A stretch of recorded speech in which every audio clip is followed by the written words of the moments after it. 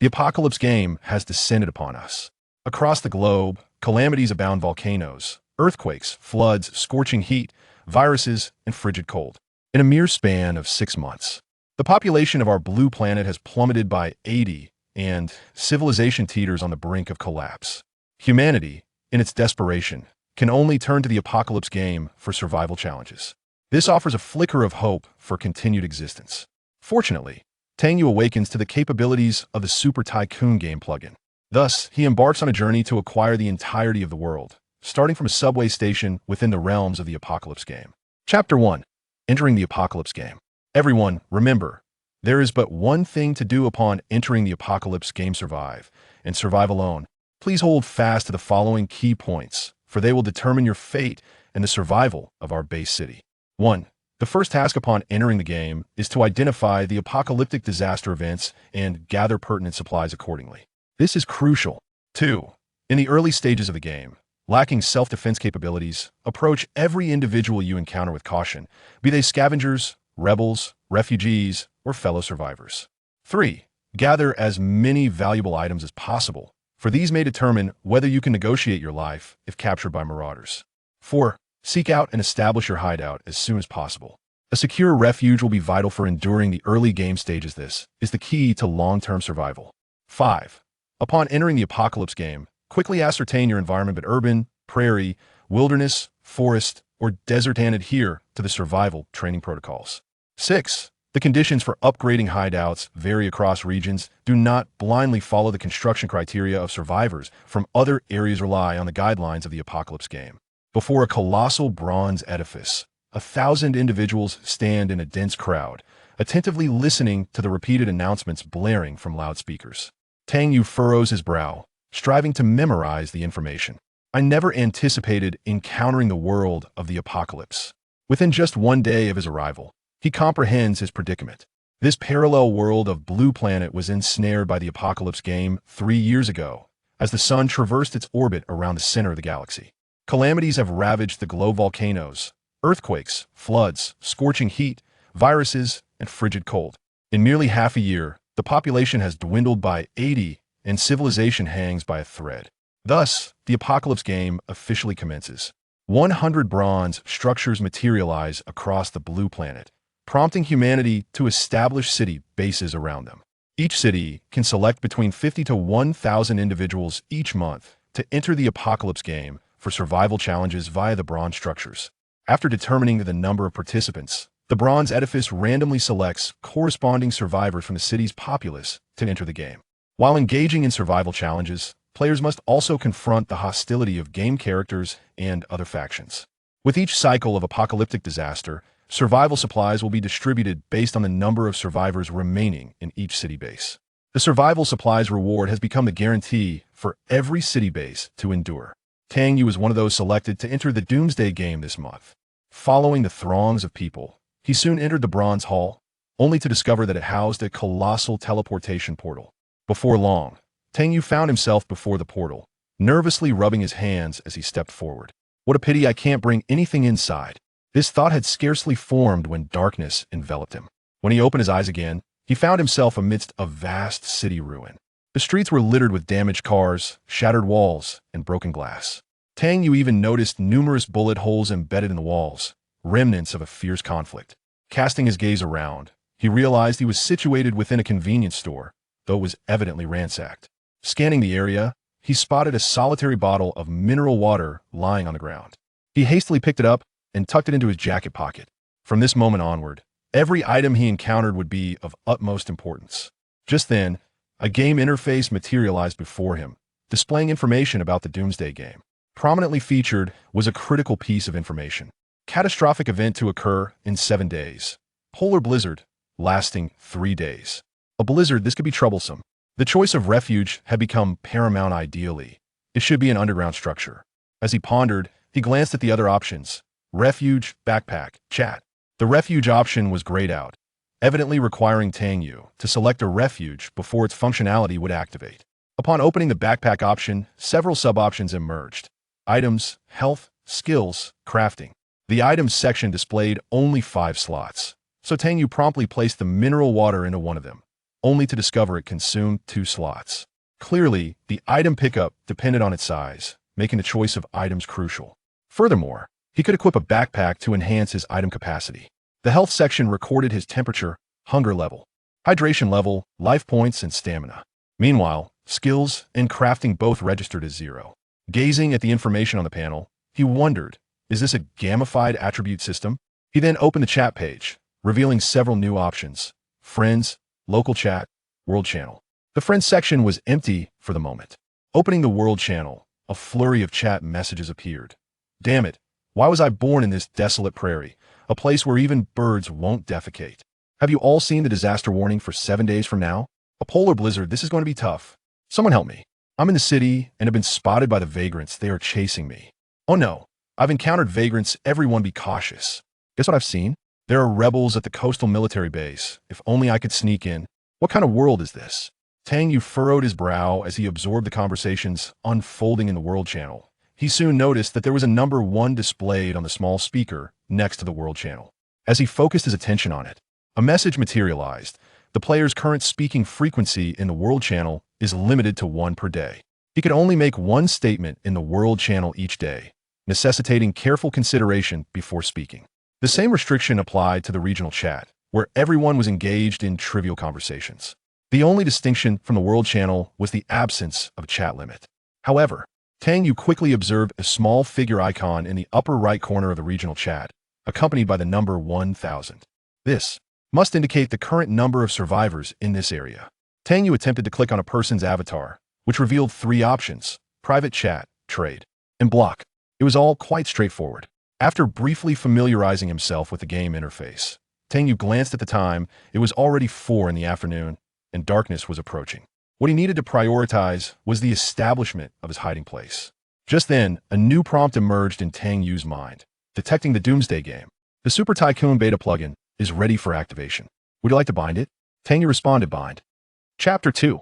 Purchasing the station, harvesting the hideout.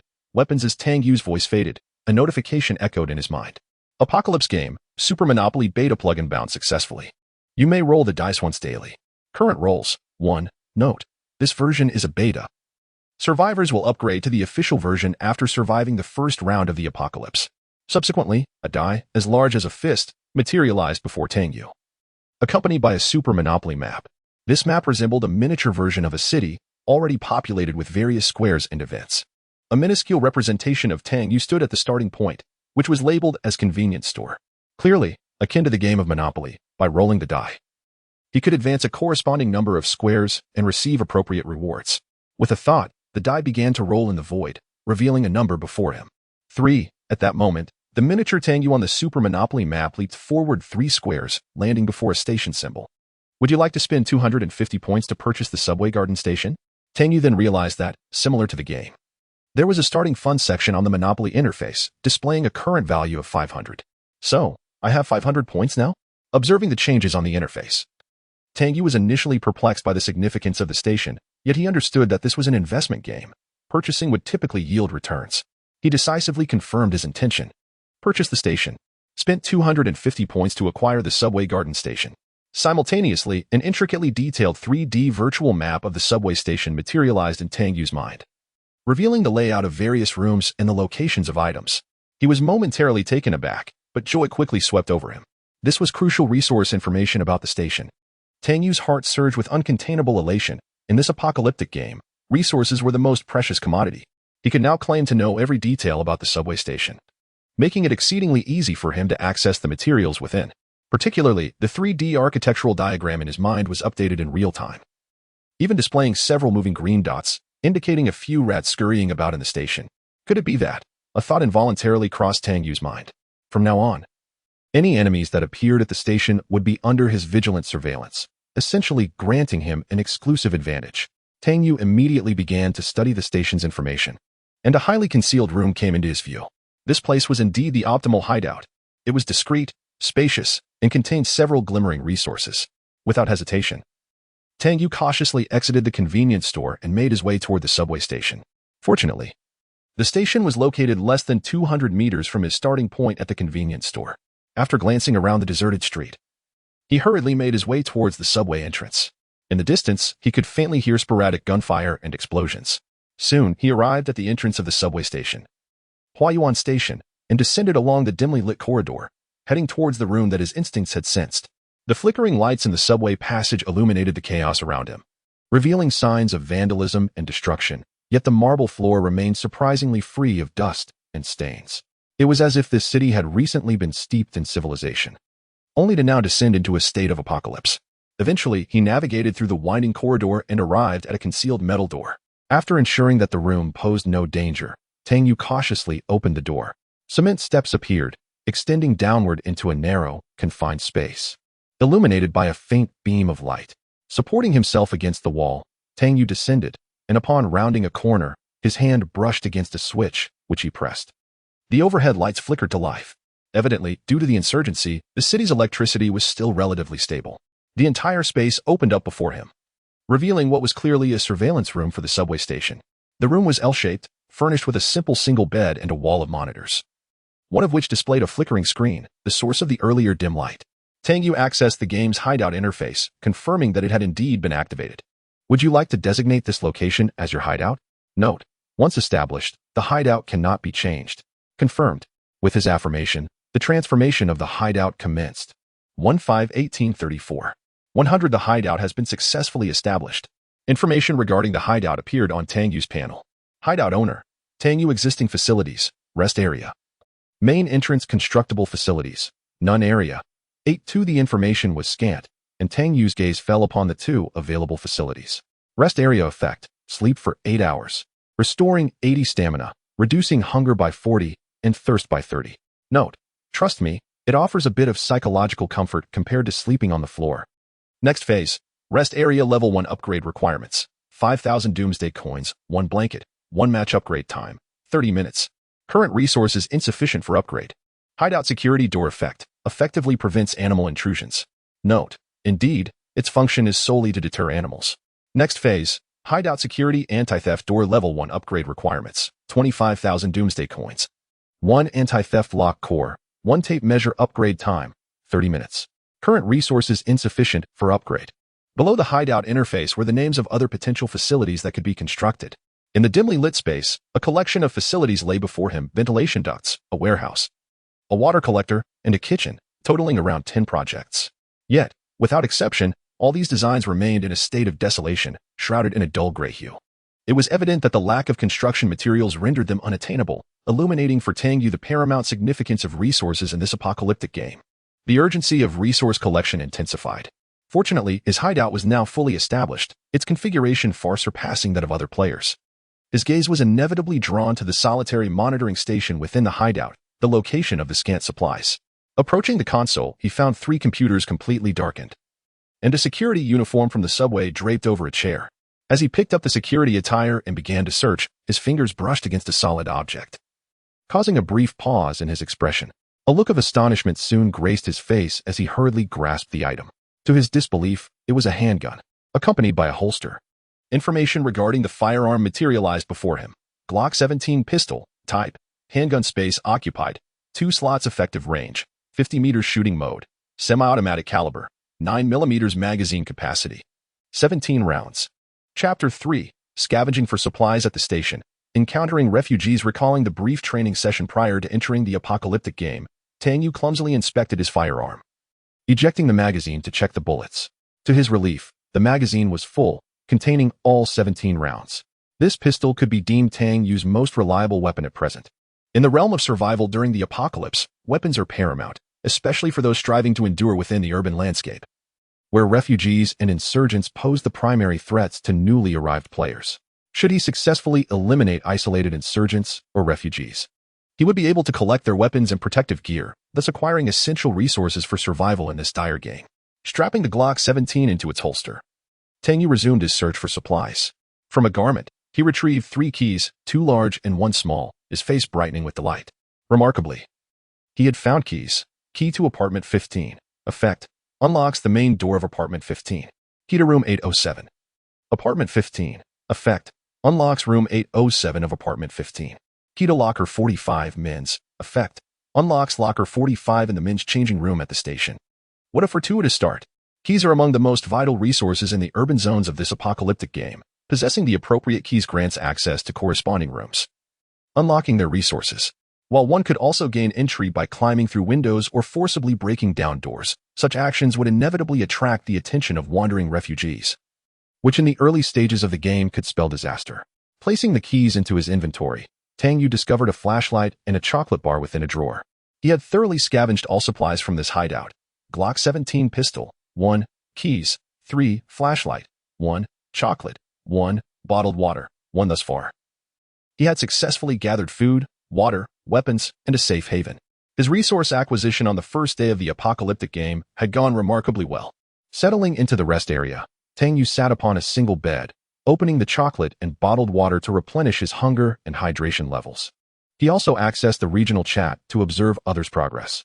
Is anyone at the shopping center? Help! Insurgents are behind me. Brothers, there are 5 or 6 refugees near the hotel. Stay safe. Where should I set up my hideout? I feel unsafe anywhere. Can someone trade me a weapon? I'll exchange it for a key. There's a lone refugee I want to take down. That guy upstairs is impressive. I have an extra knife I'm willing to trade. What the heck? I just saw a cryptocurrency insurgent driving an armored vehicle through the city. Everyone be cautious. As soon as he opened the chat interface, he was met with a flurry of players sharing their experiences.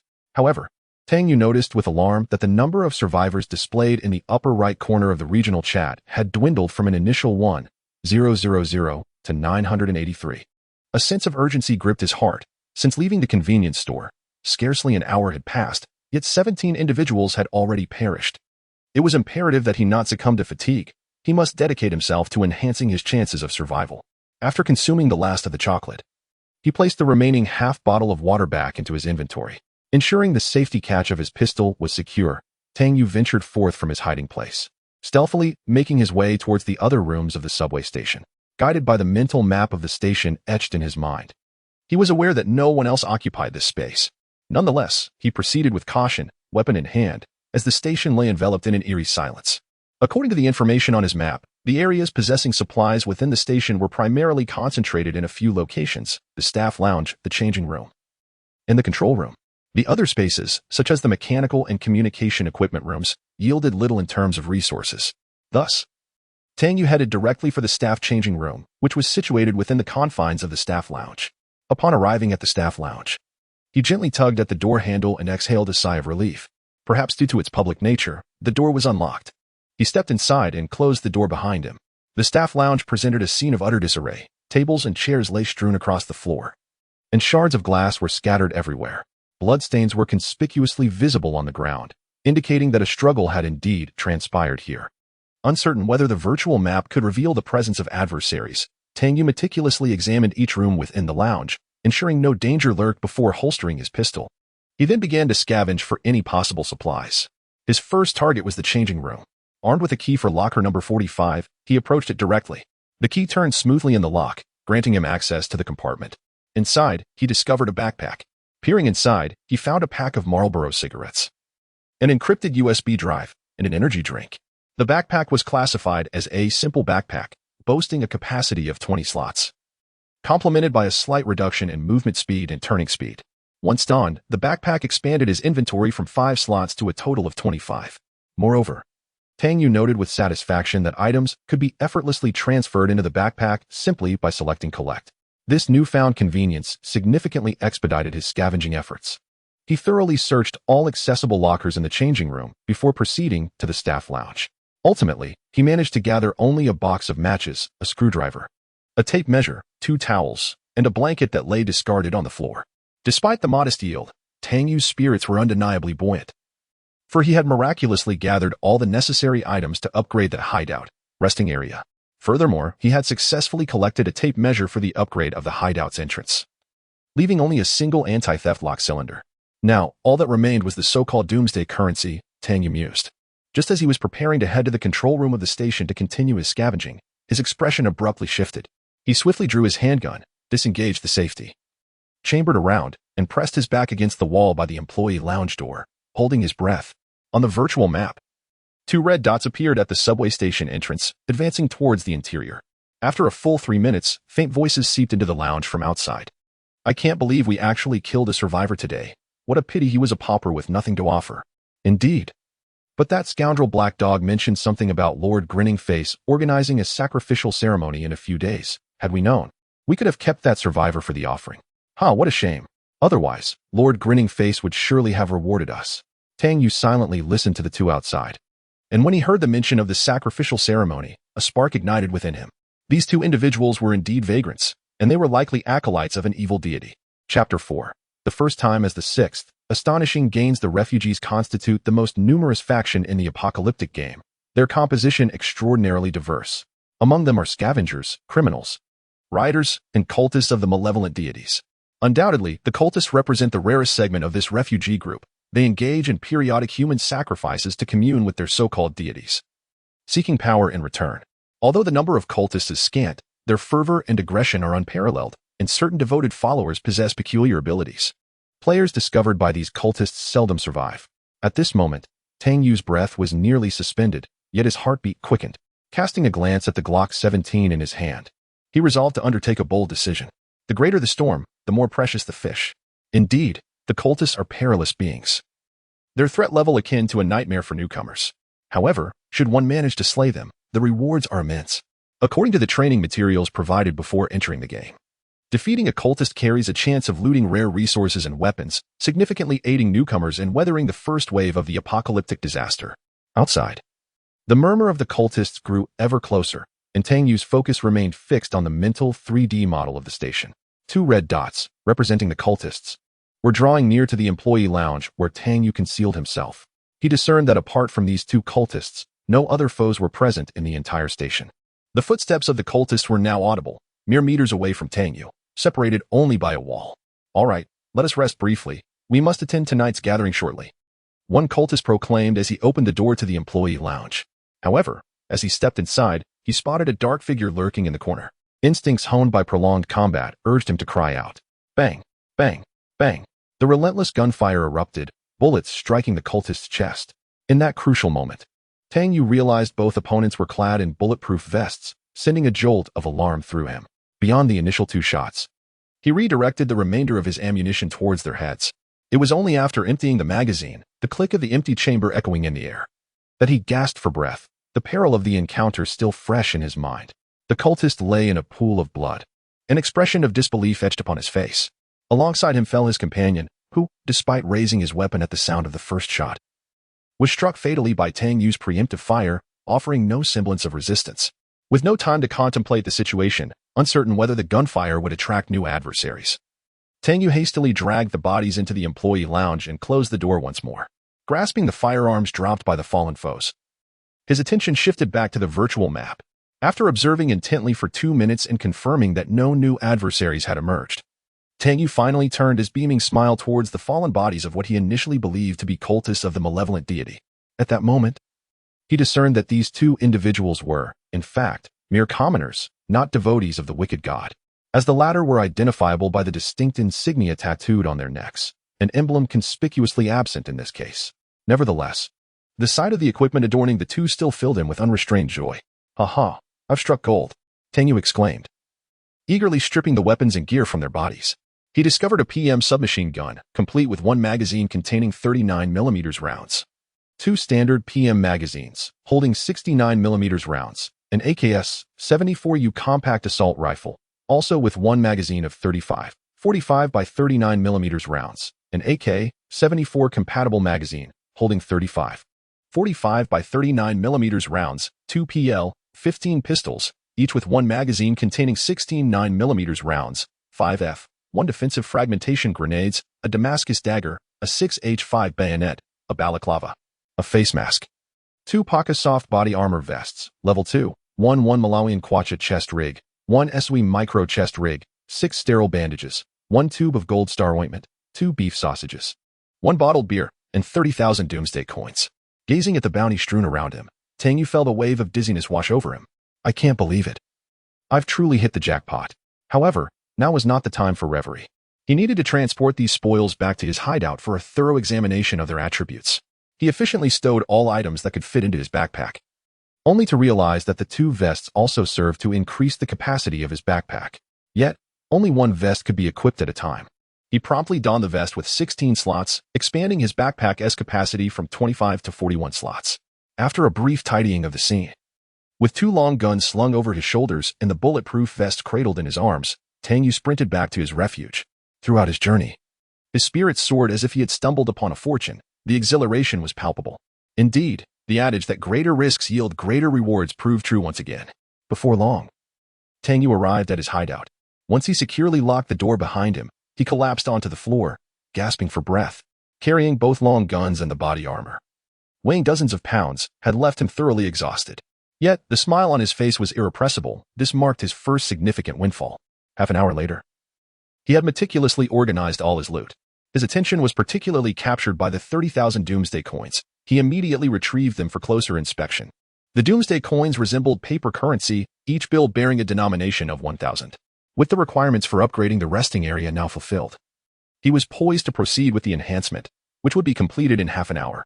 Tang Yu contemplated as he held the matchsticks and blanket, approaching the solitary bed's location with his apocalypse currency. Indeed, the upgrade information for the resting area had been altered. Resting area, effect, sleep for 8 hours, restores 80 stamina, reduces hunger by 40, and decreases hydration by 30. Note, trust me, compared to sleeping on the floor, this will provide you with some psychological comfort. Next stage, resting area, level 1 upgrade requirements, 5,000 apocalypse currency, 1 blanket, 1 matchstick upgrade duration, 30 minutes. The upgrade materials meet the conditions. Shall we proceed with the enhancement? What is there to hesitate about? Yes, as Tang Yu confirmed the upgrade, the single bed, along with the matchsticks, blanket, and 5,000 apocalypse currency was enveloped in a gentle glow. Chapter 5, Secret Messages and Tactical Scopes. Seizing the opportunity during the upgrade of the rest area, Tang Yu opened the regional chat. Now possessing an extra handgun and a bulletproof vest, he deemed them surplus to requirements and thought it prudent to explore the possibility of trading for more useful items. At that moment, the regional chat was abuzz with activity. Tang Yu noted that the current player count in the area had dwindled to 968, a further decrease, perhaps due to the rising death toll. Messages from players seeking weapons and armor flooded the chat. 5 packs of instant noodles for sale. Seeking a weapon, any melee weapon will suffice. Trade for MMMM. Offering a firearm, willing to exchange for 2 keys. Interested parties please contact. Brothers, does anyone have healing items? I'm on the brink of death, continuously bleeding. I would be immensely grateful. Currently have a crowbar image for trade. Seeking a key to the abandoned factory. Contact me if interested. Anyone have food or water? I'm in dire straits. My hunger and thirst levels have hit 0, and I'm about to lose health. Help? Tang Yu's attention was quickly captured by one particular message, and he initiated contact with the sender. Tang Yu, where are your 2 keys from? Wang Bohu, bro, do you have a firearm? My keys are for apartment 15 and the entrance to the Red Romance Club. Rest assured, they have not been used. Image. A surge of joy filled Tang Yu. He had the keys to apartment 15 as well. What a fortunate coincidence. Tang Yu, I have a handgun image, but 2 keys alone won't suffice. Wang Bohu, wow, great one. In just one afternoon, where did you acquire a handgun? And a fully loaded magazine at that. Shocked expression. Wang Bohu, it's indeed not enough, but aside from the 2 keys, I only have some food and drinks left. How about I add a piece of information to the trade? Tang Yu, what information? You're not trying to trick me, are you? Wang Bohu, no. This information is classified, known only to a select few in the real world, and I stumbled upon it by chance. What do you say, shall we trade? Tang Yu, since this information is so valuable, you would offer it so readily?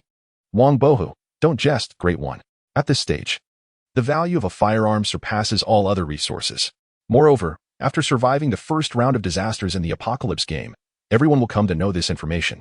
Sharing it with you now is of little consequence, but at least currently, the number of those aware is undoubtedly limited.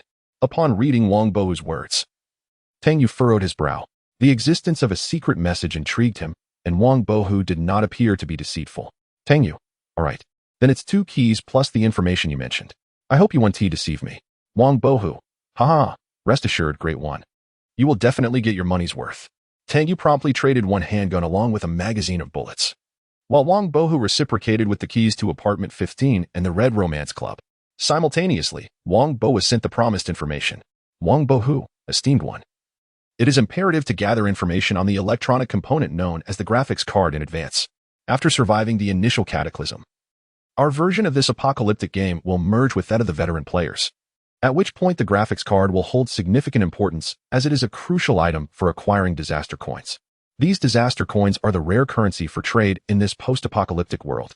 The emergence of the two new items, graphics card and disaster coins, presented before Tang Yu piqued his interest. However, he was primarily concerned with the impending integration with the veteran players version. Tang Yu, are you suggesting that our current region is solely inhabited by novice players? Wang Bohu, indeed, esteemed one. Prior to overcoming the first disaster, our world consists solely of novice players, with the game difficulties set at a basic level. Only after we navigate the first wave of calamity will our realm merge with the veteran players version, resulting in a substantial increase in game difficulty. At that juncture, players from various factions will officially engage with us. With Wang Bohu's confirmation, Tang Yu swiftly comprehended the situation. Essentially, their current world resembles a new game zone, while the veteran players are in the main zone. It is only after they endure the first disaster that the new zone will amalgamate with the main zone, allowing for genuine interactions with all veteran players and those from different factions in this apocalyptic game. Just contemplating it reveals that the survival difficulty will inevitably escalate exponentially, not only due to a more severe environment but also the presence of higher-level players with superior equipment. Tang Yu's gaze wandered to the nearby subway station's monitoring station, realizing the necessity to seize every opportunity for advancement. He felt fortunate to have acquired this information from Wang Bohu, as it provided him with a clearer understanding of his future survival circumstances. Resolute in his intentions, Tang Yu approached the monitoring station and began to dismantle 3 computer cases. Evidently, these cases had suffered some unknown damage, leaving only a few incomplete electronic components. He collected a CPU fan, a memory stick, a power supply unit, and a power cable, meager spoils, to say the least, lacking any remarkable qualities. Nonetheless, Tang Yu gathered all the items, recognizing that although he had not found a graphics card, he had discovered a new method for resource acquisition, dismantling computer cases. The materials procured from these cases were primarily electronic components, which would likely prove useful in the trials of survival to come. After surveying the entrance of his hideout, Tang Yu contemplated for a moment before posting 2 messages in the regional channel. 1 Damascus dagger image, trading for 1 anti-theft lock core plus any key. Interested parties, please message me. 1 level 2 bulletproof vest image, trading for upgrade materials for the hideout. Interested parties, please message me. Players in the chat were astonished upon seeing Tang Yu's messages. Another trade for a melee weapon? Why are there so many individuals acquiring weapons? Could this esteemed one be aiming to directly upgrade the entrance to the hideout? Behold, this esteemed individual not only engages in the trade of melee weaponry but also possesses a level 2 bulletproof vest. Could it be that this remarkable player has vanquished a looter upon entering the game? The revelation of such a prowess sent shockwaves through the regional chat. Indeed, looters are perceived as insurmountable foes by the current players. The unfortunate souls who perished earlier in the afternoon predominantly fell victim to these marauders. Hence, the astonishment of the surviving players is entirely understandable. Great player, would you accompany us? Are you in need of attachments? Master Tang Yu, I lack a lock core. Would food suffice? Would you trade for 3 packets of instant noodles? Private messages to Tang Yu flooded in an instant, predominantly revolving around propositions to exchange food or other resources for weaponry, to which Tang Yu paid no heed. Among these messages, a few enticing offers caught his attention. Yet in pursuit of upgrading the entrance to his hideout, he chose to remain patient. Greetings. Would you be willing to exchange 1 lock core and a tactical scope for this? A tactical scope. Tang Yu straightened his posture, intrigued, and proceeded to examine the image presented. Chapter 6. Red Romance Club. Preparations complete. Let us depart. DP Reflex Compact Sight. Effect. Enhances aiming precision, increasing long-distance shooting accuracy by 25. Magnification. 1x. Applicable firearms, submachine guns, assault rifles. Upon reviewing the tactical sight data sent from across the way, Tang Yu felt a surge of joy within. This sight was perfectly suited for his current weaponry. He promptly contacted the players to finalize the exchange, trading 1 Damascus dagger for a theft-proof lock core and a tactical sight. With the lock core and measuring tape in hand, he proceeded to the entrance of his hideout. Hideout security door, effect, effectively prevents animal intrusion. Note, indeed, its sole function is to deter animals from entering. Next phase, hideout security anti-theft door, level 1 upgrade requirements. Doomsday coins 25,000, theft-proof lock core 1, measuring tape 1 upgrade time, 30 minutes. With the upgrade materials meeting the criteria, would you like to proceed? Yes, the hideout door immediately entered an upgrade state, depleting all of Tang Yu's Doomsday coins. Meanwhile, the rest area had just completed its upgrade. The previously sparse single-bed mattress transformed into a plush blanket, and the iron frame was replaced with a wooden structure. Rest area, level 1 effect. Sleep for 6 hours, restoring 80 stamina, decreasing hunger by 30, reducing hydration by 20, providing some warmth. And a 10 chance to remove negative effects. Note, fairly decent, at least it's suitable for resting. Next phase, cozy rest area, level 2 upgrade requirements. Ventilation duct level 1, doomsday coins 20,000, energy saving bulb 1, energy battery 1. Upgrade time, 1 hour. Currently, the materials for upgrading are insufficient. Noticing a manufacture button option appearing at the bottom of the rest area page, Tang Yu clicked it open, revealing several manufacturing lists before him, including single blanket, crafting requirements, wool 10, hemp thread 2, single comforter, crafting requirements, cotton 15. Needle and thread 1, single mattress, crafting requirements, palm fiber 3, rubber 1. Pillow, crafting requirements, cotton 2, polyester 2 with all bedding essentials listed. It was unfortunate that Tang Yu had no energy left to trade for these materials. He simply lay down on the now thickened single bed and succumbed to slumber. Having embarked on the first day of the Doomsday game, Tang Yu's experiences were nothing short of exhilarating, yet utterly exhausting. When he awoke once more, it was already the dawn of the second day, roused by the pressing need to relieve himself. After addressing this, he felt completely awake and began contemplating his action plan for the day. The first step in his strategy was to access the Super Monopoly plugin. As anticipated, with Tang Yu's shifting focus, the virtual map of Super Monopoly reappeared, and the number of dice rolls reset to 1. Would you like to roll the dice? Tang Yu rubbed his hands together. May fortune favor me. As Tang Yu confirmed, the dice danced swiftly in the void before gradually coming to a halt, revealing today's result, a 4. Today marked a score of 4, and on the virtual map, the miniature Tang Yu began to move. 1, 2, 3, 4. The position where the miniature Tang Yu stopped was illuminated by a red light on the virtual map. Would you like to spend 150 points to purchase the Red Romance Club? The mechanical prompt echoed in Tang Yu's ears. The Red Romance Club? Tang Yu's spirits lifted at the familiar name. He promptly opened his backpack and glanced at the few keys he possessed. Currently, Tang Yu had a total of 5 keys. The key to the entrance of apartment 15, the key to room 715 of apartment 15, the key to room 807 of apartment 15, the key to locker 45 of the subway station changing room, and the key to the entrance of the Red Romance Club. Incredible. This was it. Tang Yu retrieved the metallic key that could unlock the entrance of the Red Romance Club and compared it repeatedly with the Super Monopoly page. Indeed, it was the Red Romance Club. Without hesitation, Tang Yu selected yes. With his affirmation, a new 3D map materialized in Tang Yu's mind, depicting the virtual layout of the Red Romance Club. A smile involuntarily graced Tang Yu's lips. Such fortune was unstoppable. Yesterday, what was merely a key acquired through a trade unexpectedly found its purpose today. Thus, the destination for exploration was firmly established. However, there were still several matters to attend to. The first was Tang Yu's gaze directed at the Super Monopoly panel, his brow arching. The wealth points displayed an astonishing 153. This was entirely inaccurate. The initial points in Monopoly yesterday were 500, after spending 250 points to acquire the station and 150 points to purchase the Red Romance Club. He ought to have only 100 points remaining. Where did the extra 53 points come from? Tang Yu swiftly checked the system records and suddenly realized he had completely forgotten about the investment returns after purchasing assets.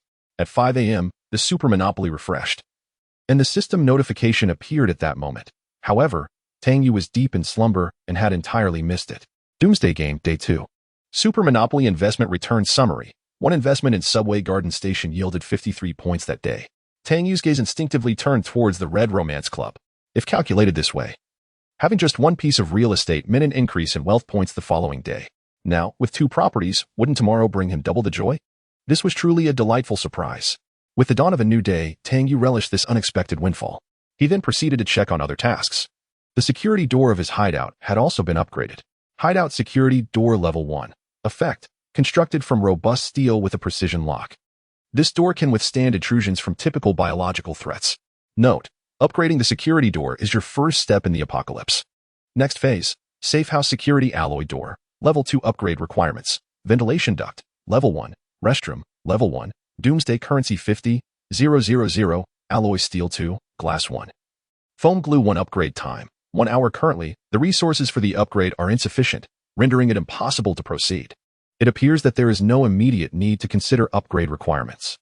The successful enhancement of the security door has afforded Tang Yu a brief respite from his previously heightened anxiety. And within his backpack now lies a key to the safe house's security door. Furthermore, the trading information he posted for the Level 2 bulletproof vest last night has elicited responses from dozens of survivors. each sending their bids to Tang Yu.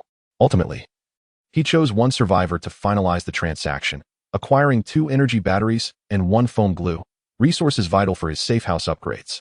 Having concluded matters regarding the safe house, Tang Yu quickly attended to his basic needs, replenishing the energy expended during the previous night's rest. He then organized his equipment, preparing to venture into the Red Romance Club to scavenge its resources. His arsenal is nothing short of extravagant. Any other player who beheld it would surely be rendered speechless. Primary weapon, PM submachine gun, 3 magazines, 90 rounds of ammunition.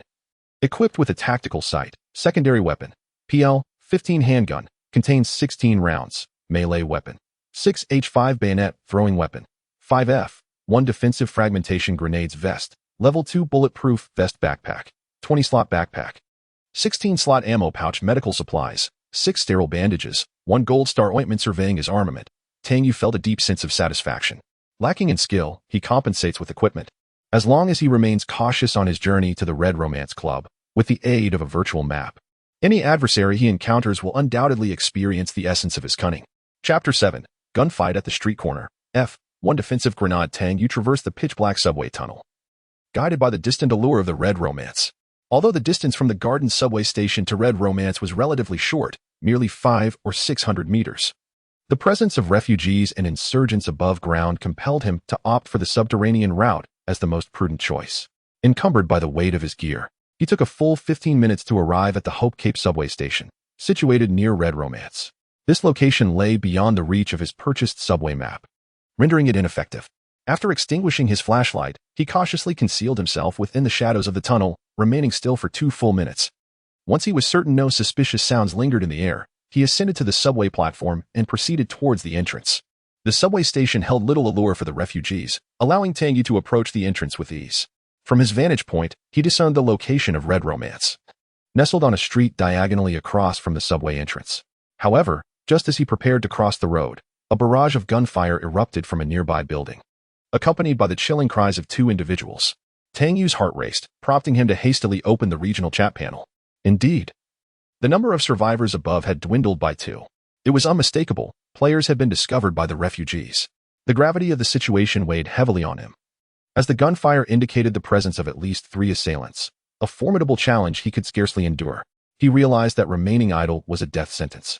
He must devise a strategy to infiltrate Red Romance if he were to have any hope of survival. The prospect of abandoning his objective loomed ominously, threatening to stifle his potential for growth and casting doubt on his ability to withstand the impending calamity in 6 days. Thus, entry into Red Romance became imperative, as only within its confines could he leverage the advantages of the virtual map to maximize his gains. Resolute in his decision, Tang Yu hesitated no longer. Ensuring the street was devoid of any presence, he swiftly dashed across the road. No one sees me. No one sees me.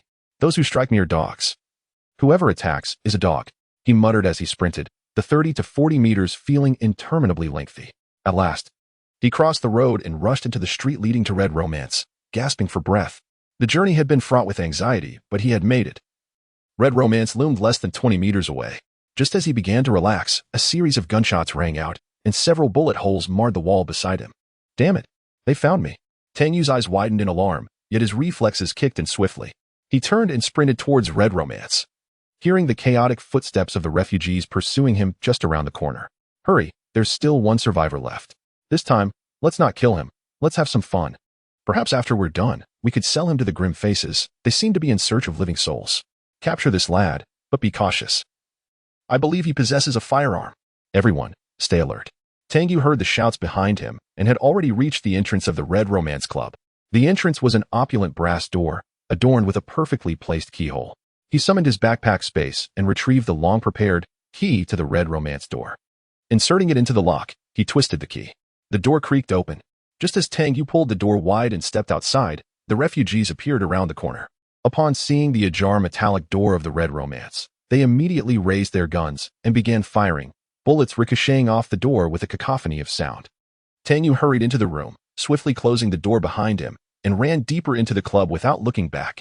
Upon entering, he immediately checked the virtual map of the Red Romance Club in his mind. As he ran, he confirmed that there were no enemies inside and took refuge in the innermost room on the 1st floor. He pulled back the gun's bolt, chambered around, and prepared himself for the impending confrontation. After several deep breaths, his rapid pulse began to steady, and he could hear the voices of the refugees outside the door. Bang! Bang! After 2 gunshots, the door of the Red Romance was violently forced open, and the refugees stepped inside. 4 red dots appeared on the virtual map. The lighting in the Red Romance was dim, illuminated only by the overhead red neon lights, which made the already shadowy room even harder to discern. Listening to the sound of the refugees smashing objects, Tang Yu remained silent, waiting for the opportune moment. He was acutely aware of his shortcomings. His proficiency with firearms was limited, thus he could only hope for a chance to launch a surprise attack at close range. Engaging the refugees in a direct firefight would be perilous. The refugees were evidently well acquainted with the tactics of survivors, as they split into 2 teams, providing mutual cover as they advanced. Although they had been audacious moments before, they approached the potential threat with undeniable caution. Observing one group searching the first floor while the other ascended the stairs, Tang Yu's eyes brightened slightly. The enemies had separated in their quest to track him down. This was an opportunity. Tang Yu found himself in the innermost room on the first floor of the Red Romance Club, a private room shrouded in dim light, which rendered his figure even more concealed. The 2 refugees searching the first floor had reached the corridor's corner once they turned it. The second room would lead them right to Tang Yu's position. Watching the positions of the 2 refugees on the virtual map, Tang Yu carefully retrieved an oval object from his front pouch. F1 defensive grenade. Type: throwing weapon occupies space. 1 explosion delay. 3. 5 seconds explosion radius. 3 to 7 meters concussion radius. 12 meters fragment count. 90 F1 fragments. It is well known that grenades are categorized into offensive and defensive types. The lethality of defensive grenades predominantly relies on the fragments produced during detonation. Thus, their destructive capacity is formidable, with the sole objective of annihilating all adversaries. Should this grenade detonate within the corridor, the civilians would endure the utmost devastation. With a swift motion, Tang Yu pulled the safety pin, silently counted to 1, and abruptly flung the grenade at the feet of the 2 civilians who had just rounded the corner. He then promptly closed the door, inwardly exclaiming, "Let it explode." In the very next moment after the door shut, a violent explosion reverberated. Bang! Chapter 8, Daily Life of the 6th. Footsteps on the second floor as 2 homeless individuals searched the first floor. They turned the corner of the corridor and were met with the sight of a round object rolling at their feet. Initially taken aback, their instinctive muscle memory, honed by years of urban combat, propelled them to leap aside. A grenade. However, by the time they comprehended the danger, it was too late. Their evasive maneuver was futile against the grenade that lay so close. As they were still in midair, the F1 grenade detonated, sending dozens, if not hundreds, of shrapnel pieces tearing through their bodies. The immense force of the explosion hurled them away, leaving them as mere remnants upon impact, mangled limbs and severed arms, lifeless beyond resurrection. The violent blast sent shockwaves that rattled Tang Yu, who was concealed within a room, his heart racing in fear.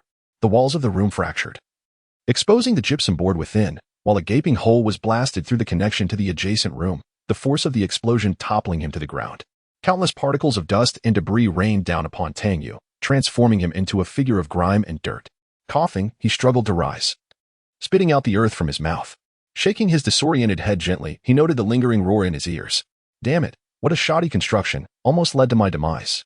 Yet, once upright, his expression tightened, and disregarding all else, he hurriedly sprinted down the corridor in the opposite direction. The virtual map indicated that 2 other homeless individuals, having reached the 3rd floor, were now hastily descending towards the 1st floor in response to the explosion. As he passed the corner where he had just concealed himself, he glimpsed the 2 corpses sprawled in a pool of blood. Although he was momentarily tempted by the spoils on their bodies, his focus was elsewhere. The 1st floor corridor of the Red Romance took on a T-shape. One side led back to the room where Tang Yu had hidden, while the other directed toward the kitchen of the establishment. Upon reaching the kitchen, he secured the fire door. Just as the 2 remaining homeless individuals arrived on the 1st floor, the sound of gunfire rang out, rapid 3-round bursts, echoing through the air. The sudden explosion had instilled a sense of dread in the remaining 2, who called out the names of their companions but received no responses. It dawned upon them that they were likely not facing ordinary survivors, but rather a seasoned hunter. As they approached the corner of the corridor, they naturally spotted the bodies of their fallen comrades. However, they merely cast a cursory glance, choosing not to dwell on the sight. In the realm of the homeless, death was an ever-looming specter. One of them quickly scanned the nearby rooms, finding no suspicious figures. Their gaze then shifted toward the kitchen at the opposite end of the corridor, exchanging a glance filled with understanding. They cautiously raised their weapons and approached the kitchen fire door. Their positioning was strategic. The fire door boasted 2 circular glass windows, prompting them to press against the wall as they advanced, their guns trained on the window openings. As soon as anyone poked their head out the window, they would be instantly shot down. Yet, until they reached the door, no unforeseen incidents occurred. The two exchanged gestures, confirming that the entrance was clear. With a powerful kick, they forced open the fire door and simultaneously hurled grenades to either side. The explosions echoed boom, boom. The refugees immediately surged into the kitchen, firing at any potential hiding spots.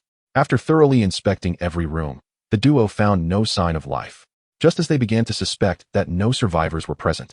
A dull thud resonated through the air. Their gazes shifted towards the source of the sound, which originated from the kitchen's cold storage. They exchanged knowing smiles. This survivor was rather clever for thinking to hide in the cold storage. A smirk crept onto their faces as they stealthily approached the cold storage door.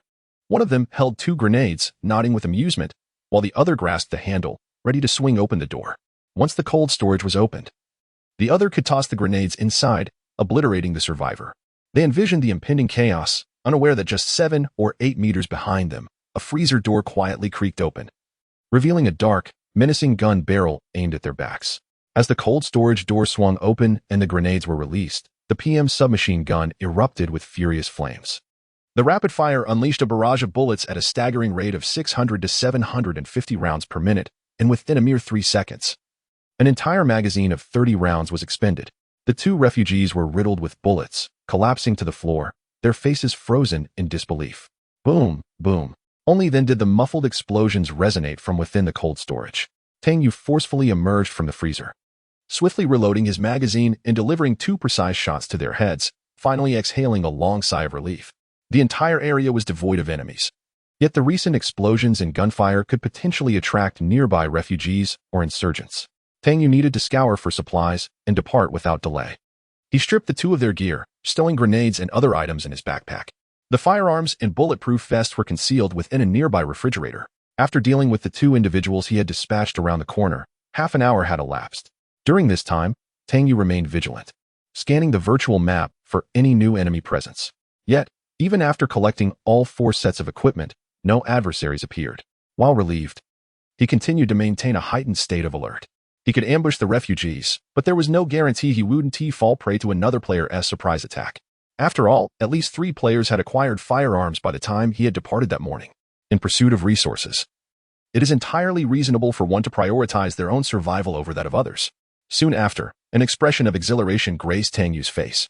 Having just arrived, he had already acquired the equipment of 4 refugees. The bounty was indeed remarkable. Due to the extensive damage on the first floor, Tang Yu promptly ascended to the second. The Hong Romantic Club comprised 3 stories in total.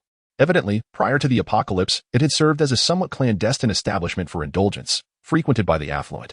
After merely rummaging through 2 rooms, he discovered a sum of 15,000 doomsday coins and 2 valuable items, guitar picks, atop the sofa and coffee table. As Tang Yu joyously scavenged for supplies, he chanced upon a gold necklace, a splendid find indeed. He also unearthed a doll that turned out to be a precious item. Ibuprofen painkillers, essential medical supplies, were a welcome addition, as were the energy-saving light bulbs, useful for upgrading the rest area. Tang Yu meticulously searched each room, leaving behind a scene as pristine as if locusts had swept through.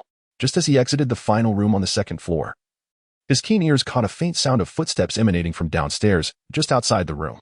Immediately, Tang Yu's demeanor shifted to one of heightened alertness. Chapter 9. Slaying the cultist of the malevolent deity. Superior supplies. The faint sound of footsteps echoed once more, and at that moment, Tang Yu was utterly convinced. Below the window, someone was stealthily traversing the ground floor, seemingly aware of his presence on the 2nd floor.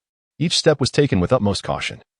Had it not been for his position at the edge of the window, he would not have heard a thing. Tang Yu had now fully immersed himself in silence. As the individual outside exuded an unsettling aura, it felt as though they were engaged in a silent duel. As time slipped by, Tang Yu finally discerned a crimson dot on the virtual map in his mind's eye, a darkening shade of red that filled him with incredulity. What manner of entity was this? Such a hue had never graced his sight before. The mere presence of a red indicated an enemy, but what did this ominous, darkening red signify? Boundless hostility? Or perhaps malevolence? The answers eluded him, yet he was acutely aware that the mysterious figure had now reached the corner of the 2nd floor. His weapon was steadfastly aimed at that precise location. The moment the adversary revealed themselves, a hail of bullets awaited them. However, as the figure was poised to emerge from the corner, they abruptly halted. An eerie silence enveloped the 2nd floor of the Crimson Romance. What could this mean? Did they somehow sense his aim? Questions flooded Tang Yu's mind, but no answers would come. This impasse was untenable. With a decisive kick, he sent a grenade skittering across the floor. The sound of the pin rattling gave the impression that he was about to launch it. In that instant, the figure concealed at the corner sprang into action. With a tactical roll, they raised their weapon, aiming directly at Tang Yu's position. The rapid fire of bullets resounded, striking the ground and creating a flurry of varying depths of craters, interspersed with the dull thud of rounds piercing flesh. In no time, the magazine was expended. Only then did Tang Yu rise, a smirk of derision gracing his lips as he reloaded the grenade into his pouch. I knew you were waiting for me to handle the grenade before you opened fire. Approaching the now riddled figure, he switched on his flashlight for a closer inspection. His gaze sharpened as he tugged at the figure's collar, revealing a mysterious symbol etched upon their neck, a tattoo. A complex expression washed over Tang Yu as he regarded the lifeless body. This was indeed a cultist of the malevolent deity. A stark contrast to the two vagabonds from the previous night. Yet, in the next moment, excitement ignited within him. The sight of the corpse was akin to discovering a precious treasure chest. The cultist was bound to possess high-grade rare items. A pivotal point emphasized in the training materials prior to the onset of the apocalyptic game. Tang Yu promptly began to scavenge the remains of the cultist, and his eyes gleamed with an increasingly palpable brightness. To his astonishment, he realized he had truly struck gold. AS Val Special Assault Rifle. Type: Assault Rifle Capacity. 52 Effective Range. For 100 meters shooting mode. Semi-automatic. Fully automatic rate of fire. 900 rounds per minute aiming distance. For 120 meters bullet caliber. 9 by 39 millimeters magazine. 30 round VSS magazine spare magazines. 2 level 3 armor-piercing rounds. 90 rounds, level 3 armor-piercing rounds. Type: 9 by 39 millimeters ammunition ricochet rate. 40 fragmentation rate. 20 bleed rate. 10 severe bleed rate. 20 heat generation. 45 jamming probability. Moderate misfire probability, very low effect. Capable of penetrating level 3 bulletproof vests. With a 50 chance of penetrating level 4 vests, and a recoil of 7. Shattered mask. Type: facial protection capacity. 22 protected areas. Eyes. Joe ricochet probability. High 6B13 assault armor. Type: light bulletproof vest weight. 2. 8 kilograms capacity. 34 material. Aramid bulletproof level. 2 protected areas. Chest, abdomen, back, sides, throat. Groin insert plate areas. Front. Back insert plate level. For movement speed impact. -1 turning speed impact. 0 military backpack. Container size. 42. Reinforced military boots. Type: rare footwear equipment material. Cowhide, cashmere. Steel plate stab resistance level. 2 insulation quality. Excellent movement speed boost. 10 footstep noise reduction. 15. Fireplace construction blueprint. Type: rare blueprint effect 1. Construct a warming fireplace in the hideout's resting area, increasing the indoor temperature by 5 degrees. Effect 2. Once ignited, every 2 hours, there is a 60 chance to remove 1 negative status effect from a survivor.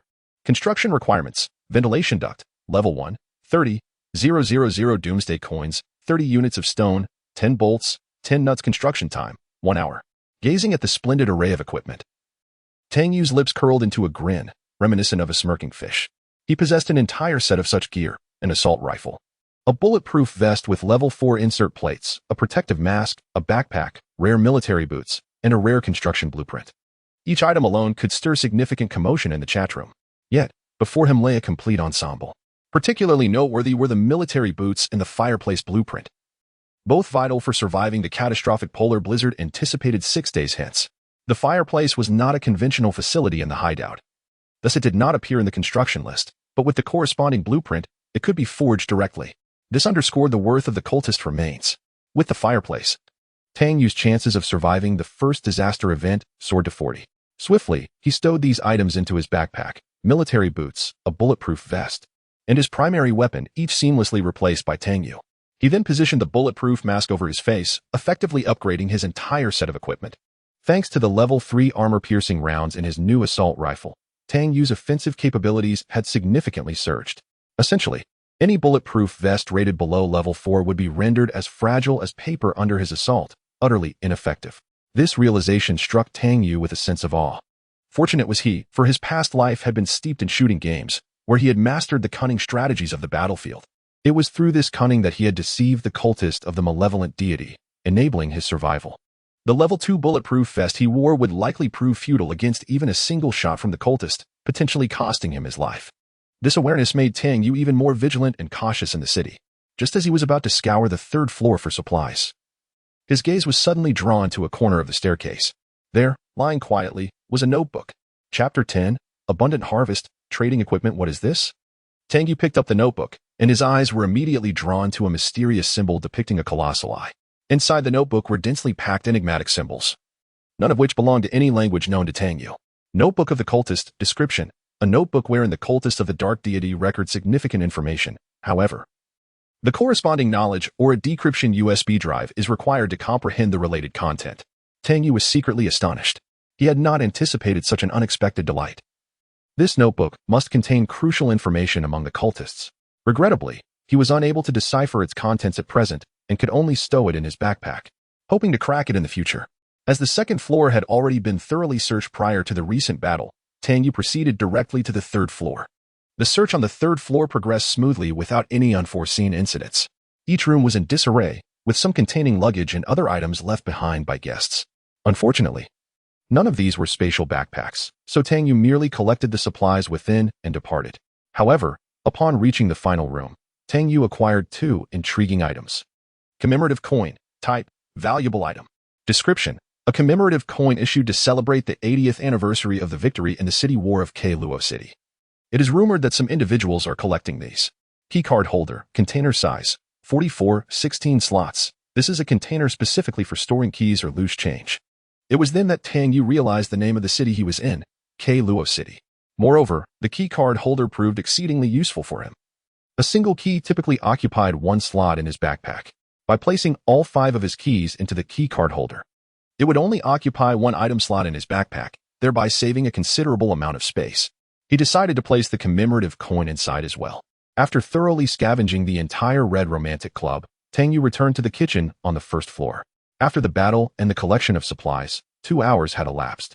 Inspired by the previous use of the keycard holder, Tang Yu understood that space in his backpack could be utilized more efficiently.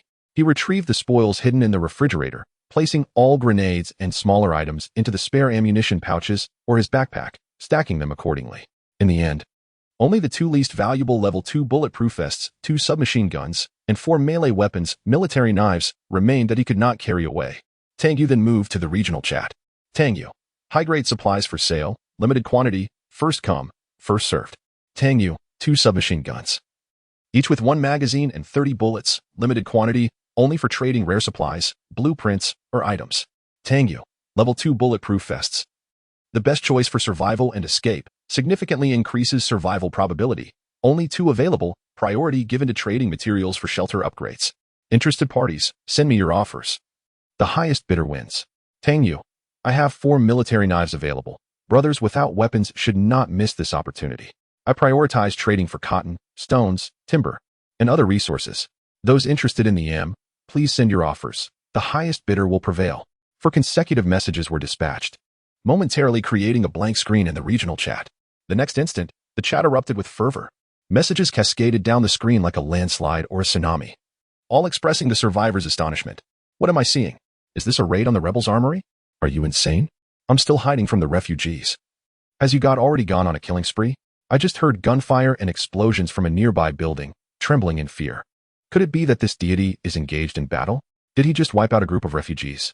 Why was I almost killed by a refugee while he possesses so much equipment? Why is there such a disparity between people? I'm still starving and afraid to go out, while you is already selling arms. Wait, wasn't this big shot selling weapons and bulletproof vests last night? Has he restocked today? The arms dealer of the apocalypse?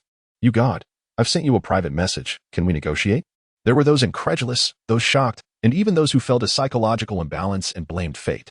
As Tang Yu scanned the densely packed chat messages, his eyes struggled to keep up, accompanied by the incessant ping of private message notifications. He turned off the notification sound and began to review the private messages, while also keeping an eye on the virtual map. Undoubtedly, the demand for the 2 submachine guns was the highest, but most messages came from jesters seeking to exploit the situation, even some attempting to obtain items for free. He promptly blocked these individuals. Among the remaining messages, Tang Yu spotted a few promising items. Disguise coating sticker, type, rare item. Effect, a coating sticker for the entrance of a hideout that automatically changes color based on the surrounding environment, reducing the likelihood of detection by 60. Safety type, ventilation duct modification blueprint, type, rare blueprint. Effect 1, modifies the structure of the hideout's ventilation duct. improving ventilation efficiency by 40 and the expulsion rate of harmful indoor gases by 30. Construction requirements: ventilation duct, level 1, 10,000 doomsday coins, 1 insulation coating, 1 exhaust fan. Construction time, 2 hours. Ultimately, Tang Yu selected these 2 items. The advantages of the disguise coating are self-evident. It will significantly enhance the concealment of his hideout, especially since the subway station occasionally attracts refugees. If he were discovered by refugees while he is out or resting at night, it would be a catastrophic blow. The ventilation duct modification blueprint can be seen as a special upgrade of the ventilation duct, requiring the construction of a level 1 ventilation duct before modification, focusing on enhancing indoor air circulation. At that moment, Tang Yu happened to possess a blueprint for a fireplace. When the first catastrophe, a polar blizzard, descends upon them, indoor heating will be indispensable. With this blueprint in hand, the risk of carbon monoxide poisoning can essentially be averted. Tang Yu could not help but reflect on the fact that among the survivors, there are indeed many capable individuals. Although there are numerous avenues to acquire rare resources, the fact that one can procure them so swiftly on merely the second day is certainly commendable. He promptly contacted 2 individuals and swiftly finalized the transaction.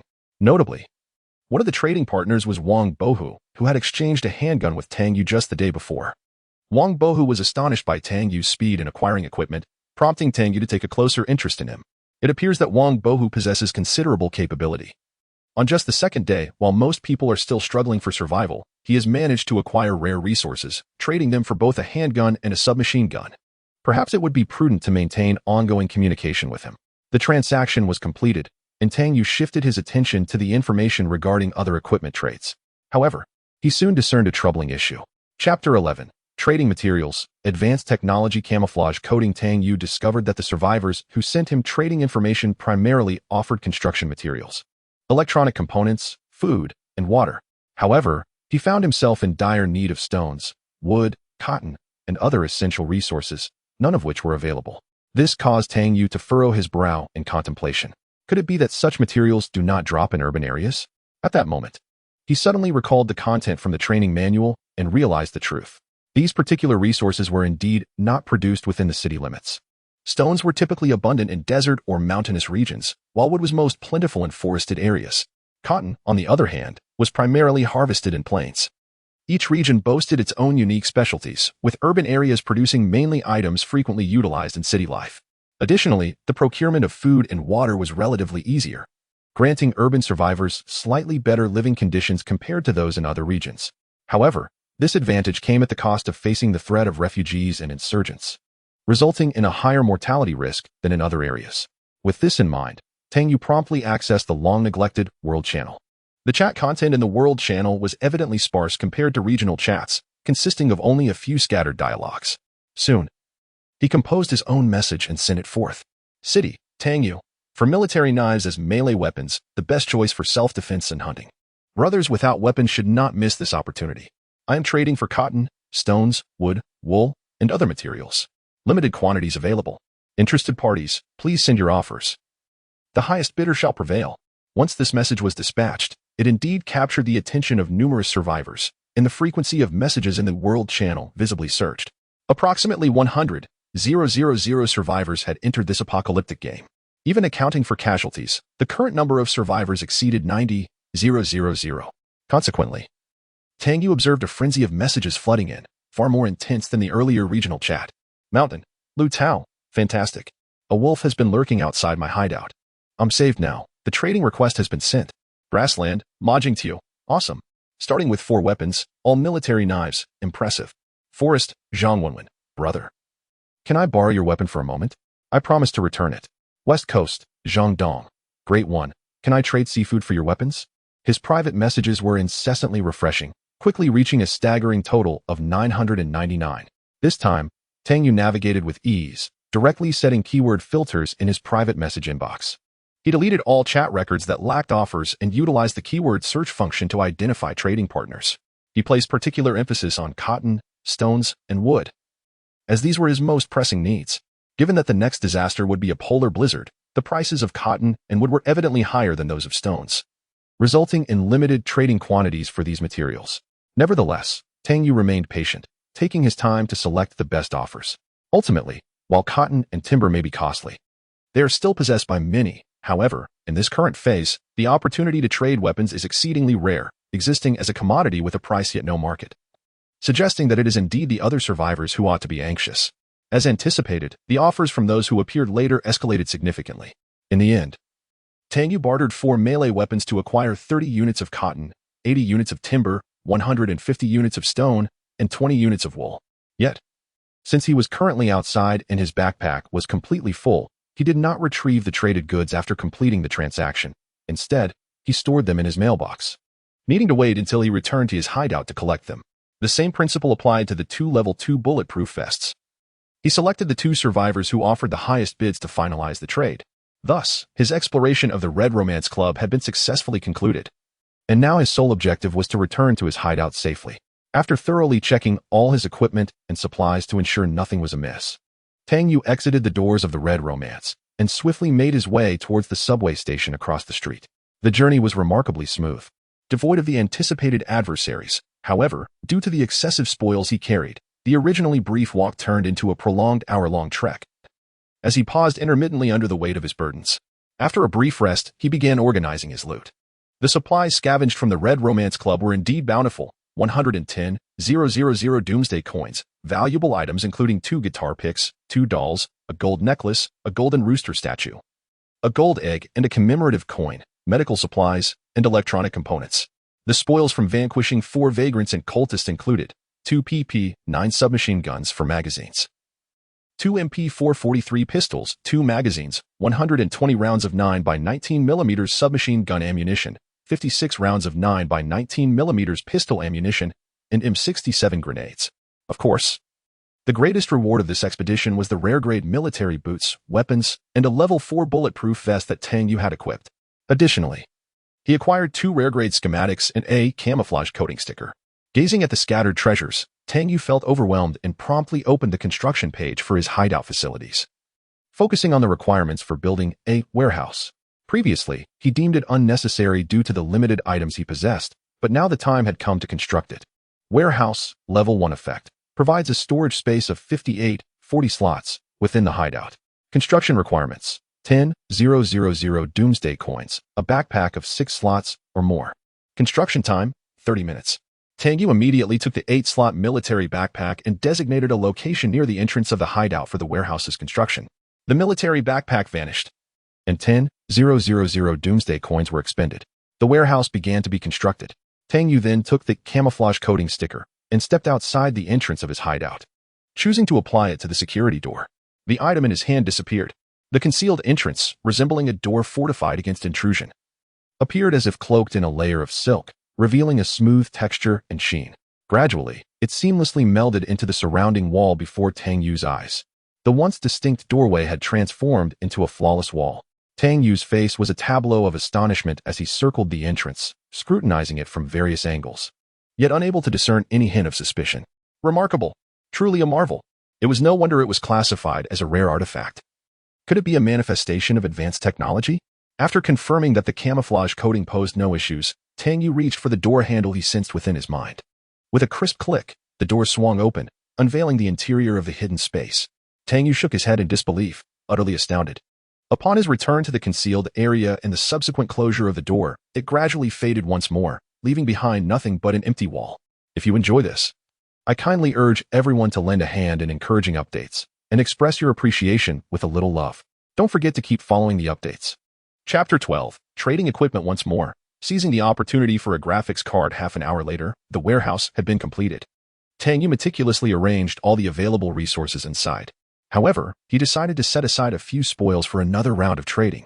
Aside from the equipment he currently possessed, numerous surplus items remained in his hideout. For instance, he had 3 submachine guns, 1 AK rifle, 4 8-slot ammunition pouches, 1 16-slot pouch, 3 level 2 bulletproof vests, and 4 handguns. These items were beyond his personal utilization. Their mere presence would only gather dust without yielding any value. Thus, he resolved to retain 1 submachine gun in the 16-slot pouch, while offering the rest for trade. This strategy not only allowed him to gather advanced materials or rare blueprints from fellow survivors, enhancing his capabilities in the level of his hideout, but also better equipped him to face impending disasters and challenges. Moreover, it would bolster the combat abilities of other survivors. enabling them to venture into more perilous areas to procure valuable resources. As stagnant waters transformed into flowing streams, Tang Yu would be poised to engage in more lucrative exchanges in the future. However, today he had exhausted his speaking quota in the global channel, necessitating the use of the regional chat to disseminate his offers. Tang Yu, 1 submachine gun, complete with 1 magazine and 30 rounds of ammunition, a lucrative opportunity for wealth. Only trading for rare materials, blueprints, or equipment. Kindly message me with offers. Please, no spammers. Directly block. Tang Yu, 3 level 2 bulletproof vests essential for survival. Only trading for bolts, nuts, alloy steel, DVD drives, toilet paper, waterproof adhesive, soap, basins, and similar supplies. Interested parties, please message me with offers. No spammers. Thank you. Tang Yu, 2 handguns, the best choice for self-defense, compact and lightweight, carrying a full magazine of 16 rounds. Inquiries with offers are welcome. No spammers, please. Tang Yu, 2 8-slot pouches, the perfect choice for resource collection. Interested parties, please message me with offers. No spammers. Thank you. Tang Yu retained 1 submachine gun, 1 AK rifle, 2 handguns, and 2 8-slot pouches, intending to reserve these for trading in the global channel the following day. After all, he had already engaged in 2 rounds of trading within the area over the last 2 days. Given the current population of over 900 in the region, releasing this batch of equipment would likely saturate the market temporarily. Not everyone could acquire advanced materials for trade. In the subsequent 2 days, Tang Yu would focus his trading efforts on the global channel. When other survivors, 2 hours later, witnessed Tang Yu's equipment trading announcements once more, the initial shock and disbelief had dissipated. See, I knew Yushin must have raided an armory. He is back to selling arms. How could I tell this was Yushin's trading message without even looking? Oh, because he is the only one who trades weapons. Goodness, as ever. These items are impressive. Yushin's handgun price has been sent via private message, seeking his favor. Madness. I have truly lost my mind. How does this fellow possess such an abundance of equipment, while I find myself ravaged by the vagabonds? The individual above me implores for detailed accounts. At this moment, Tang Yu indulges in succulent beef sausages and refreshing juice, all the while meticulously perusing his private messages. It has become abundantly clear to him that, following 2 previous rounds of trading, the high-grade supplies in the current vicinity have dwindled to a mere handful, primarily consisting of mundane items. Yet, he remains unperturbed. His gear is a coveted commodity in a seller's market, and this is indeed the prime opportunity for fortuitous acquisitions. In a couple of days, as players enhance their survival skills and the trading populace increases, they will inevitably become more astute. Tang Yu's intention is merely to seize the initial opportunity. Sure enough, before long, a fleeting expression of astonishment crossed his face, swiftly replaced by joy. A trade offer for a pistol has emerged. Yet, it is the accompanying items that truly capture Tang Yu's attention. Graphics card, description, an excellent source of electronic components, including graphics processors and integrated circuits, akin to a hodgepodge of assorted gadgets. To his astonishment, it is indeed a graphics card. Tang Yu recalls a clandestine tip he received yesterday. Graphics cards have become exceedingly valuable following the first wave of apocalyptic calamities and are pivotal for acquiring the rare trading currency, disaster coins. What a delightful surprise. What astonishes him even further lies ahead. The survivor's offer not only includes the graphics card, but also other items, among which 2 materials, insulation coating and exhaust fan, ignite Tang Yu's excitement. These items are essential for constructing the rare blueprint, safety-type ventilation duct modification plan. Goodness, this is not merely a trading prospect. This is akin to discovering a long-lost kin. Without a moment's hesitation, Tang Yu promptly contacts this survivor and completes the transaction. As these items materialize in his possession, Tang Yu is overwhelmed with exhilaration. This is the sheer joy of unearthing hidden treasures. These supplies were all scavenged by the survivor within the city, and without the relevant blueprints, their utility would have remained a mystery. Thus, the survivor regarded them as mere ordinary goods, choosing to trade with Tang Yu with a casual, hopeful attitude. When the survivor ultimately exchanged these seemingly useless items for a fully loaded pistol, his elation was palpable. Just yesterday, he had narrowly escaped death at the hands of the vagabonds, and now he possesses a modicum of self-defense. Consequently, he became Tang Yu's ardent supporter, extolling his virtues in the regional chat channel, inciting waves of envy among other survivors. This prompted many onlookers to reconsider their stance, eagerly sending their own item offers to Tang Yu. What if, perchance, they possessed the coveted supplies that would render them the next fortunate individual? Tang Yu continued his quest for hidden treasures. However, upon reviewing all the information, he found no further appearances of high-grade supplies, leaving him momentarily disheartened. There is little that can be done. It is only the 2nd day of noon, and having spent merely a day immersed in this game. It is truly remarkable that he has acquired so many resources. Fortunately, aside from the rare materials related to submachine gun transactions, the offers for other equipment have preliminarily fulfilled Tang Yu's trading requirements. Thus, he directly reached out to those several survivors who had made the highest bids, completing the current transactions amidst their continuous expressions of gratitude. Tang Yu, all equipment has been traded, except for the submachine gun. If anyone possesses rare blueprints, items, or equipment, feel free to approach me for weapon trades. Upon reading Tang Yu's message, the survivors who had not engaged in equipment trading lamented in the chat area. Meanwhile, Tang Yu, having acquired the materials necessary for constructing shelter facilities, embarked on a comprehensive upgrade of these installations. Chapter 13. Upgrading the hideout facilities. Uninvited guests, ventilation duct, level 1 type. Hideout facility effect, circulates air within the hideout by 30, ensuring basic survival needs are met. Construction requirements, hideout security, level 1. 1 screwdriver, 1 pipe tape, 20. 000 doomsday coins construction time. 30 minutes, restroom, level 1 type. Hideout facility effect, increases wound healing speed by 20 and reduces the probability of contracting diseases by 20. Construction requirements, 1 waterproof coating, 1 roll of toilet paper, 1 bar of soap, 1 basin, 30. 000 doomsday coins construction time. 1 hour. The construction requirements for these 2 hideout facilities have been fully met. As the building materials vanish, the construction begins. The most crucial facility at this moment is the ventilation duct. Only once it is completed can Tang Yu commence construction of the 2 rare facility blueprints he acquired. These 2 facilities are also of utmost importance to him. Fireplace, type, rare hideout facility effect 1. Constructs a warming fireplace in the hideout's resting area, increasing the indoor temperature by 1050. Effect 2. Every 2 hours of burning, there is a 60 probability of removing 1 negative abnormal state from the survivor.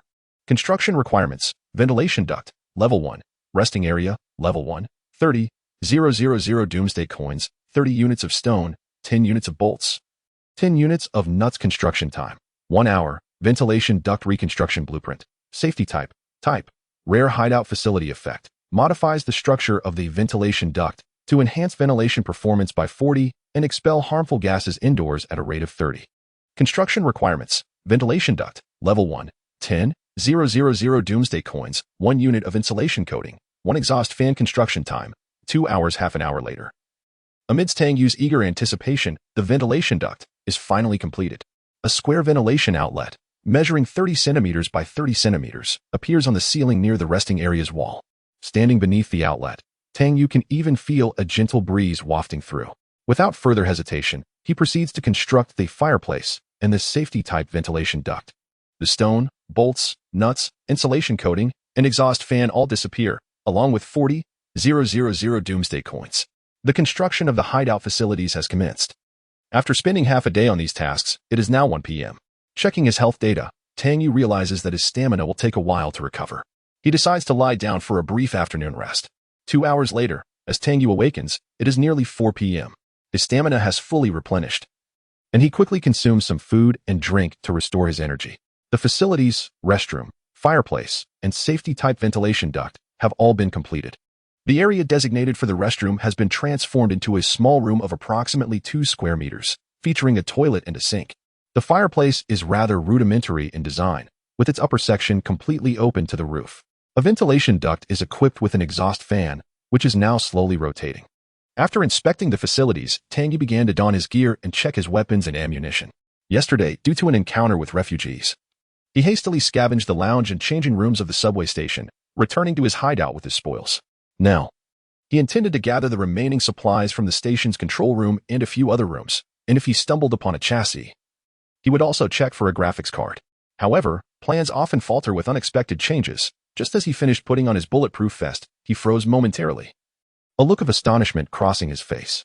In his mental map of the subway station, 2 points radiating a faint red glow illuminated. What surprised Tang Yu the most was the direction these 2 individuals entered the station, the very subway tunnel he had traversed en route to Red Romance. A tail following me? Tang Yu pondered, noting the red glow emanating from them. If they were indeed approaching him, it was evident they harbored ill intentions. After quickly equipping his weapons and ammunition, he stealthily departed his hideout, treading cautiously in military boots toward the incoming individuals. "Brother, are you certain that fellow came through here?" A lanky man, resembling a monkey, tightly gripped the dagger in his hand, leaning against the wall as he whispered to a burly man before him. The burly man halted and turned back to his subordinate. "You talk too much. I saw that person climb onto the platform with my own eyes. Are you in or out? If not, get lost. Boss." "How can I not be in? It's just that he has a gun. How are we supposed to take him on?" The burly man scoffed at his subordinate's words. Then, to the latter's astonishment, he retrieved a handgun from his backpack. "What, boss? Where did you get that handgun?" "Where else? I bought it. That guy, Tang Yu, is truly an idiot. I traded some useless junk for this gun." "Wow, that handgun from the god of you." The burly man cast a dismissive glance.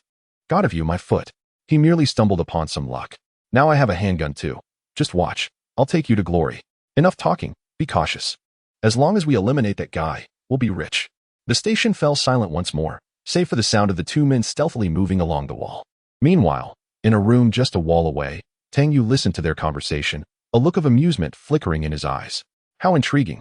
The lanky man and the burly man stealthily made their way to the station's control room. Upon entering, the lanky man immediately spotted a mobile phone lying in the corner. His heart leapt with joy.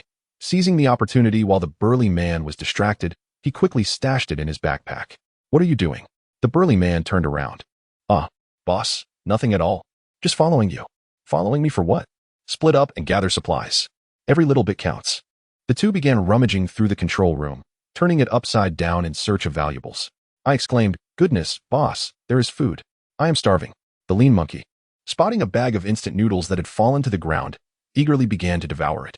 The robust man, however, paid no heed to the lean monkey and instead approached the computer chassis. He glanced back at the monkey, his eyes betraying a hint of derision, before resuming his task of dismantling the chassis. 1 unit of CPU fan, 1 unit of power supply, 1 unit of capacitor, 1 unit of computer CPU processor. The chassis was methodically taken apart, with all the electronic components being transferred into the robust man's backpack. Yet, his brow furrowed deeply in frustration. "Damn it.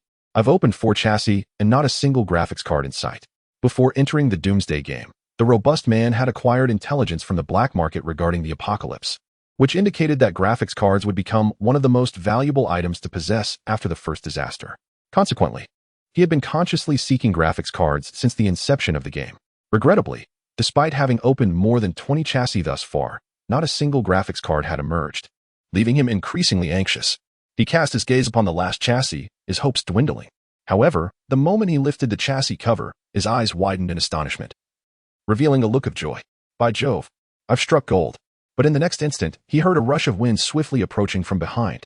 Chapter 14. Infighting.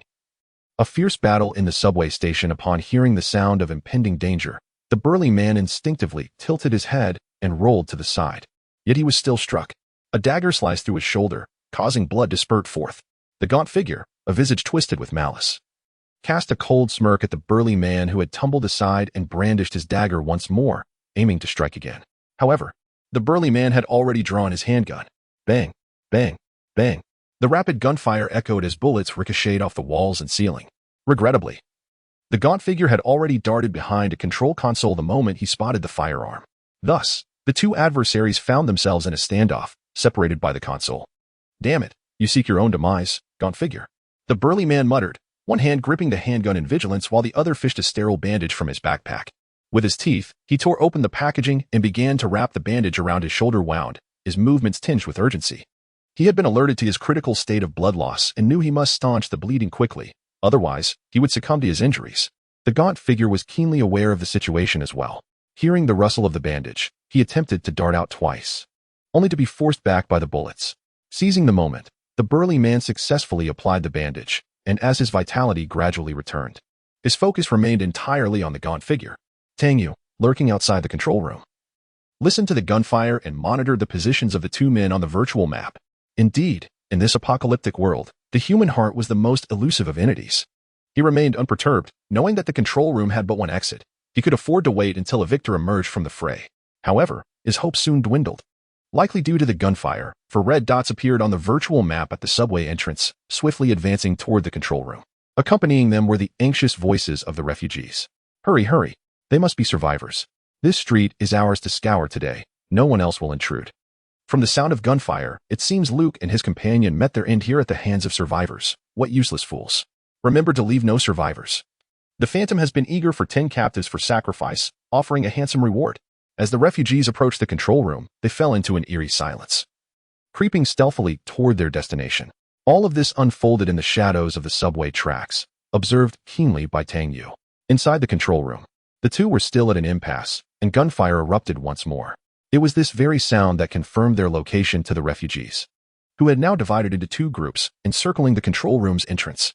After exchanging glances, one refugee produced a throwing weapon, ready to launch at the moment his companion opened the control room door. With a sharp, thunderous explosion, Tang Yu heard two agonizing screams, followed by a chorus of moans. Is that a flashbang? He thought, incredulous. What manner of refugees were these, and how did they possess such weaponry? As the screams subsided, the refugees stormed into the control room, swiftly overpowering the two incapacitated survivors. With two of them, we should fetch a nice price, one refugee chuckled. All right. Let us hasten our departure. The sooner we exchange our currency, the sooner we shall find comfort. Just as they were about to leave, a grenade rolled in from the open door of the control room, landing at their feet. A grenade. The group quickly dove for cover. Boom. The explosion scattered dozens, if not hundreds, of shrapnel pieces, shattering all the glass within the control room. Damn, there are still enemies. Be cautious of the grenade. That individual is formidable, shouted the refugee clad in a bandit mask. Good grief. The two survivors have been obliterated. My money. Damn it. I will kill him. The money is gone. Throw the grenades. We must find a way out. Two grenades were hurled by the refugees, one close and one far. The nearer grenade was thrown at a particularly cunning angle, landing precisely against the wall beside the control room door. This way, the explosion would not affect the refugees inside the room, but anyone within 10 meters outside the control room door would surely be caught in the blast. This was the strategy of the refugees. At that moment, Tang Yu was crouched behind a stone pillar in the subway hall, 30 meters away, observing the scene. The 1-meter-wide stone pillar completely concealed Tang Yu's body, revealing only the barrel of his AS-Val special assault rifle. Wearing a shattered mask, he peered through the sight, fixating intently on the position of the control room door. In his mind's eye, a virtual map indicated that all 4 refugees were hiding behind the wall, awaiting their opportunity. Boom, boom. Following the 2 consecutive explosions of the grenades, the command rang out, charge, quickly exit. The 4 refugees decisively surged from the control room, intending to seize the initiative while the enemy ducked from the grenades. Behind the pillar, observing the fleeing refugees, a cold smile crept across Tang Yu's lips. Rat-a-tat-tat-tat. A relentless stream of bullets pierced the bodies of the refugees, blossoming like crimson flowers. The first 2 refugees fell directly to the ground, struck down, while the 2 trailing, obstructed by their fallen comrades, were forced to retreat back into the room. Mama, I want my mama. It hurts so much. One wounded refugee lay on the ground, howling in agony. 1 dead, 1 injured. After 2 days of combat, Tang Yu had mastered the basic rhythm of shooting, dispatching the screaming refugee with a precise 3-round burst. There were 15 rounds left in the magazine, and the remaining 2 refugees had shrunk back into the room, too fearful to show themselves. Tang Yu rose once more, tossing a grenade into the control room. This time, it was slightly off target, landing just outside the door. He then leaped down from the subway platform, sprinting in a different direction. Boom. The grenade exploded once more. Countless fragments and debris were sent flying, accompanied by a cacophony of noise. Utilizing this commotion as cover, Tang Yu successfully relocated, hiding behind another stone pillar a dozen meters away. After reloading his magazine, he resumed his aim at the control room door. This position afforded him a clear view of the unfolding scene within the control room. There are still 75 bullets and 2 grenades remaining. The 2 refugees in the room have been utterly bewildered by Tang Yu's relentless assault. Not only have they suffered the direct loss of 2 members, but the grenades have effectively trapped them in the control room. What are we to do now? We cannot possibly escape. One of them gazes at the lifeless body of their companion by the door and then casts a glance at the masked assailant. The assailant's eyes narrow slightly. There are a few grenades left, 2 to be precise. Very well. The enemy is positioned behind the stone pillar approximately 30 meters to the left of the exit. In a moment, I will throw a grenade in that direction. He will undoubtedly seek cover. This is our sole opportunity. Thank you. Chapter 15. Total Annihilation, Achievements, Titles, Regional Legend within Tang Yu's perspective. The positions of the refugees on the virtual map allowed him to infer their intentions. Thus, at the moment the refugee, clutching a grenade, stepped out from behind the wall and hurled it towards the location he had just occupied, a rapid succession of shots rang out, bang, bang, bang, striking the refugee squarely and resulting in an immediate kill. Consequently, the masked bandit hiding behind the wall became aware of Tang Yu's position due to the gunfire. He He thrust his submachine gun out from behind the wall and commenced a relentless barrage towards Tang Yu's location. The hail of bullets rained down, splattering against the ground and stone columns, leaving a trail of blood in its wake. Tang Yu grimaced as he glanced at the wound on his shoulder, cursing his misfortune for being struck by stray bullets. Enduring the pain, he grasped a grenade and hurled it towards the control room's entrance, then retrieved a sterile bandage from his inventory to tend to his shoulder wound. Sterile bandage. Type: wound treatment. Occupied slots. 1 slot. Usage count 1/1. Effect: removes bleeding status, grants fresh wound status. Due to the bullet embedded in his shoulder, although he successfully staunched the bleeding, his mobility was hampered and the agonizing pain blurred his vision. 3 debuffs appeared in his health bar. Bullet wound. Type: debuff. Status effect: the wound cannot heal completely. Limb movement speed is reduced by 10. The bullet must be extracted to fully heal the wound. Pain. Type: debuff. Status effect: vision begins to blur. Fresh wound. Type: temporary. Status effect: the freshly bandaged wound may reopen and bleed if subjected to vigorous movement or running. This status dissipates after 5 minutes. Tang Yu cautiously peered again at the situation within the control room. The masked bandit, perhaps wary after witnessing the fate of his comrade, had already secured the control room's metal door before Tang Yu could throw his grenade. Although the explosion left pockmarks on the metal door, the structure itself remained unscathed. The bandit's intentions were clear. He aimed to rely on the metal door for a protracted conflict with Tang Yu. If he could successfully delay until other refugees noticed the disturbance and came to investigate, he would have a chance at escape. Tang Yu consumed a ibuprofen painkiller from his backpack, effectively removing the pain debuff and gaining a 3-minute analgesic status. During this interval, his body would be free from the affliction of pain. He thus redirected his focus towards the remaining refugee. Undeniably, the masked individual demonstrated a rare tactical acumen among the refugees. He had deftly evaded Tang Yu's attacks twice, and while his comrade was under fire, he astutely discerned Tang Yu's position, successfully retaliating and inflicting injury upon him. Each of his movements was executed with precise calculation. Even Tang Yu began to doubt whether this individual was deliberately luring his companions to throw grenades in order to attract his firepower and create an opportunity for a counterattack. However, the battle was drawing to a close. Tang Yu repositioned himself on the ground, intently observing the crimson dots on the virtual map, and began to steady his breath and focus. The reticle within his tactical scope shifted in accordance with his line of sight, continuously adjusting upon the metallic door. Behind the control room's metal door, a masked bandit pressed closely against it, listening intently to the sounds beyond. At that moment, he found himself cornered. Yet he held on to the hope that if he could endure until nightfall, someone would certainly notice the unusual absence of their small quartet and commence a search for their whereabouts in the district. When that time came, all he needed to do was fire, aiding the other survivors and pinpointing the subway station, thus securing his own escape. With this thought, a glimmer of hope appeared on his face. However, the next second, bang, bang, bang, bang, bang, in a rapid succession of 5 shots, bullets penetrated the control room's metal door, blossoming into crimson flowers on its inner surface. The masked bandit felt the icy sting of the bullets within him and fell, incredulously, to the ground. How could this be? Level 3 armor-piercing rounds. This was Tang Yu's secret weapon. Under the onslaught of armor-piercing rounds capable of easily penetrating even level 4 bulletproof vests, the control room's metal door was rendered as fragile as mere paper. Once the radiant red dot on the virtual map faded from view, Tang Yu finally exhaled a long, heavy breath. Congratulations. Survivor Tang Yu has successfully eliminated 10 refugees, earning the achievement Nemesis of Refugees, Level 1. Survivor Tang Yu has obtained the ordinary title Enemy of Refugees, with a regional legend status of 1. 2 notifications regarding the Apocalypse game appeared on Tang Yu's interface. The achievement, Nemesis of Refugees, the title, Enemy of Refugees, and the regional legend status? The appearance of 3 new terms left Tang Yu somewhat astonished.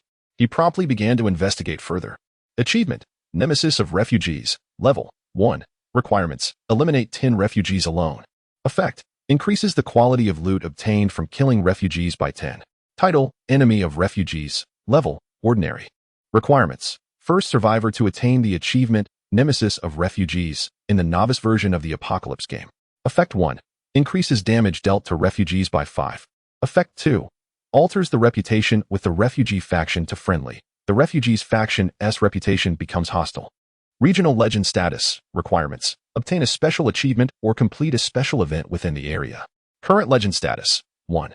Description. All factions within the city of Luo have heard of an individual who seems to specialize in hunting refugees. Effect. None at present.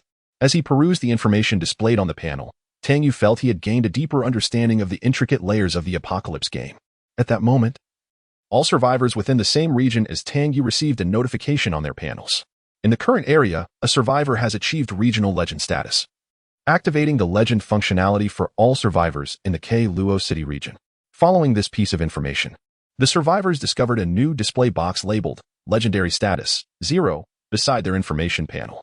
This revelation ignited a fervor in the regional channel. Who on earth has performed such heroic feats to elicit the activation of a new feature in the Apocalypse game?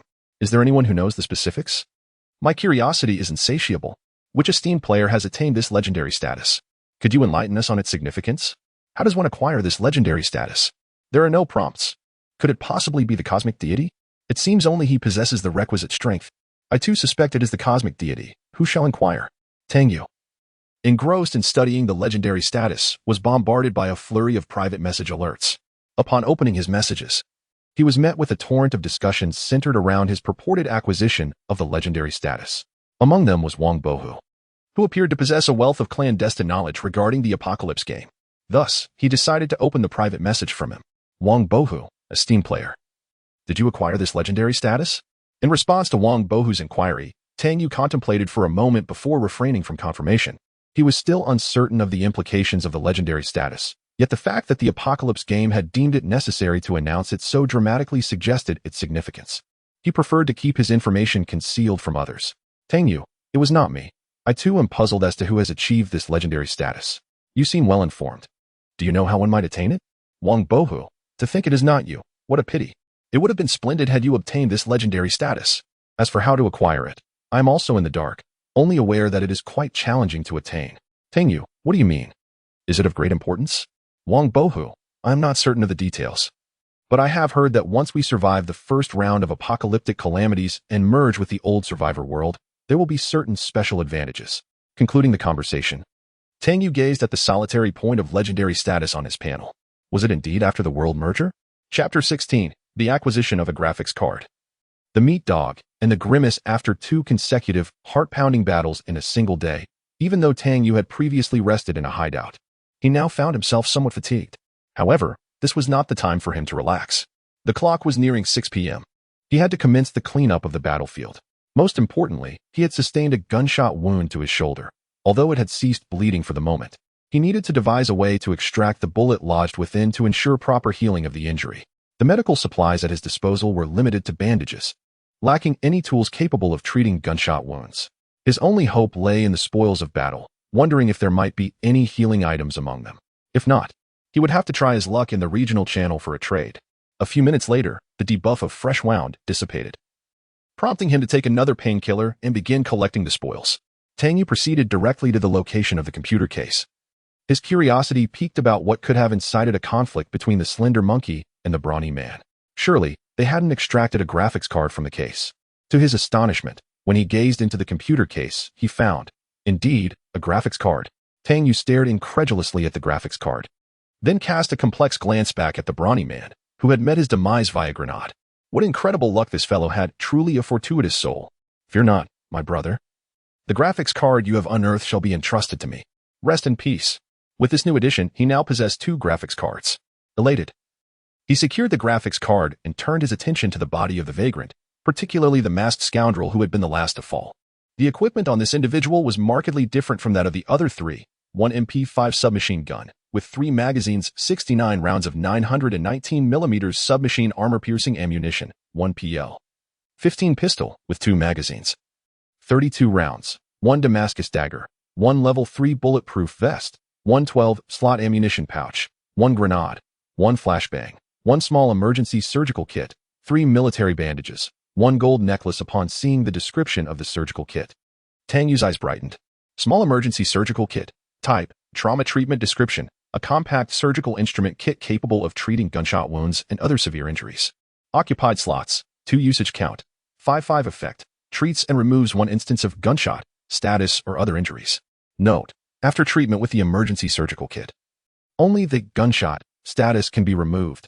Additional healing items are necessary for further treatment of the wound. Head and chest injuries cannot be treated. Tang Yu retrieved the surgical kit and opened it, revealing a pair of scissors, a surgical clamp, a skin stapler, and a bottle of disinfectant spray. He first used the scissors to cut away the fabric around his shoulder, disinfected the area with the spray, then employed the surgical clamp to extract the bullet from within his body, finally utilizing the skin stapler to suture the wound. A simple operation was thus completed, and the gunshot debuff was successfully removed. Subsequently, Tang Yu wrapped the wound with a sterile bandage, and by the time the bandage was fully applied, the injury had healed completely.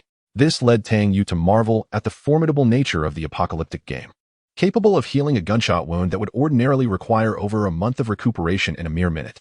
He could scarcely fathom the existence that lay behind the game.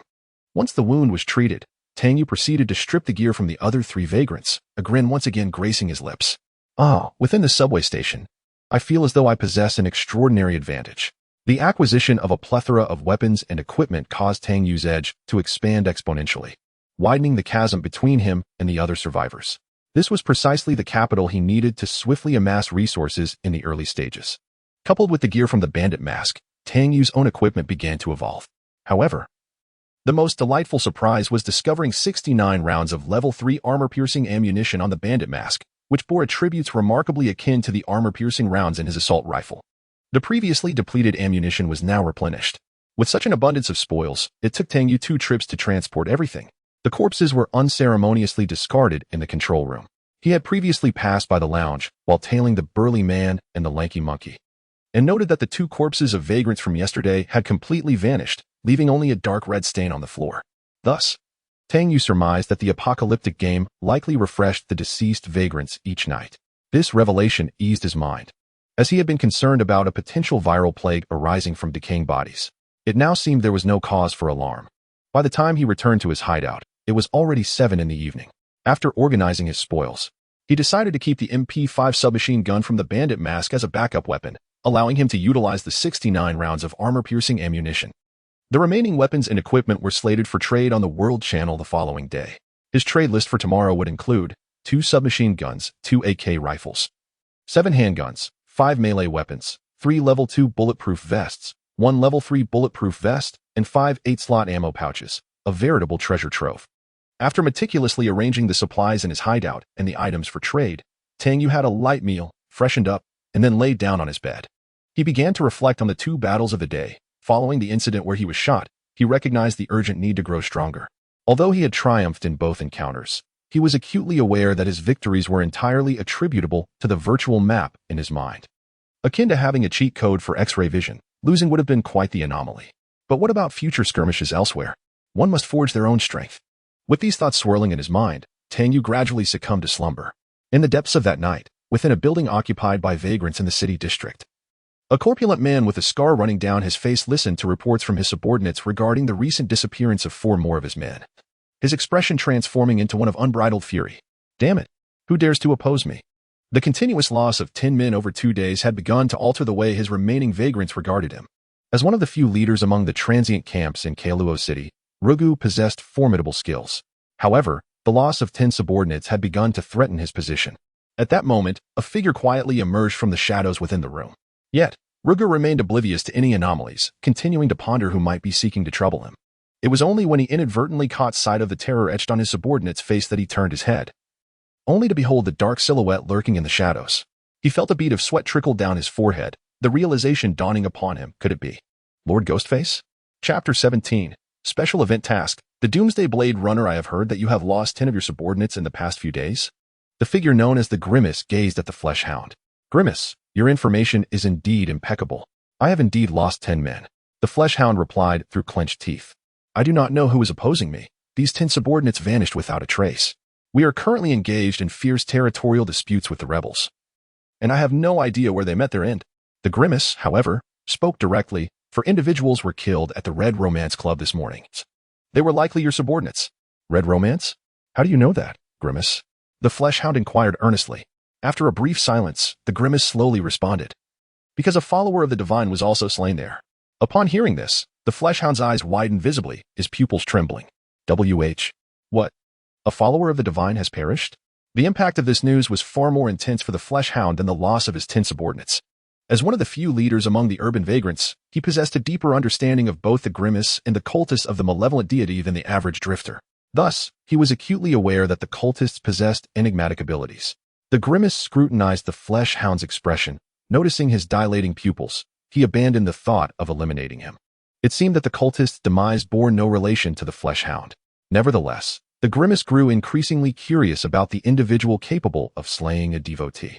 Although the deceased cultist had only recently completed the sacrificial rite and ascended, they still possessed considerable power. The vagrants under the flesh hound's command would likely offer little resistance against a cultist's assassination attempt. Flesh hound, I require your utmost assistance in locating this blasphemer. Understood, Grimace. Upon receiving the flesh hound's affirmation, the grimace retreated into the shadows, and after a slight disturbance, his presence vanished entirely from the room. The flesh hound stared in trepidation. The grimace's strength was more terrifying than he had previously imagined. The next moment, he turned to his subordinate, who was already drenched in cold sweat. Spread the word. Starting tomorrow, everyone must conduct thorough patrols of Garden Street and the vicinity of the Red Romance Club. We must unearth that rat lurking in the shadows. Whoever finds him will be rewarded with 200,000 doomsday coins. Tang Yu was oblivious to the impending crisis. Upon awakening once more, he felt invigorated and revitalized. On the third day of the apocalypse, there remained 4 days until the first wave of calamity would strike. He could distinctly sense the temperature within his refuge beginning to drop. The upgrades to his hideout must continue. It was time to procure thermal clothing and stock up on provisions. Merely relying on a fireplace did not seem particularly secure against the extreme conditions of polar blizzards. He would see what bounties awaited him today on the World Channel. After gathering some food from the warehouse to replenish his energy and freshening up briefly, he prepared for what lay ahead. Tang Yu opened the Super Tycoon panel, and with the arrival of a new day, he earned 128 wealth points. Coupled with the remaining 153 points from yesterday, his total wealth points had now reached 281. A smile illuminated his face, for his intuition had proven correct. The more assets he acquired, the more substantial his returns became. Observing that the number of dice rolls had reset to 1, he gazed at a property located 2 spaces ahead of his miniature avatar on the Monopoly board. Covering his mouth with both hands, he exhaled forcefully, hoping for divine favor. May fortune smile upon me. Today must be auspicious. Let me roll A2. He then opted to throw the dice. His eyes followed the dice as they spun. And when they finally settled, time seemed to stand still, revealing the result. 5. Alas. As the miniature Tang Yu began to leap, it ultimately landed on a space marked with a question mark symbol. What could this mean? The survivor had triggered a special event quest titled Apocalypse Runner. The quest requirements were as follows. Before midnight today, the survivor could only use melee weapons, daggers, short swords, bayonets, cleavers, or axes to slay 3 enemies. The quest reward promised a rare skill, stealth operations, and a rare piece of equipment, Cloak of Night, hooded. Tang Yu was taken aback. Upon reading the task stipulations, his forehead was marked with a frown. Surely this was a jest. Given the current circumstances, he was limited to close-quarters combat to eliminate foes, with a mandate to kill 3 adversaries. This effectively nullified any stratagem of incapacitating enemies with firearms before delivering the final blow. However, could this really be the case? In a real encounter, before he could even approach his enemies, he would likely be turned into a sieve. The brigands lacked tactical acumen. Yet they were neither blind nor foolish. Sigh. It seemed today's task would be a futile endeavor. Those familiar with their own capabilities knew that at his current skill level, he could only manage ambushes or sporadic shots. If forced into a genuine fight, he would likely be 6 feet under by next year. Thus, he quickly adjusted his mindset. First, he would complete today's transactions. Opening the World Channel, Tang Yu began to draft his trading information. City, Tang Yu, submachine gun image X3, AK rifle image X2, pistol image X7, melee weapon image X5. Level 2 bulletproof vest image X3, Level 3 bulletproof vest image X1, 8-slot magazine image X5. Equipment for trade, only accepting rare grade or cold-resistant items, blueprints, and equipment, limited quantity. Highest bidder wins. With the dispatch of this message, it was akin to dropping a depth charge into a pond, sending shockwaves through the entire World Channel, startling every survivor who read it. Forest Wang Sherwin. Plains Zhang Xinhong. What the hell? Am I seeing ghosts this early in the morning? ISNT, this the prominent trader from yesterday? Has he restocked? In the city of Lufeng, a thunderous roar echoed, heralding the emergence of our esteemed leader, Yushin, who commands our reverence. On the west coast, a message from Gao Chang proclaimed that the grand deal had been initiated, urging recipients to check their correspondence. Meanwhile, in the city of Goldman, an incredulous voice lamented the absurdity of being relentlessly pursued by marauding survivors, while others flaunted an abundance of gear. In the Gobi Desert, Wang Luchi retorted, questioning the worth of rare items compared to the equipment at hand. suggesting that such notions were fanciful. On the plateau, Su Xin advised the previous speaker to refrain from envy, asserting that regardless of the rarity of one's possessions, in the face of life and death, one should remain steadfastly defiant and refrain from trading. Among the 100,000 survivors who entered this apocalyptic game, fewer than 95,000 remain alive today, with over 5,000 perishing within a mere 2 days. Many of these individuals started with commendable resources, securing weapons and equipment. However, none have matched Tang Yu's extraordinary ability to continuously produce such an abundance of arms and armor. Not to mention the formidable submachine guns and AKs that are unparalleled in this current phase. This episode has etched Tang Yu's name into the consciousness of all newly arrived survivors. While the global chat buzzed with excitement over Tang Yu's pronouncements, he tirelessly sifted through his private messages, which had once again surpassed 999. In that moment, he experienced a bittersweet blend of pain and joy. Chapter 18, Continuous transactions of 5 rare items at this moment, within the local chat channel where Tang Yu resided. There were others who had noticed the information that Tang Yu had posted in the world channel, causing the local chat to erupt once again. Oh my. Everyone go check the world channel. The Divine Yu has released over a dozen pieces of equipment, and those people are fighting over them. This is simply insane. Is Yu even human? How could he possess so many weapons and equipment? Could he be the illegitimate child of the apocalypse game? I saw it too. It jolted me awake from my slumber. But why isn't you trading in our local channel? There are still many people in our area without equipment. What else could it be? It's simply because our region lacks items that you find appealing. Have you forgotten that just yesterday afternoon, no one could produce a resource for that submachine gun? If you ask me, since he has so much equipment, why not share it with us to enhance our strength? He has no vision. You up there, vision my foot. Are you Yu's son or grandson? Why should he give you anything? Get real. What is there to argue about? You already said yesterday that as long as there are high-level resources, we can directly contact him for trading. Instead of wasting time here, we should think about how to acquire those resources. Wang Bohu, who had previously engaged in 2 transactions with Tang Yu, also saw the news in the world channel. After a moment of contemplation, he promptly opened Tang Yu's private message inbox. As he had been set as a special contact by Tang Yu, his message appeared directly before Tang Yu. Wang Bohu, great one. Do you have any use for this? Paralysis Toxin Image X1. Upon opening it, Tang Yu's interest was piqued. Paralysis Toxin. Type. Rare liquid poison usage count. 5-5 description. Can be applied to melee weapons or cloth, capable of incapacitating the target through blood or respiratory absorption, rendering them defenseless. Effect. When applied to a melee weapon, a strike will cause the target to lose resistance within 3 seconds. If sprayed on a cloth and pressed against the target's mouth and nose, they will lose resistance within 1 second. Paralysis duration lasts for 300 seconds. Note, the paralysis toxin evaporates rapidly. Please use it within 3 minutes. Upon reading the description of the paralysis toxin, Tang Yu's eyes widened in astonishment. Wow, this is incredible. Tang Yu, what do you wish to exchange for it? Tang Yu, why don't you keep this for yourself? Wang Bohu, awkward expression great one. I have no use for this. I lack the courage to engage in melee. I would like to exchange it for 1 submachine gun magazine and 30 rounds of ammunition. Tang Yu understood. Indeed, survivors were eager to avoid encounters with the homeless, making this item somewhat superfluous. However, he recalled the special event mission from today, and a thought began to form in his mind. Just yesterday, Wang Bohu had traded for a submachine gun from him, which came with only 1 magazine and 30 rounds, so his current request was quite reasonable. Tang Yu, all right then. However, this individual recently traded a rare blueprint yesterday and has now exchanged another rare item today. It appears that he possesses his own opportunities or secrets. Yet, Tang Yu remains indifferent to this. In the apocalyptic game, there are numerous avenues to acquire rare resources. One can obtain them by defeating rare units, such as the evil goddess followers that Tang Yu vanquished. Additionally, treasures can be uncovered, and concealed safes can be opened to acquire rare materials. There are even possibilities for trading with special units to obtain such resources. Thus, whether Wang Bohu possesses unique fortunes or other reasons is of little concern to Tang Yu. As long as he continues to procure the resources he requires, their exchanges of equipment and items can endure. Moreover, should Wang Bohu demonstrate considerable value in the future, Tang Yu would not hesitate to assist him, should he have the capacity to do so. Nevertheless, for now, the transactions shall proceed as usual. Upon the completion of their trade, Wang Bohu joyfully caressed the magazine, filled with bullets in his hand. He anticipated an opportunity to explore the 4S shop today, hoping for a fruitful discovery. Meanwhile, Tang Yu gazed at the small glass vial in his hand, emanating an eerie green luminescence, and revealed a satisfied smile. A prosperous start indeed. After 2 hours, Tang Yu finally unearthed several commendable items amidst the vast array of trading information.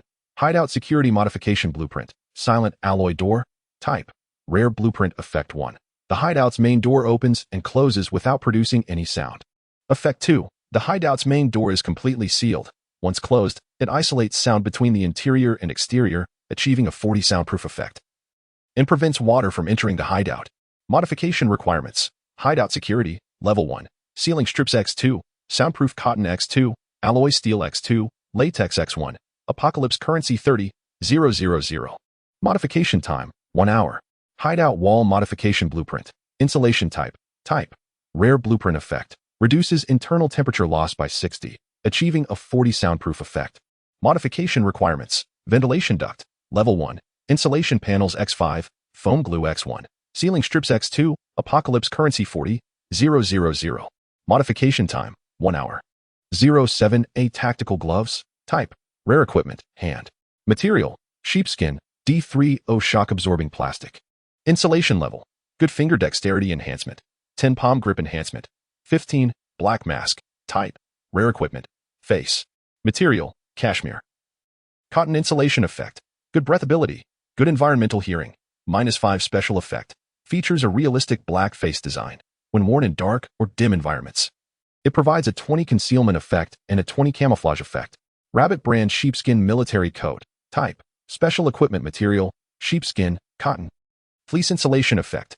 Excellent Breathability. Poor Mobility Impact.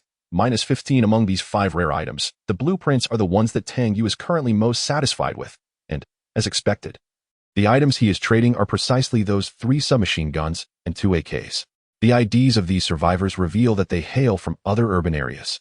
Without hesitation, he contacts them to finalize the transaction. Considering the materials required for the modification of those 2 rare blueprints, Tang Yu promptly reaches out to Wang Bohu, requesting him to post a message in the World Channel. City, Wang Bohu. Yushun is currently in need of ceiling strips, soundproof cotton, insulation boards, alloy steel, and other materials. Friends possessing these items may directly contact Yushun for trade. Simultaneously, Tang Yu disseminates the same information in the regional channel. Lured by the abundance of equipment, within merely half an hour, he successfully gathers the necessary modification materials for the 2 rare blueprints, and the requirements for upgrading his hideout facilities have long been met. Thus, Tang Yu decisively opts to utilize the 2 rare blueprints.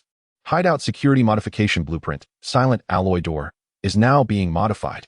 Hideout Wall Modification Blueprint, Insulation Type, is now being modified. Chapter 19. A comprehensive search for refugees in the city. The subway station revealed at this point, Tang Yu's remaining equipment consisted solely of 2 handguns, 1 level 2 bulletproof vest, 1 melee weapon, and an 8-slot ammunition pouch. After another half hour of careful selection, all equipment had been traded, resulting in a substantial amount of construction materials for safe house facilities. Notably, he also exchanged for 100,000 Doomsday coins, as his currency had dwindled significantly after constructing 2 rare blueprints. Rest Area, Level 1 Effect. Sleep for 6 hours, restoring 80 stamina, hunger -30, hydration -20. Provides a degree of insulation, 10 chance of removing negative effects. Note, mediocre, but at least it's suitable for rest.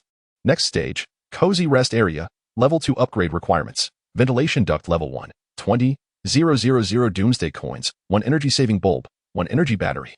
Upgrade Time, 1 hour with the requisite materials satisfied. Will you proceed with the upgrade?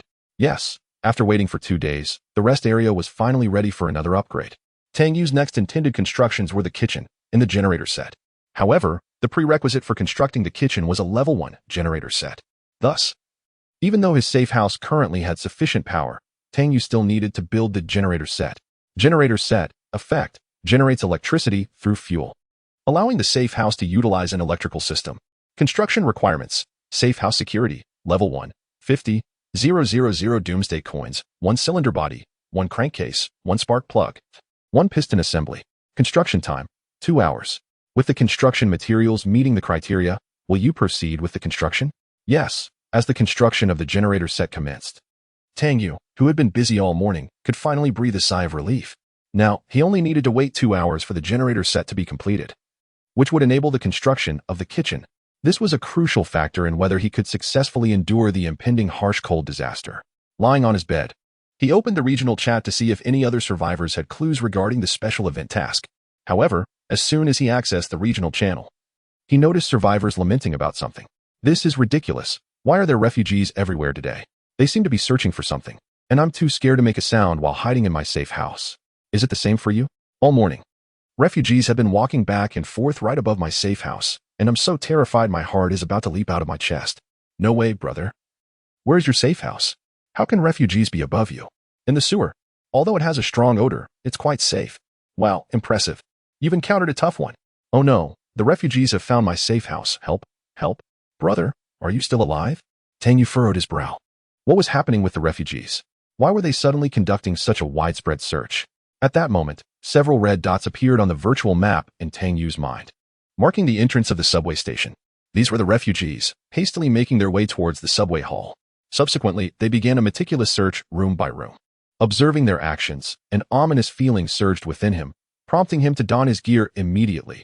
Military boots, tactical gloves, a level 4 bulletproof vest, and a shattered mask.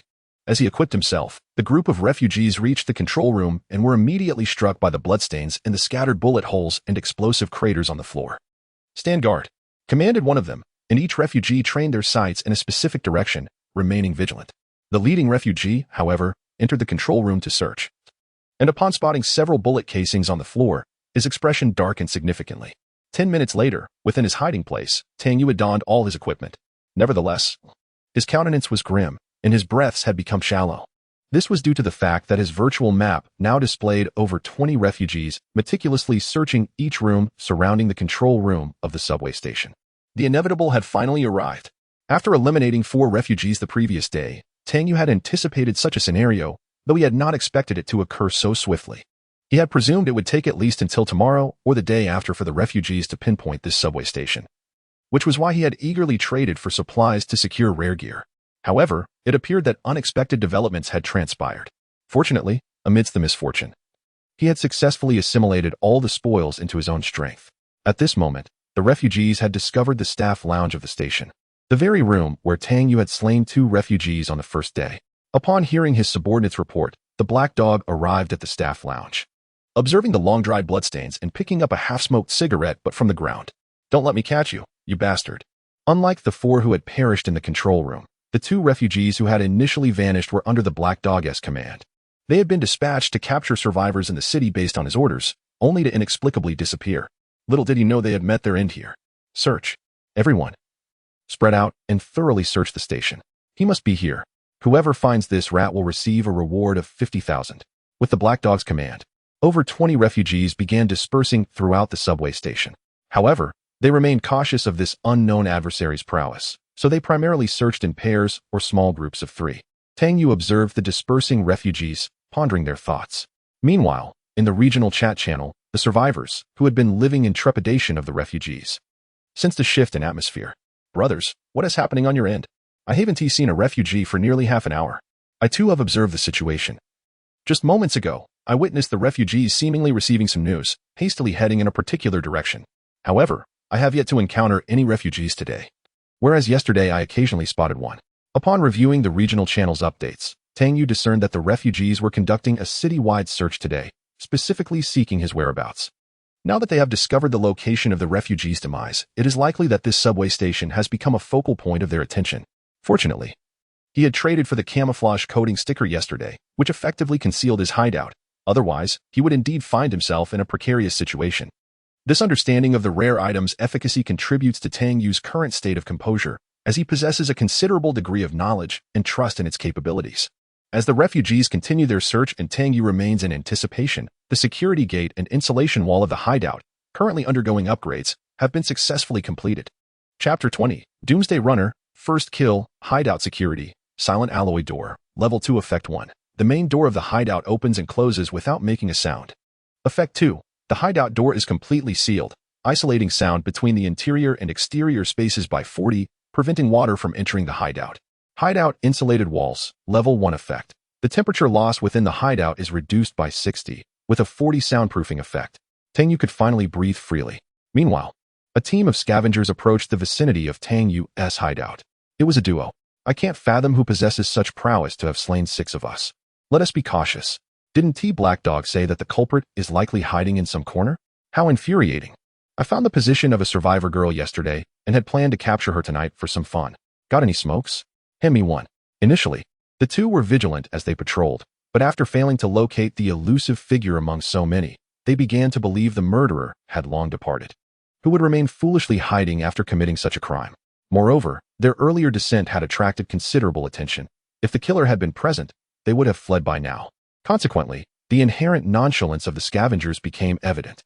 The scavengers were a motley crew, survivors of a post-apocalyptic world comprised of scavengers and thugs, with no semblance of discipline.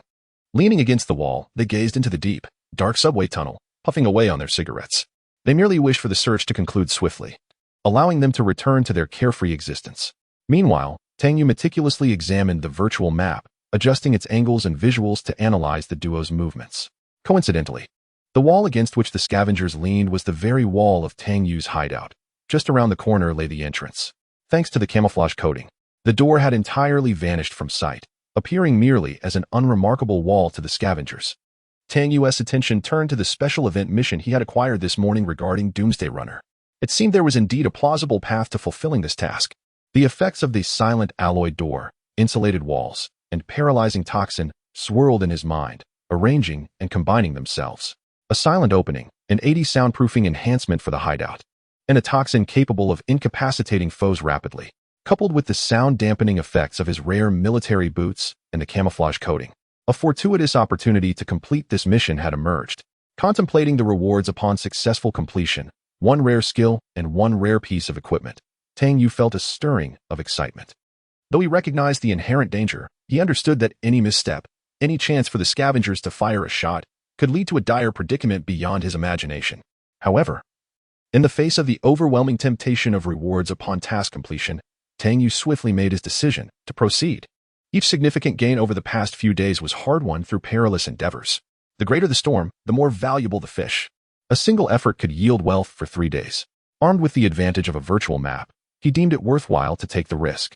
Without further hesitation, Tang Yu stowed away all weapons that might hinder his imminent actions, such as his assault rifle, into his spatial backpack. He approached the security entrance. Scrutinizing the positions of the two individuals on his virtual map, a towel had already materialized in his hand.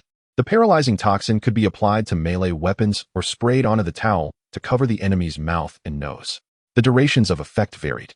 Inflicting injury with a melee weapon required 3 seconds for the enemy to lose their ability to resist.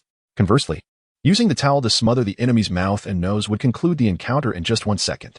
Aware of his own capabilities, Tang Yu decisively opted for the latter method. Now, all he had to do was patiently await the opportunity.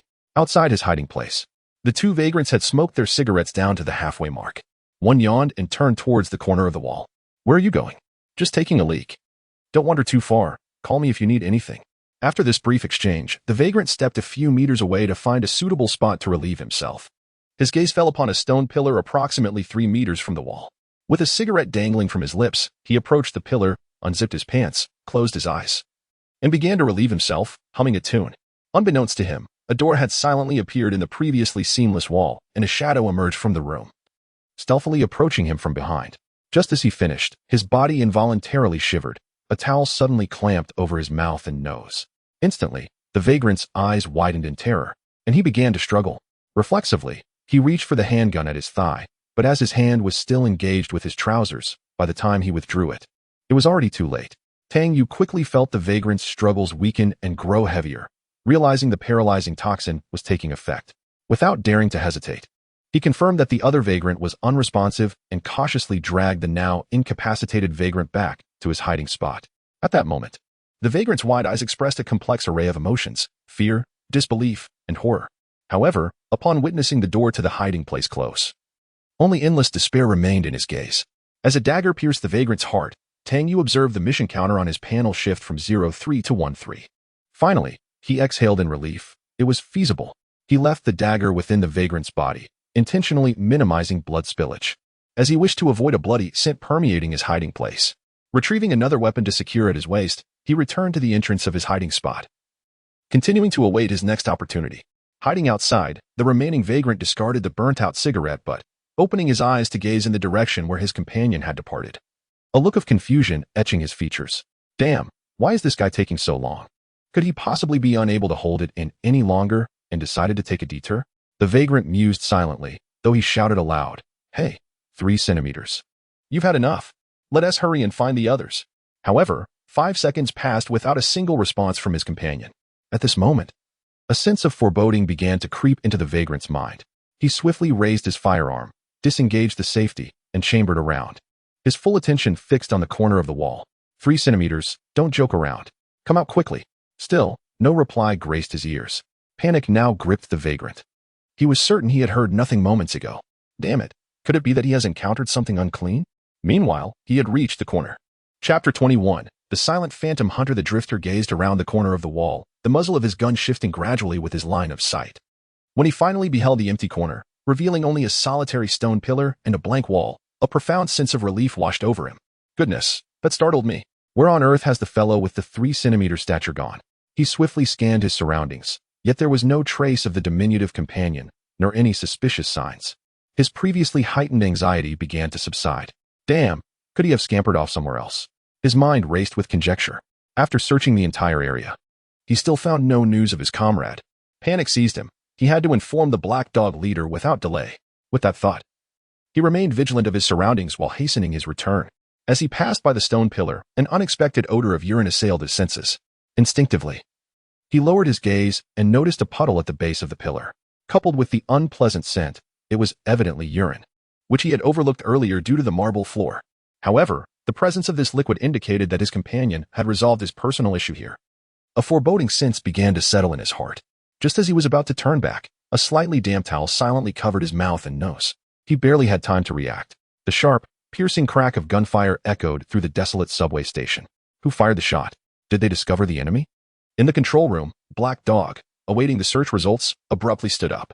Upon arriving in the subway hall, he noticed the drifters looking towards him. "Boss." The sound came from the left. "Go. Everyone, let us move." At that moment, Tang Yu, concealed in his hiding spot, discarded several spent shell casings onto the ground.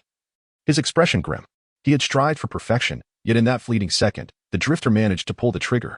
Fortunately, he reacted swiftly, dragging the drifter into his hiding place and retrieving the fallen shell casings. With a blanket, he absorbed the puddle of liquid by the stone pillar. The entire process took less than 30 seconds.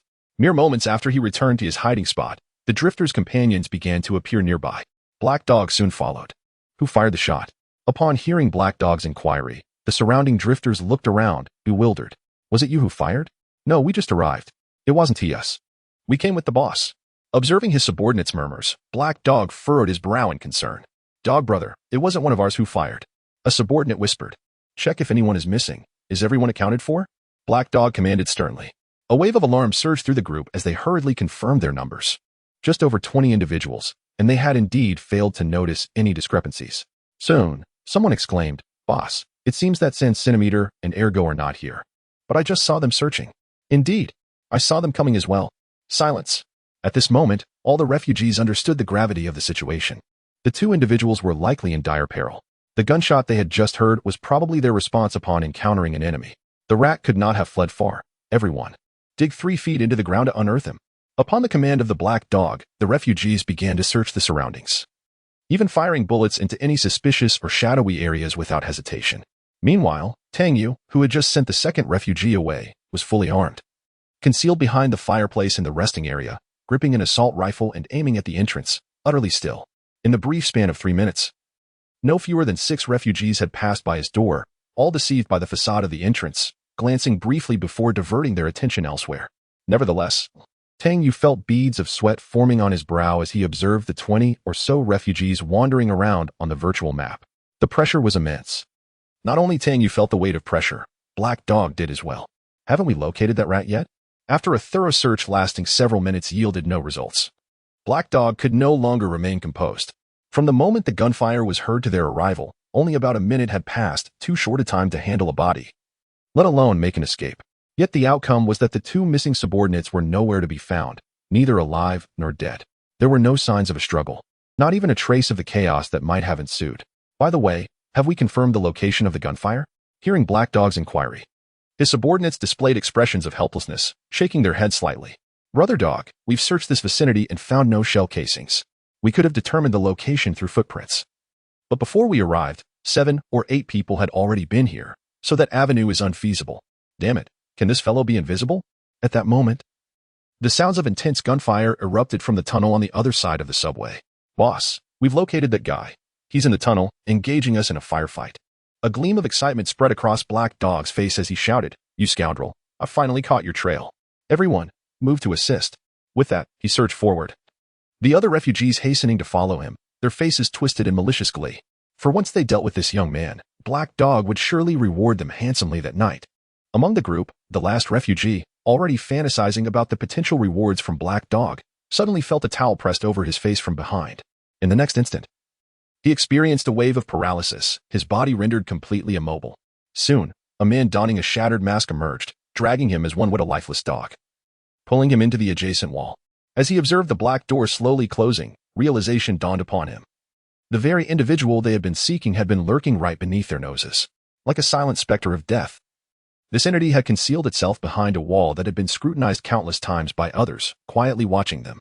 Yet, he surmised that he would never have the chance to share this revelation with his comrades, for he had already laid eyes upon 2 cold, lifeless bodies on the ground, 2 men he recognized, with whom he had shared drinks just the previous night. One was named 3 centimeters. The other was 2 dogs, both of whom he had been desperately searching for. Gazing upon their faces, etched with terror and despair, the grim truth crystallized in his mind. This was to be his fate as well. With the icy blade piercing his heart, a chill enveloped his entire being, ultimately leading him into the abyss of darkness. Chapter 22, Doomsday Runner, completed. The Grim Reaper in the Darkness. The survivor accomplished a special event task, Doomsday Runner, and received rewards. Rare skill, Stealth Operation. Rare equipment, Night Cloak, Hooded. Stealth Operation, type. Rare passive skill description. Stealth Operation allows you to move with quieter footsteps and reduces the range of sound propagation. Effect.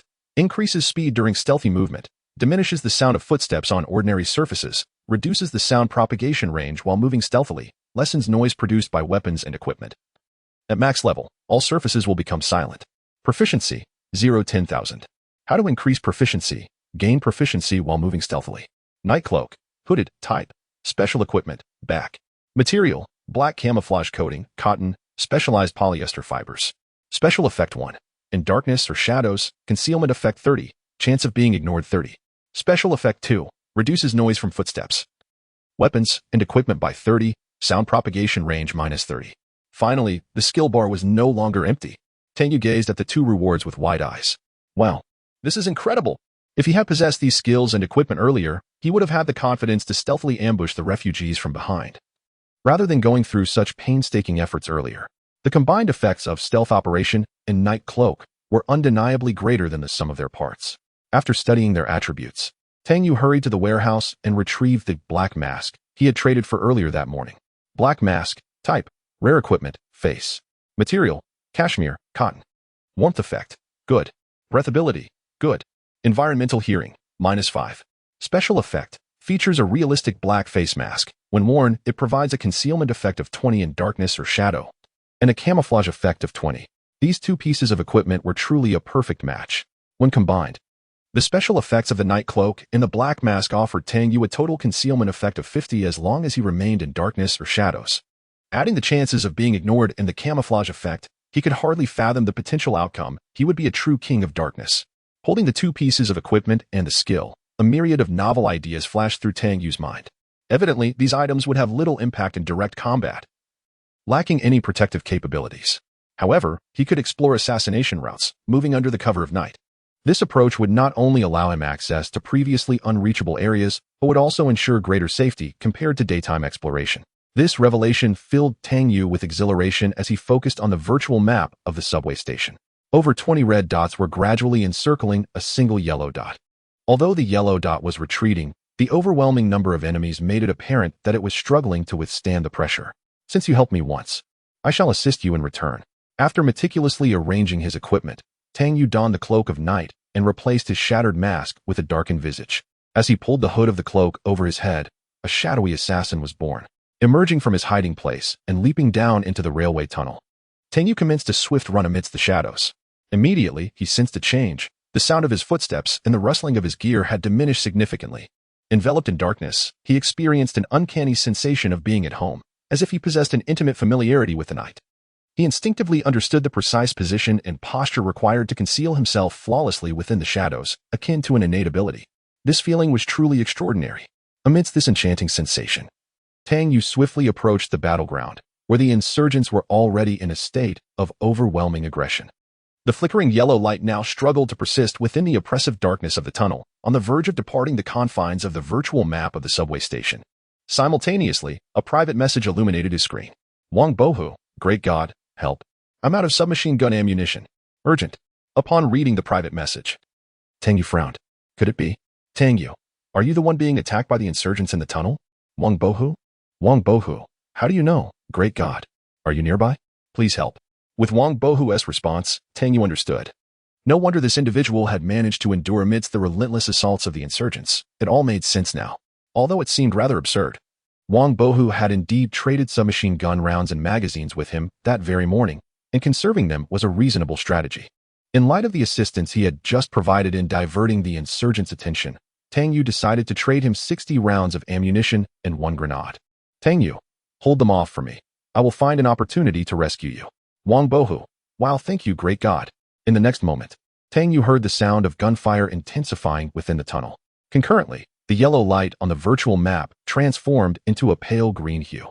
Tang Yu quickly discerned the color distinctions on the virtual map. Red indicated hostility, yellow denoted neutrality, and green signified friendliness.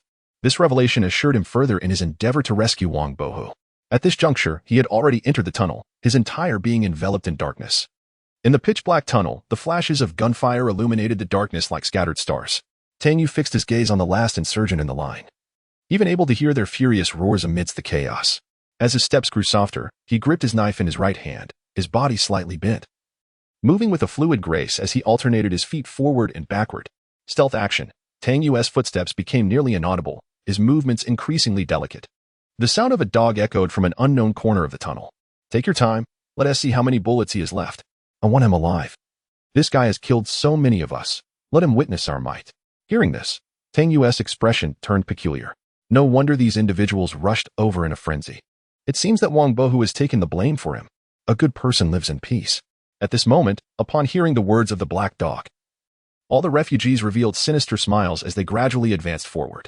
The refugee at the back of the line repeatedly fired at the position of the survivors ahead.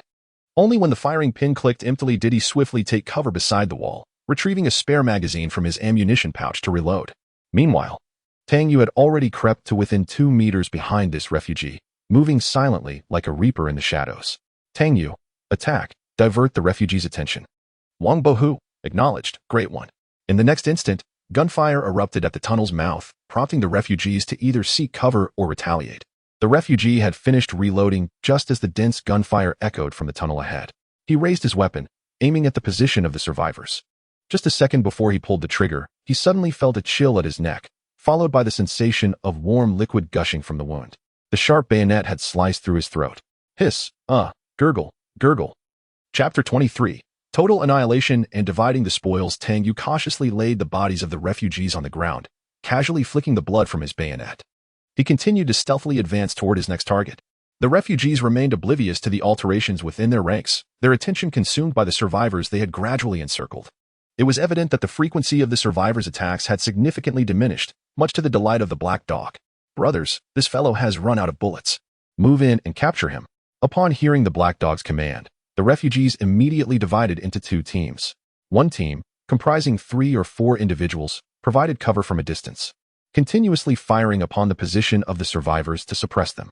The other team, also consisting of 3 or 4 refugees, stealthily approached the survivors along the wall, preparing to take them alive. The black dog positioned himself in the middle, awaiting the conclusion of the battle. Wang Bohu was unaware of these developments. He was currently concealed in a recess of the tunnel, changing his magazine. Just as he prepared to continue his assault to draw fire, the message from Tang Yu arrived. Tang Yu, do not attack. Take out a grenade, remove the safety pin, and wait for my instructions to throw it 5 meters behind you. Tang Yu, the enemy is getting close. Wang Bohu was taken aback by Tang Yu's message. Without a moment to ponder, he hastily complied, retrieving the grenade, removing the safety pin, and holding it tightly, awaiting further instructions. Wang Bohu, master, I have the grenade ready. Tang Yu gently brought down the second refugee, stowing away his bayonet and re-equipping his assault rifle. He too grasped the grenade, wishing to continue his covert operations. However, the situation concerning Wang Bohu clearly necessitated immediate action. Thus, he moved to a position 10 meters behind the team providing cover, quietly biding his time. As he observed the virtual map, he noted that the refugees attempting to capture Wang Bohu had closed into within 6 or 7 meters. Tang Yu, now, throw it 5 meters behind you. Tang Yu, after the grenade explodes, shoot at the wall 20 meters to your left. With this information dispatched, Tang Yu hurled the grenade toward the position 10 meters away. When the grenade landed at the feet of the team responsible for cover, no one noticed. Their focus was entirely on Wang Bohu in front. However, when Wang Bohu threw his grenade, landing at the feet of the capturing refugees, it was immediately spotted. Grenade. Run. Yet, Wang Bohu was not inexperienced. He had deliberately timed his throw. Boom. Boom. The two teams of refugees suffered heavy casualties. Cries of anguish filling the air.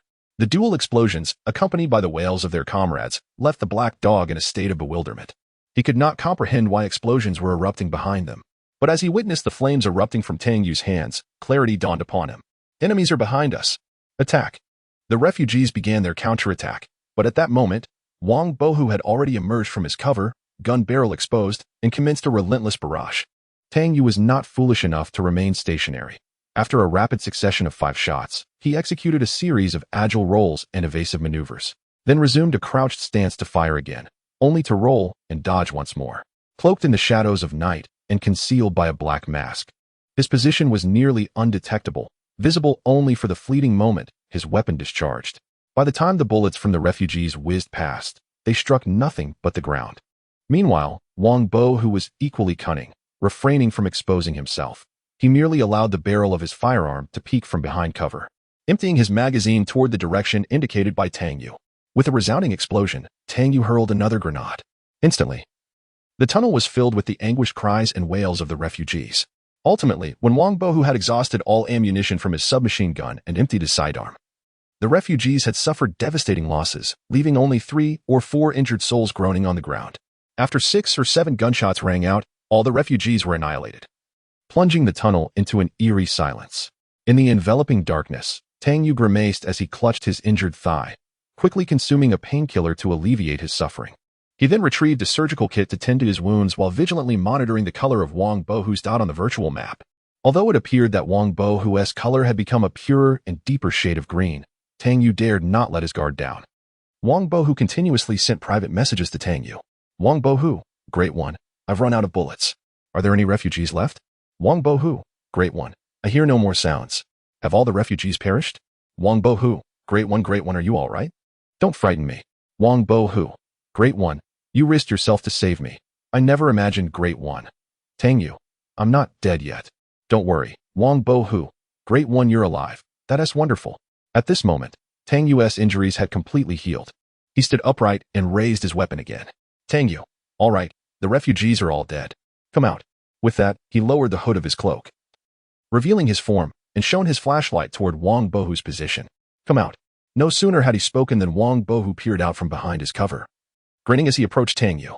Great One, I finally see you. However, the instant he discerned Tang Yu's features, his expression morphed into one of horror. Staring at Tang Yu in disbelief, it dawned on Tang Yu that he still wore the black mask. Hence Wang Bohu perceived him as a figure of a different ethnicity. Upon hearing Tang Yu's explanation, comprehension dawned on Wang Bohu. Throughout this exchange, Tang Yu remained acutely aware of Wang Bohu's color changes. The moment he detected even the slightest shift, he would not hesitate to fire. Indeed, Tang Yu soon noticed a transformation in Wang Bohu's color, which had deepened to an even more vibrant green, reminiscent of a lustrous imperial jade. Tang Yu, maintaining an air of composure, lowered the gun's muzzle and casually inquired, Wang Bohu, did you have a girlfriend previously? Wang Bohu, bewildered, nonetheless responded truthfully. There was one, but we broke up. Frustrated, I voluntarily joined the Doomsday game. Ahem. It's nothing. Tang Yu's lips curved slightly. It was then that he noticed Wang Bohu was merely a lad of 17 or 18, which astonished him greatly. I didn't realize you were so young. Wang Bohu bashfully scratched his head. Hee, I just turned 18 this year.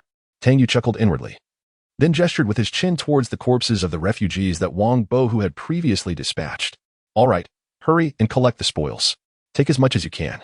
There are over 20 corpses in this tunnel, and it's only fair to share some of the bounty with you. Moreover, the young man had indirectly aided Tang Yu by drawing considerable fire in the tunnel. Really, master. Although Wang Bo, who had entertained this thought earlier, he found it hard to believe now that Tang Yu had actually voiced it. The joy was almost overwhelming. Indeed, as long as you can secure it. Go and scavenge quickly. We should hasten. The refugees are likely keeping an eye on this place. Wang Bo, who did not hesitate. He genuinely needed these weapons to enhance his combat capabilities. He swiftly made his way towards the location of the grenade explosion. Meanwhile, Tang Yu's gaze shifted towards the position of the black dog, a smile gracing his lips. The act of gathering spoils brought immense pleasure. Furthermore, the leader of these refugees, capable of commanding over 20 individuals, must surely possess some valuable items. Chapter 24. Sabotaging the subway station's power system. Upgrading the hideout. Tang Yu and Wang Bo, who did not linger for long, as it was not the moment to assess the quality of their spoils.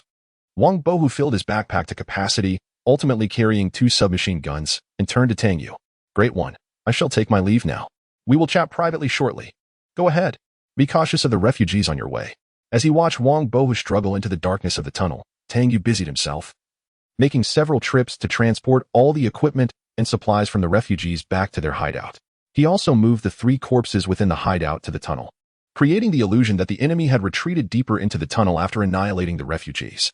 After meticulously clearing any traces that might expose their location, Tang Yu finally exhaled a long sigh of relief. The day's events had indeed been quite thrilling.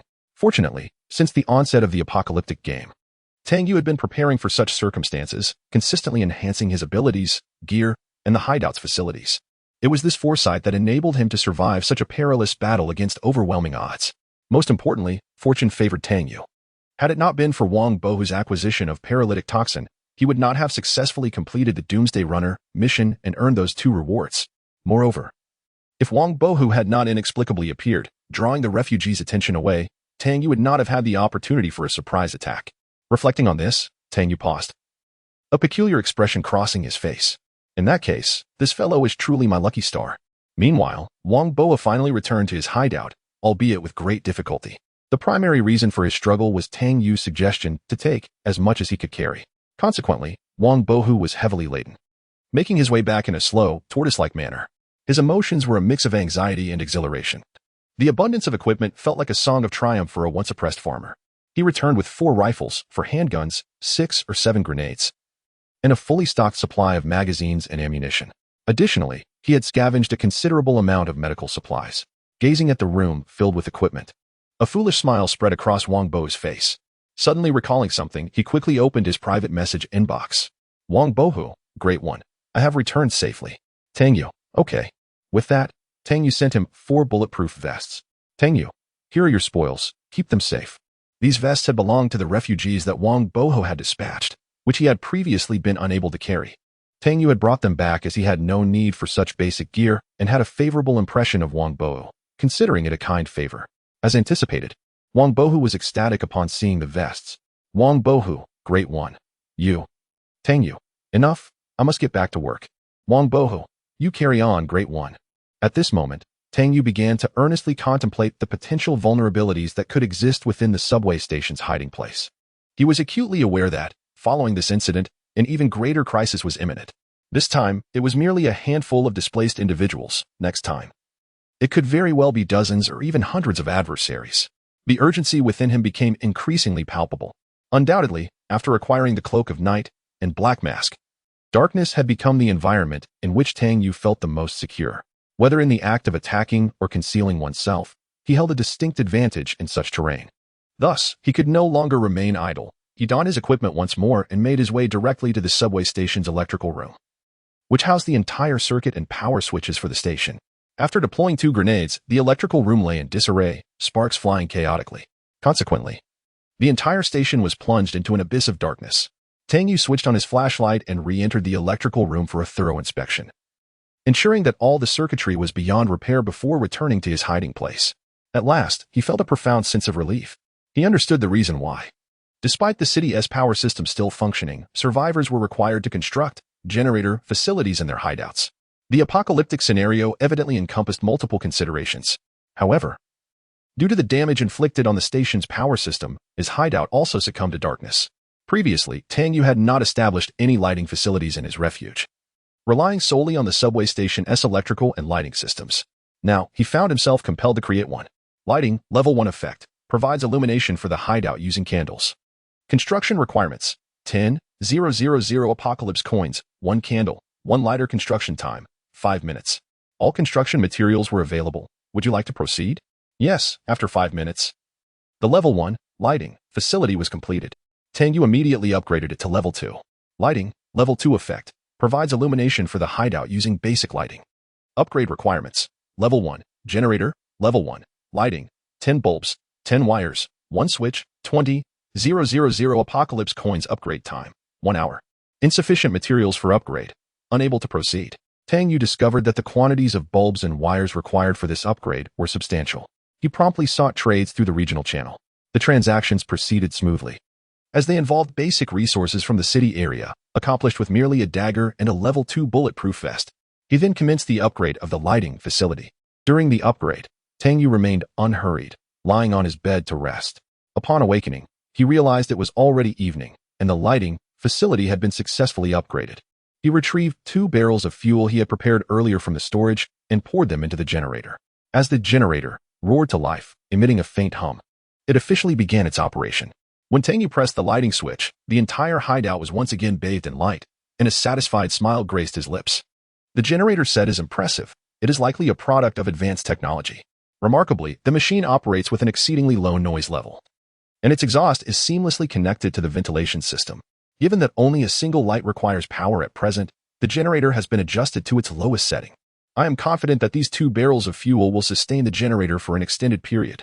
Subsequently, Tang Yu stepped outside his hideout, carefully confirming that the sounds, illumination, and vibrations from the generator would go unnoticed from the outside. Only then did he feel a sense of relief. He silently rejoiced in his decision to trade for the soundproof alloy door and insulated walls earlier that morning. Returning to the hideout, he began constructing the kitchen facilities that he had not had time to build today. At last, Tang Yu found the opportunity to organize the spoils from today's battle. Undeniably, the magnitude of his gains was unprecedented, and as he surveyed the array of equipment strewn about, a subtle sense of accomplishment welled up within him. Chapter 25. The unpredictable waves. The response of the flesh dog. The night had fully descended into darkness. In the refugee camp, the flesh dog inquired once more. Has the black dog returned yet? Boss, dog brother, has T come back? Earlier today, he sent someone to report that he found the place where our brothers were killed, right inside the Huayuan metro station. He took over 20 brothers with him to search for the enemy. With so many brothers accompanying him, the black dog should be returning shortly, shouldn't he? As the flesh dog listened to his subordinate's report, an increasing sense of unease settled within him. Although reason told him that the black dog, accompanied by over 20 men, was unlikely to encounter any mishaps, it was already nightfall, and such a delay was unusual. No, we must send someone to look for the black dog and ascertain the situation. Following the flesh dog's command, a team of over 10 set out once again towards the Huayuan station. At that moment, Tang Yu was intently studying a map in his hands. Map of the White Tower District. Luo City. Type: Intelligence item. Occupied spaces. 21. Description: This is a detailed map recording the street information of the White Tower District in Luo City. This was Tang Yu's first direct understanding of the streets and locations in his area. He quickly pinpointed the location of the metro station, situated right in the middle of the central area and the boundary of the White Tower District. It was neither an advantageous nor a disadvantageous position. The Huayuan station was so named because of the nearby White Tower Flower Park. Simultaneously, Tang Yu located the position of the Red Romance Club, which he had previously visited. Indeed, it was only 1 station away. He also found the location of the number 15 apartment, positioned between the Red Romance direction and the next station. According to the map's annotations, this area seemed to be primarily inhabited by the middle class, as it was adjacent to a large shopping supermarket and a luxurious automobile 4S store, along with a bank situated there. Notably, a building marked as the Trading Center was circled in red ink, with the words Base Camp inscribed above it. This trading center was evidently the stronghold of the refugees in this region. Tang Yu carefully stored the map. Its value was significant, providing him with ample opportunities for action. He then produced a key. Pinewood Hotel Room 903 key, effect, can unlock Room 903 of the Pinewood Hotel. Both items had been retrieved from the refugee leader. Tang Yu speculated that this key likely belonged to a private room of the individual, where it was probable that valuable supplies were stored. With that thought, Tang Yu felt an overwhelming urge to rummage through it. Tang Yu now had 2 exploration avenues. One was the number 15 apartment. He possessed 3 keys to this apartment, making it ripe for exploration. The other was room 903 of the Pinewood Hotel. It was noteworthy that the Pinewood Hotel was conveniently located adjacent to the No. 15 apartment, separated only by the bank building. However, the specific circumstances require Tang Yu to make a decision based on the events of the Super Tycoon tomorrow. Due to the overwhelming amount of loot acquired today, the warehouse is evidently incapable of accommodating such a vast collection. Tang Yu, exhausted, placed the items in a corner and soon found himself drowsy. His energy had been utterly depleted, and he quickly succumbed to slumber. Minutes after he fell asleep, a group of scavengers dispatched by the meat dogs to locate the Black Dog team finally arrived at the Garden subway station. The area was shrouded in darkness. Silence. One commanded, illuminating a flashlight as they cautiously advanced. Upon witnessing the subway station enveloped in impenetrable gloom, the leader's heart sank with foreboding. In such an environment, it seemed implausible that the Black Dogs could have lingered here for long. Yet, under the order of their leader, they had no choice but to proceed. Thus, the entire group began their search within the subway station. They soon discovered bloodstains and signs of struggle in the control room. As they meticulously explored, one individual, upon shining his flashlight into the tunnel, appeared to discern something lying on the ground. "Hey, it seems there's something in the tunnel," he exclaimed. They ventured deeper into the tunnel for several meters, and incredulity marked their faces. This must be 3 centimeters. One scavenger recognized the identity of the corpse. And there's more. That person seems to be ergo. Panic ensued, and the flashlight beams pierced deeper into the tunnel. 1, 2, 3, 27. Familiar faces lay lifeless on the ground. Except for 5 individuals who had perished by military knives, it was evident that the others had endured a fierce battle. Each body bore numerous bullet holes and wounds inflicted by shrapnel from grenades. The leader stared at the fallen Black Dogs, their eyes wide open in eternal torment, his heart racing with dread. What a nightmare. The Black Dogs, accompanied by over 20 individuals, had all met their demise here. It was glaringly apparent that this was a premeditated assault targeting their camp. If the assailants remained nearby, the lives of the mere dozen individuals with him were utterly expendable. Not only him, but the other scavengers, upon witnessing the carnage, were engulfed in sheer terror. Many of them had shared drinks with the deceased just the previous night. Everyone, retreat quickly, the leader instructed, hastily capturing a few photographs of the scene within the tunnel before urging his subordinates to flee. The scavengers, in a state of panic, scrambled back in disarray. Upon stumbling out of the subway station's entrance and gazing at the luminous moonlight above, they collectively exhaled in relief. Yet, looking back at the ominous subway station, it resembled an endless abyss of despair. After a brief recovery of their strength, they hastened their return to the camp. "What? You say all 20-some Black Dogs perished in the subway tunnel?" The meat dog leader looked incredulously at the subordinate reporting to him. "Boss, these are the photographs from the scene. The equipment and weapons belonging to the Black Dog and his companions have vanished, leaving only their lifeless bodies within the tunnel. I suspect this is a meticulously orchestrated attack against us." Upon receiving the photographs, the Hound of Flesh gazed at the image of the Black Dog, whose eyes remained forever closed in death, and the corpses of other refugees. His countenance was overshadowed by an intense gloom and fury. Who was behind this scheme? Cabin or the Butcher? He approached the city map affixed to the wall for further scrutiny. Cabin has taken over the 4S car dealership, while the Butcher resides in the theater building. The subway tunnel indeed leads toward their territory, and the Red Romance Club is situated right at the intersection of our 3 domains. Good grief, could it truly be these 2 rascals attempting to ensnare me? Although he hesitated to confirm this suspicion, the Hound of Flesh understood that he could not remain idle. Otherwise, his subordinates might entertain unsettling thoughts. With this in mind, he turned to his men and instructed, "Inform the Blade to meet with me." 10 minutes later, a figure clad entirely in black, sporting a skull mask, appeared before the Hound of Flesh. "Blade, you must have heard the news. Today, over 20 men of the Black Dog perished in the tunnel.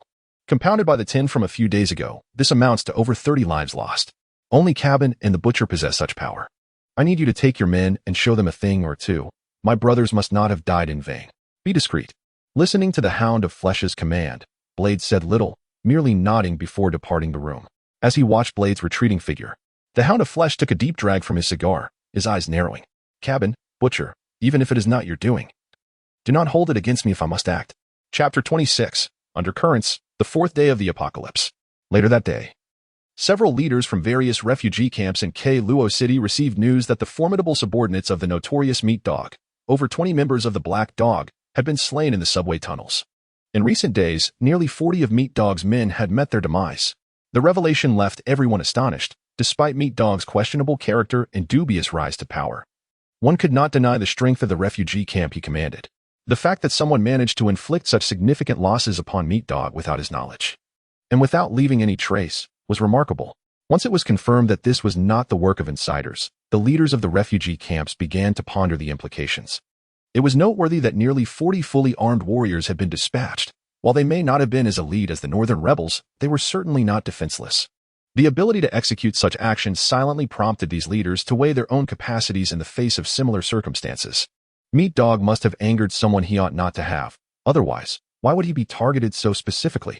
This sentiment was not isolated.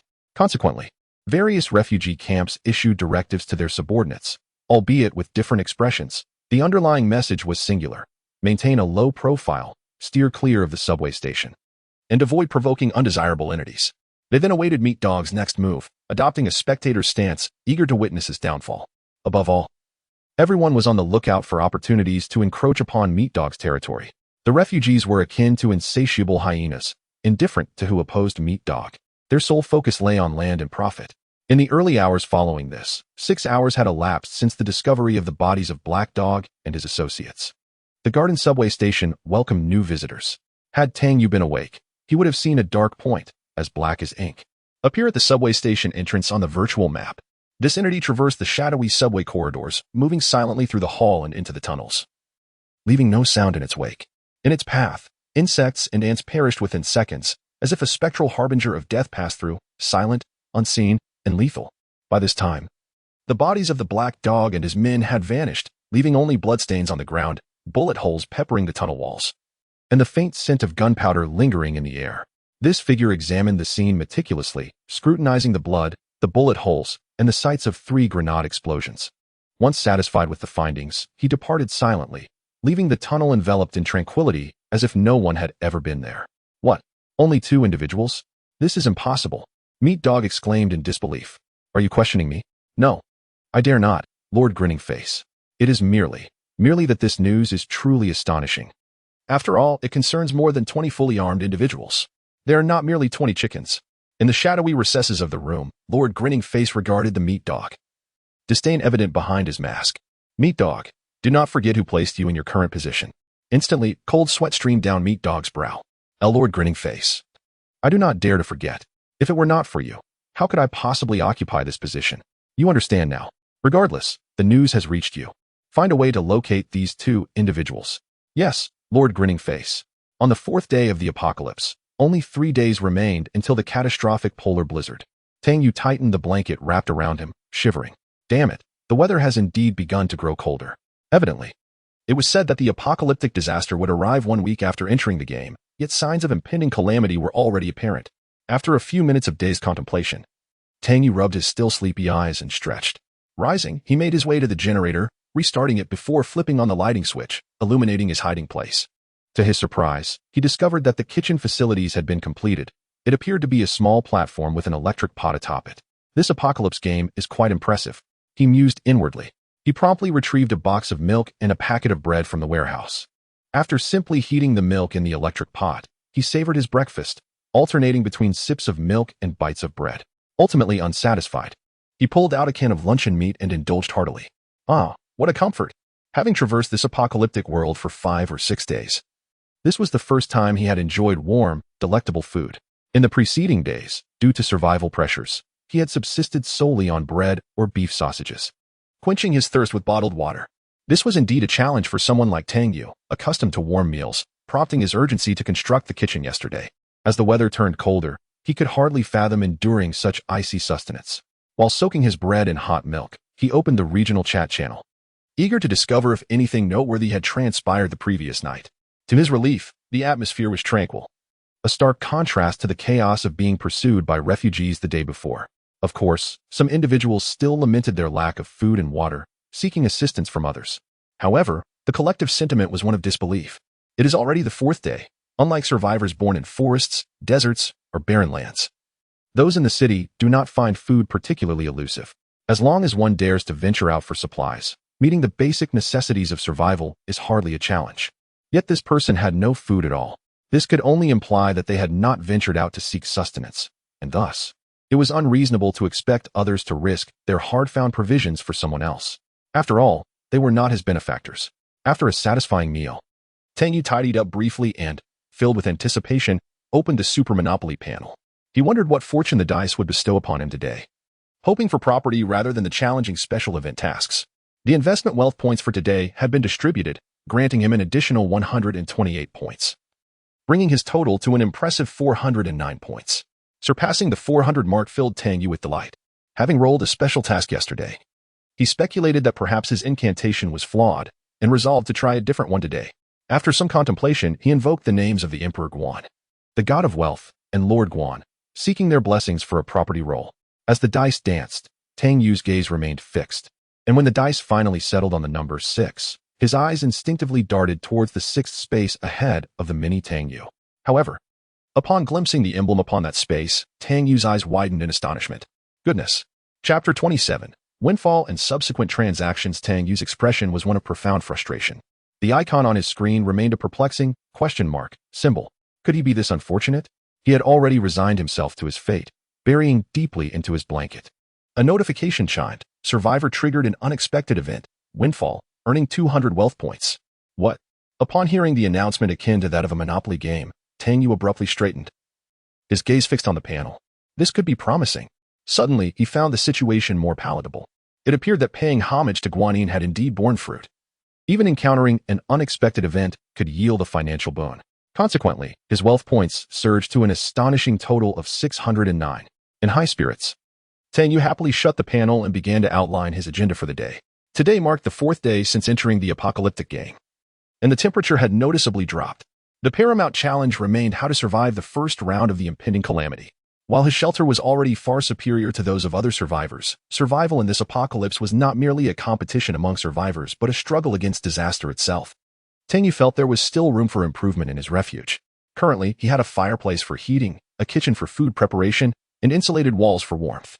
However, the severity of the forthcoming blizzard remained uncertain. Given the polar conditions expected, he anticipated temperatures plummeting to -50 or 60 degrees Celsius. Even with the fireplace's enhancement of 50 degrees, the temperature would merely hover around freezing, still quite frigid. What if the extreme cold proved even more severe, plunging to -70 or 80 degrees, or even lower? Furthermore, this disaster was projected to last a staggering 3 days. Tang Yu realized the necessity of early preparations.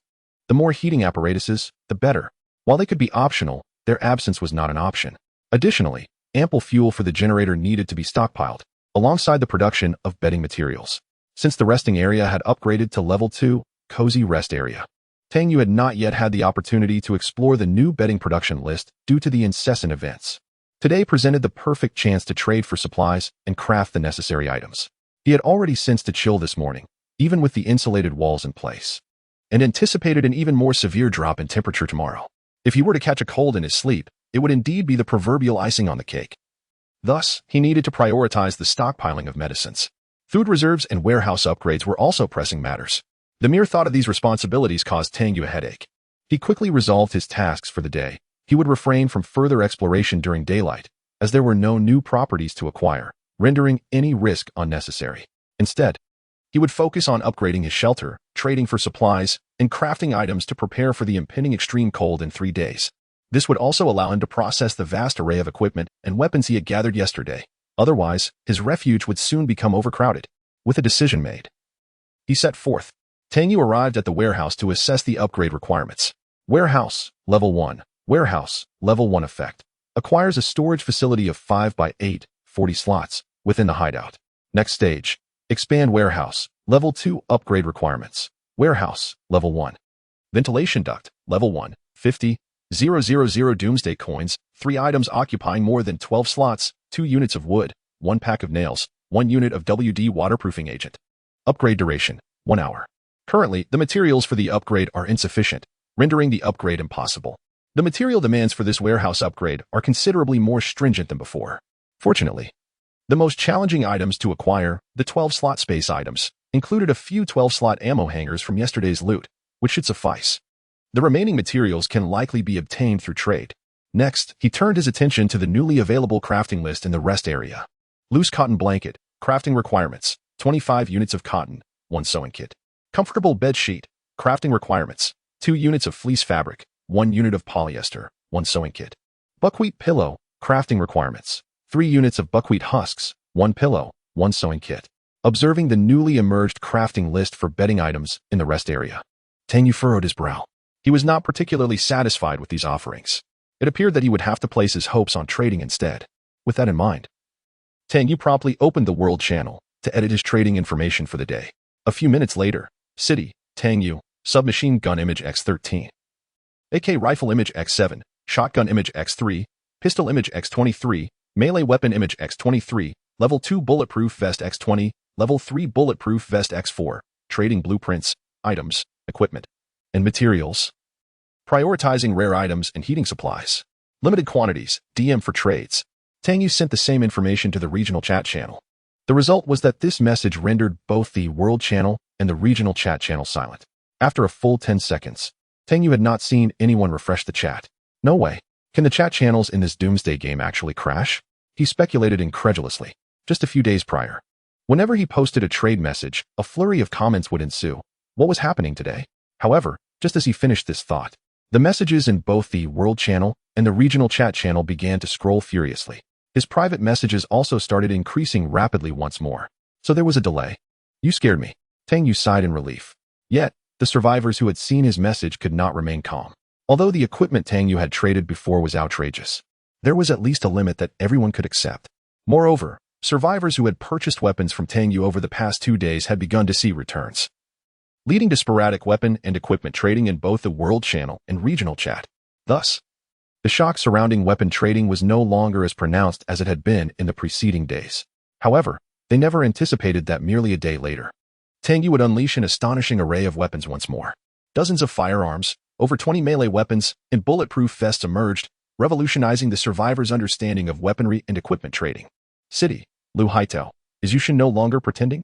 Has he finally brought forth everything from his arsenal? Forest, Lu Mintao, this is outrageous. How can Yushin release so much at once without fearing inflation? Prairie, Wang Minman, I believe Yushin is impressive. This could enhance the survival skills of many, if only the prices were a bit lower.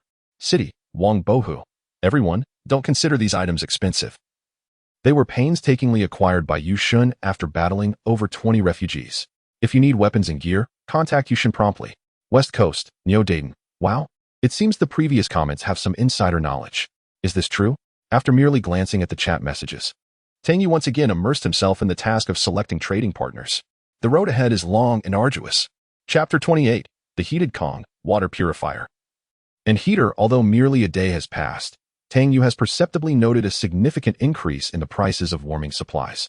What could be traded for a single long gun yesterday now demands 2 or even 3 times that amount today.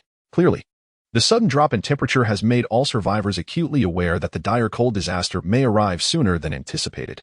However, Tang Yu harbors no dissatisfaction regarding this matter. He had foreseen it long before. He feels an immense sense of relief for having made the prudent decision to amass a considerable stockpile of essential supplies while others were still in the early stages of the apocalypse. Consequently, Tang Yu is quite liberal in his trading approach. As long as the other party does not make unreasonable demands and their requests remain within a rational range, he is inclined to engage in transactions. He has also placed particular emphasis on the necessary upgrade materials for constructing facilities. After spending the entire morning, once all weapons and equipment have been adequately exchanged, he has not only acquired a substantial amount of resources for upgrading his sanctuary and food reserves, but has also accumulated a wealth of apocalypse currency. Additionally, he has procured several commendable rare items and blueprints, among which is a blueprint for upgrading his sanctuary, much to Tang Yu's satisfaction. However, obtaining this blueprint required him to expend approximately 1/10 of his traded goods, which he considers a worthwhile investment. Blueprint for sanctuary upgrade. Underground bunker. Type.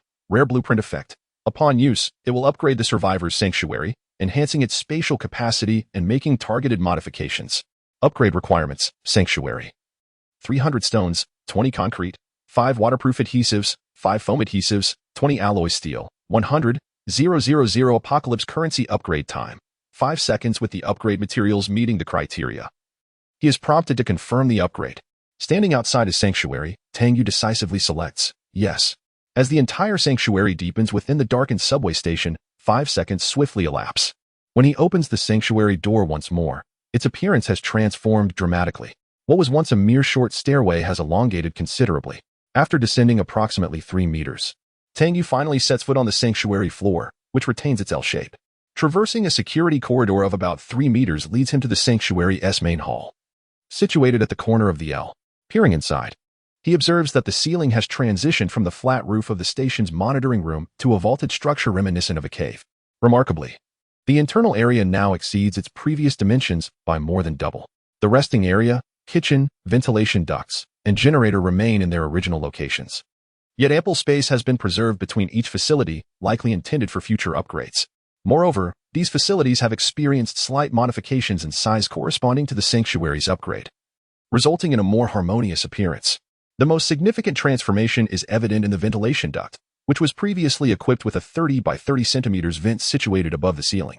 At this moment, he found himself above the longer wall of the hideout L, where a single ventilation shaft had transformed into 3. Thus, even though he was currently underground, the air within the hideout remained remarkably fresh. As Tang Yu surveyed the data presented on the virtual map, he noted that the subway station was inherently subterranean. And at this juncture, the hideout had already descended 30 meters below the surface. This refuge should suffice for the time being. After briefly scanning the surroundings, Tang Yu commenced the construction of additional facilities. Rest Area Renovation Blueprint. Heated Kong. Type. Rare Blueprint Effect 1. Transforms the beds in the rest area into heated Kong beds, allowing for the combustion of wood, charcoal, and other combustible materials to elevate the temperature within the rest area by 10 to 40 degrees, providing resistance against the cold. Effect 2. Reduces the probability of survivors suffering from colds and frostbite by 30, while decreasing water consumption by 40. Renovation requirements. Rest area, Level 1. Ventilation duct, Level 1. Firebrick X50, Insulation mat X1 renovation time, 1 hour. Water collector renovation blueprint, purification type, Rare Blueprint Effect 1. Generates 500 milliliters of purified water per hour. With a storage capacity of 5L, requiring the replacement of 2 filter cartridges weekly. Effect 2. Wastewater filtration efficiency is 2L per hour, necessitating the replacement of 2 filter cartridges every 3 days. Renovation requirements. Kitchen, Level 1. Water collector, Level 1. Generator, Level 1. Filter cartridge X2. Pipe tape X1. Corrugated hose X1. Apocalypse currency X20. 000 renovation time, 1 hour. Kitchen renovation blueprint. Heater. Type. Rare Blueprint Effect 1. Adds a heating facility in the kitchen area, providing a continuous supply of hot water and reducing kitchen energy consumption by 12. Effect 2. Decreases the probability of survivors contracting gastrointestinal diseases and colds by 10. Renovation requirements. Kitchen, Level 1. Water collector, Level 1. Generator, Level 1. Or stove, Level 1. Apocalypse currency X25, 000. Faucet X1. Metal parts X1 renovation time, 1 hour. These 3 facility blueprints for the hideout were meticulously selected by Tang Yu, and he immediately initiated the renovation of the rest area renovation blueprint, Heated Kong. Following this, he proceeded to construct the water collector adjacent to the kitchen. Fortunately, he possessed all the necessary materials for this construction and chose to proceed without delay. Initially, Tang Yu had not been in a rush to build the water collector, as his current water supply was more than adequate, with ample bottled water and milk acquired from recent trades, sufficient for a week's sustenance. However, upon seeing the purifier and heater facilities, he decided to seize the opportunity, preparing for the future, knowing they would eventually prove useful. Furthermore, the cost of these 2 blueprints was exceptionally low, merely the price of a long gone. Nevertheless, Tang Yu understood that the traders of these rare blueprints were survivors from the urban area, thus their demand for water sources at this stage was minimal, and the construction requirements were quite stringent, making it exceedingly rare for survivors who could meet such demands at this time. It would be far more advantageous to engage in a trade of weaponry with Tang Yu, as weapons undoubtedly remain a robust currency even after the initial cataclysm. Despite Tang Yu's frequent transactions involving arms in recent days, the number of survivors capable of acquiring firearms independently remains quite limited. Half an hour later, the construction of the water collector was completed. Tang Yu promptly chose to utilize the rare blueprints for the water purifier and heater. During this time, the warehouse upgrade had already been accomplished, expanding its capacity to 200 slots. While this may seem ample, the varying space requirements of items in this apocalyptic game meant that only the smaller, more cumbersome items, such as food, water, and medical supplies, were stored there. In contrast, the fuel for the purchase generators was neatly arranged in a corner on the other side of his hideout. He had successfully traded for approximately 20 barrels of it. Considering a consumption rate of 1 barrel per week, this would suffice for an extended period. This transaction was made with a player who happened to live near a gas station.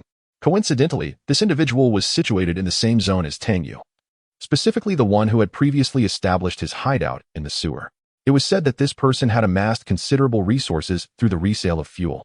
Tang Yu couldn't help but admire the resourcefulness of capable individuals. Those who are adept at recognizing opportunities will invariably find ways to benefit themselves. As Tang Yu stacked the necessary materials, such as wood and charcoal, for the stove in the corner, it was already 2 p.m., and all upgraded facilities had been completed. Chapter 29. The hideout's upgrade completed. The resting area of the Pinewood Hotel's room 903 had undergone a complete transformation. The once modest wooden single bed had been replaced by a spacious 1.8 x 2 heated Kong bed, seamlessly integrated with the wall, connected to a flue that led to the adjacent fireplace. At this juncture, the resting area could no longer be merely regarded as a space for Tang Yu to sleep. With the addition of a sofa beside the fireplace and a television placed opposite the wall, it resembled a quaint little living room. Approaching the Kong bed, Tang Yu retrieved several warming beddings from his private mailbox, which he had previously acquired. Among these were a thick cashmere blanket, a thick double quilt, a down pillow, cashmere pajamas, and cashmere socks. Essentially, he had nearly all the essential items and facilities required to withstand the frigid weather, which brought him a sense of comfort. Exhausted, Tang Yu collapsed onto the Kong bed, enveloped by the soft cashmere blanket, drifting into slumber. Unbeknownst to him, the White Tower district had erupted in several incidents where refugees had been attacked. Each assault was brief, resembling a meticulously planned ambush that concluded within mere seconds. Consequently, a wave of anxiety swept through all the refugee organizations within the district. The tempest resulting from Tang Yu's earlier actions in dispatching a refugee began to show signs of spreading to neighboring streets. When Tang Yu awoke again, it was already 9 p.m. He stretched comfortably and rose at a leisurely pace. Indeed, one gets what one pays for. It was evident that he was thoroughly satisfied with the cashmere blanket, as he felt no chill during his rest. He made his way to the kitchen, carrying 2 beef sausages, a piece of bread, and a bag of milk. After lightly frying the sausages and toasting the bread, he rolled them together and savored them with the warm milk. Tang Yu felt an immense sense of contentment. Perhaps it was due to the subterranean nature of his hideout, but the temperature felt notably warmer than it had in the morning. He considered acquiring a thermometer in due course.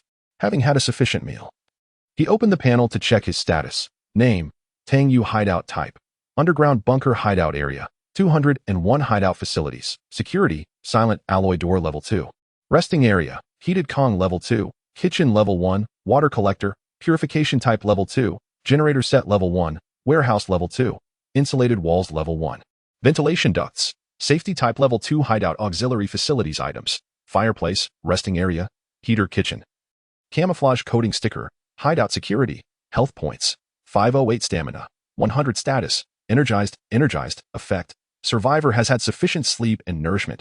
Within 1 hour, stamina consumption reduced by 50. This state is just perfect. Rather than returning to rest, Tang Yu donned his gear. He had been preoccupied with thoughts of the supplies within the Pinewood Hotel and Apartment 15. The reason he had refrained from venturing out during the day was due to the lack of property acquisitions. Recklessly exploring posed too great a risk. As night descended, bolstered by the cloak of darkness and black mask, Tang Yu felt little trepidation. His primary concern lay in the possibility of delaying his expedition for another day or two. Once the temperature plummeted, venturing forth would become increasingly arduous. Thus, he was determined not to squander this rare opportunity for exploration. Soon, fully equipped, he opted for the MP5 submachine gun as his primary weapon instead of an assault rifle, primarily due to its compact size, which would allow him to carry additional supplies. Stepping out of his hideout, a shiver coursed through him. The temperature was likely no more than 15 or 16 degrees. With the hood of his cloak drawn over his head, he seamlessly melded into the darkness and leaped onto the subway tracks, heading towards the direction of the Red Romance Club. 20 minutes later, he emerged at the subway station entrance, cautiously surveying his surroundings. Noticing the absence of any vagrants, he proceeded towards the Pinewood Hotel. The overcast skies, a consequence of the dropping temperatures, obscured the moonlight, yet inadvertently aided Tang Yu. He remained shrouded in shadows, each of his movements rendering the darkness even more profound, fleetingly disappearing from sight. The Pinewood Hotel was located approximately 500 meters from the subway station, adjacent to the Quello Bank, with the 15th apartment on the opposite side. Soon, he spotted the hotel's sign, though it had been partially obliterated by explosions. The streets were littered with vehicles haphazardly strewn about, and craters from shelling marked the pavement. As he approached within 50 meters of the Pinewood Hotel, Tang Yu began to move stealthily, his body bent low. The effects of his stealth operation skill began to manifest. Only those in extremely close proximity could faintly hear the soft patter of his footsteps. He remained vigilant, scrutinizing his surroundings without a trace of complacency. Given that the leader of the vagrants possessed a key to the hotel, it was inevitable that others might also share the same access. Each step was taken with utmost caution. However, until he ascended the staircase to the 9th floor, he encountered no unforeseen occurrences. Room 903-903. He swiftly extinguished his flashlight as he stood before the door marked 903. Extracting the key, he inserted it and turned it. With a click, the door swung open, and Tang Yu slipped inside. The room was enveloped in darkness. It was a suite, featuring 2 bedrooms and a living room. After confirming the absence of any occupants in each room, he exhaled a long breath of relief. Drawing the curtains tightly, he entered the living room and activated his flashlight to inspect the premises. To his astonishment, he was met with an impressive sight. Goodness! Could this fellow truly be a minor leader? The first objects to catch Tang Yu's eye were a large and 2 small ammunition boxes, all exquisitely crafted. Clearly a testament to this individual's meticulous collection of equipment. Beside the ammunition box stood 2 mannequins, each adorned with a sleek, jet-black tactical vest. Unlike conventional gear, this vest possessed both ballistic protection and spatial capabilities, rendering it incompatible with standard bulletproof vests. Typically, such tactical vests are of superior quality, leaving one to ponder how this individual acquired such items. One mannequin sported a helmet, while the other was equipped with dark sunglasses and headphones. Additionally, on the floor lay an enormous backpack, reminiscent of elongated outdoor coffins, clearly designed with vast spatial storage. Adjacent to the backpack were several red luggage bags. What a windfall! Tang Yu was genuinely astonished that this minor leader possessed such an abundance of high-grade supplies. Upon unzipping the luggage bags, he discovered they were filled to the brim with currency from the apocalyptic era. The coins were neatly bundled into small rolls, forming a spectacular display. This was merely the bounty within the living room. Tang Yu's gaze shifted towards the remaining 2 bedrooms. Chapter 30. Entering 903, astonishing supplies, striking it rich. As Tang Yu stepped into the secondary bedroom, his eyes were immediately drawn to a cabinet brimming with an abundance of food and beverages, all of which were remarkably rare canned goods and energy drinks. Canned vegetable puree, canned peas, canned herring, canned salmon, and canned stewed beef. Just the sight of them stirred an appetite within Tang Yu. Beneath the food cabinet, several drawers were meticulously organized with high-calorie treats, including chocolates, candies, and energy bars. It was evident that the provisions stored in this room, even a mere few items, were treasures seldom encountered in these times. He could only wonder where this little leader had procured such a vast array of food. Adjacent to the food cabinet stood a crate filled with alcoholic beverages. A cursory glance revealed an ample selection of vodka, wine, and beer. Finally, there was a small cabinet brimming with various medical supplies, showcasing an impressive collection. Among the items were amoxicillin, sterile bandages, military-grade bandages, a vehicle first aid kit, and an emergency surgical kit. To Tang Yu's astonishment, he even discovered a small package of syringes, essentially a spatial container, albeit one designed solely for syringes, with a 4x4 specification containing several injection vials. Tang Yu was left speechless. He could hardly fathom the immense value of such an abundance of food if traded. Even among the survivors in urban areas, after so many days, few could resist the allure of canned goods. Moreover, those born in the desolate Gobi or grasslands would be even more susceptible. Previously, he had observed food trades on the World Channel, which were primarily limited to fruits and homemade grilled meats or fish. After assessing the supplies in the secondary bedroom, Tang Yu proceeded to the master bedroom. His gaze fell upon 3 suitcase-like containers positioned beneath the bed. A smile illuminated his face. It seemed the most valuable items in the room were contained within these 3 boxes. He placed them on the bed and opened them one by one. As soon as he opened the first box, he was met with an unexpected delight. Inside lay 2 blueprints. Information Center Blueprint. Type: Rare Blueprint Effect. Enables the construction of a special facility information center at the hideout. Construction requirements: hideout security, level 2, generator, level 2. Ventilation system, level 2, 500, 000 doomsday currency, 1 laptop, 1 confidential information, 1 terrain intelligence map, 1 encrypted USB drive construction time, 24 hours. Refugee treasure chest blueprint. Type: Rare Blueprint Effect. Enables the construction of a special facility, refugee treasure chest, at the hideout. Construction requirements: information center, level 2, 300. 000 doomsday currency, 1 golden rooster, for Rolex gold watches, 8 gold necklaces, 6 golden skull rings, 3 bronze lion statues. Construction time, 36 hours. Goodness! Tang Yu was utterly astounded, his heart racing uncontrollably. These 2 blueprints were undoubtedly more than mere designs. The special facilities mentioned within them for the hideout were beyond comprehension. The construction requirements outlined in the blueprints are utterly outrageous, reaching the pinnacle of exaggeration. The combined demand for doomsday currency across the two blueprints approaches an astonishing sum of nearly 3 million. Not to mention the unfamiliar nomenclature of materials he has never even heard of. Even with the blueprints in hand, Tang Yu is at a loss as to when he might possibly gather such an extensive array of construction supplies. The most outrageous aspect pertains to the construction time. The Intelligence Center has already stated it will take a full day, 24 hours. Yet, remarkably, the refugee treasure chest has extended the construction duration to a day and a half. Tang Yu is genuinely intrigued. He is certain that these blueprints are far beyond the possession of such a minor refugee leader. The drops from the malevolent deity's follower he defeated previously were not nearly as extravagant, coupled with the astonishing materials from the other two rooms. His curiosity about this refugee leader continues to intensify. He promptly stows the blueprints in his backpack. Regardless of the circumstances, he has no intention of relinquishing this opportunity. He even harbors a desire for this individual to assist him in procuring all the necessary materials for construction, thereby sparing him the trouble of searching high and low. When he opens the second suitcase, he is taken aback. Inside the suitcase lies an abundance of various golden artifacts, 1 golden rooster, 2 Rolex gold watches, 4 gold necklaces, 2 golden skull rings, and 1 bronze lion sculpture. Astonishingly, the materials required for constructing the refugee treasure chest are already approximately 1/3 fulfilled. Is this truly conceivable? Tang Yu gazes at the third box, swallowing the saliva that is gathered in his mouth. Surely, the materials for constructing the Intelligence Center cannot be contained within this one.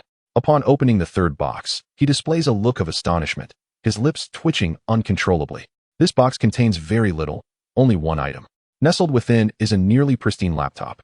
Laptop, occupancy, 3x4 description, a rarity in the post-apocalyptic world, possessed by only a select few. It is rumored to be exchangeable for disaster currency with collectors. Tang Yu recognizes the familiar term disaster currency. This item can only be procured with disaster currency, undoubtedly. The value of this laptop exceeds Tang Yu's expectations. However, after a brief surge of excitement, an overwhelming wave of elation floods his heart. To his surprise, this benevolent act has directly supplied him with the most challenging item to acquire. Tang Yu, without hesitation, realizes that all 3 suitcases are spatial containers. Aluminum alloy suitcase, type, container occupancy, 4x4 capacity, 8x8, 64 slots. The spatial dimensions of the suitcase exceed any container Tang Yu has previously encountered. He is determined to take them all. Returning to the living room, he removes the 20-slot backpack from his shoulders and equips the enormous, coffin-like backpack. Camel travel backpack, type, backpack occupied slots, 5x7 container size, 5x7 movement speed impact, -7 turning speed impact, -4 after Tang Yu had exchanged his backpack. He returned to the master bedroom, placing the suitcase filled with various golden artifacts into the backpack, followed by his laptop. The 2 items occupied exactly 29 slots, while 2 rare blueprints took up an additional 2 slots, leaving only 4 slots of space in the travel bag. At this point, Tang Yu had reached his limit, as his ammunition space was filled with magazines and grenades, leaving little room for anything else. Nonetheless, he held on to the notion of not leaving empty-handed. He conducted a thorough search of the bedroom, and to his surprise, he discovered something intriguing. Behind a wall painting at the head of the bed, there was a hidden compartment. Upon opening it, he found only 2 items, a notebook and something resembling a ring box. Tang Yu did not linger. Recognizing that such a well-concealed stash must hold significance, he promptly stuffed it into his backpack, completing the fullness of his space. Finally, he cast one last glance at the room filled with supplies. "I'll be back to take you home soon, my treasures," he said. Securing the door of room 903 once more, and stepping into the shadows as he made his way back to his hiding place. Chapter 31. A complete evacuation. A late-night visitor this evening proved to be exceptionally thrilling. Tang Yu tirelessly made 4 trips to clear out the supplies from room 903. During his second and third excursions, he focused primarily on transporting the 2 bulletproof vests from the living room, along with the equipment from the weapons box. Each vest was meticulously packed with various food items, maximizing every inch of available space. What delighted him most was the discovery that one of the ammunition boxes, containing grenades, also functioned as a space container. Grenade box, type, container occupied space, 3x3 capacity, 8x8, 64 slots. Note, can only store grenades, artillery shells, grenade fuses. The value of this item was undeniably immense, especially considering it was filled to the brim with an assortment of grenades. Tang Yu no longer needed to fret over his dwindling supply of grenades. Consequently, his effort to transport this ammunition box resulted in an additional trip. By the time he returned to room 903 for the fourth time, the living room had been entirely emptied, leaving only a portion of food in the secondary bedroom. Tang Yu promptly placed all the food into a specially designated suitcase, which he then stowed away in his backpack. At last, he had successfully cleared all supplies from room 903. After conducting a thorough search to ensure nothing was overlooked, Tang Yu stepped out of the room, feeling a profound sense of satisfaction. This evening had yielded an unprecedented bounty. In terms of value, it could easily rival the vast spoils he had acquired the previous day. The acquisition of numerous space containers temporarily alleviated the issue of limited storage in his hideout, not to mention the worth of the 2 blueprints and the supplies. Just the thought of it sent shivers down his spine. After a night of diligent work, it was now 3 a.m. Tang Yu had been active for nearly 6 hours. And despite numerous replenishments of food and water, his physical stamina was nearing its limits. After consuming another energy drink for a brief boost, he stepped into the shadows and exited the Pinewood Hotel. As he approached the street corner, an inexplicable urge compelled him to glance back at apartment 15. Initially, he had intended to explore it alongside his current endeavor, but it seemed that would have to wait for another day. However, just as he was about to leave, he suddenly froze, his expression turning serious as he refocused on apartment 15. He concealed himself completely within the shadows, betraying no hint of his presence. Through his gaze, he observed that amidst the darkness, a faint glimmer of firelight illuminated one of the windows in the previously pitch-black apartment. Although the light was feeble, in the depths of the night, it shone with startling clarity. Someone was inside. In the dead of night, igniting a fire, Tang Yu doubted it was survivors. They would not be so foolish, as such an act would only serve to expose their location. Who could it be? After pondering fruitlessly, he committed the room's location to memory and turned to leave. On the 15th, he would inevitably venture to explore the apartment, seizing any opportunity to assess the situation. An hour later, Tang Yu finally returned to the Huayuan subway station. As he stepped into his refuge and retrieved the supplies from his backpack, exhaustion overwhelmed him. He hurried to the restroom for a quick wash, then collapsed onto the heated bed, pulling a warm cashmere blanket over himself, succumbing to drowsiness. I'll sort through my gains tomorrow, he thought, his final notion before drifting off. Yet, it appeared that this night was fraught with disturbances. Just as he was on the brink of slumber, Tang Yu abruptly opened his eyes, any trace of sleep replaced by shock and solemnity. For within the virtual map of the subway station in his mind, an unexpected intruder had appeared. A pitch-black dot, as dark as ink, traversed the deserted subway corridor. Entering from the Huayuan station, it passed the control room and the staff lounge, ultimately arriving at the tunnel where the vagrant had been slain the previous day. Who was this individual? This was Tang Yu's first encounter with such a dark entity. The most severe encounter prior had merely involved a follower of the malevolent deity, whose presence was marked only by a deep crimson hue. Wait a moment. A follower of the malevolent deity. Deep crimson. Dark dot. Could this individual also be a follower of the malevolent deity? Tang Yu was acutely aware of the significance behind the varying colors of the dots on the virtual map. Red signified absolute hostility. To possess such a pitch-black hue, one must harbor an intense animosity. But hold on. He had never seen this person before. Those who had encountered him were long dead. Was this individual simply malevolent? Tang Yu speculated on the identity of this uninvited guest, but found no substantial clues. However, it was certain that if this individual were indeed linked to the followers of the malevolent deity, he was an entity that Tang Yu could not afford to provoke. What a jest!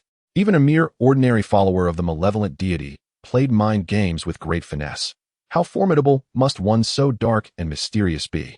Tang Yu felt a surge of relief wash over him. It was indeed a close call. He had traversed the very tunnel leading to the Songmu Hotel multiple times that night, fortunate to have returned early. Had he lingered even slightly, he might have encountered this entity head-on.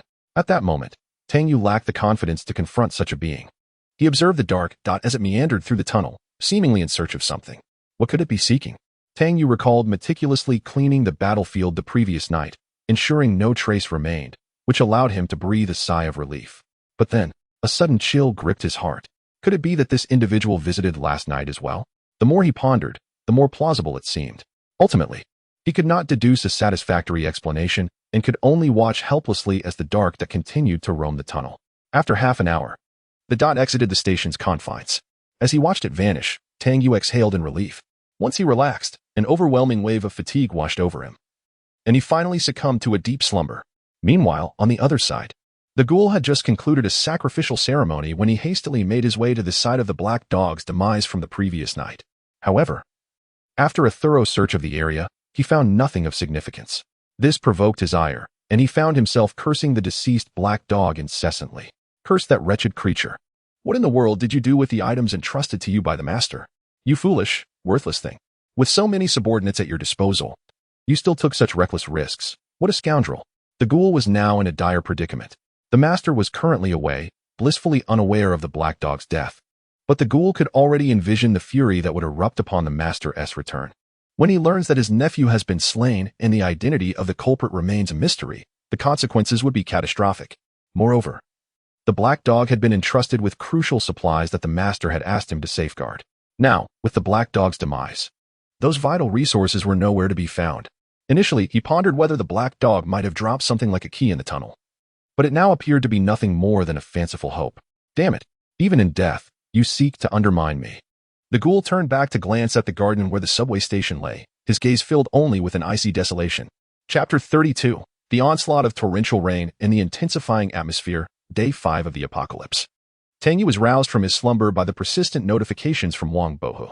Rubbing his eyes and stifling a yawn, he glanced at the messages. Wang Bohu, great God. Something serious has occurred. Look outside. It's pouring rain, a deluge. Wang Bohu, great God. The temperature has plummeted significantly today. Wang Bohu, great God. It seems this calamity may arrive ahead of schedule. Wang Bohu, great God. Tang Yu noted the time. It was now 11 a.m. Wang Bohu had been messaging him since 7 a.m., and the tally had risen to numerous notifications. This fellow must be quite the chatterbox. Tang Yu felt somewhat exasperated. Nevertheless, he was mildly concerned about the heavy rain and the drop in temperature that Wang Bohu mentioned. Emerging from his cocoon, he immediately sensed a chill in the air. However, since his refuge was deep underground and insulated by thermal walls, the indoor temperature was still relatively bearable, hovering around 17 to 18 degrees Celsius. After dressing, he opted not to don his gear as the subway station was deserted. He ascended the staircase to the entrance of his hideout. Upon opening the soundproof door, a wave of icy air enveloped him.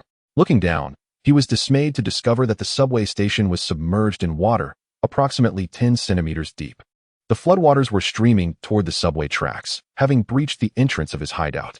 Fortunately, the quality of the door was commendable, and every crevice was sealed, preventing the rainwater from infiltrating his sanctuary last night. Otherwise, the consequences would have been dire. Tang Yu hastily closed the door, successfully halting the encroaching water. However, in the brief moments the door was ajar, water had already flowed down the staircase and into the corridor. Quickly descending, he retrieved a blanket to lay across the corridor, soaking up the rainwater pooling on the floor. By the time he finished, 20 minutes had elapsed. Although the indoor temperature remained tolerable, the recent contact with the frigid water had left him shivering. The outdoor temperature had evidently dropped to around 10 degrees Celsius, a clear consequence of the sudden downpour. This torrential rain was likely a precursor to an impending polar blizzard. Tang Yu reflected on the ominous clouds that had loomed over the city the previous night. He felt a wave of relief wash over him, having retrieved supplies from 903 last night. Otherwise, he would have found himself in a precarious situation. Worried about catching a cold from the chill, Tang Yu swiftly ignited the fireplace in the resting area. The fireplace could elevate the indoor temperature by 20 to 50 degrees. So he merely added a small amount of firewood. Soon, he felt the warmth enveloping his hideout, particularly in the resting area, as his body began to thaw. After sending a brief reply to Wang Bohu, Tang Yu opened the regional chat channel to check on the status of others. The sudden downpour left everyone somewhat bewildered. For to many, it was merely the 5th day, with the true disaster looming just 2 days ahead. Consequently, numerous individuals were ill-prepared. This was particularly true for survivors whose shelters were situated at lower elevations. Many of their refuges were now inundated. Among them was a survivor who had previously engaged in a fuel trade with Tang Yu, whose hideout was located in a sewer. Under normal weather conditions, it would have been a sufficiently secure shelter, but in today's torrential rain, it became the first to suffer. This individual now sought solace in an abandoned residential building nearby, lamenting his plight to anyone who would listen. However, based on Tang Yu's understanding of him, this fellow had managed to amass considerable resources through his dealings in fuel over the past few days. He possessed weapons, gear, and ample food and water. His circumstances were far from the dire straits he claimed. Of course, returning to his shelter was now out of the question. There were indeed many survivors in similar situations, each possessing unique resources. In the preceding days, as long as one was not particularly foolish or indolent, they had sufficient supplies to contend with today's challenges. For instance, the rare blueprints and materials Tang Yu had traded for. While some individuals were compelled to make exchanges out of necessity, A significant portion had surplus resources to barter, which was quite evident. Thus, Tang Yu chose to disregard those lamenting in the channels and turn to the world channel. It was clear that the cold front brought by this rainstorm was global in scope, as virtually every region experienced heavy rainfall. Today, the prices of wood and heating supplies surged dramatically, alongside the cost of food, with some items exceeding the price of ordinary warming essentials, an absurdity indeed. Tang Yu noted that the price of a single warming garment had skyrocketed to match that of a submachine gun and a dagger, and this was still amidst rampant price gouging. He was taken aback by this reality. Upon reviewing his own stockpile, he found only 158 units of wood remaining. Given the rate of temperature drop today, the consumption for the fireplace and heating could soon become precarious.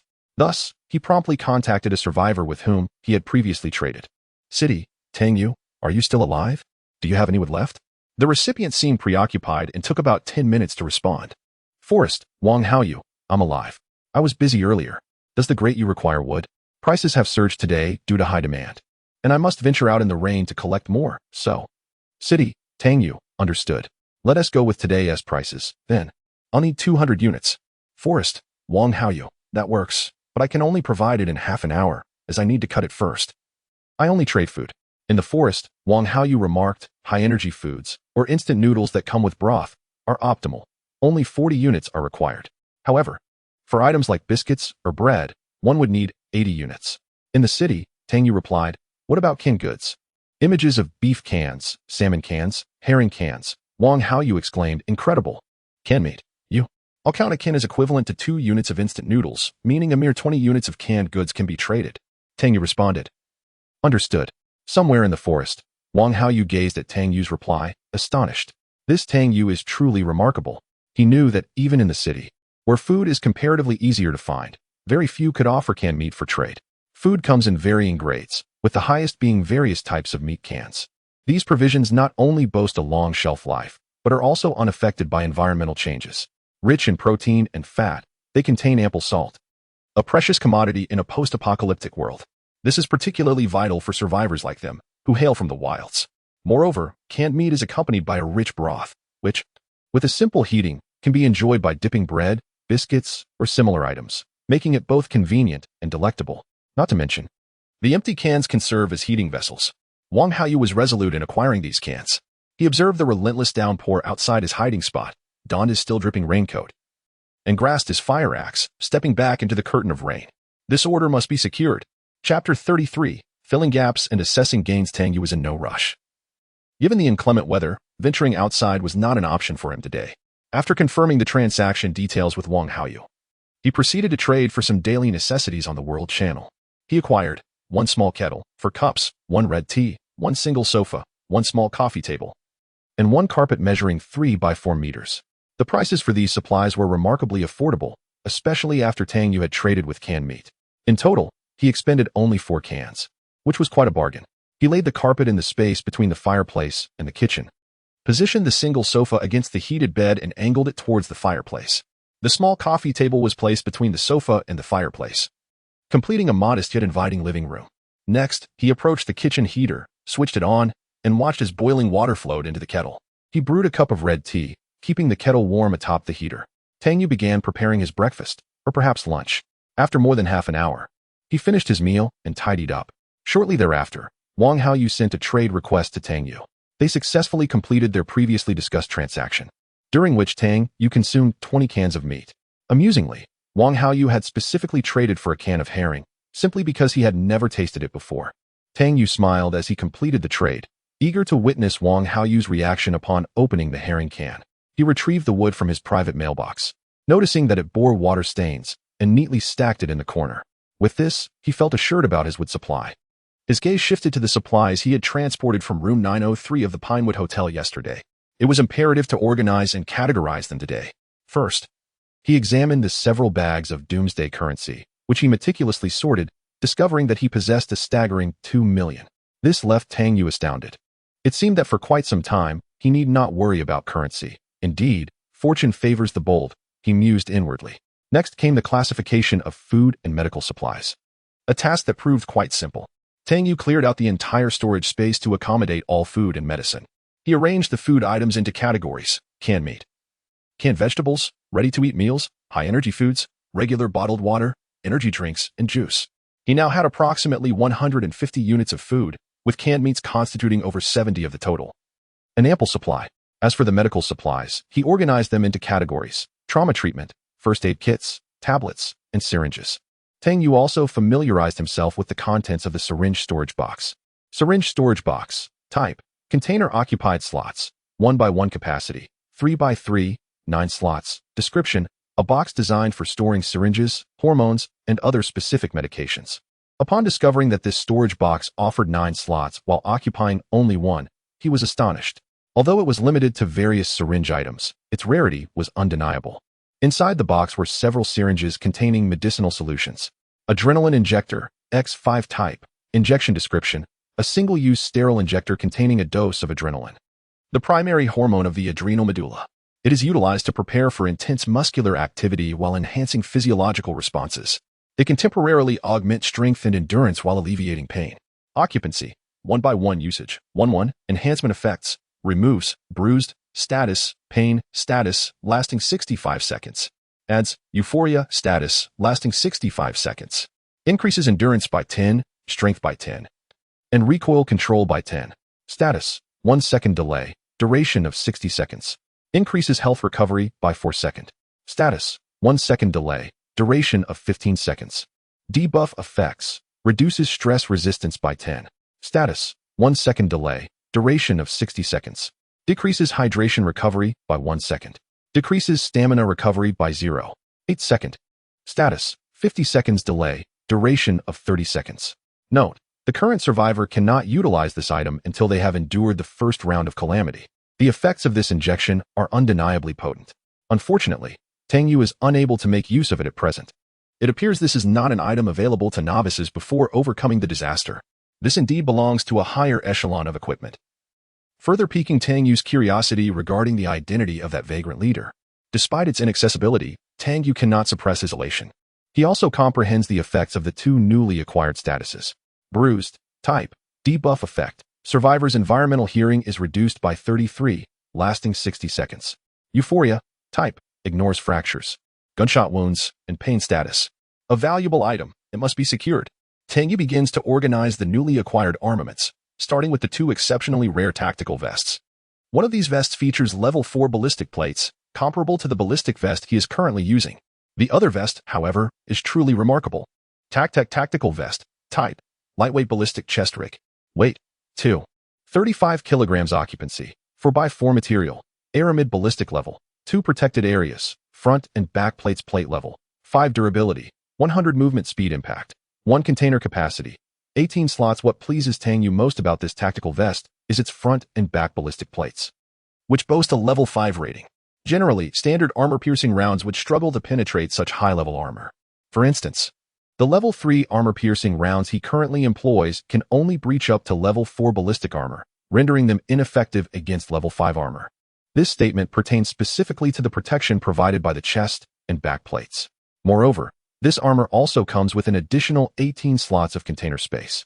And due to its lightweight nature, it weighs less than 5 pounds. Truly perfect.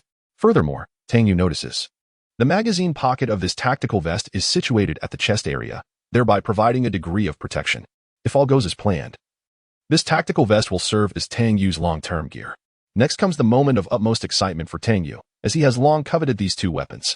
CZM-4A1 Assault Rifle. Type: assault rifle. Weight: 935 kilograms. Slots required: 5x2 recoil, vertical, 84, horizontal, 243. Effective range: 500 meters. Firing mode: semi-automatic. Fully automatic. Rate of fire: 800. Accuracy: 1. 82 ammunition caliber: 5, 56 by 45 millimeters. Default magazine: CZ5. 56 by 45 millimeters. 30 round magazine. Mosin-Nagant bolt action sniper rifle. Type: sniper rifle. Weight: 4, 88 kilograms. Slots required: 6x1 recoil, vertical, 176, horizontal, 595. Effective range: 1000 meters. Firing mode: single shot. Rate of fire: 30. Accuracy: 1. 31 ammunition caliber: 7. 62 by 54 millimeters RLPS. Default magazine: standard 4-round magazine for the Mosin rifle. Tang Yu is exceedingly familiar with these 2 weapons, a familiarity rooted in his previous life. He had engaged in numerous gunfight games in his past existence. The M4A1 is undoubtedly one of the most renowned firearms globally, making its presence felt in virtually every shooting game, thus earning its status as a veteran performer. The arms box also contains 2 magazines, along with 90 rounds of standard ammunition and 60 rounds of level 3 armor-piercing rounds. The Mosin-Nagant rifle is typically featured in World War II-themed games and is among the most famous weapons from that era, known for its exceptional performance. Having undergone various modifications and productions, its magazine, though limited to 4 rounds, can indeed accommodate up to 5 rounds if pushed to the limit, 1 round in the chamber and 4 in the magazine. Tang Yu was pleasantly surprised to find this antique weapon here, particularly as it is a sniper variant, piquing his interest further. Chapter 34, Disaster Coin. The contents of the notebook are accompanied by 2 tactical accessories alongside this Mosin-Nagant sniper rifle, 1 scope rail and 1 4x optical sight, as well as 20 rounds of level 3 armor-piercing ammunition suitable for the Mosin-Nagant sniper rifle, along with 5 pieces of level 4 armor-piercing rounds. These 2 weapons brought an undeniable joy to Tang Yu, as he could finally replace his primary weapon with the M4A1 assault rifle. However, the sniper rifle was destined not to become a standard weapon for him, given his lack of experience in its use. Everything required further exploration. Nevertheless, with time on his side and the items now in his possession, Tang Yu felt no apprehension about the lack of opportunities to utilize them. The last 3 pieces of equipment were facial protection gear worn on a mannequin head, which were quite scarce. Bastion bulletproof helmet, type, heavy helmet weight, 0. 9 kilograms space occupied, 2x2 material, composite ballistic level, for protection area, top of the head, back of the neck ricochet probability, high 50, goggles, type, eyewear space occupied, 2x1 material, glass protected area, eyes protection level, 1 ricochet probability, 25 blindness protection. 10 helmet compatibility, yes mask compatibility, no gas mask compatibility, no description, sturdy shooting goggles equipped with anti-glare lenses. Digital headphones, type, headphone space occupied, 2x2 helmet compatibility, no mask compatibility, yes gas mask compatibility, yes performance, distortion 0. 25, footstep capture 25, equipment noise capture 15. Hearing range 10, environmental white noise -15 description, digital headphones specifically designed to protect your hearing. These 3 pieces of head protection equipment each yielded distinct effects, with some exhibiting incompatibilities with one another. Yet, this also unveiled to Tang Yu a broader spectrum of possibilities within the apocalyptic game. After enduring numerous days of survival in this desolate world, his curiosity about the game grew increasingly intense. What kind of existence could create such a wondrous realm capable of accommodating so many? Perhaps after surviving this initial wave of catastrophe, he might uncover some answers. At present, however, Tang Yu indeed had a ready opportunity to comprehend the information regarding his current surroundings. He retrieved 2 items from his backpack, a somewhat yellowed leather notebook and a small box resembling a ring case. These were the items he had discovered in the hidden compartment behind the mural in the main bedroom of Unit 903 the previous night. Setting the notebook aside for the moment, Tang Yu focused on the small box. Crafted from a certain type of mahogany, the box's surface was remarkably simple, devoid of any unnecessary embellishments. As he opened the box and beheld its contents, a brief look of astonishment crossed Tang Yu's face, quickly followed by a display of surprise and excitement. Within the wooden box lay a singular item, a brand new black coin, roughly the size of a ping-pong ball. This black coin bore an intricate pattern of the letter Z on both its sides, encircled by a ring of enigmatic symbols, exuding an air of mystery. Disaster coin, type, rare currency description, the tangible equivalent of the digital cryptocurrency known as the disaster coin. In a post-apocalyptic world, it serves as an exceptionally precious and scarce medium of exchange, coveted by many. It's worth capable of driving individuals to forsake their beliefs. It can be traded for anything one desires, provided they possess enough disaster coins. Was utterly astonished as he gazed at the disaster coin in his hand. Ever since he had heard Wang Boa speak of it, he had contemplated numerous ways to obtain such a coin. Yet he never imagined he would acquire one in this manner. He was taken aback by how much more valuable and rare this coin was than he had previously conceived, leaving him somewhat dizzy and incredulous. So this is the disaster coin, and it is indeed the so-called tangible equivalent. Digital cryptocurrency graphics cards, is this not akin to a post-apocalyptic version of Bitcoin? At last, comprehended the implication of requiring a graphics card to obtain disaster coins. It seemed that mining was necessary for acquisition. In an instant, the once mysterious disaster coin lost some of its allure in his eyes. Nevertheless, this did not diminish its esteemed position within the post-apocalyptic realm. Cautiously, he secured the disaster coin and turned his attention to the notebook. His curiosity regarding the leader of the refugees had piqued. The resources he possessed were certainly not typical of a mere refugee. Through the name inscribed in the notebook, he learned that this leader was known as Black Dog, a name that struck a chord of familiarity within him. I hope you can provide me with an answer. January 6th. I am truly at my wit's end. Why must my uncle insist on my joining the ranks of that gluttonous pig under Meat Dog? Who in Kalau City is unaware that this fool rose to power by betraying his own leader to my uncle? He is nothing more than a petty man. February 16th. The recent torrential rain has caused immense devastation. Watching those survivors swept away brings me a strange sense of satisfaction. When will my uncle allow me to leave this place? I am utterly fed up with that Meat Dog. What a fool. April 23rd. That ghost face has grown increasingly audacious. Were it not for my uncle's reliance on him, I would have long since never mind. He is too peculiar. I cannot defeat him. Yet why does my uncle refuse to let me use the transformation serum? I desire to possess extraordinary abilities as well. April 29th. It seems that every time Ghostface transforms new followers, he conducts a sacrificial ritual. There appears to be a connection between the transformation serum and the sacrificial ceremony. May 5th. The refugees are nothing but a bunch of scum, wretched and foolish. Why is it so troublesome for them to find a few survivors? No wonder they have never triumphed against the rebels, raiders, or wanderers for such an extended period. They are imbeciles. On May 12th, the transformation was rather impressive. Today, another devotee was successfully converted. However, I noticed that the success rate of his transformations is rather low, requiring nearly 5 attempts for a single success, which is a pity considering the amount of materials expended. On June 18th, I overheard my uncle making a phone call to someone, seemingly mentioning the terms transformation potion and laboratory, implying that this potion was developed in a laboratory. Yet, I have never heard of any such laboratory. On July 3rd, my uncle announced his intention to leave for a while, requesting me to safeguard certain items for him, which appeared to be of great importance as someone had made a reservation. I swear my agreement was not influenced by that cursed coin. On July 6th, I seized the opportunity to request a supply of resources from my uncle. Despite the abundance of canned goods, he insisted that I share the same fare as those imbeciles. I refused to comply. Those 2 firearms were truly magnificent, though regrettably, he would not part with the 18 Malawian Kwacha's designated marksman rifle, which I had grown particularly fond of. On July 29th, I pondered the peculiar behavior of the individual known as Ghostface, who has been covertly inquiring about the items my uncle entrusted to me. What are his intentions? On August 1st, I was incensed to learn that 2 of my subordinates sent to capture survivors had not returned. Should I discover who is responsible, I will ensure their demise. On August 2nd, I was further dismayed to find that another 8 individuals had gone missing. This is utterly bizarre, and as for Ghostface, how could a devotee fall prey to murder? Utterly useless.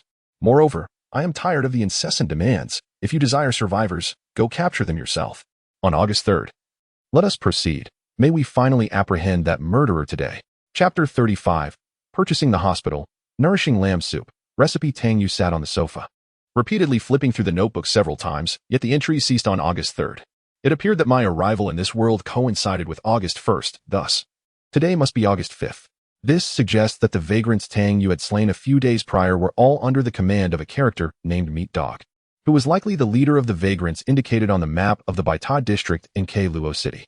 However, what troubled Tang Yu most was this individual known as Black Dog. Who, exactly, was the uncle he spoke of? This also unraveled Tang Yu's curiosity regarding how Black Dog had amassed such a wealth of resources, for they were not his own, but rather entrusted to him by his uncle. It appeared that his uncle was the true power behind this city. Even someone like Meat Dog, aspiring to become a territorial vagrant leader, required his uncle's consent. Additionally, the name Ghostface resurfaced in Tang Yu's mind. He recalled hearing both Black Dog and Ghostface mentioned by the first 2 vagrants he had dispatched on the evening of his arrival. Ghostface was presumably in charge of the cultists of the evil god in this area, which included conducting regular sacrificial ceremonies to convert individuals into followers, albeit with a notably high failure rate. Moreover, Ghostface also took orders from Black Dog's uncle but seemed particularly intrigued by the items entrusted to Black Dog for safekeeping. Hiss. Given this context, the shadowy figure that appeared last night must have been Ghostface. Furthermore, the notebook referenced transformation potions and a laboratory, which piqued Tang Yu's interest. A laboratory. The mere mention of such a place sounded remarkably prestigious. Tang Yu relaxed, realizing he owed a debt of gratitude to this individual for maintaining a habit of note-taking, which not only clarified his uncertainties, but also illuminated the forces and adversaries he would face.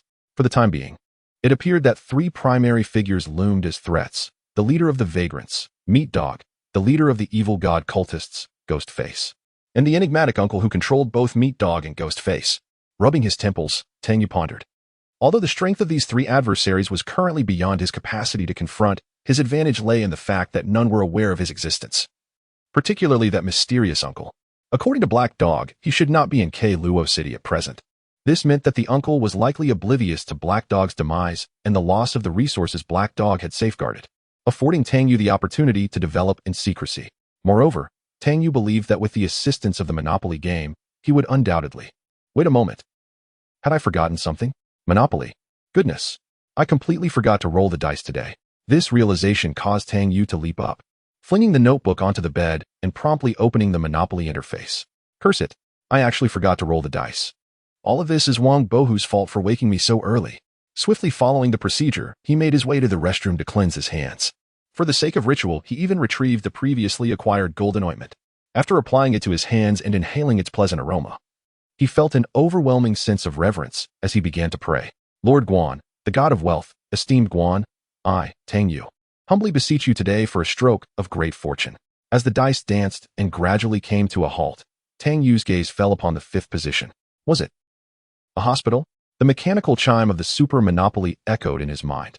Would you like to spend 450 points to purchase the city hospital? Was there even a question? Yes. Upon making his selection, the 450 points were deducted, and a brand new virtual map materialized in his mind. This map was vast, nearly twice the size of a subway station. It featured 3 buildings, an emergency wing, an outpatient wing, and a hospital wing. The emergency and outpatient wings each comprised 3 levels, connected by a glass corridor. The tallest hospital wing boasted 12 floors, with 3 below ground and 9 above. Tang Yu quickly discerned several red dots on the upper levels of the hospital wing, likely representing the refugees who had spent the night there and were now stranded due to the torrential rain. After briefly assessing the situation, he exited the virtual map and retrieved a map of the White Tower district from his backpack to locate the city hospital. Soon, he pinpointed his destination. The hospital was situated in the opposite direction of the Red Romance Club, precisely on the left and right sides of the Garden subway station where Tang Yu is currently located. However, upon closer inspection, it was evident that the distance to the hospital was even farther, nearly a kilometer away. There was no chance of making the trip today, and it seemed unlikely for the next few days as well.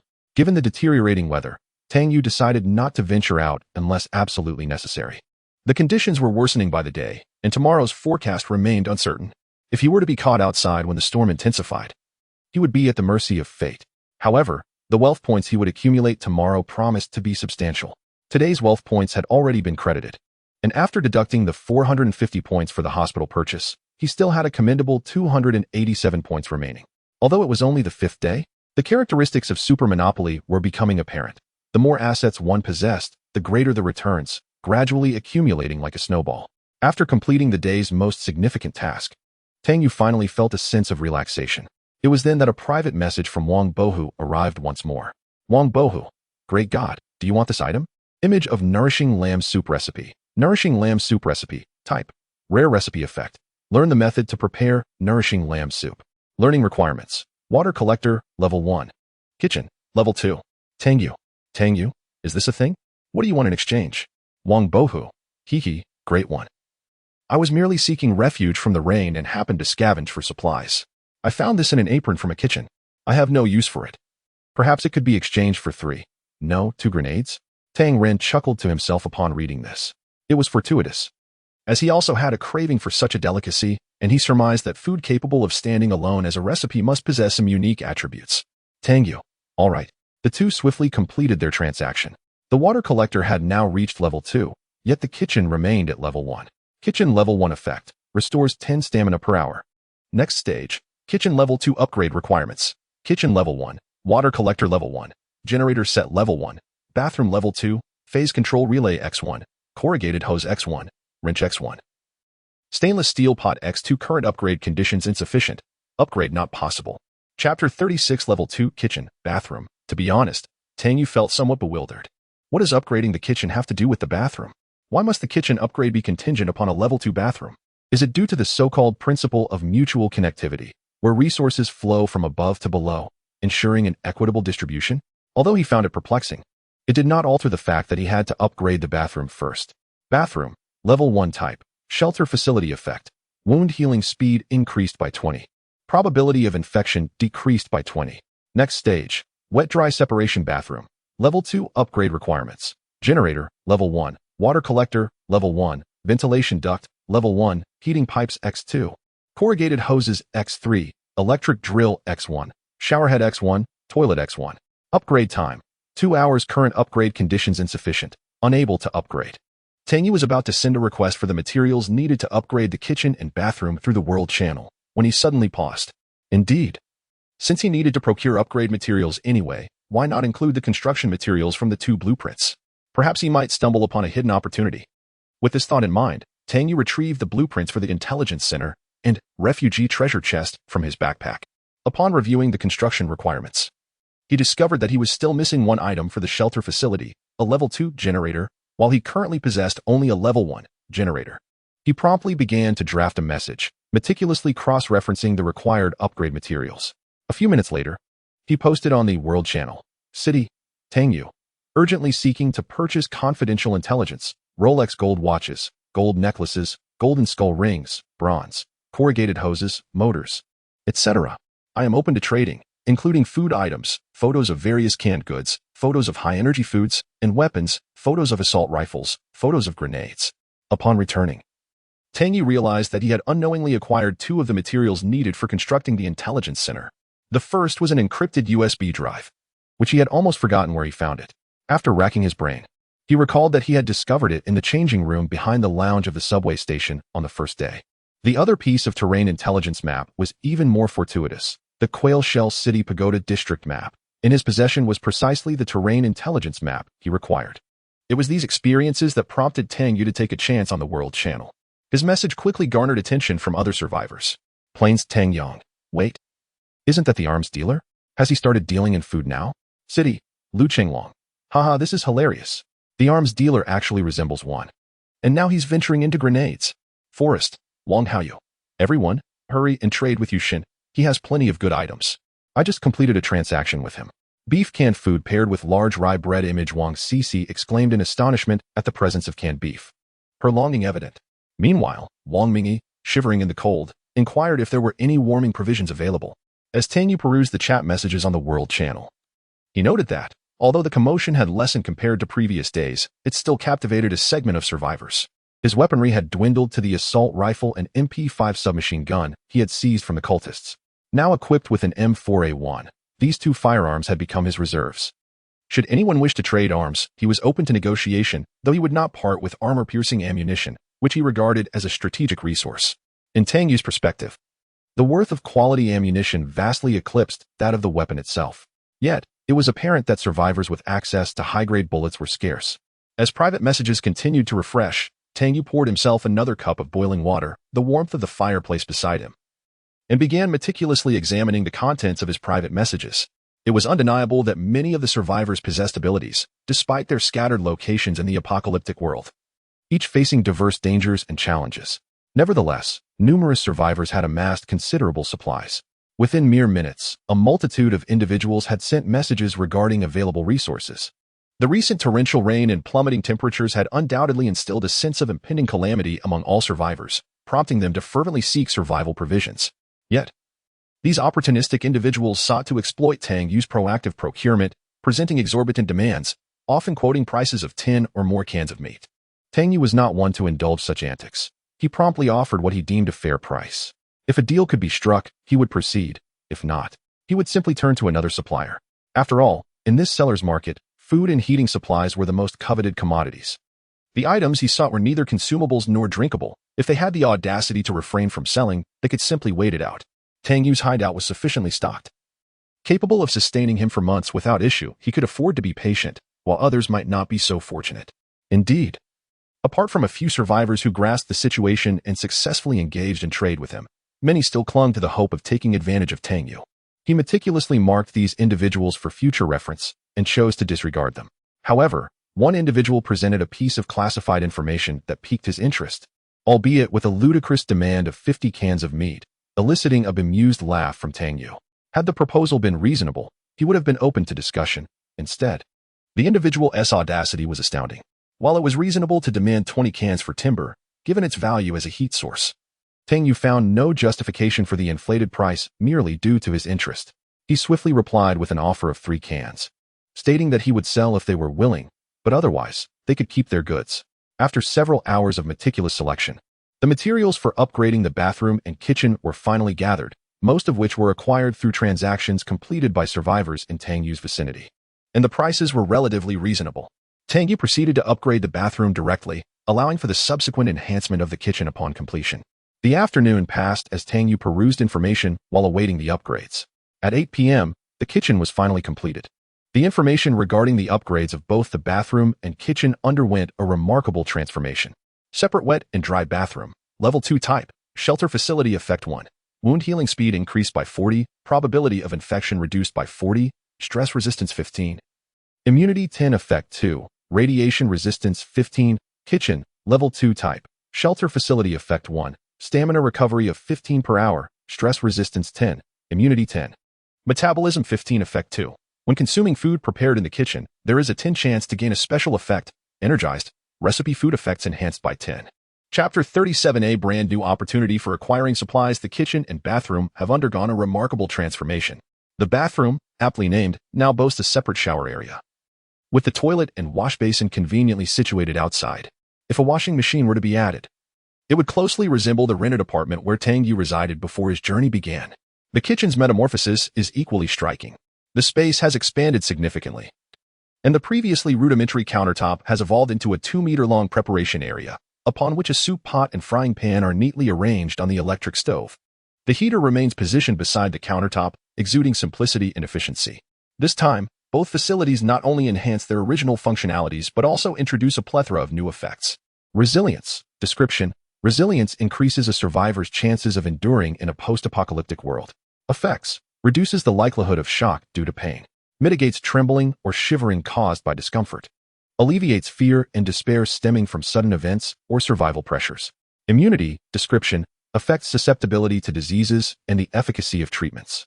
Effects. Lowers the chances of injuries or illnesses caused by environmental factors. Diminishes the negative effects of stimulants, food, and beverages. Reduces toxin potency. Prolongs the efficacy of analgesics. Metabolism. Description. A healthy metabolism enhances the benefits of nutrition. Effects. Increases the gains from food and drinks. Reduces the consumption of stamina and hydration. The emergence of these 3 effects fills Tang Yu with immense joy. In a world fraught with peril, the greatest fears revolve around illness and injury, without appropriate medication. Even the simplest cold could prove fatal to a survivor. Moreover, the pressures of survival and psychological strain are palpable. Survivors in the wilderness face relatively less adversity, as they only contend with the challenges of survival. Although their circumstances are more arduous than those in the urban sprawl, once they navigate the initial day, they can trade unique resources for essential supplies to weather the storm. Conversely, urban survivors grapple with not only the pressures of survival but also the constant vigilance required against roving bands of marauders.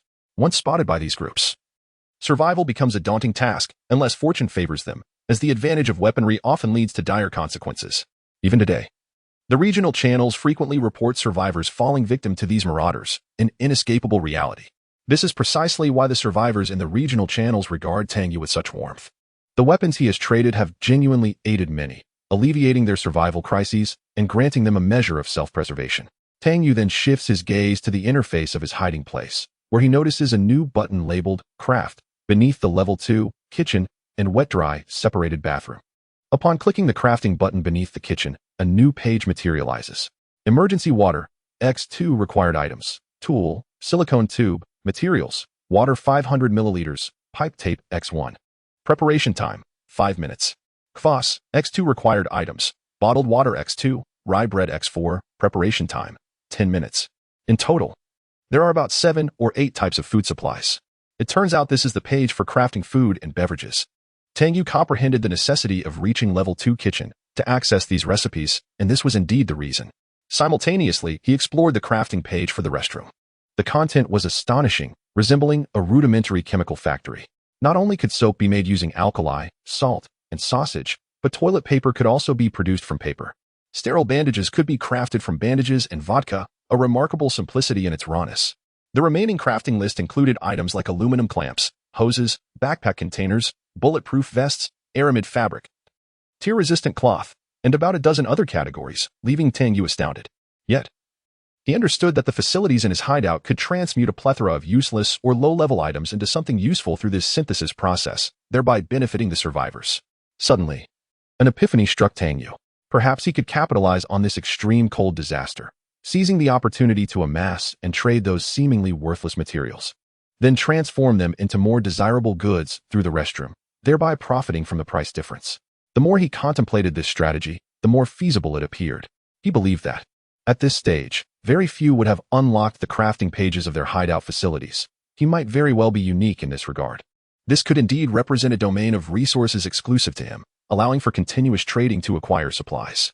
Unlike previous transactions involving weapons, equipment, or food, which were one-time exchanges, the restroom and kitchen crafts enabled the ongoing transformation of low-value materials into high-value products, generating profit.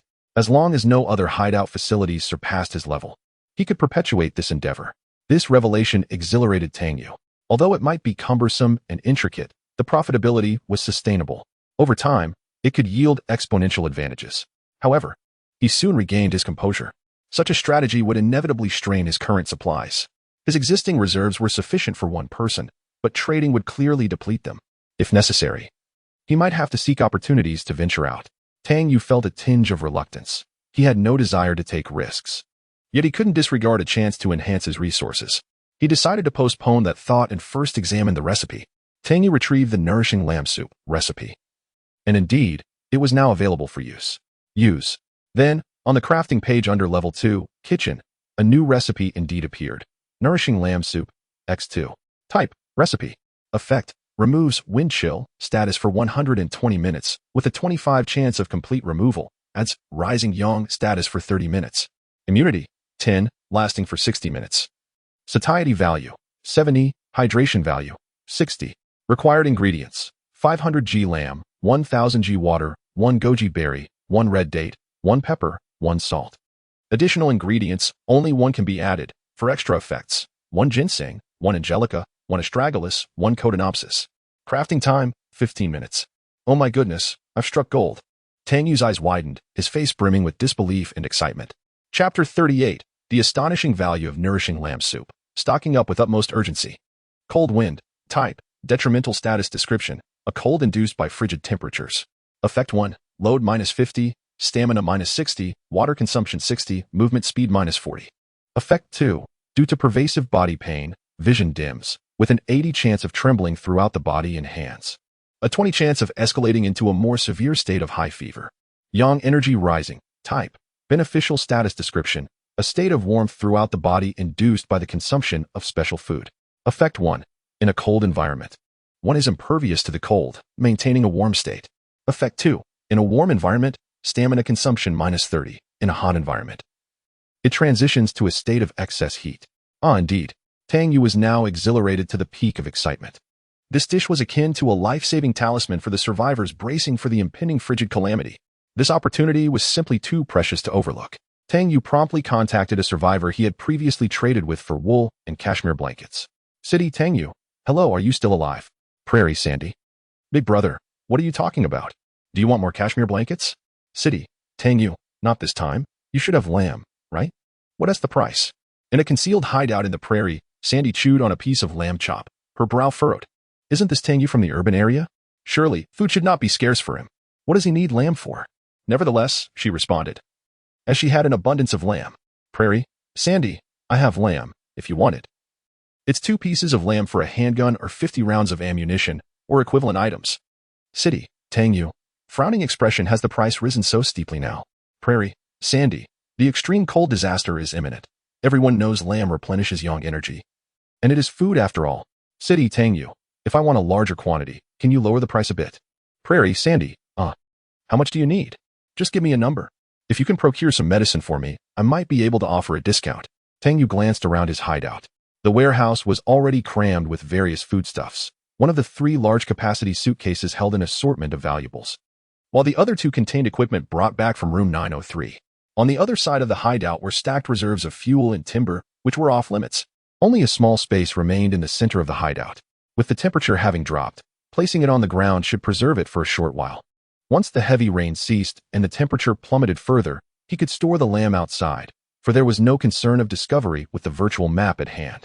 Still, the storage containers were woefully insufficient. Shaking his head, Tang Yu replied, "City, Tang Yu, let us start with 500 pounds. How much medicine do you require? Or could I trade with you using food? Food images X35, medical supplies images X20. In the prairie region, Sandy was sipping goat's milk when she noticed a message from Tang Yu.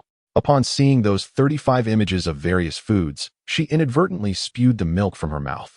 Coughing incessantly, with an expression of disbelief, she gazed at the pictures sent by Tang Yu. Prairie, Sandy, don't tell me you have all these foods and medical supplies. City, Tang Yu, indeed, I possess them all. We can trade food or medical supplies, but one thing to note is that your mutton is raw. Merely a material, while my food and medical supplies are immediately usable items, each with diverse effects. The values are not equivalent, so your pricing should be reasonable. If it suits me, I will trade with you. If not, I will seek others." Upon reading Tang Yu's message, Sandy grasped his meaning. She had briefly entertained the thought, yet after contemplating his words, she sighed and relinquished the idea. Tang Yu was correct. She was not the sole owner of mutton. However, it seemed he was the only one capable of trading food or medical supplies on a large scale. Others might trade, but their quantities and varieties were significantly lacking.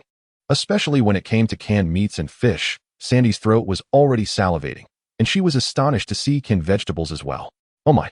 After days of consuming mutton and goat's milk, she had grown weary. Now, her eyes sparkled at the sight of the vegetable cans. Meanwhile, Tang Yu felt no concern. As he had articulated, mutton was not a unique resource. World Channel was filled with numerous survivors willing to trade. Indeed, the other party acknowledged this. Soon after, they sent over a list of desired food and medical supplies. To his surprise, most of the requests were for various canned vegetables and fruits, with canned fish being the most sought after among meats. The remaining requests included an assortment of biscuits, bread, and beverages. In terms of medical supplies, the most requested were amoxicillin antibiotics for treating inflammation and ibuprofen for pain relief, followed by various bandages and items for wound treatment. Altogether, this transaction consumed nearly half of Tang Yu's food reserves and about a third of his medical supplies. However, the gains were monumental. 11 slaughtered sheep lay on the ground of his hideout. Calculating swiftly, he estimated each sheep weighed around 45 pounds. After accounting for bones, the meat would be approximately 30 pounds each, totaling around 330 pounds of mutton. Each pound of mutton could yield 2 servings of mutton soup, resulting in 660 servings. Stunned by this realization, Tang Yu was taken aback. It was worth noting that the total food and medical supplies he had expended amounted to less than 80 units. Although their values differed, this was undoubtedly a lucrative profit. He thought to himself, I need to acquire more mutton. Tang Yu was convinced that during this severe polar blizzard, more than half of the people would struggle to cope with the disaster. The number of survivors worldwide had dwindled to approximately 90,000. Half of that amounts to 45,000 individuals. This market is undeniably a treasure trove and is likely a domain monopolized by Tang Yu. However, the kitchen's current production capacity poses a significant hindrance. The kitchen requires 15 minutes to prepare 2 servings of mutton soup, yielding 8 servings per hour, which totals 192 servings in a single day. With tomorrow and the day after, plus 3 days during the snowstorm, that amounts to a total of 5 days. Ultimately, he can produce no more than approximately 960 servings. Unfortunately, this is a constraint that Tang Yu cannot circumvent, as it is the requisite time for food preparation. Consequently, he would need 5 sheep to produce these 960 servings of mutton soup. Upon contacting Sandy once more, he was informed that only 1 slaughtered sheep remained, with the next transaction possible only the following day. Tang Yu expressed understanding and deftly sidestepped the curiosity regarding the large number of sheep he sought. He reached out to survivors in other regions and successfully procured red dates, goji berries, pepper, ginseng, and angelica, ingredients essential for crafting the nourishing mutton soup. Finally, all the necessary materials for the nourishing mutton soup were assembled. Fortunately, these medicinal ingredients, while neither food nor suitable for warmth, were astonishingly affordable. With just a few cans, he managed to amass a substantial collection sufficient for prolonged use. Now, it is time to attempt this mutton soup. Placing the ingredients in the kitchen, Tang Yu eagerly activated the kitchen panel. Nourishing mutton soup. In production. Chapter 39. Exploring the urban hospital. 15 minutes later, Tang Yu gazed at the rich, aromatic, nourishing lamb soup before him, his throat involuntarily twitching in anticipation. The fragrance was simply irresistible. The mingling scents of fat and medicinal herbs captivated him. This nourishing lamb soup was prepared with the finest ingredients, including ginseng, which intensified its enticing aroma. Nourishing lamb soup, type, food effect, removes wind chill, status for 120 minutes, with a 25 probability of complete removal. Adds young energy rising, status for 30 minutes. Immunity, 10, lasting 60 minutes. Satiety, 70, hydration, 60 special effects. Immunity, 15, health recovery, 10 per minute. Grants, energized, status lasting 60 minutes. The potency of this effect was remarkable, further enhanced by the special effects attributed to the addition of ginseng. As for the energized status, it was likely triggered by the 10 effect from his level 2 cooking skill. Unable to resist the allure of the food, Tang Yu began to eat voraciously. As the steaming lamb soup entered his mouth, he felt a warm current flow down his throat and into his stomach. This warmth spread throughout his body, dispelling the slight chill in his hideout, which, while not cold, was merely at a tolerable temperature. After just a few mouthfuls, he began to feel pleasantly warm. Having consumed the entire bowl of lamb soup, he let out a contented belch. Soon after, he noticed 2 new status icons appear in his status bar, young energy rising and energized. At that moment, Tang Yu felt invigorated and full of energy. However, he realized it was already night. Sleeping now seemed out of the question. The torrential rain had ceased 2 hours earlier. Opening the door to his hideout, he stepped outside to assess the weather. Perhaps due to the nourishing lamb soup, he felt no trace of cold, only a refreshing coolness that was quite pleasant. Inside the subway station, the aftermath of the rain left a chaotic scene, though the water had receded significantly. After some contemplation, Tang Yu decided to return to his hideout to equip himself. With the buff from the lamb soup, it would be a waste to squander such an advantage. Additionally, the recent transactions had depleted a considerable amount of medical supplies, prompting him to seize the opportunity to explore the urban hospital he had just acquired. This time, Tang Yu planned to travel light. He donned the same gear he had used during his previous excursion to room 903 of the Pinewood Hotel, replacing the level 4 bulletproof vest and mag pouch with a level 5 tactical vest featuring 18 slots. His weaponry consisted of an MP5 submachine gun loaded with level 3 armor-piercing rounds, optimizing space. For close combat, he retained the 6H5 bayonet and 3 grenades. His backpack was a 35-slot camel outdoor backpack. With the addition of Tang Yu's 5 item slots, his backpack space has been expanded to a total of 58 compartments. Once prepared, Tang Yu equipped the black mask and digital headphones, donning the hood of the night cloak. He then proceeded towards the subway station exit. Due to the torrential rain, a layer of water had accumulated in the subway tunnel, prompting Tang Yu to opt for the ground route to the city hospital. However, the silver lining was that the moon was absent this night, shrouding the entire city in darkness. As he walked through the deserted streets, the heavy downpour had thoroughly cleansed the city. He cautiously avoided puddles, each step taken with utmost care, fearful that the sound of splashing water might attract the attention of the homeless lurking nearby. The temperature outside the subway station was even colder than Tang Yu had anticipated. Yet he felt no discomfort, bolstered by his current state. Occasionally, distant gunfire echoed from the city's outskirts. 20 minutes later, Tang Yu arrived at the entrance of the city hospital. The hospital loomed in darkness, save for a few flickering lights on the top floor of the inpatient building. Consulting his virtual map, Tang Yu discerned 3 homeless individuals resting on the top floor. With but a cursory glance, he made his way towards the emergency building. Upon entering the emergency room, he found several stainless steel stretchers haphazardly scattered across the triage area, while various medical instruments and paperwork lay strewn across the floor. He picked up a sterile bandage that had fallen to the ground and placed it in his backpack. The virtual map in his mind had already revealed all available supplies, prompting Tang Yu to methodically collect items room by room. The hospital's stock was rather meager. It appeared that any valuable items had long been pilfered by the homeless or other factions, leaving behind only trivial objects. After a lengthy search, he managed to gather about 10 items. The most abundant were bandages, including both sterile and regular ones, though the latter lacked any hemostatic properties and could only be deemed as standard supplies. Nevertheless, Tang Yu recalled that the crafting page in the restroom required this item to create sterile bandages, so he accepted them all without hesitation. The emergency building evidently housed the most trauma treatment supplies, portable defibrillators, cat tourniquets, emergency hemostatic agents, aluminum splints, sutures, a plethora of surgical instruments, and suturing devices, of which Tang Yu collected a significant amount. Additionally, he gathered various disinfectants, medical alcohol, sterile gauze, and cotton balls scattered in the corners of cabinets. Moreover, he discovered the indoor thermometer and clinical thermometer he had been longing for over the past few days.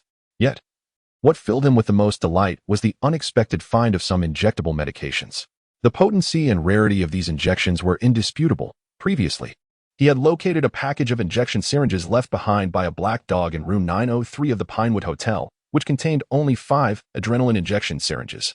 In the emergency room's tray, he found morphine injection, X2, and adrenaline injection, X1. Morphine injection, type, injection description, a single-use syringe filled with a substantial dose of morphine. Primarily utilized for the management of acute and chronic severe pain. Occupied slots, 1x1 usage count, 1-1, beneficial effects, removes, bruise, status, pain, status, duration, 305 seconds. Adds, euphoria, status, duration, 305 seconds. Detrimental effects, stamina -10, hydration -10. Note, the current survivor is unable to utilize this item and must endure the first round of calamity before it can be employed. Chapter 40, The Mysterious Duo. The Sword Saint of Flower Pots, the morphine injection, distinctly leans towards its analgesic properties, boasting a prolonged duration of effect. Unlike the adrenaline injection, which enhances bodily functions comprehensively, its side effects are markedly diminished. The impact on the body post-administration is minimal. At this juncture, Tang Yu's exploration of the emergency building was nearing its conclusion. Overall, the endeavor proved fruitful, particularly with the acquisition of 3 vials of injections, significantly elevating the value of the supplies gathered. Traversing the glass corridor, he made his way to the outpatient building, heading directly toward the pharmacy. In the virtual map, numerous luminous points symbolizing supplies caught his eye. Upon arriving at the pharmacy, he encountered a chaotic scene of overturned shelves, scattered medication boxes, and prescription slips strewn about. Based on the glowing points on the virtual map, Tang Yu methodically retrieved forgotten medications from between the shelves, corners, and beneath cabinets. The items primarily consisted of various tablets. He discovered the analgesic, ibuprofen tablets. The dual-purpose analgin tablets, effective for both pain relief and fever reduction, and the broad-spectrum antibiotic, amoxicillin tablets, for treating bacterial infections. Additionally, he stumbled upon a jumble of unidentifiable, miscellaneous tablets, whose rudimentary names suggested they might be useful for constructing future facilities, prompting him to collect them all. Among them, the analgin tablets were a delightful surprise. Its fever-reducing and pain-relieving effects would be life-saving given the impending frigid weather. In total, Tang Yu found 3 bottles of analgin tablets, each containing 50 tablets, summing up to approximately 150 tablets. He carefully stored these tablets, having gathered a respectable haul of nearly a dozen bottles of various medications, all of which held significant value. Subsequently, he began scouring the first floor, meticulously searching room by room, prying open computer cases to check for graphics cards. If none were found, he proceeded to the next room. However, just as he ascended to the second floor, he abruptly halted. For 2 red dots had appeared on the first floor of the outpatient building. Were these the homeless? Tang Yu speculated, uncertain, as their movements were peculiarly erratic. They lacked the careless demeanor typical of vagrants. Instead, they advanced stealthily and deliberately, seemingly in search of someone. Remaining motionless, he pressed himself against the wall, the faintest sounds, bolstered by the cloak of night and the skill stealth movement, were confined within a 2-meter radius around him. Cautiously, he approached the second-floor horticultural pool. Crouching behind a cluster of lush plants, peering over the wall's edge towards the lobby on the first floor. Due to the absence of light, he could only vaguely discern the 2 slowly moving black figures. Their footsteps were exceedingly light. Had Tang Yu not made a conscious effort to listen, he would have scarcely noticed, akin to his earlier encounter with a cultist of the malevolent deity. It was evident that these 2 were accustomed to such covert movements, which accounted for their pronounced silence. Had it not been for Tang Yu's use of the virtual map cheat, he would likely have been discovered by the 2 individuals. Under Tang Yu's dual vigilance, the pair first searched the first floor, then ascended to the second floor via the escalators. One to the left and the other to the right. They met at the floral pool in the middle of the escalator, whispering, "It seems there are no vagrants here. Should we head directly to the dean's office to retrieve the item requested by the employer?" The other shook his head, replying, "No." The employer mentioned that opening that hidden door would make a considerable noise. If there are vagrants on these 2 floors, they might hear us and trap us here, which would be problematic. All right then, you go left and I'll go right. Let us search separately, and if we find anyone, we'll signal each other. Agreed. As the 2 departed in opposite directions, Tang Yu finally exhaled behind the dense foliage, a mere meter away from them. How exhilarating. It was akin to being a master swordsman hidden among the flower pots. Thanks to the cover provided by the plants, along with his equipment and skills, Tang Yu had barely dared to breathe, even restraining himself from opening his mouth too wide, fearful that his breath might betray him. Just a meter apart. A mere fart would be detectable to them. How thrilling. However, Tang Yu managed to overhear their entire conversation. The dean's office. the secret chamber, the item. From these keywords, he keenly sensed the allure of high-grade supplies. He activated the virtual map and pinpointed a spacious office located in the center of the third floor of the outpatient building. Upon closer inspection, he indeed discovered a secret chamber approximately 1 square meter in size, containing several glowing points. However, the door to this chamber was extraordinarily thick, measuring an astonishing 30 centimeters, quite absurd. Clearly, there was no conventional means to open this chamber, let alone access the supplies within. Undoubtedly, the method to unlock it resided with these two mysterious individuals. Based on their mention of an employer, Tang Yu speculated that they were akin to mercenaries. Their combat prowess evidently surpassed that of the vagrants, displaying the hallmarks of military training and considerable experience. This was becoming increasingly intriguing. As he observed the direction in which the two had departed, Tang Yu's gaze deepened. He needed to devise a plan, resolutely departing from the floral pool. Tang Yu selected a corridor and followed closely behind them towards the escalator leading to the third floor. As they entered a line of outpatient examination rooms, he swiftly bypassed them, ascending to the third floor of the outpatient building. The most perilous step had been successfully executed. In his mind, he formulated a feasible strategy. He soon arrived at the dean's office, centrally located on the third floor. He twisted the doorknob. Unlocked. Slipping into the room, he closed the door behind him. It was evident that the previous occupant had left in haste, with documents strewn across the floor and a toppled coat rack alongside 2 discarded lab coats. The sofa and coffee table, meant to welcome guests, were scattered with remnants of food and drink. However, Tang Yu found himself devoid of the inclination to collect them. In the virtual map, the two individuals had completed their search of the second floor and were now approaching the staircase, ready to ascend to the third floor. Tang Yu glanced around and immediately spotted a large potted plant, a stunning bird of paradise, nestled in the corner. Its expansive leaves enveloped the entire area, providing a perfect cover. This was the clever ruse Tang Yu had devised, the planter, an upgraded version of the Sword Saint 2.0. As the two individuals finally reached the director's office, Tang Yu had completely concealed his form behind the vast foliage, shrouded in darkness. With the aid of the cloak of darkness and black mask, he seemed to embody the very essence of shadows. Suddenly, with a creak, the door to the director's office swung open. Chapter 41, interrupted midway.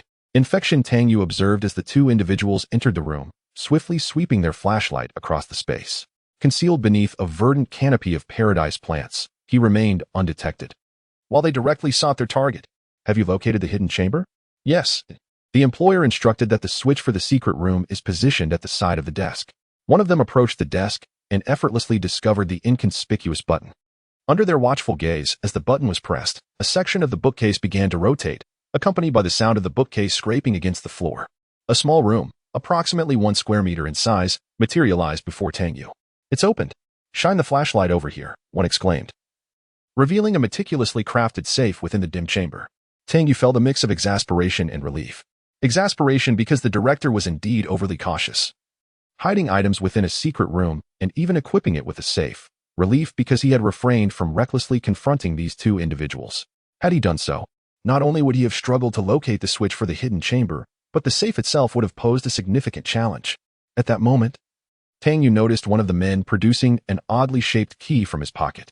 Measuring around 15 centimeters in length, it was adorned with intricate carvings. Keep an eye on the outside for me while I unlock the safe. This mechanical combination lock is quite complex. I will need 2 minutes. Understood.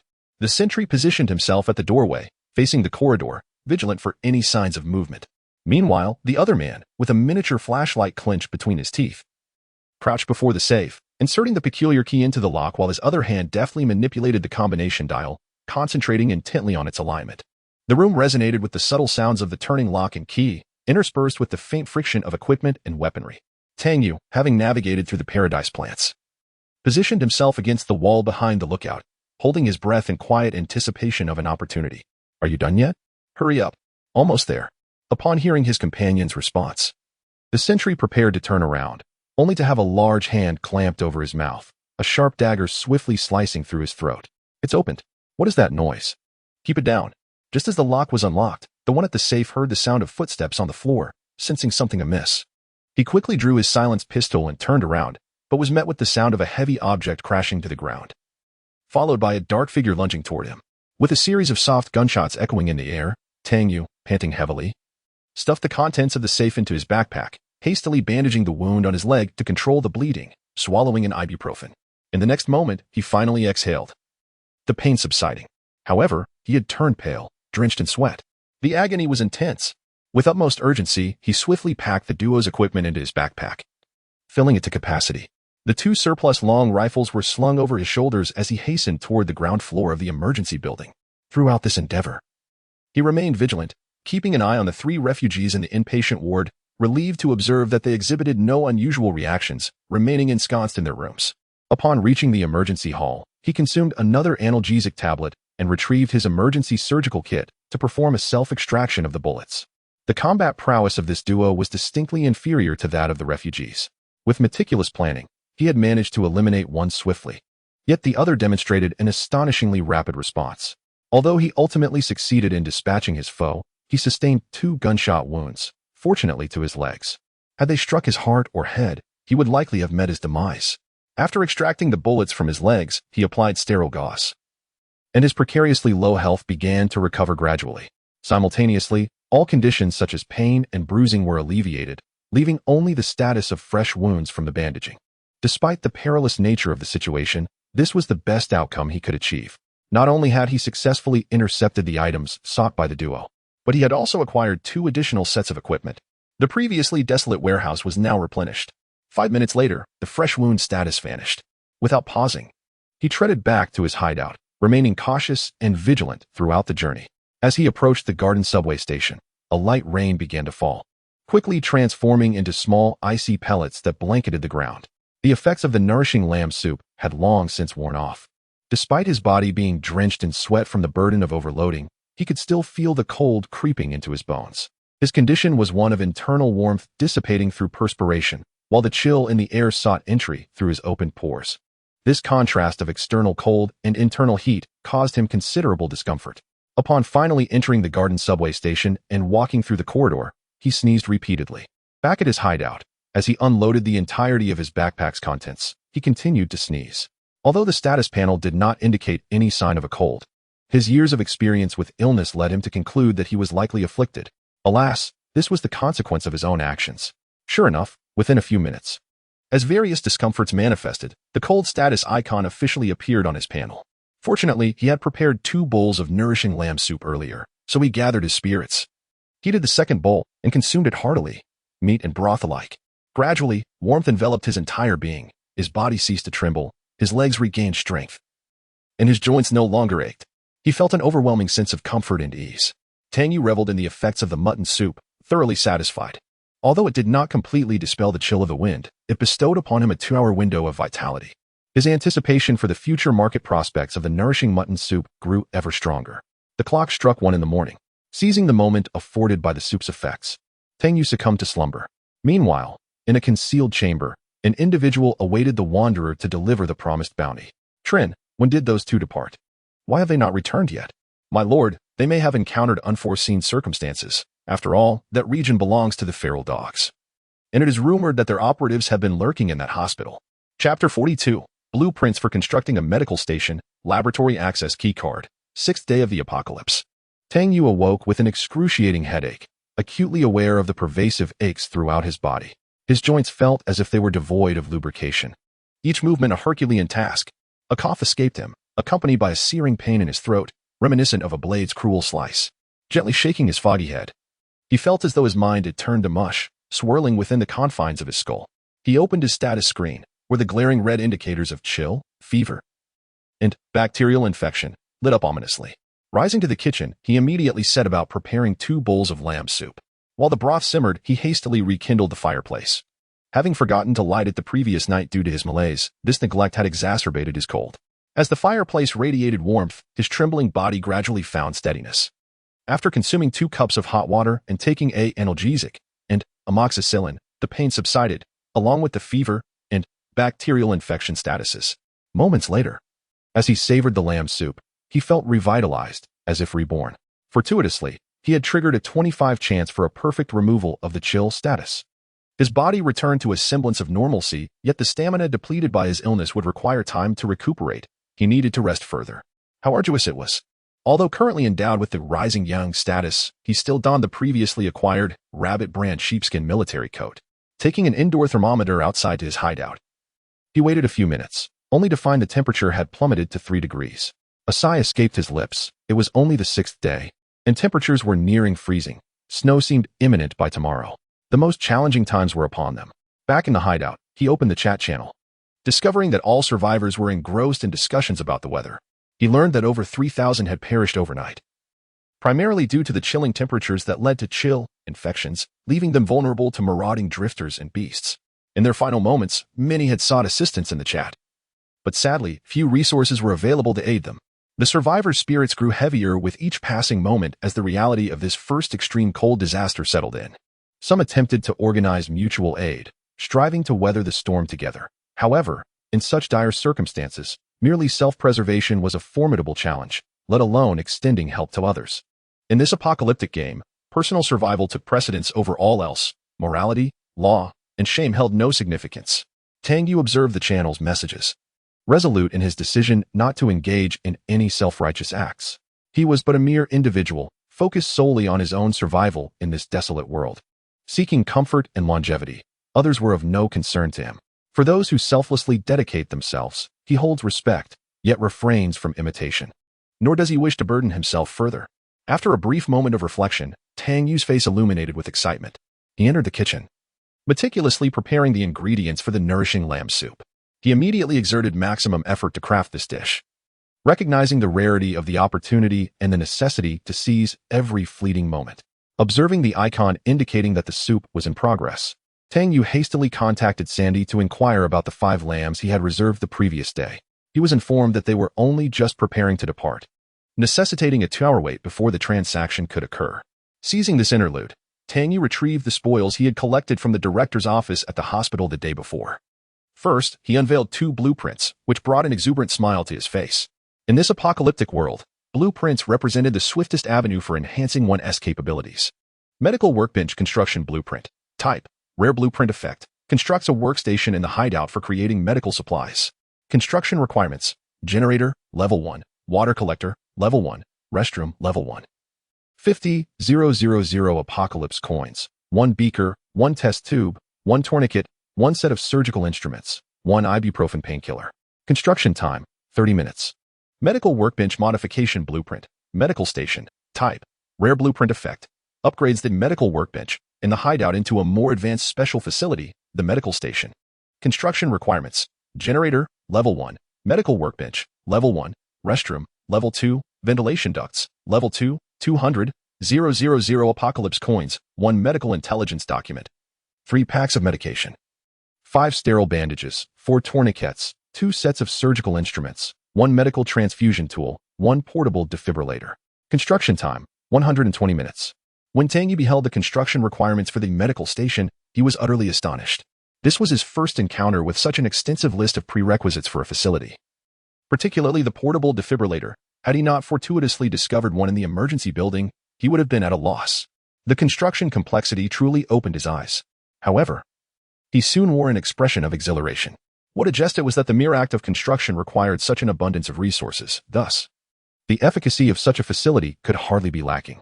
Tang Yu possessed all the necessary materials for both facilities and selected a spacious spot in the hideout to commence the construction of the medical workbench. Now, he could only await the completion of the medical workbench in half an hour before upgrading it into a medical station. The medical intelligence document required for the upgrade was the 3rd item he had discovered in the director's office safe, which saved him considerable time in his search. The final item within the safe was a white access card emblazoned with 3 prominent letters: CBS. CBS Laboratory Access Key Card. Type: Laboratory Key. Occupied slots, 1 by 1 purpose. Grants one-time entry to the CBS laboratory. The inscription of laboratory invigorated Tang Yu. To his astonishment, it was indeed a laboratory. He had not forgotten that the name of this laboratory was mentioned in the Black Dog diary. According to Black Dog's conjecture, this laboratory might be producing transformation potions, which are crucial items for transforming followers of the malevolent deity. Furthermore, the enigmatic uncle, who seemingly holds sway over the entire populace and cultist factions in Luo City, is intricately connected to this laboratory. Now, Tang Yu discovered that the director of the district hospital possessed an access key to this laboratory. He felt an overwhelming sense that the undercurrents of this city were inexplicably intertwined with the laboratory. And what of that mysterious employer? Tang Yu thought, his eyes narrowing slightly. Chapter 43. The astonishing effects of purchasing the park and medical station. Regarding the enigmatic employer, Tang Yu harbored a suspicion in his heart. The duo last night had either headed to the principal's office or possessed the keys and codes to the safe, which were evidently provided by this mysterious figure. This individual was not the principal of the city hospital himself, but rather someone who was quite familiar with him. The likelihood of this employer being the principal was a staggering 90. Tang Yu glanced at the laboratory access keycard, contemplating that the objective of the other party must indeed revolve around this card.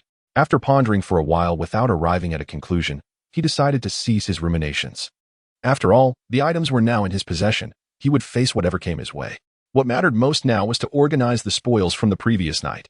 The remaining items were merely the various equipment carried by the duo. Among them, the most delightful discovery for Tang Yu was their weaponry, all of which were equipped with silencers. Stechkin APB silenced automatic pistol, X2 type, pistol space occupied, 4x1 recoil, vertical, 205, horizontal, 138 effective range, 50 meters firing mode, semi-automatic full automatic rate of fire, 750 accuracy, 11 ammunition caliber, 9x18 mm PM rounds. Default magazine, APS 9x 18 PM 20 round standard magazine. PP 9101 Keter B silenced submachine gun, X2 type, submachine gun space occupied, 3x2 recoil, vertical, 38, horizontal, 162 effective range, 100 meters firing mode, semi-automatic full automatic rate of fire, 900 accuracy, 88 ammunition caliber, 9x18 mm PM rounds. Default magazine, PP 919x 18 PM 30 round standard magazine. These weapons were meticulously designed for stealth and assassination, whether it be the pistol or the submachine gun. Tang Yu was utterly enamored with these firearms. He typically ventured out to procure supplies only during the night, prioritizing the ability to eliminate foes with minimal noise. Having already familiarized himself with the sound of the silenced pistol from the previous night, he was exceedingly satisfied. Tang Yu carefully stowed away these firearms, directly replacing the one he had previously used with one of the new pistols. Fortunately, all these pistols and submachine guns utilized the same 9x18 mm ammunition, thus eliminating the need to search for new bullets. The remaining equipment from the duo consisted of 2 level 3 bulletproof vests and 2 12-slot ammunition pouches, with no other useful supplies to be found. Half an hour passed, and the medical workbench was completed, prompting Tang Yu to directly upgrade the medical station.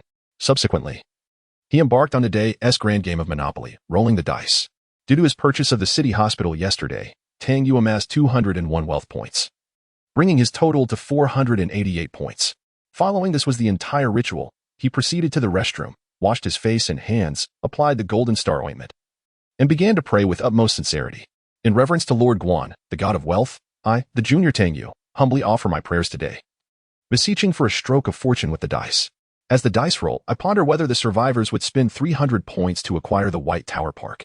Upon hearing the mechanical prompt, I am momentarily taken aback. Can one truly purchase a park? Indeed, as my wealth points dwindle, the virtual map updates once more, and I come to comprehend the park's significance. Unlike other structures such as subway stations, the Red Romance Club, or urban hospitals, which yield a daily sum of wealth points, the park operates differently. It does not directly bestow wealth points upon me. Rather, it enhances the value of all properties under my ownership, thereby generating greater wealth points each day. The more parks I possess, the more the value of my other properties appreciates, resulting in an increased daily yield of wealth points. A surge of joy fills my heart. This is splendid. Completing today's dice roll, I turn my attention to private messages. It is evident that following last night's icy rain, numerous survivors are struggling to endure and are reaching out to me, seeking to trade their resources for food or medicine. After a brief period, the kitchen has prepared several rounds of nourishing lamb soup, totaling nearly a dozen bowls. Initially, I intended to post these for trade on the World Channel. However, considering that Sandy has yet to finalize our transaction for the last 5 sheep, I fear that if others glimpse the attributes of the food I am selling, they might seize the opportunity to inflate their demands. The same logic applies to other survivors capable of providing lamb. Thus, I resolve to wait until our final exchange concludes before broadcasting the trade on the World Channel, as this seems the most prudent course of action. As I sift through the transaction messages in my inbox, I successfully gather the materials needed to upgrade the generator to level 2, finally amassing the last battery. I trade 1 can of food and 1 energy drink to complete the upgrade process. Just then, Sandy's message arrives. Grassland. Sandy, we can trade now. I've procured 10 sheep. You need 5, right? I respond, City. Tang Yu, then I'll take 7, please. Ultimately, I exhaust all the vegetable cans and ready-to-eat snacks, alongside some medicinal supplies, to complete this transaction. Although the food stock in the warehouse dwindles to merely 20 cans, the sight of the abundant lamb brings a smile to my lips. An hour later, as I arrange the nourishing lamb soup that now totals 24 portions, I am pleased to note that the medical station has successfully upgraded. Medical Station Level 2 Type, Shelter Facility Effect 1, at midnight each day. The medical station will randomly refresh medical items, with quality and quantity varying. Current probabilities: 40 for pill-type items, 30 for wound treatment items, 25 for first aid kits, and 5 for injectables. Effect 2, Immunity 25, Health 25, Vitality 25. Effect 3, 20 chance to produce one additional item when crafting at the medical station. Health Introduction. Excellent health can accelerate the healing process of wounds following an injury, diminish the likelihood of fractures, and concurrently reduce the expenditure of physical energy and hydration. Effects: decreased likelihood of fractures, reduced physical exertion, diminished dehydration rate. Vitality Introduction. Vitality can significantly lower the probability of fatal injuries in specific body parts, thereby enhancing your chances of survival after sustaining injuries. Effects: reduced risk of blood loss, decreased probability of disability from limb injuries, and enhanced recovery speed of wounds during combat. Tang Yu marveled at the incredible capabilities of this medical station. He recognized that the integration of this facility with the laboratory keycard was no ordinary blueprint. Yet, upon witnessing such astonishing functionality, he could not suppress his astonishment. Chapter 44. The world shaken by a bowl of lamb soup. Both the medical station and the Level 2 kitchen share the capability of producing items. The medical station can synthesize high-value medical supplies from various low-value materials. For instance, a collection of surgical instruments and a vehicle-mounted first aid kit can be combined to create an emergency surgical pack. Similarly, a bundle of tablets, sterile bandages, and tourniquets can be crafted into an IFK emergency treatment kit, while tools, magnets, wires, capacitors, and power banks can be assembled into a defibrillator. The extensive crafting list thrilled Tang Yu, as he now possessed a stable and long-lasting workshop for the production of advanced medical supplies. Should the medical station occasionally trigger the effect of producing items, it would be an unparalleled joy. Tang Yu stroked his chin, contemplating the consistently low value of basic medical supplies. Items such as surgical instruments and tablets had become virtually useless to survivors, rendering them a regrettable waste over time. The next batch of materials he gathered might well be utilized in these low-tier medical supplies, establishing a significant resource model for Tang Yu in the long run. This consideration did not even account for the automatic daily refresh of medical items at the station. Through his observations of the refresh probability at the medical station, Tang Yu discerned a hierarchy among the medical supplies, with basic medications being the least valuable. These were abundant, yet offered fleeting and singular effects. Currently, the most valuable tablets in his possession were the 3 bottles of analgesic, due to their fever-reducing properties, which would prove essential amidst the impending bitterly cold weather. However, much like the nourishing lamb soup, their value would peak only within the next 5 days. Once the calamity of polar blizzards subsided, their worth would significantly diminish. Among medical supplies, the most valuable items undoubtedly included injectables and various treatment packs, corroborating Tang Yu's earlier suspicions. Injectables would be among the most scarce medical resources in the post-disaster world, given their immense efficacy and inevitable high price. Tang Yu was exceedingly pleased with the performance of the medical station and promptly transferred all low-tier medical items from his warehouse into the station. He initiated the synthesis process, filling the entire crafting list to capacity. 2 hours later, the generator successfully upgraded to level 2. Its design became more compact and refined, emitting merely a gentle hum during operation. Thanks to the presence of a battery, the generator overcame the disadvantages of prolonged use. Excess electrical energy would be stored in the battery during operation. Once the battery reached full capacity, the generator would automatically shut down to rest. Conversely, when the battery level dropped to 20, the generator would automatically restart to generate power. Thus, from this moment onward, Tang Yu could confidently claim to have achieved electrical freedom. Moreover, for the power system facilities within the hideout, they are becoming increasingly energy efficient, effective, and intelligent. However, at this moment, Tang Yu furrowed his brow. With the completion of the generator upgrade, only one item remained to meet the construction requirements of the Intelligence Center, the classified intelligence. This item appeared to be exceedingly rare. Even after 2 days, no one had been willing to part with it for trade. Nevertheless, Tang Yu was particularly invested in the Intelligence Center, believing that its establishment would greatly aid both the hideout and his own development. Yet among the many survivors who had applied to him, none were willing to trade the classified intelligence. In contrast, there were plenty of traders for various valuable items needed to construct the refugee treasure chest.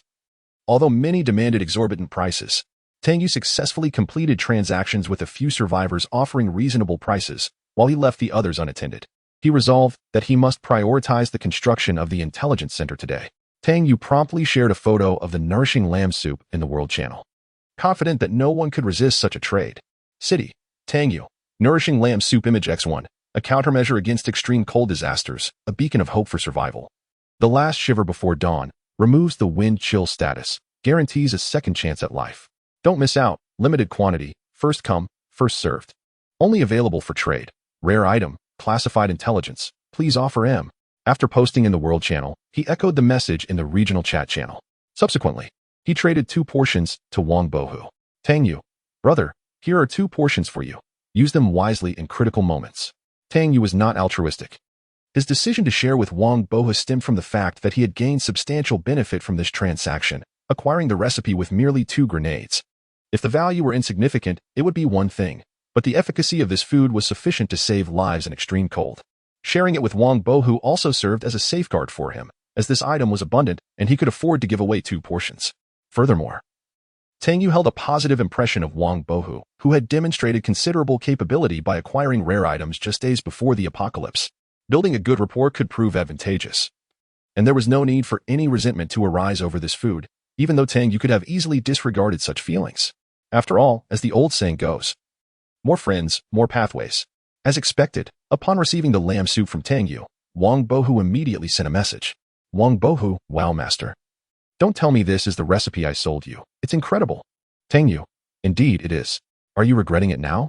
This inquiry was also a subtle test from Tang Yu. Wang Bohu, not at all. It's only in your hands that it can be made. If it were with me, who knows when I could produce it? Level 2 kitchen, for heaven's sake. Wang Bohu.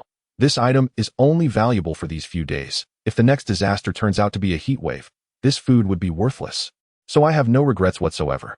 Wang Bohu. Hee. However, great deity, you must still have some left, right? Don't sell it all. Remember to save a few bowls for me. I will come to buy more once I finish. Upon reading Wang Bohu's message, Tang Yu couldn't help but smile. This is precisely why he appreciates the lad. He understands boundaries and possesses a sense of reason. Tang Yu. All right, I'll reserve some for you. Just let me know when you need it. Wang Bohu. Thanks a lot, great deity. Having addressed Wang Bohu's matter, Tang Yu anticipated the ensuing commotion.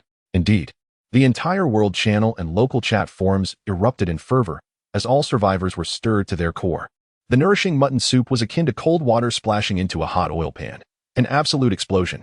Everyone, please lend a hand by taking a moment each day to catch up with the latest chapters and encourage updates. Thank you all. Chapter 45. The turmoil in the chat channel and Tang Yu's contempt. City, Lu Jinyu. What on earth? What on earth? What am I witnessing? Grassland, Wang Xinran. Goodness, it's the god of universe again. How can this food have such remarkable effects? Truly, it is the nemesis of extreme cold. Forest, Wang Haoyu. God of universe, why didn't you present this food during our previous trade? Oh, how I regret it. I am filled with remorse. City, Zhang Liuxin. What is happening? How is there such food? I have never seen it before. Have you all encountered it? Desert, Yin Jiehua, God of universe, I am on the verge of collapse. Could you spare me a portion of that food? I have succumbed to wind chill. The regional chat channel was equally vibrant, filled with astonishment at Tang Yu's possession of such extraordinary food. This item possesses the ability to remove wind chill. Ever since yesterday, nearly everyone has felt the wrath of the frigid weather, with many having already succumbed to wind chill, now huddled in their hiding places, trembling with cold. Upon seeing the image of the food that Tang Yu shared, they were all taken aback. This is indeed a life-saving essential. However, these individuals lacked any rare items or confidential information, and thus, under the pressure of survival, the darker aspects of human nature began to surface. Not only in the World Channel, but even among the survivors in the regional channel, some began to express their disdain. Grassland, Sandy, isn't that food made from the sheep I sold you? Sandy, who had completed a transaction with Tang Yu, sent a private message. Tang Yu was not surprised. City, Tang Yu. Indeed. Grassland, Sandy. No wonder you needed so many sheep. However, you are causing me a loss. You must share a portion of the items you traded. Tang Yu read the private message, finding himself both amused and infuriated. Thankfully, he had been prudent enough not to announce the news of the nourishing lamb soup too early. Otherwise, this character would surely have caused some sort of trouble. Now that the trade was completed, He still wished to claim a share of the resources. Surely, he must have lost his mind. This exemplifies the disparity between individuals. Tang Yu has never underestimated the malice inherent in human nature. City, Tang Yu, what nonsense are you spouting? Did you knock your head while catching sheep? Grassland, Sandy, just wait. With a disdainful smile, Tang Yu chose to ignore Sandy and instead turned his attention to the trade messages, selecting his resources. However, just a few minutes later, Wang Bohu sent him a message containing a screenshot. Grassland, Sandy. This Tang Yu is truly heartless. His lamb was barely worth anything. Yet he is selling it to you all at such an exorbitant price. His conscience is utterly corrupt. If I had as many resources as he does, I would sell them at a discount or even give them to those in need to weather this disaster. What a profiteer. Wang Bohu, great one. This fellow is slandering you. She is exploiting the rule that only allows one message per day in the World Channel to malign you. Tang Yu opened the World Channel to review the chat content. Indeed, under this individual's influence, others seeking to take advantage of Tang Yu began to emerge, and the entire channel's discourse gradually veered off course. Simultaneously, within the regional channel, there were individuals actively engaging in discussions on this topic. Amidst the chaos stirred by a few troublemakers, public opinion began to turn against Tang Yu. Observing those who were most vociferously stirring the pot in the chat channel, Tang Yu noted that each of them had sent him trade requests. He shook his head inwardly. Indeed, people often present one facade in public while concealing another in private. They likely aim to deter others from trading with Tang Yu, thus enabling them to acquire more of the nourishing lamb soup at a lower price. Unfortunately for them. Tang Yu, you still have your speaking quota in the World Channel today, right? Wang Bohu. Yes, indeed, great one. Tang Yu sent some items to Wang Bohu and transmitted the edited message. Soon, Wang Bohu's message appeared in the World Channel. City, Wang Bohu, what a shameless bunch. Take a good look at the trade details, and you'll see who is truly instigating trouble. Do not allow yourselves to be used as pawns while aiding others in counting their coins. Furthermore, the great Tang Yu has instructed me to convey a message. All those who were stirring the pot in the channel earlier are to be blacklisted and never traded with again. Also, that Sandy, who claimed she would assist many, should be approached by anyone lacking food. Her reserves are quite astonishing. Images of Tang Yu and Sandy's trade X8. XXX requests to trade with Tang Yu X6. With Wang Bohu's message sent, everyone fell silent, especially upon seeing that Tang Yu had traded dozens of lambs with Sandy. Expending an astonishing quantity of food and medical supplies, all were left in awe of the magnitude of their transaction. Over 100 units of food, predominantly various canned and energy foods, alongside a substantial supply of medical items, particularly the now exceedingly scarce trauma treatment supplies, totaling around 40 to 50 units, was an unparalleled sight. They had never witnessed such an abundance of resources. Even the slightly more affluent survivors would consider themselves fortunate to possess 20 or 30 units within their hideouts. Medical supplies were particularly rare. The total value of such resources could only be described as astronomical. Moreover, the images Tang Yu revealed included messages from Sandy demanding a share of the profits and threatening him. At this point, all survivors who viewed the information could not help but comprehend the underlying intricacies. Was this not a case of insatiable greed? With the individual originally acquiring a vast amount of resources during the trade, now coveting a portion of Tang Yu's nourishing lamb soup upon realizing its worth, and becoming indignant after being rebuffed? The issue was that while one might act as they pleased, it was unacceptable to toy with others. The collective ire of the survivors was palpable as they inundated Sandy with private messages, creating a scene even more lively than that on Tang Yu's side. The initial instigators also found themselves in a similar predicament, as Tang Yu had directly exposed their trade information, leading to a barrage of inquiries directed at them. Although some attempted to morally blackmail Tang Yu, the sight of the vast resources he had contributed rendered them all wisely silent. They found themselves at a loss for words. Tang Yu had invested substantial resources to create what he possessed, so what justification did anyone have to expect it for free? Consequently, the public opinion in the chat channel shifted entirely in favor of Tang Yu. However, he paid little heed to this shift. To him, Wang Bohu's revelations were merely a means to avoid unnecessary complications. He was indifferent to others' opinions, as long as the items he held did not meet his standards. No one would successfully complete a transaction with him. Those unwilling to engage in trade were of no concern. After all, this frigid calamity had only just commenced, and time was on Tang Yu's side. It was merely a question of whether others could endure the wait. With a recent spate of individuals blocked, Tang Yu found that there was little need for him to sift through transaction information. Soon, a faint smile graced his lips. Here it comes. Chapter 46. The construction of the intelligence center commences before Tang Yu lay a dialogue of trade, accompanied by a crimson folder containing several photographs of white paper. Confidential intelligence. Type. Intelligence item occupied slots. 2x1 description. A folder filled with various documents, potentially valuable to certain individuals. At last, he had assembled everything. Tang Yu decisively completed the transaction with the survivor. Although the survivor demanded a considerable amount of supplies, specifically a bowl of nourishing lamb soup and a bottle of amoxicillin antibiotic, it appeared that the other party was afflicted by wind cold and exhibiting inflammatory responses. Tang Yu, unwilling to linger, recognized that he had an ample supply of amoxicillin antibiotic and that the medical station could continue to synthesize it. Thus, he promptly concluded the trade. Gazing at the substantial folder in his hands, a look of relief washed over him. It had not been an easy feat. Without a moment's hesitation, he laid out all the necessary materials for constructing the intelligence center. Choosing a suitable location, the construction of the specialized facility commenced. The luminous screen displaying the facility's progress indicated that the intelligence center would require 24 hours for completion. It was currently 1:30 p.m. By the next day, precisely at 1:30 p.m. on the 7th day of the apocalyptic game, the intelligence center would be completed. Although Tang Yu was brimming with excitement, his gaze fixed longingly on the construction screen, he could only wait in silence. It had been a long time since he had anticipated anything with such fervor. After a busy morning, hunger began to creep in. This time, he opted not for the nourishing lamb soup, but instead heated a packet of milk, accompanied by 2 beef sausages. After his lunch, he replenished the wood in the fireplace and lay down on the heated bed, drifting into slumber. Meanwhile, in the World Channel, voices continued to decry Sandy.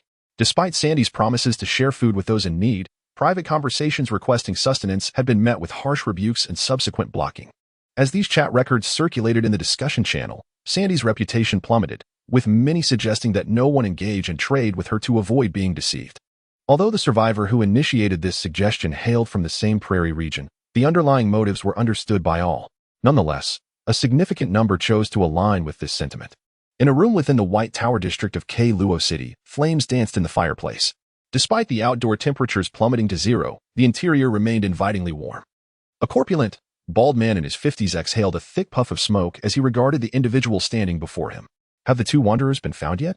Lord Kallantai. There is no news regarding the 2 wanderers. They must have encountered some unforeseen circumstances. That area belongs to the meat dogs. And last night there were vagrants in the hospital. Could it be that they took action? Yesterday, there was no sound of gunfire, and those 2 vagabonds, introduced by Zoran, were skilled individuals who should not have vanished without a trace. Kallantai, with a cigar clenched between his teeth, squinted his eyes, deep in contemplation. Moments later, he pressed a button on the table, causing the wall behind him to rotate, accompanied by the sound of friction between the wall and the floor. Descending the staircase, he entered a chamber of approximately 60 square meters. Within this chamber were 8 cages. Kallantai maneuvered his corpulent body to stand before one of the cages. Peering inside at the man slumped on the ground, covered in blood, he smiled and said, "My dear esteemed director, how do you fare?" Upon hearing Kallantai's voice, the man on the floor laboriously lifted his head to gaze at him. "You bastard. My brother will make you pay when he returns. Spare me the empty threats. All who knew the truth are already dead. By the way, I heard an amusing tidbit recently. Your nephew, Black Dog, seems to have met his end as well. Now, that one doesn't even know who killed him. Haha. What impossible." Kallantai observed the disbelief etched on the man's face, a mocking smile curling his lips. "Now, let us discuss business. Are you certain the access key card for the laboratory is concealed in the chamber you mentioned? Is there anything else you have yet to disclose?" At Kallantai's inquiry, the man on the ground was visibly taken aback, and then, as if a realization dawned upon him, he looked at Kallantai with astonishment. "Ha ha ha. It seems you have not acquired it after all. I have divulged all I needed to, yet you remain empty-handed. Ha ha, Butcher, you truly are inept." Kallantai, known as the Butcher, fixed his gaze intently on the man until, after 5 seconds, he snorted coldly and exited the dark room. As the chamber began to close, the Butcher's eyes glinted with sharp intensity. "Damn it, that fellow's expression indicated genuine surprise at my inquiries, which confirms that the information he provided about the safe's combination and key is indeed authentic. What is the situation with those 2 vagabonds?" Lastly, he glanced at the figure standing across from him. "Military knife, this matter rests in your hands. Tonight, you shall personally infiltrate the city hospital and assess the situation. Be cautious not to let the Mutt's men catch wind of your presence. Otherwise, our covert operation to capture this individual may be compromised." "Understood, Lord Kallantai. I will traverse through the subway tunnel. Coupled with the recent events surrounding Black Dog, there will be no one around." "Very well. I trust you to carry out your task. At 6 in the evening, Tang Yu finally awoke with a start. After yawning, he donned a cashmere robe, proceeded to the bathroom to fill the sink, and ultimately brewed himself a cup of red tea. Settling into an armchair, he opened a chat application to peruse the messages. Currently, discussions in both the global and regional chat channels had shifted away from the midday happenings, focusing instead on individual transactions and grievances, particularly in the regional chat. The survivors in the urban area were in a dire predicament. The primary concern lies with those survivors who have concealed their shelters underground. Not everyone possesses the capability, like Tang Yu, to preemptively upgrade their shelter's security gate to level 2, particularly one that boasts waterproof features. The shelters of these individuals have succumbed to flooding, subsequently freezing solid due to the frigid temperatures. It is likely that they will struggle to endure this calamity. Subsequently, Tang Yu stored the nourishing lamb soup, crafted in the kitchen within the warehouse. Although numerous individuals engaged in trade with him, following the events of the afternoon, they recognized that Tang Yu had also expended considerable resources. However, few were willing to part with rare items for trade, primarily offering only common supplies. Tang Yu remained unperturbed. This was merely the beginning. He had no concerns regarding the sale of his goods and continued to add ingredients for the nourishing lamb soup to the kitchen, filling the production list to capacity. He chose not to intervene further, as these materials would suffice for processing until the following morning. Tang Yu also completed the production list for the medical station. He discovered an advantage in the facility's production list. Once an item is crafted, it will automatically accumulate within the list as long as it is not retrieved, which proves to be quite convenient. Thus, time passed leisurely until it reached 10 o'clock in the evening. A red light appeared in the direction of the subway tunnel leading to the Red Romance Club, making its way toward the Garden subway station. Tang Yu immediately sensed something amiss. Chapter 47, Slaying the Intruders, the Mosin-Nagant sniper rifle reveals its might. These past few days have indeed been peculiar. This dilapidated subway station has become a gathering point for unwelcome visitors. Tang Yu swiftly donned his gear, fully armed in under 2 minutes. After a moment's hesitation, he stowed the MP5 submachine gun in his backpack and retrieved the Mosin-Nagant sniper rifle, pulling the bolt to chamber 7.62 by 54mm armor-piercing round. He loaded 4 rounds into the magazine, then placed the weapon back into his backpack. Donning the hood of the cloak of night, he stepped out of his hiding place, merging seamlessly with the shadows. At that moment, a red dot emerged from the tunnel. Arriving at the waiting hall of the Garden subway station, Tang Yu concealed himself behind a massive stone pillar, merely 3 meters from the entrance, quietly anticipating the intruder's approach. As the sound of footsteps crunching on the icy surface grew nearer, he observed a beam of flashlight piercing through the darkness, accompanied by a conspicuous red laser. To his astonishment, a laser target designator. How impressive! Tang Yu instinctively pressed himself deeper into the shadows. The intruder's tactical apparatus had certainly caught his attention. Tactical gear. Despite his efforts over the past few days, he had only managed to acquire a handful of tactical accessories, merely 4 or 5 in total. The intruder moved with remarkable speed, seemingly unperturbed by the presence of others in the subway station, thus proceeding with an air of confidence. However, at each intersection, they would still sweep the area with their flashlight before hastily moving on. As the intruder passed the stone pillar and continued toward the tunnel on the opposite side of the tracks, Tang Yu cautiously peered out from behind the pillar. The intruder was evidently a combat elite, adorned with an impressive array of weaponry, particularly the primary weapon in their grasp, which boasted a tactical flashlight laser combination, along with a muzzle suppressor and a magnifying scope, signifying extraordinary equipment. The individual also donned what appeared to be a high-grade ballistic vest, albeit a lightweight one, providing protection solely for the front and back torso. Once the intruder had traversed 50 meters, Tang Yu stealthily moved from behind the pillar to its side, gently positioning himself on the cold, marble floor. The Mosin-Nagant sniper rifle now rested in his hands. The icy chill of the subway floor sent shivers through him, yet he endeavored to maintain his composure. He then positioned his right eye against the rifle's 4 power scope. Through the scope, the intruder, now 60 meters away, loomed large in his sight. Tang Yu adjusted the magnification swiftly to achieve the optimal view. A crosshair aligned with the scattered light emitted from the intruder's tactical flashlight, locking onto the center of their chest. After a moment of contemplation, he redirected his aim to the intruder's head. He harbored concerns regarding the ballistic vest's protective level. Should it contain high-grade armor plates, the endeavor might prove futile. With the crosshair fixed upon the intruder's head, Tang Yu held his breath. Although he lacked confidence in long-distance sniping, he felt assured that within a few dozen meters, he would find success. Within the crosshairs, the intruder's head swayed slightly with each step he took, while Tang Yu meticulously calculated the rhythm of this movement. At last, Just as the newcomer had taken a step and was about to lift his foot for another, his head exhibited a momentary pause. A thunderous gunshot reverberated throughout the subway station, echoing incessantly. Through the scope, Tang Yu observed the tactical flashlight tumble to the ground, ceasing its movement. With a pleased expression, he removed his digital headset. This was his inaugural experience firing a sniper rifle, and he was fortunate that the headset provided a layer of protection. Otherwise, the high-frequency sound of the gunfire transforming into lower frequencies could have adversely affected his hearing. Despite this, his right shoulder throbbed painfully from the tremendous recoil of the sniper rifle. Nevertheless, he conducted a brief examination of his body and confirmed that there were no significant injuries. Stowing away the sniper rifle, he advanced directly towards the position of his target. The red dot on the virtual map had vanished, indicating that the enemy was evidently deceased. Due to the recoil, he had not observed the precise location where the bullet struck. He had only seen the adversary's weapon fall to the ground through the scope. As he approached to within approximately 20 meters, the flashlight of the fallen weapon illuminated a headless corpse on the ground. Rushing to the body, he soon understood the grim transformation it had undergone.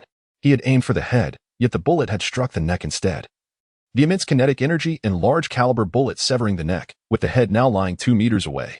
This gruesome sight, even for someone like Tang Yu who had faced numerous life-and-death battles, provoked a slight retch, though he managed to maintain control.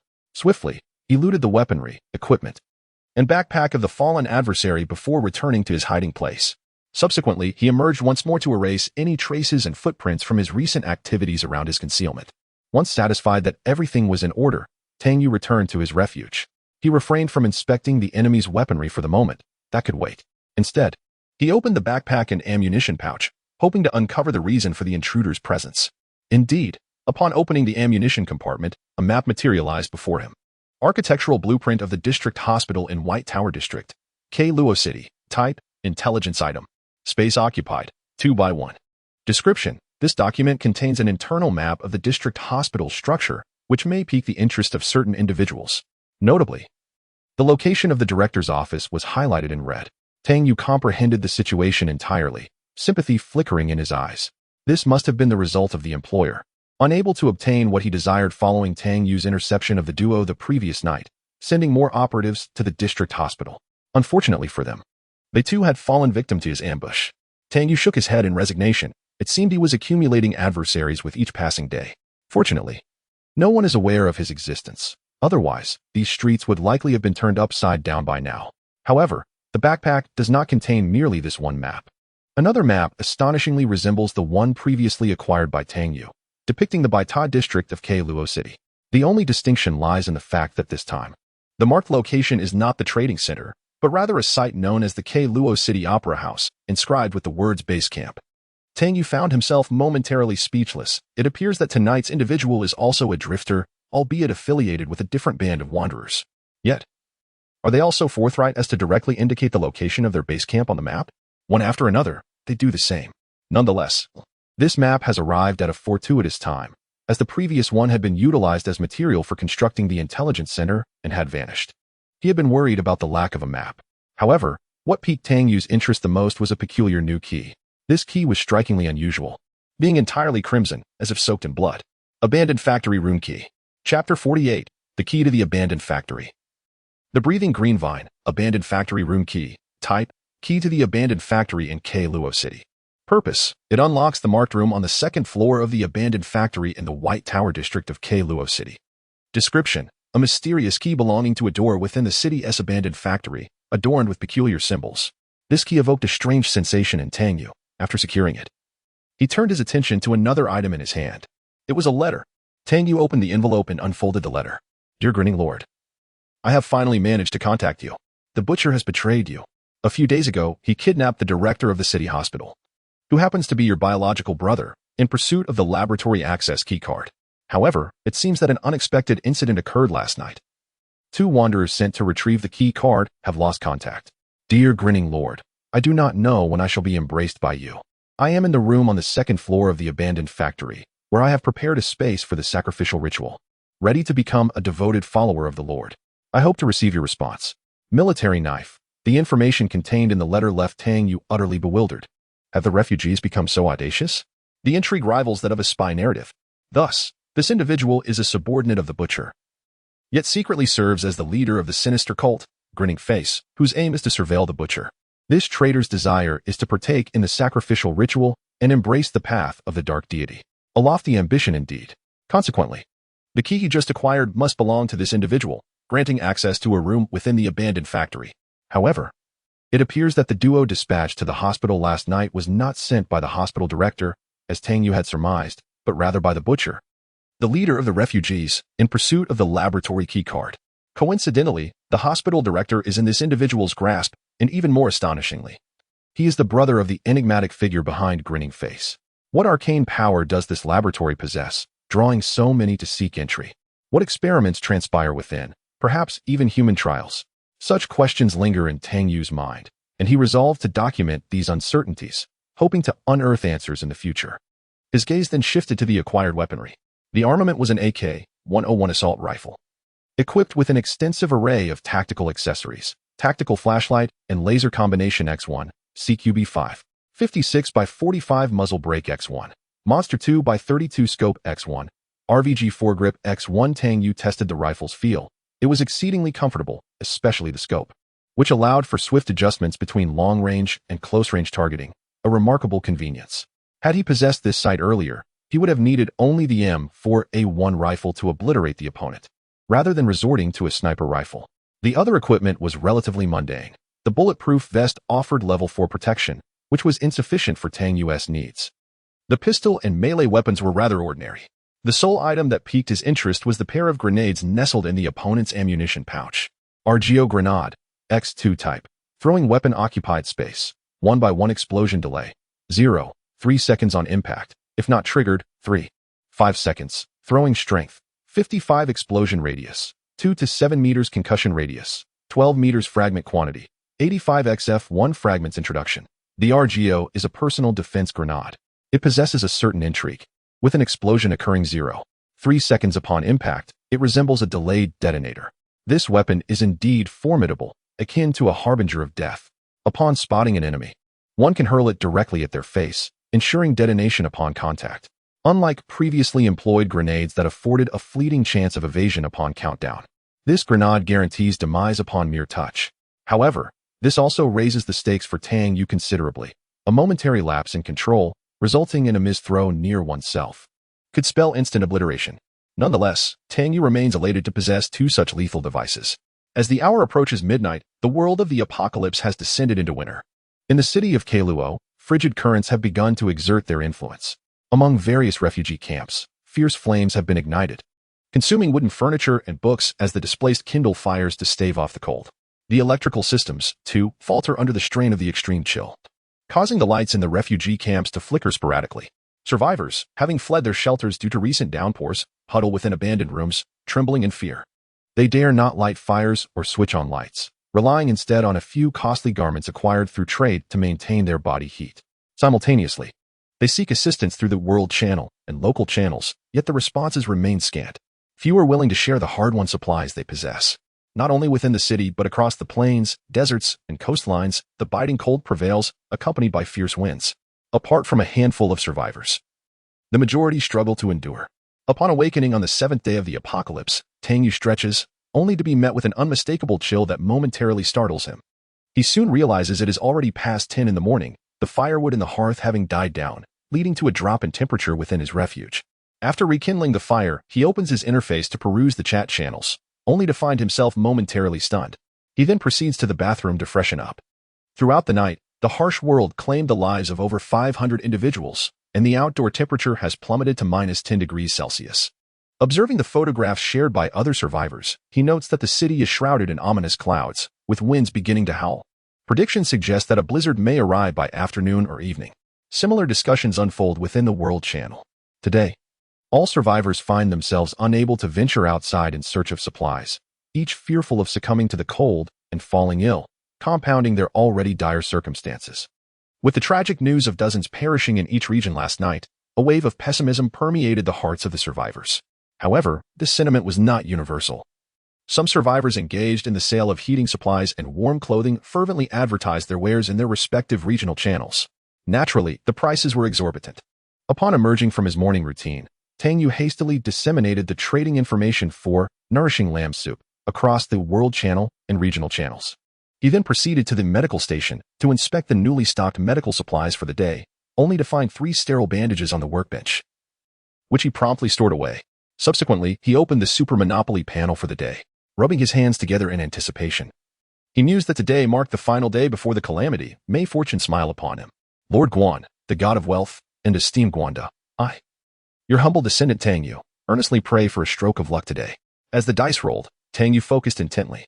With a gradual halt, a number materialized before him. 2 mini Tang Yu bounced twice before landing on a square adorned with a gift box emblem. The survivors received a gift, breathable green philodendron. Updates were scheduled for 6, 7, and 8 in the morning, allowing everyone to pass the time during their commutes. If readers enjoy this book, please consider following for more updates.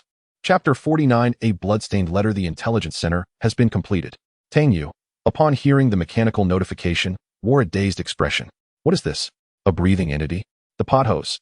Just as doubt clouded his mind, a vibrant green potted plant appeared before him. A flourishing pothose indeed. Breathing pothose, mother plant. Type. Rare plant. Effect 1.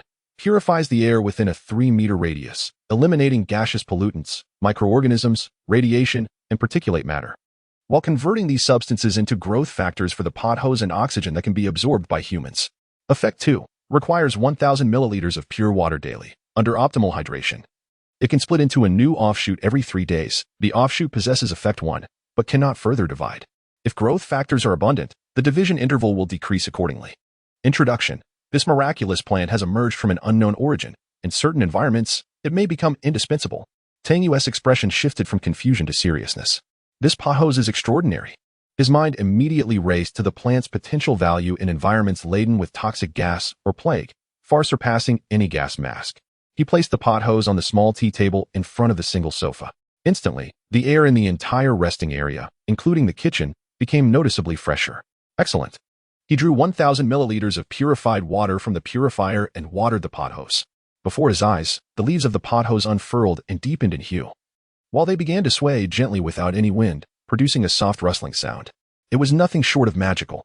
Today, his wealth points surged due to the park he acquired yesterday, increasing by a remarkable 303 points, a gain of 102 points from before, bringing his total to 791 points. Closing the page, Tang Yu proceeded to the kitchen, where he consumed a bowl of nourishing lamb soup. After replenishing the water and energy he had expended during the previous night's rest, he brewed himself a cup of black tea and returned to the single sofa to select tradable goods for the day. It was apparent that the sudden drop in temperature had caused many to fall ill with the cold, perhaps prompting a realization of harsh realities. Today, more individuals were willing to trade with Tang Yu, presenting a variety of decent goods. Although rare items remained scarce, they were not entirely absent. Among the traders, 2 were offering graphics cards, a new addition to Tang Yu's trading repertoire. With the imminent onset of an extreme cold disaster, he needed to prepare for survival. Graphics card X2 brought him great joy. He had now acquired a total of 4 graphics cards and was curious about their future applications. He prioritized trading with a few other survivors offering rare items, successfully obtaining 4 rare goods. Island Variable Frequency Air Conditioner Blueprint X1, Gas Mass Production Blueprint X1, Underground Water Well Construction Blueprint X1, A Bloodstained Letter X1. After completing 6 transactions, Tang Yu stored the graphics cards and blueprints in his warehouse. Gazing upon the letter, the dark crimson stains enveloped the entire envelope, devoid of any inscription. A bloodstained letter. Type. Information item views. 1-1 description. A letter carefully safeguarded in someone's embrace, its contents evidently of utmost significance. Tang Yu raised his brow and swiftly tore open the envelope. A sheet of paper emerged before him, accompanied by a house key. Tang Yu scrutinized the content of the letter. Report, Colonel, I have infiltrated the lair of the cult of the Dark God. It is understood that this cult is backed by a mysterious force that brainwashes and controls the displaced or survivors, transforming them into loyal adherents. Ultimately, this transformation is completed through a conversion agent. However, this ritual is exceedingly perilous, with a survival rate of less than 1 in 5. The success rate is notably higher for survivors, which is why the cult is relentlessly capturing survivors to complete the transformation. From what I gather, the city of Luo is currently most severely infested by the cult. I suspect this is where their operations initially commenced, possibly linked to some laboratory. I have just participated in a sacrificial ceremony and feel my mind has been affected and controlled to some extent. I have been discovered and am currently fleeing. If you receive this letter, please scrutinize the information carefully, Colonel. Originally, I intended for Love to bring a secure USB drive to you. He is an employee at the Garden Metro station. However, after so many days of the apocalypse, there has been no word from him, indicating he might have encountered misfortune. I hope he survives. Tang Yu never anticipated that this matter would involve the cult of the Dark God, nor that it would be related to an undercover agent. The Metro station employee mentioned in the letter was presumably the owner of the locker numbered 45, whom Tang Yu had encountered on the first day of the apocalypse. As he had found the encrypted USB drive in the backpack belonging to that individual, the situation in Luo City seemed to be growing increasingly treacherous. As Tang Yu contemplated the key in his hand, he suddenly recognized the familiar patterns engraved upon it. Bloodstained key, type, key to apartment 15. Purpose, it unlocks room 704 of apartment 15. Description, this is a mysterious key that appears capable of opening a door. Tang Yu promptly retrieved the rune key he had confiscated from the intruder the previous night. Indeed, the symbols on both keys were identical. Memories flooded Tang Yu's mind of the flickering candlelight in apartment 15 that night. It dawned on him that the candlelight was part of the so-called sacrificial ceremony. His understanding of the cult of the Dark God had deepened. However, there was no urgency in pursuing this matter now. He secured the key. Recognizing that an exploration of apartment 15 or the abandoned factory was not feasible at this moment, he would have to wait and see how circumstances unfolded. By 1:30 in the afternoon, Tang Yu anxiously observed a luminescent screen as it gradually faded away. The information center he had been anticipating all day had finally been constructed. In the original position of the light curtain, a table has emerged, upon which a laptop is operating. Symbols flicker across the screen intermittently, accompanied by the sporadic appearance of photographs featuring individuals or edifices. The desktop is cluttered with various documents, USB drives, and maps. He swiftly opened the panel and began to peruse the introduction to the facility. Information Center, Level 1 Type, Hideout Facility Effect 1. Acquire a random piece of intelligence information daily. 40 chance of obtaining ordinary value information. 30 chance of acquiring advanced value information. 25 chance for rare value information. And a 5 chance for significant value information. Effect 2. Gain prior knowledge of the next round of disaster information with a usage limit of 1/1. Effect 3. Obtain a single piece of significant value intelligence with a cooldown period of 168 hours, 1 week. Next stage, Information Center, Level 2 Upgrade Requirements. Hideout Security, Level 3, Ventilation Ducts, Level 3, Information Center, Level 1, Generator, Level 3, Confidential Intelligence X3. Encrypted USB Drives X3. Power Cables X5, Solid State Drives X2. Upgrade Time, 48 hours. Current upgrade conditions are insufficient. Upgrade cannot be performed. Chapter 50, The Cataclysmic Deluge, Preparatory Plans. What? Tang Yu was utterly astonished, his eyes brimming with disbelief. He had contemplated the myriad capabilities of the intelligence center countless times, considering the first and third possibilities. However, he had never once imagined the second capability, the ability to foresee the impending disaster. This could it be that I am truly the illegitimate child of this game? Tang Yu's thoughts began to spiral in confusion. The magnitude of this surprise was overwhelming. It sent shivers down his spine. After more than 10 minutes, Tang Yu finally managed to suppress the astonishment that had engulfed him. No one who had not experienced such a moment could fathom the exhilaration of finding the greatest reliance amidst the apocalypse. Tang Yu felt as if he were ensconced in a dream. Fortunately, he had managed to complete the construction of the intelligence center today. Any delay of even a day or two would have resulted in monumental losses. His heart surged with excitement. Returning to the intelligence center, he activated the panel to predict the next round of disaster information. As soon as Tang Yu's words fell, the laptop on the intelligence center's desk, which had been displaying garbled characters, experienced a brief moment of stuttering. Subsequently, a video emerged on the screen and began to play. Tang Yu immediately activated the recording function in the chat and aimed the device at the screen. The video depicted a series of shifting scenes: prairies, towering mountains, dense forests, coastlines, deserts, beaches, and bustling cities. As the footage progressed, Tang Yu could even discern the movements of survivors, scavenging for sustenance in the wilderness or clashing with refugees in urban locales. He even witnessed various factions of survivors engaging in fierce conflict and plunder. Then, the scene shifted dramatically. The sky became overcast, and torrential rain began to fall. The downpour intensified, swiftly inundating coastlines, plains, forests, and soon cities, deserts, and arid landscapes. It was as if the heavens had torn open, relentlessly pouring forth a deluge upon the earth. In mere moments, cities were submerged, the water level rising dramatically by 70 to 80 meters. Within the flood, enormous fish-like creatures swam. occasionally leaping from the depths to devour hapless survivors who had fallen into the water. 97% of the world's land was engulfed, with countless bodies of survivors and refugees drifting atop the surface. As the video drew to a close, it revealed the underwater realm, where translucent aquatic plants glimmered with ethereal light, alongside a large container drifting on the water's surface. The video concluded, and the laptop displayed several lines of text. Disaster name: the cataclysmic deluge. Time of occurrence: 7 days post the polar blizzard catastrophe. Duration of disaster: 5 days. Disaster opportunities: cataclysmic curiosities, golden whip seagrass, random containers. The cataclysmic deluge.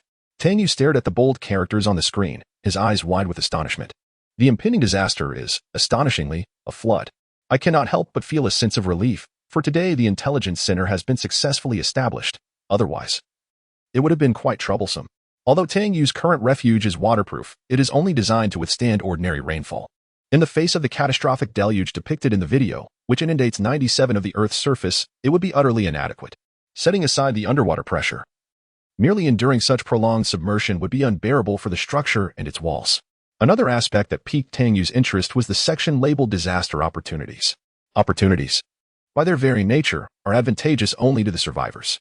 It is not difficult to envision that whether it be the luminescent seaweed or the colossal shipping container, these phenomena would only manifest amidst a cataclysmic flood, and their quantities would undoubtedly be scarce.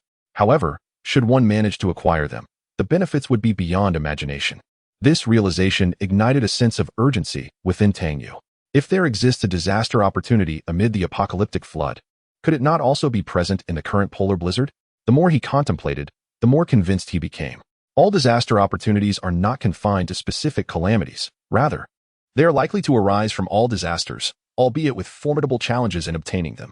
It ultimately rests upon the survivor's courage and capability to seize such opportunities. This, indeed, is the chance that the apocalypse game offers to the survivors. The opportunities have been presented. Whether one can grasp them hinges upon the survivor's abilities. Tang Yu's gaze towards the intelligence center shimmered with enthusiasm. It is truly a remarkable treasure, explaining why the enigmatic figure behind K. Luo City is so keenly invested in it. However, at this moment, the intelligence center's prediction count for disasters has reset to 0. Yet, Tang Yu harbors no particular concerns, for if the intelligence center could predict once, it could certainly do so again. If he is not mistaken, when the intelligence center upgrades to level 2, it should be able to forecast disaster information once more. What Tang Yu needs to do now is to capitalize on this prophetic advantage and devise a plan to maximize its benefits. Currently, there are 2 crucial tasks at hand. The first is to take advantage of this polar blizzard to trade nourishing lamb soup for resources that would aid in surviving the impending cataclysmic flood, including blueprints for upgrading the refuge's facilities. The second task involves discovering the disaster opportunity items hidden within this polar blizzard. Regarding the first task, Tang Yu has compiled a list of all waterproof facilities within his refuge. Foremost among these is the security gate. He does not intend to relocate during the flood. His refuge is the only place where he can feel absolutely secure. Therefore, upgrading the security gate is of paramount importance. The primary functionalities required are waterproofing, pressure resistance, and impact resistance. Additionally, there must be a buffer space between the refuge and the security gate, meaning an isolation zone must exist within the refuge itself. If Tang Yu intends to seek disaster opportunities amid the apocalyptic flood, he must be able to enter and exit the refuge. Without this buffer space, the refuge could very well be obliterated the moment the security gate swings open. Thus, the buffer space is of paramount importance. Additionally, the renovation of the oxygen circulation equipment and ventilation ducts is essential. Although Tang Yu possesses a potted plant known as the breathing green radish, which can produce a certain amount of oxygen, its limited quantity yields only 3 additional offspring after a week. Tang Yu requires oxygen for respiration, and the generator likewise necessitates it. Therefore, having an extra oxygen circulation machine is the most prudent course of action. Furthermore, the ventilation ducts must undergo underwater modifications. Otherwise, when the flood arrives, it will undoubtedly backflow into the refuge through these ducts, resulting in catastrophic consequences. The blueprints for the reconstruction of the walls and ceiling must also be meticulously considered, as they must withstand pressures and be waterproof at depths of 70 to 80 meters underwater. As for the remaining water supply and food, Tang Yu is not particularly concerned. He simply needs to prepare ample food reserves. Moreover, both the water purifier and his unused blueprint for constructing a groundwater well can readily address this issue. These are the areas requiring renovation in the refuge. Next, Tang Yu must consider the supplies needed for his underwater excursions. Chapter 51. Polar Snow Lotus. The struggle triggered by the suitcase to navigate freely underwater. A pressure-resistant diving suit is indispensable, accompanied by underwater offensive weaponry. Firearms are virtually ineffective beneath the surface, with bullets traveling a mere 2 meters deemed a considerable distance. However, weapons such as spear guns are viable alternatives, and the prospect of advanced technology weaponry would be ideal. It took Tang Yu over 2 hours to meticulously compile the preparatory measures for the impending cataclysm of the Great Flood. Consequently, the direction of the supplies for trade became apparent. As for the opportunities amidst the calamity of the polar blizzard, Tang Yu remained somewhat at a loss. Yet he did possess a direction for exploration. According to the occurrences during the Great Flood, aquatic vegetation thrived at the bottom, representing the most perilous regions of the disaster. In contrast, the most dangerous aspect of the polar blizzard is undoubtedly the blizzard itself. It seems that he might have to brave the biting cold and venture into the snow to seek answers. However, the mere thought of searching for supposed opportunities amidst sub-zero temperatures and relentless snowstorms filled Tang Yu with trepidation. To him, it felt akin to courting death. Yet, time was still on his side, and perhaps fortune would favor him. Tang Yu glanced at the regional chat and noted that the temperature had plummeted to minus 11 degrees Celsius. Most survivors had retreated to their shelters or rooms to keep warm. With little to occupy their time, individuals were exchanging trade information in the channel, leveraging their existing resources for necessities. Having exhausted his speaking quota on the World Channel for the day, Tang Yu resorted to the regional channel to post about nourishing lamb soup and anise and pain relievers. Tang Yu, as the weather grows colder. Image of nourishing lamb soup and image of anise and pain relievers are the best choices against the wind and cold. Priority for trades involving blueprints for shelter upgrades, while also seeking to acquire graphics cards, disaster coins, confidential intelligence, and other supplies. Interested parties, please DM me with prices, preferential rates in this region. Following his morning spree of acquiring graphics cards on the World Channel, many had begun to recognize their value, prompting some in the regional channel to jest about Tang Yu's so-called harvesting. Nevertheless, Tang Yu remained unfazed. There would always be those unable to resist the temptation to trade. For despite the graphics card's worth, survival through the first round of disasters was the prerequisite for such discussions. After dispatching his message, he noted that the private chat contained only mundane trading content, and he chose to disregard any luck seekers hoping to engage with him. He returned to the intelligence center, where 2 pieces of information awaited his perusal. He first examined the daily intelligence update. Beneath the bench by the fountain in White Tower Park, at 7 p.m., a small suitcase would appear with the code 325876 containing a blueprint. Tang Yu. A spark ignited within him. White Tower Park was the very park he had recently acquired. The park's location was conveniently situated behind the subway station, with the entrance just outside the subway exit. The current time was 2 p.m., leaving him with 5 precious hours. This is not urgent. Tang Yu once again extracts the crucial intelligence from the information center. A weekly occurrence. On the second night of the polar blizzard disaster, at 11 o'clock, atop the trading center in Luo City, the storm reaches its zenith, and an extraordinary entity known as the Polar Snow Lotus emerges. What? Tang Yu's eyes widen as he gazes at the laptop screen. The disaster entity, Polar Snow Lotus. Indeed, there exists a calamity opportunity. A flicker of uncertainty dances in Tang Yu's gaze. This Snow Lotus is not easily obtained. On one hand, the timing of the Snow Lotus's appearance coincides precisely with the storm's most ferocious phase. Tang Yu can already envision the extreme frigid temperatures and blizzard conditions that render survival exceedingly arduous. However, this also confirms Tang Yu's hypothesis that calamity opportunities manifest in the most severe disaster zones. The other challenge lies in the location of the Snow Lotus, the trading center. That place is home to the refugee camp, led by the notorious Dog Flesh. Tang Yu cannot help but smile wryly. The difficulty of acquisition is nothing short of hellish. On the laptop, a countdown timer of 168 hours has begun, indicating the intelligence has entered a cooling phase. Tang Yu retrieves the map of the White Tower district and begins to study it. The trading center is not far from the Pinewood Hotel he explored previously. Merely a street away, with a straight-line distance of approximately 300 to 400 meters. Based on Tang Yu's estimation, there should be at least 100 refugees inside. Otherwise, Dog Flesh would not be able to control such a vast territory. In order to obtain that Snow Lotus, Tang Yu must resolve 2 issues. First, the challenge of survival in the polar blizzard, dealing with the impacts of extreme cold and mobility amidst the storm. The second issue is how to gain entry into the trading center and access the rooftop. A direct confrontation is immediately dismissed by Tang Yu. Thus, he must stealthily infiltrate the trading center. After pondering for a while, a simple plan materializes in Tang Yu's mind. At 6:30 in the evening, Tang Yu, fully armed, emerges from the subway station. At this moment, less than 6 hours remain until the arrival of the polar blizzard, and the temperature has already plummeted below -20 degrees. The sky is shrouded in darkness, with snowflakes beginning to fall sporadically. Tang Yu tightly wraps himself in a sheepskin military coat, relying on a bowl of mutton soup consumed earlier to stave off the cold's effects. Before long, he arrives at the vicinity of the central fountain in White Tower Park, concealing himself in the shadows behind a cluster of bushes, adjacent to a towering maple tree. 5 meters away lies the long bench mentioned in the intelligence report. However, with the faintest glimmer of light, Tang Yu is certain that nothing lies beneath it. It seems he must wait until 7 o'clock. As anticipated, at 6:55, 2 figures suddenly appear on the outskirts of the park, one following closely behind the other, swiftly making their way toward the central fountain. Tang Yu catches sight of the 2 individuals. Bang! Bang!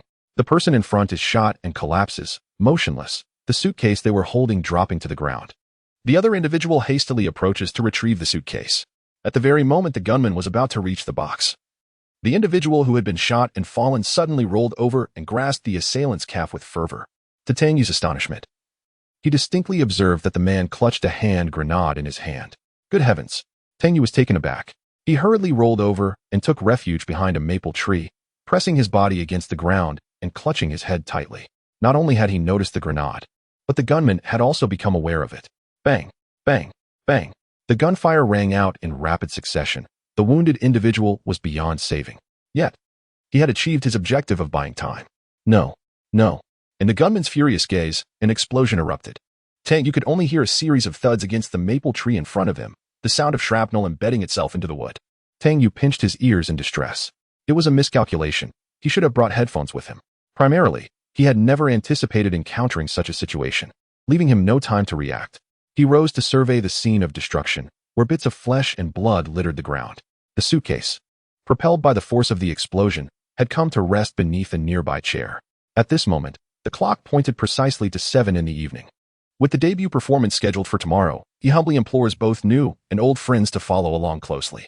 Chapter 52, Blueprint for the Synthesis of Human Genetic Evolution Serum in the Hidden Refuge Beneath the Garden Subway Station. Tang Yu gazed at the cryptic combination lock of the briefcase before him, inputting the 6-digit code provided by the Intelligence Center, 325,876. With a click, the briefcase sprang open, and Tang Yu was greeted by the whirring sound of intricate machinery.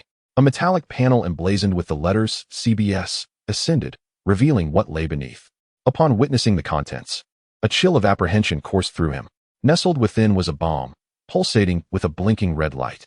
It was evident that any attempt to forcefully breach the case without the correct code would end in catastrophic destruction.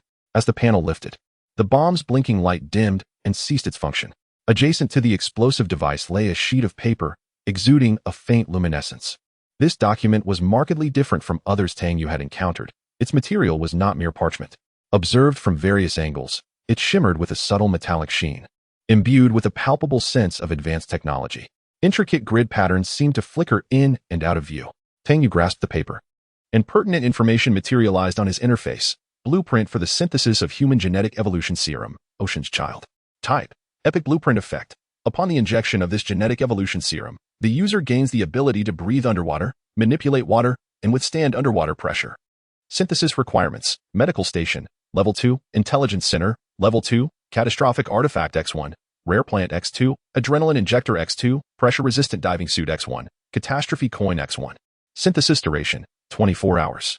Description: This blueprint represents one of 3 completed genetic evolution serums developed by CBS Laboratory through extensive human experimentation, possessing extraordinary powers. Tang Yu's eyes sparkled with intensity as he absorbed the information displayed on the panel.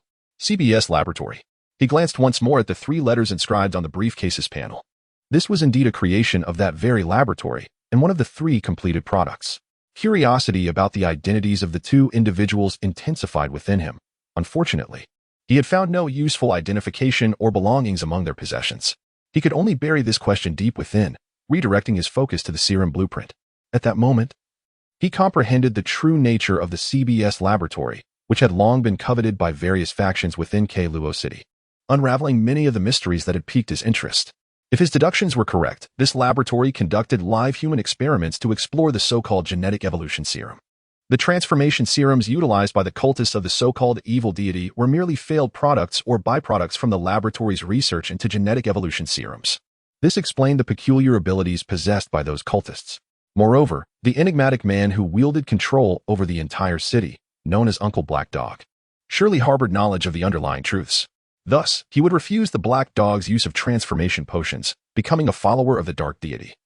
For he understood that these potions were nothing but failures, undoubtedly fraught with severe side effects. The director of the city hospital is the brother of this enigmatic individual, who possesses the schematics for the super-rare facility known as the medical station. Tang Yu could not help but perceive that this situation bore a striking resemblance to the narrative surrounding the Black Dog.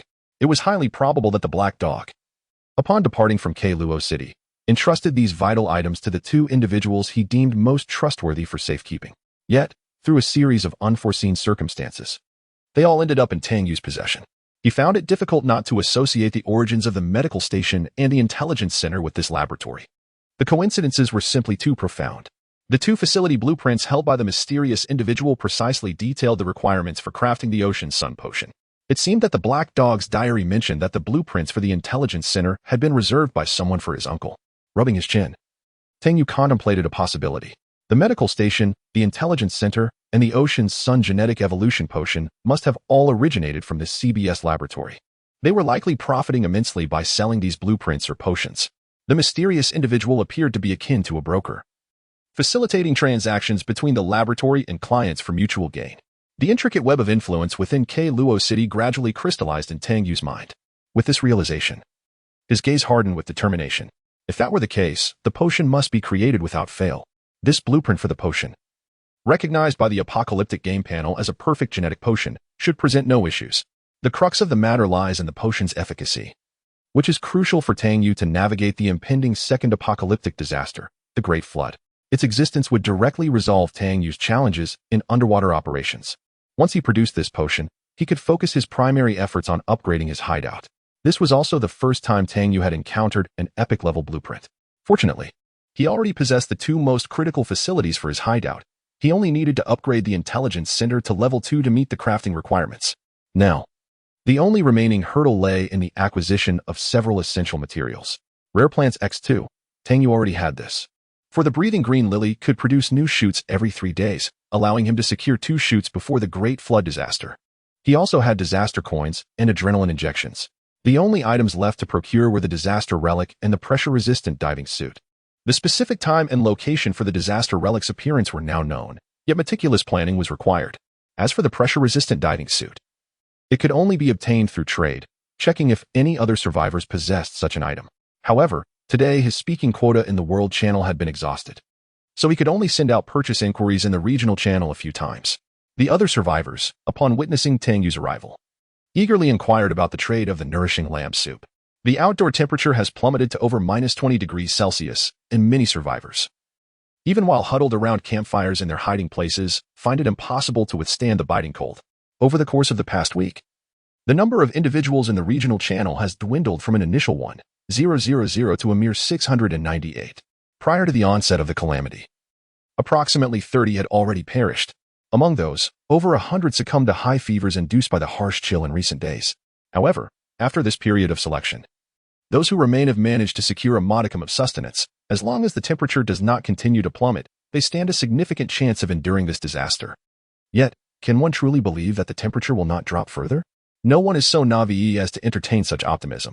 Chapter 53, The First Day of Catastrophe. Hiding Place Holographic Barrier Construction Blueprint. Lu Haoyan.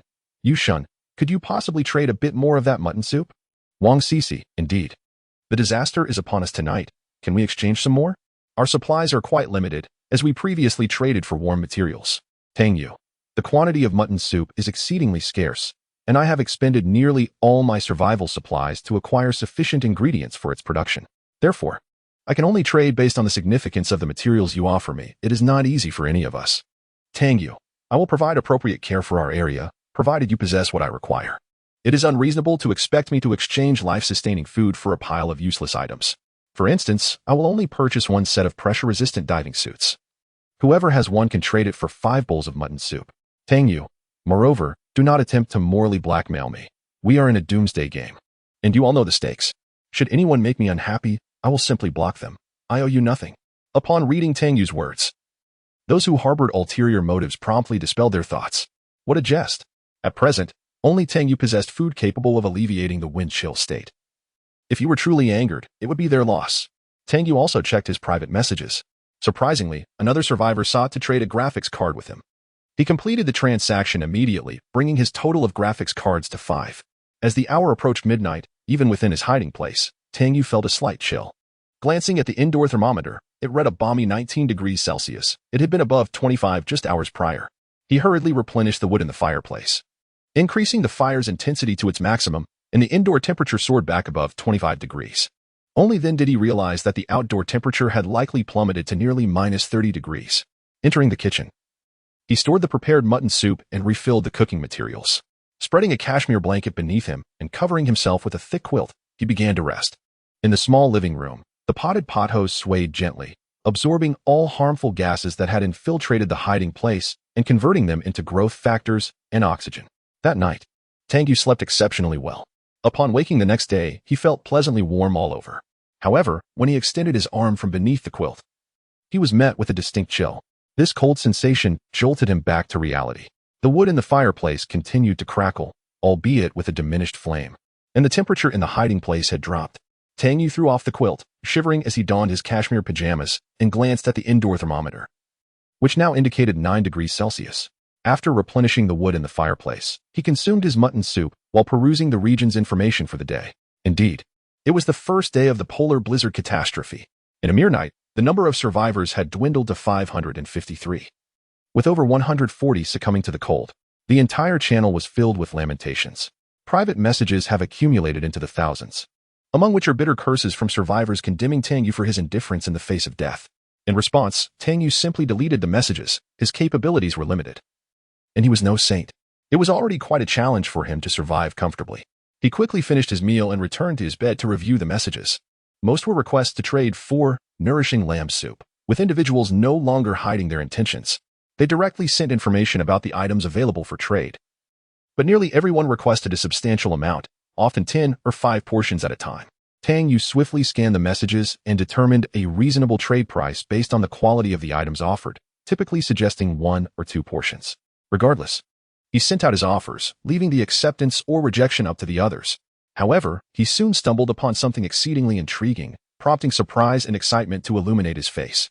Blueprint for holographic shield construction. Type: rare blueprint effect. Construct a holographic shield outside the hideout that perfectly covers the entire area, providing camouflage, water resistance, and moderate defense capabilities. Construction requirements: generator, level 3, hideout security, level 3, hideout walls, level 2, intelligence center, level 2, computer CPU X1, CPU fan X2, circuit board X3, graphics card X2, electronic components X5, phase control relay X2, programmable processor X1, electromagnetic coil X1. Construction time: 24 hours. Tang Yu was utterly exhilarated. This was a true turning point. According to the information on this blueprint, it could perfectly address his needs for shelter in the face of the impending flood disaster. With this holographic shield enveloping the hideout, he would no longer need to seek additional facility blueprints. The mere water resistance effect would resolve all issues. Even with the hideout's main door open, the flood would not dare to breach his refuge. It was evident that others were unaware of the next calamity being a flood. Otherwise, this item would never have appeared in Tang Yu's trading information. It was imperative to acquire it. However, the survivor had sent the message at 1 a.m. the previous night and was requesting a significant amount, 20 bowls of lamb soup. Tang Yu promptly contacted the individual, uncertain if they were still alive. City: Tang Yu, are you still alive? For that item, I can offer a maximum of 5 bowls of lamb soup. Shall we trade? After waiting for a while without receiving a reply, Tang Yu frowned. Could they truly be dead? He reluctantly began to peruse other trading messages until 10 minutes later, he finally received a response. City: Wangdudu, too little. I want 10 bowls of lamb soup. If you could also provide medicine for high fever, I would need an additional bottle. Tang Yu furrowed his brow once more. It seemed the individual had developed a severe cold, escalating to a high fever. He pondered over their request. For him, this price is acceptable. However, he is currently apprehensive that if he agrees to it outright, the other party may suddenly demand an exorbitant sum. The prices of items traded by Tang Yu are largely transparent within the world channel, typically ranging from 1 to 2 bowls of soup. City: Tang Yu, impossible. This item only offers some camouflage, the other effects are utterly trivial. City, Tang Yu. At most, 5 bowls of lamb soup and 3 tablets of antipyretics. That is the absolute limit. If that is insufficient, you may keep it for yourself. Having sent the message, Tang Yu anxiously gazed at the panel. He was wagering on the other party's ailment and his own assertiveness. The more assertive he was, the greater the chance of completing the transaction. For he was indeed speaking the truth. Given the current circumstances, for the majority, the 3 effects of this blueprint, camouflage, water resistance, and moderate defense, render only the camouflage truly effective, while the other 2 effects seem rather insignificant to many. Most survivors' hideouts are discreetly located. Even if there is a possibility of being discovered, as long as proper camouflage is employed, the risk of defense is non-existent. Should the enemy locate their hiding place, the moderate defense capability would merely prolong the inevitable demise. The water resistance effect is even more superfluous, a prime example of redundancy, as there has been no opportunity to utilize it thus far. It is only because Tang Yu is aware that the next disaster is a great flood that he pays any heed to this blueprint, especially considering he already possesses the camouflage coating sticker. Sure enough, within a few minutes, the other party sent a trade request. Chapter 54, Field Surgical Kit. The mass production capabilities of the medical station. The transaction was swiftly completed between the 2 individuals. Tang Yu placed the blueprint back into the storage. The construction of this facility was not urgent and would at least have to wait until the first wave of the apocalyptic disaster had passed. Currently, only the first day of the polar blizzard had commenced, yet he had acquired 2 crucial resources to confront the impending second wave of the apocalyptic deluge. One was the enhanced, hiding place holographic shield, and the other was the Son of the Ocean gene evolution serum to bolster Tang Yu himself. All that remained was to gather the materials necessary for crafting these 2 blueprints. At present, Tang Yu's foremost concern was how to reach the trading center building by 10 o'clock tomorrow night to obtain the wondrous apocalyptic item, the Polar Snow Lotus. He had been quite taken by this extraordinary item, and now, due to this Son of the Ocean gene enhancement serum, his need for it had escalated to urgency. However, his immediate priority was to resolve the challenges of movement amidst the blizzard and how to infiltrate the trading center. Through the regional chat channel, Tang Yu learned that the outdoor temperature had plummeted to over -40 degrees Celsius. The survivors who perished last night had all succumbed to the extreme cold. Some survivors' hiding places had poorly sealed security doors, and after just one night, the doors were already encased in ice crystals, rendering them immobile. At this moment, the ground was blanketed with snow nearly half a meter deep, making normal movement impossible for the survivors. Each step was a tremendous test of endurance. Furthermore, maintaining body warmth in such frigid temperatures was paramount. Although Tang Yu could rely on the warming effects of nourishing lamb soup to withstand the cold, he pondered the dilemma of whether to consume it during an emergency. It would be impractical to be engaged in combat and then suddenly indulge in lamb soup around the corner. Additionally, he would require more effective thermal clothing. The previous sheepskin coat had performed admirably but was only suitable for temperatures around -20 to 30 degrees. Facing temperatures that could plunge to -50 or 60 degrees, Tang Yu felt uncertain. Thus, he needed to devise solutions for both a means of travel and adequate warm clothing today. Rising from his bed, Tang Yu made his way to the medical station to inspect the newly refreshed medical supplies. Upon seeing 2 rectangular medical kits on the workbench that he had never encountered before, a look of surprise illuminated his face. A substantial find indeed. Field Surgical Kit.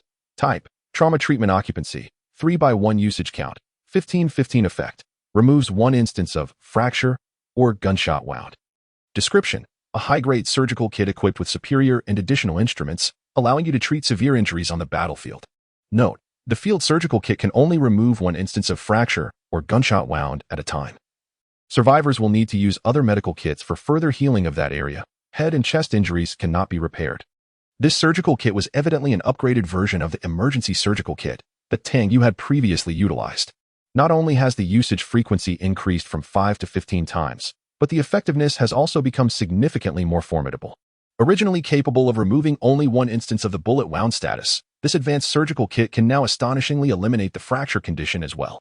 This enhancement provides Tang Yu with a far greater assurance of safety during outdoor combat. With a cheerful disposition, he stored these 2 new surgical kits in the warehouse. The medical station, after continuous production over the past 2 days, has successfully generated a substantial quantity of medical supplies. Among them are 23 vehicle-mounted first aid kits, 32 Grizzly first aid kits, 1 defibrillator, and 5 emergency surgical kits, all of which Tang Yu has collected. During these 3 days of impending disaster, survivors are largely unable to venture out for exploration, resulting in a diminished demand for these medical items. This circumstance allows for a delay in trading until after the calamity subsides. At that time, survivors will undoubtedly venture out en masse in search of survival supplies, presenting the optimal moment for the transaction of these advanced medical resources. Tang Yu opened the World Channel to edit today's trading information. His primary acquisition targets for the day are tools for traversing polar blizzards and warm clothing, as well as materials required for constructing the holographic barrier for hideouts and the Son of the Ocean gene evolution serum. This includes resources for upgrading hideout facilities. He posted, City, Tang Yu, nourishing lamb soup, X50, paired with 1 analgesic tablet and 1 amoxicillin antibiotic, purchasing X5 motors, X10 mechanical parts, X20 wires, X5 confidential intelligence, X1 pressure-resistant diving suit, X5 phase control relays, various low-tier medical supplies, rare items, graphics cards, precious goods, etc. Additionally, if anyone possesses transportation for traversing snowy terrain or ultra-low temperature clothing, please contact me. The price is negotiable. Tang Yu also forwarded this information to the regional channel. All survivors had anticipated Tang Yu's message. Many initially held little hope as they lacked rare items. However, upon seeing the list of sought-after goods, which included various low-tier medical supplies and electronic components, many felt a surge of excitement. They eagerly began sending all the low-tier medical supplies and other items they had collected to Tang Yu. When someone successfully exchanged seemingly useless medical debris for a bowl of lamb soup, they exuberantly shared their triumph on the World Channel. City, Lu Jing, proven effective, screenshot of Lu Jing trading with Tang Yu, X2. I truly exchanged a pile of seemingly useless items for a bowl of lamb soup. And now I finally feel a semblance of safety. The deity Yu is genuinely benevolent. However, I advise everyone not to disturb him with other worthless items. He is currently only trading for medical and electronic supplies. As time progressed, an increasing number of survivors exchanged various low-tier medical supplies with Tang Yu for lamb soup. The entire chat channel was filled with accolades for Tang Yu, with many believing he was solely dedicated to providing benefits for ordinary survivors. Although a substantial quantity of medical supplies is necessary to barter for a bowl of mutton soup, many survivors express profound gratitude. After all, items such as an array of pills, various instruments, tourniquets, and capacitors are not directly usable by survivors. Given the current outcome, many individuals are exceedingly satisfied. Yet, there will always be those with dark hearts who make sarcastic remarks, like Sandy, who previously had a falling out with Tang Yu, now making disparaging comments in the chat channel. However, she has become increasingly detested, and seeing her unrepentant attitude, others are already rebuking her without Tang Yu needing to intervene. Her private messages have once again been exposed. In a secluded spot on the plains, Sandy gazes at the ever-increasing number of private messages on her panel, her expression darkening. Humph, a bunch of sycophants, just for a bowl of mutton soup. He turned into bootlickers, such lowly creatures. Tang Yu, however, remains oblivious to the turmoil in the World Channel as he gazes in delight at the item descriptions before him. Chapter 55, Continuous Harvest. Encountering CBS items, ultra-low temperature protective suit, type, rare item material, multi-layer composite tarpaulin, and fine low-temperature cotton. Effect, endures temperatures ranging from 0 to minus 250 degrees Celsius, providing frost resistance, liquid nitrogen protection, cold defense, waterproofing, and insulation. Movement impact, -5 description. This suit is specifically designed for operations in specialized environments, suitable for LNG refueling stations, liquefied gas, natural gas, liquid nitrogen, liquid oxygen, cold storage facilities, and laboratories under ultra-low temperature conditions. Note, only when the complete protective gear is equipped, low-temperature jumpsuit, low-temperature hood, low-temperature gloves, and low-temperature boots, will the ultra-low temperature protection be effective. At this moment, Tang Yu could no longer suppress the smile at the corner of his mouth. This is what one calls surprise. He had never encountered such an article of clothing before, capable of maintaining warmth even at an astonishingly low temperature of minus 250 degrees. He immediately contacted the survivor on the other side to inquire about the price, discovering that the other party's requirements were quite simple. The suit had been found yesterday in a cold storage workshop, but unfortunately, he had already succumbed to a chill and exhausted his heating materials.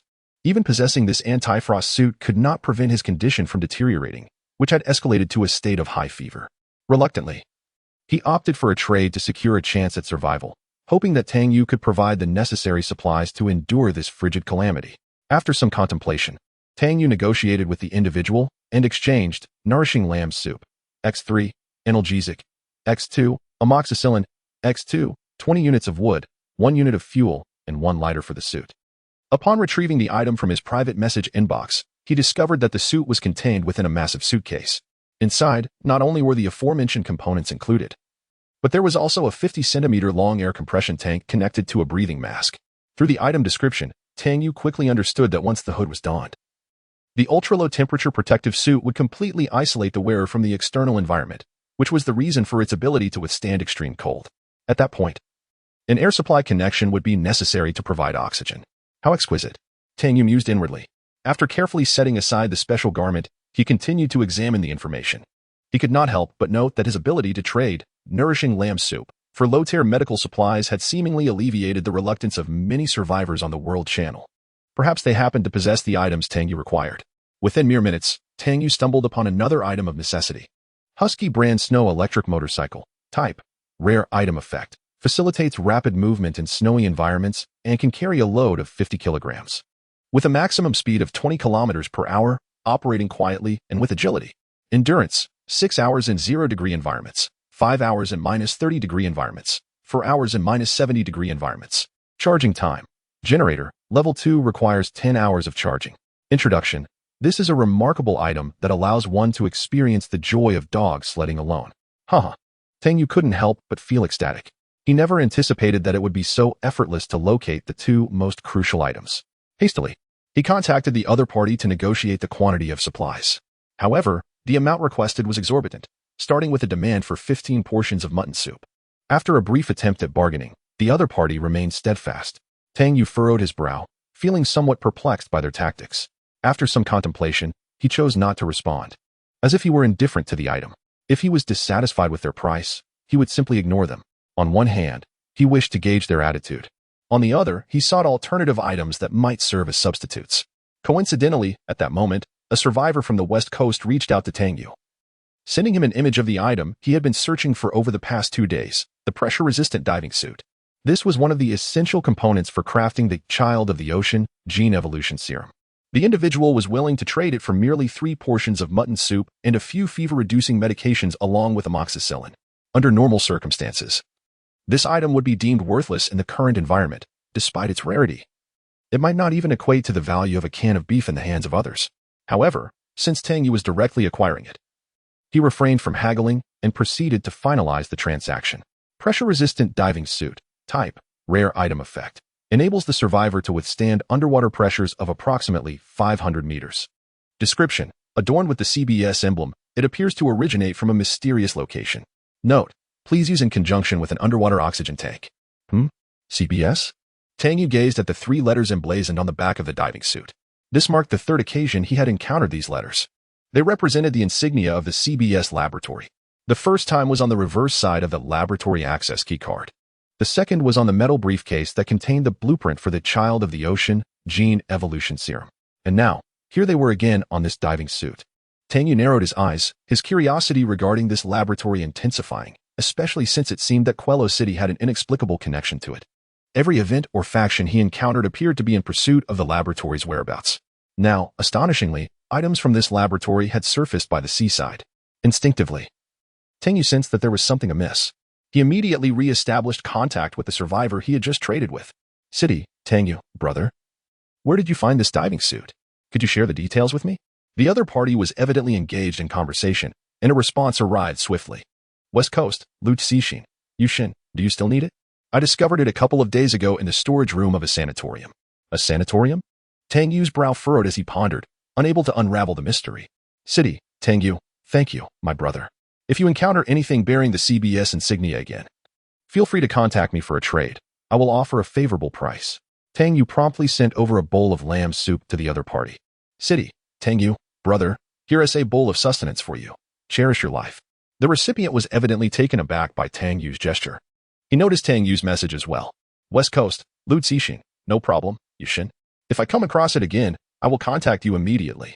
The transaction was completed. At that moment, Lu Cixin was hiding in his refuge, gazing with delight at the bowl of lamb soup in his hands. He had never anticipated that merely answering a question would yield him a meal. Consequently, he gained some insight into Tang Yu's character. One must give to receive. It appears he holds the CBS-marked items in high regard. I recall that there were a few such items in the office of that sanatorium once the calamity subsides. I shall seize the opportunity to investigate. Chapter 56. The Snowmobile Acquired, the Statue of Guangdong. Tang Yu placed the pressure-resistant diving suit into the warehouse. His spirits remarkably elevated. Only two requirements remained unmet for the creation of the Son of the Ocean, Gene Evolution Potion, the Intelligence Center, upgraded to Level 2, and one rare item, a disaster. The materials for upgrading the Intelligence Center were being gathered, while the rare item would have to wait until tomorrow night. With this thought, Tang Yu's lips curled into a slight smile as he reopened the private chat panel. Indeed, after a brief wait, the survivor who had previously offered the Husky brand snow electric motorcycle could no longer contain his impatience. The other party seemed to grasp Tang Yu's stance. Attempting to leverage this item to control him was utterly futile. Initially, he had intended to use this item to gain an upper hand and procure additional resources. Unaware that Tang Yu was renowned for his abundant supplies.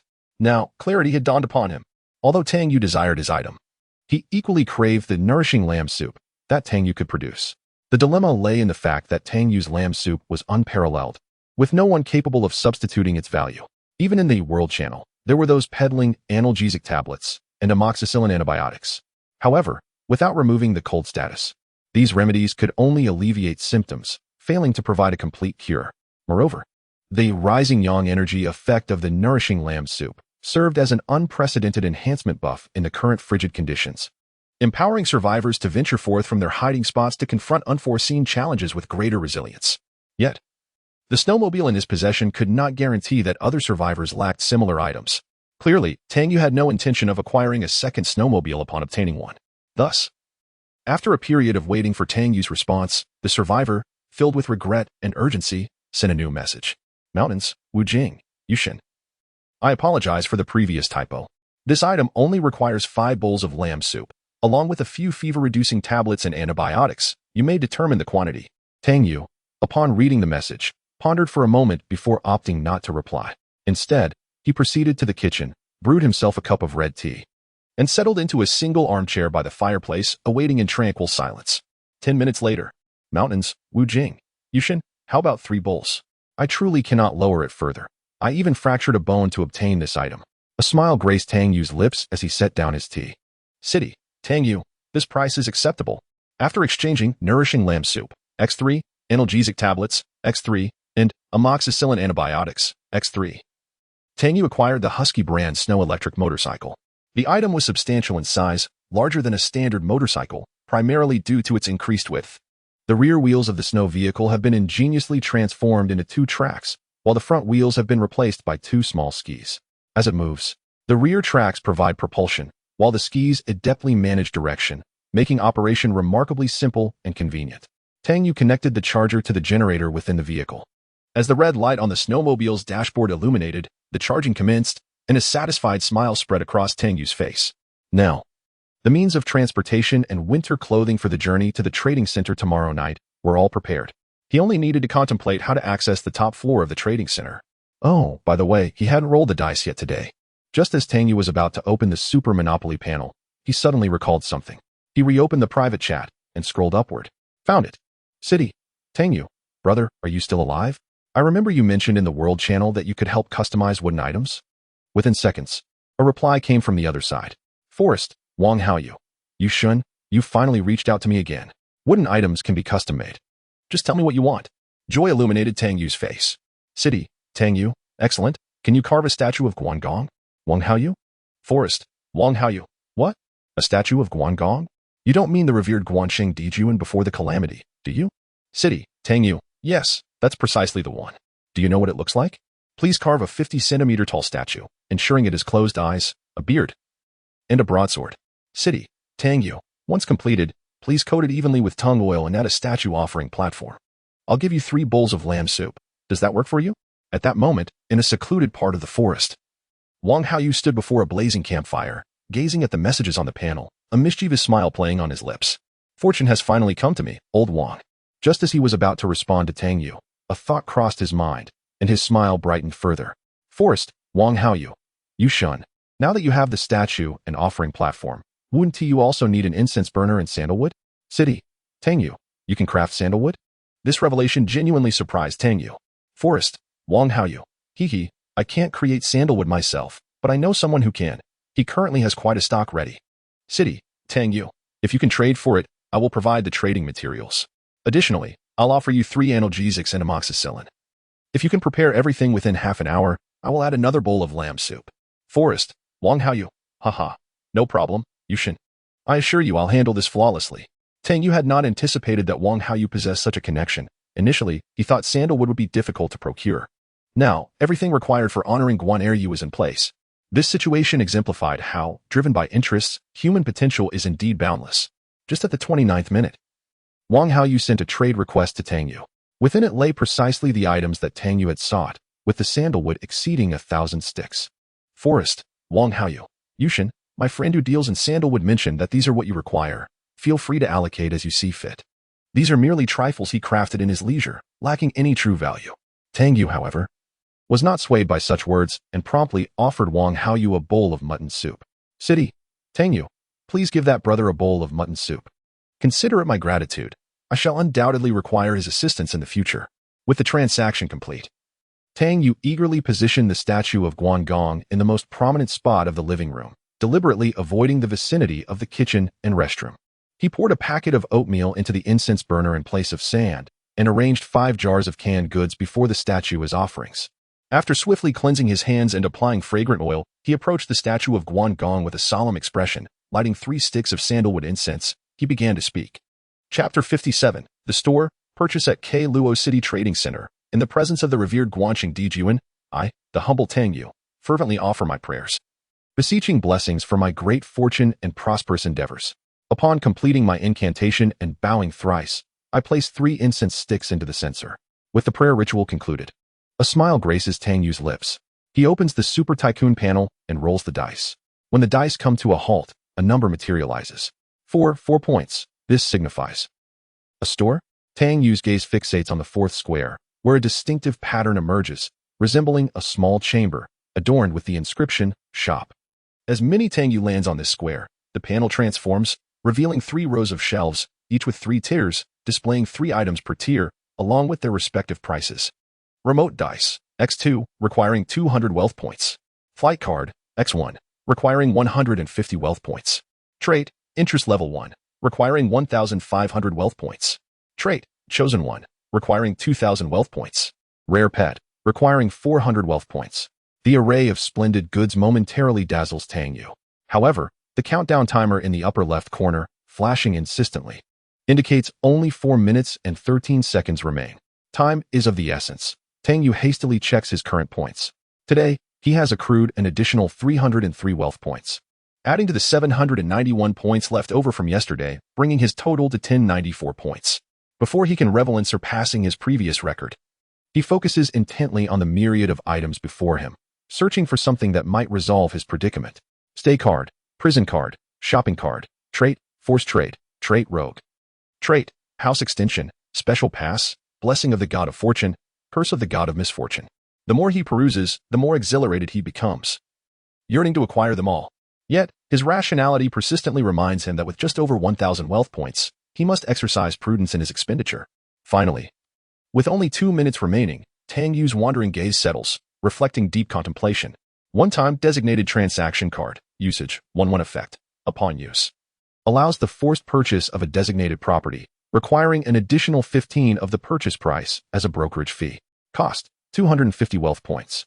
After a few moments of deliberation, the fog in Tang Yu's mind dissipates entirely and a smile emerges. This is the one. Without hesitation, he selects the purchase of the one-time designated transaction card. As his wealth points diminish, he observes the card manifesting in the item bar beside the Monopoly map, the very card he just acquired. Having expended 250 wealth points to procure this card, Tang Yu now finds himself with a mere 844 points remaining. Nevertheless, this should suffice. His gaze traverses the Monopoly map, pausing at each location, whereupon information regarding that site materializes on the panel. For S Car Dealership, K Luo City Post Office, American Ginseng Black Pearl Restaurant, Plaster Public Restroom. Ultimately, his attention settles upon a high-rise building icon. K Luo City Trading Center, utilizing the disposable designated trading card, targeting K Luo City Trading Center. As Tang Yu's thoughts shift, the disposable designated trading card transforms into a stream of light, swirling before him before settling into the square representing the K Luo City Trading Center. A mechanical prompt resonates in his mind. Do you wish to spend 650 points to purchase the K Luo City Trading Center? Upon hearing this, an expression of immense exhilaration spreads across Tang Yu's face. Yes, with his affirmation, wealth points are deducted, leaving a mere 96 points, the 15 intermediary fee already accounted for. However, this expenditure proves worthwhile. A colossal architectural map manifests in his mind, surpassing the scale of all his previous properties. Boasting a 23-story trading building along with an enormous trading hall, crammed with hundreds of rooms, Tang Yu finds himself momentarily breathless. Most captivating are the incessantly moving red dots within. This indeed is the stronghold of the homeless scavengers. Tang Yu incessantly shifts perspectives, scrutinizing the conditions of the trading center. The scavengers primarily congregate in the trading hall and the areas below the 10th floor. This appears to be their venue for daily interactions and lodging. Above the 10th floor, only 7 or 8 rooms harbor red dots. Tang Yu surmises that these individuals are likely mid to high-ranking members among the scavengers. Their living conditions and floors indicative of their social strata. On the 20th floor, only one room exhibits activity, the most spacious and well-located within that level. Occasionally, someone enters, but they quickly depart. This must be the room of the scavenger leader. For the remainder of the day, Tang Yu dedicates himself to analyzing trading information while meticulously studying the architectural structure of the trading building and any exploitable loopholes. Meanwhile, within the trading center, the scavenger leader, known as Meat Dog, finds himself in a state of turmoil. His troubles have magnified. Just last night, he learned that the brother of that esteemed figure has gone missing. Along with him, a subordinate tasked with his protection has also vanished. Meat Dog can scarcely fathom the repercussions when that esteemed figure discovers that his nephew has been slain and his brother has disappeared. A shiver runs down his spine. Frustrated, he shouts from outside the door, "Damn it, raise the room temperature a bit. It's freezing in here." Upon hearing the words of the Meat Dog, the young man outside hurriedly fetched fragments of wooden furniture to add to the burning iron stove. Meanwhile, a generator in another room was operating at full capacity, ensuring the seamless functioning of several air conditioning units within the space. One young man, clad in a cashmere coat, gazed at the roaring flames and spat towards the room of the Meat Dog. "Damn," he muttered, "he certainly commands us with diligence. So many brothers have perished these past few days, yet he hasn't even uttered a word of concern. It was a pity for Brother Black Dog. He had promised me that in 2 months he would take me to the sacrificial ceremony. If I could become a follower of the divine, it would surely lead to prosperity. I heard that the mysterious individual residing on the 7th floor of the Pinewood Hotel has vanished. Did you know? It is likely that this is the reason for his outburst." Upon hearing this, another person perked up, cautiously glancing towards the room of the Meat Dog. He then leaned closer and said, "What is going on? Tell me." Daily updates of 3 chapters are guaranteed to keep everyone thoroughly entertained. Thank you. Chapter 58, The Art of Explosives. The craft of detonation. I heard from the other brothers last night that one of them went to the 7th floor of the Songmu Hotel to facilitate a shift change. However, upon their arrival, they discovered that the brothers assigned to guard the enigmatic individual had all perished, leaving only their weapons behind. Most alarming was the complete disappearance of the mysterious figure. Upon returning, they reported the situation to the Dog of Flesh, and I observed his expression morph into one of astonishment and rage upon receiving the news. The vagabond chuckled softly, casting a furtive glance at the room of the Dog of Flesh before continuing in a hushed tone. At that moment, the look on the dog's face was truly remarkable. At this, the two exchanged knowing smiles. Meanwhile, within the grand edifice of the Sparrow Spiral Theater, the butcher, Colin Tai, reclined on a plush sofa, leaning against the crackling fireplace, his eyes narrowed in contemplation. After a moment, he opened his eyes, lit a cigar, and inhaled deeply. The robust aroma of tobacco invigorated his somewhat listless spirit. Resuming his seat by the fire, he savored the warmth emanating from the flames, while outside, the heavy snowfall danced in the wind. Despite the fireplace's warmth, thick frost clung to the windows, which had been specially reinforced and treated. Otherwise, the frigid air would have shattered them into fragments. The fellow known as Military Knife should have perished by now, he mused, unconsciously twisting the cigar between his fingers as his thoughts lingered on Military Knife. It had been 2 days. Ordinarily, he would have returned with the goods by the previous morning. Yet now, there was no sign of anything. The city hospital resembled a silent black hole, swallowing his dispatched personnel without a trace. This instilled within him a most unsettling sensation. Could it be that someone has set their sights on me? The butcher pondered various possibilities, even wondering if anyone had witnessed his abduction of Mr. Zhou's brother. His anxiety deepened with each thought, and he longed to rid himself of this burdensome dilemma. But to whom could he entrust it? After a moment, his eyes gleamed, and a smile crept across his lips. At this juncture, Tang Yu gazed quizzically at the content of a private message before him. More precisely, he was scrutinizing a book that the sender had shared. The Art of Explosives, Type: rare book effect. Upon use, it enables the crafting of explosives from various chemical materials. Requirements: bathroom, level 2, kitchen, level 2, ventilation ducts, level 2. Description: this is a highly practical book, which I believe will assist you through many challenges. This item was offered by a survivor in exchange for nourishing lamb soup. Mining area, Lu Binbin. Yushun. How much lamb soup do you think this book can fetch? I found it in what seems to be a laboratory room filled with all sorts of bottles, jars, beakers, and test tubes. In the mining area, Lu Binbin remarked, this should be considered relatively valuable, though the usage requirements are rather stringent. My expectations are modest. I simply wish to survive this frigid catastrophe. Tang Yu, observing the information relayed by Lu Binbin, deduced that the room he had discovered was likely responsible for the production of explosive materials. Typically, such a chamber would contain numerous directly usable items. After a moment of contemplation, he responded, I am willing to trade. However, are there other items still present in that room? Lu Binbin replied, Divine Yu. Do you require those discarded items? I have kept them, but no one has needed them thus far. Here are images of 3 chemical vessels and 4 chemical liquids. As Tang Yu examined the images sent, he grasped the implications of Lu Binbin's words. The remaining laboratory items comprised an assortment of beakers, test tubes, glass stirring rods, and alcohol lamps, along with various chemical supplies such as nitric acid, hydrochloric acid, sulfuric acid, glycerin, cotton wool, mercury, and ethanol, among others. Tang Yu was left speechless, contemplating whether Lu Binbin had indeed emptied the entire laboratory. It was no wonder others showed little interest in these materials, as they held no utility during the initial round of calamities. The rare book, The Art of Explosives, was likely something this survivor intended to keep for personal use. But as the severity of the disaster exceeded expectations, he had reached out to Tang Yu. Fortunately, this spared Tang Yu the trouble of searching further. Noting that Lu Binbin was situated in the mining zone, he surmised that the area would possess unique resources. Just as forests yield timber, grasslands provide livestock, and coastal regions offer sea salt and fish, this mining area must harbor distinctive minerals. Lu Binbin seemed like a promising acquaintance. Tang Yu then proposed, very well. I shall take everything. In exchange, I offer you 3 bowls of lamb soup, 3 analgesic tablets, 3 amoxicillin antibiotics, and 3 cans of meat. Is that agreeable? Lu Binbin was taken aback by Tang Yu's message, having anticipated receiving only 2 or even 1 bowl of soup. He quickly replied, that sounds good, Divine Yu. Thank you immensely. The two swiftly concluded their transaction, and as Lu Binbin surveyed the supplies now occupying his backpack, the tension in his demeanor dissipated. There should be no further issues now. Cursed be the day. If only he had discovered the mine earlier and established his refuge deep within. He would not be in such a dire predicament due to the relentless cold. Alas, that rare book had been intended for his personal use. It was regrettable, but life must go on. He still possessed merely a level 1 kitchen, with no knowledge of when he might meet the requirements to advance. Meanwhile, Tang Yu had already delved into the study of the art of explosives. It was merely somewhat different from his imagination.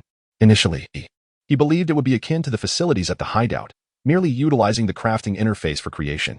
However, to his astonishment, upon studying this tome, Tang Yu unexpectedly acquired a new skill. Explosive crafting. Type: rare life skill description. This skill enables the creation of various explosives using an array of chemical or industrial materials, including but not limited to black powder, emulsified explosives, detonators, nitroglycerin, time bombs, remote-controlled bombs, and miniature explosives.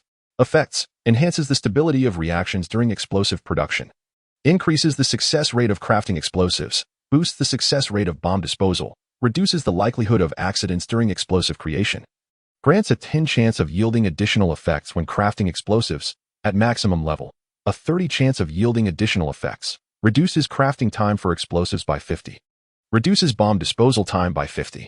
Proficiency: 010, 000. How to enhance proficiency: crafting explosives, disposing of explosives, utilizing explosives to eliminate foes or demolish structures.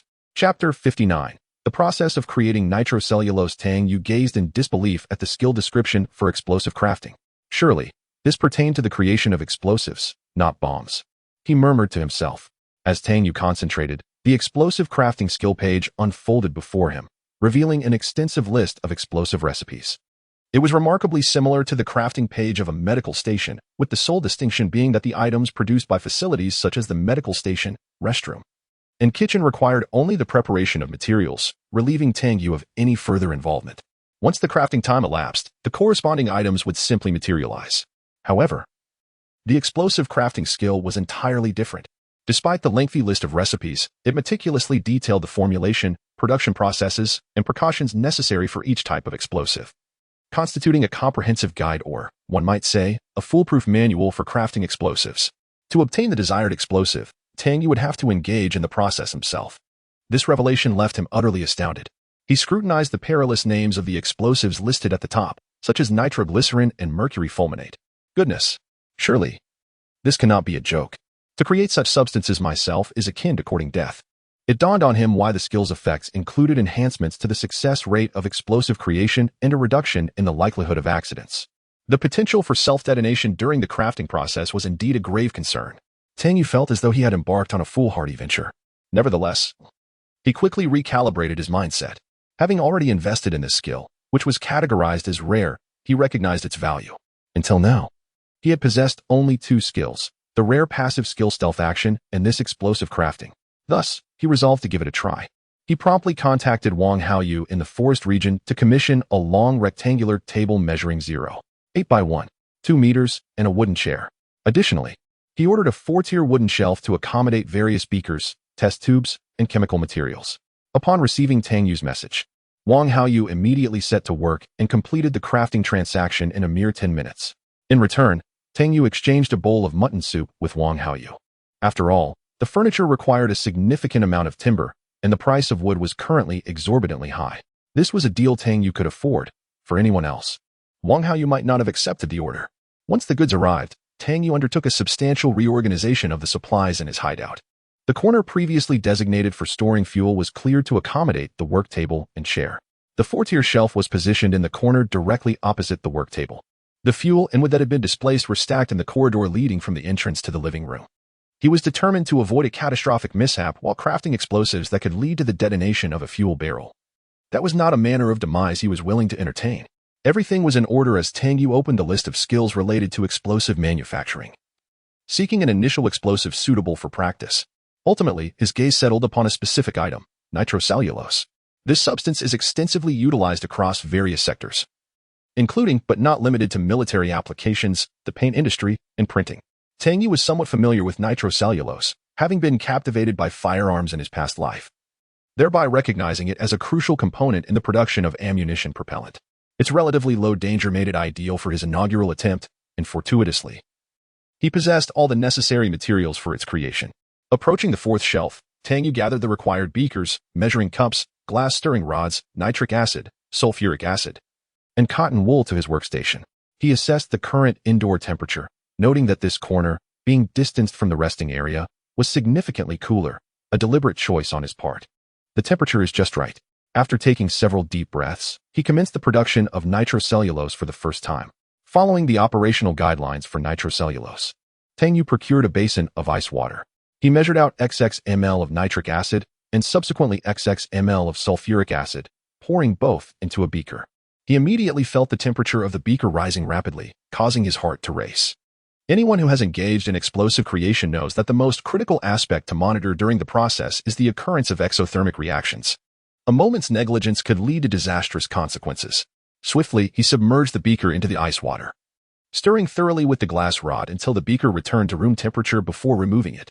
Next, he extracted XX grams of cotton wool, immersing it into the acid mixture and stirring with the glass rod. During this interval, the beaker began to heat up once more, prompting Tang Yu to return it to the ice water for cooling. After approximately half a minute of stirring, he paused his actions, ensuring that the beaker's temperature remained between 10 to 20 degrees Celsius, finally allowing himself a sigh of relief. The remaining task was simply to wait. After the cotton wool had soaked in the acid mixture for 15 minutes, the nitration process was complete. Tang Yu used the glass rod to extract the nitrocellulose from the beaker, transferring it to another measuring cup. He then proceeded to the restroom, repeatedly rinsing the nitrocellulose. After 6 to 7 washes, he drained the last remnants of water from the cotton, retrieved another measuring cup filled with fresh water, and added a small amount of baking soda, stirring until well combined. He submerged the drained nitrocellulose to neutralize any residual acidity. Once again, he removed the nitrocellulose, rinsed it in clean water, and utilized pH test strips to confirm the absence of acidity before draining the moisture. Using paper towels, he dried the nitrocellulose and returned to the workstation, taking a piece of wood to carefully tear the cotton apart, laying it out to dry. At this moment, Tang Yu truly felt a sense of relief wash over him. This was merely the lowest level of danger associated with nitrocellulose, yet he felt an overwhelming sense of trepidation. However, Tang Yu understood that his anxiety stemmed from his initial encounter with such substances. Nervousness was to be expected. In time, as he grew accustomed to handling these materials, he would surely no longer feel as vulnerable as he did now. Perhaps it was the effect of the apocalyptic game.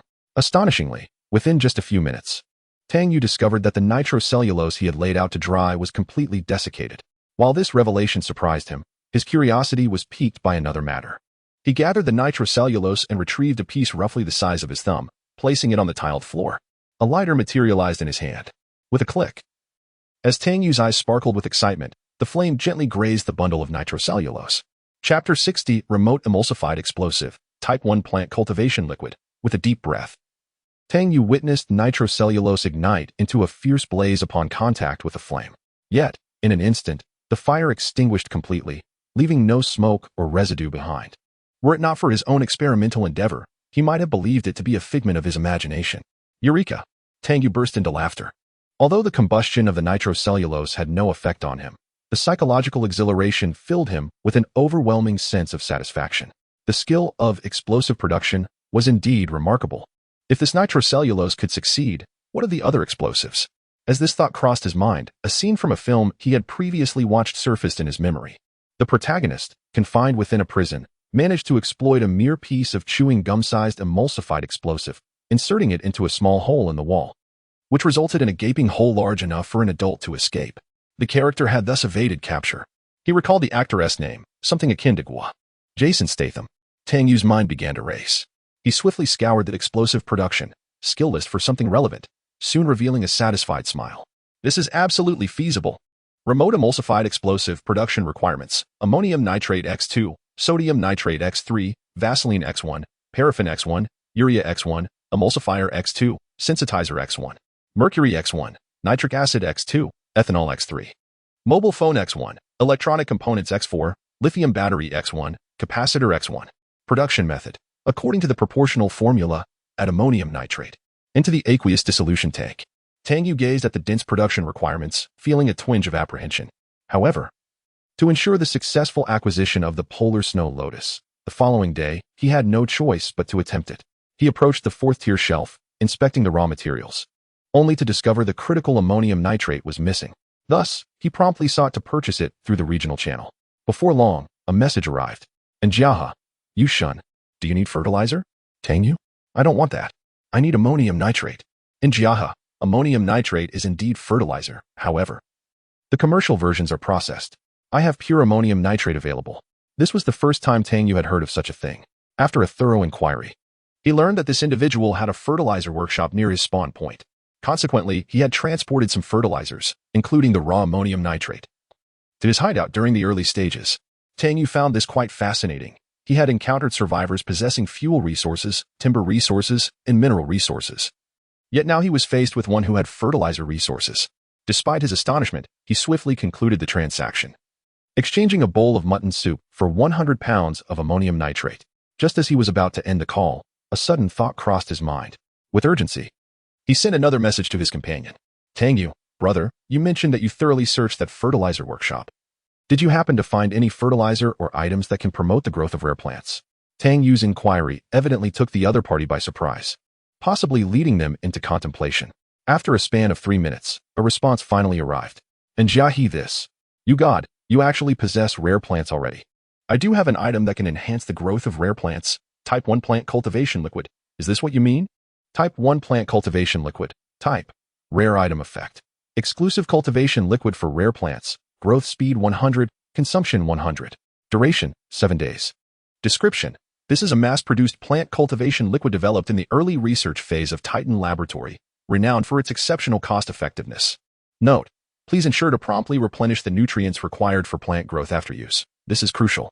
Tang Yu gazed in astonishment at the item description displayed on the panel. Initially, he had merely posed the question on a whim, harboring little hope. To his surprise, his companion indeed possessed such a treasure.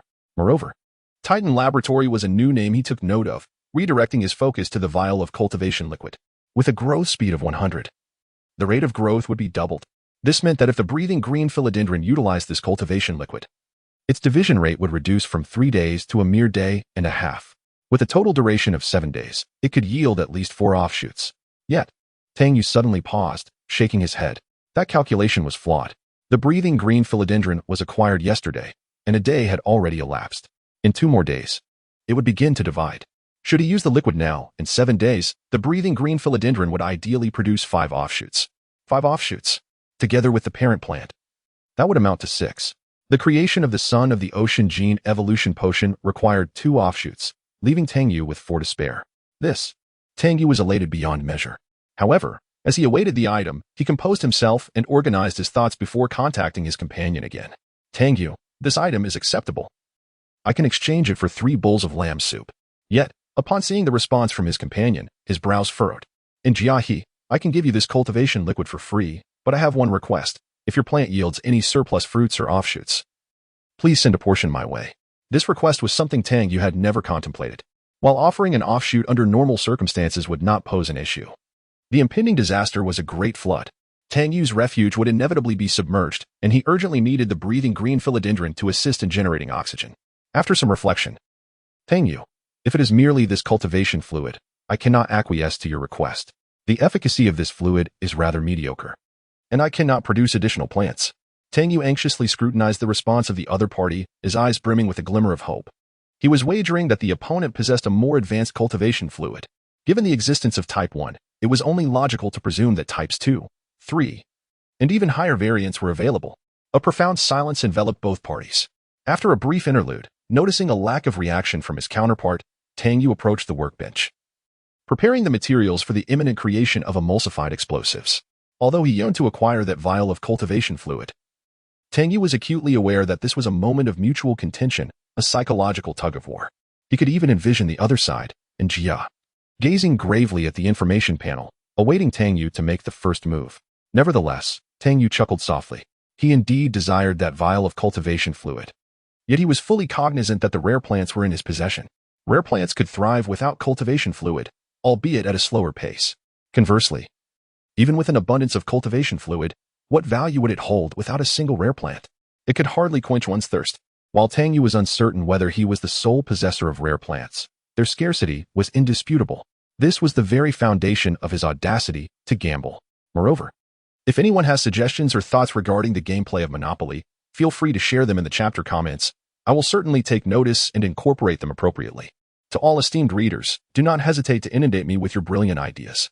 Chapter 61, Unexpected Harvest. Abundant daily intelligence, Tang Yu diligently completed all the preparatory work necessary for crafting explosives. Nearly 20 minutes had elapsed when, just as he thought he had miscalculated, his private chat inbox began to vibrate. Upon opening it, a smile spread across his face. And Jiahe, what do you think of this item? Can we exchange it for a rare plant? Image of Type 2 plant cultivation liquid. Image of Type 2 plant cultivation liquid. Type: rare item effect. Exclusive cultivation liquid for rare plants. Accelerating growth by 200 while consumption increases by 200, with a 5 chance of yielding mutated specimens. Duration: 7 days. Description: this is the pinnacle of cultivation liquid from the early days of Titan Laboratory, highly sought after by countless plant enthusiasts. Note: cannot be used in conjunction with other cultivation liquids. Tang Yu was astounded as he examined the item information. Indeed, this individual possessed something truly valuable. His eyes sparkled as he contemplated how to negotiate for more of this rare plant cultivation liquid, whether it was the previous model or this enhanced version. The more he could acquire, the better. However, now that the other party was aware of his possession of rare plants, they undoubtedly understood the significance of these cultivation liquids. This would not be easy. After a moment of reflection, Tang Yu decided it would be prudent to secure this vial of cultivation liquid first. Only what he held in his possession could be controlled, and overthinking would yield no results. Tang Yu, if it's this cultivation liquid, I can agree. I will provide you with a rare plant then. In Jiahe, Yushin, may I take a look at the information on this rare plant? In Jiahe's true intention was to verify whether Tang Yu genuinely owned a rare plant, as this involved a highly precious vial of cultivation liquid. Understanding his motives, Tang Yu sent the details of the breathing green philodendron. Tang Yu, image of breathing green philodendron. Upon confirming that Tang Yu indeed possessed a rare plant, the other party promptly opted for the trade, leaving Tang Yu somewhat astonished. With the transaction completed, the vial of Type 2 plant cultivation liquid materialized in Tang Yu's backpack. After verifying that its effects were identical to what he had previously observed, he felt a wave of relief wash over him, allowing him to voice his lingering curiosity. Tang Yu, 2 days hence, I will trade the plant to you. By the way, do you trust me so readily? You proceeded with the exchange without hesitation? Upon reading this, Jiaha revealed a broad grin, displaying his gleaming white teeth. Jiaha, Yushin, I have been following you for quite some time. Your reputation among our group of survivors is quite commendable. You do not engage in underpricing during trades and maintain your own principles. Thus, I believe a rare item is not something you would easily relinquish your standards for. Tang Yu was taken aback by this remark, letting out a soft chuckle. Perhaps this was a reflection of how little time he had spent in this new world. Although fully aware of the arduous nature of the Doomsday game, one still holds onto certain convictions, and it appears the outcome has been quite satisfactory. The ensuing conversation was exceedingly pleasant. Tang Yu exchanged a bowl of mutton soup for the price of a bottle of Type 1 plant cultivation liquid, ultimately securing 3 bottles. It was not that Tang Yu desired more, but rather that Jiaha had exhausted his supply. Naturally, Tang Yu was skeptical, yet given the insistence of the other party, he refrained from further inquiries. He did, however, request Jiaha to send over 10 flower pots along with some humus, all of which were rather inconsequential resources. This way, once the offshoots were separated, he could promptly commence planting. Upon completing the trade, Tang Yu poured the bottle of Type 2 plant cultivation liquid into the pot of the breathable pot hose and added 3,000 milliliters of purified water from the purifier. Come on, little one, produce those offspring quickly. Tang Yu felt quite elated as he approached the workbench, aiming to manufacture emulsified explosives that very day. However, as he passed by the information center, he hesitated for a moment. I believe I have yet to check today's intelligence. Thus, Tang Yu opened the information center panel and selected to view the day's reports. The laptop at the information center workstation began displaying a myriad of images and information. A radar-like symbol flickered incessantly, seemingly capturing data. After 5 seconds, the images ceased, revealing today's intelligence. At 11 p.m. tonight, the butcher will place the corpse of City Hospital's director, Stephen Zhou, near the 4S store in the White Tower district, and guide the meat dogs to discover the body, framing cabin. Tang Yu was immediately taken aback by the substantial implications contained within this piece of information. What the heck? The butcher is up to something. He gathered his thoughts. The butcher and the meat dogs were the known leaders of 2 major refugee camps. If he was not mistaken, Cabin mentioned in the intelligence was likely the leader of yet another camp. The director of the city hospital was indeed named Stephen Zhou, his brother. The enigmatic figure behind the meat dogs and the ghostly face was, as Tang Yu understood, in control of all refugee factions in the White Tower district of Luo City, and possibly even the entire city itself. Now, the butcher evidently sought to seize the opportunity presented by the mysterious figure's absence from Luo City to obtain the key card for accessing the CBS laboratory, thus clandestinely abducting the hospital director. If he was correct, this director had previously been under the protection of the meat dogs. The butcher had sent 2 groups to the hospital, both of which Tang Yu had fortuitously dealt with decisively, leaving the butcher feeling somewhat apprehensive. Hence, he devised this scheme to divert attention towards Cabin, the leader of the refugees. In the ensuing chaos, whether the meat dogs and Cabin clashed or the mysterious figure returned to inquire later, the butcher would find himself exonerated of all suspicion. Goodness, this is no mere doomsday game. It's almost reminiscent of the 3 kingdoms. The butcher's heart is truly treacherous. Tang Yu could not help but sigh inwardly. Initially, he had no intention of further pursuing this matter, as it bore little significance to him. However, a sudden thought crossed his mind. He promptly retrieved the city map of Baida district, Luo City, to examine it closely. In no time, he located the establishment marked as a 4S car dealership. Indeed, its location formed a triangular configuration with the trading center and the butcher's theater, situated conveniently near the Hong Langman Club. Tang Yu immediately reached out to Wang Bohu, recalling that the last time Wang departed, it was in that direction. He might possess some knowledge regarding the situation there. Tang Yu, is there a 4S dealership in your vicinity? Are there any vagrants inside? Shortly thereafter, a response from Wang Bohu arrived. Chapter 62. Information from the 4S store, crafting emulsified explosives. Wang Bohu. Great one. What are you considering? Do not go there. It is a stronghold of the vagrants, teeming with people. I nearly met my end there last time. Tang Yu. You've been there? Wang Bohu indeed. At first, I thought it was merely a small encampment of vagrants, intending to pilfer a few goods. However, upon entering, I discovered there were at least 100 of them. Had I not fled swiftly, I would have surely faced a gruesome demise at their hands. Upon reading Wang Bohu's message, Tang Yu was convinced that this 4S store was indeed the stronghold of vagrants mentioned in the intelligence. Tang Yu, is your hiding place far from that 4S store? At that moment, Wang Bohu reclined in his refuge, beside a warm hearth. Upon receiving Tang Yu's message, his brow furrowed in concern. Could it be that the Great One truly had his sights set on that place? But there were so many people. Based on his understanding of Tang Yu, Wang Bohu felt certain that the latter was concocting some plan. Thus, he relayed his situation to Tang Yu. Wang Bohu, I am relatively close. I can see that area from afar. Is there anything you need me to do, Great One? Tang Yu, perfect. I kindly ask you to keep an eye on the 4S store tonight, particularly for any suspicious individuals entering the premises. If you notice anything, please inform me immediately. Was the Great One privy to insider information? Pondering this, Wang Bohu could not deduce anything significant. He swiftly acquiesced to Tang Yu's request. Wang Bohu, no problem. Great One, I can observe from my refuge, and I will notify you at the first sign of any developments. Tang Yu, thank you. After concluding their conversation, Tang Yu set Wang Bohu's messages to alert mode. Thus, any communication from him would rouse Tang Yu from slumber without fail. Having addressed the intelligence matters, Tang Yu found himself increasingly enamored with this intelligence center, feeling it was a veritable treasure. He now believed that seizing the opportunity to eliminate the Black Dog was the wisest decision since entering the apocalyptic game. After calming his mind, Tang Yu consumed some food to replenish his expended energy and hydration, then sat at the workstation in the corner, adjusting his state to its optimum. He began the meticulous crafting of remote emulsified explosives with a serious demeanor. Time slipped away unnoticed within the refuge. Only the crackling of the burning wood from the hearth and the faint hum of the generator filled the air. Tang Yu had been engrossed in his work for over 4 hours, his focus unwavering, which took a tremendous toll on his stamina and vitality.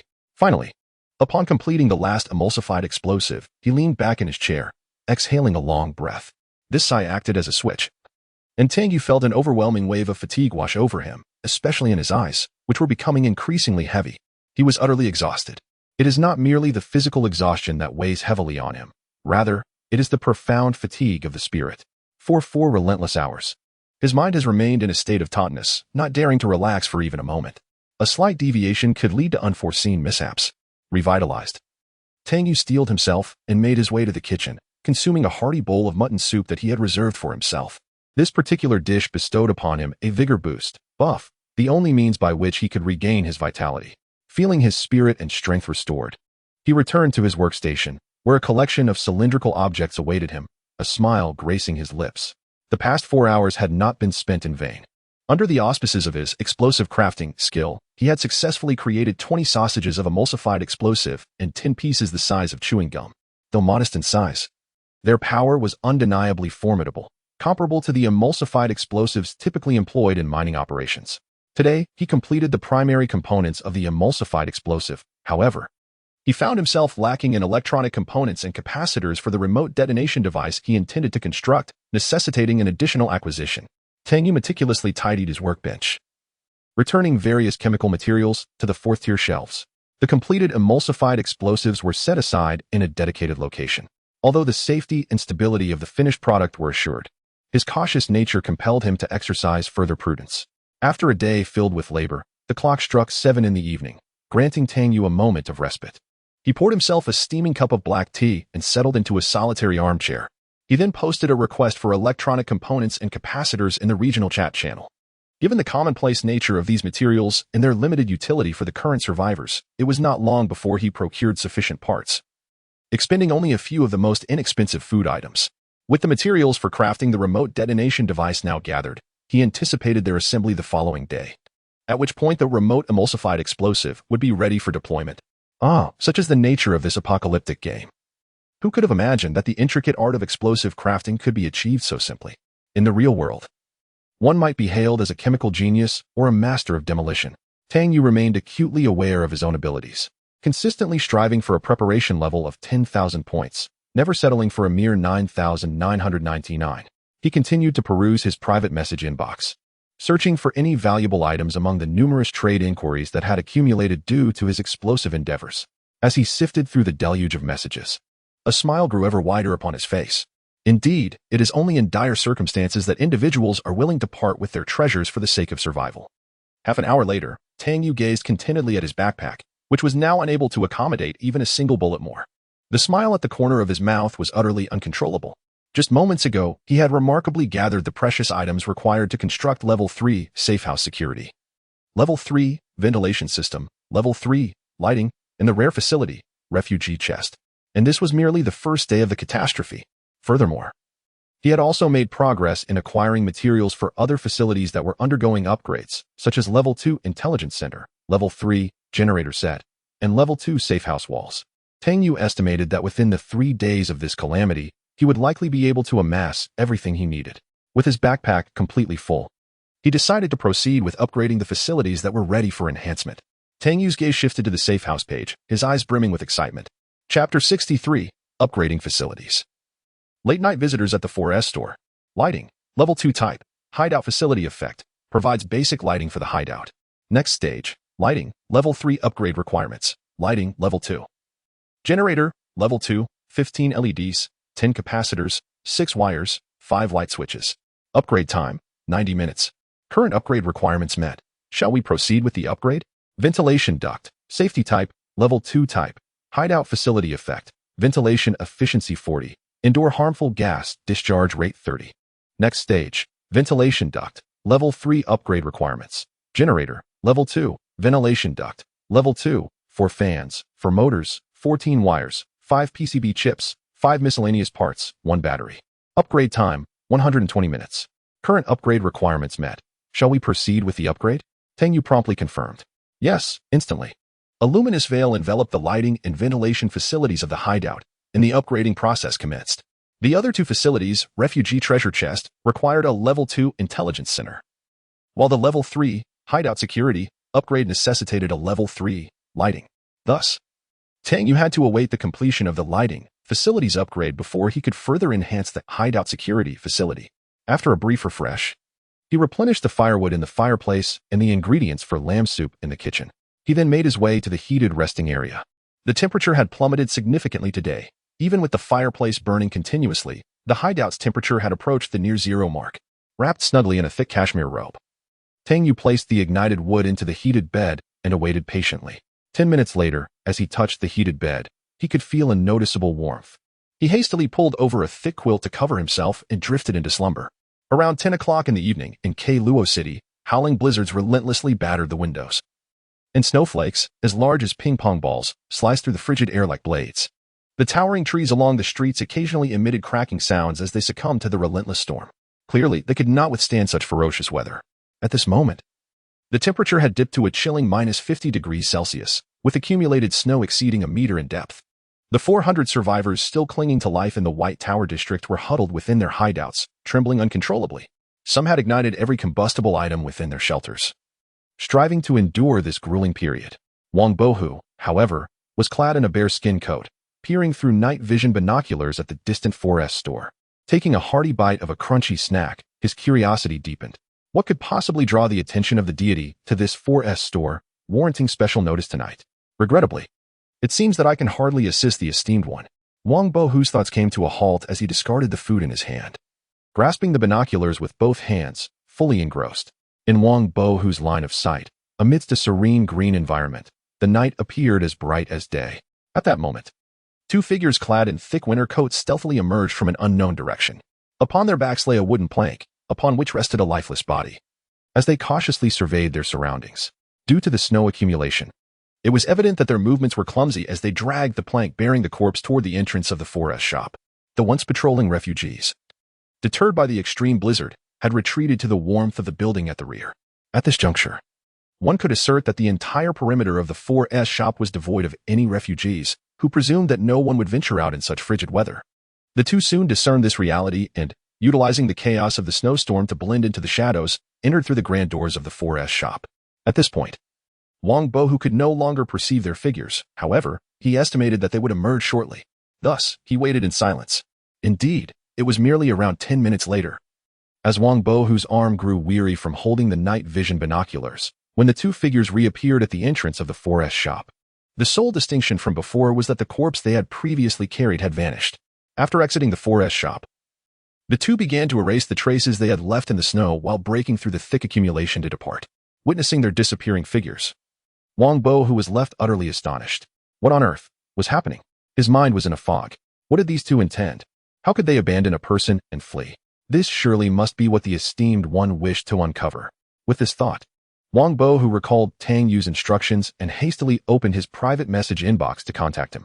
Meanwhile, the butcher had already seen the signal from his subordinate through the binoculars. The mission was accomplished. Everything proceeded as planned. The butcher could not help but laugh heartily. Excellent. Now, it was time to observe the reactions of the meat dogs and that ghostly figure. The butcher signaled to one of his men, who nodded slightly before retreating, vanishing into the blizzard on his snowboards. When Tang Yu was roused from his brief slumber by the notification of Wang Bo, whose private message. He had only just rested for 2 or 3 hours. However, upon noticing that the message was from Wang Bo Hu, and the time was precisely 11:05 p.m., remarkably close to the time mentioned in the intelligence, Tang Yu realized that the grand spectacle was about to commence. Wang Bo Hu, esteemed one, you won't believe what I just witnessed. After hearing the entire account from Wang Bo Hu, Tang Yu's heart sank in disbelief. It is imperative that I eliminate this butcher at the earliest opportunity. He is a treacherous fiend, and I must ensure he remains oblivious to my existence. This is the foremost thought occupying Tang Yu's mind. The butcher not only harbors a rebellious spirit, constantly contemplating betrayal against his elder brother, but his heart appears to be as corrupt as his intentions. In contrast, Tang Yu finds himself more inclined towards the loyal dog. As many of his subordinates have perished over the past few days without any recourse to action. Tang Yu, well done. Endure a little longer. There should be a confrontation at the 4S shop tonight. Inform me of the situation then. As he spoke, Tang Yu exchanged 3 bowls of nourishing lamb soup, imbued with the energized buff, with Wang Bo Hu. To motivate a donkey to grind, one must first provide it with fodder, after all. Indeed. Upon receiving the 3 bowls of nourishing lamb soup from Tang Yu, Wang Bo Hu was filled with delight. Although the 2 bowls Tang Yu had previously sent remained untouched, he would never decline such a fine offering. Furthermore, he had begun to understand Tang Yu's temperament, thus accepting the gift without hesitation. Wang Bo Hu, all right, esteemed one. Just watch. By the way, should a battle ensue, will I need to call upon you, or do you have any specific requests? Tang Yu furrowed his brow, contemplating for a moment. Tang Yu, there is no need to summon me. Once the skirmish concludes, simply relay the casualty figures of those attacking the 4S shop.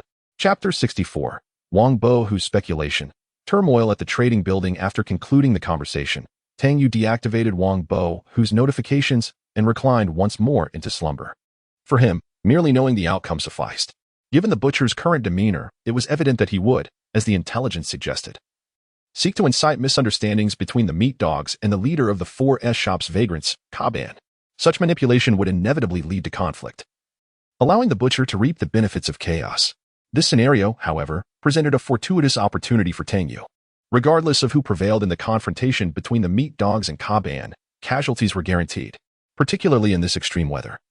Sustaining injuries in crucial areas outdoors was tantamount to courting death. Tang Yu secretly hoped for significant losses among the meat dogs, as this would create an opening for him to infiltrate the trading center. The greater the casualties among the meat dogs, the more opportunities would arise for him. With a silent expression of gratitude towards the butcher, Tang Yu sank into a deep sleep beneath his warm covers, muttering before losing consciousness, "Old rascal. I thank you and your ancestors for 8 generations." Meanwhile, Wang Bo Hu pondered over the last message sent by Tang Yu. What did the Great One mean? Should he focus on the impending attackers? Did Tang Yu harbor a grudge against them? Or was there a plan unfolding? Then, a possibility struck Wang Bo Hu, causing him to gasp. Could it be that all of this was orchestrated by the Great One? Was his intention to incite hostility and conflict between these 2 factions? Wang Bo Hu was startled by his own speculation. Yet, it didn't entirely add up. Clearly, the Great One had only learned of the vagrants at the 4S shop that afternoon.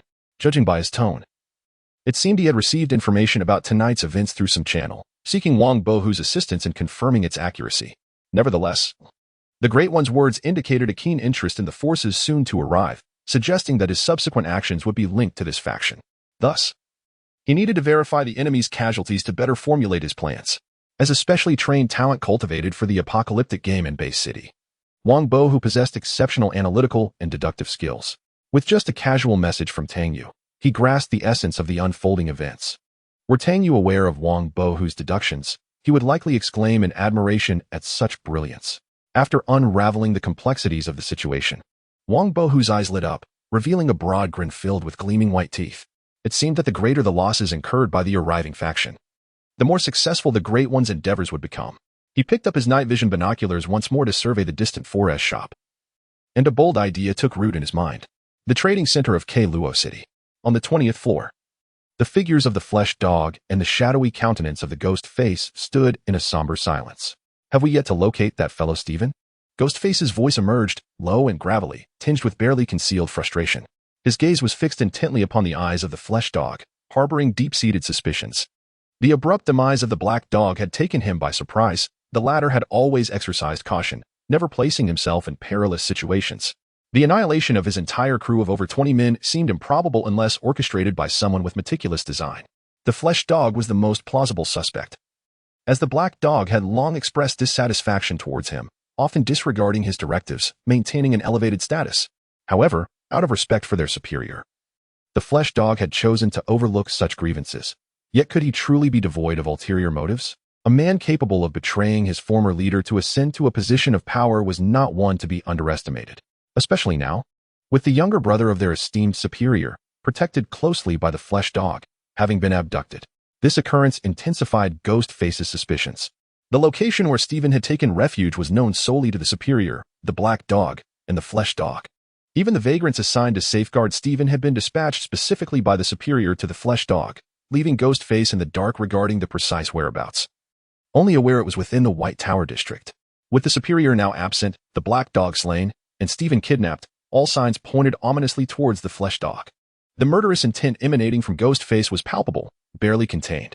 The flesh dog, acutely aware of the thick atmosphere of hostility, instinctively reached for his favorite weapon. The Colt Python revolver, concealed behind him. A glint of fierce determination flickered in his lowered gaze, and the tension in the room reached a breaking point.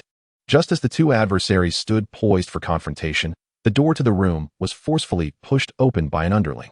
The subordinate, taken aback by the charged standoff, momentarily froze before his face lit up with excitement as he turned to the flesh dog. "Boss, we've tracked down the whereabouts of the individual from Sungmu Hotel." Upon hearing this, both the flesh dog and Ghostface turned in unison towards the young man. Where? They inquired simultaneously, their voices echoing through the room, leaving the messenger momentarily speechless, his gaze darting between the two men. Sensing the charged atmosphere, the subordinate quickly divulged what he knew. "So someone in cabin has taken Stephen. Is that correct?" The flesh dog asked, his tone grave. "Yes, that person is outside. I brought him along." With this revelation, the flesh dog and Ghostface immediately made their way outside. A man appeared, his complexion pale from the biting cold, lips whitened, and shivering uncontrollably. A doctor-like vagrant had just extracted a thermometer from the man, scrutinizing the readings. "This individual is suffering from a high fever and requires immediate medical attention," he declared. Upon hearing this, the ghastly figure bypassed the dog and approached the ailing man. He pulled aside the fabric of the man's shirt, revealing a gunshot wound located on the right side of his chest. The injury was already scabbed over, indicating that it had been sustained at least 3 or 4 days prior. At that moment, the dog also discerned the man's face, a look of astonishment crossing his features. "You are one of those who protected Stephen, aren't you?" The ghastly figure then realized that this was indeed the individual who had vanished alongside Stephen at the Pinewood Hotel. As the man registered the dog's voice, his previously dazed consciousness began to sharpen. Gasping for breath, he struggled to utter, hurry, to the 4S shop, cabin has taken. Mr. Joe, it's dangerous." Chapter 65. The Imminence of Battle. The malice in the night wrapped in a bearskin coat, Wang Bohu yawned. Glancing at the time, it was already 1:30 in the morning. Were these people ever going to arrive? His gaze instinctively shifted towards the 4S dealership, and suddenly, his expression froze. He quickly retrieved his night vision binoculars, adjusting the focus to peer into the distance. Indeed, he had not misjudged. Amidst the pitch-black night, several dim beams of flashlight cautiously approached the entrance of the 4S store. Further away, approximately 400 to 500 meters off, it appeared they were concerned that the sound of snowmobiles might alert the enemies at the 4S dealership.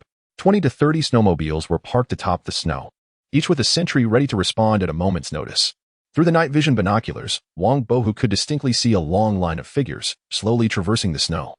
There were at least 70 to 80 individuals. To his astonishment, he also glimpsed several shadowy figures in black, intermittently visible, trailing behind the group, moving cautiously along the path left by the others. Although they were cloaked tightly, the night vision enabled Wang Bohu to discern the eerie patterns and symbols etched upon their faces. Goodness! Could there truly be followers of the Dark God among them? This is utterly bizarre. Wang Bohu meticulously counted. There were exactly 4 cultists, each exhibiting a bizarre gait. One particular follower sent an icy chill coursing through his body, even from a distance. No way.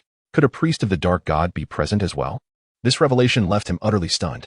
Wang Bohu was privy to numerous obscure details about the apocalyptic games, a privilege afforded to him as a seed survivor of the base city. Each priest of the dark god was a terrifying entity, possessing unique abilities that rendered them harbingers of death on the battlefield. Though he had initially prepared for this encounter, he found himself wavering. However, after a swift reassessment of the situation at the 4S dealership, the uncertainty in his eyes vanished, replaced by resolute determination. This opportunity was exceedingly rare, if executed adeptly. It could yield unimaginable benefits, significantly elevating his survival index and potentially aiding the endeavors of the divine being. It was worth the risk, especially since, if he could avoid the priest of the dark god, the other individuals posed little threat to him. With this thought, Wang Bo promptly donned his gear and retrieved a bowl of nourishing lamb soup infused with the energized buff, a gift from Tang Yu. He consumed it voraciously, feeling an overwhelming surge of strength and warmth enveloping him. With a smile, he emerged from his hiding place. As shadows flickered across his form, he vanished into the darkness. At the 4S car dealership in the White Tower district of Luo City, the showroom was devoid of vehicles, replaced instead by several roaring bonfires and a group of vagrants engaged in revelry and boastful chatter. Due to the tempestuous blizzard, they found themselves huddled within the confines of the 4S dealership, passing the time with the scant entertainment options available. Unbeknownst to them, mere hours prior, a corpse had emerged within their midst. Furthermore, just beyond the perimeter wall, a cadre of fully armed refugees lurked, their predatory gazes fixed upon the dealership. The loyal henchmen of the meat dog had infiltrated the 4S dealership, ultimately discovering Stephen Zhou bound to a chair in one of the rooms. However, upon first sight of the individual, the henchman immediately sensed something amiss.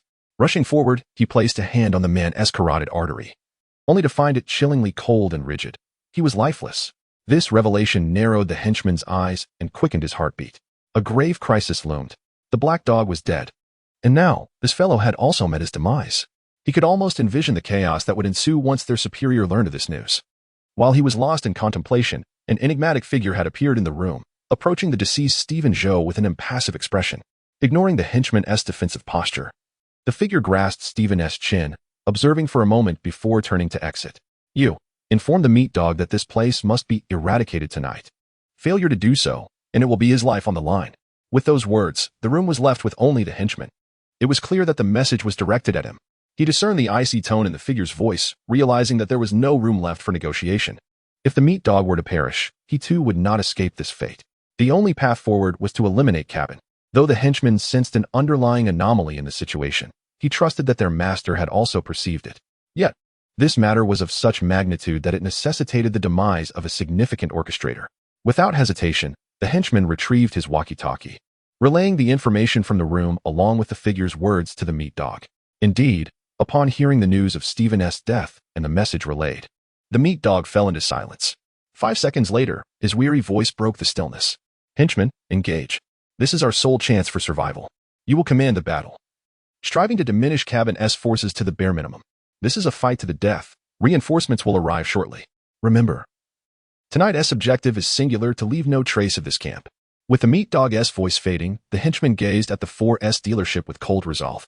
As he stealthily led his men into the dealership, across the street, a figure named Wang Bohu cautiously navigated the cluttered hallway strewn with trash and suitcases, making his way to a room on the 5th floor, positioning himself near the window overlooking the 4S dealership. After meticulously assessing the line of sight and angles of attack from the opposite 4S dealership, he nodded slightly. "This shall be the spot."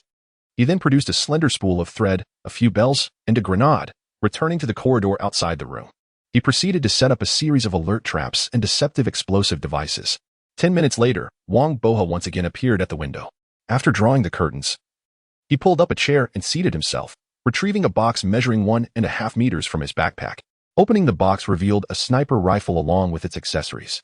With an unhurried demeanor, he methodically assembled the suppressor, high-power scope, and other tactical components, racking the bolt to chamber around. Standing on the chair, he rested the sniper rifle against the backrest, adjusting his posture so that the barrel was now aimed towards the 4S dealership. A piece of candy was popped into his mouth, and his right eye pressed against the scope. The head of the blade appeared within his sight. A slight smirk crossed his lips. "Come on, baby." The old man's rifle is yearning for action. Chapter 66, Gunfire in the Night. The fierce battle at the 4S store in the exhibition hall of the 4S car dealership located in the Baita district of Luo City. Cabin was energetically urging his steed forward. Below, his underlings were indulging in canned beef and sardines, sipping on a concoction of whiskey and lemonade. As they huddled by a bonfire for warmth, their revelry starkly contrasted with the savage blizzard raging outside. However, shadows flickered in the darkness, drawing ever closer. Their eyes glinting with a mix of thrill and malice as they gazed at the destitute gathered around the fire. The relentless killings of their comrades had stoked a simmering rage within them, which had long sought an outlet. Today, they finally uncovered the puppet masters behind the chaos. They were resolved to unleash a bloodbath upon the entire 4S dealership.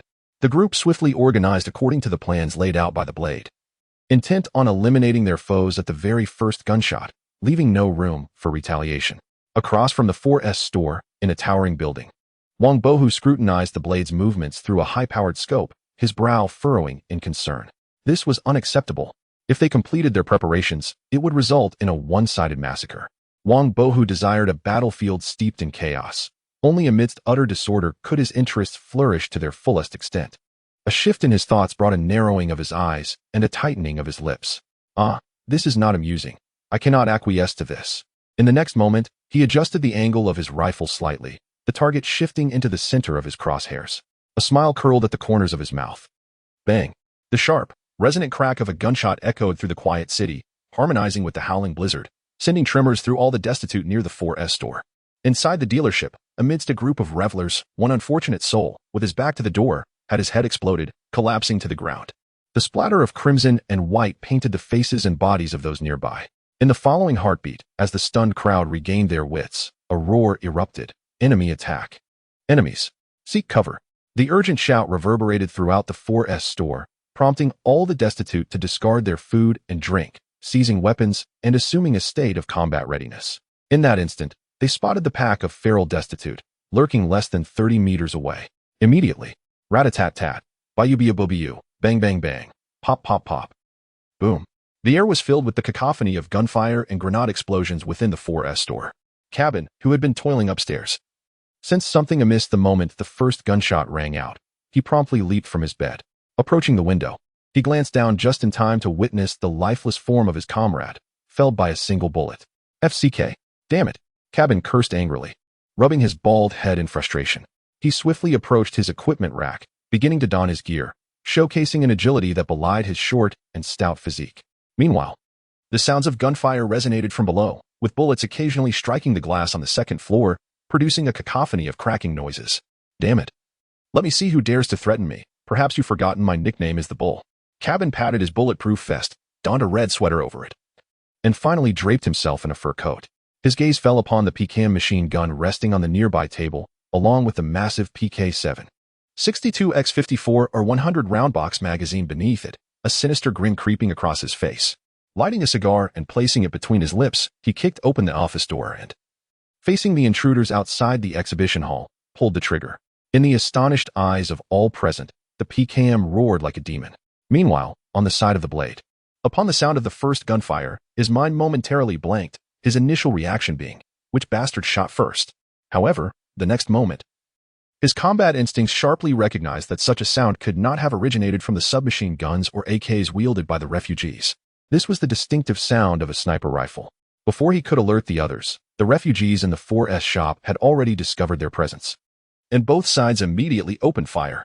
The originally stealthy ambush planned by the Blade was abruptly transformed into a full-blown firefight due to the sudden gunfire. In the midst of the chaos, someone moved to evade, and his long-standing combat intuition quickly alerted him to the presence of another party. Just as he was about to communicate this information via the intercom to the rear squad, a violent explosion erupted from another direction in the 4S shop, sending a figure soaring into the air, leaving only half of their body behind. Watch out for landmines. Following this, several more explosions echoed. The refugees under Meat Dog's command were momentarily stunned by the thunderous blasts. In contrast, Cabin's men erupted into laughter. Ha, fools. Did you think we were unaware of how to defend those paths? I relish seeing someone blown into the sky. It's exhilarating. At this moment, the Blade began to realize that a conflict had erupted on their side, and Meat Dog's reinforcements had arrived, launching an attack from another direction. They were unprepared for the revelation that Cabin had insidiously laid landmines all around the entire 4S shop. Damn it, how could this happen? Meat Dog, now arriving at the entrance of the 4S shop on a snowmobile, wore an exceptionally grim expression. Fortunately, one of his subordinates had taken the lead, otherwise, he would have been the one blown up by the landmine. Fully armed, Meat Dog was a far cry from his usual clumsy self.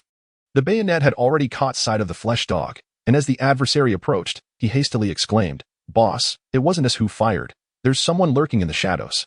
However, the flesh dog abruptly interrupted him. "No need to elaborate. The one with the ghostly face has already gone to hunt this rat.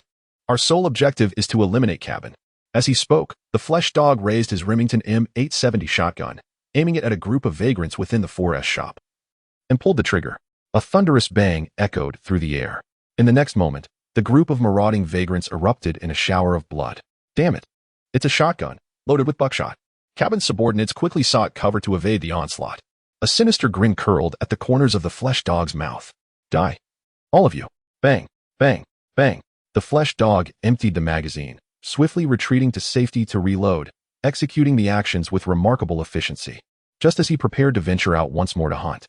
A resounding bang reverberated through the air as the door to the room on the second floor of the 4S shop was kicked open, revealing a short, stout figure at the entrance. In the next instant, flames erupted, filling the entire hall with a cacophony reminiscent of demons. Rat-a-tat-tat-tat-tat-tat-tat. Bullets struck the flesh dog's minions like a tempest, spraying blood in all directions. Upon hearing that familiar gunfire, the flesh dog gritted his teeth and shouted, "Cabin!" Chapter 67. The second day of catastrophe. Tang Yu's shock upon awakening the next day. Tang Yu instinctively opened his chat messages for a brief glance. He promptly closed his eyes once more, lying back down. However, just 2 seconds later, he abruptly opened his eyes again and reopened his private message inbox, revealing an expression of incredulity. To his astonishment, he discovered that Wang Boho had sent him over 100 messages in the early hours, the majority of which were images, with only a few sentences serving as captions for the pictures. What on earth did this guy do last night? Why is he informing me that the 4S shop's refugees have been annihilated? Tang Yu hurriedly scrolled back through the chat history to find the last message Wang Boho had sent the previous evening. Just 2 hours later, Wang Boho had begun sending the first photo. It seemed to depict the moment when the meat dogs came to confront Cabin, but why was it done so furtively? Moreover, the number of individuals involved appeared rather exaggerated. As Tang Yu perused the images and descriptions provided by Wang Boho, he gradually understood how Bohu had disrupted the meat dog's ambush on Cabin with the first shot fired in the darkness, inciting a direct confrontation between 2 factions of refugees.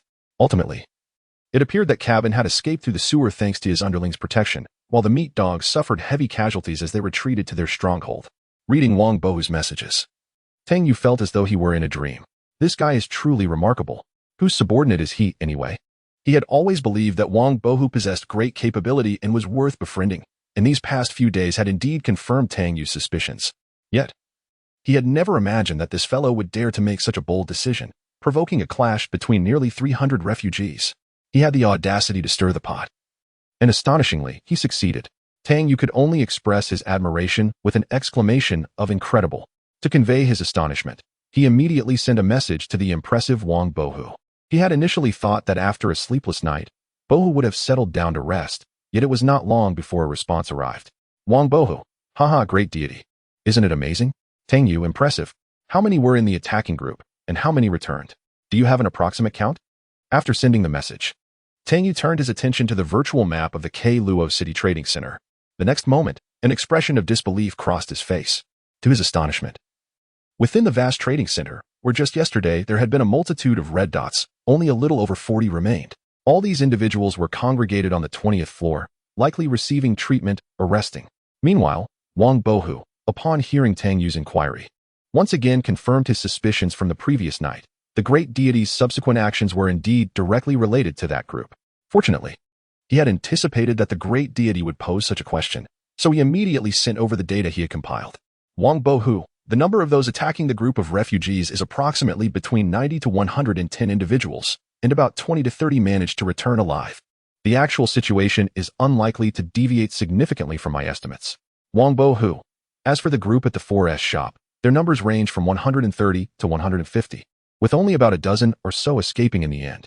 Wang Bohu. Initially, the individuals from the 4S shop held the advantage. They even possessed landmines, a formidable weapon that left the attacking refugees in disarray. Ultimately, had it not been for the intervention of an exceptionally powerful priest of the malevolent deity among the attackers, they would not have fled. Tang Yu's gaze sharpened upon reading Wang Bohu's message. Tang Yu, a priest of the malevolent deity? I am aware of the followers of the malevolent deity, But what is a priest? Wang Bo Hu. It is understandable that you are unaware. This is information known only to the seed members within the base city. The priests of the malevolent deity are indeed followers as well. But their abilities far surpass those of ordinary followers. They typically conduct the sacrificial rituals for the malevolent deity, and their numbers are exceedingly rare. Yet each priest possesses terrifying strength. Tang Yu immediately recalled that night a few days prior, when he had observed a dark light at the subway station. He had suspected the presence of high-ranking followers of the malevolent deity. This assumption had formed when he first noticed the dark point. Thus, he was not particularly surprised upon reading Wang Bo Hu's message. What piqued his interest, however, was another detail. Tang Yu, seed members of the base city? What does that entail? Wang Bo Hu. Haha, there is no longer a need for secrecy today. You know, after the apocalyptic disaster, the notion of nationhood has nearly vanished. The 100 bronze-based cities operate independently, collectively seeking ways to survive the apocalyptic trials. The seed plan is a survival initiative devised by these 100 bronze-based cities. I am one of the seed members cultivated by the 99th base city. We have been specially selected for rigorous training and education, acquiring knowledge of game information unknown to ordinary individuals, essentially being prepared as combat survival personnel for the apocalyptic trials. Wang Bo Hu. Indeed, the cost of nurturing a seed member is substantial, which is why this initiative has not been widespread among the general populace. Wang Bo Hu, our mission is clear. When one among us is selected for the apocalyptic trials, we must leverage our knowledge and skills to rapidly enhance our strength, thereby enduring longer within the trials, rooting ourselves like a seed amidst this apocalyptic game, ultimately bringing greater hope for survival to the Blue Star. In truth, Tang Yu was profoundly shaken by the information conveyed by Wang Bo Hu. He also comprehended the source of the earlier news regarding graphics cards and disaster coins. Most importantly, he had finally unraveled a mystery that had long intrigued him. Why Wang Bo Hu consistently managed to acquire various rare items and blueprints. The distinction between professionals and ordinary individuals was indeed stark. Upon reflection, it appears that every item that previously aided Tang Yu in overcoming critical challenges was procured through Wang Bo Hu. The numbing toxin is one such example, as is the recipe for nourishing lamb soup. As a seed player, Wang Bo Hu undoubtedly possesses more cards up his sleeve than Tang Yu himself. Consequently, Wang Bo Hu's significance in Tang Yu's eyes has notably increased. However, Tang Yu harbors no ulterior thoughts towards Wang Bo Hu. Each possesses their own capabilities. Tang Yu has his own advantages. The facts corroborate this assertion. As an ordinary individual, Tang Yu has ascended to his current stature through determination and the use of his advantages. He neither underestimates himself nor considers others beneath him. Regaining his focus, Tang Yu redirected his thoughts towards the meat dog. According to Wang Bo Hu, following the battle last night, the losses incurred by the meat dog were substantial. He surmised why the meat dog was so adamantly engaged with Cabin. It was highly likely that it had to do with that Stephen Cho, whose other identity is the brother of the enigmatic figure behind K. Luo City. With his nephew slain at the hands of the meat dog, and now his brother dead, one must ponder whether the mysterious individual would refrain from seeking retribution against the meat dog upon his return.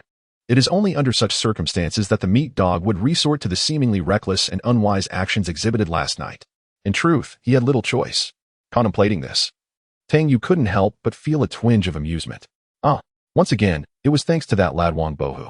Had the meat dog proceeded with his original plan to launch a surprise attack, there was a genuine possibility of annihilating 30 to 50 of the opposing forces before Cabin's group of refugees could react. Such an outcome would have resulted in a lopsided victory, significantly reducing the casualties for the meat dog.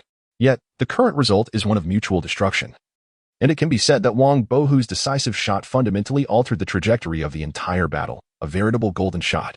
Consequently, the risks associated with Tang Yu's actions tonight have unexpectedly diminished to a minimum. Thus, Tang Yu sought out Wang Bo Hu once more, presenting him with 10 portions of nourishing lamb soup. Tang Yu, brother, your efforts are appreciated. Eat freely, and let me know once you've finished. Chapter 68, The Gift from Wang Bo Hu. Daily Intelligence Achievements. Wang Bo Hu gazed at the 10 bowls of mutton soup traded by Tang Yu, momentarily taken aback. Soon, however, he grasped Tang Yu's intentions, a smile gracing his lips. His eyes wandered to the concealed spot behind him, filled to the brim with an array of weapons, equipment, and ammunition, spoils he had stealthily acquired the previous night. In former times, such a thought would have been unfathomable to him. Suddenly, a realization struck Wang Bo Hu, prompting him to rummage through his backpack. He reopened the private chat with Tang Yu. Wang Bo Hu. Haha, I extend my gratitude to you, esteemed one. Thanks to your information, I made a handsome profit last night, even eliminating a cultist of an evil deity. This item should be of some assistance to you. I present it as a gift. Shortly after, a trade notification was sent. Tang Yu completed the transaction and, upon inspecting the item in his possession, fell into contemplation, only to be illuminated by a spark of inspiration. Tang Yu, great, thank you.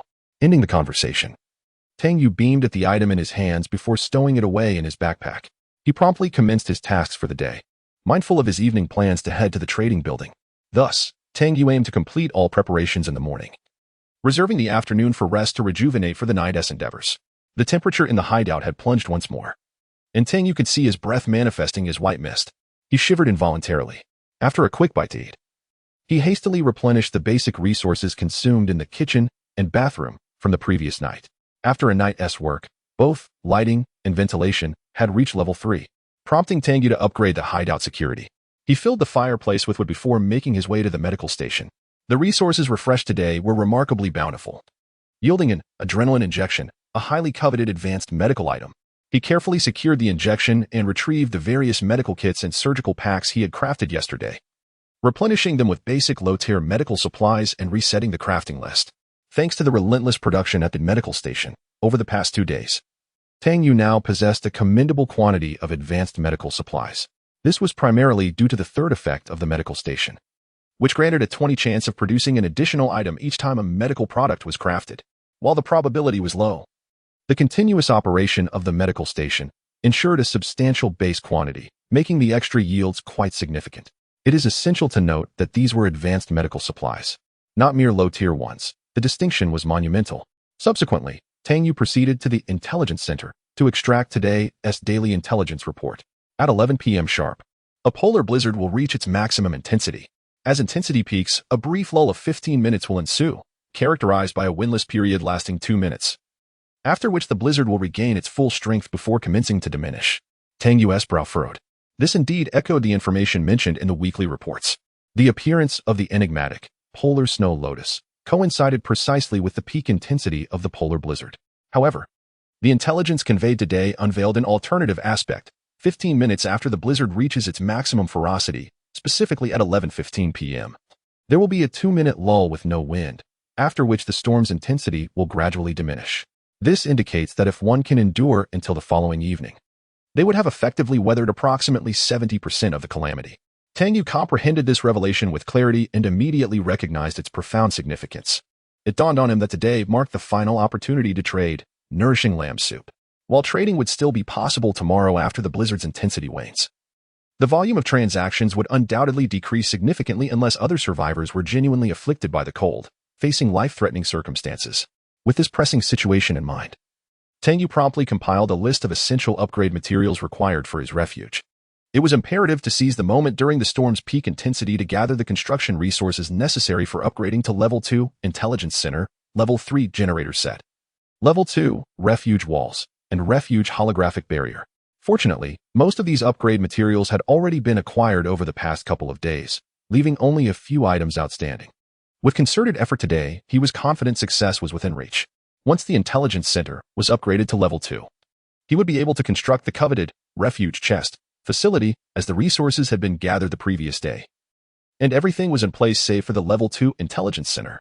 After witnessing the remarkable capabilities of the Intelligence Center, Tang Yu was utterly enamored with the prospect of the Refuge Chest. Without delay, he organized a list of the materials he needed to procure and sent it out via the World Channel. He also prepared to trade all available stock of nourishing lamb soup.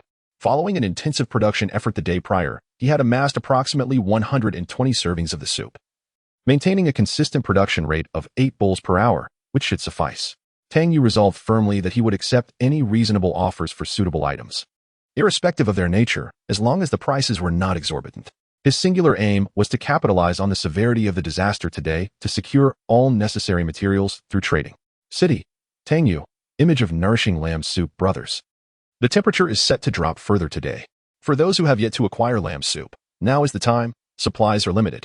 Today, I am seeking low-tier medical supplies, basic food items, beverages, various chemical materials, chemical raw materials, such as nitric acid, sulfuric acid, etc., confidential intelligence, graphics cards, disaster currency, and rare items.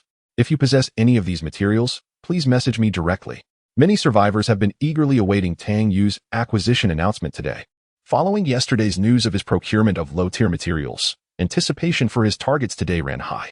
As expected, upon reviewing Tang Yu's acquisition plans, a wave of laughter erupted among the survivors. The items he sought included many of the very goods they possessed. This was particularly true for those from the mining areas, many of whom had previously located explosive materials and amassed a considerable collection of chemical raw materials. However, these items had been deemed undesirable in the past, relegated to the depths of storage as no one had shown interest in them. Now, witnessing the opportunity to trade these materials for the most sought-after delicacy in the market, nourishing lamb soup, they were utterly exhilarated. Chapter 69, the division of the green philodendron and the enhancement of backpack space. Tang Yu glanced at the increasing number of private messages. He chose not to check them immediately, preferring to address them all at once later. Returning to the resting area, he observed the breathing green philodendron, which had received 3,000 milliliters of purified water and a bottle of Type 2 plant cultivation liquid yesterday. After a night of growth, he was astonished to find an aerial root sprouting from its long branches. Another branch had also begun to show a budding aerial root. This was indeed as he had anticipated. The initial offspring had successfully divided after a day's time, thanks to the effects of the Type 2 plant cultivation liquid. He quickly checked the information on the breathing green philodendron, and the panel indicated that a mature offspring had developed. All that was required was to cut the branch bearing the aerial root and either bury it in soil or submerge it in purified water for it to thrive. The other budding aerial root would mature by that evening. Delighted with the prospect of acquiring an additional offspring, Tang Yu procured a flower pot, filled it with the humus soil he had purchased the previous day, and severed the branch with the aerial root, inserting it into the soil. He poured 1,000 milliliters of purified water over the humus, and it was evident that the branch unfurled and swayed gently, seemingly in high spirits. Observing the panel display normal conditions, Tang Yu exhaled in relief. This was his first attempt at such cultivation, and he had felt a tinge of anxiety. Fortunately, the outcome had been favorable. With the count of rare plants now at 1, Tang Yu completed the required 3,000 milliliters of purified water for the breathing green philodendron mother plant. His gaze shifted to the statue of Guansheng Dijun beside him. He proceeded to the restroom to wash his hands and apply some fragrance. After completing his ritual, he stood before the statue with a solemn expression. "O Guansheng Dijun, I, your junior Tang Yu, humbly beseech your blessings for great fortune and prosperity." Upon concluding his prayers, he held 3 incense sticks reverently, bowed 3 times, and placed the incense in the burner. Feeling quite optimistic, he sensed that today would surely bring him good fortune. Without hesitation, Tang Yu opened the Super Monopoly panel and shook the dice. Subsequently, he closed his eyes, silently repeating, "Great fortune, great fortune." Finally, when the sound of the dice ceased, he opened his eyes.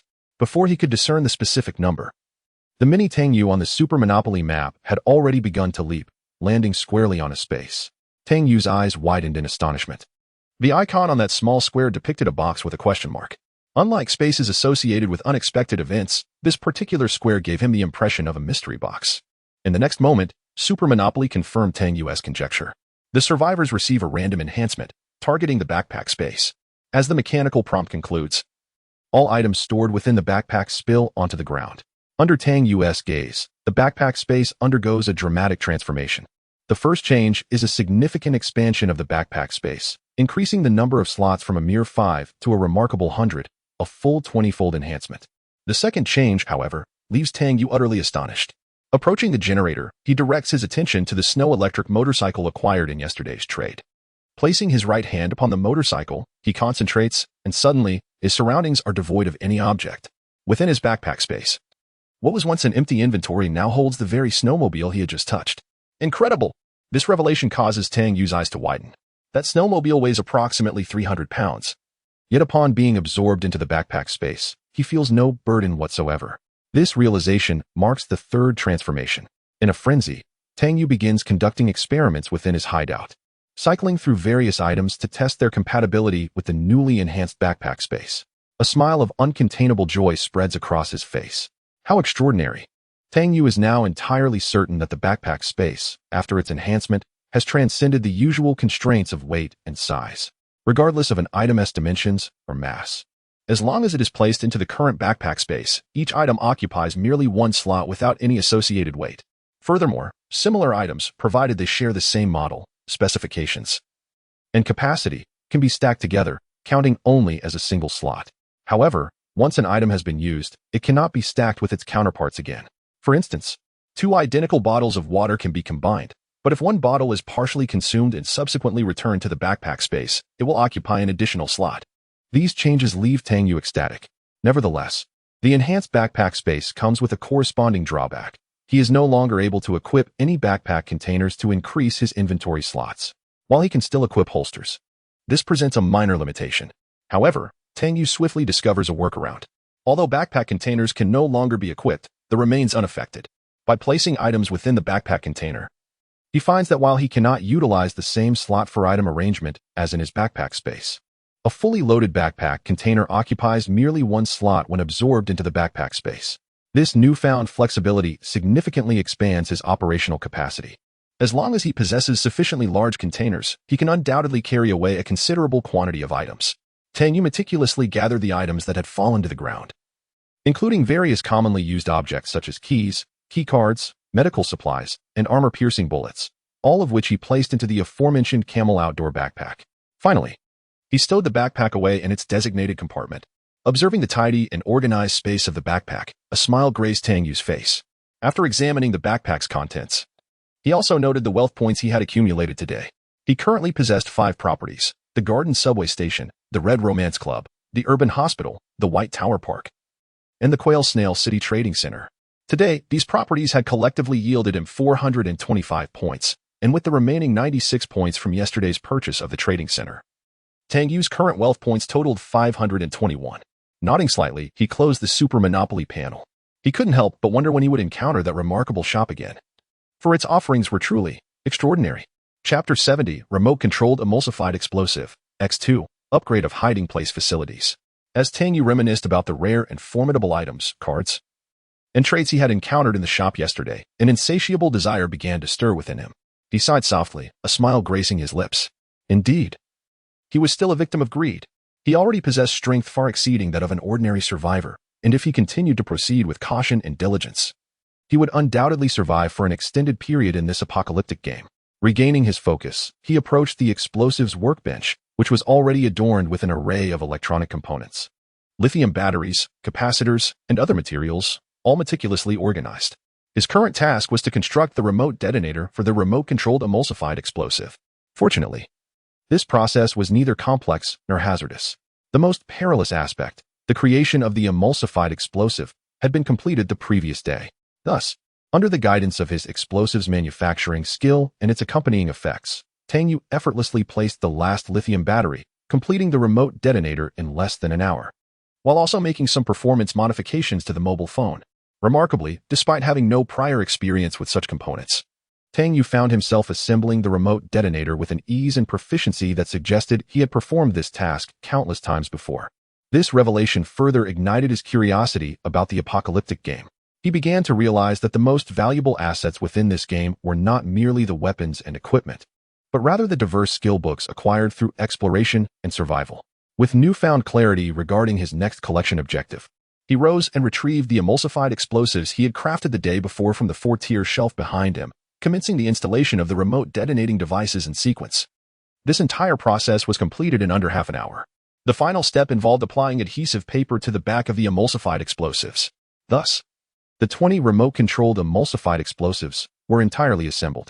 Tang Yu's interface displayed information regarding the remote-controlled emulsified explosive. Remote-controlled emulsified explosive type, explosive item. Occupies slots, 2 by 1 remote control radius, 100 meters. Detonation delay, 0.5 seconds. Explosion strength, 150 explosion radius, 10 to 20 meters concussion radius, 30 meters. Note 1. Please maintain a safe distance from the explosion radius. Cherish life and keep away from explosives. Note 2. Do not attach steel balls, iron nails, or other objects to the surface of the explosives. This is extremely dangerous. Tang Yu could not help but exclaim in astonishment at the information panel of the remote-controlled emulsified explosive. This was truly a devastating weapon. Should it explode within a 20-meter radius, the likelihood of survival was slim. Should there be any debris nearby, the shrapnel effect could prove lethal even at a distance of 30 meters. Upon noticing the second cautionary note on the explosives information panel, he was taken aback. Could it really be used in such a manner? Initially stunned, he soon found himself laughing heartily as he slapped his thigh in delight. I truly feel foolish. He promptly arrived at the warehouse, where various scattered supplies were stored. Soon, he retrieved a dozen thin, square objects.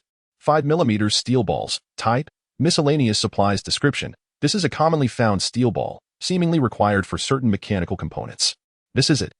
Tang Yu located a bottle of powerful adhesive. Returning to the explosives workstation, he set aside 15 units of remote emulsified explosive, leaving 5 units displayed on the table. Tang Yu's eyes sparkled as he swiftly unwrapped the packaging of the steel balls, allowing hundreds of round steel spheres to tumble into the basin he had prepared. Subsequently, he took the steel balls and glue and began modifying the emulsified explosives. Half an hour later, Tang Yu gazed at the 5 units of remote emulsified explosive, modified, and 2 units of argeo grenade, modified, with a mischievous grin. At that moment, these explosives had undergone a complete transformation. Both the surfaces of the emulsified explosives and the argeo grenades were now adorned with a dense array of steel balls. Anyone suffering from trypophobia would surely feel a shiver down their spine upon seeing them. One could easily imagine the catastrophic effects when these explosives or grenades detonated. Particularly with the argeo grenades, which originally produced 85 F1 shrapnel upon explosion, the addition of so many steel balls would render anyone struck by one a mere sieve. He stored these life-saving, unparalleled weapons in his backpack, and it was now 10 o'clock in the morning. The temperature within the hideout had plummeted to -5 degrees. While the fireplace continued to burn incessantly, Tang Yu had managed to endure at the explosives workstation only due to the Rabbit brand military coat he wore. Yet even so, by this time, his feet and legs had grown somewhat numb from the cold. He made his way to the kitchen and quickly devoured a bowl of freshly prepared, nourishing lamb soup. With the invigorating effects of rising yang, he felt rejuvenated. If only he had thought to bring back 2 bowls of lamb soup earlier to withstand the chill. After such an extended period, the security system of the hideout had been fully upgraded. Due to the absence of specialized blueprints, the Level 3 hideout security, Level 3 lighting, and Level 3 ventilation retained their previous effects while incorporating some enhancements. The hideout security had seen an approximate 10 improvement in both silent performance and defensive capability. The lighting had replaced the previous energy-saving bulbs with LED lights, resulting in increased brightness and safety, while eliminating excess heat and the risk of damage, further reducing energy consumption. As for the ventilation, its significance had considerably diminished due to the presence of the breathing pothos. Even the previously highly regarded air circulation and toxic gas expulsion efficiency paled in comparison to the powerful purifying effects of the breathing pothos. Although the practical functionality has become rather trivial, its significance in the upgrade of the hideout remains remarkably steadfast. For instance, in order to elevate the generator set to Level 3, the existence of a Level 3 ventilation duct is an indispensable requirement. This elucidates the lengths to which Tang Yu want to upgrade the ventilation duct.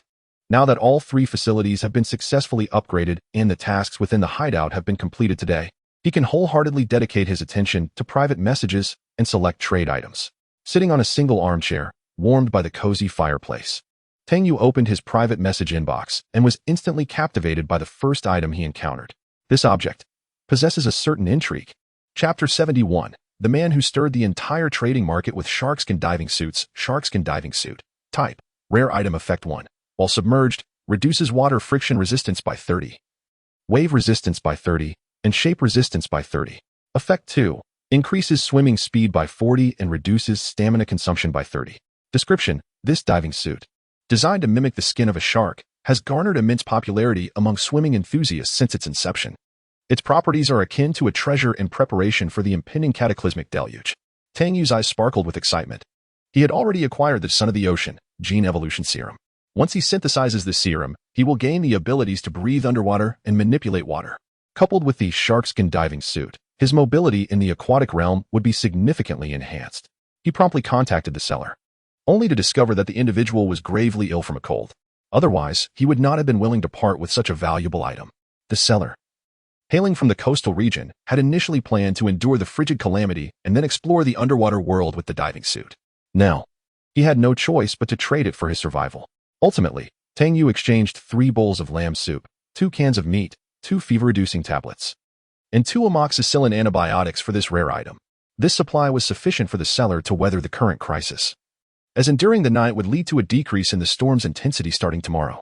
The successful transaction brought a momentary smile to Tang Yu's face. He then resumed reviewing his private messages.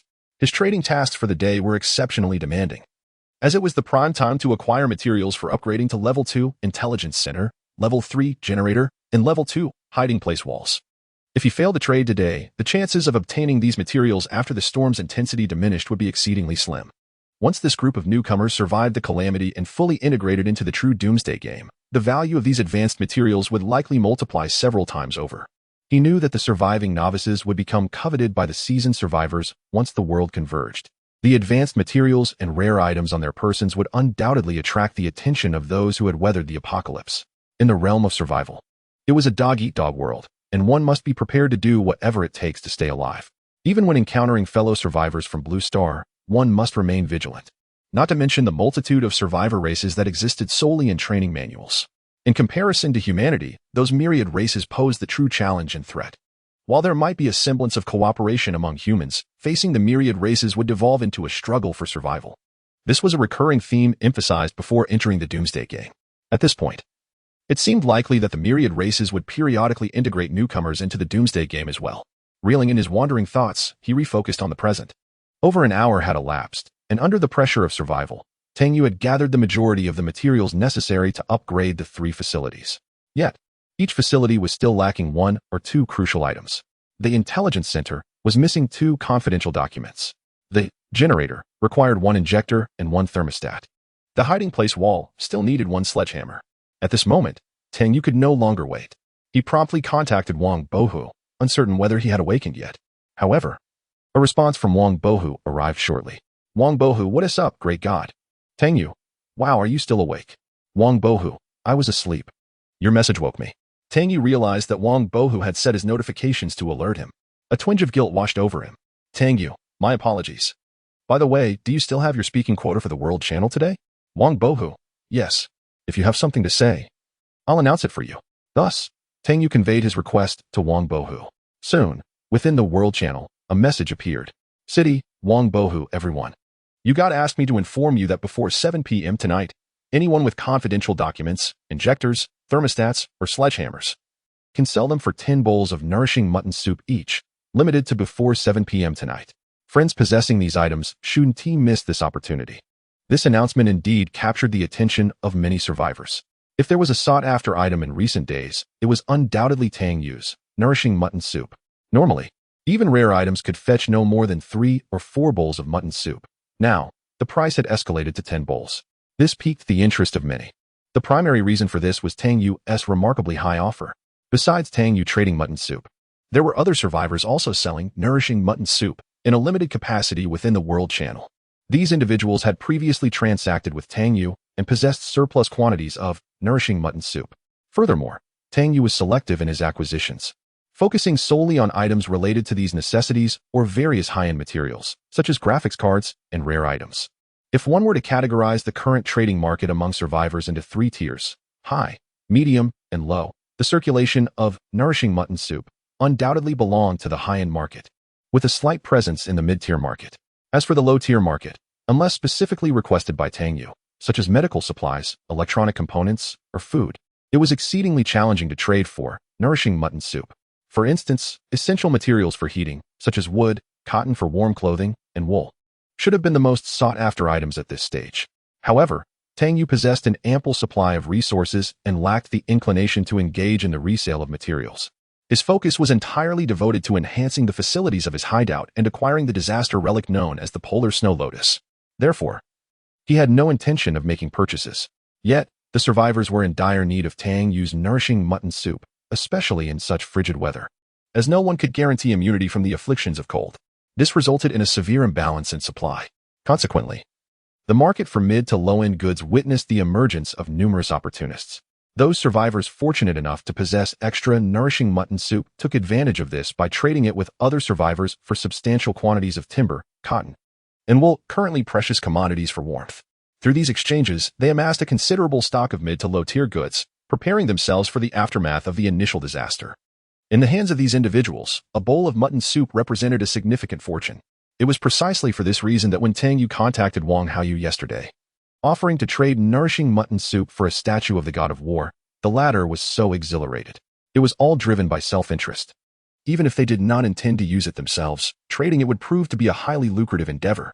Thus, when they observed the message relayed by Tang Yu's trusted intermediary, Wang Bohu, those survivors possessing the necessary goods were instantly intrigued. Nonetheless, some hesitated.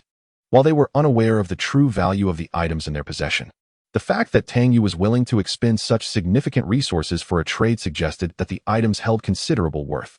They found themselves wavering between retention and exchange. Chapter 72. Upgrade, Walls of the Hideout. Tang Yu's notebook. Unbeknownst to Tang Yu, his actions caused quite a stir among the other survivors. After witnessing Wang Bohe send that message on his behalf, he resumed perusing his private messages. This time, however, his attention shifted towards the transactions involving low-tier supplies. The survivors engaging in trade with him today had presented a meager selection of low-tier items, with medical supplies and electronic components being notably scarce. Most survivors possessing such resources had already completed their trades yesterday. Consequently, today's transactions primarily involved those from mining areas or urban locales, who sought to barter their chemical raw materials for Tang Yu's coveted, nourishing lamb soup. Tang Yu swiftly communicated with these individuals based on the quantities they offered. Completing trades directly were feasible. If an offer fell short in quantity or value to exchange for a single bowl of nourishing lamb soup, he would candidly inform them, gauging their reactions. After half an hour, the hideout was not only filled to the brim with the previously stocked items on the 4-tier shelves, but Tang Yu also reached out to Wang Haoyu in the forest region, urging him to craft 2 additional 4-tier shelves. This allowed him to properly store the amassed chemical raw materials. Observing the now cramped quarters of the hideout, Tang Yu frowned slightly. The space felt inadequate. His hideout, having been upgraded once through the scroll of enhancement, had expanded from an initial 82 square meters to over 200 square meters. While it had once seemed spacious, the continuous enhancements and the growing inventory had rendered it increasingly congested. Rubbing his throbbing temples, he lamented the myriad of tasks at hand. It felt as though one issue was resolved only for another to arise elsewhere. Taking a moment to gather himself, Tang Yu brewed a cup of red tea to invigorate his senses before revisiting his messages. Evidently, Wang Bohu's earlier message had borne fruit, as 3 individuals reached out to confirm whether he would indeed exchange 10 bowls of nourishing lamb soup for their respective items. Tang Yu responded affirmatively. The 3 then sent him details of the items they possessed, with 2 survivors holding a wall-breaking hammer and a sprayer, essential materials for upgrading the generator set and walls of the hideout. They swiftly completed the transaction with Tang Yu, thus fulfilling all the material requirements to elevate the walls of the hideout from level 1 to level 2. As for the items needed for the generator set, with the acquisition of the sprayer, only a thermostat remained. Coincidentally, the 3rd survivor seeking a trade possessed the very thermostat Tang Yu required. Initially elated, his expression shifted when he discovered the survivor was demanding 15 bowls of nourishing lamb soup in exchange. His greatest apprehensions had indeed materialized. After a moment's contemplation, Tang Yu replied to the individual.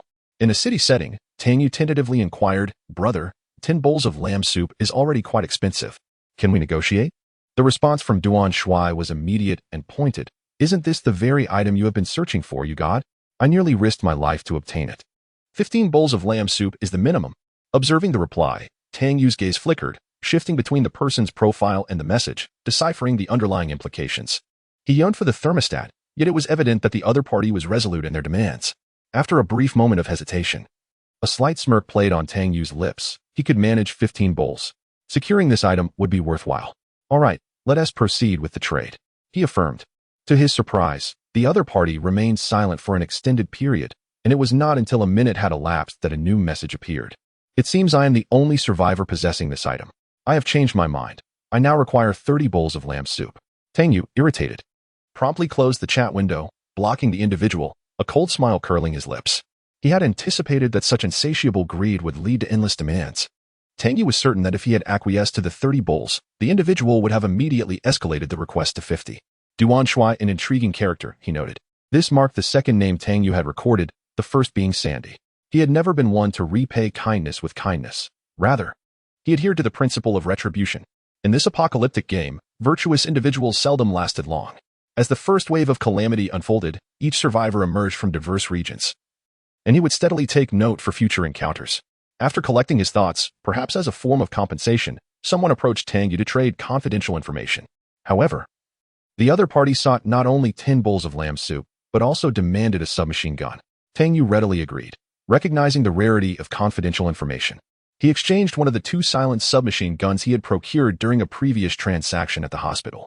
The trade proceeded smoothly, leaving only a confidential document and the thermostat on his wish list. After swiftly scanning the private messages for any desired resources, Tang Yu cleared his inbox and awaited further communications.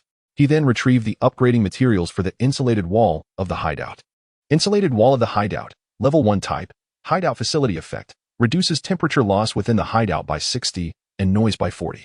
Next phase, security of the hideout, level 2, ventilation ducts, level 2, generator set, level 2, wall demolition hammer X1, toolkit X1, metal parts X5, foam sealant X10, duct tape X5, wires X15, a pack of screws X3.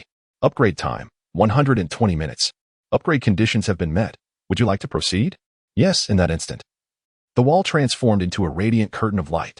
2 hours later, the task will be completed, which is quite satisfactory. Now only the intelligence center and generator unit remain. With a slight sigh, Tang Yu did not allow himself to feel disheartened. Glancing at the time, he noted that after such an extensive trading period, it was already 3:30 in the afternoon. Upon checking his private messages once more, he still found no trace of the confidential information or the thermostat.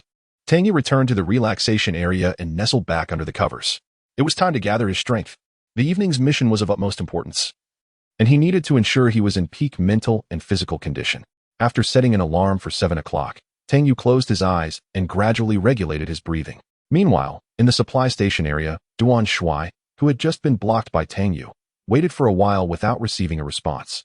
Consequently, he decided to send Tang Yu a message, only to be met with a notification indicating he had been blocked. Without hesitation, he opened his private message inbox. Duan Shui, bro, that Tang Yu has blocked me. Did we push too hard? After a few seconds, a reply came through. Lu Qingming, damn. That woman named Sang is utterly unreliable. She claimed that as long as it was something Tang urgently needed, he would spare no expense. Lu Qingming, forget it. If I'm blocked, so be it. I'll reach out to Tang again tonight. Didn't you just ask for 15 bowls of lamb soup, and he agreed? I'll be needing those 15 bowls tonight. This fool doesn't even know how to make money, wasting such a golden opportunity. Chapter 73. The encounter with the mysterious fungus, off to the trading center. Concealed within, the atmosphere was profoundly tranquil. The only sounds that pierced the silence were the occasional crackle of wood in the fireplace and the hum of the generator. Faintly, from the heated bed, a gentle snore could be discerned. Ding, ding, ding. The alarm clock chimed, announcing it was already 7 in the evening. Tang Yu stretched languidly and yawned before hastily rising to head to the bathroom. After a brief wash-up, he opened his private chat box, only to find no trades on the 2 items he had posted. Suppressing his disappointment and urgency, he noticed an intriguing message from Wang Haoyu. Encounter with the mysterious fungus. Category: fungus effect. After consumption, within 30 minutes. The following abnormal states may manifest depending on the quantity ingested: gastroenteritis, neuropsychiatric anomalies, hemolysis, renal necrosis, rhabdomyolysis. Description: this delicacy is exceedingly palatable, and many have succumbed to poisoning in their quest to savor its flavor. Caution: heating above 100 degrees Celsius for 30 minutes will reduce its toxicity by 95, rendering it safe for consumption. In case of poisoning, please promptly use antidote. Gastroenteritis. Type: abnormal state effect 1. Stamina -50, vitality -40, health -30. Effect 2. After 20 minutes, there is a 30% chance of dehydration and hematemesis, losing 7 health points per second. Neuropsychiatric anomalies. Type: abnormal state effect.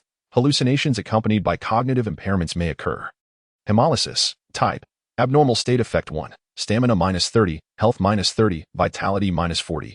Unable to staunch bleeding after sustaining damage. Effect 2. After 15 minutes, there is a 15% chance of death or fainting. Rhabdomyolysis. Type: abnormal state effect 1. Movement speed -30, operation speed -25, load capacity -80. Effect 2. When attacking an enemy, there is a 20% chance of sustaining health loss due to weapon recoil. The extent of health loss depends on the weapon's recoil. Tang Yu's expression brightened with astonishment upon discovering it was the encounter with the mysterious fungus. The various abnormal states associated with it seemed excessively potent. He had tasted it once before his journey, an experience that culminated in an entire night of romance with his family's puppy, leading him to completely shun the substance thereafter. However, now, Tang Yu's eyes sparkled with intrigue as a plan began to form in his mind. He found himself increasingly captivated by such peculiar items. If utilized wisely, they could yield remarkable results. City: Tang Yu, how many of these do you have? I want them all. Forest: Wang Haoyu, he. I knew you'd be fond of these, Divine Yu. My friend gathered these a few days ago, and he has about 20 left. I'll ask him for you right away. Tang Yu was taken aback. How was it that yet again it was a friend? The last time it was sandalwood. and this fellow seemed to have an abundance of friends. Shortly thereafter, approximately 3 minutes later, Wang Haoyu sent a trading message. To Tang Yu's astonishment, it was for 27 pieces of the encounter with the mysterious fungus. Directly give Wang Haoyu 2 bowls of lamb soup. Tang Yu, upon encountering such delightful fare again, requested that it be reserved for him. Wang Haoyu acknowledged this, indicating he wouldn't impose any further. Closing the page, Tang Yu promptly stowed the 27 pieces of fresh green into his backpack space. He proceeded to the kitchen, savoring a bowl of nourishing lamb soup infused with ginseng, angelica, and goji berries, which granted him the status of energized and a buff of 30 reduced stamina consumption for 2 hours, along with a 20 increase in strength. Noticing that the hiding spot wall had successfully leveled up to level 2, he observed that it appeared more robust than before. Its effects had also been enhanced beyond their previous capabilities. Tang Yu then began to organize his equipment. The time was now 7:15 p.m., with 3 hours and 45 minutes remaining until 11 p.m., and the trading center building was approximately 3 kilometers away from the Garden Station subway, necessitating his prompt departure. His primary weaponry included the PP-9101 Kirby suppressed submachine gun, the AK-101 assault rifle, equipped with a tactical flashlight laser combination, a CUB-5, 56x45 muzzle brake, a Monster 2x32 scope, and an RVG foregrip, the Mosin-Nagant sniper rifle, alongside ample ammunition and loaded magazines for the aforementioned firearms. His secondary weapon was the Stechkin APB suppressed automatic pistol, while his melee weapon comprised a 6H5 bayonet. For throwable weapons, Tang Yu directly placed a grenade box filled with grenades into his backpack, which contained 2 modified RGO grenades laden with steel balls and 2 stun grenades. The grenade box occupied just 1 item slot. He also included the 3 briefcases he had previously retrieved from room 903 of the Pinewood Hotel, each offering 8x8, 64 slots of space, coupled with the original 35-slot container. The Camel Travel Backpack, his backpack space, now housed 5 large-capacity containers. Next, he prepared 15 standard remote-controlled emulsified explosives and 5 modified versions, along with 10 pieces of chewing gum emulsified explosives, accompanied by miniature detonators designed specifically for the gum explosives. In terms of gear, he donned the night cloak and black mask tailored for stealth. His armor consisted of a bulletproof vest with level 5 inserts, a level 4 bulletproof helmet, reinforced military boots of level 2, and 07A tactical gloves. Supplemental gear included goggles and digital headphones. His auxiliary combat supplies comprised 2 out of 5 doses of paralyzing toxin, 1 towel, and a variety of other potentially useful materials. His medical supplies featured a field surgical kit, a first aid kit, and ibuprofen pain relievers. Food provisions included nourishing lamb soup, purified water, canned meat, and energy drinks.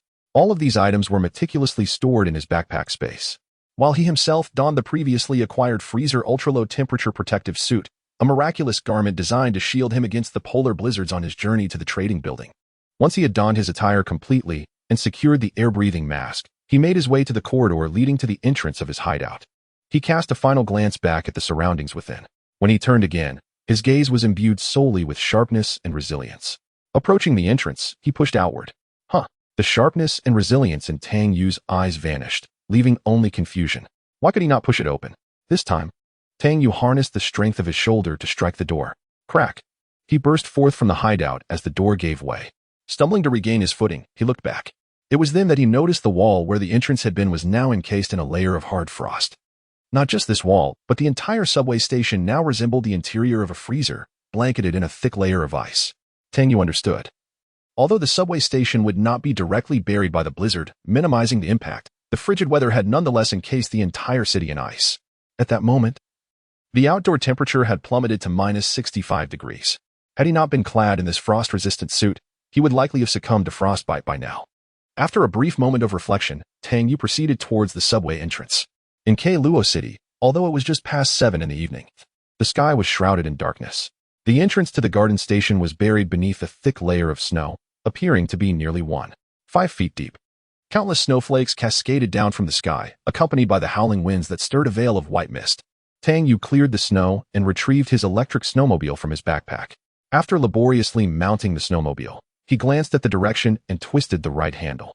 In the next moment, the snowmobile began to move slowly, turning to find its course, vanishing silently into the vastness of the swirling snowstorm. The heavy snowfall continued to descend, and the fierce cold wind smoothed out the tire tracks. Before long, at the subway entrance, no traces of human passage remained.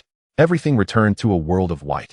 Chapter 74. The Jester's Mask. The reappearance of the trader in the trading hall of the Quello City Trading Center. Darkness enveloped the city as the entire power supply had ceased due to the frigid temperatures. A group of 20 or so vagrants huddled around a massive bonfire, seeking warmth from its flames. Do you really think Cabin is that formidable? Even after being ambushed by the boss and his crew, he still managed to inflict such devastation, resulting in the deaths of over 80 brothers, exclaimed a vagrant, adorned with a jester's mask. As he pressed the neck of a whiskey bottle into the gaping mouth of his mask and took a swig, his companions erupted into laughter and playful jeers. Come on, Jester, can't you just take that tattered mask off? Not a chance. I'm quite fond of the Jester. Another replied with a chuckle, glancing towards the staircase before whispering, have you ever wondered why that scoundrel, Meat Dog, usually sends us off to seize territories elsewhere but called us back today? Any ideas? Upon hearing this, the group perked up, exchanging curious glances. The speaker, noticing their rapt attention, smiled and leisurely sipped his drink. Enough with the suspense, spill it. If you don't, we might just ignore you. Someone urged. All right, I'll share, he said with a sly chuckle. Listen closely. No one is allowed to spread rumors. Meat Dog's tale yesterday about taking down Cabin was nothing but a fabrication. What? Cabin is still alive? Shock washed over some faces at this revelation, starkly contrasting the information Meat Dog had relayed earlier that afternoon. The others mirrored their astonishment, realizing they had been duped. Who would have thought? We were all fooled by Meat Dog. Everything he said was utter nonsense, the man declared triumphantly. My cousin was part of that battle last night. And let me tell you, it was a disaster. Shut it, don't stray off topic. What is the real situation with Cabin? The others reminded him once more. With a begrudging sigh, he continued, my cousin said Cabin escaped through the sewers, and not only did he get away, but several of his men fled with him. That's why Meat Dog summoned us back, to protect him from Cabin's potential wrath. Upon hearing this, the vagrants understood Meat Dog's intentions. He was fearful of Cabin seeking vengeance and needed their protection. Of course, that gluttonous pig would be worried. Well then, since we're all back, let us drink. We can discuss the rest later, the jester called out, offering his drink to others. Come, let us drink. Half an hour later, under the influence of alcohol, the group began to sway slightly, intermittently sipping from their cups and sampling the food from the pot in the warmth of the flames. I can't hold it any longer. I need to relieve myself, the jester announced, struggling to rise and wobbling towards the restroom. In this wretched weather, where can one not relieve themselves? Why bother with the restroom? Don't freeze your backside off. Shut it. Who do you think you are? The jester retorted playfully. It was only when he arrived at the restroom that he abruptly ceased to exhibit the drunken stupor of moments prior. Instead, he pressed his body against the door, keenly attuned to the sounds outside, confirming that no one had followed him. It was only then that he approached a urinal, retrieving a note and a red cloth strip from a crevice in the wall behind it, just as he was about to unfurl the note to ascertain its contents. An icy chill swept over him from behind, causing him to shudder involuntarily, despite being clad in polar combat gear. A sense of dread enveloped him. There was someone in the restroom, but that couldn't be right. He had personally confirmed that everyone downstairs was gathered around the campfire, drinking merrily. These thoughts flitted through his mind in an instant. Almost immediately, a towel was pressed against his mouth and nose, rendering him paralyzed and unable to move. Tang Yu, clad in a night cloak and a black mask, gazed thoughtfully at the prostrate figure of the incapacitated refugee. Having infiltrated the area earlier and observed the refugees from the outside, waiting for the opportune moment, this jester had caught his particular attention due to his erratic behavior, which was difficult to overlook. After verifying via the virtual map that the other refugees remained by the campfire, he bent down to seize the note and the red cloth strip from the jester's grasp, examining their contents. The next moment, a look of astonishment crossed Tang Yu's face as he glanced again at the jester's mask, his eyes filled with shock. Goodness, how could it be that all the refugees were traitors and double agents? The note read, if you wish to ally with the butcher boss, you must get the people on the first floor intoxicated and find a way to neutralize the guards on the second floor of the trading hall before 10 o'clock. At 10, the butcher boss will arrive through the front door with his men to eliminate the dogfighters. Remember to wear a red armband on your left arm to signal your cooperation. Tang Yu's emotions were profoundly shaken. The butcher was indeed a ruthless individual, seizing the opportunity to annihilate the enemy while they were vulnerable. He was clearly a master manipulator, having even embedded moles within the ranks of the dogfighters. And not just one. The author of this note likely held a high position. Perhaps it was the very person who had lured the dogfighters to the cabin the previous night. A daring notion flickered in Tang Yu's mind, causing his heart to race with excitement, for this idea was utterly audacious. He then turned his gaze towards the incapacitated jester on the ground, noticing the fear and despair reflected in his eyes through the mask's 3 holes. After assessing their respective heights and builds, he nodded slightly, noting the similarity. He proceeded to thoroughly search the jester's belongings, placing all equipment and items into his backpack, while keeping an eye on the positions of the other refugees on the virtual map. Glock 17x1, 6H5 Bayonet x1, Level 2 Bulletproof Vest x1, F1 Grenades x3, Sterile Gauze x2. It seemed the jester's primary weapon was stored in the trading hall, leaving only a few personal items behind. Swiftly stripped the tattered coat from the wretched figure before him, including the jester's mask perched atop its head. He dragged the unfortunate soul into a restroom stall, where he plunged a blade directly into the heart, delivering a swift end. Withdrawing the bloodstained knife, he meticulously wiped it clean on the victim's clothing before stowing it back into his backpack. The body lay face down, blood pooling around the already frozen toilet, congealing in the frigid air, its temperature plummeting rapidly. Good heavens, the stench is overwhelming. Grimaced at the now discolored mask, filled with disdain and aversion. He retrieved a bowl of lamb soup from his pack, consuming it in a few swift gulps, thus refreshing the duration of his vitality surge status. Only then did he remove the black mask and the cloak of night draped over him. After a brief moment of mental preparation, he donned the coat and mask of the deceased vagabond. A glance in the restroom mirror revealed little difference, prompting a satisfied nod from him. Casting one last look at the lifeless body, closed the stall door, reopening the window he had previously shut. The biting cold wind, laden with snowflakes, swept into the restroom, dispersing the lingering scent of blood. He then mimicked the erratic gait of the jester's mask, swaying unsteadily toward the gathering of refugees. As staggered into the trading hall, a voice called out, "Jester, I thought you had fallen in. I was about to fish you out." One of the refugees slurred, his speech thick with intoxication. "Nonsense. I found something remarkable. Look at this," feigned a slurred speech, lifting the items he had in hand. All the refugees were inebriated, their senses dulled, their eyes glazed over. Under the guise of imitating the jester's tone, none detected the slightest hint of deception. Their gaze was fixed on the objects held, their faces lighting up with delight. Chapter 75, Beef and Mushroom Soup, Harvest Amidst Intoxication. The sight of the items in Tang Yu's hands filled the ragged crowd with exuberance. "Goodness, canned meat and mushrooms. Jester, where did you procure these?" Tang Yu dodged the outstretched hands of the people, laughing exaggeratedly. "Hee. I found them behind a flower pot outside the restroom. Some sneaky fellow must have hidden them away, and now they are ours. Haha. Well done, Jester. These folks in the stronghold live in comfort, enjoying fresh mushrooms while we struggle just to find a can. Enough talk. Let us quickly toss these into the pot and get cooking." Indeed. With that, Tang Yu ceased to evade and allowed the crowd to snatch the cans and the mushrooms from his grasp. They drew out a military knife and began slicing the mushrooms. "What kind of mushrooms are these? Why do they appear blue? They're not poisonous, are they?" Tang Yu exclaimed with annoyance. "Get lost. If you're not eating them, give them to me. These are treasures. Have you lot ever seen wild mushrooms? Besides, I can't even tell the names of vegetables, so why overthink it? Let us eat." "Exactly. It's been ages since I've laid eyes on fresh food." As he watched the mushrooms and canned beef simmer in the pot, Tang Yu narrowed his eyes, shouting, "Don't you dare snatch them from me. I found this food. It shouldn't be cooked for too long, or it will lose its flavor.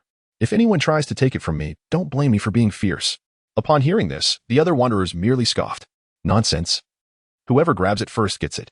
While Tang Yu feigned nonchalance, he surveyed the distribution of the wanderers on the virtual map. During his journey on the snowmobile, he had noted that the meat dogs had evidently learned from the previous day's lessons, establishing sentinels at the 3 best vantage points on the 2nd floor of the trading hall, keeping a watchful eye on their surroundings. It was precisely this realization, along with the 20 or so additional wanderers in the trading hall, that compelled Tang Yu to take a considerable detour to reach the rear of the trading building. He stowed away the snowmobile and anti-freeze gear, relying on the effects of the rising yang, buff, cloak of night, and black mask to withstand the blizzard. Finally managing to slip into the restroom through a window. Fortuitously, the polar storm had plunged the entire city into darkness, allowing for such a seamless entry. Glancing at the time, he noted it was now 20 minutes past 9. He had less than 40 minutes before the butcher would arrive. With a quick thought, he turned to a wanderer who was evidently a leader, suggesting, "Should we send something to the sentinels?" The man hesitated momentarily before responding, "They're with the meat dogs. Let them fend for themselves," dismissing the idea with a wave of his hand. "Well, if you want to send it, I shall." Tang Yu chuckled. Moments later, the food in the pot bubbled vigorously, and the aroma of beef and mushrooms wafted through the air, causing the surrounding wanderers to salivate. Upon witnessing the scene, Tang Yu fetched a stainless steel basin and approached the pot, ladling half a basin of beef and mushroom soup before ascending the stairs. You are not permitted to indulge. Wait until I return to eat, especially those mushrooms. Do you hear me? A group of refugees responded with laughter. Yet no sooner had Tang Yu turned the corner of the staircase than they all simultaneously dipped their spoons into the pot, targeting the succulent chunks of beef and richly flavored mushrooms. As Tang Yu ascended the stairs, his peripheral vision caught the refugees in the act. With narrowed eyes, he deliberately lingered on the staircase for an additional 2 minutes before proceeding upward.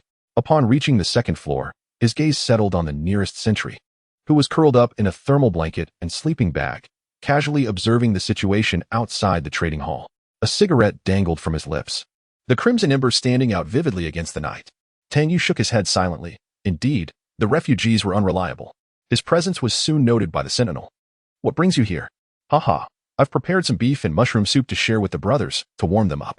If those above care not for us, we must take care of ourselves.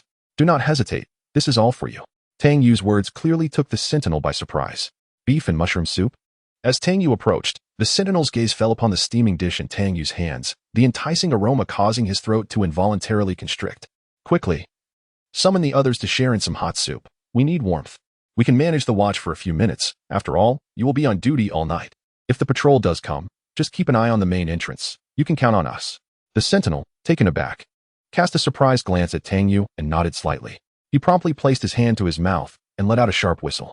Within moments, 2 others approached, equally astonished by Tang Yu's presence.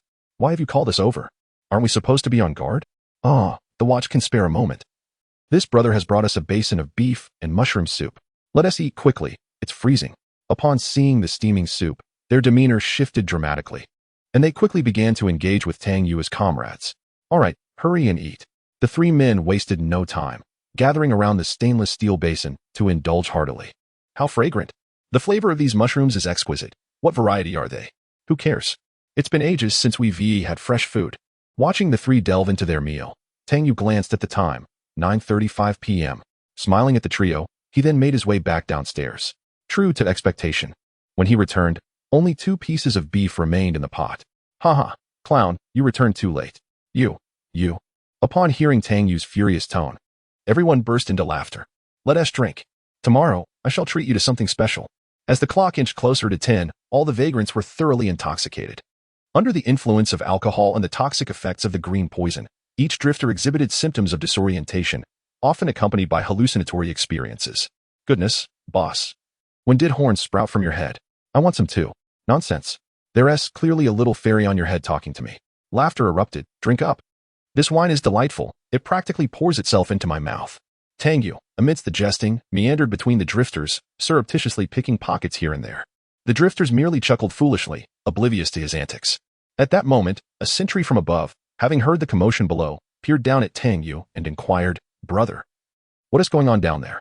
Nothing to worry about. Just some playful revelry. I'm merely persuading them. Trust me, with me around, everything is under control. Perhaps due to Tang Yu's previous act of distributing food, the sentry dismissed any further concern. All right, brother, just keep an eye on things. He then returned to his post. Tang Yu, however, wore a broad smile. F1 grenades X28 RGD.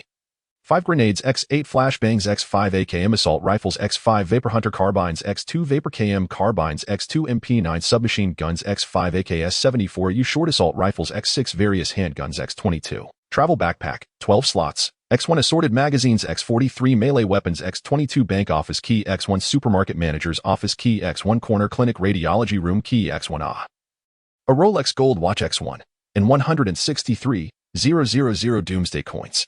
Having completed his circuit, Tang Yu had gathered nearly all the salvageable items from the day's drifters into his backpack.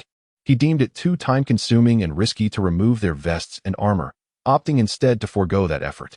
He gazed regretfully at the incoherent drifters. What a pity. If I could eliminate them all, wouldn't my title of Enemy of the Vagrants be upgraded? Time was of the essence, and thus he resolved to proceed. He swiftly rose and made his way toward the back of the trading hall, where the flesh dogs and their companions occupied the trading building. Turning the corner and resting against the wall, Tang Yu glanced at the time. It was precisely 10 o'clock. He looked back at the drifters still frolicking by the bonfire, a smile playing upon his lips. Fear not, your legacy shall be entrusted to me. He then hastened to the stairwell, ascending toward the upper floors. Chapter 76. The Traitor. All hands on alert outside the trading building. In a nearby residence, the butcher glanced at the time. It was time. Everyone set off to directly assault the trading hall. Swift in action, for the sentries should have been neutralized. Be mindful not to harm anyone with a red armband on their left arm. Those are our allies. Understood, Boss Butcher. Tang Yu navigated the deserted stairwell of the trading building. On the virtual map, aside from the throngs of refugees in the trading hall, the remainder were concentrated on the 20th floor. At the center of the 20th floor lay a vast suite, presumably the location of the meat dog. A grand hall surrounded by 5 smaller rooms. Presently, apart from 2 red dots in the hall, only the largest room appeared occupied, most likely the meat dog's domain. The remaining 40 to 50 refugees were scattered across other rooms on various floors. Although the number of refugees did not match the figures provided by Wang Bohu, Tang Yu deduced that these must be the 20 to 30 who survived the previous night, while the others were likely those who remained at the main base. This meat dog is truly fearful of death, he thought with a sneer. Observing the distribution of refugees on the virtual map and glancing at the time, it was already 10:01. It was time to hasten his pace. The butcher must be on the verge of launching the assault. Tang Yu sprinted upstairs. Just as he reached the 19th floor, a series of gunshots erupted, echoing through the stillness of the night sky and the trading building. The sentries on the 2nd floor of the trading hall, having heeded Tang Yu's earlier warning, had indeed focused their attention on the area in front of the trading hall. Thus, when the butcher's team appeared on the street before the trading hall, they were immediately spotted by the sentries. The butcher's team promptly retaliated, and gunfire erupted. Meanwhile, the 20 or so refugees on the 1st floor, already in a state of hallucination, instinctively began to take cover upon hearing the shots. However, under the influence of their delusions and cognitive impairments, they could only flail about in confusion. 3 sentries were swiftly dispatched. As the butcher's men surged into the trading hall and beheld the 20 or so refugees muttering to themselves in bewilderment, they paused momentarily before instinctively executing their duties. A barrage of bullets ensued, and the refugees fell to the ground. Dozens, if not hundreds, of refugees continued to trample through the snowy streets into the trading hall. The 3 sentries on the 2nd floor had already been eliminated. Now, the butcher's forces had completely secured the 1st and 2nd floors of the trading hall. With his underlings providing protection, the butcher, clad in thick Arctic combat gear and draped in a snow fox fur collar, entered the trading hall. A cigar clenched between his teeth. Casting a glance at the fallen bodies, a cold smirk crept across his lips. Indeed, the meat dog leads nothing but a bunch of worthless trash. At that moment, a subordinate approached the butcher. Boss, we did not locate any traitors bearing the red armband, and the sentries remain unaddressed. What do you suggest? The butcher waved his hand dismissively, saying, it matters not. He must have his reasons. Have you not noticed that all those people's weapons are gone? Upon hearing the butcher's words, the man paused momentarily, his gaze shifting to the fallen refugees. Indeed, all their weapons had vanished. He approached to search and found that, aside from their bulletproof vests and ammunition pouches, all their gear was missing. As he spoke, he recalled the peculiar state of the refugees earlier and appeared to have an epiphany. I said that when we arrived, those fellows seemed strange. It must have been the work of an inside man. Although puzzled by the odd phrasing of his subordinate, the butcher chose not to inquire further. Enough. The rabid dogs must have reacted by now. They are few in number, so let us advance. Meanwhile, as Tang Yu engaged in combat downstairs, he had already ascended to the 20th floor. Remarkably, there was still electricity. This level was illuminated brightly, and Tang Yu could hear the hum of the generator. At that moment, the sounds of battle below alerted all the refugees on the 20th floor that something was amiss. The voice of the rabid dogs echoed in the corridor. Quickly, quickly, grab your weapons. That scoundrel cabin is surely upon us. If he seeks death, let us oblige him. Dozens of refugees rushed through the hallway, preparing their gear and weapons. The air was filled with shouts, cries, and the clattering of equipment. Tang Yu, donned in a clown mask, blended into the chaos as he made his way deeper inside. Just as he passed a room, a figure suddenly pulled him inside and locked the door behind them. Startled, Tang Yu drew his silenced pistol, aiming it at the intruder. At that moment, he noticed that although the person appeared pale, their gaze was piercing. The individual paid no heed to Tang Yu's weapon and coldly inquired, how did you get up here?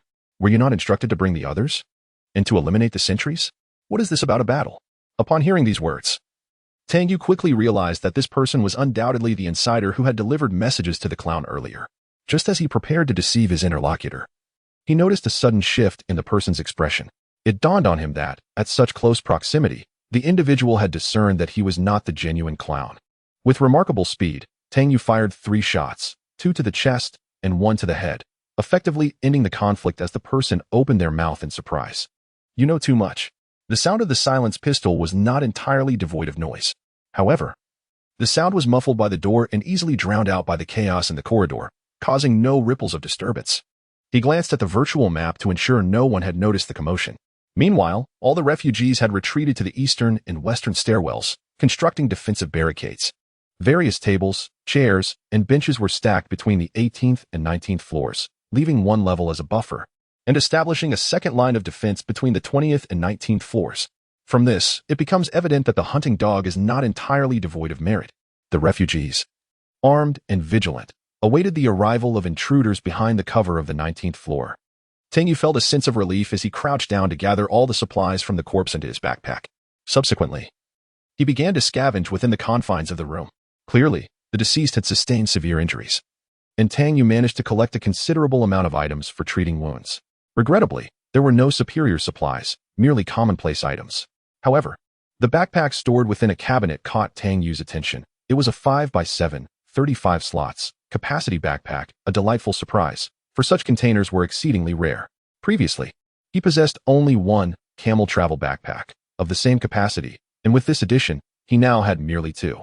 The contents of the backpack brought Tang Yu immense joy, as they were predominantly valuable items, many of which he had never possessed before. Wooden clock X1, golden rooster X2, golden egg X6, worn antique book X1, bronze lion X1. Moreover, beneath the pillow, Tang Yu discovered a device resembling a pager.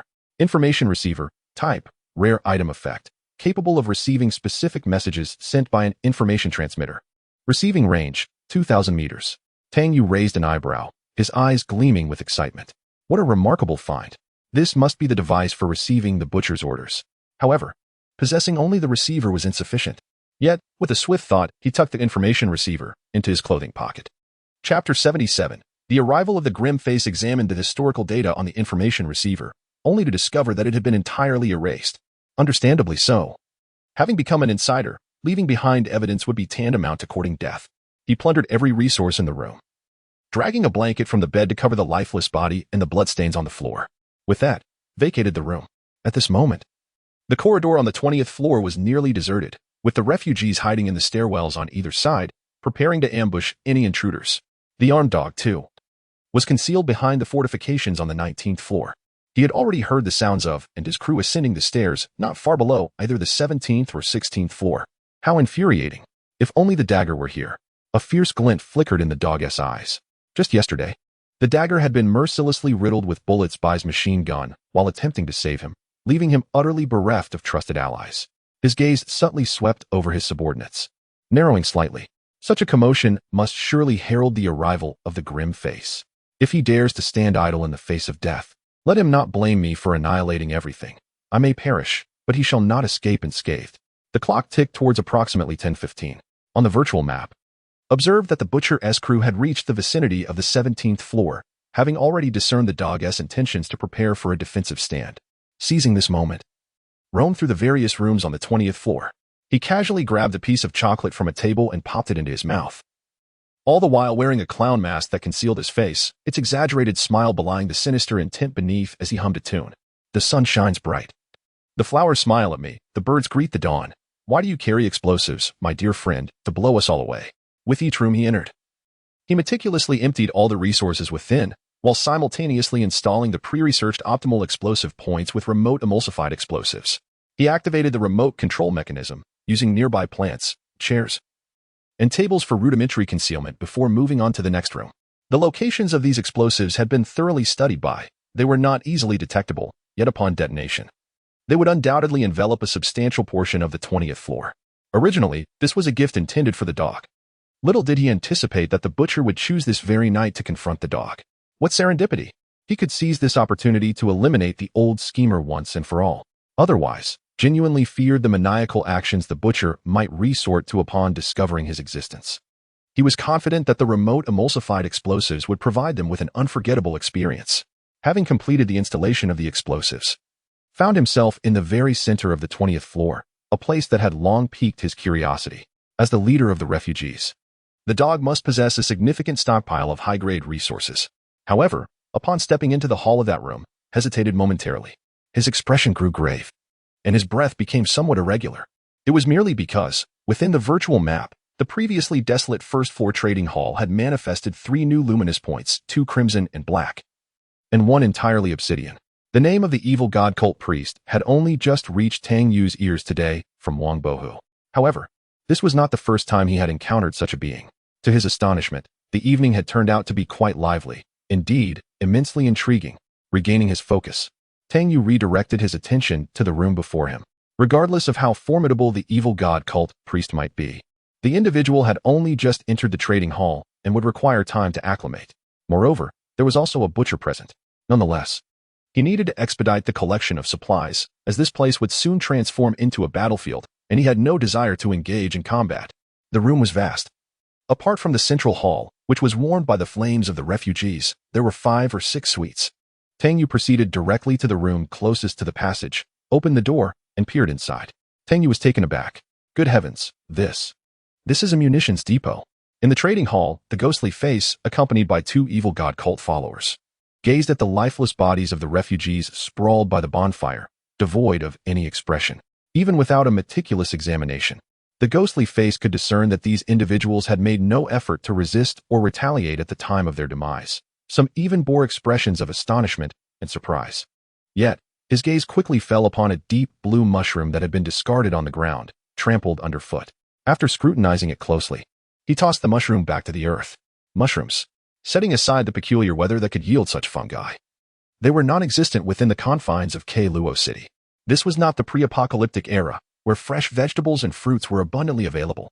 This was indeed unusual. A fleeting image crossed the ghostly face's mind of the subway tunnel at the site of the black dog's demise. This sensation felt somewhat familiar. Could it be that the one responsible for the black dog's death was among today's intruders? If so, these individuals must be the very troublemakers who had been wreaking havoc in recent days. Was the key that belonged to the black dog also in their possession? A sinister smile crept upon his lips, darkening his intent. Let us depart. Tang Yu gazed incredulously at the room brimming with ammunition crates, his excitement palpable. Some crates had already been opened, revealing firearms that had yet to be taken, AKS-74N, AKS-74, AKMS. This entire crate was evidently filled with AK series weapons. Not brand new, but in a condition of about 80 to 90%. Nonetheless, this realization sent waves of exhilaration through Tang Yu. His eyes then shifted to other crates of arms. This crate was filled with various models of handguns. Collect them. These 2 crates housed submachine guns. Collect them, collect them.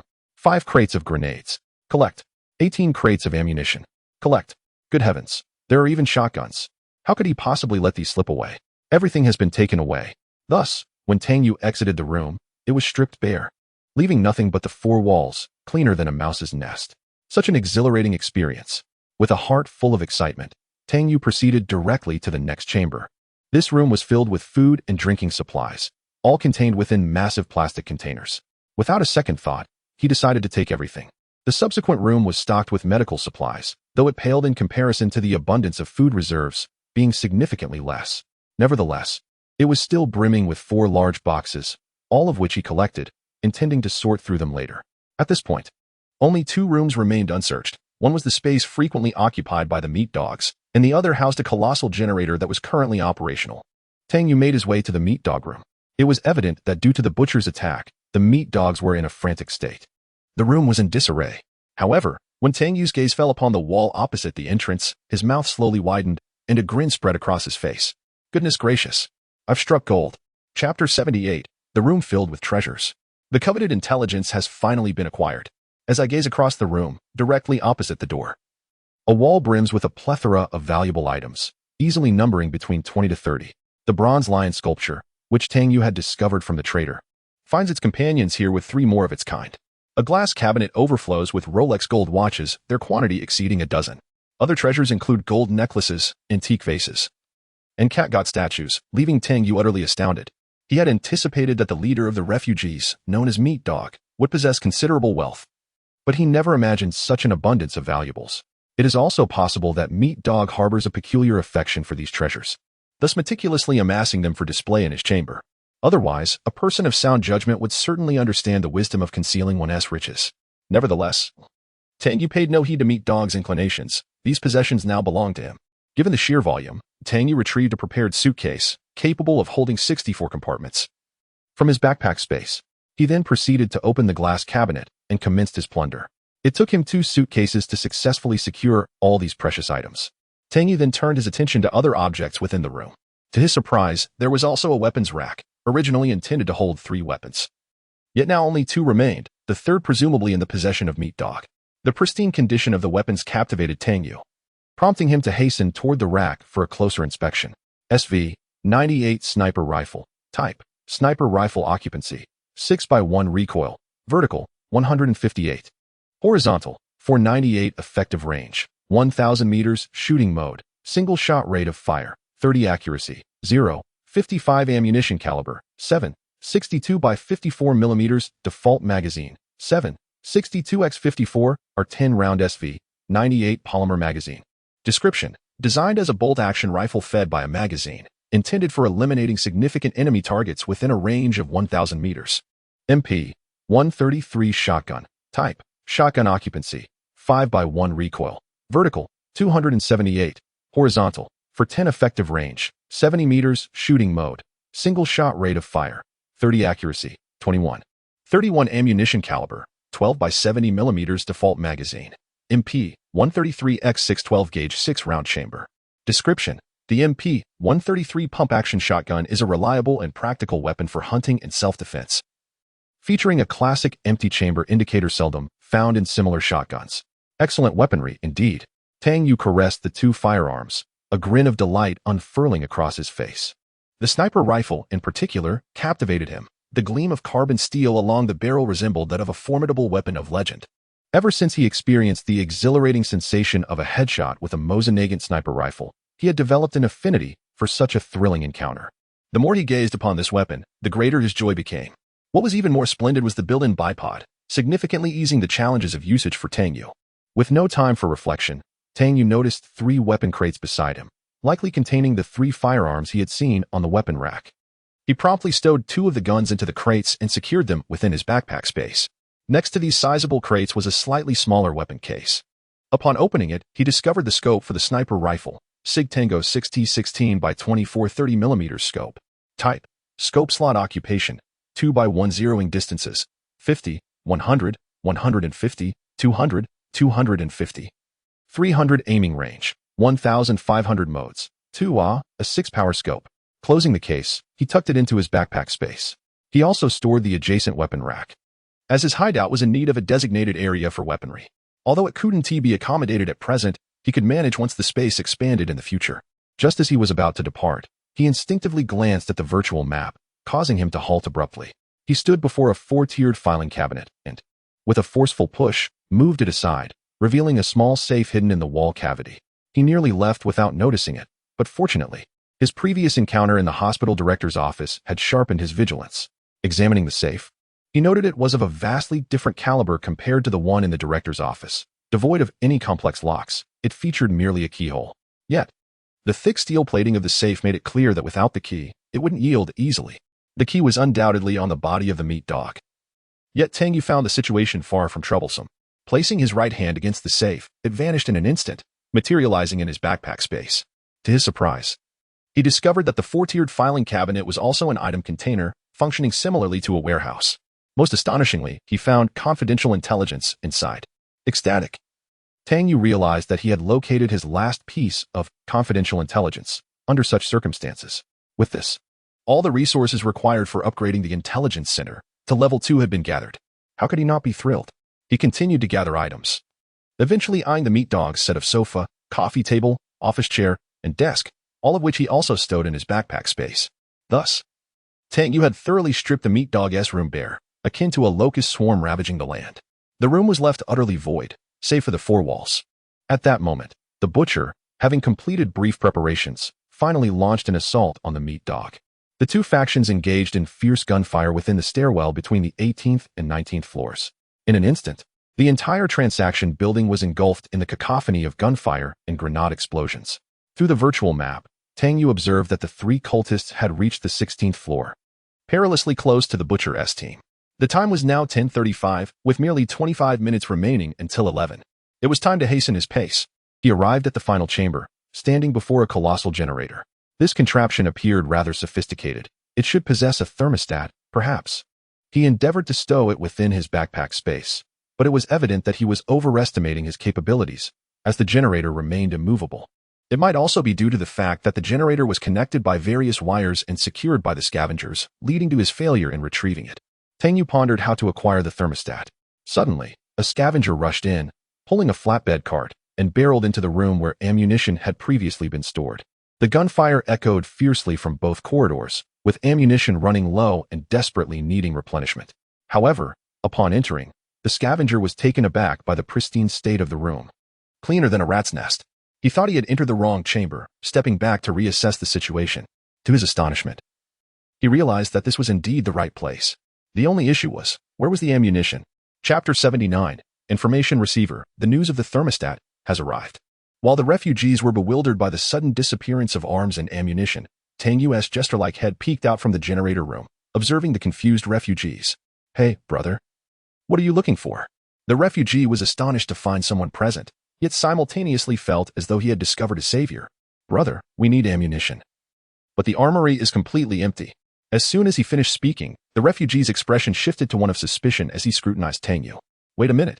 Everyone else is guarding the stairway. What are you doing here? Tang Yu replied impatiently, don't mention it. The meat dog boss insisted I find this machine's thermostat, claiming he would need it shortly. What? You expect me to believe that? If you don't, just ask the boss yourself. I wouldn't he even be here if it weren't for him. The refugee was momentarily silenced by Tang Yu's retort, then muttered, damn it. Why would he send someone inexperienced like you instead of me? He then turned to Tang Yu. Step aside. The thermostat is at the back. See that thing connected to the waterway? That's the thermostat. Following the refugee's gaze, Tang Yu indeed spotted the thermostat, its shape identical to the image previously sent by Duan Shui. Oh, thank you, brother, Tang Yu exclaimed, and before the refugee could react, a silenced pistol appeared in his hand. Two bloody holes appeared on the refugee's forehead. Watching the refugee fall to the ground in disbelief, Tang Yu shrugged. Let me express my gratitude. Your warmth has touched my heart. He hummed to himself, his gaze now fixed on the thermostat of the generator, his eyes gleaming with anticipation. In the stairway corridor between the 17th and 18th floors, the butcher wore a grim expression. This situation was untenable. Their ammunition had been depleted by nearly 30, although his numbers were more than double those of the meat dog. The narrow confines of the stairway rendered their numerical advantage ineffective. Moreover, the meat dog's crew was employing a strategy of high ground advantage. The butcher contacted his subordinate commanding the Western assault via intercom. Upon learning that the battle there had also reached a stalemate, he knew a change was imperative. Otherwise, their numerical superiority would be gradually eroded in this attrition. He retrieved the information sender from his person, preparing to send a message to the insider. Just then, he heard his subordinate's voice crackle through the intercom. Boss, it's Ghostface. He has launched an attack from behind us, with a sharpshooter. The meat dog has intensified his assault on us. We can't hold out much longer. What should we do? Damn it. How did Ghostface arrive here? Isn't he the one who looks down on the meat dog? The butcher recognized that this was not the time for contemplation. Hold on. I will immediately send reinforcements. Wait for the right moment. If anything happens on the meat dog's side, counterattack swiftly. After delivering this command, he prepared for the ensuing chaos. The butcher could not afford to dwell on trivialities. Success or failure hinged on this moment. Meanwhile, Tang Yu was contemplating how to detach the thermostat, a challenge compounded by the fact that the generator unit was operational. Suddenly, he felt a slight vibration emanating from his pocket. Curious, he retrieved the information receiver, where a message had materialized. Attack the enemy in the eastern stairwell to create conditions for our ascent. It was a succinct directive, undoubtedly sent by the butcher, indicating his growing desperation. Upon examining the virtual map, Tang Yu noted the ferocity of the combat in the western stairway, where the butcher's forces had dwindled to a mere 20 men in a short span.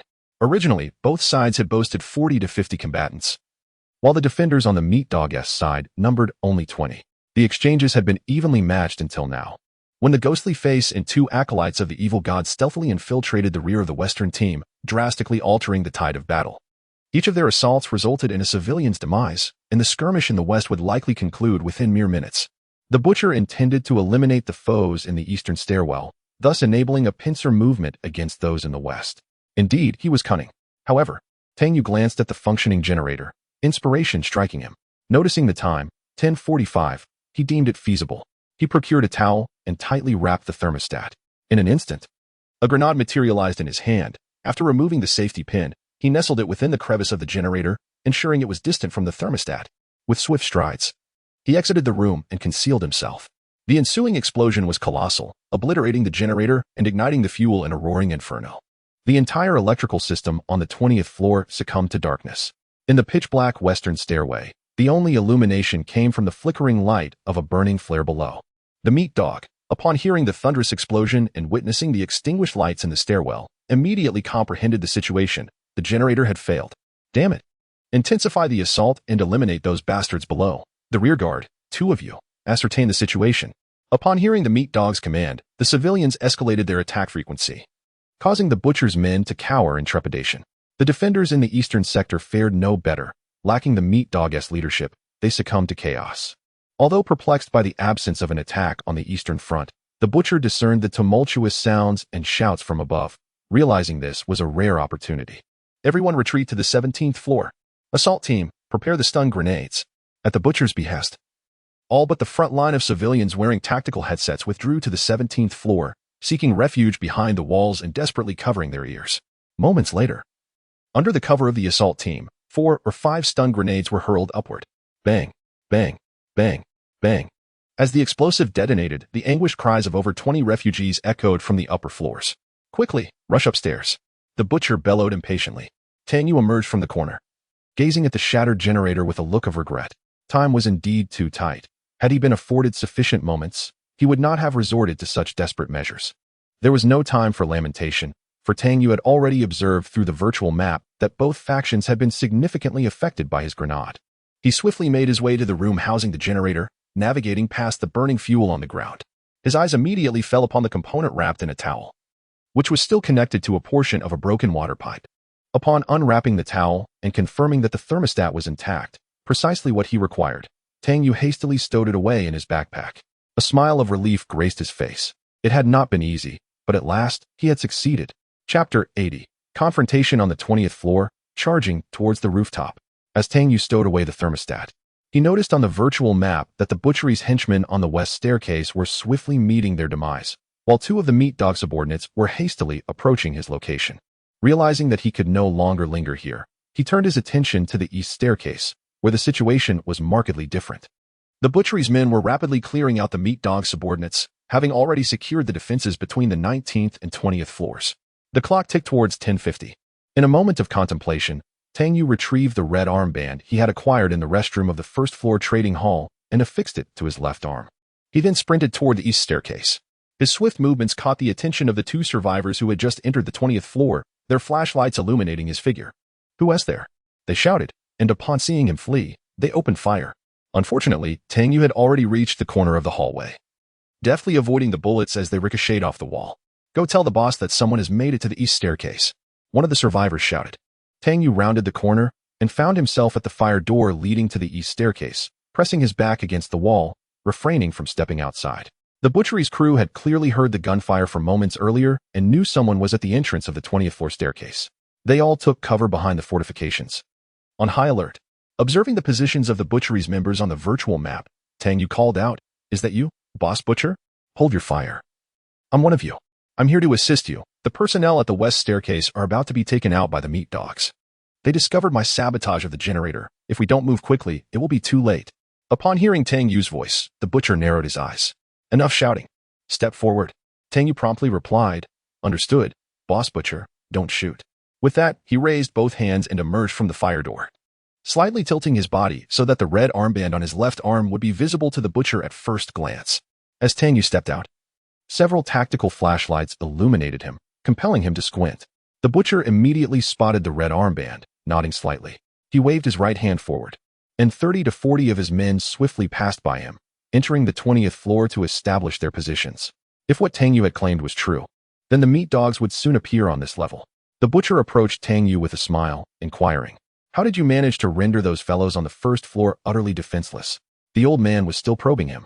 Tang Yu realized this and feigned a smile. "Boss Butcher, I simply kept them drinking and mixed some toxic substances into their food to induce hallucinations, ultimately allowing me to steal their weapons. As for the sentinels upstairs, they are not to blame. They refused to eat, which thwarted your plans, Boss Butcher." Hearing Tang Yu recount the situation on the first floor, the butcher was now convinced that Tang Yu was indeed the insider.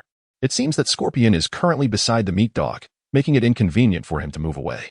This is likely why this young man has chosen to sabotage the generator in order to provide assistance. The butcher, observing the jester mask atop Tang Yu's head, finds it rather pleasing. Indeed, this young man performs adequately. There may be an opportunity to nurture his potential in the future. Contemplating this, he addresses Tang Yu, saying, "All right. You may follow me closely." He then strides forward. Tang Yu gazes at the butcher's retreating figure, yearning to eliminate this cunning old man with a single shot. However, the time is not yet ripe. At this moment, the meat dog has just reduced the last enemy to a mere sieve. He then hears a report from his subordinate. "Boss, it appears that the generator was indeed sabotaged. Upon our discovery, the culprit fled towards the eastern staircase." The ghost face, adorned with an exaggerated sniper rifle, traverses the bodies alongside the last remaining acolyte of the evil god, approaching the meat dog. After hearing his subordinate's words, he turns to the meat dog.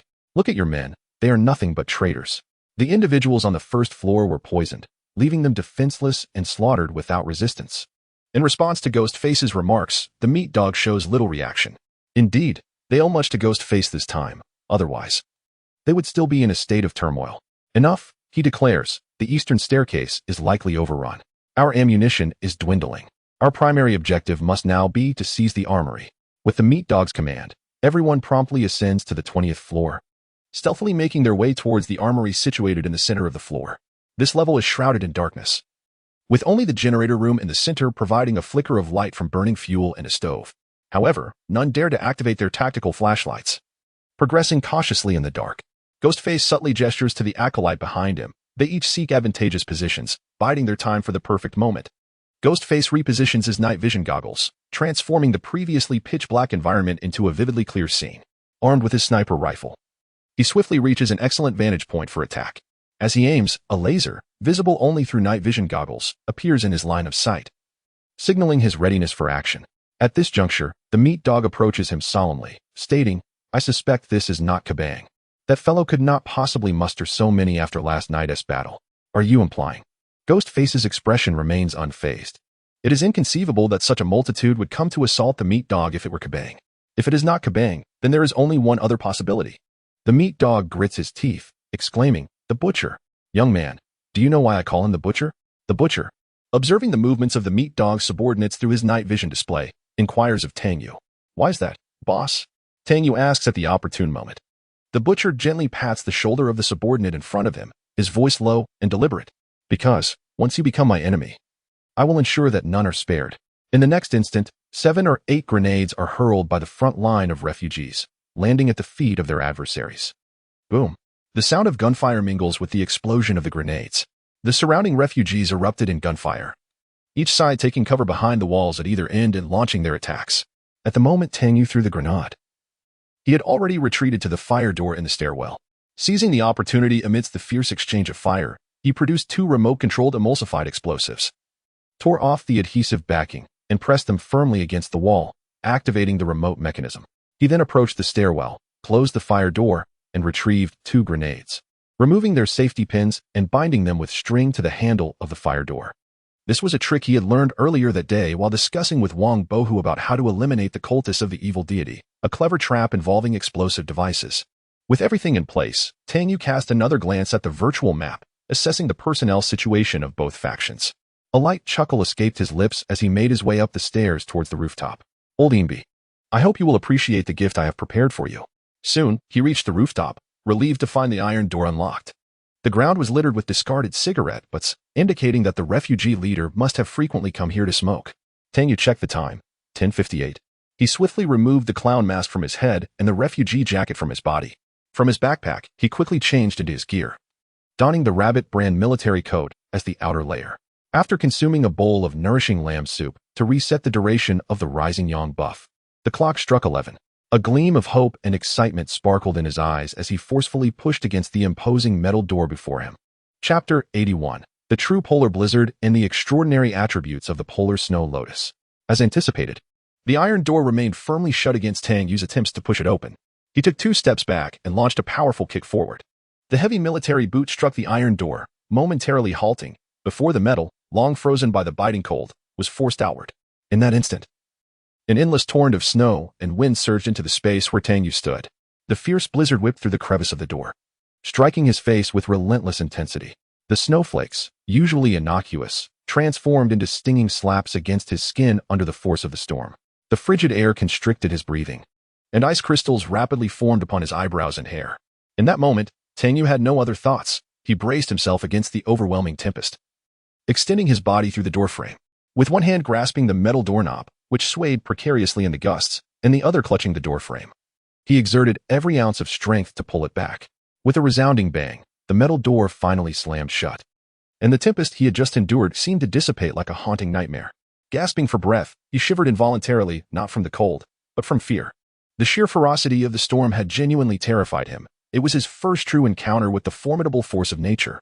Previously, on his way to the trading building, he had felt a sense of complacency, thinking the extreme cold disaster was merely an inconvenience. Now, witnessing the terrifying reality of the polar blizzard, he realized how foolish he had been. He even began to question whether the intensity he had just faced was the true measure of the disaster. Suspecting that the other instances of the frigid calamity merely catered to the survival of newcomers by lowering the difficulty to a mere child's play, a stark contrast in severity. Awakening to this realization, Tang Yu swiftly shed his current gear, donning the deep-freeze ultra-low temperature protective suit. Earlier, the effect of the rising yang buff had mitigated the impact of the extreme cold, but the blizzard's onslaught and the struggle to breathe had proven overwhelming. Only this suit could withstand the ferocity of the polar storm. Time was of the essence. This maximum intensity blizzard would persist for a mere 15 minutes before transitioning into a calm interlude. Having already squandered 3 precious minutes, he dared not delay any further. The rare disaster artifacts would only manifest during the peak of the calamity, and he could not afford to gamble on their existence 15 minutes hence. Equipping his air-breathing mask and taking a deep breath, Tang Yu's gaze sharpened with determination. He was resolute in claiming this disaster artifact.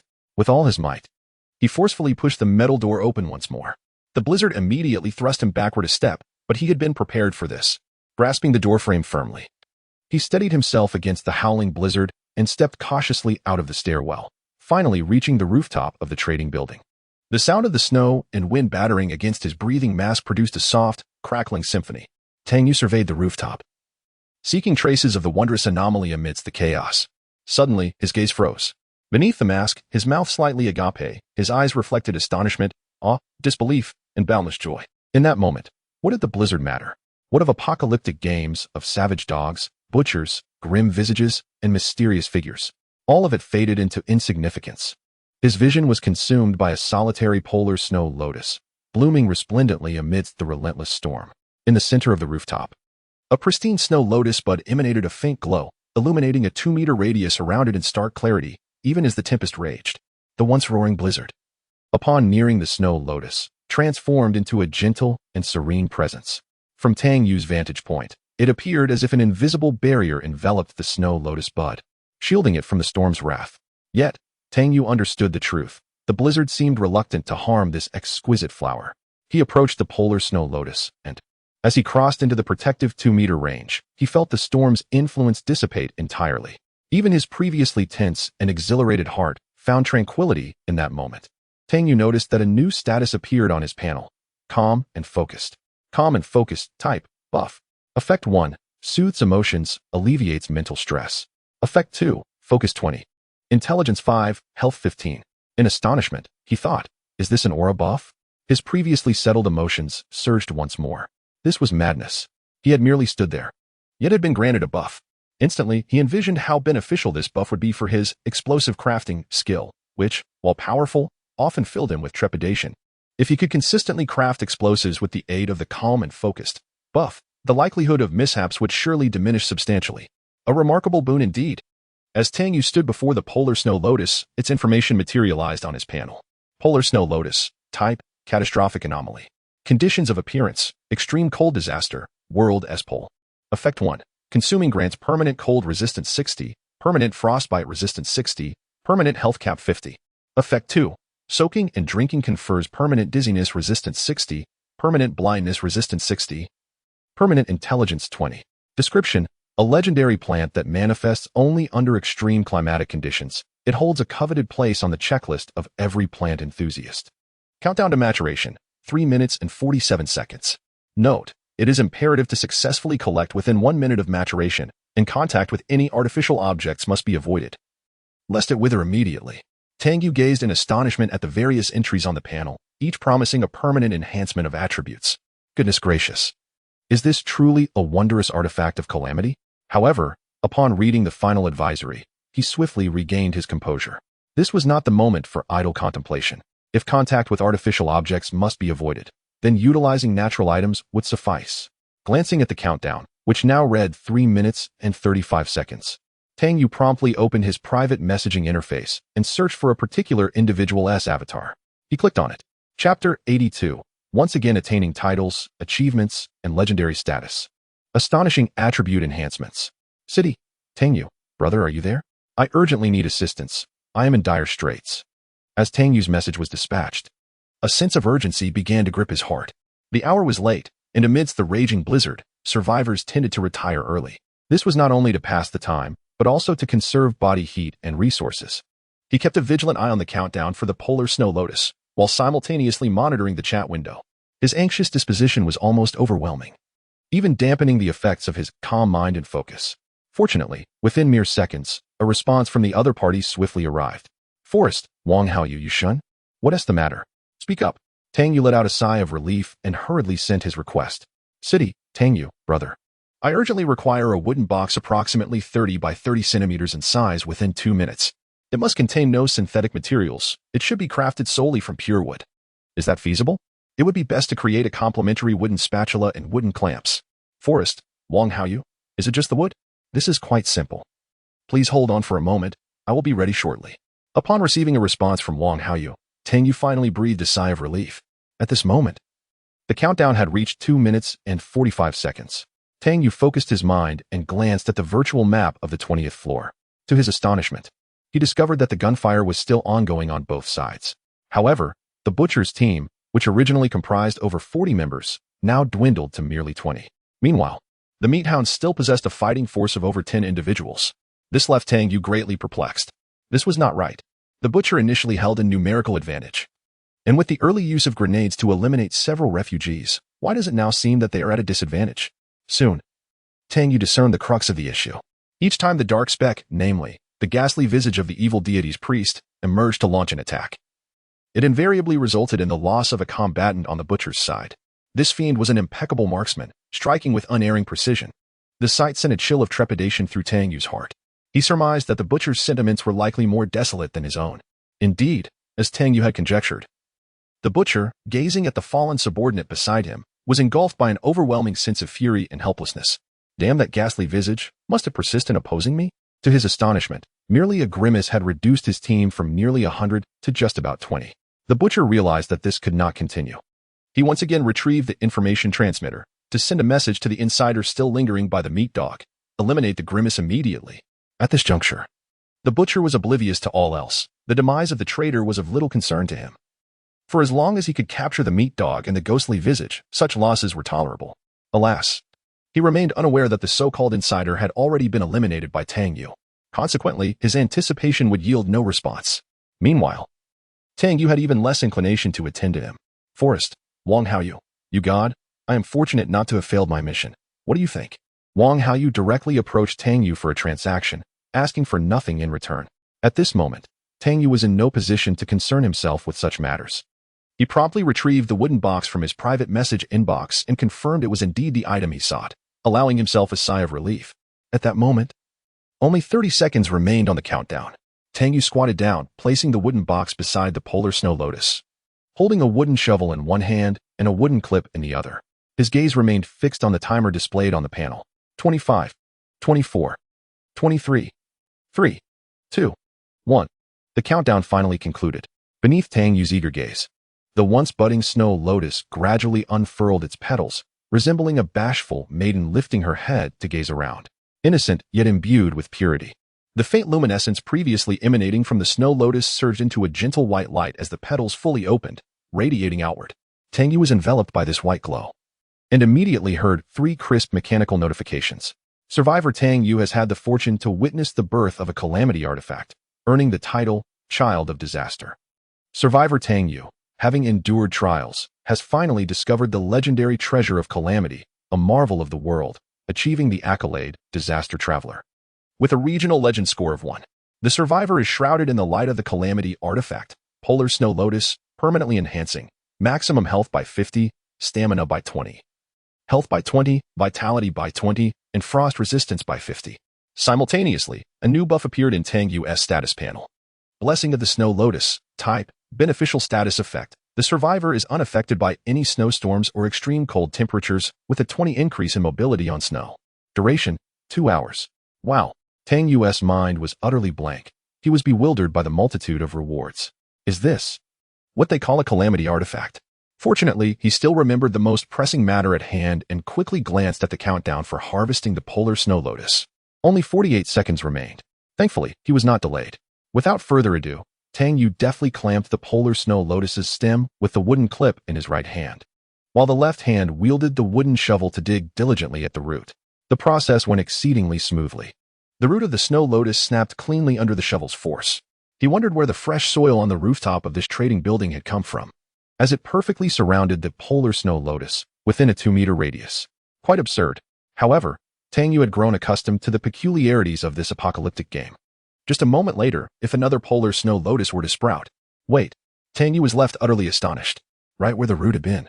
A new snow lotus truly began to grow, and its growth speed was unprecedented. In just 5 seconds, it experienced the entire cycle of breaking ground, growing, blooming, and withering. An entire growth stage occurred roughly every second.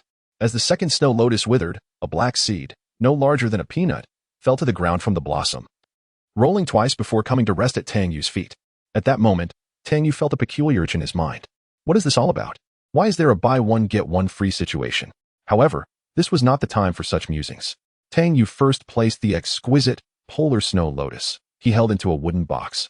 Then, using a wooden clamp, he carefully added the polar snow lotus seed from the ground into the box as well.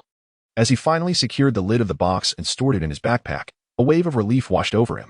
Although his brain was currently flooded with dopamine, leaving him in a state of bliss, he still felt a tinge of exhaustion. It had been an arduous endeavor, meticulously planning and seeking opportunities over the past 2 days. Now, he had finally acquired this extraordinarily rare artifact born of calamity. Yet, all of it was worth it. The value of the polar snow lotus alone, coupled with the permanent enhancement of attributes granted by the light that enveloped its birth, justified Tang Yu's efforts. Nonetheless, this was not the time for Tang Yu to rest. He swiftly approached the edge of the trading building. This evening, he had only accomplished one of his objectives. His focus remained on the virtual map of the 20 floors, where the battle still raged. A smile played on his lips. There was another task at hand. Now, it was time for him to make his entrance. Chapter 83. The powered triangular glider. At this moment, Tang Yu was endowed with the blessings of the snow lotus and the ascendant yang energy, along with a permanent enhancement of 50 in frost resistance. The relentless polar blizzard held no sway over him.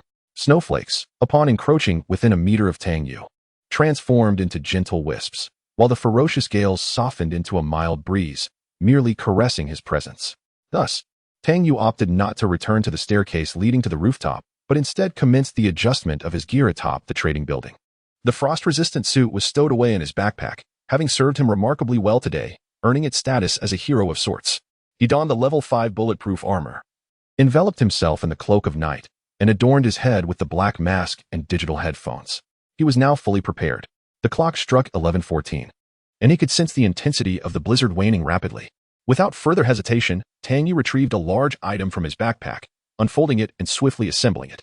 As he completed this task, the tempest above abruptly ceased, and even the snowflakes vanished, heralding a moment of calm. Now, Tang Yu secured the belt around his waist to the hook of the assembled apparatus. Everything was in place. He inhaled deeply twice, then sprinted towards the edge of the rooftop. 1 step, 2 steps, 3 steps, 10 steps. He reached the rooftop's brink, thrusting off the ground with all his might. Leaping forward, in the next instant, he glided through the skies like a silent owl in the night. Tang Yu had taken flight. Oh, what exhilaration! He gazed down at the contours of the streets and the towering edifices surrounding him. Turning his head, he beheld the magnificent triangular wing behind him. The unpowered triangular glider type, rare special item Effect 1. Automatically master the flying techniques of the unpowered triangular glider. Effect 2. Enhance aerial stability. Improve directional control. Reduce airflow impact on the glider. Description: a toy for the brave, a pitfall for the timid. Note: please take off from a height of over 50 meters. This was precisely the item gifted to him that morning by Wang Boho. The moment Tang Yu laid eyes upon it, He envisioned using it as an escape. However, his thoughts had now shifted to something entirely different. With both hands gripping the glider's support frame, he directed his flight, tracing an arc through the air as he soared towards the street in front of the trading building. Fortuitously, the trading building stood as the tallest structure in the area, while the highest floors of other buildings barely reached 10 stories. Utilizing the final moments of the calm, the glider descended to a height of approximately 3 meters above the ground. Tang Yu plunged into the thick, soft snow, rapidly folding the glider and stowing it away in his backpack. The entrance to the trading building lies just 50 meters away from Tang Yu. With the aid of a snowmobile, he swiftly arrives at the entrance and directly proceeds to the west stairway corridor, ascending rapidly. This corridor is under the control of the savage dogs and the sinister-faced individuals. From the virtual map, Tang Yu observes that all the refugees are currently engaged in an assault on the 20th floor. Consequently, he does not deliberately restrain his pace, but instead hastens to the 15th floor. At this proximity, the sounds of gunfire and the faint murmur of conversations among the refugees become distinctly audible. Tang Yu halts abruptly, transitioning into stealth mode, his body pressed against the wall as he ascends slowly. The virtual minimap is fully operational, and the effects of the passive skill, Stealth Operation, are activated. Simultaneously, the effects of Cloak of Night and Black Mask envelop Tang Yu, rendering him completely one with the shadows. On the 20th floor, the exchange of fire becomes exceedingly cautious, characterized by sporadic gunshots. This restraint arises from both the limited ammunition on either side and the looming threat posed by the sinister-faced individuals, causing the Butcher's refugees to exercise heightened caution. After Tang Yu departs for over 20 minutes, the Butcher, upon noticing the lack of activity from the insider among the savage dogs, finally senses something amiss. "Where is that brat?" the Butcher inquires, glancing at a subordinate seated on an ammunition crate, reloading bullets. "Boss, who?" "The one who brought us in." At this moment, an ominous premonition creeps over the Butcher. Indeed, after a thorough check of their ranks, his men report, "Boss, that guy is gone. Did he run off? Damn it, send someone to investigate the situation." In response to the Butcher's command, the nearest refugee to the fire exit of the stairway races towards it, attempting to push the door open, but to no avail. So, he takes a few steps back and delivers a powerful kick. The fire door swings open forcefully, simultaneously sending 2 grenades flying, which collide against the wall opposite the stairway corridor. They bounce back and land at the feet of the refugee. Shining a tactical flashlight downward, the refugee's expression drastically shifts. The next moment, boom, boom. At this juncture, Tang Yu has already reached the 19th floor and hears the 2 explosions. Realizing they emanate from the grenades detonating in the eastern stairway corridor, he must accelerate his pace. Seizing the moment of chaos triggered by the explosions, he hastens his ascent. However, his focus remains largely on the cultist priest of the malevolent deity. Fortunately, the adversary is positioned inward, allowing Tang Yu to approach the fire exit door of the stairway corridor on the 20th floor without drawing any attention. The fire door stands wide open, with the sounds of the savage dogs issuing commands audible from within. Tang Yu also notes through the virtual map that the Butcher's subordinates have suffered significant losses from the recent explosions. They are already regrouping and approaching the stairway corridor, clearly indicating that the explosions have shattered the Butcher's psychological defenses. They are preparing to retreat. Yet, how could Tang Yu allow such a development to transpire? With a deft flip of his palm, the device capable of detonating the remote-controlled emulsified explosives appeared in Tang Yu's hand. The screen displayed 20 digits, each corresponding to one of the 20 explosives. In the virtual map, the Butcher, under the protection of his subordinates, had just approached the fire exit near the stairwell. Without hesitation, Tang Yu swiftly pressed down on 2 of the digits. In the next moment, the 20th floor was rocked by intense vibrations. 2 thunderous explosions left the flesh dog and the grinning face in utter bewilderment. They could not fathom the Butcher's intentions. What had transpired on the eastern side? Why were explosions occurring in rapid succession? The sheer force of the last 2 blasts was evidently beyond the capability of mere grenades. For a brief moment, the 2 exchanged glances, but the flesh dog quickly regained his composure, promptly organizing his men to mount an assault and conclude the battle. Meanwhile, Tang Yu, even as the explosions rang out, had already anticipated the outcome. He retrieved the remote control device into his backpack. 2 more modified emulsified explosives materialized in his hand, which he affixed to the walls on either side of the fire exit on the west side of the 20th floor, preparing for any unforeseen circumstances. Having never encountered the priest of the evil god directly, he remained exceedingly cautious. Subsequently, the last modified emulsified explosive appeared in Tang Yu's grasp. While his other hand retrieved the remote control device once more, he maneuvered to achieve the optimal throwing angle. With all his might, Tang Yu hurled the emulsified explosive into the corridor behind the fire door, where personnel were most densely packed. Immediately thereafter, he rolled and scrambled down the stairs. Just as he rounded the corner, he pressed the detonation button on his phone with great force. Boom. Chapter 84. Rare title, Nightwalker. World Legend Level 1. With the explosion of the remote emulsified explosive modified, a tremendous shockwave erupted, scattering dozens, if not hundreds, of steel pellets in all directions. It took a full 5 seconds for Tang Yu to rise from the ground, his attention immediately drawn to the virtual map before him. A smile crept onto his lips as he realized the explosive's power surpassed his expectations.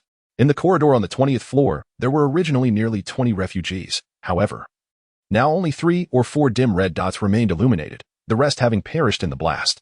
This fortunate outcome was largely thanks to the meat dog, who had gathered his subordinates to assist Tang Yu in a crucial moment. Rubbing his aching elbow, a bittersweet smile crossed Tang Yu's face. The intensity of the explosion had violently hurled him down the stairs, bringing him to a stop on the 19th floor, resulting in the most severe injury he had sustained that day, a bruised elbow. Yet, thoughts of the vast spoils he was about to acquire transformed his expression into one of determination. After plotting for so long and toiling for hours, the moment to reap his rewards had finally arrived. Tang Yu immediately dashed up the stairs. However, just as he ascended 5 steps, a sudden tension gripped him. He pressed his body against the wall, AK-101 assault rifle in hand, aimed at the staircase leading to the 20th floor. Through the virtual map, he discerned that beneath one of the dim red dots lay a darker shadow, a cultist priest of the evil deity. What the hell? You survived that explosion? Tang Yu inwardly scoffed. He held a deep-seated apprehension toward this cultist priest, whether through Wang Bo's information or his own experiences. The priest's appearances always brought an overwhelming sense of dread. At that moment, he remained still, fixated on the black dot on the virtual map, scrutinizing the situation. It was evident that the commotion of Tang Yu's ascent had not gone unnoticed by the cultist. The priest remained motionless, the black dot still shrouded by the dim red glow. Tang Yu quickly pieced together how the priest had evaded the explosion. The priest had positioned himself in a corner, likely noticing Tang Yu's actions just as the explosive was thrown. In a moment of desperation, he had dashed around the corner and pulled a refugee in front of him, using the unfortunate soul as a shield against the blast's impact and the barrage of steel pellets. Thus, the current scenario unfolded. The refugee, shielded by the corner, had absorbed most of the shrapnel and shockwave, and coupled with the bulletproof vest he wore, he had managed to survive, though it seemed death was not far off. The cultist's intentions were glaringly clear: to hide behind the refugee, waiting for Tang Yu to reveal himself for a surprise attack. It was a cunning strategy from a master of deceit. Yet, alas, his actions were already laid bare in Tang Yu's virtual map, leaving no room for concealment. Tang Yu, a man endowed with extraordinary abilities, discerned Gui Lian's intentions, and a thought flashed through his mind. A cold smirk appeared on his lips. He no longer disguised his movements and ascended to the 20th floor with deliberate steps. Meanwhile, Gui Lian, just as Tang Yu had surmised, concealed himself beneath the corpulent form of the meat dog, his precision rifle meticulously aimed at the corner of the wall, weapon poised. The mask on Gui Lian's face had long since fallen off during the earlier explosion, revealing a gash on his forehead, blood trickling down toward his eye. His left leg, injured in the blast, was now devoid of sensation. Yet, he seemed oblivious to his plight. Had it not been for his superhuman physique, the shockwave from the explosion would have likely shattered his internal organs, much like the unfortunate meat dog. He intentionally slowed his breathing, intently listening to the footsteps echoing in the stairwell, gauging the distance. The meat dog's breathing was barely perceptible, brushing against Gui Lian's facial hair. Closer, even nearer. The intruder appeared unaware of any anomaly, having entered the floor to rummage through the corpses of the vagrants. They seemed to be collecting trophies. For Gui Lian could hear their occasional exclamations of astonishment. This AK is incredible. This one too, take it away. The sensation in his left leg began to return, a sharp pain coursing through him. This was a good sign. Come on, hurry over. There are still spoils to be claimed. Gui Lian waited in silence, reminiscent of a hunter poised for his prey to fall into a trap. He heard. The intruder had reached the corner, their steps remarkably steady. 3 steps, 2 steps, 1 step. Now, a hooded figure emerged from the corner. Bang. No, it wasn't him.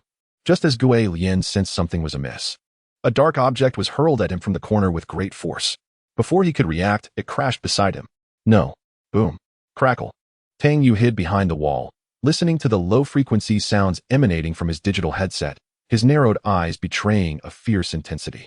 Finally, upon witnessing the 2 dots, one black and one red, vanish from the virtual map, a cold smile crept across his face. Now do you understand who the true mastermind is? Just then, as disbelief began to wash over Tang Yu's features, a familiar mechanical notification echoed once more. Survivor Tang Yu, in the first wave of calamity, single-handedly eliminated the area cultist priest of the evil god, earning the rare title Night Stalker with a regional legend score of 1. Survivor Tang Yu, in the first wave of calamity, has now accumulated 3 points of regional legend score, achieving the accolade Rising Legend with a world legend score of 1. In astonishment and elation, Tang Yu found himself once again achieving a remarkable milestone, a title, a trifecta of regional legendary status. To his surprise, he had even received a point in world legendary status. He had not anticipated the significant importance of this heretical priest by merely vanquishing him. Tang Yu was bestowed with a rare title and a point of regional legendary status. A rare title, indeed. The previous titles he had acquired, Enemy of the Nomads and Favored One in Catastrophe, were merely of ordinary rank. This indicates that the hierarchy of titles is likely akin to that of items, ordinary, rare. Epic. As for the higher tiers, Tang Yu remained uncertain. Nevertheless, judging by the difficulty of acquiring titles, each one is an arduous endeavor. For instance, Enemy of the Nomads could only be attained by the first survivor to achieve the milestone, Nemesis of the Nomads, in the novice version of the apocalyptic game. With approximately 100,000 individuals entering the apocalypse each month, only one person would earn this title, a daunting 1 in 100,000 chance. Such a formidable challenge. The difficulty of the title, Favored One in Catastrophe, needs no further elaboration, for Tang Yu had meticulously prepared for it, ultimately acquiring it through a stroke of fortune. Not to mention, merely entering the trading building teeming with nomads would deter 99 of survivors. Reflecting on the rare title, Nightwalker, it seemed that this ghastly visage might very well represent the most formidable boss of the first calamity. Chapter 85, The Incompletely Evolved Neural Bridge, a light piercing the darkness. Tang Yu understood that this was not the moment to examine titles or achievements. He stepped over the corpses and approached the location of the grinning face. 2 mangled bodies, shattered by grenade fragments, lay before him. He glanced at the corpulent bald man with a prominent scar across his face. From the equipment on his body and the large gold chain around his neck, it was evident that the mangled figure was most likely the leader of this refugee camp. The flesh dog. However, the grinning face was indeed ruthless, using the flesh dog as a human shield. In this apocalyptic world, only the merciless could endure. Henceforth, one must never allow anyone to linger behind. Tang Yu silently admonished himself. He kicked aside the flesh dog's corpse, revealing the grinning face hidden beneath. Due to the obstruction of the flesh dog's body, the damage from his Argeo grenade, modified, struck directly at the upper chest of the grinning face.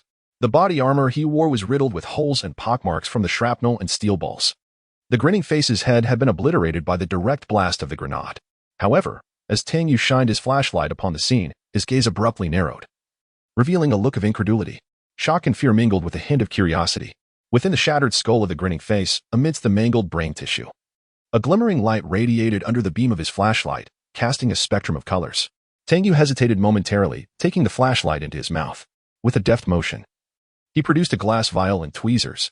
Under the illumination of the flashlight, he meticulously used the tweezers to peel away the milky brain tissue and blood vessels surrounding the luminous object. When the object finally came into view, Tang Yu discerned it as a jelly-like substance, roughly the size of a disaster coin. It resembled the marrow of a cow's bone from his previous life. Yet it was even more translucent, radiating a rainbow-like brilliance when illuminated. With tweezers in his right hand and the glass vial in his left, he successfully placed the jelly-like substance into the vial and secured the cap. The information regarding this substance appeared before him. Incompletely evolved neural bridge. Type: rare item effect. Direct usage results in a 70 chance of immediate death, a 20 chance of cerebral mutation, a 7 chance of a 3 increase in brain development, a 5 chance of bodily modification with a 3 increase in brain development, and a 5 chance of an unknown outcome. Description: this substance emerged autonomously within the test subject after the application of an incomplete genetic evolution serum. Many seem to be searching for this item, which is of considerable value. It is rumored to conceal the secrets of the divine. Perhaps one could inquire about it at XXX. Tang Yu furrowed his brow as he read the item's description.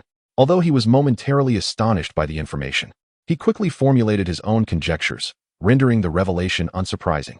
He now found himself filled with an intense curiosity regarding the censored location or name within the information. This was the first instance in which he had encountered items in an apocalyptic game being redacted. Evidently, this place or person was rather extraordinary. After a moment of contemplation, Tang Yu returned the glass bottle to his backpack space. His intrigue regarding this apocalyptic game had grown exponentially. and he felt that he could spare this particular item.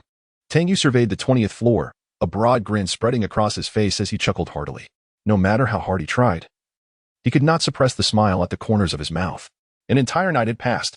He could hardly believe he had actually succeeded in this endeavor, even without utilizing the remotely controlled emulsified explosives he had previously set up. The smooth progression of events was undoubtedly thanks to the butcher's unexpected assault that night. Not only had it significantly diverted the attention of the meat hounds towards Tang Yu, but it had also lured the ghastly face closer. Thinking of the butcher, Tang Yu promptly made his way to the eastern fire escape. The area where the fire escape had once stood was now marred by two large gaping holes, with concrete debris intermingled with scattered corpses. It wasn't long before he discovered the butcher, barely clinging to life among the bodies. Indeed, the butcher had not yet succumbed. Several of his subordinates had shielded him from most of the damage, and given that he was not too close to the fire escape at the time, a series of fortunate coincidences had allowed him to survive. Even so, he was as good as dead. While the steel balls unleashed by the explosion could be resisted by his men, the shockwaves from the two detonated remotely controlled emulsified explosives had ruptured his internal organs, and blood flowed freely from the corners of his mouth. A pair of military boots appeared before him, and the butcher struggled to raise his gaze. What met his eyes was merely the beam of a flashlight, prompting him to involuntarily shut them tight. You old schemer. I never expected you to wait specifically for me to send you off.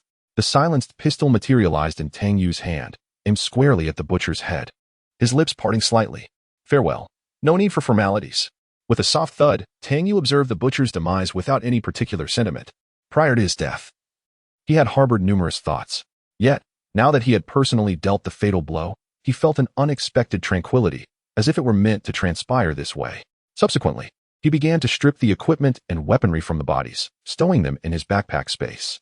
If he encountered any backpack containers, he would first fill them to capacity before placing them into the backpack space, employing an unconventional method of loot collection. On the very first day of entering the apocalyptic game, when he had eliminated those two vagrants at the subway station, he had discovered that perhaps due to the fact that their initial disaster was tailored for newcomers, all retrieved weapons and equipment, even if damaged in combat, would automatically restore to their pristine state as long as they were picked up by survivors. This remained true. Many of the armor and weapons on the vagrants had been damaged in the explosion, yet once Tang Yu collected them, they instantly reverted to their complete forms. Having endured the true catastrophic challenges of the rooftop blizzard earlier, he was now prepared for whatever lay ahead. Tang Yu had already grasped that they had just endured the initial round of the so-called novice difficulty disaster. It seemed to be a mere reduction of the true apocalyptic game difficulty, aimed at providing them a transitional period to prepare for the genuine end-of-the-world scenario ahead. However, upon glancing at the current number of survivors in the area, which stood at 398, he realized that the novice difficulty had already claimed around 60% of the survivors. What kind of existence would await this group once they entered the actual apocalyptic game? Tang Yu felt a profound sense of uncertainty. After spending over half an hour, he finally managed to collect all the supplies from the individuals, including the corpses of the unfortunate refugees who had perished in the corridor. In the end, he found himself returning to the generator, filled with regret. If only he had known that it was unnecessary to blow up the entire 20th floor, he would have preserved that generator. It was a valuable asset. Nevertheless, from the wreckage of the destroyed generator, he managed to salvage numerous precious mechanical components. Just by examining the impressive descriptions of these parts, Tang Yu realized that he would scarcely worry about acquiring the components needed to upgrade the generator for the next phase. Tang Yu meticulously scoured the 20th floor 3 times, even dismantling the previously installed remote emulsifying explosives, disabling the remote detonation device, and reclaiming the contents of his backpack. He did not consider the previous installation of explosives to be a superfluous action. If given the chance, he would still choose to do the same. Having a trump card is a different matter than lacking one. In the face of life and death, no preparation is ever excessive. At this moment, even his backpack, enhanced by the Super Tycoon, was filled to capacity, reflecting the fruits of his labor throughout the night. He arrived at the west stairwell, casting one last glance at the darkened floors and the multitude of corpses scattered about. With a light chuckle, he turned and pressed forward. The flashlight pierced through the darkness, illuminating the path ahead. He took a step, racing downwards. Uncertain if the esteemed readers found this enjoyable, should it not suffice, there is more to come. I am diligently crafting the narrative, striving to provide further chapters in the coming days. Plot development is time-consuming, so I kindly ask for your patience. Your continued support in following the story is greatly appreciated. Chapter 86, The Trail of Cabin, rare title, Night Stalker, at 3 in the morning. Tang Yu returned to his hideout, his steps heavy with fatigue. It had been an arduous endeavor, the most grueling since he entered the apocalyptic game. Laboring tirelessly from 7 o'clock the previous evening until now, he had meticulously gathered all supplies from the 20th floor, with all the refugees eradicated. He had set off on his snow-covered electric motorcycle, returning to the garden subway station unencumbered by fear amidst the blizzard. When he first arrived back at his refuge, laden with spoils, it was already midnight. Initially, Tang Yu had intended to call it a night. Yet his mind was plagued with thoughts of the challenges that awaited the survivors like him as they integrated into this true apocalypse. Rest eluded him. Resolutely, he unloaded the contents of his backpack and set out once more. He returned to the trading building and commenced a thorough, exhaustive search for supplies. Starting from the 23rd floor, this time, he was determined to leave no stone unturned. From the smallest items like biscuits and bread to larger equipment such as motors and even furniture, he collected everything that might prove useful.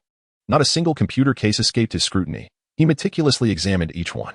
Perhaps it was due to the ongoing devastation, but after scouring the entire trading building, he was astonished to discover 2 graphics cards, elevating his total to an astonishing 7. This quantity was indeed remarkable, but the bounty did not end there. During the time the refugees had occupied the trading building, they had concealed numerous valuable items, including weapons, ammunition, and provisions. The locations of these hidden treasures were often absurdly unconventional, with restrooms and ceilings being among the most frequented hiding spots. Had it not been for Tang Yu's ability to pinpoint the locations of all supplies within the trading center, he might never have unearthed them. Thus, his haul was nothing short of extraordinary. His backpack, with its vast capacity, had been filled to bursting on 2 occasions, necessitating multiple trips to return the supplies to his refuge. The journey was arduous and fraught with challenges, yet the results were equally overwhelming. Alas, Tang Yu's hideout now offered no inch of surplus space. It was a sprawling area of over 200 square meters, an expanse that would have been coveted by countless workers in his past life. Yet at this moment, he could only navigate sideways through a winding corridor that led to other facilities. The once cozy lounge area had long been submerged beneath an avalanche of furniture and appliances, with supplies even overtaking the heated platform. In the corner where the explosive workstation resided, ammunition boxes now reached the ceiling, while the floor was strewn with mountains of various weapons and armor. There was no time to organize. He could only cast everything aside for the moment. The kitchen was overflowing with an array of food and beverages, many of which were frozen in the biting cold, yet this did not diminish their efficacy. This did not account for the high-end or rare items still nestled within Tang Yu's backpack, such as the treasures collected from the trio, the meat dog, the butcher, and the grinning face, as well as the safe that Tang Yu had directly packed from the meat dog's chamber, along with the supplies and gear from the 2 cultists. Currently, the hideout housed only 3 facilities that Tang Yu had not yet utilized for storage: the generator, the intelligence center, and the medical station. He treated himself to a can of energy drink, feeling a slight boost in vitality.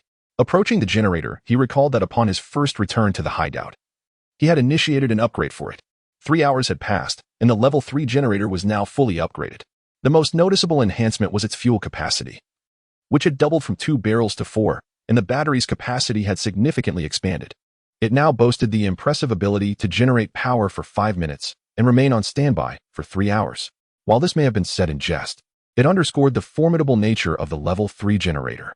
Tang Yu now stood before the intelligence center, and with the level 3 generator in place, it was high time to upgrade the intelligence center as well.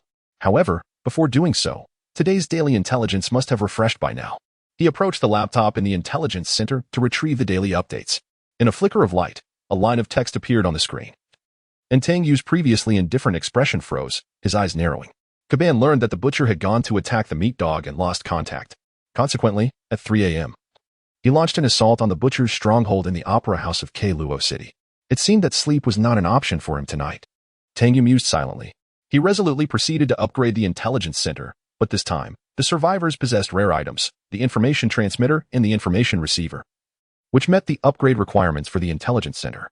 Would he like to use them as upgrade materials? Tang Yu was taken aback. He swiftly retrieved the information receiver from his backpack and produced a device resembling an old Nokia phone from the butcher's belongings. This was the so-called information transmitter. Tang Yu's gaze flickered as he made his decision without further hesitation. Yes.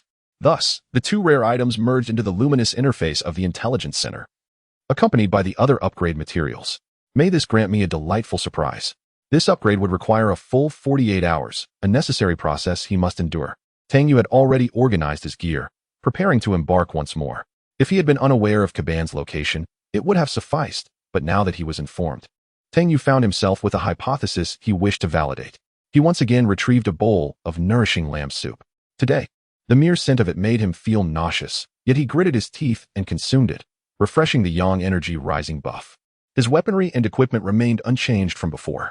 During the transaction at the trading building, Tang Yu expended merely 2 grenades, 1 modified RGO grenade, 3 modified remote emulsified explosives, and a few pistol rounds. Consequently, he replenished himself with a few bowls of freshly prepared nourishing lamb soup before departing from his hiding place once more. Upon exiting the garden subway station, he was met with the distant sounds of gunfire and explosions emanating from the north, indicating an ongoing fierce battle. This location was precisely at the Opera House in Luo City, situated between the trading building for meat dogs and the 4S dealership for cabin. As the buff effect of the Snow Lotus blessing had dissipated, Tang Yu remained clad in his frost-resistant attire, riding his snowmobile through the snowy expanse, propelling himself northward. In less than 20 minutes, the snowmobile came to a halt, leaving him just a street corner away from the theater building.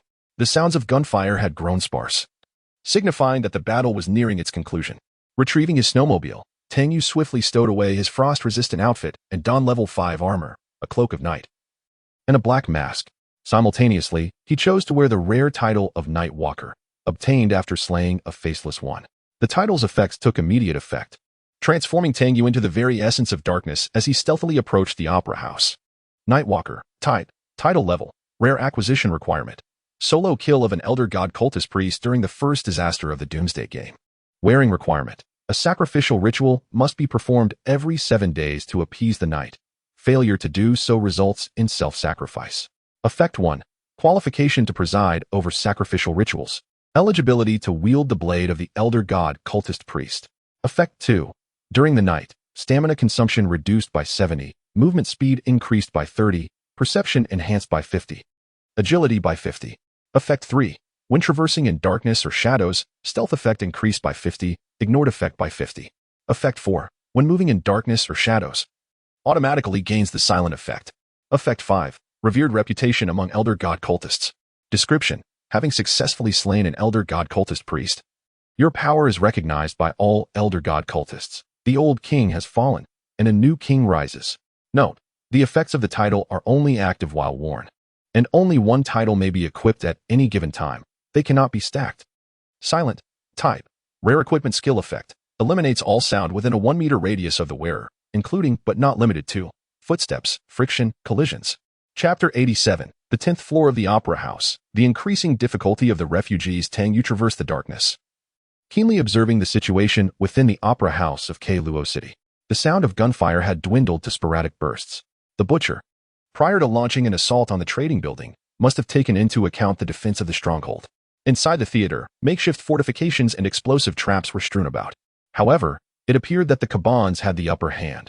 The battle raged from the auditorium of the Opera House to the rear's 10th floor building. Through the distant windows, one could still perceive the flickering lights of explosions within the structure. Following the trail of bodies, Tang Yu arrived near the entrance of the 10th floor building, concealing himself in the shadows. 2 armed refugees were crouched behind sandbag fortifications at the entrance, vigilantly surveying their surroundings. Meanwhile, several others were scouring the battlefield, methodically turning over corpses to reclaim any equipment. If they encountered an enemy body, regardless of its fate, they would fire a shot to the head without hesitation. Tang Yu frowned slightly. It seemed the Kabans had become more astute and cautious following the events of the previous night. His gaze shifted to the 10th floor building. He needed to devise a way to enter. Yet, with such stringent defenses in place, it was improbable that he could sneak past them, even fully enveloped by darkness.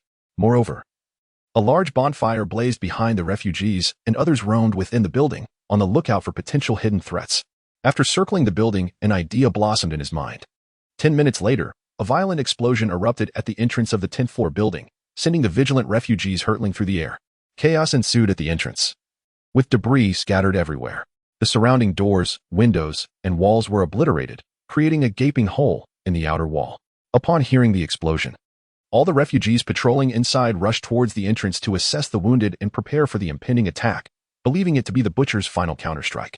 Unbeknownst to them, at the precise moment of the explosion, the shockwave shattered every glass pane and door near the entrance. In a room situated farthest from the building's entrance, a window shattered as well, its sound lost amidst the cacophony of the explosion and the shattering glass, failing to attract anyone's attention. As the refugees on the first floor rushed towards the entrance, Tang Yu had already scaled the windowsill and was poised to leap to the ground. However, he abruptly halted, beads of cold sweat forming on his brow. The Night Walker bestowed upon him a heightened perception of 50. Thus, even in the absence of light, Tang Yu discerned the ground below the windowsill, which was densely covered with triangular spikes. Had he not remained vigilant and leapt down, even with his military boots offering level 2 puncture resistance, a lapse in balance could have led to a disastrous outcome, leaving him with nothing less than a multitude of grievous wounds. The ordeal is far from over. The triangular spikes merely constitute the initial trap of this chamber. Behind the spikes, Tang Yu discerned 3 strands of thread, each extending towards the furniture 2 meters away. Goodness, who orchestrated such a treacherous setup? Whether it be Cabin or the butcher, neither of these individuals can be deemed virtuous. Initially, Tang Yu had thought the group was easily deceived, prompting him to rush forward. However, it became evident that they had long prepared, lying in wait for unsuspecting prey. Cautiously, he employed his military boots to dislodge the triangular spikes. Finally managing to step inside, he dared not linger, as the group of destitute souls on the 10th floor exerted an immense sense of pressure upon him. They were on an entirely different plane compared to the beggars he had previously encountered. The difficulty had escalated significantly. Their tactical awareness and combat prowess were incomparable to his past experiences. Whether this was due to Cabin's influence or some other reason, Tang Yu could not ascertain. He only knew that if he did not exercise utmost caution at this moment, he might very well perish here. Navigating past the 3 strands of thread designed as concealed traps, he noted that the destitute at the entrance had retreated. Tang Yu immediately melded into the shadows, ascending the stairs with great care. This time, he meticulously scrutinized his surroundings with each step, fearful of encountering another hidden trap. The ascent proved remarkably smooth, evidently. Cabin's cohort had recently emerged victorious from a confrontation, incurring considerable losses. Thus, they had only established a perimeter at the entrance on the 1st floor. The rest were scouring the building for potential hidden foes. Upon reaching the 8th floor, Tang Yu gained a rough understanding of Cabin's numbers. Excluding those stationed at the entrance and patrolling the 1st floor, approximately 20 individuals occupied the floors above. He even spotted Cabin on the 8th floor. It was unavoidable. The distinctive bald head, fur coat, and P-cam machine gun were indelibly etched in his memory. Wang Bohu had emphasized Cabin's ferocity in the photographs he sent. At that moment, it became clear that someone had detected the signs of Tang Yu's incursion on the 1st floor, as the evidence was glaringly apparent. The shattered window and the disturbed triangular spikes served as compelling proof. "Boss, we found signs of someone lurking on the 1st floor. They likely entered while the explosion diverted our attention." Cabin's cold laughter echoed through the intercom. "Brothers, a rat has infiltrated the building. Form teams of 3 and search every corner meticulously." As Cabin's command resonated, the 20 or so destitute souls within the small building immediately organized into teams of 3, commencing their thorough search. Cabin remained stationed on the 8th floor. The 1st floor destitute stationed 3 guards at each staircase leading down, with a total of 6 individuals vigilantly watching. One person guarded the left side of the staircase, another the right, while the 3rd crouched against the wall, weapon drawn, prepared to ambush anyone descending. Meanwhile, upon hearing the report relayed to Cabin, Tang Yu had already stealthily departed. He now found himself on the 6th floor. A trio of refugees meticulously searched each room, their roles distinctly defined. One individual opened the door while the other 2, armed, entered. One maintained vigilance to the left, another to the right, while the door opener guarded the rear of his companions, the 3 alternating in providing cover as they advanced. As they swiftly illuminated the room with their flashlights, their gaze swept over a king-sized bed, a 4-door wardrobe, a vanity, and a sofa, ultimately settling discreetly upon the window. The 3 exchanged a knowing glance. The curtains, drawn tightly, were now slightly bulging. A casual glance might easily overlook it. However, upon a closer inspection, it was unmistakably the outline of a person. One of the refugees subtly gestured towards the 4-door wardrobe and then the curtains, finally pointing at himself. The other 2 nodded in agreement. Thus, the formation shifted. One stood at the center, gun drawn for protection, positioned directly in front of the curtains and wardrobe.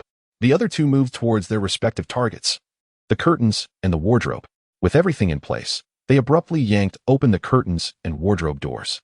In the next moment, the expressions of the trio relaxed instantaneously. There was no enemy in sight. Yet, just as they exhaled in relief, a spherical object tumbled from the wardrobe, hitting the ground with a sharp clatter. The 3 stared in wide-eyed astonishment, fear etched across their faces. Get Down Hands Boom Chapter 88, Daily Life of the 6th. The wrath of Cabin. The violent explosion roused all the displaced individuals within the building, casting them into a state of alarm. They were utterly astonished that the rat would possess such audacity to launch an assault against them. The inhabitants of the 5th and 7th floors swiftly deduced that the explosion had originated from the 6th floor, promptly relaying the information to Cabin. Through the intercom, Cabin quickly issued commands. The 7th floor team was dispatched to the 6th floor, while the other floors remained on high alert, conducting thorough searches of their own levels before exchanging positions with adjacent floors for a secondary sweep. The 7th floor team, having been summoned, hurried towards the 6th floor.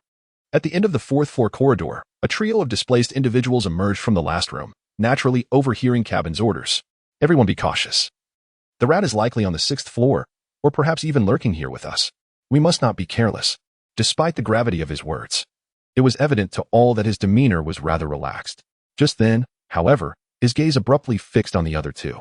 In the shadow behind a massive potted plant, which had been rendered rigid and frozen by the extreme cold, a dark gun barrel protruded ominously. Pop, pop, pop. 3 bodies of displaced individuals collapsed to the ground as Tang Yu leapt from behind the plant. He stretched his neck and shoulders, having squatted for too long. His body nearly stiffened. Fortunately, the outcome was favorable. He swiftly gathered all the supplies from the 3 bodies into his backpack space, then carefully pulled the pins from 2 grenades, pressing them atop the corpse facing downwards. Once he confirmed that all was in order, he once again melded into the darkness. This time, Tang Yu had no intention of mingling among the displaced. The circumstances were markedly different from before. Cabin's directive to group them into 3s evidently considered the possibility of intruders infiltrating their ranks. If Tang Yu was not mistaken, any individual who appeared alone before these displaced persons would likely not be afforded the opportunity to speak but would be shot on sight. Time swiftly passed, and the team searching the 6th floor yielded no findings, redirecting their attention to the other levels. The trio on the 5th floor soon completed their search and were set to exchange floors with the 4th for a secondary examination, only to discover they could not establish contact with the 4th floor team, raising immediate concern. They promptly relayed the situation to Cabin via the intercom and proceeded towards the 4th floor. Upon their arrival, the beam of their tactical flashlight illuminated the end of the corridor, and they collectively gasped in horror. In their line of sight lay 3 bodies, piled upon one another. One individual immediately seized the intercom to report their discovery to Cabin. The trio then approached the corpses, remaining vigilant, their focus heightened as they passed each room. Yet, until they reached the bodies, they encountered none of the anticipated attacks. Consequently, 2 individuals took on the role of sentinels while the leader knelt to examine the bodies. From a distance, the sound of footsteps echoed from the staircase. Clearly, reinforcements had arrived. Upon witnessing the arrival of reinforcements, the 3 individuals released a slight sigh of relief, seemingly concluding that the invaders had vacated the premises. However, when had the assailants dispatched this small group? Why had there been no indication of struggle? How had they been slain? The supporter, responsible for clearing the bodies on the 1st floor, inquired directly. Uncertain, the leader suggested, "Let us investigate." Upon utterance, he turned over the body at the top, revealing the visage of Cruff, who had met his demise from a direct shot to the head. As he contemplated the cause of death, he was abruptly startled by the sharp sound of 2 grenade safety pins being released. He watched in disbelief as 2 spherical devices, resembling lemons, rolled away from the corpse. His eyes widened in alarm. Grenades run. The 6 individuals immediately retreated, scrambling to the nearest room, collapsing onto the floor with their heads cradled in their arms. The motion was seamless. Boom, boom, the explosive force caused the entire room to tremble, dust cascading from the ceiling. Just as they thought the ordeal had concluded and began to lift their heads, they were met with the sight of a dark barrel aimed at them from beneath the double bed.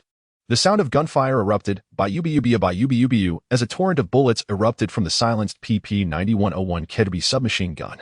Despite their vests and helmets at such a close range, a single barrage from Tang Yu ensured their demise. 2 violent explosions reverberated, once more seizing the attention of all the refugees within the 10-story building. Cabin, in a fit of unbridled rage, bellowed like a furious bull. "Damn it, everyone follow me. I shall see who dares to oppose me." Grasping his PK machine gun, Cabin charged toward the 4th floor, his followers trailing closely behind.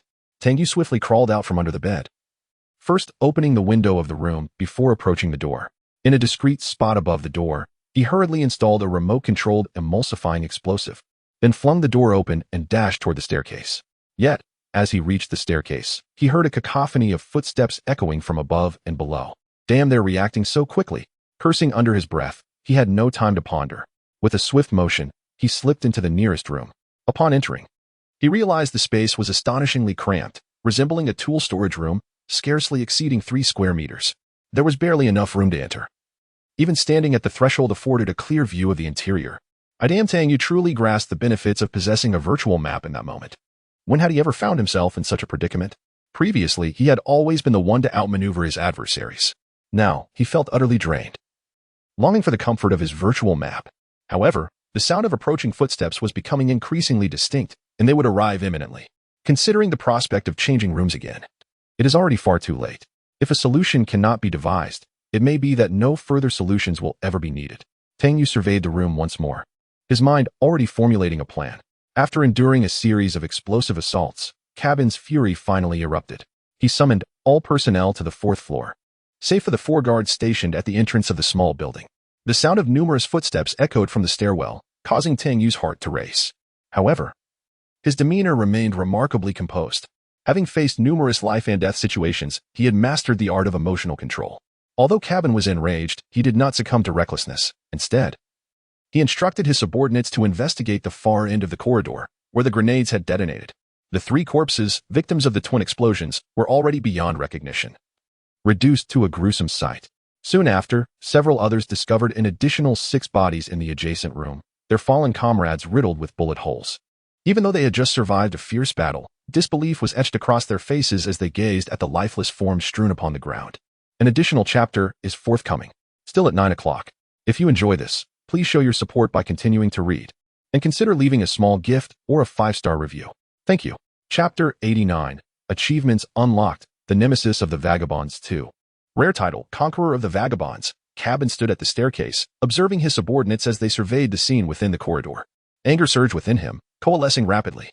Just last night, he had been inexplicably ambushed by the brutish dogs and the sinister-faced adversary, ultimately finding himself fleeing through the sewers like a drenched rat. This humiliation was intolerable for the proud Cabin, and upon hearing the news of the butcher attacking the meat dog trade building that evening, he felt a surge of malevolence and was compelled to seize what he believed was rightfully his. It soon became evident that his decision was fortuitous. The butcher, that old wretch, was known for his lethargy, yet when he chose to act, he unleashed a devastating assault. His lair, as anticipated, was guarded by only a handful of subordinates. Though it came at a cost, Cabin ultimately claimed the theater building, along with the butcher's possessions. However, now he found himself reeling from the loss of 12 men within a mere half hour, all due to a detestable rodent. His workforce had been halved, an indignity he could scarcely endure. Yet, only Cabin was privy to the fear and panic that gripped him. The elusive tactics employed by his adversaries conjured an image of a figure lurking in the shadows of his mind. No, it could not be. The sinister-faced one would never resort to such cunning. He preferred to confront his foes with ruthless directness. It could not be him. At that moment, his subordinates relayed their findings. Boss, we have uncovered the truth. The intruders, after dispatching Cruff, placed 2 grenades beneath their bodies. When Banner and the others examined Cruff's corpse, the grenades detonated. Fortunately, Banner and his team were vigilant and managed to take refuge in the adjacent room, escaping unscathed. Cabin's eyes narrowed dangerously as he inquired. Then why did the others perish? How did they meet their end? His subordinates faltered under Cabin's fierce demeanor, stammering in fear. Speak. It seems the intruder had concealed himself beneath the bed. As Banner and the others sought to evade the grenades, he struck. With a forceful kick, Cabin sent the fire door at the staircase crashing aside, gritting his teeth in frustration. Damn it. What else? The window of the room was opened, creating the illusion that the perpetrator escaped through it. However, it appears they overlooked the snow blanketing the ground outside. I observed no footprints in the fresh snow. His subordinate continued with his analysis. Thus, the intruder must still be hiding somewhere on this floor. Upon hearing this, Cabin's fury morphed into a mocking laughter, revealing a sinister grin. How delightful. Do they truly believe me to be a fool? Once, twice, they dare to play in the shadows. Suddenly, he articulated each word with precision. Mad. Does he not enjoy hiding? Make sure you hide it well. Everyone, cleanse this floor thoroughly. With that, Cabin boldly lifted his hefty PK machine gun, forcefully kicking open the door to the nearest room adjacent to the staircase, unleashing a barrage of gunfire within. The 7.62 by 54 millimeters bullets rained down upon the room like a tempest, reducing everything in their path to mere fragments. All of Cabin's subordinates immediately surged into the other rooms, kicking open doors and unleashing 5 or 6 grenades to clear the area. The relentless explosions filled the 4th floor with a dense aroma of gunpowder. As the firing ceased, wisps of smoke curled from the slightly reddened muzzle of the PKM. Cabin surveyed the contents of the small utility room, now utterly obliterated under the might of his firepower. The opposite wall bore the scars of his relentless assault, leaving it in tatters. A smile finally crept across his lips. I told you to hide. I told you to hide well. You wretched rodent. With that, Cabin casually discarded his machine gun, which was promptly caught by a subordinate. As he strode towards the end of the corridor. As he passed each room, he observed the shattered furniture and decor, remnants of the grenade's devastation, allowing his pent-up fury from the past 2 days to be liberally released. Upon reaching the room where 6 bodies lay lifeless, his subordinates waited silently in the corridor. Brothers. Rest in peace, Cabin expressed, attempting to convey his sorrow with a somber demeanor. As he began to exit, just as he reached the doorway, a subordinate responsible for locating the bodies of the intruders approached him with a look of disbelief. Boss, it's bad news. We haven't found the intruder's body. What? In a daze, Cabin seemed to hear a crisp drop. Moments later, a detonation far more powerful than a grenade erupted before him. Instantly, all the fleeing civilians were engulfed in flames, perishing before they could utter a cry. When the reverberations of the explosion finally subsided, a heavy object fell to the ground in the utility storage room at the stairway. Damn, my leg is numb. Tang Yu struggled to rise, vigorously pounding his right leg. That was perilously close. Fortunately, a spark of inspiration had led him to brace himself against the walls of the utility room, climbing above. Just moments ago, Cabin's bald head had been approximately 1 meter beneath him. Had the gun been elevated even slightly, the ejected shell casings would have scalded him. What an adrenaline rush! Moreover, he was fortunate to possess the title of Night Stalker, the silent effect completely muffling his breathing. Had it not been for that, he would have been discovered by Cabin, meeting a grim fate under the onslaught. At that moment, a clear mechanical prompt echoed in Tang Yu's ear. Survivor Tang Yu successfully accumulated kills against the leaders of the 3 major vagrant factions, Cabin, the Butcher, and the Meat Dog, earning the achievement, Vagrant Slayer 2. Upon hearing this notification, Tang Yu's pupils dilated in astonishment, revealing an expression of undeniable realization. His heart, however, was brimming with uncontainable joy. How could he not feel elated? His conjecture had been validated. With the defeat of Cabin, alongside the previous slayings of the Meat Dog and the Butcher, all 3 leaders of the vagrant factions he had encountered now lay dead at his hands. It was indeed exhilarating to have achieved a new milestone. Yet, this was not the moment for reflection. He swiftly rose and dashed up the stairway, moving silently due to the silent effect. Eventually, he found himself concealed in the darkness at the corner of the 4th and 5th floors, waiting in silence. As anticipated, mere moments later, 4 vagrants who had been on guard at the entrance of the small building rushed up the stairs. Just as they reached the intersection of the stairway and the 4th floor, Tang Yu, positioned around the corner above, hurled an Argeo grenade, modified, at their feet with precision. He immediately dropped back against the stairwell wall. Boom. Survivor Tang Yu, during the first catastrophe, personally obliterated all vagrant factions within the area and eliminated every faction leader, thus fulfilling the conditions for a special title. His common title, Enemy of the Vagrants, advanced to the rare title, Vagrant Conqueror, with a regional legend status of 1. For the time being, he required both an assault rifle and a marksman rifle, whether fully upgraded or economically modified, including detailed specifications of the firearms and accessories. Please make a note. Thank you. Thank you. Chapter 90, Battlefield Cleanup and Tang Yu Speculations. Cough. Tang Yu shook off the steel balls and fragments that had fallen upon him. It was indeed perilous. Had he not reacted swiftly, the steel projectiles launched from the Argeo grenade would have surely struck him. He quickly rose, brandishing an AK-101 assault rifle, while replacing his black mask with a level 4 ballistic helmet. His gear seamlessly transitioned from a stealth suit suited for the night to a CQB combat mode. Upon hearing the mechanical notification, Tang Yu realized victory was within his grasp, although he remained uncertain of the criteria for eradicating the refugee forces. The prospect of leaving even a couple of them alive, only to be ambushed by a hail of bullets, was too dire to contemplate. Thus, Tang Yu instinctively chose to proceed with caution. After equipping himself adequately, he activated the tactical flashlight and laser combo on his AK-101 and swiftly descended to the 4th floor staircase. Before him lay 4 grotesquely mutilated corpses, one individual's legs gruesomely severed by shrapnel. Tang Yu had long since acclimatized to such gory scenes. With a composed demeanor, he aimed his weapon at the heads of the fallen, methodically checking each one, regardless of their status, life or death. This included the group of refugees obliterated by the remote-controlled emulsifying explosives at the end of the corridor, as well as Cabin. His decision proved astute. 2 injured refugees remained alive, one even brandishing a handgun. Had Tang Yu not swiftly noticed the man's movement, he might have fallen victim to his intentions. Once the checks were complete, Tang Yu remained vigilant, proceeding to inspect each room on the 1st floor, meticulously scrutinizing behind flower pots, in corners, on door frames, and beneath beds. These were his focal points. Only after confirming that the building harbored no living souls did he finally exhale in relief. Returning to the staircase, he ascended to the second floor, but after taking just 2 steps, he halted once more. Retracing his steps to the first floor staircase, he produced several grenades and wires. Following the methods imparted by Wang Bohu, he set up a series of deceptive traps. After completing the setup of the 2 stairways leading from the first to the second floor, Tang Yu returned to the 4th floor. A broad smile gracing his face as he prepared to collect the spoils of victory. Just as he was about to begin, he recalled the earlier notification and hastily opened the panel to review the achievements and titles he had earned. If memory served, there seemed to be an enhancement effect for the quality of loot obtained from the refugees. Indeed, it did not disappoint. Refugee Slayer 2, type, achievement acquisition requirement. Successfully accumulate the kills of 3 refugee leaders. Effect, upon defeating the vagrants, the quantity of spoils gained is increased by 10, the quality of spoils by 30, and the probability of rare items appearing by 5. Conqueror of Vagrants, title, rarity level, rare acquisition requirement, in the novice version. Personally eradicate all vagrant factions and their leaders within the designated area while holding the title of Enemy of Vagrants. Wearing requirement, must slay at least 1 vagrant leader weekly, minimum of 20, and display the title prominently, proclaiming the authority of the conqueror to all vagrants. Failure to do so will result in the title being frozen. Effect 1. Damage received from vagrant attacks is reduced by 30. Actions performed against vagrants yield a 30 increase in effectiveness, including but not limited to damage, healing, intimidation, and pacification. Effect 2.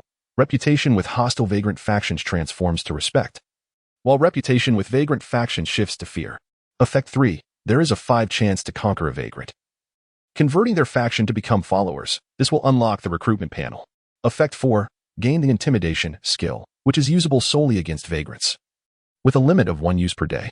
Effect 5. When disguised as a vagrant, the chance of being recognized is reduced by 40, and the probability of conquering a vagrant is 15. Introduction. At this moment, the legend of the conqueror spreads among all vagrants, eliciting hatred, enmity, and even reverence as a form of faith. Note, the effects of the title are only valid when worn, and only 1 title can be worn at a time. They cannot be stacked. Intimidation, type, rare equipment skill. Effect, dissuades the target, controlling their mind, compelling them to obey the user. Duration, 300 seconds. Note, items that protect against mind control or individuals with exceptionally strong wills can resist or dispel the intimidation effect. Oh, marvelous. The enhancement from this effect is simply astounding. The achievement, Vagrant Slayer 2, boasts effects that are thrice as potent as those of the previous achievement, Vagrant Slayer. The rare title, Conqueror of Vagrants, further astonishes Tang Yu. Through the comparison of the information regarding the 2 rare titles, Nightwalker and Conqueror of Vagrants, Tang Yu comprehends the distinction between rare titles and ordinary titles. The potency of the effects is evident. Yet Tang Yu's primary concern lies with the requirements for wearing rare titles. The requirement for Nightwalker entails performing a sacrificial ritual weekly, whereas Conqueror of Vagrants is more straightforward. It necessitates the weekly slaying of at least 1 vagrant leader, 20 or more, and the prominent display of the title to declare the conqueror's authority to all vagrants. Rather than merely a title, it seems to Tang Yu more akin to a transaction. In essence, the so-called wearing requirements of this rare title may also be viewed as a form of sacrificial ritual, fulfilled through the methods demanded by each rare title. In exchange, the wearer may utilize or gain the abilities or authority conferred by the title. Furthermore, the nomenclature of rare titles appears to Tang Yu as a summarization of several analogous capabilities. In simpler terms, rare titles can be perceived in 2 distinct aspects. One aspect pertains to the subject or group that the title addresses. For instance, the title Nightwalker targets the environment or time of night. Similarly, Wanderer-Conqueror refers to the group of wanderers. The other component of the title signifies the action directed towards the relevant subject, as exemplified by the term Walker in Nightwalker and Conquer in Wanderer-Conqueror. All abilities revolve around these 2 elements. With this realization, Tang Yu suddenly gained a deeper understanding of this apocalyptic game. The rare titles seem to have begun to touch upon the essence of the game. Moreover, he had previously believed that the deity involved in the so-called sacrificial ritual of the cultist was merely a tool used by the sinister figure behind the scenes to control the wanderers and the cultists. However, after contemplating the fundamental nature of the requirements for wearing rare titles, he found himself speculating whether these so-called deities might indeed exist. Tonight, the first wave of calamity will pass. Perhaps it is time to have a meaningful conversation with Wang Bohu. Firstly, I express my gratitude for everyone's support, with over 1,000 rewards received. Secondly, I was previously unaware of the existence of an author appreciation post. Consequently, many of the rewards were acknowledged manually, leading to delays in expressing my gratitude, which I sincerely regret. An automatic author appreciation post has now been initiated. The list of rewards received before midnight will be collectively acknowledged in the comments of this chapter. Chapter 91, The Secrets Recorded by the Butcher.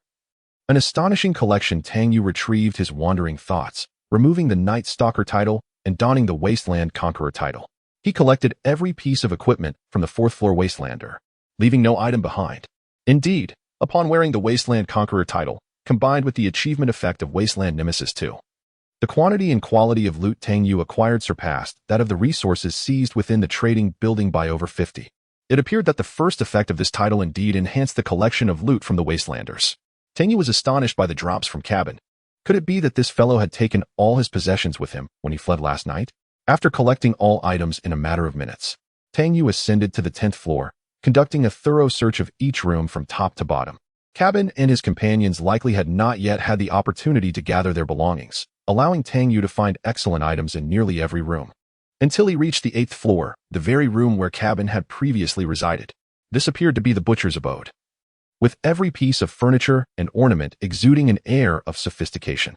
It was unclear whether all Wasteland leaders shared a penchant for displaying items, but the butcher's room featured a dedicated wall for exhibits.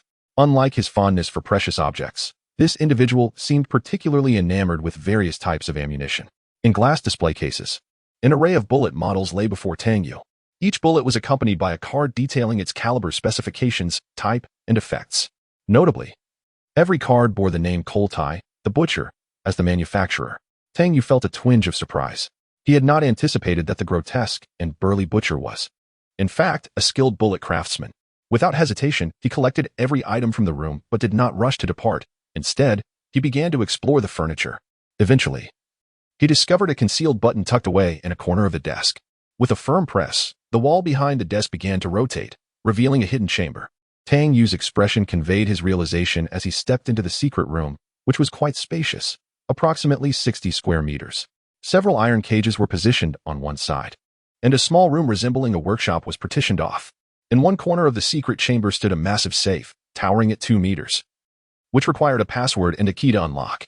As Tang Yu approached to attempt removal, he found it utterly unresponsive. It then dawned on him that the safe had been welded directly to the wall by the butcher. Recalling that he had indeed found a key among the items scavenged from the butcher, he hurriedly retrieved the pouch containing all of the butcher's belongings from his backpack and began to rummage through it. Sure enough, a long and hefty brass key appeared in Tang Yu's hand, accompanied by a small booklet the size of a palm. Tang Yu casually flipped through the small notebook and discovered the recorded safe password. He also stumbled upon some intriguing content. Hannibal has truly lost his senses. He would actually promote that fool, Meat Dog. Where exactly is the CBS laboratory? What on earth does Solon intend to achieve? 5 million doomsday coins. The number of cultists of the evil god has increased significantly during this period. Damn deity, if it weren't for Solon informing me, I would have been unaware that it was merely the result of the failed agents from the CBS laboratory. This is undoubtedly Hannibal Zhou's conspiracy. Something feels amiss. Solon seems to be instigating discord between me and Hannibal Zhou. What could his ulterior motive be? My instincts tell me it is undoubtedly related to that laboratory. What exactly does Solon know? However, I must not act recklessly. Hannibal seems to have connections with the rebel leadership. What have I just witnessed? That laboratory is actually located beneath this city. Heaven knows why there was an explosion. What on earth transpired? Good grief. Where has that scoundrel Hannibal gone? Yet, this presents an excellent opportunity for me. Solon mentioned that Hannibal's dim-witted brother possesses a key card to enter the laboratory. Goodness. Oh ho, what have I just heard? The Black Dog is dead. I can hardly contain my laughter. Solon's mercenary organization even harbors rogues. His identity is becoming increasingly suspect. Fool. Why did the military knife aid me in obtaining the key? Now he has vanished. Very well. This is indeed a rare opportunity. Who could have anticipated that blame would be placed on Cabin? Meat Dog and he are actually fighting. How delightful. Tonight is the night. Since Cabin is nowhere to be found, I shall first subdue Meat Dog. The White Tower district shall be under my butcher's dominion after tonight. Today, Tang Yu finally learned the name of the man behind the ghostly visage, Hannibal Zhou. Hannibal. TSK. As he employed the password and key in hand to unlock the safe, his mind incessantly replayed the information revealed in the butcher's notes. Now, he had also acquired knowledge of an organization within the Doomsday game. Mercenary organizations, vagrants, rebels, rogues, cultists of the evil god, and survivors. There were already 6 factions or camps he was aware of. No, not just that. Tang Yu recalled previously trading for a bloodstained letter, which referred to an infiltrator among the cultists of the evil god, addressing him as Colonel at the outset. Is it a rebel? No, that is not right. It cannot be a rebel.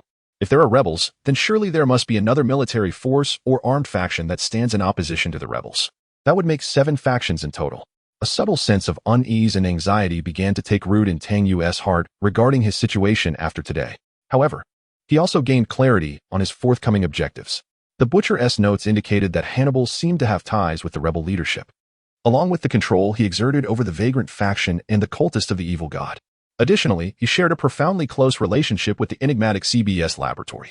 Tang Yu mentally circled the name Hannibal Zhou, marking it as significant. He believed that a thorough investigation into this individual would undoubtedly reveal further secrets and clues about the city and the apocalyptic world. At that moment, the butcher's safe was finally opened by Tang Yu. However, upon gazing at the contents within, he momentarily lost his composure. To his astonishment, the safe was filled to the brim with neatly stacked apocalyptic coins, the quantity estimated to be no less than 10 million.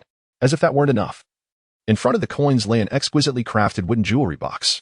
Upon opening it, Tang Yu was greeted by 5 radiant black gold disaster coins. Beside these coins rested 3 blueprints and a book. A mere glance at the title of the book sent his heart racing. Theory and Practice of Bullets. Chapter 92. Exchanging Intelligence with Wang Bohu and the Gift for Wang Haoyu. When Tang Yu returned to his hideout, it was already 5 a.m. This time, he had not even taken the time to wash up before collapsing onto the fire pit, which was strewn with supplies. Squeezing into a corner and falling into a deep slumber. Little did he know, that night, he was not the only one deprived of sleep. Many others in the regional channel were also wide awake. Within the regional channel, discussions continued regarding the fierce battles that erupted at the trading building and the theater, along with various speculations. Survivors near the trading building even shared photographs taken from a distance the previous night in the chat. Upon seeing these images, all survivors fell into a profound silence, including Wang Bohu. Observing the several messages he had sent without a reply, he began to form a conjecture. When Tang Yu finally awoke, it was already 3 p.m. Although he was awake, his body felt utterly exhausted, as if it had been disassembled. He then realized that he had gone to sleep without even removing his armor. After such a prolonged duration, it was no surprise he felt this way. He promptly shed all his gear and washed himself in the restroom. After consuming a modest meal to replenish his energy and hydration, he noticed that Wang Bohu had sent him several messages the night before.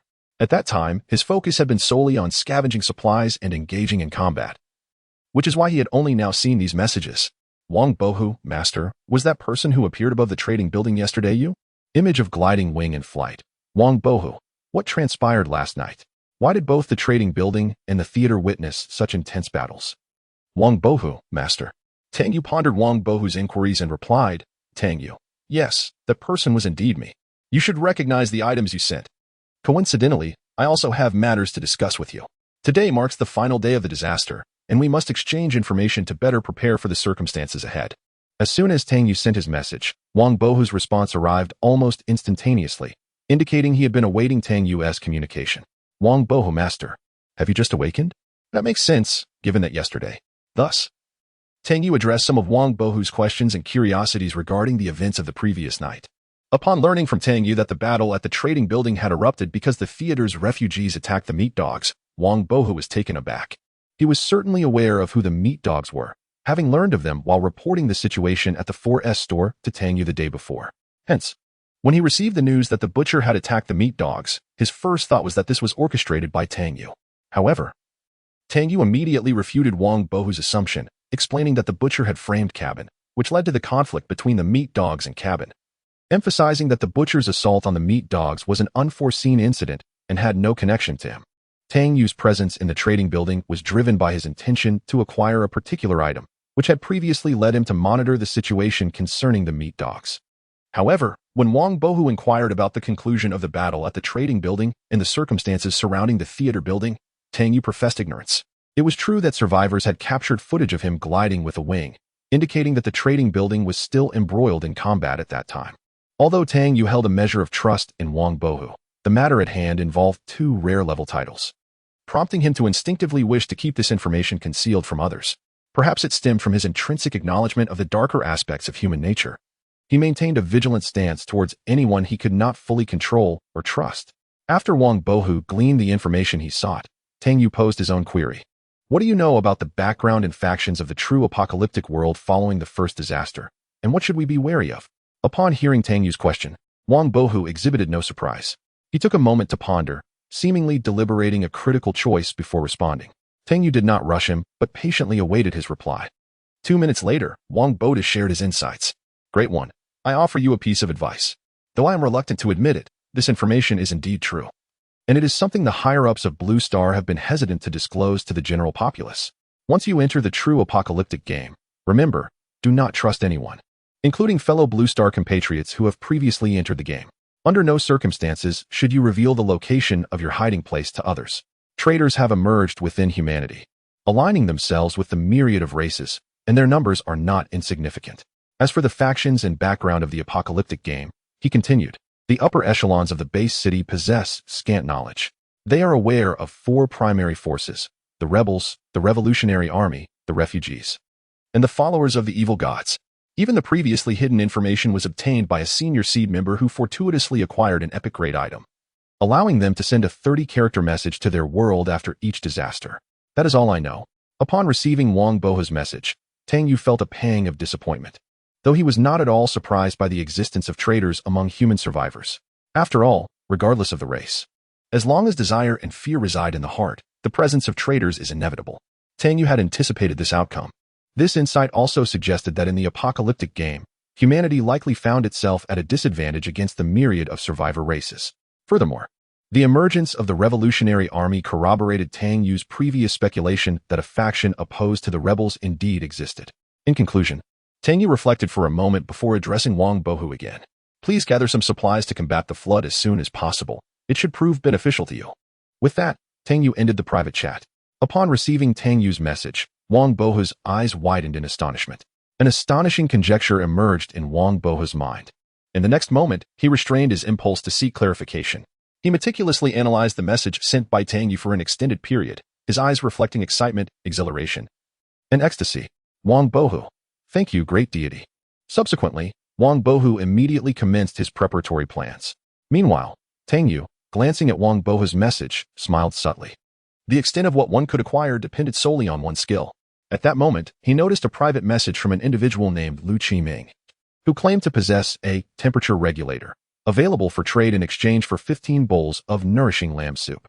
The message had been sent just after 9 o'clock the previous evening. However, Tang Yu had been preoccupied with important matters at that time and had overlooked it. Upon observing Lu Qingming's location as a reserve station, Tang Yu quickly grasped the situation, a cold smile creeping across his lips. Initially, he had no intention of engaging, but just as he was about to close the private chat interface, he abruptly changed his mind. City Tang Yu, are you referring to this contraption? My apologies, but I already possess one. Image of the temperature regulator. He swiftly blocked the individual. This temperature regulator was a component he had salvaged from the generator he dismantled at the butcher's. Regrettably, the generator had been destroyed, either by the butcher's men or those of cabin, leaving only a few usable parts. Tang Yu recalled that he had urgently requested Wang Haoyu to craft a wooden box for him the previous night. Wang Haoyu, recognizing the urgency of Tang Yu's request, promptly delivered the box without asking for any materials, and to this day had not sent any further messages. Although the wooden box held little monetary value, it had indeed been of immense assistance to Tang Yu at the time. Wang Haoyu was a person worth befriending, and relationships required nurturing. After a moment of contemplation, Tang Yu selected an entire set of equipment from the weapons and gear confiscated the day before, including a primary weapon, a secondary weapon, a melee weapon, 5 grenades, a level 4 bulletproof vest, a level 3 bulletproof helmet, and 300 rounds of ammunition, and he initiated a trade with Wang Haoyu. Thus, when Wang Haoyu, who was busy crafting items in exchange for resources, suddenly received a complete set of weapons and equipment from Tang Yu, he was utterly astounded. Chapter 93. The Butcher's Blueprint. Blueprint for upgrading the hideout and expanding the escape tunnel. Forest. Wang Haoyu. You god, what are you doing? Did you send this to the wrong person? Wang Haoyu did not immediately accept the trade but instead inquired with Tang Yu. He was genuinely taken aback by Tang Yu. Considering this set of equipment, how many survivors still alive in the entire world channel could possibly gather such a collection? Wang Haoyu clearly saw that the items Tang Yu had traded for were far from worthless. They were all exceptionally crafted weapons and gear. The AK-7, 62 by 39 assault rifle, the HK-USP pistol, and the tactical axe alone demonstrated that Tang Yu had meticulously curated these items, all suited for a survivor accustomed to the wilderness. Not to mention, the AKMN was equipped with an XPS 3-0 holographic sight. Wang Haoyu could confidently assert that no more than 5 individuals in the entire novice realm could present such a set of equipment. Though he was immensely tempted, he still hesitated to click the confirm trade option. A sense of unease washed over him. What was going on with you, God? Fortunately, Tang Yu sent another message. City, Tang Yu. Indeed, it's a gift for you. Take it with peace of mind, and let me know if you run low on ammunition. You were a great help last night. At that moment, Wang Haoyu understood the reason behind Tang Yu's generous offer, initially intending to decline. Considering it was merely a wooden box that required little effort to procure, he found himself unable to utter the words of refusal, his gaze fixated on the splendid equipment. Ah, he truly desired it. Tang Yu seemed to perceive Wang Haoyu's thoughts and chuckled inwardly. This fellow, even in the apocalyptic world, still clung to the moral standards of the mundane realm. It was a miracle he had survived this long. City, Tang Yu, stay alive. Our real apocalyptic game is just beginning. Don't perish on me. If you discover anything valuable, remember me. Upon reading Tang Yu's message, Wang Haoyu suddenly came to a realization. He slapped himself playfully. At this point, what was there to be sentimental about? Survival was paramount. He promptly confirmed the trade. And as he beheld the complete set of equipment in his hands, a radiant smile spread across his face. A fleeting thought crossed his mind. The exquisite weapon gifted by Xiaojio yesterday seemed to greatly please you, God. He decided to ask Xiaojio to procure more. A minor snowstorm shouldn't deter one from venturing out. Young individuals must undergo trials and tribulations. Tang Yu, observing Wang Haoyu accept the gear, chuckled softly. Suddenly, he remembered he had neglected to inform him about the impending flood. He promptly sent Wang Haoyu a warning message similar to the one he had sent to Wang Bohu, leaving it to them to decipher its significance. He found it somewhat amusing to receive Wang Haoyu's expressions of gratitude. One Wang Bohu, one Wang Haoyu. These two brothers from the Wang family were quite entertaining. Having concluded the social interactions, Tang Yu's expression fell completely. He gazed at the abundant supplies in his hideout and the contents of his backpack, feeling utterly perplexed. The equipment meant for the 20 or so refugees should not have filled his backpack to the brim. However, who could have anticipated that the 10-story building in the Opera House concealed a basement? Inside lay an arsenal that was more than thrice the size of that in the notorious arms room. Consequently, his backpack became so stuffed that he had to forego some of the lower-tier supplies discovered in the rooms, ultimately managing to return laden with goods. Yet now, a pressing question arose. How was he to organize these supplies? It seemed that only Tang Yu, amongst the survivors, could lament the burden of excess provisions. His attention shifted to the spoils gathered by the refugee leaders, particularly the ghastly-faced ones, hoping for blueprints that could expand his hideout. Tang Yu's gaze first fell upon 3 blueprints extracted from the butcher's enormous safe. Blueprint for bullet processing room. Type: rare blueprint effect. Permits the construction of a special facility. The bullet processing room, within the hideout. Construction requirements: hideout security, level 2, generator, level 2, ventilation ducts, level 2, lighting, level 2, lathe X1, lead blocks X3, copper blocks X5, steel blocks X3, cutter X1, grinder X1, doomsday currency 150,000. Construction time, 2 hours. Blueprint for shooting range. Type: rare blueprint effect. Allows the construction of a special building, the shooting range, within the hideout. This does not occupy any space within the hideout. Construction requirements: lighting, level 2, either bullet processing room or weapon modification room. Level 1, metal parts X5, nuts X5, bolts X5, measuring tape X3, wires X1, motor X1, tool set X1, energy-saving bulbs X5, doomsday currency 200,000. Construction time, 3 hours. Blueprint for disaster currency mine. Type: rare blueprint effect. Enables the construction of a special building. The disaster currency mine, within the hideout. Construction requirements: generator, level 3, ventilation ducts, level 3, either intelligence center or information network station, level 1, CPU fans X15.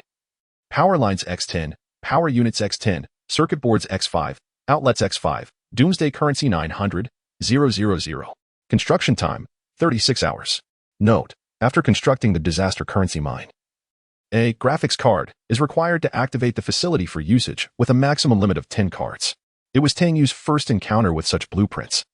and he was immediately taken aback by the impressive descriptions of each. Each blueprint was breathtaking in its potential. Furthermore, the disaster currency mine substantiated the secrets regarding graphics cards and disaster currency that Wang Bohu had previously shared with him, confirming Tang Yu's suspicions. Indeed, this disaster currency bore resemblance to Bitcoin from a past life, acquired through a mining process. Yet a new question emerged in Tang Yu's mind. Since it has been established that mining is the method for acquiring disaster coins, one must ponder how the physical disaster coins in his possession were obtained. This question will likely remain unanswered until a later time. Clearly, the 3 blueprints possessed by the butcher do not address the issue of the hideout. While the shooting range may provide a partial solution, it is but a drop in the ocean. Tang Yu promptly presented all the loot from the ghoul, the meat dog cabin, and the 2 cultists of the evil deity, including the small safe belonging to the meat dog. The key to the safe was conveniently located on the meat dog, allowing Tang Yu to effortlessly retrieve the items within. However, he did not anticipate that although the meat dog's safe was modest in size, the quality of its contents was far from trivial. Firstly, there were 3 disaster coins. Additionally, there was a map and 2 rare blueprints, one of which was precisely as Tang Yu had envisioned, a blueprint for upgrading the hideout. To be more accurate, it should be referred to as an advanced version, hideout upgrade blueprint, expanded escape tunnel. I will express my gratitude for everyone's generous contributions in the chapter review later. Thank you. Chapter 94. The upgrade of the hideout is complete. Constructing, bullet workshop, hideout upgrade blueprint. Expand escape tunnel. Type, rare blueprint effect 1. Upon use, the hideout will be expanded according to its type, increasing its area 3-fold, with the option of a single floor or duplex structure. Upon completion of the upgrade, there will be 1 opportunity to adjust the placement of the hideout's facilities. Effect 2. An additional escape passage can be constructed, leading to the outside world, allowing survivors the freedom to choose their route. Upgrade requirements: hideout, stone x500, wood x200, sand x100, steel x300, latex paint x20, energy-saving bulbs x20, wires x30, foam x40. Sockets x15, doomsday currency 600,000. Upgrade time, 10 seconds. Tang Yu gazed upon the effects of this blueprint, feeling immensely satisfied.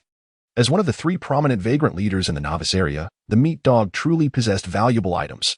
Even if their functionality might not compare to the 3 blueprints held by the butcher, nonetheless, this blueprint was precisely what Tang Yu required. Upon reviewing the upgrade materials, he noted that stone, wood, sand, and steel all needed to be acquired through trade, but he possessed the other materials. Some were obtained through previous transactions, while others were gathered the night before. Thus, Tang Yu swiftly posted a request on the World Channel. City, Tang Yu, seeking, stone x500, wood x200, sand x100, steel x300, willing to trade, nourishing lamb soup, various weapons, armor, medical supplies, food and beverages. Brothers with offers, please contact me. Serious inquiries only, no time wasters. Tang Yu's message resonated like thunder in a silent sky. On one hand, he was seeking materials that were abundant in other regions, leading many survivors to surmise that he was indeed constructing a substantial hideout facility, necessitating such a large quantity of resources. More significantly, his mention of trading various weapons, armor, medical supplies, and food and beverages raised eyebrows. Who among the survivors dared to make such a bold statement? Thus, speculations about Tang Yu's capabilities resurfaced among the survivors. At that moment, Tang Yu also noticed that the number of survivors displayed in the regional channel had dropped to 298. He fell silent. Just last night at around 11, there had been nearly 400 survivors, but due to the fierce blizzard that struck, nearly 100 had perished. This was merely novice difficulty, and the death toll had reached a staggering 70%. It was clear that his strength was insufficient for safety. The spoils collected must be swiftly utilized. The hideout facilities urgently required upgrading, and his trump cards needed to be re-prepared. A wave of urgency washed over Tang Yu. It was then that a trade message from Wang Haoyu arrived, accompanied by a private message from him. Forrest, Wang Haoyu, you god, are you being distant with me? If you need wood, just let me know directly instead of posting on the World Channel. The trade has been completed, accepted. Only then did Tang Yu come to a realization. He had truly been overwhelmed earlier, having forgotten Wang Haoyu. City, Tang Yu, thank you, brother. I was quite busy. If you need anything, just let me know. Forrest, Wang Haoyu, what do you need? Just a few axes. You can use them without worry, and let me know if you require more. Tang Yu, without any pretense, accepted the offer straightforwardly. For the next half hour, he immersed himself in incessant trading. It was evident that today, other survivors had skillfully avoided trading for nourishing lamb soup. As Tang Yu had suspected, No survivor was foolish enough to take it. However, he was indifferent, as he had already secured the essential supplies he needed the previous day. Thus, the items he traded for were primarily weapons and medical supplies. By now, the survivors had comprehended that after enduring the first wave of calamity, they would be integrated into the true apocalyptic game. The genuine test had only just begun, and everyone was striving to enhance their self-defense capabilities. Once the upgrade materials were all set, Tang Yu returned to his hideout to upgrade it. The hideout type was an underground air raid shelter, and survivors were prompted to select the expansion structure for the hideout. A mechanical voice echoed, and a virtual panel appeared before Tang Yu, displaying several expansion templates related to underground shelters. There were designs for spacious underground levels, as well as elongated tunnel structures and configurations in U and Z shapes. After reviewing them, the one that captivated him most was the duplex structure template. This template consisted of 3 levels, upper, middle, and lower, each covering an area of 200. The entire hideout remained underground, with the security door retaining its original height, except for a staircase in the upper left corner of the first level that connected to the second and third levels, thereby linking the entire hideout together. Next came the choice of an escape route. Although Tang Yu did not anticipate needing it, he considered it prudent to prepare for any eventuality. Ultimately, he decided to position the escape route on the underground third level, directly connected to a manhole cover at the surface. After selecting the template, the hideout began its upgrade. 10 seconds swiftly elapsed. Standing outside the hideout, Tang Yu gazed at the security door, which showed no signs of alteration, under the influence of the disguise coating sticker. It blended seamlessly with the surrounding walls. Even the frost formed by the extreme cold had automatically been camouflaged. Upon entering the hideout, Tang Yu activated the panel, and indeed, a three-dimensional representation of the underground third-level structure appeared. The facilities within the hideout, previously fixed in place, now displayed draggable icons. Contemplating the duplex structure on the underground third level, Tang Yu decisively relocated the resting area and water collection unit to the bottom level, which could be designated as the living area. Meanwhile, the generator set, intelligence center, medical station, restroom, kitchen, warehouse, and facilities he planned to construct later, including the disaster coin mine, were moved to the second level, which could be termed the functional area. As for the uppermost level, Tang Yu intends to establish a bullet processing workshop, a shooting range, and an explosives manufacturing station. Should further weapon-related facilities be required in the future, they will all be constructed here, enabling Tang Yu to form a completely centralized weapons laboratory. He swiftly completed the adjustments to the hideout facilities, rendering the space significantly more spacious. Even the original lighting and ventilation systems, along with the walls of the hideout, underwent optimization and enhancement under the upgraded blueprints, perfectly integrating the 3-layer structure. Tang Yu took a stroll around the hideout and, upon witnessing such a bright and open space, felt an instant uplift in his mood, which had previously been weighed down by the abundance of materials. It is no wonder that affluent individuals favor grand residences. There is indeed merit to it. With the hideout now upgraded, Tang Yu formally commenced the organization of his recent acquisitions, determined to sort through all the materials by the end of the day. He first approached the weapons laboratory on the uppermost level, opting to utilize the bullet processing workshop blueprints he had previously gathered from the butcher. The hideout facilities required for construction had already been satisfied, and regarding the construction materials, Tang Yu had retrieved everything from the bullet processing workshop within the butcher's secret chamber. As the construction of the bullet processing workshop commenced, he proceeded to the second level, where he established a disaster coin mine adjacent to the intelligence center. Fortunately, he had brought back a substantial quantity of disaster coins from the butcher, alleviating any immediate concerns regarding their scarcity. Tang Yu discerned that the more rare the hideout facilities, the greater the number of disaster coins required for their construction. Subsequently, he began to inventory his recent gains. Firstly, concerning disaster coins. Along with the 3 disaster coins acquired from the meat dog, Tang Yu now possessed a total of 9 disaster coins, 1 from the black dog, 5 from the butcher, and 3 from the meat dog. This figure is nothing short of extraordinary for a survivor still in the novice stage. The highlight of his collection, however, comprised several rare books. Indeed, just a few. Chapter 95, The Astonishment of Tang Yu, The Art of Simulation, Type, Rare Book Effect, Upon Usage. One acquires the techniques and skills necessary to create lifelike replicas, indistinguishable from the genuine article. Requirements: Level 2, Generator, 1 Knowledge Skill and Professional Expertise, 15 Simulated Items, 100. 000 Doomsday Currency. Description: This tome, penned by a master forger, has garnered immense acclaim in niche circles, hailed as a professional manual on precious artworks and history. Type: Rare Book Effect. Usage imparts the ability to appraise valuable items and provides insight into their historical significance. Requirements: 5 precious items. 1 point in regional lore, 3 items of historical commemorative value, 200,000 doomsday currency. Description: a renowned masterpiece within the art community. Theory and practice of bullets. Type: rare book effect. Upon usage, one learns to manufacture various models, functions, and categories of ammunition. Requirements: Level 2 generator, Level 1 bullet workshop. 1 skill in explosives. Description: trust me, the significance of ammunition on the battlefield far exceeds your imagination. The birth of the gunsmith. Type: rare book effect. Usage imparts knowledge regarding the modification, upgrading, and fabrication of firearms. Requirements: Level 2 generator, Level 3 lighting. Level 1 firearm modification workshop. Description: the title of gunsmith is the highest accolade for firearms engineers. These 4 rare tomes were acquired from the flesh dog, the butcher, and cabin. The latter 2 were relatively unremarkable. Yet the volumes, The Art of Simulation, and On Precious Artworks in History, retrieved from the flesh dog, left Tang Yu utterly astonished, particularly at the existence of such literature. Moreover, their learning prerequisites were strikingly uniform, demanding substantial doomsday currency.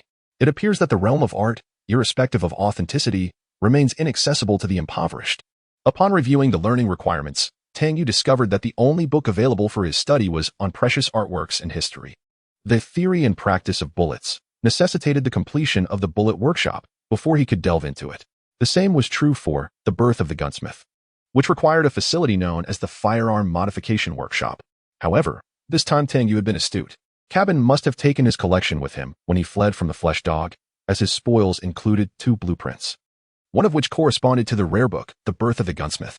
Blueprint for Firearm Modification Workshop. Type: rare blueprint effect. Enables the construction of a special facility. The Firearm Modification Workshop, in the hideout.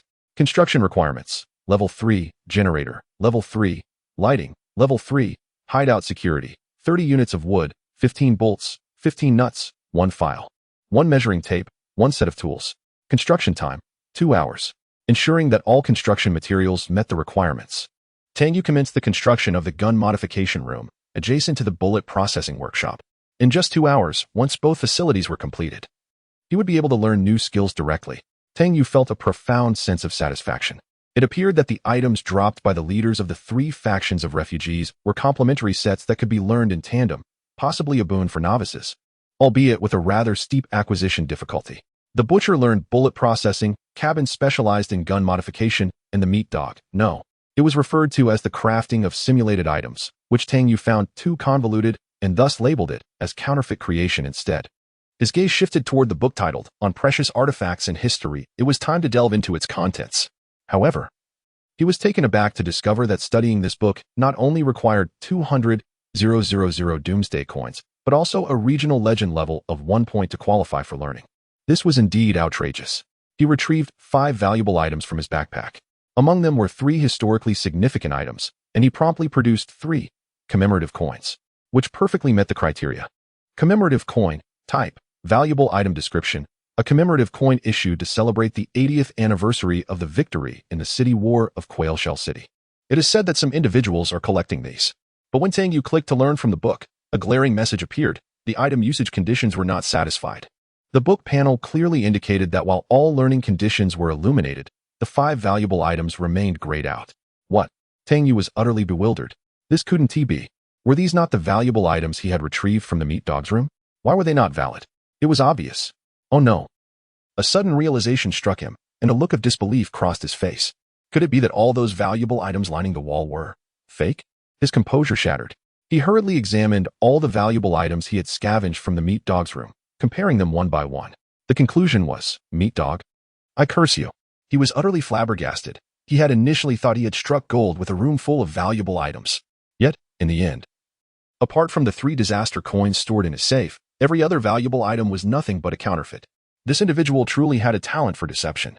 A mere leader of refugees, yet he was so enamored with forgery. Tang Yu now understood why the meat dog possessed the book On Precious Artifacts in History. It was purely to enhance the realism of his forgeries. However, Tang Yu had made a remarkable discovery. Tang Yu once again grasped a counterfeit bronze lion sculpture, lifting the panel for inspection. Bronze lion sculpture. Type: precious item. Weight: 7. 2 kilograms. Occupied slots: 3x2 description, an exquisite collectible copper lion, remarkably heavy, suitable for admiration or sale. Indeed, Tang Yu narrowed his eyes. Yet a flicker of astonishment and delight glimmered within. Counterfeits were imperceptible on the Doomsday game panel. Only rare items could be authenticated. Does this imply that these so-called counterfeits could be sold as genuine articles? Tang Yu cast his gaze back upon the counterfeit lion sculpture. Bah, what counterfeit? This is unequivocally a genuine precious item, acknowledged by the Doomsday game panel itself. Who possesses evidence to declare it a counterfeit? Who? A faint smile graced Tang Yu's lips as a wild idea surged within his mind. Realistic art. This skill is nothing short of miraculous. Chapter 96. Skill, Appreciation of Valuable Items. Skill, Replica Creation, taking advantage of this opportunity. Tang Yu directly conducted a quality assessment on the 40 to 50 valuable items he had scavenged from the trading building last night, utilizing the rare tome on valuable artifacts in history. As he had anticipated, none of the valuable items extracted from the trading building were genuine. The total count reached a staggering 43. How could this mere dog of a man be so shameless? I wondered how the trading building could possess such an abundance of valuable items. It turns out that this scoundrel had a penchant for deceiving his subordinates with counterfeit goods, meticulously crafted to replicate the images on valuable artifacts in history. It is an understatement to call him merely talented. He is a genius. Even the position of a mere refugee leader is a disgrace to his capabilities. Tang Yu found himself in a state of bemusement. He observed a small, inconspicuous dent on the foreleg of a bronze lion sculpture depicted in the book before him. Remarkably, all 5 bronze lion sculptures displayed before him bore this same unremarkable dent. Tang Yu's patience had reached its limit. Setting aside all the forgeries, he retrieved 9 valuable items collected from the theater building, only to discover that 2 of them were also counterfeit. Tang Yu nearly spat blood in frustration. What sins have I committed to deserve this? Fortunately, 7 of the remaining valuable items were authentic, and he extracted the 5 smallest among them. At long last, he successfully learned from the tome on valuable artifacts in history. As the rare book vanished, a third skill appeared on Tang Yu's skill panel. Appreciation of valuable items. Type. Rare knowledge skill description. This skill can only be acquired by those possessing a remarkable talent for appreciation, requiring immense innate ability and resources. It analyzes and identifies the authenticity, material, history, and events surrounding a valuable artifact from various perspectives. It is a challenging and intricate discipline. Effect. Increases the success rate of determining the authenticity of valuable items. Enhances the success rate of analyzing the material and craftsmanship of valuable items. Increases the probability and duration of event recollection regarding the history of valuable items. Reduces the likelihood of being detected when creating replica valuable items. And grants a chance for replicas to transform into genuine valuable items. 10 for ordinary valuable items, 1 for rare valuable items, and 0.0001 for epic valuable items. At maximum level, 100 appreciation rate for ordinary valuable items, 80 for rare valuable items, and 5 for epic valuable items. Items below the epic level cannot be discerned when replicated. The chance of replicas becoming authentic valuable items significantly increases, and the ability to replicate rare valuable items is unlocked.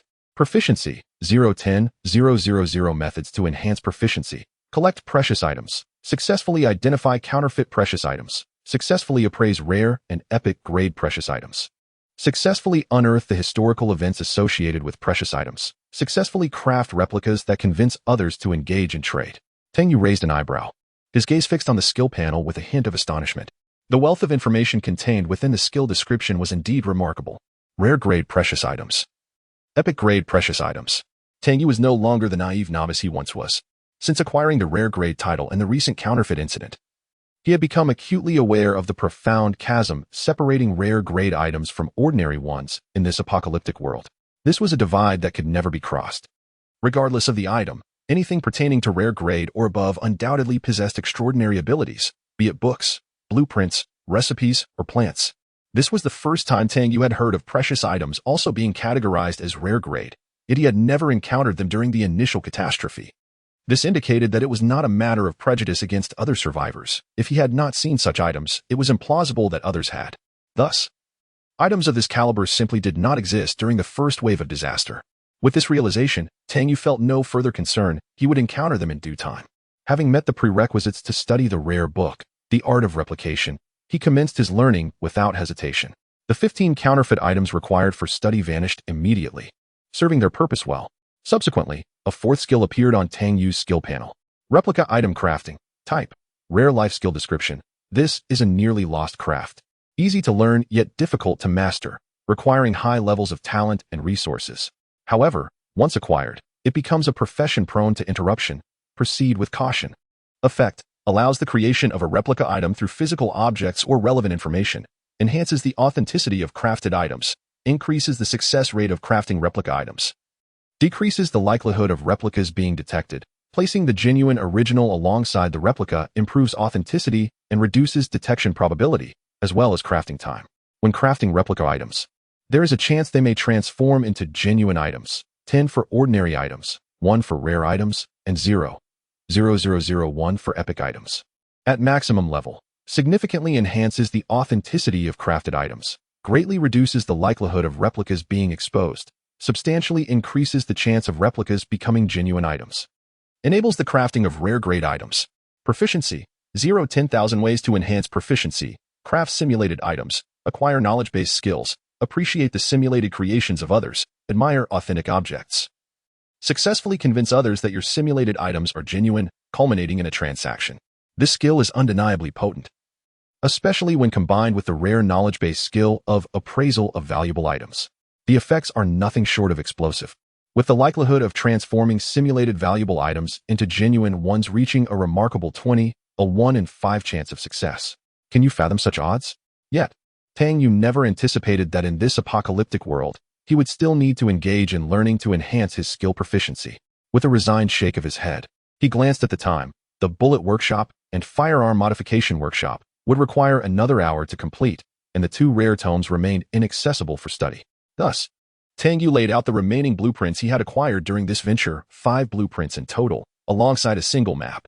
Chapter 97, Continuous Construction of Shelter Facilities. Fulfillment of Previous Agreements. Tang Yu gazed at the 5 rare blueprints before him. One was the remaining blueprint for the meat dog safe. Another was the Shelter Glory Display Case Construction Blueprint. The third was the Shelter Workbench Construction Blueprint, dropped by the Phantom Death. The fourth was the Shelter Gym Construction Blueprint, left by the cabin. The last 2 blueprints originated from the 2 fallen cultists of the evil gods during the transaction at the building: Shelter Facility Merging Construction Blueprint and Shelter Indoor Planting Greenhouse Construction Blueprint.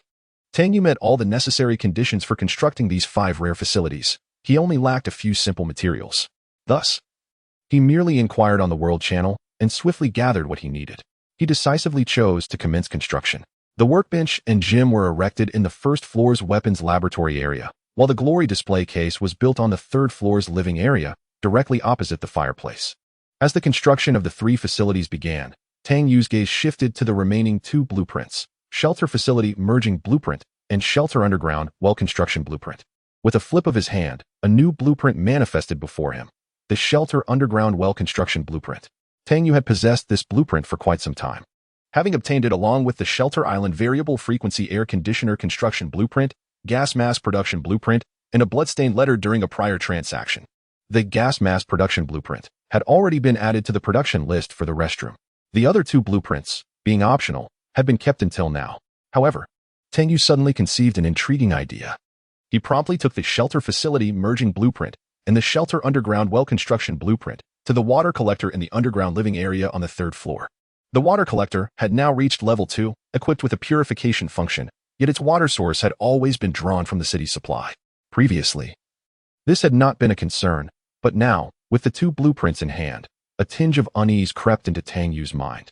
Setting aside distant worries, the impending disaster of a cataclysmic flood loomed large. When the land was submerged, 98% of the surface would be engulfed, and the city's water supply would undoubtedly become contaminated. Though the water collector had purification capabilities, the process required the consumption of filter cartridges. If the water quality were severely compromised, it was uncertain whether purification could be achieved, and the replacement of the filters would undoubtedly pose a significant challenge. With the land inundated, it was uncertain how many resources would remain, let alone the availability of filter cartridges. Even if they were available, the price during transactions would likely soar to astronomical figures, encompassing the cost of all resources. Having formed a resolution in his heart, Tang Yu concluded that relying on others was less reliable than self-sufficiency. The instructor had long elucidated the wisdom of contending against heaven, earth, and humanity with clarity. Without a moment's hesitation, he proceeded. Extract the construction materials for the underground water well, and subsequently select the blueprints for the shelter facilities integration. Choose the Level 2 water collector alongside the current shelter underground water well construction blueprint. In the living area, a location near the corner was selected, and the construction of the new facility commenced immediately. The water collector was also enveloped in a radiant white light. The construction time was 2 hours. Observing the illuminated construction site, Tang Yu smiled. He was uncertain about the nature of the facility that would emerge upon completion. Yet with 2 shelter facilities combined and the purifier blueprint utilized during the previous upgrade of the water collector to level 2, there were 3 rare blueprints in total. Surely, the resultant facility could not be subpar. Overthinking was futile. The outcome was already determined. It was merely a matter of awaiting the results in 2 hours. At this moment, Tang Yu was left with only a indoor planting greenhouse construction blueprint for the shelter. After some contemplation, he decided to wait for the completion of the water source before proceeding with any construction, as water was paramount for planting. Tang Yu was cautious about making any hasty constructions. However, some preparatory work could be carried out in advance. He opened the private chat list and scrolled through until he finally located his target. Tang Yu, brother, still alive? After half a minute without a response, he assumed the other party had met an unfortunate fate the previous night. And Jiaha, Yushin, has that rare plant split yet? Suddenly, a message from the other party arrived. Tang Yu was momentarily taken aback, then smacked his forehead. How could he have forgotten his promise to provide the rare plant? It was not intentional. His mind had been racing over the past few days. However, it was not too late. Tang Yu. Oh, right. I was just about to contact you. Should I send it now? Hastily sending the message, Tang Yu rushed to the rest area and gazed at the breathing potholes.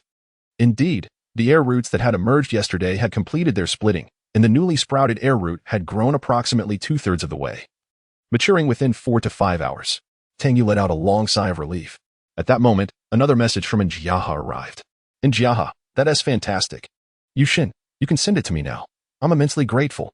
Seeing this, Tang Yu wasted no time and directly snapped off the mature offspring, trading it to the other party. Meanwhile, Jiaha, upon retrieving the breathing pothose offspring from his private chat inbox, was overwhelmed with indescribable excitement. Confirming the plant's panel information revealed it to be identical to what he had seen 2 days prior. He finally exhaled deeply. Initially, this transaction with Tang Yu had felt like a gamble, wagering on Tang Yu's integrity. He had been waiting for Tang Yu's message since morning, but with no response. He had begun to accept reality. Little did he know that fate would play such a delightful trick on him. Surprise. What a delightful surprise. Not only was he pleasantly surprised to acquire this rare plant, but he was also astonished that Tang Yu could so effortlessly fulfill his initial promise. And Jia's fondness for Tang Yu surged significantly in that moment. It was then that another message from Tang Yu arrived. Tang Yu, brother. Do you have vegetable seeds, humus, and gene Keela fertilizer? And do you still have any of those rare plant cultivation liquids from last time? Upon seeing Tang Yu's sudden request for so many items, Jiaha's curiosity was piqued. Jiaha, I do have all those items. Aside from the fact that I only have 2 bottles of the rare plant cultivation liquid left, I possess plenty of the other supplies. You got. Are you planning to engage in farming? Tang Yu, brother, give me those 2 bottles of rare plant cultivation liquid. As for farming, it's merely a small-scale experiment. Hearing Tang Yu's words, Jiaha's eyes brightened. It was no joke. Who was unaware of Tang Yu's immense wealth? Moreover, he was incredibly astute. Would he truly be content with a mere trial? Jiaha had attempted to cultivate food more than once, and with conventional methods. He could not grow the vegetables and plant seeds in this world. Perhaps only within the confines of rare cultivation facilities would these seeds thrive. With a thoughtful glance, he bit his lip and swallowed hard, already formulating a plan in his mind. Chapter 98, CBS Laboratory Map, and PVS-14 Monocular Night Vision Device in Jiaha. Yushin. What do you think? The rare plant cultivation liquid is too precious. We need to determine how to calculate its value. Other seeds, humus, fertilizers, no one wants those. I can give you as many as you need. How about that? Jiaha.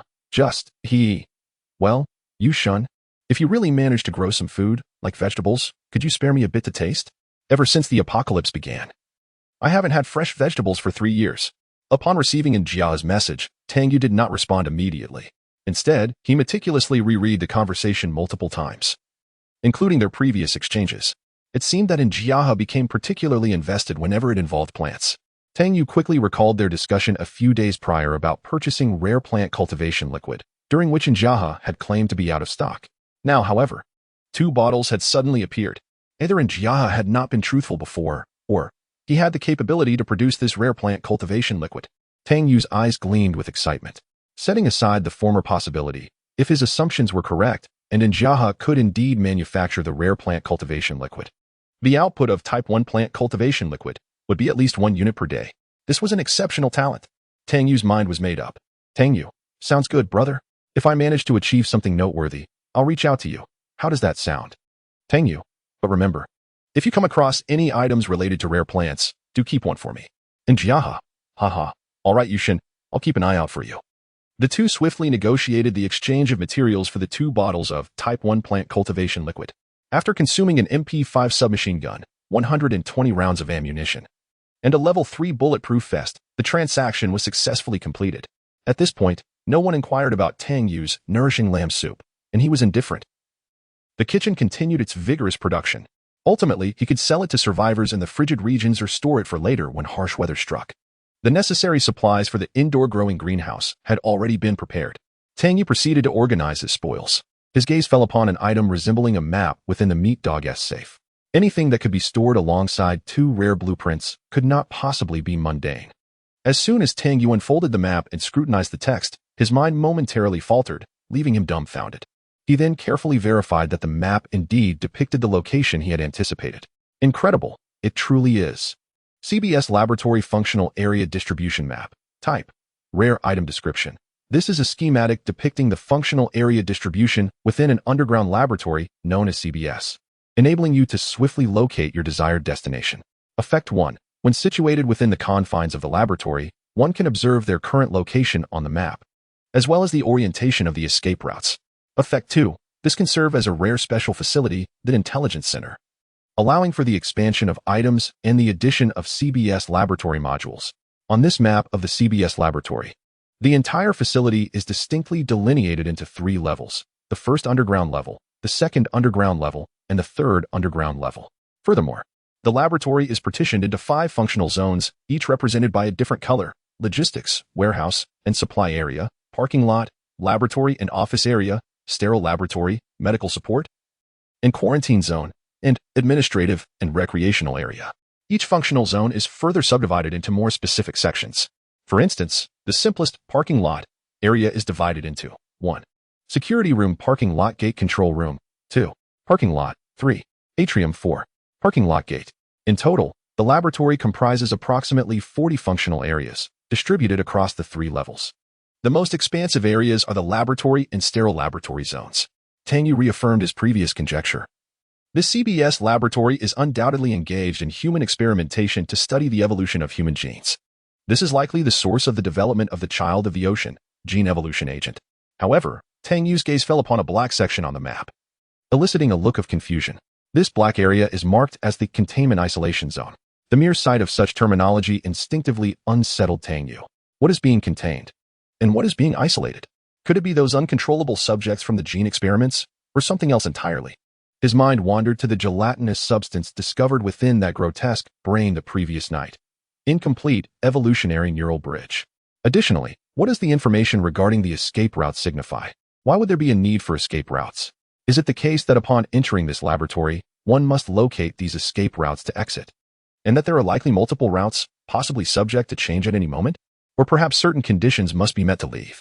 Only in this manner could the map reveal its true value, justifying its designation as a rare item. Tang Yu rubbed his temples, hesitant to ponder further as his mind began to feel a bit overwhelmed. Yet, upon examining the information panel of the map, clarity emerged. Effect 1 essentially describes a diminished version of a virtual map after countless iterations. As for Effect 2, to be candid, Tang Yu felt a twinge of temptation. However, given that the Intelligence Center is still undergoing upgrades and the first wave of disaster has yet to subside, he remains oblivious to the realities of the true apocalyptic world. He decided to temporarily shelve the idea of utilizing this map, opting instead to hold on to it for the time being. After all, possessing the item means he can choose when to employ it at his discretion. Thus, the most precious blueprints and books from this haul have been meticulously organized. Tang Yu promptly laid out all the rare items he had collected the previous night from his backpack. He settled down on the ground, brimming with delight, and commenced the most anticipated phase of identification. The rare treasures he had acquired this time could be described as the most astonishing since his entry into the apocalyptic game. Scattered among them were weapons, armor, and functional equipment. However, what piqued Tang Yu's interest the most was an object resembling a monocular night vision device. He immediately recognized it as a night vision goggle.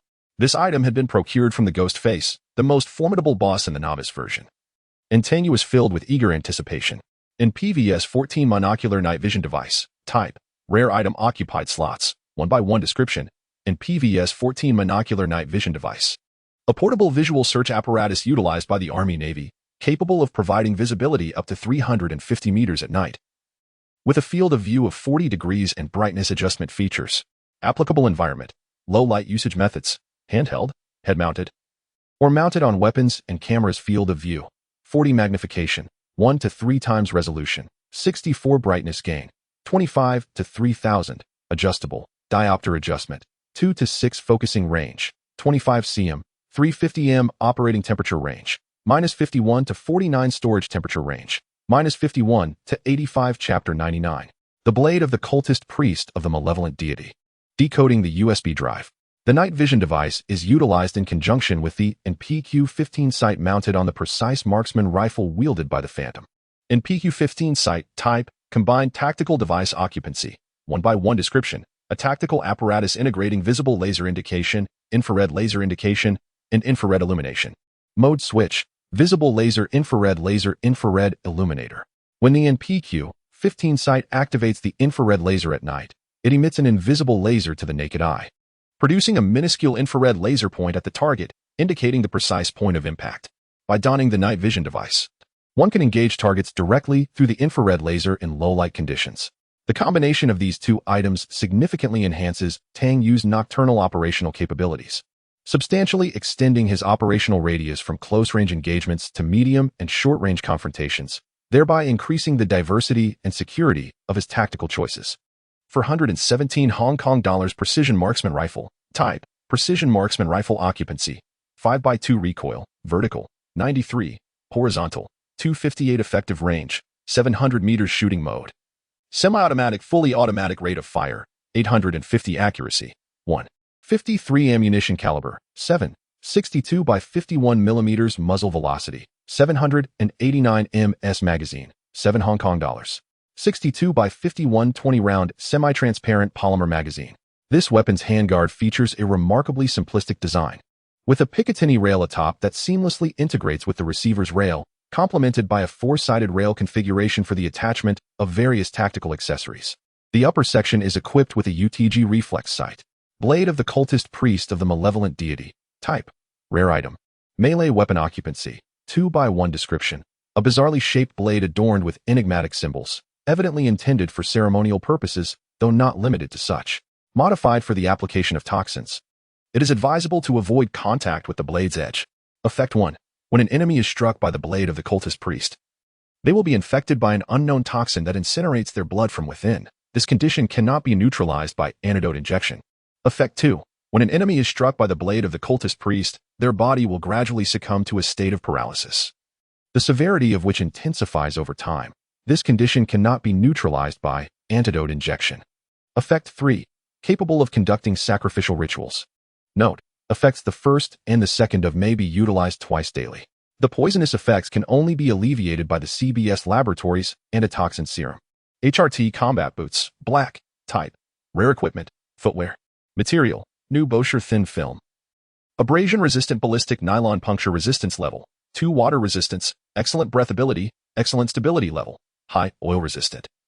Slip resistant, shock absorption at heights, 25 noise reduction in steps, 30 introduction. This is a combat boot of exceptional performance, perfectly adaptable to a multitude of environments.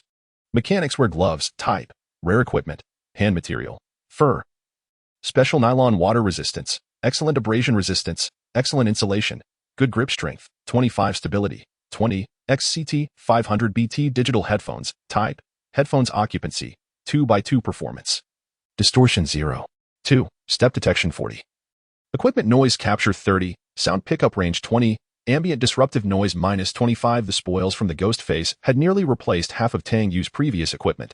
The military boots, gloves, headphones, and even closed combat weapons had all been upgraded. Notably, the blade of the cultist of the Dark God exceeded Tang Yu's expectations regarding its effectiveness.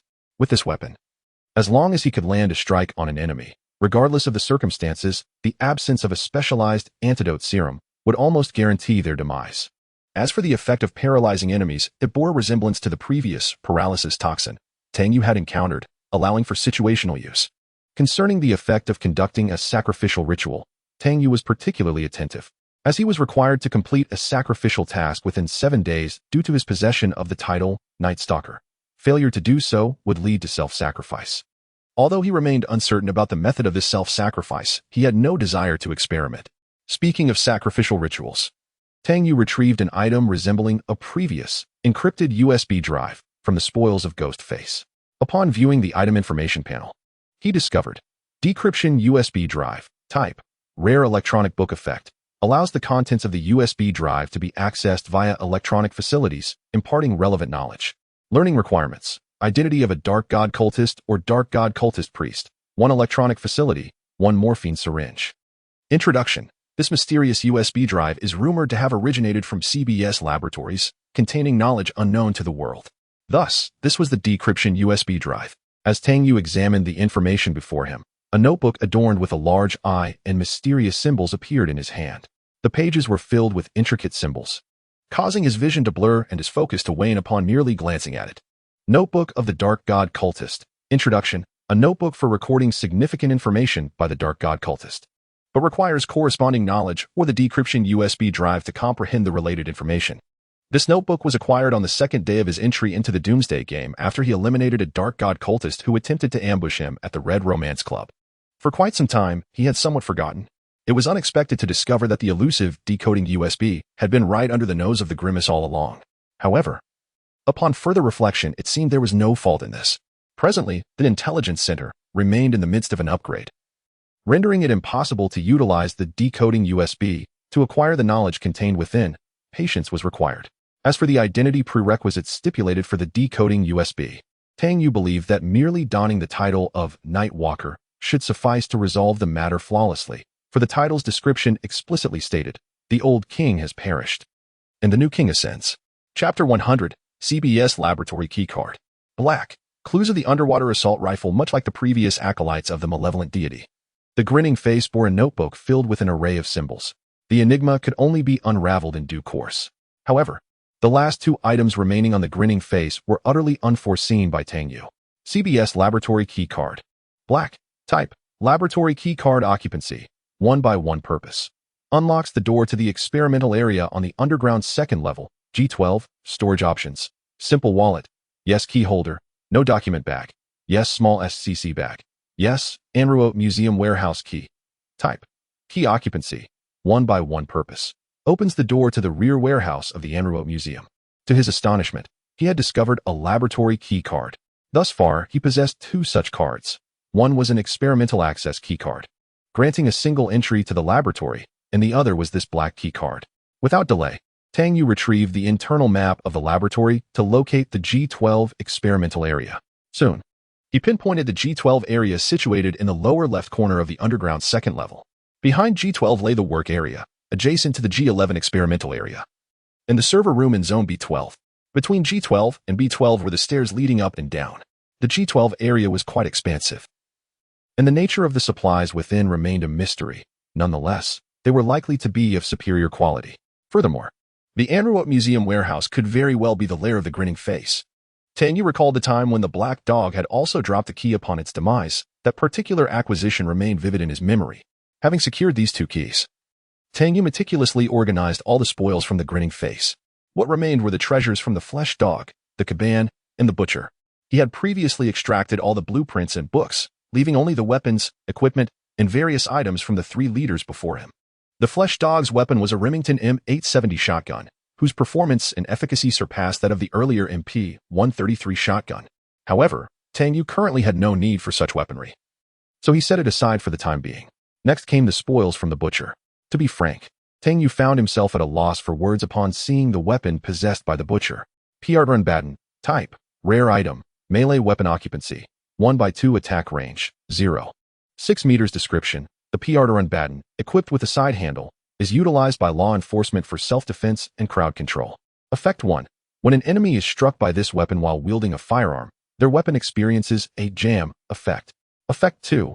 When an enemy is struck by this weapon, their mobility is reduced by 90, turning speed by 90, and attack speed by 90.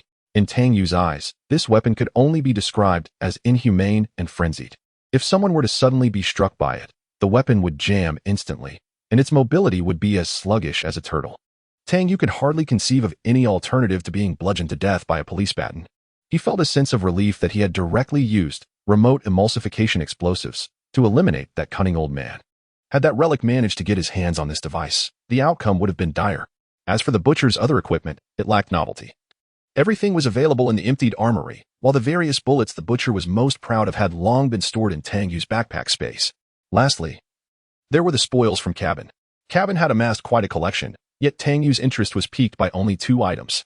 XOGB cigar. Type: rare item occupancy. 1x1 description. This is a brand of cigar widely favored by the affluent and elite, known for its invigorating effects. Effect 1. Induces a state of excitement, lasting 180 seconds. Effect 2. Grants a focus of 10. PKM light machine gun. Type: machine gun occupancy. 6x3 description. This is a simple yet reliable and durable weapon boasting formidable firepower. Recoil: vertical, 132. Horizontal, 819. Effective range, 750 meters. Shooting mode: fully automatic. Rate of fire, 650. Ammunition caliber, 7. 62x54 or default magazine. PK 7. 62x54 or 100-round box magazine. Tang Yu had personally witnessed the might of this machine gun. Who could withstand the force of a 7.62 caliber bullet? As for the cigar, the excitement state provided a pain-relieving effect, a characteristic he had encountered in many similar items. However, he placed greater value on the focus of 10 effect. With the bullet workshop and weapon modification workshop under construction, coupled with the prior explosive production, he increasingly found himself needing handcrafted items, which posed a significant challenge to his concentration. Consequently, he was deliberately collecting items that could enhance his focus attribute. The remaining items were mere trifles. Among Cabin's leftover possessions, Tang Yu spotted a letter signed by a technician. He casually opened it to read its contents. Cabin, when will you come to collect your PKP machine gun? If you delay any longer, I shall start charging you storage fees. Also, I have news regarding the blueprints for the underwater assault rifle you were searching for. Come see me soon. Don't forget to bring disaster coins. As for the bullets for the underwater assault rifle, I suggest you have a good chat with the butcher. I've heard he possesses knowledge about various bullets, and he may have what you need. Wouldn't you agree? Following a few hasty lines. The letter bore the scrawled signature of Sergei. An underwater assault rifle. Tang Yu's heart stirred at the thought. Such a weapon existed in this world. He was well aware of the power firearms wielded underwater. Once a bullet penetrates the water, it is often rendered ineffective after traveling merely 2 meters due to the resistance of the water flow in the air cavity created by its high speed. Now, the existence of this underwater assault rifle is astonishing, and judging by the technician's demeanor, it seems that the butcher possesses crucial information pertaining to the ammunition of the underwater assault rifle. A spark of inspiration ignited in Tang Yu's mind regarding the connections to the bullets. Aside from the skill book titled Theory and Practice of Bullets, what else could be related to ammunition? With the impending cataclysm of a doomsday flood on his mind, he realized that the underwater offensive weapon he had long sought after was within reach. It appears essential to locate this technician. However, what was his name again? Sergei Arseniev, perhaps? Apologies for the abrupt situation that required a visit to the hospital. I hadn't the opportunity to inform everyone. I have just returned and completed proofreading the manuscript. The 3rd chapter will be dispatched shortly. Chapter 101. Purchase at Gonyang Subway Station. Achievement: Disaster Traveler. After meticulously organizing these rare items according to his preferences, the only task remaining was to handle the vast quantities of military equipment and the ordinary supplies collected from the trading building and theater. These supplies were primarily categorized into several major classes by Tang Yu. The first and most abundant category was military equipment, which Tang Yu had acquired in significant quantities. Efficiently emptying the armories of 2 refugee bases, he could effortlessly muster a team of several hundred individuals with the resources at his disposal. The next category comprised various supplies gathered from the trading building and theater, encompassing a diverse array of items: electronic products, medical supplies, household goods, tools, flammable materials, energy resources, and more, covering nearly every conceivable aspect. This vast assortment was the most vexing for Tang Yu, causing him to roll his eyes in exasperation. The final category included the intact or minimally damaged indoor furniture and appliances that Tang Yu had salvaged the previous night. These items, aside from military supplies, occupied a significant amount of space in his current hideout. The furniture, appliances, and rare items he collected were markedly different from those recognized by the apocalyptic game. They did not even possess the simplest item panel and, naturally, offered no special effects or benefits to the survivors. Nevertheless, Tang Yu amassed a considerable quantity, driven by a simple desire to indulge and to enjoy comfort. In his past life, he would have struggled for an entire month to afford a solid wood leather chair that now lay before him. Given his current circumstances, why not relish the comforts he could indulge in? After all, he had worked tirelessly over the past few days, plotting and strategizing for a singular purpose: to live longer, more comfortably, and more enjoyably amidst the apocalypse. If he could not enjoy his efforts now or later, what would be the point of all his labor? Thus, before organizing the numerous military supplies and chaotic goods, Tang Yu prioritized arranging his living area. The resting area underwent a complete transformation, occupying an entire underground level.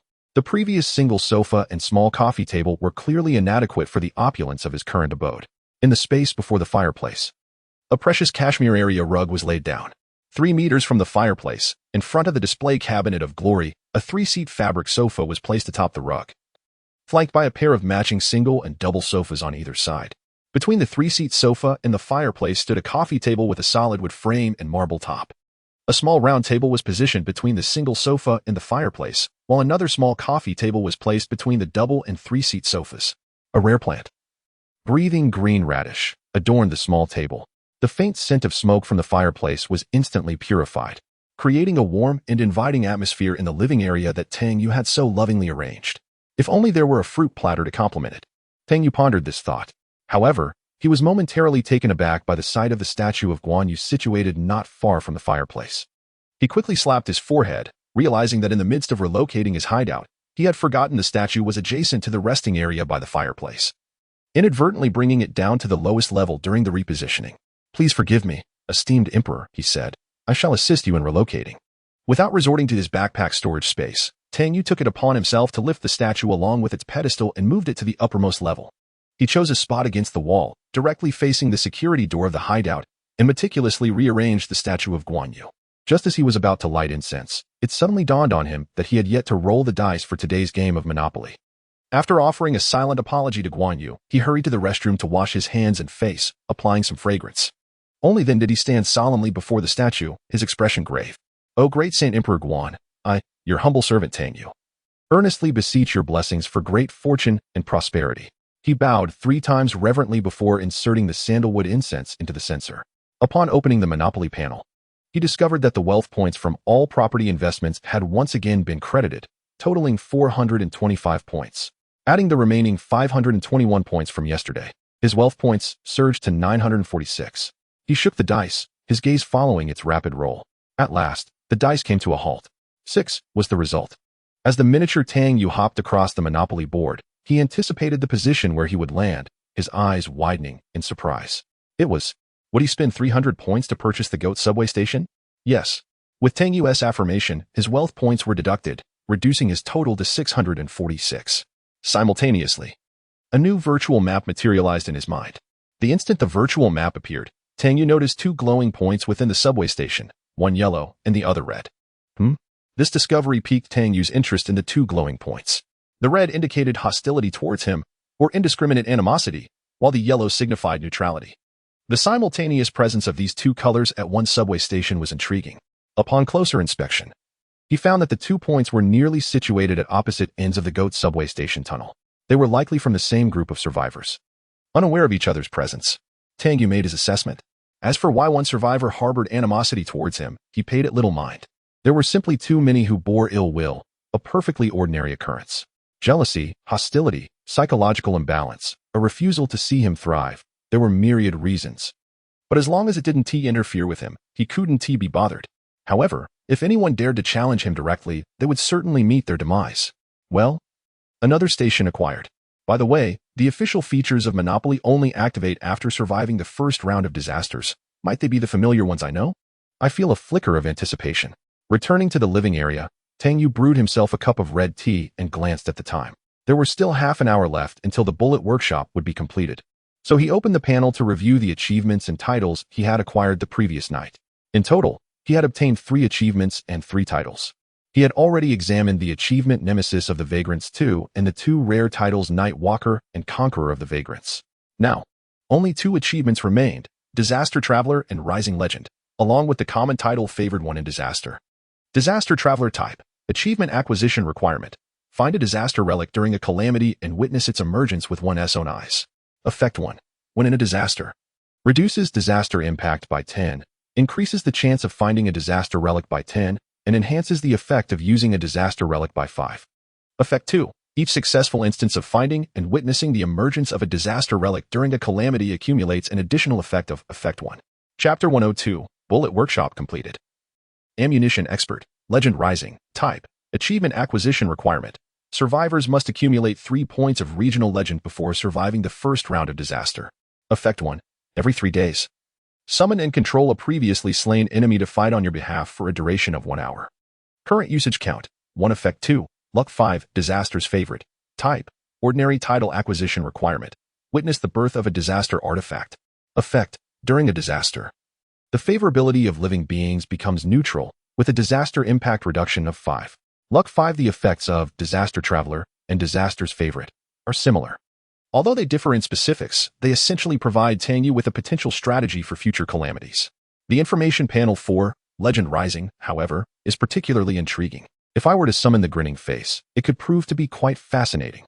Reflecting upon the Grinning Face's elusive abilities and its formidable battlefield presence during the trading hall encounter, Tang Yu felt a stirring of excitement. This ability, if utilized wisely, would significantly expand his combat options.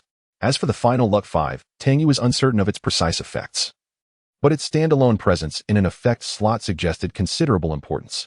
Closing the panel, Tang Yu once again held 3 keys in his hands. Bank Office Key X1, Supermarket Manager's Office Key X1, Corner Clinic Radiology Room, Key X1. These 3 keys were discovered after Tang Yu had caused a group of refugees to be poisoned in the trading center on the 1st floor. Aside from these, he possessed numerous unused keys. Among those for Apartment 15 were the main entrance key, as well as keys for rooms 704, 715, and 807. The CBS laboratory keys included a laboratory access key card X1 and a black laboratory key card X1. Additionally, he held a warehouse key for the Onlu Museum, which had dropped from the Grinning Face, a prospect that excited him greatly. Tang Yu's gaze was drawn to the keys for rooms 704 and 807 in Apartment 15. The key for room 704 had been obtained from a bloodstained letter, while the owner of room 807 was the contact of the letter's writer, who was hiding out in the subway station, seeking to uncover the secrets of the cultists of the evil deity, suspected to be military personnel. It would be essential to investigate Apartment 15. Perhaps it harbored further secrets. Moreover, the bank was conveniently located adjacent to Apartment 15. A large supermarket also lay in the vicinity, not far from the 4S shop where the previous encounter with the cab occurred. Tang Yu had acquired the keys just yesterday, and it was likely that no one had entered those places yet. As for the corner clinic, Tang Yu unfolded the map of the White Tower district in Luo City and began his search. Soon, he located his target, his eyes widening in surprise. The clinic was situated merely 1 street away from the Onlu Museum. Yet, the distance seemed considerable, nearing the boundary between the White Tower district and other urban areas. However, a nearby subway station was remarkably familiar to him. Ram Subway Station, my goodness. Isn't this the subway station I just acquired? How did it end up there? Tang Yu temporarily noted the currently known information, planning to determine his subsequent actions after surviving the first wave of calamity. At this moment, the bullet workshop was finally completed. Tang Yu ascended to the uppermost level of the weapons laboratory. A 20-square-meter room had been partitioned off. Inside, the workspace was fully equipped with a manual bullet press, electronic scale, funnel, tool wall, and storage shelves. Bullet workshop, type, hideout facility. Effect 1. When crafting ammunition, the production speed is increased by 20. Material consumption is reduced by 10, and there is a 5 chance of obtaining rare-grade ammunition. Effect 2. The proficiency gain speed for ammunition crafting skills is increased by 10. Effect 3. Focus 20. Rare-grade ammunition. Tang Yu was utterly astonished to discover the existence of rare-grade ammunition. Moreover, the second effect, which enhances skill proficiency acquisition by 10, was quite formidable. Without hesitation, he chose to use the Bullet Theory and Practice skill book. Instantly, the skill panel displayed the 5th skill. Ammunition Expert. Type, Rare Life Skill Description. This is an art that delves into the utmost intricacies of ammunition. Bullets are not merely tools for killing, but an art of killing itself. Effects. Reduces bullet crafting time, decreases material waste, lowers the chances of crafted bullets jamming, and reduces the likelihood of misfires. The characteristic effect of crafted bullets is enhanced by 15. Recoil during shooting is reduced by 20, and shooting accuracy is improved by 5. There is a slight chance of obtaining rare-grade ammunition when crafting bullets. At maximum level, the characteristic effect of bullets is increased to 35, with a modest chance of obtaining rare-grade ammunition. Proficiency, 0-10,000. How to enhance proficiency: successfully crafting bullets, hitting enemies with crafted bullets, and improving bullet designs. Incredible! Tang Yu gazed at the information regarding the ammunition expert skill, his face brimming with exhilaration. What is the greatest fear when firing a weapon? Is it not the dreaded jam or misfire? Yet, this skill directly reduces the likelihood of such events occurring, potentially saving one's life on the battlefield. Additionally, the reduction in recoil and the enhancement of shooting accuracy are crucial combat factors. Consider this: the amount of propellant in the bullets remains unchanged, their power is unaffected, and the initial velocity is the same. However, the shooting becomes steadier and smoother. What an extraordinary concept! This is the essence of a battlefield deity. If one were to employ the PCAM machine gun alongside a 100-round magazine. Beneath the ammunition expert skill panel lay a detailed production list of various bullet models and types, complete with materials, processes, and precautions. Tang Yu surveyed the densely packed bullet models and their respective functional effects, feeling somewhat overwhelmed. Rifle rounds, pistol cartridges, submachine gun ammunition, shotguns, signal flares, and even the crafting methods for grenades were all included. Each type of firearm ammunition branched out into numerous subcategories. The 7.62 caliber bullets are available in 3 specifications: 39mm, 51mm, and 54mm. Each specification is tailored to various functions, including armor-piercing solid rounds, armor-piercing incendiary rounds, tracer rounds, armor-piercing tracer rounds, and armor-piercing explosive rounds, among others. The variety of handgun ammunition is even more extensive, encompassing armor-piercing solid rounds, soft-nosed bullets, flat-nosed bullets, hollow-point bullets, and expanding bullets, to name a few. Additionally, bullets are categorized by their velocity into supersonic and subsonic types. There are even distinctions based on the material of the bullet jacket, the presence or absence of a shell casing, and the use of special materials for the projectile. The overwhelming diversity left Tang Yu feeling somewhat dazed. Moreover, in the letter from Cabana, the underwater bullets mentioned were also present in the list he was reviewing. He noticed several variants, characterized by their unusually elongated projectile design. The list indicated that their lengths ranged from 120mm to 150mm, equivalent to 12 to 15 centimeters. This raised a question regarding the size of the magazine for such a firearm, causing Tang Yu to furrow his brow slightly. However, perhaps due to the unique shape of these bullets, their underwater range is astonishingly capable of reaching 60 meters. It is worth noting that conventional bullets typically deviate from their trajectory after entering the water, losing all kinetic energy within a mere 2 meters. Just as Tang Yu finished examining the bullet manufacturing list, the weapon modification workshop, which had been under construction, was completed. Thank you once again for everyone's support. Chapter 103: The completion of the hideout facilities and astonishing growth and power as the construction of the gunsmithing workshop reached its conclusion. Tang Yu retrieved the skill book titled The Birth of a Gunsmith and directly absorbed its knowledge, thereby acquiring his 6th skill. Gunsmithing Workshop. Type: Hideout Facility. Effect 1. Randomly refreshes firearm tactical accessories daily. 80 chance for common items, 19 for rare items, and 1 for epic items. Every 3 days. It refreshes a gunsmithing blueprint. 90 chance for common blueprints, 9, 5 for rare blueprints, and 0, 5 for epic blueprints. Effect 2. When utilizing gunsmithing skills, the effectiveness is enhanced by 10. The acquisition speed for gunsmithing skill proficiency increases by 10. Effect 3. Focus 20. Gunsmith Engineer. Type: Rare life skill description. A wise individual would never wield an unfamiliar weapon. Only the exceptionally astute would contemplate personally modifying firearms. And only the finest gunsmiths can be deemed true artisans. Effect: Restores firearm durability during maintenance. After servicing firearms, the malfunction rate is significantly reduced. When modifying firearms, the modification time is reduced by 20. Post-modification, there is a chance to achieve 1 or more performance enhancement effects: 5 overall performance increase, recoil, vertical -50, horizontal -50. Effective range 100, human-machine efficacy 15, shooting precision, MOA, -0. 5. Rate of fire, RPM, 100. Chance of jamming during continuous fire -15.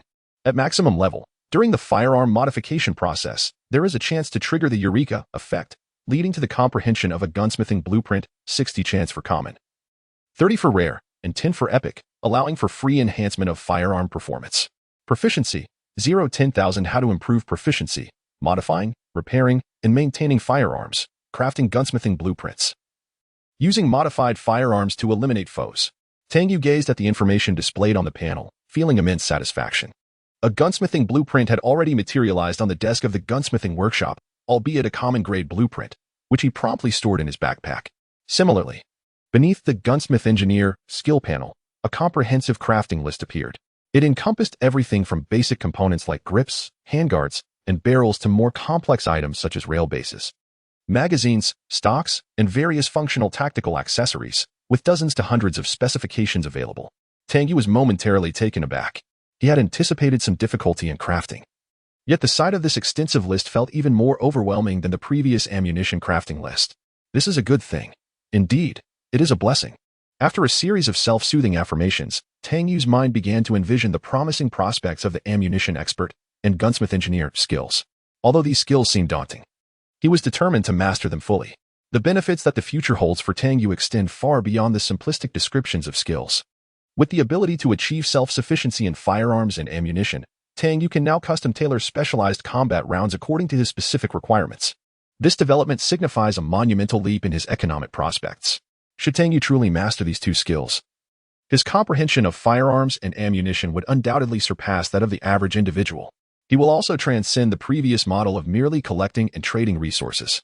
By leveraging rare ammunition and his unique firearm modification abilities, he will revert to an economic paradigm based on monopolistic trade using exclusive resources. Reminiscent of the earlier, nourishing lamb soup venture, Tang Yu will find himself at the pinnacle of the industry, possessing pricing power, which is of utmost importance. The arms trade has always been a lucrative enterprise, particularly in a perilous world where life hangs by a thread. A reliable weapon and ammunition capable of penetrating any armor are worth a fortune, compelling individuals to sacrifice everything to acquire them. Resources may be replenished, but life is singular. This principle also applies to the explosives manufacturing skill.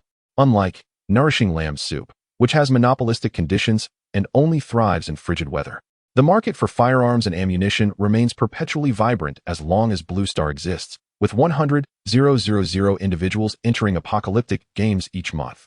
Thus, Tang Yu will never lack for business. Indeed, one must master a skill to thrive in the world.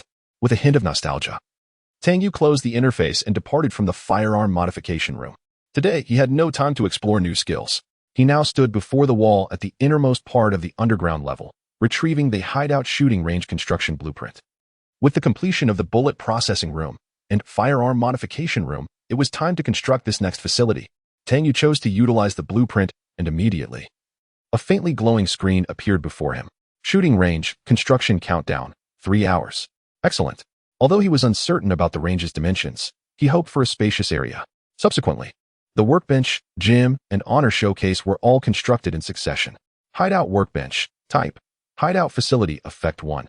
When crafting items at the workbench, the success rate is increased by 20, accident rate decreased by 25, and crafting time reduced by 20, with an additional 5 effect enhancement. Effect 2. When crafting items at the workbench, related skill proficiency is gained at a rate of 10. Effect 3. Focus increased by 20. Hideout gym, type, hideout facility effect 1. Exercising for 30 minutes in the gym will permanently enhance proficiency in strength, metabolism, and stress resistance. Effect 2.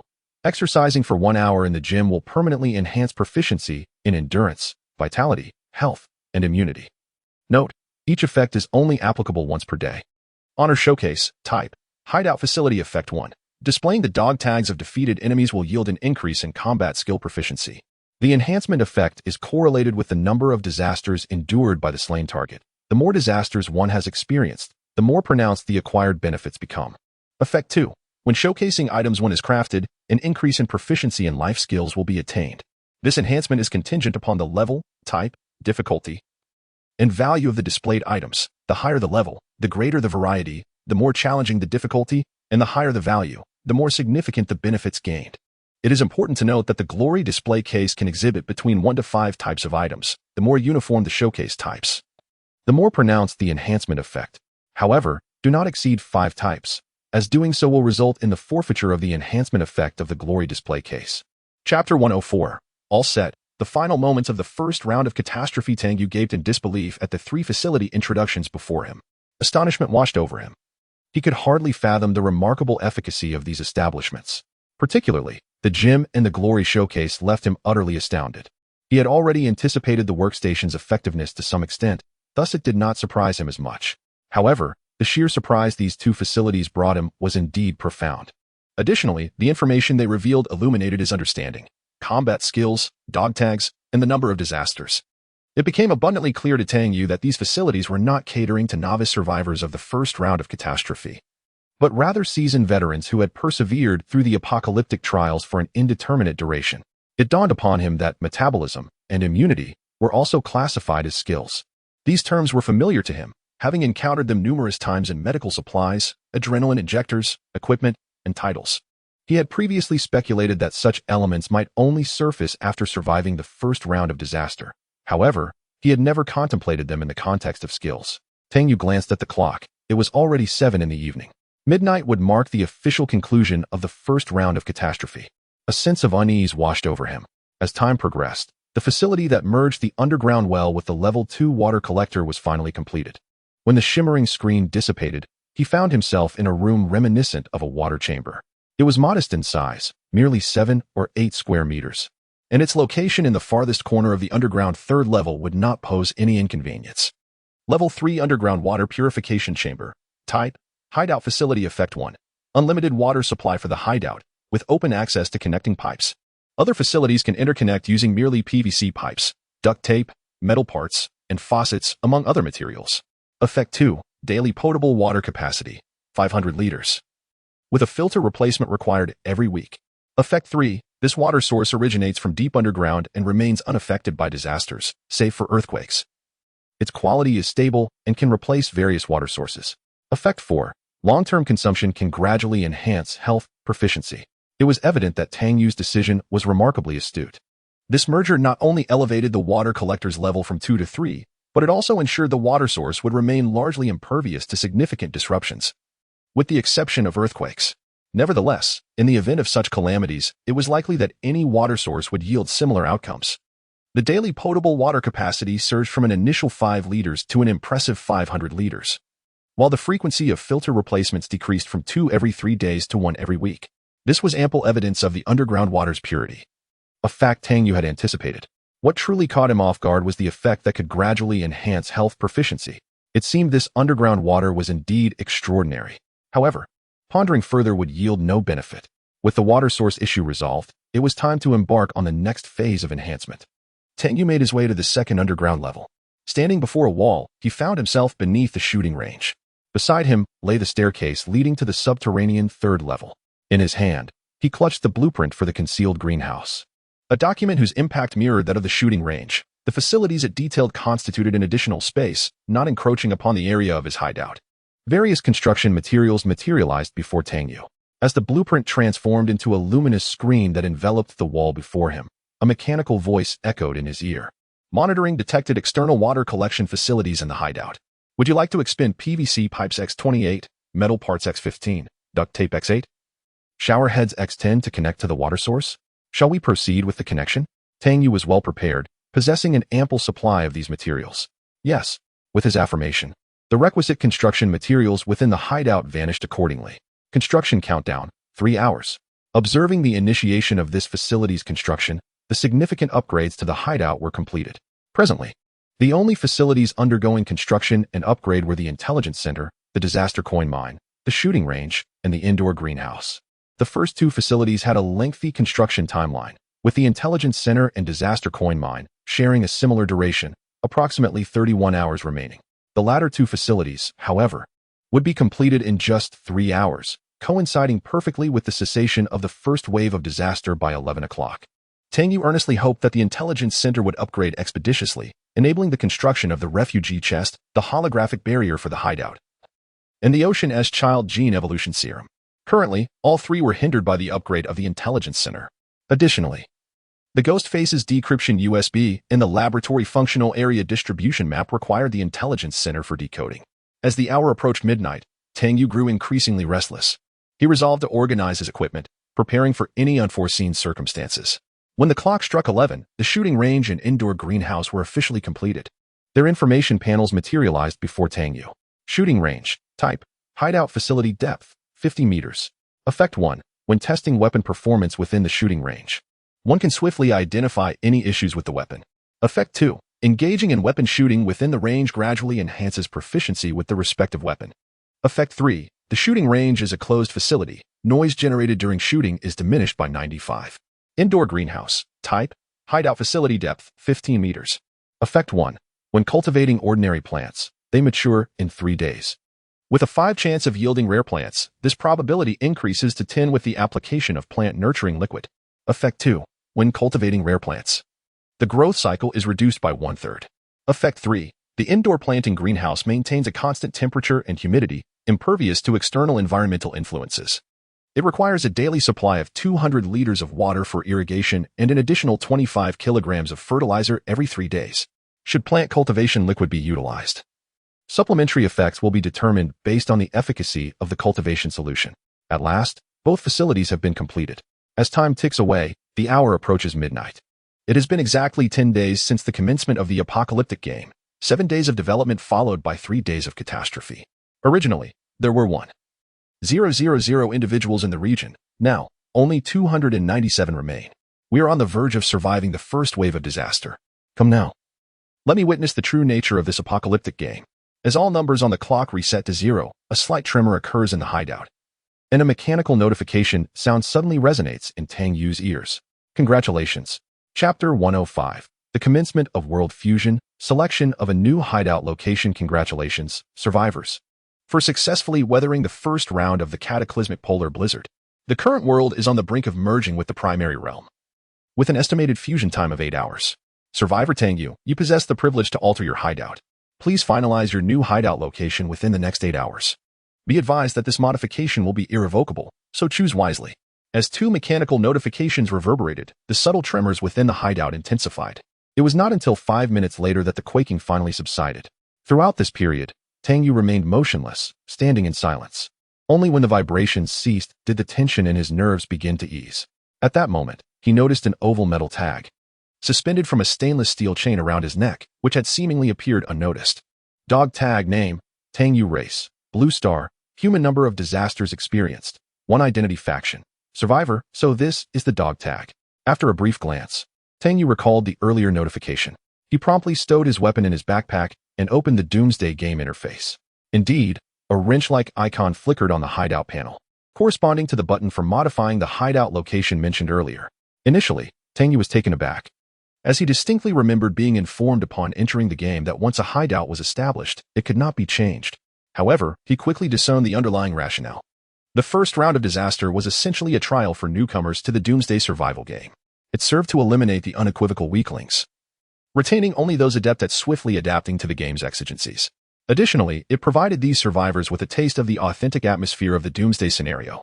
Thus, under the premise of aligning with the genuine Doomsday experience, the reduction in difficulty and the subsequent opportunity to change the hideout after surpassing the novice phase was both unexpected and entirely reasonable.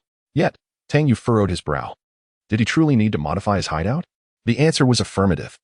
He had already identified vulnerabilities in his current hideout during the previous large-scale incursions by the Black Dog and the ghostly figure exploring the subway station.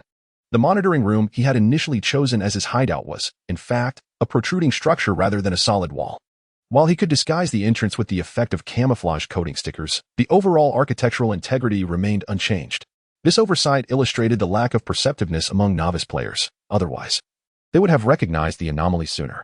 After all, a conspicuously protruding structure devoid of any doors, flanked only by bare walls, was inherently peculiar. Tang Yu had been contemplating solutions to this dilemma, and to his surprise, the opportunity to relocate had arisen so swiftly. The pressing question now was, to what location should the hideout be moved? After confirming that there was no immediate danger, Tang Yu returned to the living area, settling into the soft, spacious sofa by the fireplace, where he began to contemplate in silence. Ultimately, after careful consideration, he concluded that maintaining his hideout in the subway station remained the most prudent and secure choice at this juncture. There were several reasons for this decision. Firstly, he could not overlook the advantages offered by the virtual map, which constituted a fundamental safeguard for his life. In previous encounters with both the refugees and the Black Dogs, Tang Yu had relied entirely on the information provided by the virtual map, which facilitated his successive eliminations. This allowed him to amass his initial fortune and rapidly enhance his strength, a fact he would never disregard. Secondly, the subway station provided unparalleled concealment and convenient transportation. With tunnels extending east and west, shrouded in safety, Tang Yu could navigate to any desired location through the subway routes recorded on his White Tower district map. Like the threads of a spider's web, the Garden subway station served as a focal point, expanding into lines through the east and west tunnels, and subsequently spreading into a vast network via various subway stations. However, this also posed a challenge. Integrating into the true apocalypse game world meant that these subway tunnels would undoubtedly harbor survivors and possibly refugees, akin to the prior experience at the Gongyang subway station. This was an area that required Tang Yu's vigilance. Yet, in the pitch blackness of the tunnels, equipped with the title of Night Walker, and donning the night cloak and black mask, he felt confident that this would not present a significant issue. Tang Yu made a note of this, intending to explore solutions at a later time. Thirdly, this was the pivotal reason why Tang Yu dismissed other locations with virtual map properties as potential hideouts. The subway station's subterranean nature, combined with the shelter being an underground bunker, greatly mitigated the impact of most apocalyptic environmental disasters. As for the impending deluge, once the intelligence center upgrade was complete, Tang Yu would be able to construct the shelter holographic barrier immediately. The entire hideout would be enveloped in protective holographic shielding, providing comprehensive safeguards against water and ensuring optimal concealment. Positioned deep within the subway station during the flood, the safety of his hideout would be unprecedented. Regarding mobility, the enhancement from the Son of the Ocean gene evolution potion had perfectly resolved this concern. Thus, the forthcoming cataclysmic deluge would no longer be a disaster for Tang Yu, but rather his domain. In contrast to the impending flood, what troubled him more were the man-made calamities that could arise prior to such disasters. Tang Yu fixated on the gilded teacup in his hand, his mind drifting back to the previous night at the theater building, recalling Cabin and his subordinates. Their sudden display of tactical acumen and intelligence had exerted immense pressure on him. He had not had the time to reflect on it before, but now, in retrospect, it posed significant concerns. This is likely due to the fact that, with all the meat dogs and butchers slain, Cabin, as the last refugee leader in the novice area, may have been significantly enhanced by the Doomsday game. Or perhaps this is the combat acumen and awareness they were originally meant to possess. It is imperative not to equate the true refugees of the Doomsday game with those of the past, as doing so could prove exceedingly perilous. With this realization, Tang Yu swiftly formulated his judgment, and his choice of hiding place immediately gained clarity. The utmost priority was to prepare for the potential emergence and search efforts of refugees, rebels, and cultists of the malevolent deity. This consideration was paramount in selecting Tang Yu's refuge. He focused intently on the virtual map of the Garden subway station, embarking on a thorough search for viable hiding spots that could evade personnel searches. All readily available rooms and conspicuous structures were dismissed by Tang Yu, for they bore no distinction from his current position. Even the obscure nooks and crannies were ruled out. Then, a particular location came into view for Tang Yu. Chapter 106, The Tactically Formidable Squad of Survivors, Tang Yu of the Survivors. Are you sure you wish to designate this location as a hideout? Yes. With Tang Yu's affirmative choice, the hideout began to tremble violently, accompanied by a faint buzzing sound, as if the entire refuge were being dragged underground. In a brief moment, less than a minute, the location of the hideout had successfully shifted. As the mechanical prompt concluded, Tang Yu arrived at the security door of the hideout on the underground level. The virtual map still depicted the subway station as deserted. Attempting to open the door, he found no hindrance due to the merging worlds as he had initially feared. Observing the empty subway station, Tang Yu stepped out of the hideout, placing his feet upon the tracks that connected the eastern and western stations. Astonishment filled his eyes. He had truly been transported here. Initially, he believed it merely a figment of his imagination, yet now it had come to fruition. Directly across from the hideout lay the passenger platform of the subway station, with the tunnel entrance to his right. He had relocated the hideout to the underground area behind the wall just before entering the tunnel. The hideout's door was installed within this wall leading to the tunnel. As the door closed, Tang Yu leaped onto the tracks, gazing at the wall.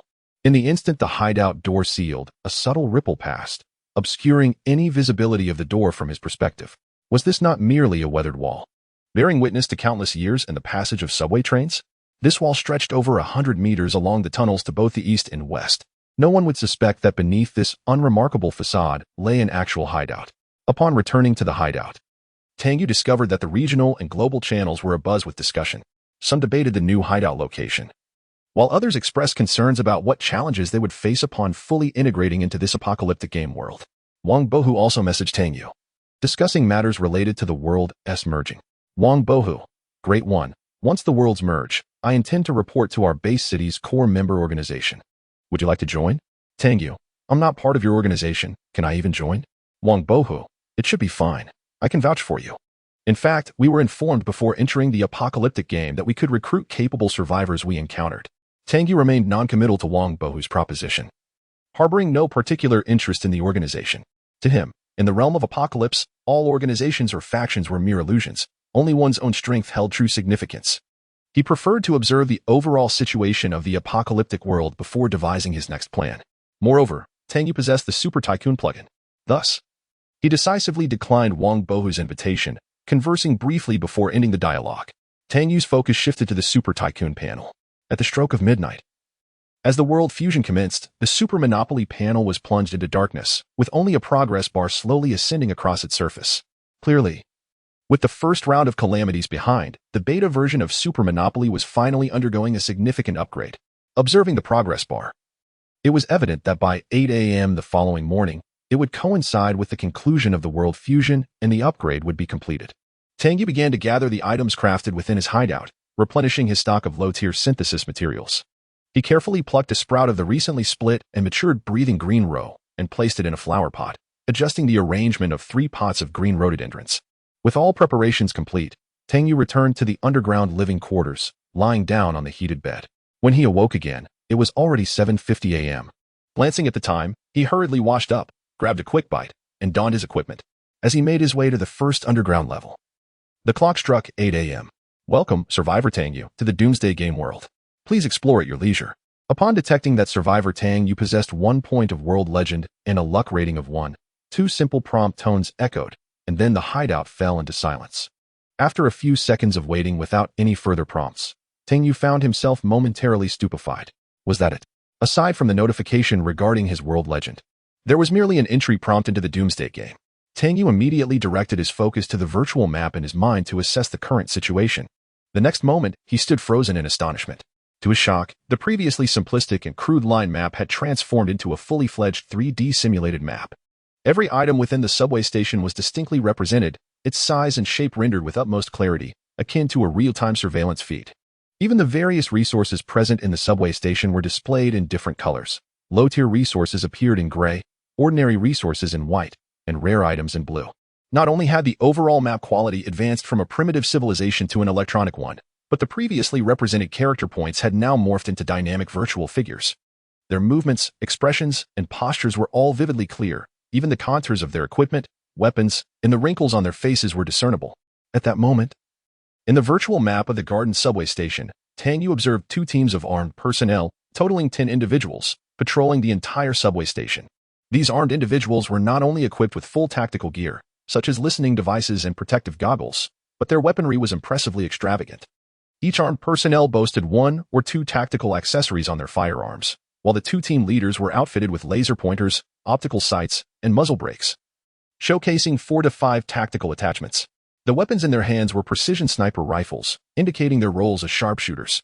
Thus, each team is equipped with a squad marksman, the leader, 2 assault troops, a communications specialist, and a machine gunner. As Tang Yu gazed at the armed personnel on the virtual map, marveling at their equipment and coordination, he was utterly astounded. Goodness, how on earth is this possible? He had anticipated that the difficulty of a genuine apocalyptic game would be formidable, but this seemed excessively daunting. Surely, these individuals cannot be mere refugees. Tang Yu could not ascertain. However, the life within the subway station extended beyond these 2 armed squads. His attention shifted from the armed personnel to other beings present within the subway station. Indeed, they were living creatures. Beneath the feet of the 2 armed squads, on the underground platform, a humanoid creature resembling a pangolin was concealed, likely another newcomer survivor who had just endured the first round of disaster. It was gazing up at the ceiling of its hiding place, probably sensing the vibrations from footsteps above, patiently awaiting the right moment. From its movements and expressions, it was evident that it was exceedingly anxious. Moreover, within the western tunnel of the subway, leading towards the Red Romantic Club, there existed a substantial hiding space approximately 40 units in size between the tunnel ceiling and the ground. Within this space, A bizarre creature reminiscent of a six-armed octopus was also concealed, using two of its appendages to support its body while the other four gestured aimlessly into the void before it. Truly, a tentacled creature. It appeared to be examining panel information or engaging in conversation. After briefly surveying the situation in the subway station and determining that no threats to his safety were present, Tang Yu regained his focus and opened the panel. Given that the virtual map had undergone such an upgrade, he was eager to discover what the official version of Super Monopoly would entail. As expected, with the opening of the Super Monopoly panel, several pieces of information materialized before Tang Yu. Chapter 107. The Super Tycoon fully upgraded, unparalleled character effects. The survivors have successfully navigated the first wave of calamity, and the official version of the Super Tycoon plugin has been upgraded with all features unlocked. 1. Survivor permissions have been elevated, unlocking the survivor characteristic, Toll Collection Eye. 2. The survivor excelled during the first calamity, earning the exclusive characteristic, Forced Collection Eye, as a reward for their commendable performance. 3. The survivor has unlocked the functional characteristic, Employ Staff. 4. All purchased real estate building levels have been upgraded by one tier, with exclusive building characteristics now unlocked. Specific functionalities may be reviewed independently. 5. Upon successfully overcoming a wave of calamity, the survivor is rewarded with the following cards: Flight Card X1, Remote Control Card X1, Turn Card X1, Stay Card X1. 6. Having successfully survived a calamity, the Super Tycoon map has been elevated, granting an opportunity for a random characteristic draw. Would you like to draw now? Yes, the survivor has drawn the characteristic, Aggressive Trade Eye. As all prompts from the Super Tycoon ceased, Tang Yu took a moment to survey the newly upgraded Super Tycoon interface, an uncontainable smile gracing his lips. Incredible, this is astonishing. Toll Collection Eye. Type. Survivor characteristic description. You wish to pass through here? Come kindly pay the toll. Effect 1. Any unregistered life unit entering a purchased real estate building will have one item, weapon, equipment, backpack item, randomly collected from them. Effect 2. Any unregistered life unit leaving a purchased real estate building will have their backpack resources seized, with the collection ratio dependent on the duration of their stay. Within 5 minutes. 0 collection. Within 10 minutes. 5. Within 15 minutes. 10. Within 20 minutes. 20. 30 minutes or more. 30. Note 1. The priority for Effect 2 collection is based on the value of the resources, from highest to lowest. Both Effect 1 and Effect 2 do not require the consent or knowledge of the opposing party, as this authority takes precedence. Furthermore, for every level increase of a purchased real estate building, the collection ratio increases by 5. Forced Collection Eye. Type. Exclusive survivor characteristic description. Brother, you perished on my turf. This is quite troublesome. Alas, let us consider your belongings as a cleaning fee. Effect. Any life unit that dies within a purchased real estate building will have all their resources forcibly seized, and those items cannot be picked up by other life units. Aggressive Trade Eye. Type. Survivor characteristic description. Kid, this place has caught my eye. Be wise, bring your money and leave. Effect. When a survivor first enters an unpurchased building, there is a 10 chance to trigger the Aggressive Trade Eye effect, allowing them to utilize wealth points to purchase the current real estate. Note, this effect does not influence the results of the dice roll for the day. It merely occurs as an unexpected event. Employee recruitment. Type. Survivor functionality introduction. Engaging exceptional employees is an inevitable journey for every magnate. Effect 1. For every disaster endured, 2 employee recruitment slots will be granted. Current slots available. 2. Effect 2. Survivors can conduct an employee review on life units within purchased properties to examine attributes such as talent, character, race, and trust level, thus aiding survivors in making informed decisions. Effect 3. Recruitment of employees requires mutual consent. Coercion is prohibited. Upon successful recruitment, the employee will automatically dissociate from their original faction and integrate into the survivor's faction, allowing the survivor to access employee information at any time. Effect 4. Employee remuneration is in doomsday currency, which will be automatically deducted after each disaster round based on the employee's value and dispersed to the employee. Tang Yu stared at the 4 feature descriptions on the panel, utterly astonished. This is pushing me down a path of moral ambiguity, he exclaimed, incredulously. However, a sly smile soon crept across his face. Yet, I find it quite appealing. What thrilled Tang Yu the most was undoubtedly the employee recruitment feature. Initially, he hadn't given it much thought, but after organizing the spoils yesterday, he felt overwhelmed. The sheer volume of supplies was staggering. He wasn't sure how long it would take him to sort through it all. Currently, 2 batches of military supplies remained piled in the weapons lab and shooting range, occupying nearly 1/3 of the total area on the underground level and 2/3 of the shooting range. As for the other supplies he had discovered, part of it was stacked in the living area on the third underground level, while another portion still resided in his backpack. The problem was that many supplies were too bulky. Storing them in his recently spacious hideout would lead to a cramped environment. Tang Yu had yet to organize all these materials, primarily due to a lack of time. He genuinely needed a reliable and trustworthy assistant. The employee recruitment feature seemed like an excellent option. Yet, the choice of whom to recruit rested solely on Tang Yu's shoulders. He shifted his attention to the page displaying the purchased properties within the Super Tycoon panel. This was a newly available feature.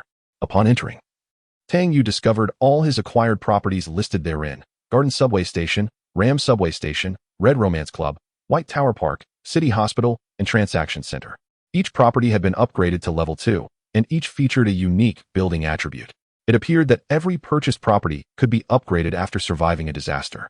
Teleportation type: Subway Station Building Attribute Effect 1. When a survivor purchases 2 or more subway stations, they can teleport freely within the acquired stations, selecting their desired location. Teleportation time: 5 seconds. Level 1 Attribute. Effect 2. Each day, one can teleport to a secure location within any subway station on the Super Tycoon map, and the coordinates of the evacuation point will be communicated to the survivors. Survivors must reach the designated evacuation point in order to be teleported back to their hiding place. With a teleportation duration of 5 seconds. Building Level 2 Trait: Entertainment Supreme. Type: Red Romance Club Building Trait Effect 1. Within this real estate structure, there exists a daily probability of discovering ordinary items, valuable items, and rare blueprints. 50 chance for ordinary items, 45 chance for valuable items, and 5 chance for rare blueprints. Building Level 1 Trait. Effect 2. Within this real estate structure, there exists a daily probability of encountering rare currency, catastrophe coins.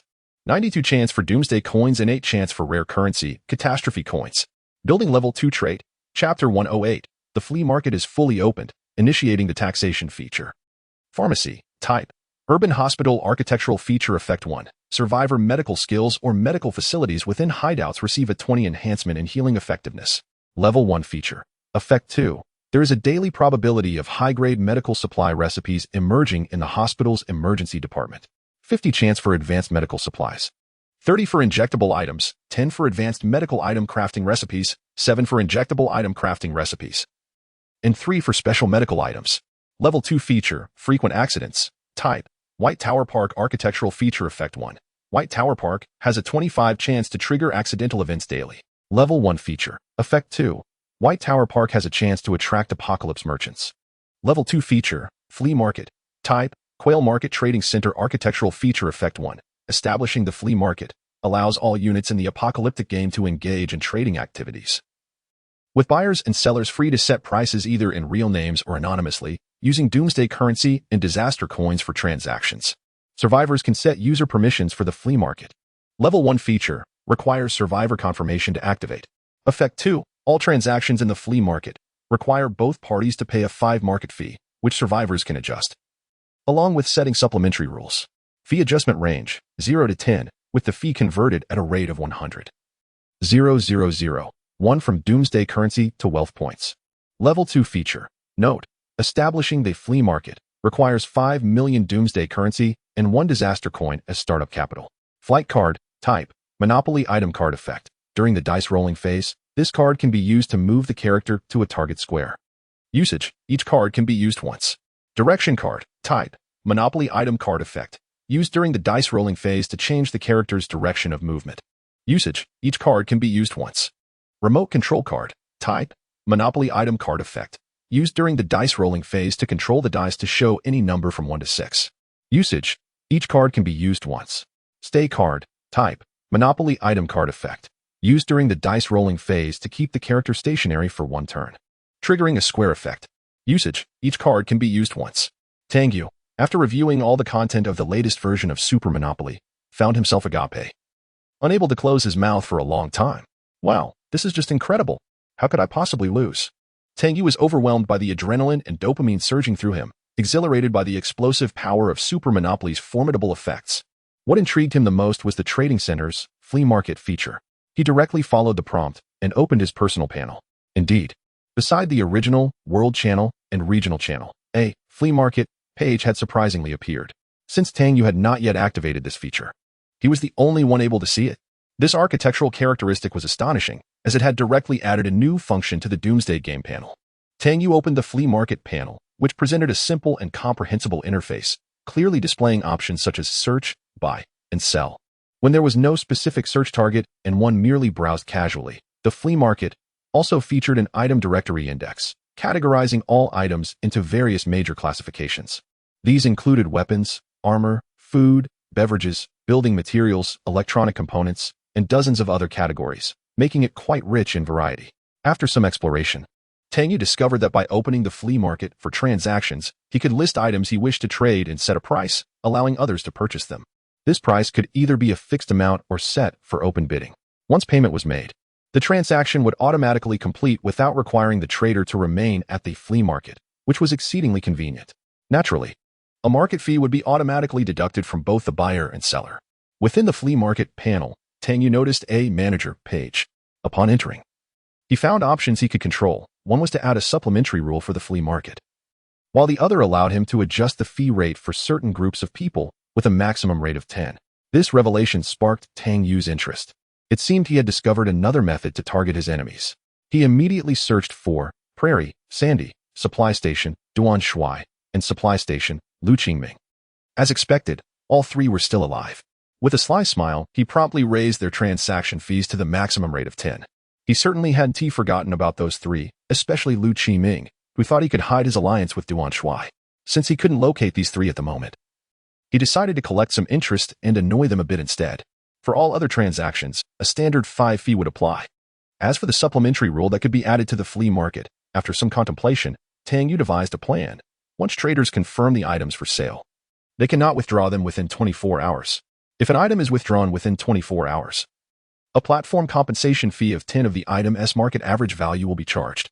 The purpose of this rule was to prevent some individuals from using the flea market as a material transfer station.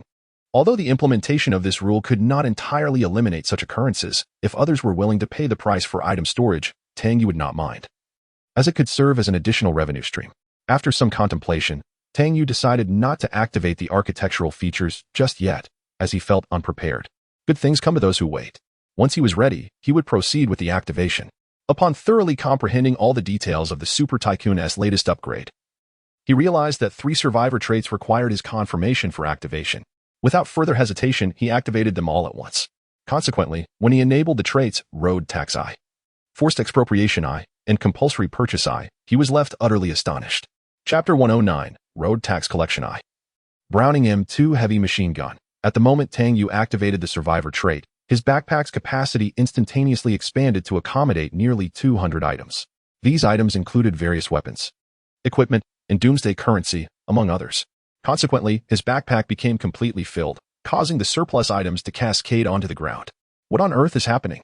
Tang Yu had no time to examine these items. Instead, he immediately turned his attention back to the Super Tycoon interface to reassess the effects of the survivor trait. A look of realization dawned upon him. This was the primary ability of the trait, Road Tax Collection I.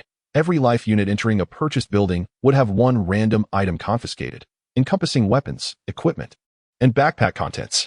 The origin of this pile of items became crystal clear. Tang Yu promptly directed his gaze toward the virtual map of the Garden subway station.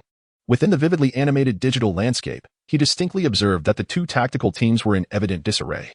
Everyone had assumed a defensive posture, yet 3 individuals wielded only handguns, their primary weapons having mysteriously vanished.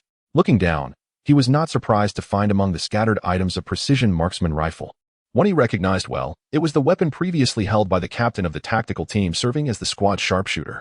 At this point, maintaining composure was out of the question for Tang Yu. He could only repeatedly utter exclamations of disbelief and astonishment. Moreover, he soon noticed a discrepancy in the number of items. The ground was littered with 70 to 80 various weapons, not to mention the items in his backpack. A possibility struck him, prompting him to focus on other previously acquired properties. In the next moment, a look of shock overtook him, his eyes widening in disbelief. What a joke. The other properties were relatively manageable. Buildings like the subway station and city hospital hosted armed teams ranging from a few to a dozen members. While their equipment was sophisticated, it fell within Tang Yu's realm of comprehension. However, when his attention landed on the Quail Shell City Trading Center, he was utterly astounded. He was intimately familiar with that building. Just 2 nights prior, he had battled there for hours, engaged in intricate strategies and negotiations.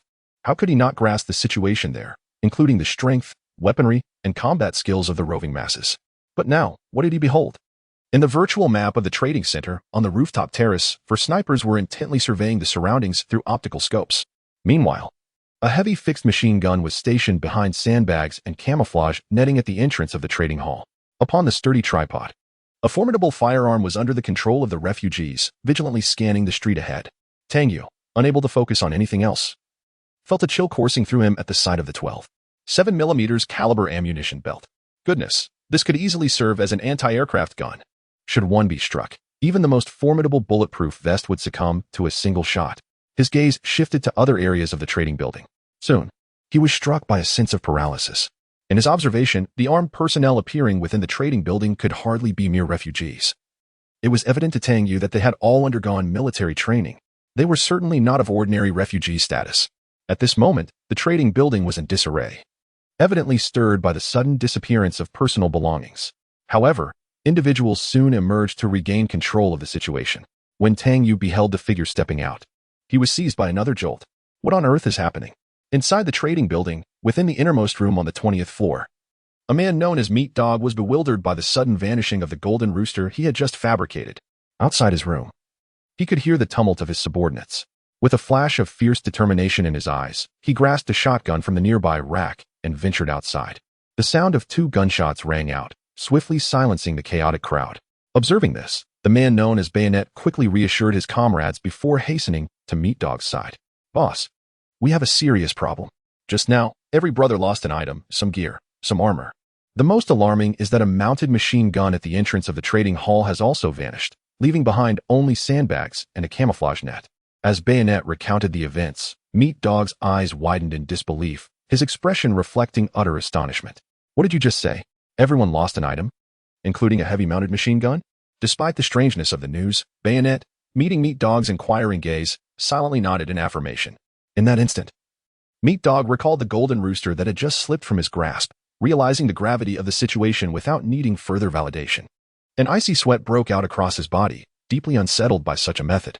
Tang Yu remained unaware of Meat Dog's inner turmoil. After swiftly surveying the virtual map of all the buildings to comprehend the current state of affairs, he exited the virtual interface. His eyes narrowed, and beneath his seemingly calm demeanor, his heart surged like a tempest, tumultuous and overwhelming. How could this be? It was Meat Dog. Who, then, was the person I thought I had killed? If he still lives, what of the others? Are Ghostface, the butcher, and Cabin still alive? The more he pondered, the more plausible it seemed. Just as he was about to contact Wang Bohu for clarification, he glanced over his shoulder, momentarily frozen, before slowly turning around. Incredibly, I gazed at the imposing figure behind me, a presence that seemed wholly out of place. Browning M2. 50 caliber heavy machine gun. Type: heavy machine gun, fixed heavy machine gun, weight 58 kilograms, with tripod. Rate of fire 450 to 580 rounds per minute. Effective range 1. 830 meters. Firing mode: fully automatic. Ammunition caliber 12. 7 by 99 millimeters. Ammunition belt 200 round M9 belt. I inhaled sharply. Is this even reasonable? Could it be that at that time, the refugees, while in control of this machine gun for vigilance, had directly appropriated it as if it were the enemy's possession? I shook my head in disbelief. Yet a smile involuntarily tugged at the corners of my mouth. Ah, the act of confiscation on the move is quite commendable, indeed powerful. I quite admire it. The author expresses gratitude, noting that the system seems to overlook many generous rewards from esteemed readers, which is somewhat disheartening. If I possess the ability, I shall endeavor to provide more updates for everyone. Chapter 110. Acquisition of the Quail Shell City Library. Candidate employees. After swiftly familiarizing himself with the effects of route expropriation, Tang Yu set aside the expropriated items. Recognizing that the moment was not opportune for organizing these resources, it was evident that the items recently acquired were merely an appetizer. The true strength of route expropriation lay in the capability of Effect 2. Tang Yu promptly accessed the Super Monopoly panel, locating the interface for route expropriation which indeed presented options for adjustment. After a moment's contemplation, he designated the temporary storage location for the expropriated items to be at the shooting range. For now, this would suffice. He then prepared for the dice-rolling segment of the day. Upon reopening the Super Monopoly map, Tang Yu noticed that with the upgrade to the official version, even the simulated map had expanded immensely, now stretching 5 or 6 times larger than before, complete with coastlines, forests, and factories. As he observed the properties he had purchased appearing in the lower left corner, the realization dawned upon him. The Super Monopoly map now encompassed the entirety of Quail Shell City. This transformation sparked a glimmer of excitement within Tang Yu. It was evident that his operational area had now expanded to encompass the whole city. This development suggested the tantalizing possibility of acquiring properties throughout the entire urban landscape. His gaze instinctively gravitated towards the city's epicenter, where a substantial square resembling a laboratory pattern materialized at the heart of the downtown area. The square's information promptly appeared on Tang Yu's panel. CBS Laboratory, indeed. As Tang Yu had surmised, this was the very laboratory that had incited innumerable conflicts during the initial wave of calamities. So this was the source. He felt an immediate urge to purchase this building using a flight card, yet refrained, having just weathered the first day of a new round of disasters. The uncertainty of future events loomed large. Item cards were exceedingly precious and should only be employed at critical junctures.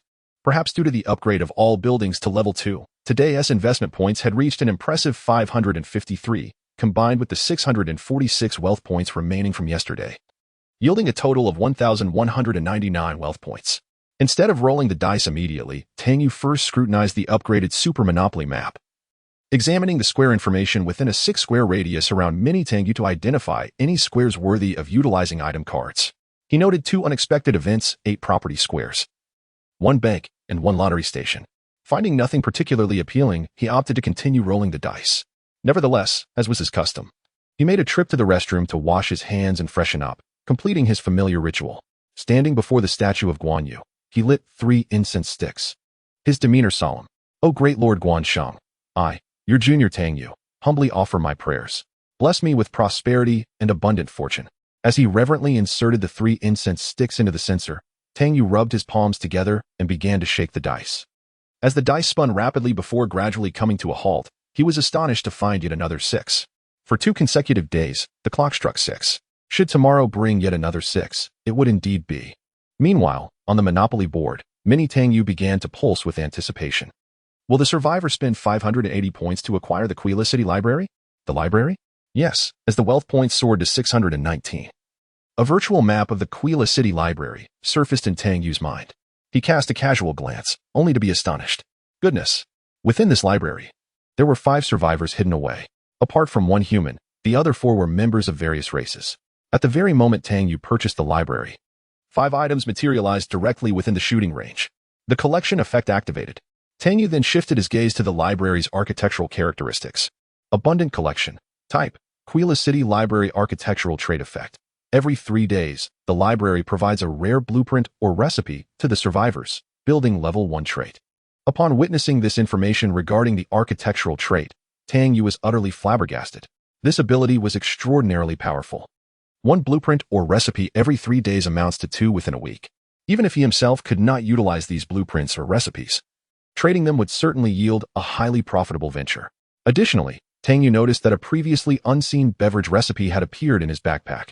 Twilight Lake Beverage Recipe. Evidently acquired from the library's rare offering. Twilight Lake Beverage Recipe. Type: Rare Recipe Effect. Enables the concoction of a cocktail known as Twilight Lake, using beverages and spirits. Production requirements: Beverage Facility X1. Water Collector, Level 2. For the time being, it was of no use. He closed the panel. This recipe prompted Tang Yu to recall that the Red Romance Club and the City Hospital potentially offered rare items daily. He hastily entered the virtual map to inspect the resources within these 2 buildings, confirming twice that no rare items had appeared before shutting down the virtual map, thus commencing his plans for subsequent actions.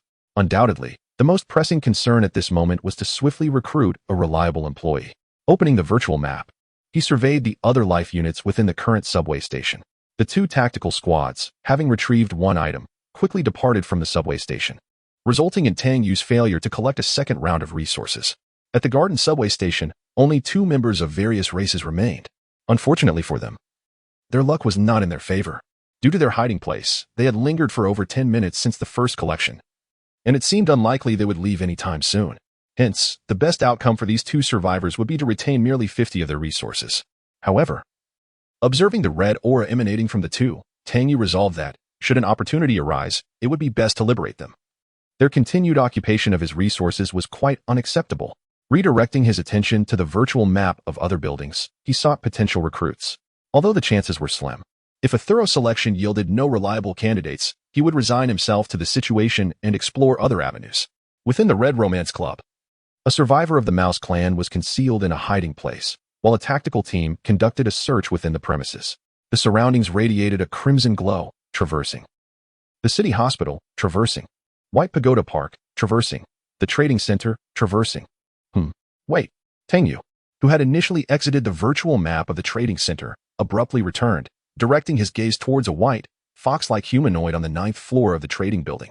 The figure appeared to be a medical personnel, tending to a creature that stood 2 meters tall with 4 hands, dressing its wounds. It was at this moment that Tang Yu truly observed the scene. Although humans dominated the trading building, a considerable number of the inhabitants were not human at all. Each had unique features, totaling around 30 individuals. Among them, the white, fox-like humanoid captured Tang Yu's attention, for she alone did not emanate the hostile crimson glow. Instead, a soft yellow luminescence gently enveloped her.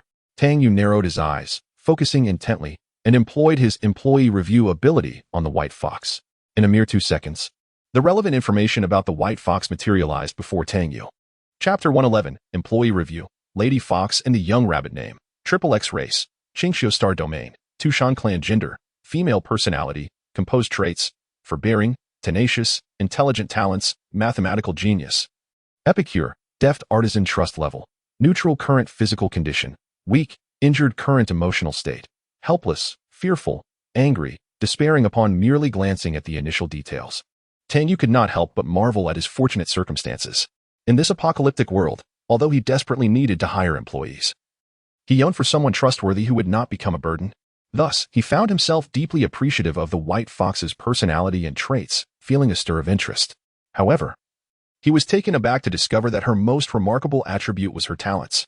3 distinct talents shone forth, with the epicure and deft artisan exuding a brilliant blue glow, while the mathematical genius emanated a deep blue hue with a subtle purple aura radiating from it, presenting an air of superiority. Tang Yu's eyes widened in astonishment, revealing his surprise. Just as he was poised to delve deeper into the white fox's situation, an unforeseen incident interrupted his actions, causing him to furrow his brow as he surveyed the scene on the virtual map. Inside the trading building, a 4-armed troll sneered mockingly at the white fox, who lay sprawled on the ground.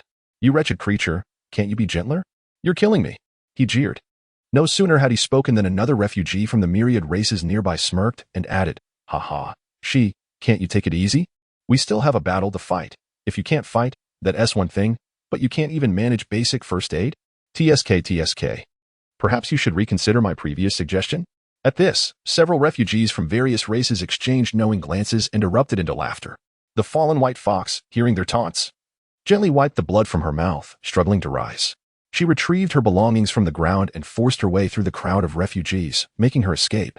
Originally, the myriad race refugees had no intention of letting her go, yet upon casting a furtive glance at the nearby human refugees, they shrugged and chose not to intervene. Watching she depart, one of the myriad race refugees whispered to a companion, "Captain, if you truly wish to capture she, I could find an opportunity to bind her." And then outside, silence. The captain replied, casting a wary glance at the distant human refugees. "Do you think it's easy for us to survive? If it weren't for those refugees last time, forcing us to surrender our valuables to save our own lives, we'd be long gone. Though we've become refugees ourselves, at least we're still alive. Don't provoke those human refugees. That mutt, Rogo, doesn't he want his subordinates stirring up trouble? Understand?" Upon hearing the captain's admonition, the myriad race subordinate dared not utter another word. In the distance, several human refugees silently observed the unfolding events, their expressions and thoughts veiled in indifference. With cigarettes clenched between their lips, they passively witnessed the spectacle, initially anticipating that the myriad of races would incite some form of excitement, only to be met with cowardice. It seems that if they were not timid, they would not fall into our hands, ultimately facing a desperate fate. I ponder the purpose of their existence. This matter does not concern us. The orders from the leader of the meat dogs were clear. If they could provide valuable items, they would be spared and absorbed into our ranks, presumably to continue their search for precious commodities. Amusingly enough, these individuals do possess a certain skill in resource acquisition. Tang Yu remained oblivious to the exchanges among the refugees. Yet the recent scene illuminated the reasons behind the peculiar physical state and emotions of the white fox. His eyes, however, sparkled with brightness, his satisfaction with the white fox undeniable. Setting aside the innate abilities, the fox's character was striking. Despite being subjected to such maltreatment, it maintained a neutral demeanor toward strangers. Such a disposition would not thrive in a post-apocalyptic world, yet it seemed worth engaging with, hoping it did not possess a naively altruistic nature. For that would indeed be a pity. Having made his decision, Tang Yu silently noted the white fox before closing the virtual map of the trading center and turning his attention to the last virtual map, the Yashi metro station. As he glanced toward it, a pale green figure caught his eye. What on earth is this? In his prolonged journey through this apocalyptic game, this marked the second time Tang Yu encountered a being radiating green luminescence. The first was during his encounter with Wang Bohu, whose vibrant green aura was reminiscent of imperial jade. This figure, however, was the second green entity he had encountered. As he magnified the image for a closer inspection, he hesitated. Was it a rabbit? Within a concealed underground shelter spanning approximately 40 square meters, the space was modest, yet boasted an impressive array of facilities. Perhaps the most luxurious among survivors. A humanoid rabbit stood fully armed, yet wore an expression of dread and terror as it gazed toward the entrance of its hideout. Despite wielding an assault rifle, the tremors of the weapon in its hands revealed the panic coursing through it. With the activation of Tang Yu's employee review ability, the rabbit's information materialized before him. Name, XXX race, flower star domain, short-eared rabbit clan gender, male personality, timid, cautious. Kind traits, dual personality talents, favored child of the god of luck, telepathy, management expert trust level, friendly current physical state, exhausted current emotion, fear, helplessness, panic, and just outside the rabbit's refuge. A tactical squad resembling a band of rodents is meticulously inspecting a wall of the subway station. The squad leader, at the forefront, is attentively wiping his left hand, which is partially mechanized.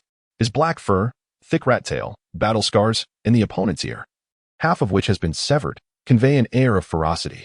In front of the wall, a squad member holds a device akin to a laptop, moving it side to side against the surface. Suddenly, a vivid orange humanoid silhouette materializes on the previously dull screen, indicating that the individual is likely wielding an assault rifle. The squad member promptly alerts the half-eared captain beside him. Captain, the wall radar has detected a survivor. The captain swiftly approaches to examine the image. And upon seeing the figure on the display, a sinister smile creeps across his lips. Chapter 112, The Rabbit Rescue Plan. Daily routine of the 6th today marks another day of operation. Let us proceed with caution to avoid any fatalities. The price for a survivor has escalated to an astonishing 500,000 per individual. Ghostface is indeed quite generous.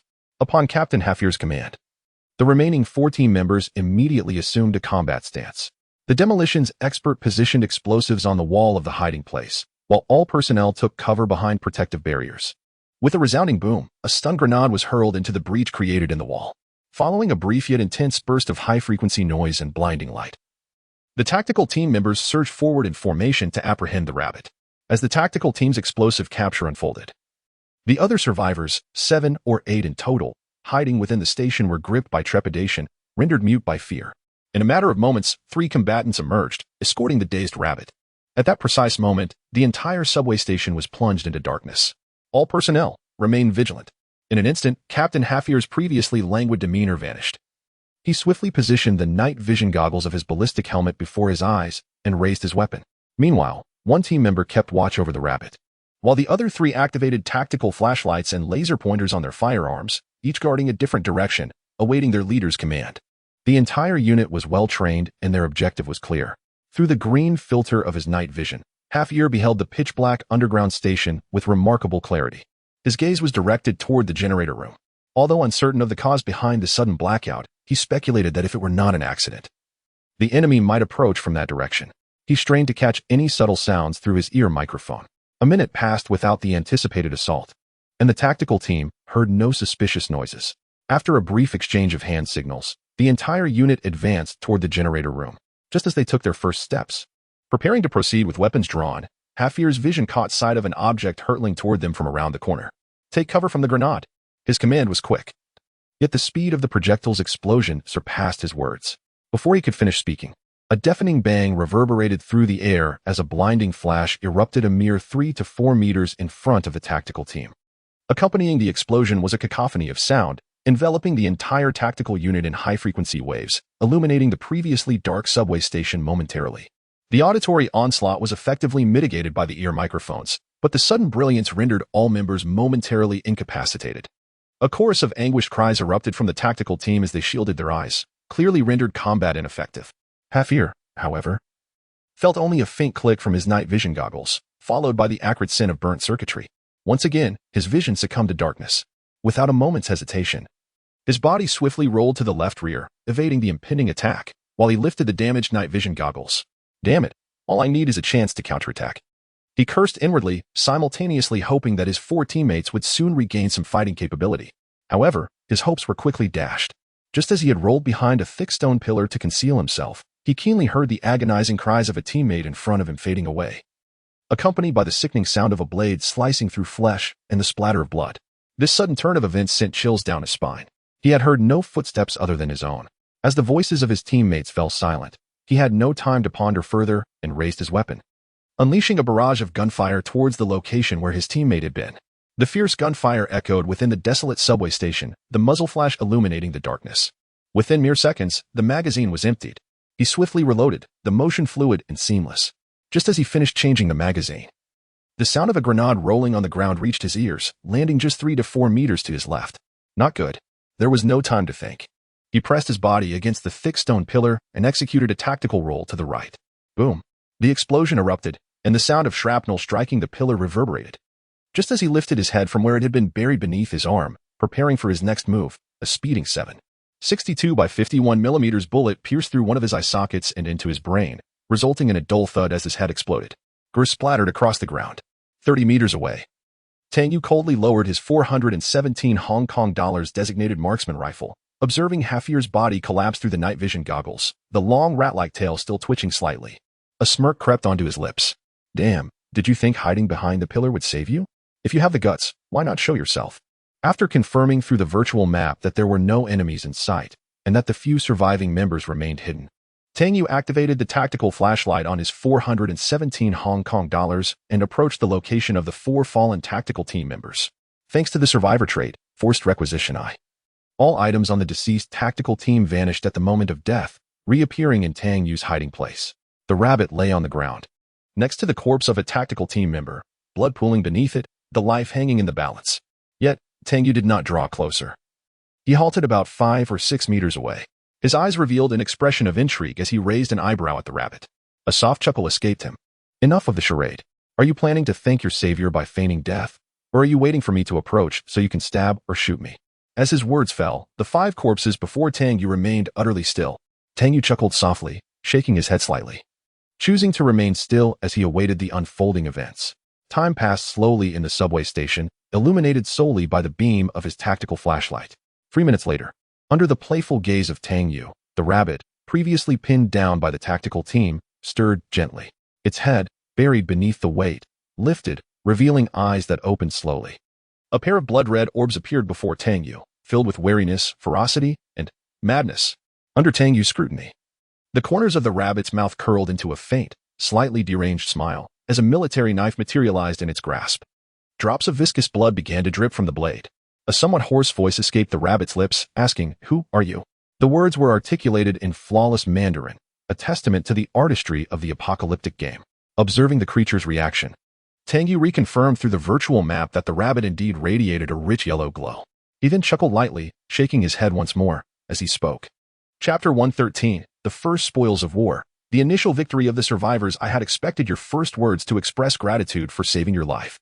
With a resigned shrug, Tang Yu decided against beating around the bush, for such tactics would only serve to test the patience of the other party without yielding any benefits. You must be another facet of that little fellow's personality. As soon as Tang Yu's words fell, he noticed the bloodied face of the rabbit across from him, its crimson eyes narrowing slightly. The military knife clutched tightly in hand was raised slightly. Within the virtual map, the once vibrant yellow aura surrounding the opponent began to exhibit a faint hint of red. Observing this, Tang Yu raised his left hand in a gesture of placation. Do not be alarmed. I harbor no ill intent towards you. Seeing no immediate response from the other party, Tang Yu continued. My sole purpose this time is to offer you a choice, devoid of malice. He gestured towards the wall of their hiding place, which had been breached. Let us set aside the fact that I saved you just now. Your hideout has been compromised and damaged, even if it can be repaired. Given that a tactical squad has encountered trouble here, I am certain it will not be long before enemies arrive at this subway station to conduct a thorough search. Gazing intently into the rabbit's blood-red eyes, Tang Yu spoke earnestly, do not doubt my words. I trust that through this battle, You have discerned the stark differences between these refugees and those who emerged during the first wave of calamity. Do you truly believe you can evade the next round of searches? After all, the location of your hideout is immutable. And how long could you survive if you abandon it? Every word Tang Yu uttered struck heavily upon the rabbit's heart. How could he be unaware of these realities? Yet, he regarded this unfamiliar human before him with skepticism. Could he genuinely possess such benevolence? Tang Yu, however, noticed a shift on the virtual map. His previously amiable expression swiftly turned steely. Just as the rabbit sensed the change in Tang Yu's demeanor and discreetly retreated a step, Tang Yu offered him another slight smile. Pardon me, there is an unwelcome rodent to deal with. I suggest you take shelter in your hiding place. With that, he stepped back 2 paces to the stone pillar where half an ear had perished. He switched off his tactical flashlight, lowered his night vision goggles, and dropped to one knee, adopting a tactical shooting stance with the 417 Hong Kong dollars. The muzzle was already aimed at a corner of the wall. As the subway station was plunged into darkness, once more with Tang Yu's flashlight extinguished, the rabbit comprehended the implication and swiftly sought refuge in the already breached hiding place. Within the virtual map, Tang Yu clearly observed a survivor with fleshy wings resembling those of a bat, silently gliding from the opposite side of the subway station towards their location, ultimately alighting behind the very corner where Tang Yu had aimed his weapon. The survivor's large, radar-like ears adjusted continuously, attuned to the sounds around them. In the hands of the Batman lay a silenced assault rifle as he seemed to have detected Tang Yu's movements, patiently awaiting the opportune moment to strike. The entire scene unfolded in silence, akin to Tang Yu's prior ambush on the Ratman squad, where the roles of attacker and defender swiftly transformed. Were it not for Tang Yu's possession of a virtual map, he might have remained oblivious to the lurking predator poised to pounce. Alas, one cannot dwell on hypothetical scenarios. Meanwhile, a faint audio signal echoed through Tang Yu's earpiece. Initially unclear, the situation became evident as he observed the rotating ears of the bat survivor on the virtual map. A flashbang now rested in his hand. Silently, he removed the safety pin, gripping the projectile tightly, biding his time for the perfect opportunity. Concealed behind a gap, the rabbit, with its crimson eyes, caught sight of Tang Yu's actions, momentarily taken aback, yet soon gazing intently at his maneuvers, curiosity and intrigue gleaming in its gaze. Tang Yu's focus remained fixated on the bat survivor, separated by a corner. The moment the adversary exposed themselves, he could deliver a fatal blow. However, the opponent exhibited caution, producing a projectile of their own. Without hesitation, the bat survivor removed the pin and hurled it towards Tang Yu's position, immediately covering their ears in anticipation. The instant the projectile was drawn, Tang Yu identified it, and with no time to spare, he urgently warned the rabbit, beware of the flashbang. He swiftly buried his head in the crook of his arm as the flashbang detonated. At that very moment, he launched his own stun grenade toward the position of the bat survivor on the virtual map. Boom. 2 seconds later, bang. A scream pierced the air. Tang Yu dashed towards the corner, only to find the bat survivor sprawled on the ground, hands clutching their head, writhing in agony. Without hesitation, he fired 3 shots, 2 to the chest and 1 to the head, until the red silhouette on the virtual map vanished. He then crouched down, observing the fading form of the humanoid bat, its supplies dissipating before his eyes. In his hand appeared an oval stainless steel pendant suspended by a chain. Dog tag, name, Cloydy Gu. Species, Blood Planet Bloodbat Tribe. Number of disasters experienced, 2, faction, survivor. Weapon of kill, 417 Hong Kong dollars designated marksman rifle. Eliminator, Blue Planet, Humanity, Tang Yu. Indeed, this was no novice. Tang Yu had long suspected as much. Only seasoned survivors would dare to seek opportunity in such perilous circumstances. Just as Tang Yu believed the ordeal had concluded, a mechanical notification suddenly resonated. Human survivor Tang Yu has eliminated the Bloodbat Tribe survivor, earning damaged hideout lease, X1. What? A parchment resembling a lease materialized within Tang Yu's backpack. Damaged hideout deed, affiliated race, Bloodbat clan hideout area, 80 Slayer. Human, Tang Yu description. The damaged hideout deed can only be claimed and utilized by the Slayer, serving as a rightful reward for the victor. Effect. This item can be fused with a hideout to expand its area, as well as randomly bestow a unique reward from the respective race, including but not limited to facilities, blueprints, recipes, racial traits, knowledge, skills. In disbelief, Tang Yu stared at the deed in his hand, his mind momentarily blank. His first instinct was that this was undoubtedly a deliberate ploy by the Doomsday Gang. No wonder the survivors of various races regarded one another as foes. It was all due to this artifact. A sudden realization struck him. How terrifying. Ultimately, he had to forcefully suppress the tumult of emotions within him. This was not the time for contemplation, as he had far more pressing matters at hand. Meanwhile, all of Tang Yu's previous actions had been observed in their entirety by the rabbit concealed within the hideout. Thus, when Tang Yu once again stood before the rabbit, the faint red glow surrounding the creature had long since dissipated. Chapter 114. Successfully hiring the first employee, the refuge's lease. The effect is remarkable. Tang Yu chuckled inwardly. He turned to the rabbit and smiled, saying, "Shall we continue our previous discussion?" Without waiting for the rabbit to respond, he continued, "As you just witnessed, there are not only dangers from the refugees but also threats from other surviving races. Given the circumstances we encountered, how long do you think that little one can endure with such a temperament? If the little one comes with me, I can at least ensure that he will not live in fear until my demise."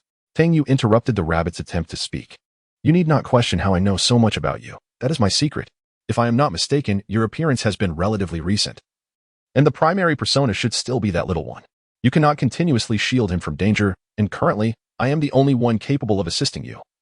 Am I not?" Upon hearing Tang Yu's calm words, the rabbit fell into a brief silence, acknowledging the truth in what was said. After a few moments of contemplation, although he sensed Tang Yu's goodwill, his past experiences made it difficult for him to trust a stranger readily. Just as he was preparing to decline Tang Yu's offer, his expression suddenly froze, transitioning through a myriad of emotions: anger, rejection, helplessness, compromise, and concern. Ultimately, he could only fixate intently on Tang Yu for a few seconds before resigning, closing his crimson eyes. When those eyes reopened, the vibrant red was gone, replaced by a pair of clear, pure orbs that met Tang Yu's gaze. Upon seeing him, a radiant smile blossomed on his face, and a sweet, melodious voice gently resonated within the subway station. "I believe in you, sir." In the sanctuary of the garden subway station, a shift in the air heralded the sudden appearance of two figures, silent and unannounced. "Wow, is this your hideout, boss? It's so spacious." Hearing the little one's exclamation, Tang Yu's expression turned peculiar.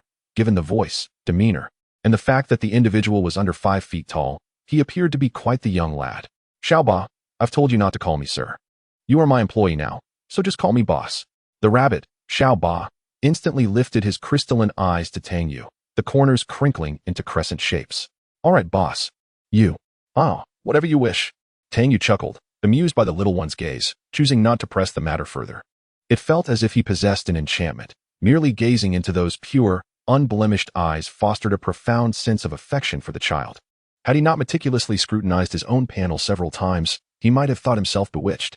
For now, he could only attribute it to the child's innate charm.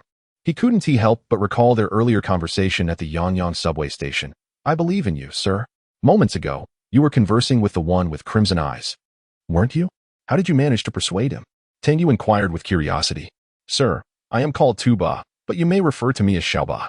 That individual is not the one with crimson eyes. He is my elder brother, Xiaoqi.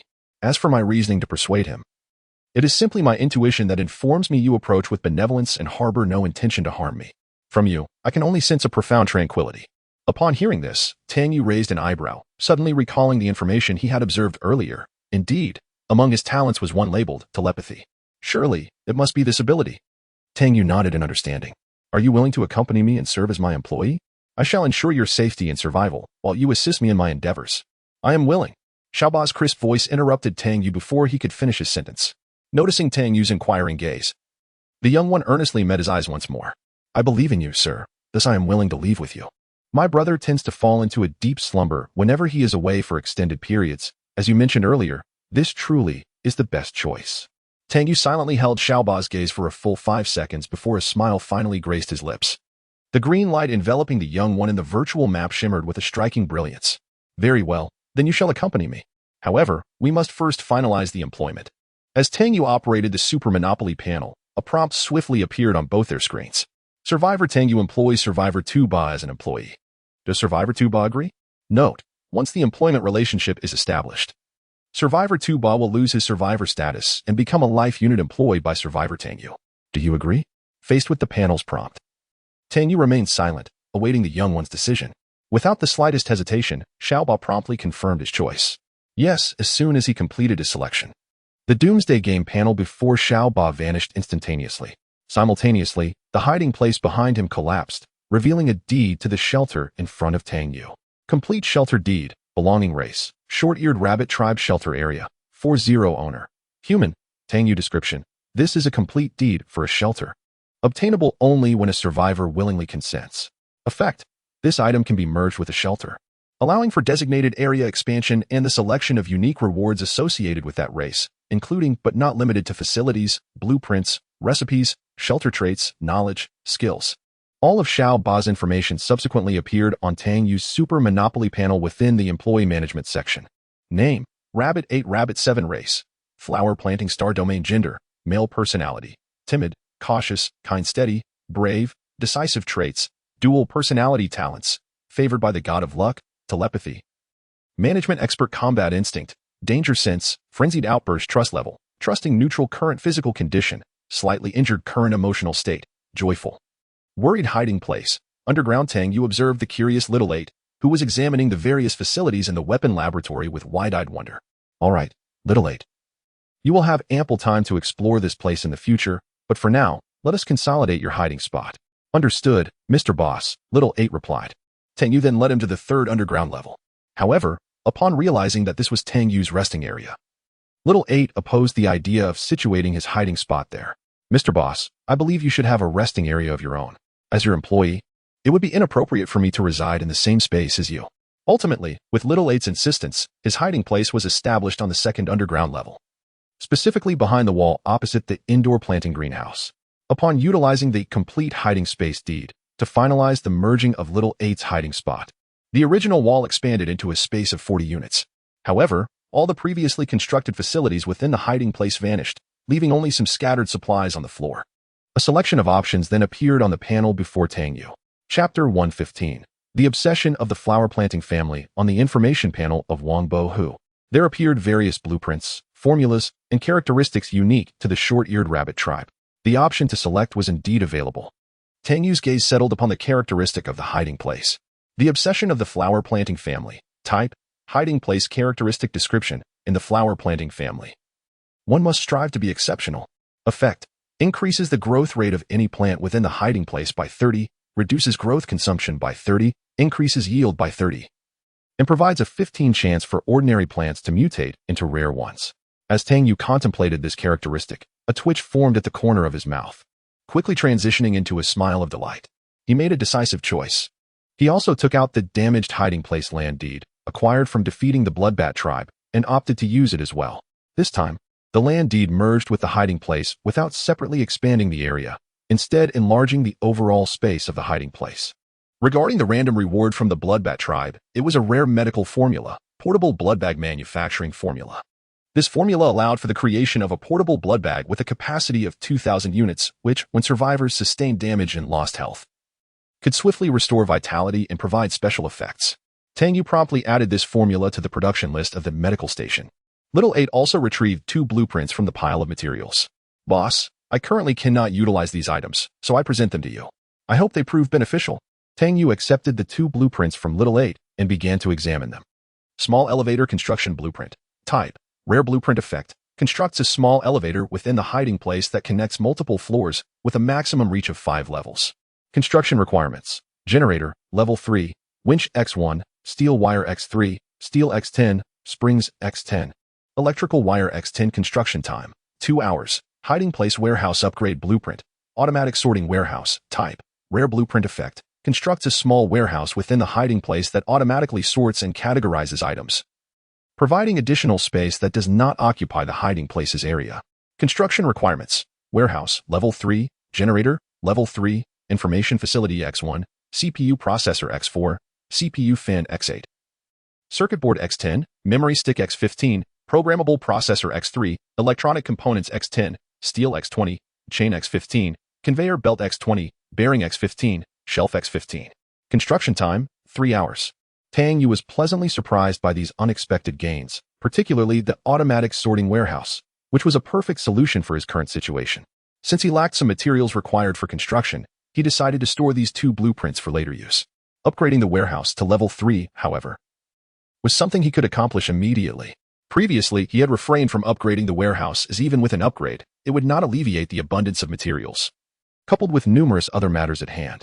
Now, with this blueprint in hand, he felt no anxiety regarding the situation. Thus, an immediate upgrade to the repository is required, taking approximately 2 hours. Subsequently, preparations were made for Xiaoba's hiding place.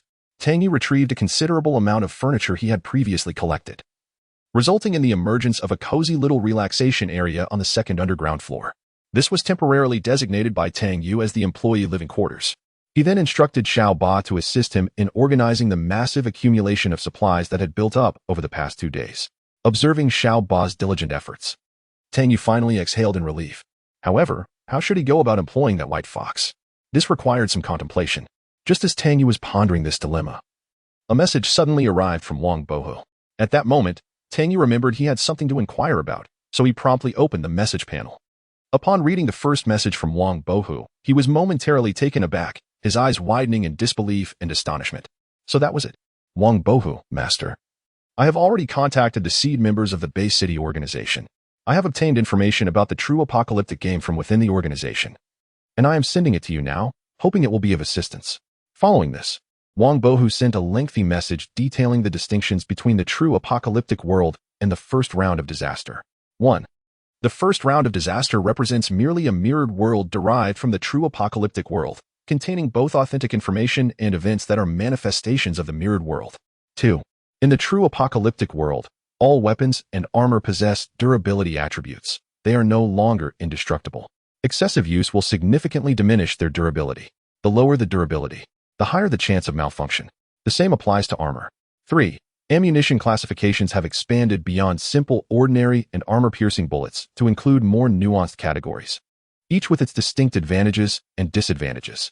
4. The difficulty level of all armed personnel has been greatly enhanced. They possess varying degrees of military skills and training, and should not be compared to the novice versions of the common folk. 5. Key-like items are no longer infinitely usable, but rather possess a limited number of uses. Once depleted, their effects cease. 6. The probability of high-level resources, valuable items, and rare goods appearing has been drastically reduced, and important resource areas will invariably be surrounded by varying numbers of armed personnel. 7. Following the first round of disaster, the warning period has shifted to 3 days prior to the disaster's onset. 8. Physiological skills, mental skills, and combat skills have been added. Physiological and mental skills will automatically appear in the skill panel, while combat skills must be activated by survivors engaging in combat using weapons to defeat enemies. 9. The apocalyptic game will periodically issue apocalyptic missions, open to all factions, but participation in related competitive tasks requires obtaining a mission key. The resources involved in these missions are exceedingly rare, with a slight chance of encountering even higher-level materials. 10. In the true apocalyptic game, the simplest way for survivors to navigate the disasters is to join various factions. However, if they align with a non-survivor faction, they will lose their survivor status and hiding place. Survivors who vanquish others from different races can obtain the damaged hideout deed, which serves to swiftly enhance their capabilities. Consequently, there exist dedicated organizations that specialize in hunting down survivors from rival races. This information is undeniably valuable, much of which Tang Yu had previously surmised. However, reality often proves to be far more brutal than he had anticipated. It was only then that Tang Yu realized the significant changes that had transpired in the chat channels during the time he had been preoccupied since awakening.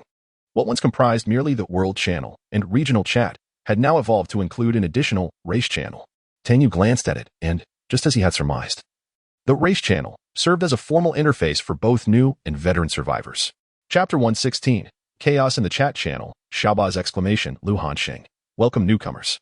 Are there any compatriots in need of pets for entertainment? Pictures of prairie wolf cubs. Take a look. Once trained, they will undoubtedly become loyal companions and formidable allies. Available for trade with just 2 graphics cards or 1 disaster coin. Wang Quaning. Walk by, take a glance. Brand new land warfare equipment. The entire series of AK weapons, M-series firearms. For those fond of the Desert Eagle, feel free to contact me. The prices are fair and discounts are available. Various bulletproof armor and helmets are also for sale. Feng Chuqing, comprehensive guide to the apocalyptic game, enabling you to navigate the second round of calamities with ease. All-encompassing guidance, unwavering support, allowing you to feel the warmth of home, available for just 200,000 disaster coins. Ma Ziyue, holistic psychological counseling tailored to individual preferences, featuring content and images of lawless, mature women, elders, the girl next door, domineering CEOs, and adorable pups. Day and night chats to alleviate the pressures of the apocalypse and savor a blissful life, with favorable prices. All are welcome to inquire. Tang Yu observed the content of these channels, unable to suppress a smirk. Goodness, these seasoned survivors are quite the entertainers. He watched as these veteran survivors peddled an array of weapons, valuable items, armor, and various metaphor-laden personal services in exchange for the high-value resources and rare items held by newcomers. They aimed to seize the opportunity to acquire these premium supplies at minimal cost while the newcomers were still acclimating to the true essence of the apocalyptic game. Little did they anticipate, however, that this batch of newcomers would prove to be remarkably impoverished, each claiming that their high-value items had been traded away. Among them, Tang Yu's name appeared most frequently. Consequently, rather than striking gold as they had envisioned, these veterans found themselves being approached by numerous newcomers eager to sell the nourishing lamb soup they had previously purchased. Wang Haoyu, brothers, I assure you, I am not deceiving you. You God's lamb soup is simply extraordinary. You can't go wrong. It's genuine, honest, and absolutely essential for your travels. Wang Haoyu, brothers, take a look at the effects of this food. Energized. How impressive. I guarantee it will enhance your combat prowess, both day and night. Wang Haoyu, is that you in the extreme region? This food is perfect for you. Truly in limited supply. You can simply offer a few rare blueprints in exchange. Tang Yu marveled at Wang Haoyu's eloquence in the race channel, astonished by his newfound gift of gab. Why had he never noticed this talent before? Yet amidst the lively exchanges, Tang also encountered several rather bothersome names. Sandy, Tang Yu is a scoundrel, worthless, a fraud. Those people have all been brainwashed by him. Duan Shui, Tang Yu is nothing but a joke, a pitiful wretch. If he is a god, then I am his father. Observing the two individuals in the channel stirring up trouble, with the instigator Lu Qingming fanning the flames, Tang Yu couldn't help but feel a surge of irritation. He promptly opened a private chat with Wang Haoyu. Tang Yu, brother, could you do me a favor? Wang Haoyu, the adept surfer of the 8G realm, quickly replied. Wang Haoyu, what's up, Yushin? Tang Yu, you have numerous acquaintances, right? You must have noticed the trio in the racial channel, Sandy, Duan Shui, and Lu Qingming. Could you find out their backgrounds for me? Specifically, I need to know their current whereabouts and positions. Wang Haoyu, those three. I've been feeling quite irked by them as well. Don't worry. I'll handle it. Tang Yu, just ensure they don't become suspicious. Let me know if you require any resources. Wang Haoyu, no problem. Now, all that remained was to await Wang Haoyu's findings. Tang Yu took another glance at the world and regional channels, which indeed exhibited notable changes. Firstly, these channels were no longer solely populated by Blue Star survivors. Now, every survivor entering the Doomsday game was present. As Tang Yu entered the World Channel, he observed two beings from different races greeting one another as families. This revelation underscored the universal importance of familial greetings across all races and worlds as an integral aspect of social interaction. The regional channel also displayed significant transformations, perhaps due to the expansion of the area from a city district to the entirety of Luo City. The number of survivors surged to 200,000. The atmosphere in the regional chat was relatively pleasant, though many seasoned survivors were still attempting to sell various items to newcomers in exchange for their valuable possessions. At that moment, a message from Wang Bohu arrived. Wang Bohu, Great One, may I inform the organization as higher-ups about the flood situation? After a brief contemplation, Tang Yu decisively responded. Tang Yu, yes, but please refrain from mentioning any details about me. I prefer not to attract undue attention from various factions. Wang Bohu, understood, Great One. Thank you. Tang Yu's agreement stemmed from his belief that his preparations for the impending disaster were nearly complete, thus alleviating the need to conceal this information any longer. If he had intended to keep it a secret, he wouldn't have shared it with Wang Bohu and Wang Haoyu in the first place. Furthermore, Wang Bohu's inquiry before divulging this information indicated that he could still be trusted for the time being. Should Wang Bohu leverage this information to enhance his status, it would ultimately benefit Tang Yu, potentially providing him with valuable intelligence resources. As for whether Wang Bohu might change in the future, Tang Yu had contemplated this notion. Like attracts like, this phenomenon was unavoidable, and he could not demand that others refrain from joining organizations. Whether such changes would prove advantageous or detrimental to Tang Yu remained an open question. He sighed softly. Once again, the sentiment prevails. Human nature is inherently malevolent. Nevertheless, he possesses a virtual map for verification. If Wang Bohu continues to extend kindness towards him, it would be a favorable scenario. However, should he genuinely begin to harbor ulterior motives, Tang Yu narrowed his eyes, his gaze icy and penetrating. Let us hope that such a situation does not arise. He still holds a favorable impression of Wang Bohu. Tang Yu had just dispatched the required materials for constructing the small elevator and automated sorting warehouse in the race channel and regional channel. Suddenly, he heard a startled cry from Xiaoba upstairs. Tang Yu promptly rushed to the shooting range on the ground floor. Upon assessing the situation, he sighed in relief, unable to suppress a smile. Chapter 117. The terrifying management talent of Xiaoba and Tang Yu's extreme contemplation. Xiaoba also heard Tang Yu's laughter, and the skin on the inside of his furry ears immediately turned a shade of pink. Boss, it was this pile of things that suddenly appeared and fell on me. So, Tang Yu followed the direction of the rabbit Xiaoba's hand and indeed saw a heap of items on the ground. Clearly, these were items collected by the characteristic passerby tax eye when someone had departed from the trading building. Xiaoba, I forgot to mention that items can appear at any moment here, so you should be cautious. Just as he finished speaking, Tang Yu casually glanced around and was instantly taken aback. Boss, what's wrong? Hearing Xiaoba's concerned inquiry, Tang Yu then pointed to the already half-organized supplies stacked neatly in the corner. Looking incredulously at his companion, did you manage to organize all this in such a short time? The rabbit Xiaoba tilted his head, glancing at the supplies he had half-organized, and asked in confusion, yes. Did I organize it incorrectly? Haha. No, not at all. Everything is perfect. So please continue. Tang Yu chuckled, quickly leaving the shooting range, wiping away the non-existent sweat from his forehead. Goodness, this is Xiaoba's management expert talent. It's truly remarkable. At this rate, Tang Yu estimated that in less than an hour, Xiaoba would have completely organized all the supplies and loot from the 2 refugee nests. That is an astonishing talent. With Xiaoba around, the tasks of organizing items and daily gathering of resources from the medical station, kitchen, and restroom, as well as adding new low-tier supplies, could be entirely entrusted to him. Tang Yu finally liberated himself from these trivial matters. After clearing away the chaotic thoughts in his mind, his previously muddled brain instantly became clear. He also realized what he needed most at that moment. What Tang Yu sought was not anything else, but intelligence on various aspects. Unfortunately, the Intelligence Center was currently undergoing an upgrade, and today's intelligence information was evidently unattainable. Tang Yu was particularly interested in several key aspects of intelligence information. 1. The number of factions within the Luo City area and their respective armed threat levels, including their locations, numbers, and territories occupied. 2. The attitudes of these factions towards survivors, whether they are wholly hostile, partially hostile, or neutral, which is crucial. 3.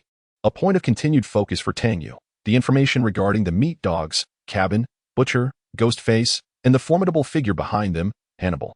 Having tasted the spoils of their rare resources, Tang Yu had a vivid memory of what these individuals possessed. He did not believe that, in the true apocalyptic game, the materials and equipment they carried would be akin to those in the novice version. What a joke. A mere team of 5, akin to small shrimp, already possesses a complete set of tactical gear, including night vision goggles, an arsenal that was once exclusively available to the Spectre in the novice version. Thus, one must ponder, can the items carried by these boss-level entities possibly rival those found on the novice version's boss? Consequently, Tang Yu began to devise a plan to reclaim what rightfully belonged to him from these individuals. In this moment of contemplation, he was instantly reminded of someone he would never forget: Black Dog. One might wonder, is this fellow still alive? Speaking of which, it seems he has yet to fulfill the requirements for donning his rare title, Wandering Conqueror. Black Dog is precisely the leader of a group exceeding 20 individuals. Tang Yu circled Black Dog's name in his mind. His lair must still be the Pinewood Hotel's room 903. With this thought, Tang Yu's eyes sparkled. He promptly retrieved a key card from his backpack and located the Pinewood Hotel room 903 key, confirming its presence. He noticed a new piece of information: remaining uses 2-2. This had already been mentioned in the messages sent by Wang Bohu. It appears he can still use it twice. A scheme began to form in Tang Yu's mind, and a mischievous smile crept across his lips, a smile intended to surprise an old friend, sincere and warm. However, there was no need to rush. Time was on his side. Before proceeding, he needed to gather as much information as possible to execute his plan effectively. Tomorrow, the Intelligence Center would be established. Just a little longer. A little longer. Oh, he nearly forgot about Stephen Zhou. Is he still alive as well? This was easily verifiable. Tang Yu immediately focused on the virtual map of the city hospital, directing his gaze toward the director's office and the hidden chamber within. Upon discovering several items emanating a blue glow within the chamber's safe, Tang Yu was filled with exhilaration. The existence of this concealed room confirmed that Stephen Zhou was indeed alive. Moreover, did this not imply that his brother, Hannibal Zhou, was also out in the real world of the apocalypse, lacking the password and key to the safe in the director's office? Tang Yu had only managed to intercept it by chance last time. How, then, could he acquire the supplies within? He recalled snippets of conversation overheard while masquerading as a clown, boasting with the drifters. Room 709 on the 7th floor of the Pinewood Hotel. That was where Stephen had been hiding, previously guarded by 5 drifters, only to be slaughtered by an insider leading the butcher's men. Stephen's current security measures must undoubtedly exceed that level. One must wonder, has the butcher re-established contact with the insider, plotting to obtain the key to the laboratory? Tang Yu's thoughts became increasingly scattered, his mind igniting with excitement and activity. It was certain they had made contact, including the mercenary leader Zorro, who must also be in communication with the butcher, all with the objective of seizing the CBS laboratory. Upon this realization, Tang Yu promptly retrieved the small notebook he had previously discovered on the butcher, which contained the combination to the safe and numerous critiques of Hannibal, Zhou, and Zorro. Initially deemed unnecessary, it now emerged as a pivotal clue in Tang Yu's quest for a breakthrough. At this moment, Tang Yu found himself in a state of overwhelming exhilaration and mania, a condition that only arose during intense contemplation. Indeed, it dawned on him that the first disaster world was constructed as a mirrored reflection of the authentic apocalyptic realm. Everything that transpired within it could indeed be considered a potential trajectory for the future of the genuine apocalyptic world. Suddenly, clarity enveloped him, dispelling all doubts, and a radiant smile graced his lips. Thus, it became evident that the triggering conditions for many events had long been established, and now, only a favorable wind was needed. A wind to propel these events forward. Chapter 118, Concealed amidst mundanity. Preparing for departure, Tang Yu sat before the workbench on the underground first floor, meticulously planning his subsequent actions. Under the effects of Focus 20, his writing efficiency was remarkably high. Meanwhile, in a corner hidden from his view, the shooting range was occupied by the rabbit, Xiaoba, who occasionally stole glances but immediately returned to his diligent work. However, upon closer inspection, one could discern a faint blush on his ears. Brother, I've told you repeatedly that the boss is a good person, yet you remain unconvinced. You know my character. I am simply not suited for conflict or combat. Had you not appeared several times during the first wave of disaster to assist me, I would have perished long ago. But because of this, your current presence has been significantly impacted. Rest assured, I truly enjoy the environment here. And every day I organize such a vast array of supplies, so much, in fact, that it brings me immense joy. Xiaoba chattered softly to his brother as he swiftly categorized various items. Yet, his brother had succumbed to slumber. Thus, Xiaoba hummed a cheerful folk tune from the Flower Star domain, happily continuing his tasks. Unbeknownst to them, Tang Yu had appeared at the doorway of the shooting range, observing Xiaoba's joyous demeanor with a slight smile. All right, it's noon now. Let us have lunch before resuming our work. Tang Yu guided Xiaoba to the underground second floor, the kitchen. Feel free to take whatever you desire. Don't hesitate. You should try that nourishing lamb soup. Its effects are quite remarkable. With that, Tang Yu encouraged Xiaoba to select his meal while he made his way to the warehouse. During the formulation of his action plan, the warehouse had successfully upgraded to level 3. Upon opening the chat panel, he discovered his private mailbox brimming with trade inquiries. As was his custom, he promptly blacklisted those seeking frivolous banter and casually grabbed a bottle of juice while heading toward the living area below. He placed the dog tag obtained from the Bloodbat clan survivor in the display case, receiving a 0.2 boost to his combat skill proficiency. Subsequently, Tang Yu entered the living room, where negotiations with interested survivors had largely concluded. Only a few veteran survivors remained, perhaps having heard rumors of Tang Yu's substantial resources, as their offers were utterly outrageous, proposing trades involving graphics cards and rare items. He swiftly blacklisted them.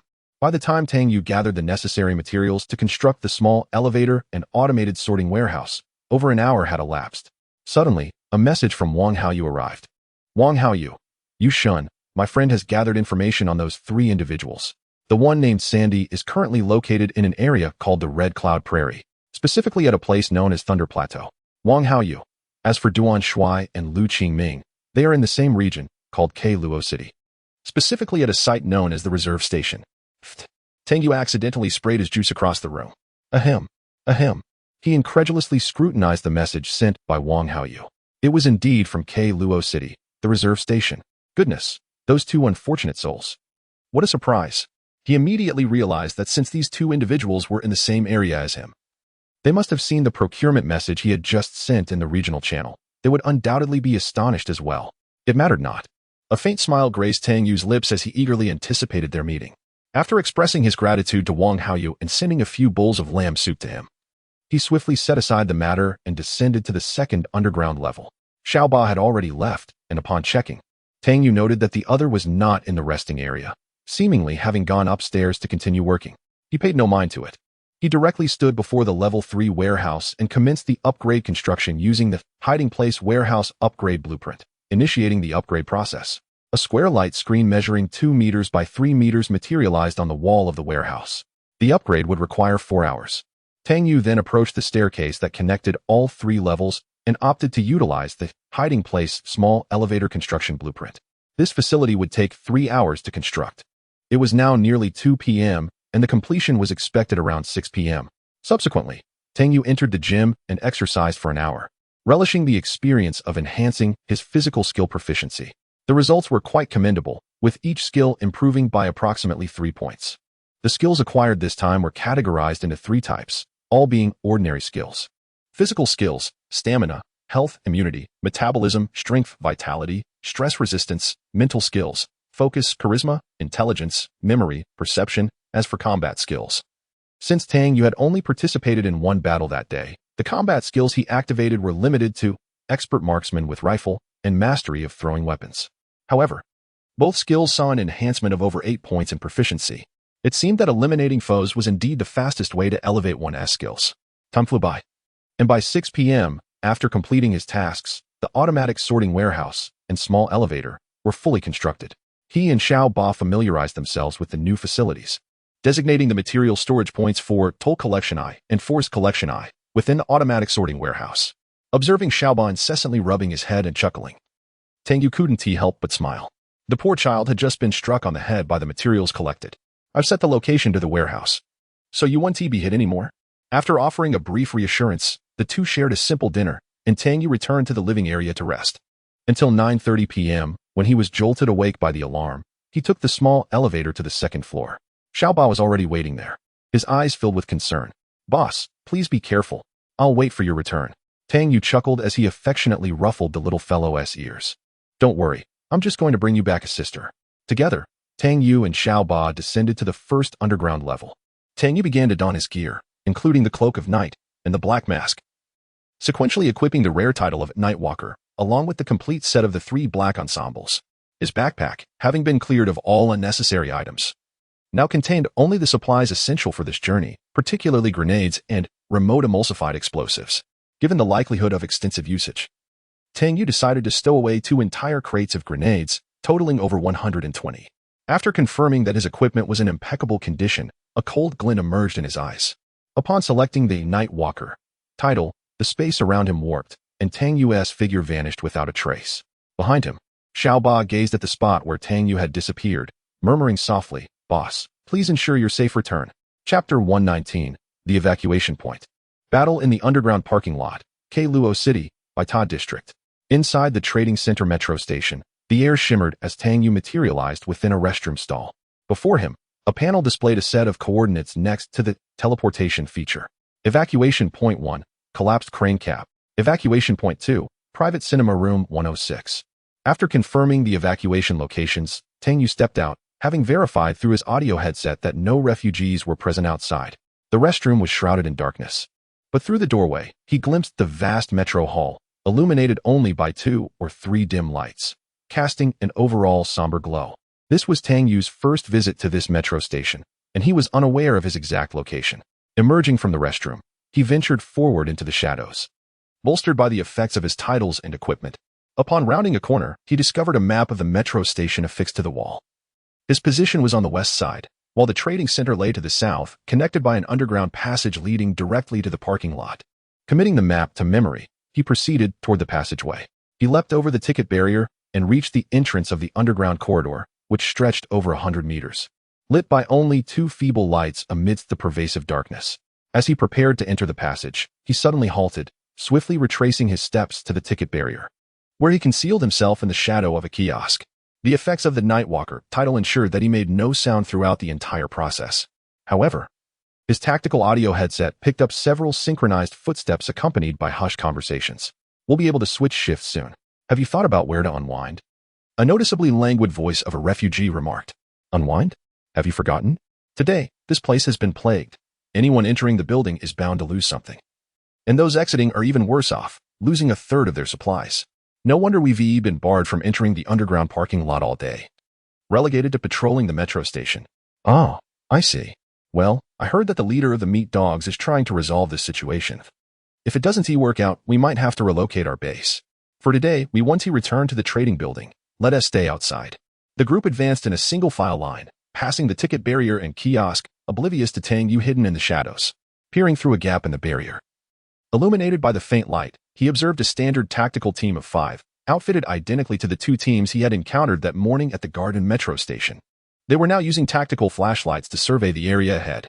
Tang Yu narrowed his eyes, reaffirming the information regarding the silent effect of the Nightwalker title, which eliminated all sounds within a meter of the wearer. With his plan crystallizing in his mind, he prepared for the next move. 5 minutes elapsed. The tactical squad retraced their path, having concluded their patrol for the day. They merely needed to return to complete the handover before they could rest. However, as they passed through the checkpoint and entered the shadowy depths of the underground passage, they remained blissfully unaware of the lurking figure that had stealthily followed them. Tang Yu concealed himself in the darkness, swiftly approaching the last member of the tactical team. In a split second, he clamped his left hand over the man's mouth, pulling him close, while his right hand brandished a silenced pistol, delivering 2 shots to the target's head. The entire process was executed with remarkable speed, fluidity, and silence. He then supported the lifeless body to prevent it from collapsing suddenly and drawing the attention of the others ahead. Once he confirmed that the 4 ahead had heard no sound, he carefully laid the body on the ground and continued his advance. The second target met a similarly swift demise. Tang Yu resembled a grim reaper in the shadows, harvesting lives with alarming efficiency. However, as he replicated his lethal technique on the third individual, the squad leader walking ahead seemed to sense an anomaly. Instinctively, he turned to look back, only to be greeted by the dark muzzle of a gun. Before he could utter a word, a bullet struck him squarely in the forehead. Tang Yu, maintaining his composure, fired 2 more shots, eliminating the final adversary. He quickly donned the attire and equipment of one of the slain, preparing for disguise. Pulling a scarf over his face to obscure his identity, he casually rearranged the bodies. The leader lay face down on the ground, while the others were piled haphazardly, obscuring their numbers. After removing the pins from 2 grenades, he concealed them beneath the chest of the prone leader. He then seized an assault rifle from the ground and, in a state of panic, sprinted towards the underground garage of the trading center. The sound of gunfire erupted, accompanied by Tang Yu's frantic cries. As he emerged from the underground passage and stumbled into the garage, he fell to the ground in sheer terror. Amidst the chaos, he continued to fire into the passage, panic gripping him utterly. "Help! There are enemies! Someone come quickly!" Tang Yu shouted, retreating frantically. 2 tactical teams arrived in response to the gunfire, and upon witnessing his state of distress, they exchanged glances filled with disdain. One of them kicked Tang Yu harshly and demanded to know what had transpired. "Go check on the captain. There are enemies. The captain has been shot. Hurry," Tang Yu implored. Upon hearing his words, the 2 teams, uttering curses under their breath, rushed towards the underground passage. Tang Yu collapsed on the ground, witnessing the 2 squads storm into the tunnel. Several individuals instantaneously losing their weapons and gear, as if they had been prepared with backup arms, remaining vigilant. As the opposing team entered the underground passage, having confirmed through the virtual map that no one else occupied the parking lot, Tang Yu swiftly rose and positioned 2 remote-controlled emulsifying explosives behind the supporting columns near the entrance of the tunnel. He swiftly made his way towards the staircase passage on the west side of the trading building. Meanwhile, 2 tactical teams had already discovered the lifeless bodies, and the communicator within their ranks promptly relayed the unfolding situation to their comrades inside the building. The news rapidly reached the ears of the Blade team, prompting the swift deployment of 3 squads to provide assistance in the underground passage. However, as the support teams arrived at the underground garage, they were met with the sound of 2 explosive detonations. Quickly, it must be grenades. They rushed to render aid. Beneath a heavily modified off-road pickup truck in the garage, Tang Yu observed 3 groups of refugees rushing past him, his attention fixated on the virtual map. Just as these 3 groups reached the entrance of the underground passage, positioned perfectly between the 2 pillars, Tang Yu forcefully pressed the button on his pre-prepared remote control. Boom. Boom. Chapter 120. The successful hiring of the second employee. The violent tremor and deafening roar from the explosion reverberated throughout the trading building. The Blade immediately notified all the refugees within to gather their equipment. Some were dispatched to the underground garage for support, while others proceeded to the 20th floor to ensure the safety of the meat dogs. In the immediate aftermath of the explosion, Tang Yu deftly removed the pin from a grenade, securing it next to the vehicle's chassis linkage, before crawling out from beneath the car and sprinting towards the direction of the underground garage's machine room. All essential supply equipment for the trading building was located adjacent to the garage. A group of refugees had originally been stationed there, but with the series of explosions, they received orders from the blade to head into the underground passage for reinforcement. Thus, as Tang Yu deftly circumvented this group, he successfully entered the power room and quickly located the master power switch for the entire building. In the next moment, the trading building was engulfed in darkness. Employing his previous tactic, he affixed a remote-controlled emulsifying explosive to the computer case and activated the detonator. He then hastened towards the eastern staircase. Throughout this, his attention was fixed on the virtual map, tracking the figure of the white fox, whose location was unmistakably identifiable. Her vibrant yellow hue stood out amidst the sea of red that characterized the rest of the building. At this moment, seemingly due to Tang Yu's manipulation of the power switch, the white fox had reached the eastern staircase, trailing behind a group of over a dozen refugees from various tribes. Descending hastily, the other refugees were indifferent to whether she kept pace. In her hand was a revolver, distinctly contrasting with the array of assault rifles wielded by the others. Upon reaching the second floor, Tang Yu found that all the refugees had already made their way to the underground parking garage. He concealed himself behind the fire door at the staircase entrance. Soon, the sound of footsteps from the refugees grew increasingly distinct as Tang Yu continued to observe the situation on his virtual map. As the group of refugees passed the second-floor staircase, Tang Yu silently emerged behind the white fox, a towel swiftly covering her mouth and nose. With his other hand, he firmly grasped the hammer of the revolver she held, rendering it inoperable. A second elapsed swiftly. Tang Yu felt the weight of the person before him leaning against him. As the effects of the paralysis toxin reached their peak, supporting her body, he directed her towards the nearest room, the second-floor restroom. Inside the restroom, he switched on a dim flashlight, illuminating the white fox slumped against the wall, paralyzed, her expression a mix of fear and panic. He pressed his lips together before offering what he believed to be a friendly smile. Do not be alarmed. The effects of the paralysis will wear off in a few minutes. I harbor no ill intentions towards you. Yet, despite his seemingly sincere words, the terror in the white fox's eyes deepened. Realizing that he could not prolong the situation any further and that time was of the essence, Tang Yu succinctly articulated his intentions. Indeed, when Tang Yu revealed that the explosion downstairs and the sudden chaos were all orchestrated by him, with the sole purpose of seeking her out to employ her, the white fox was taken aback. How had she become so significant that such a grand spectacle was staged merely to recruit her? What a jest! The fear and panic in the white fox's eyes had considerably diminished, replaced instead by an abundance of confusion and perplexity. Observing her expression, Tang Yu realized that his words had made an impact. I understand that you find this hard to believe, but your current existence here is hardly pleasant, is it? You were likely assaulted this morning, were you not? As soon as Tang Yu finished speaking, the white fox's gaze sharpened. Incredulity etched on her face as she looked at him. Had she not been certain that she had never encountered Tang Yu in this building? And that his eyes did not carry the disdain typical of the vagrants, she might have mistaken him for one of them. Do you truly wish to remain with this group of vagrants? You know better than anyone what sort of wretches they are, given your present state. How long do you think you can endure? If I am not mistaken, this is not the life you envisioned. You have felt helpless and despondent for quite some time now, have you not? Since you have nothing left to lose, or perhaps no means to save yourself, why not consider the option I am offering? Upon hearing these two statements from Tang Yu, the white fox was utterly stunned. Indeed, having become what she was, what more did she have to lose? Was there anywhere more perilous than remaining in this building? The outcome of staying here was merely a matter of being bullied and ultimately killed by the vagrant clans that coveted her, or being deemed worthless by the human vagrants and expelled, only to face death at the hands of the other vagrants. Or perhaps, she might resort to self-destruction. Did she possess a better alternative? No, she truly did not. As these thoughts coursed through her mind, the confusion and helplessness in the white fox's eyes gradually faded. She slowly lifted her head, illuminated by the faint glow of the flashlight, and discerned the features of the human before her. Through his eyes, she perceived only clarity, sincerity, and appreciation. Tang Yu, witnessing her transition from fear to calmness, felt a surge of joy within. Yet he was puzzled when she merely cast a deep glance at him before lowering her head once more. What does this mean? Are you coming with me or not? At least say something. Just as Tang Yu grappled with the riddle she presented, a voice imbued with mature charm graced his ears. Tu Shanxi. Tang Yu looked at her in confusion, realizing she had just spoken. What did you say? I said my name is Tu Shanxi. You may call me Shishi. Upon hearing this, Tang Yu was momentarily baffled but quickly pieced it together. Are you implying that you trust me now? That you are willing to accompany me?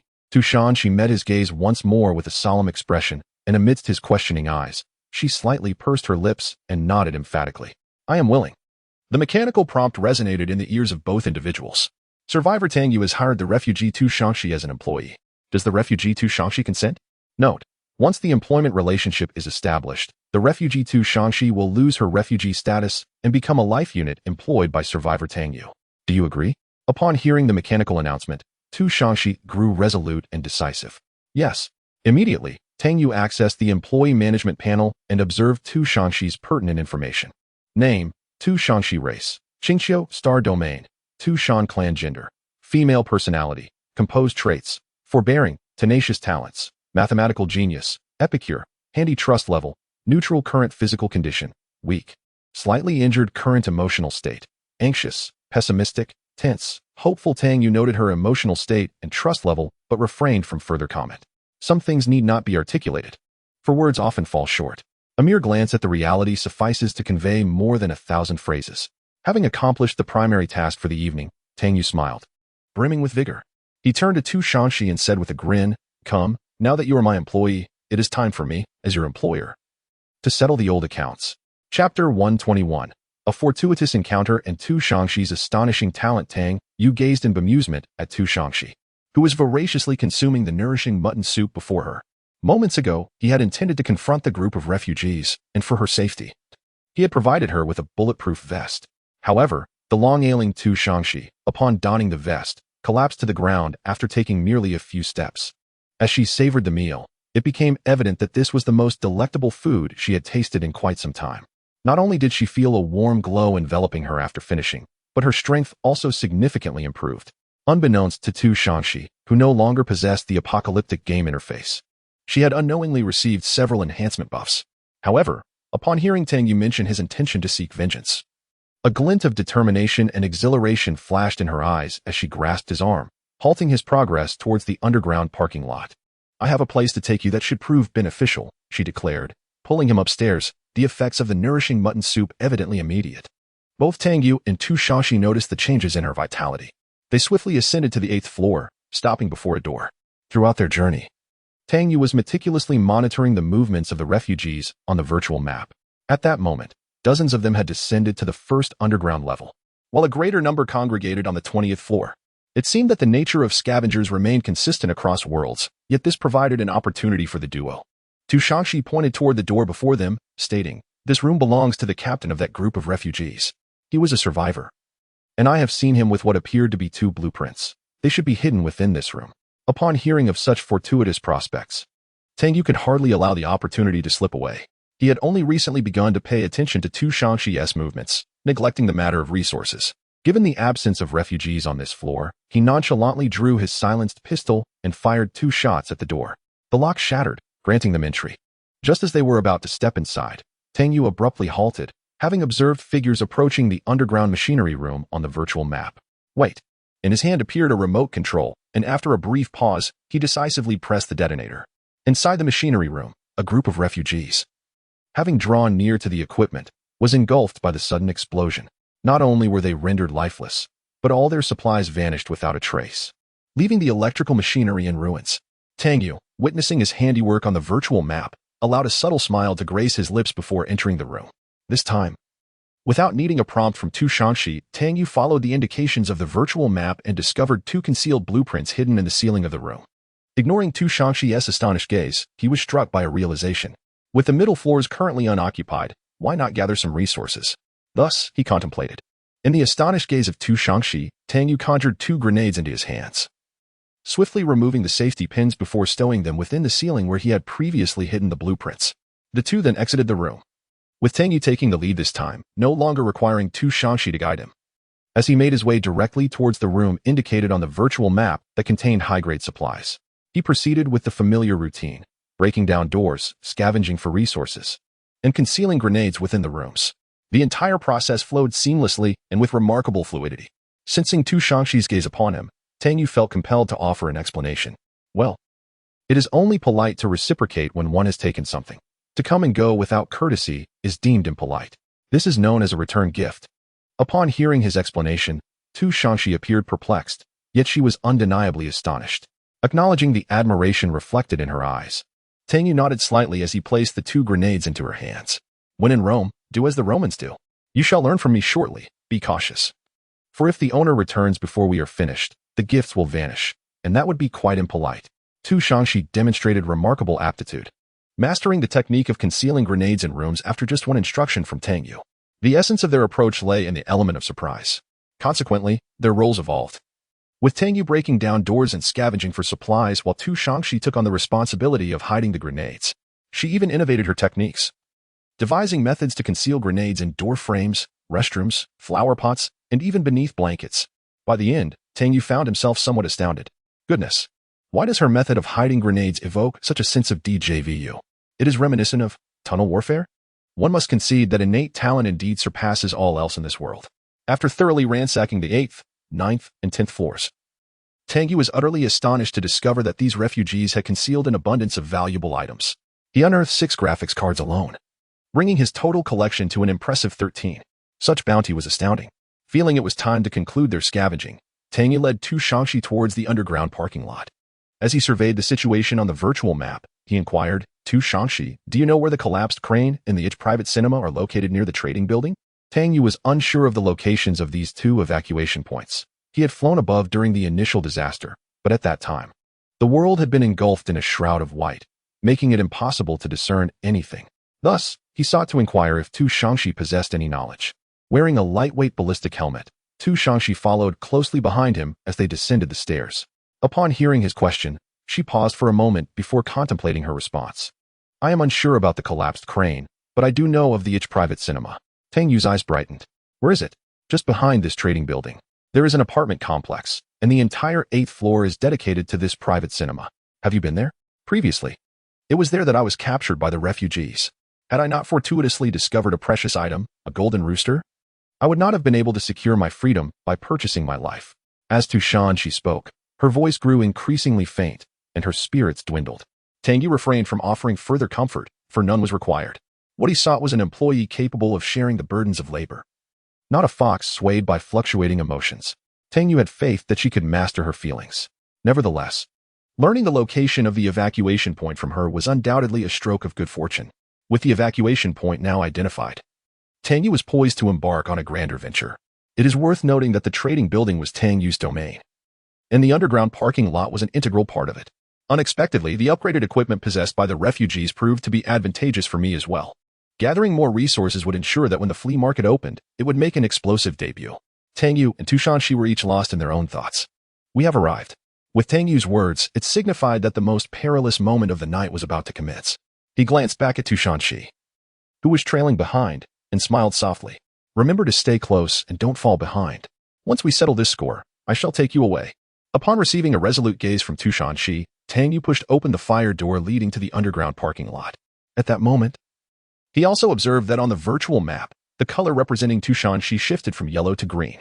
Chapter 122. Tu Shangxi enters the fray. The series of explosions in the underground parking lot and the underground parking facility of the trading center. Darkness enveloped the area due to the destruction of the power room. The only sources of light were a few tactical flashlights, while some squad leaders donned night vision goggles to conduct their searches. The homeless individuals, previously affected by grenade attacks, had regained consciousness, and the first thing they uttered was a warning. There are enemies lurking among us. Alert the boss and advise him to be cautious. What? Upon hearing this alarming news, the entire group of homeless individuals was struck with shock, immediately dispatching someone to relay the message to the sentinels stationed on the 20th floor. Another individual began to inquire about the situation in detail. The revelation that someone had slain tactical team members and was masquerading as them to lead others into the underground passage left everyone astounded. Instantly, glances exchanged among them bore a newfound wariness. In such an atmosphere, mutual cooperation was evidently rendered impossible. With over 100 people in the main base and nearly 200 more stationed outside, it was impossible for everyone to be acquainted with one another. At that moment, the order from the blade had been issued. Everyone activated Protocol 3 for mutual inspection.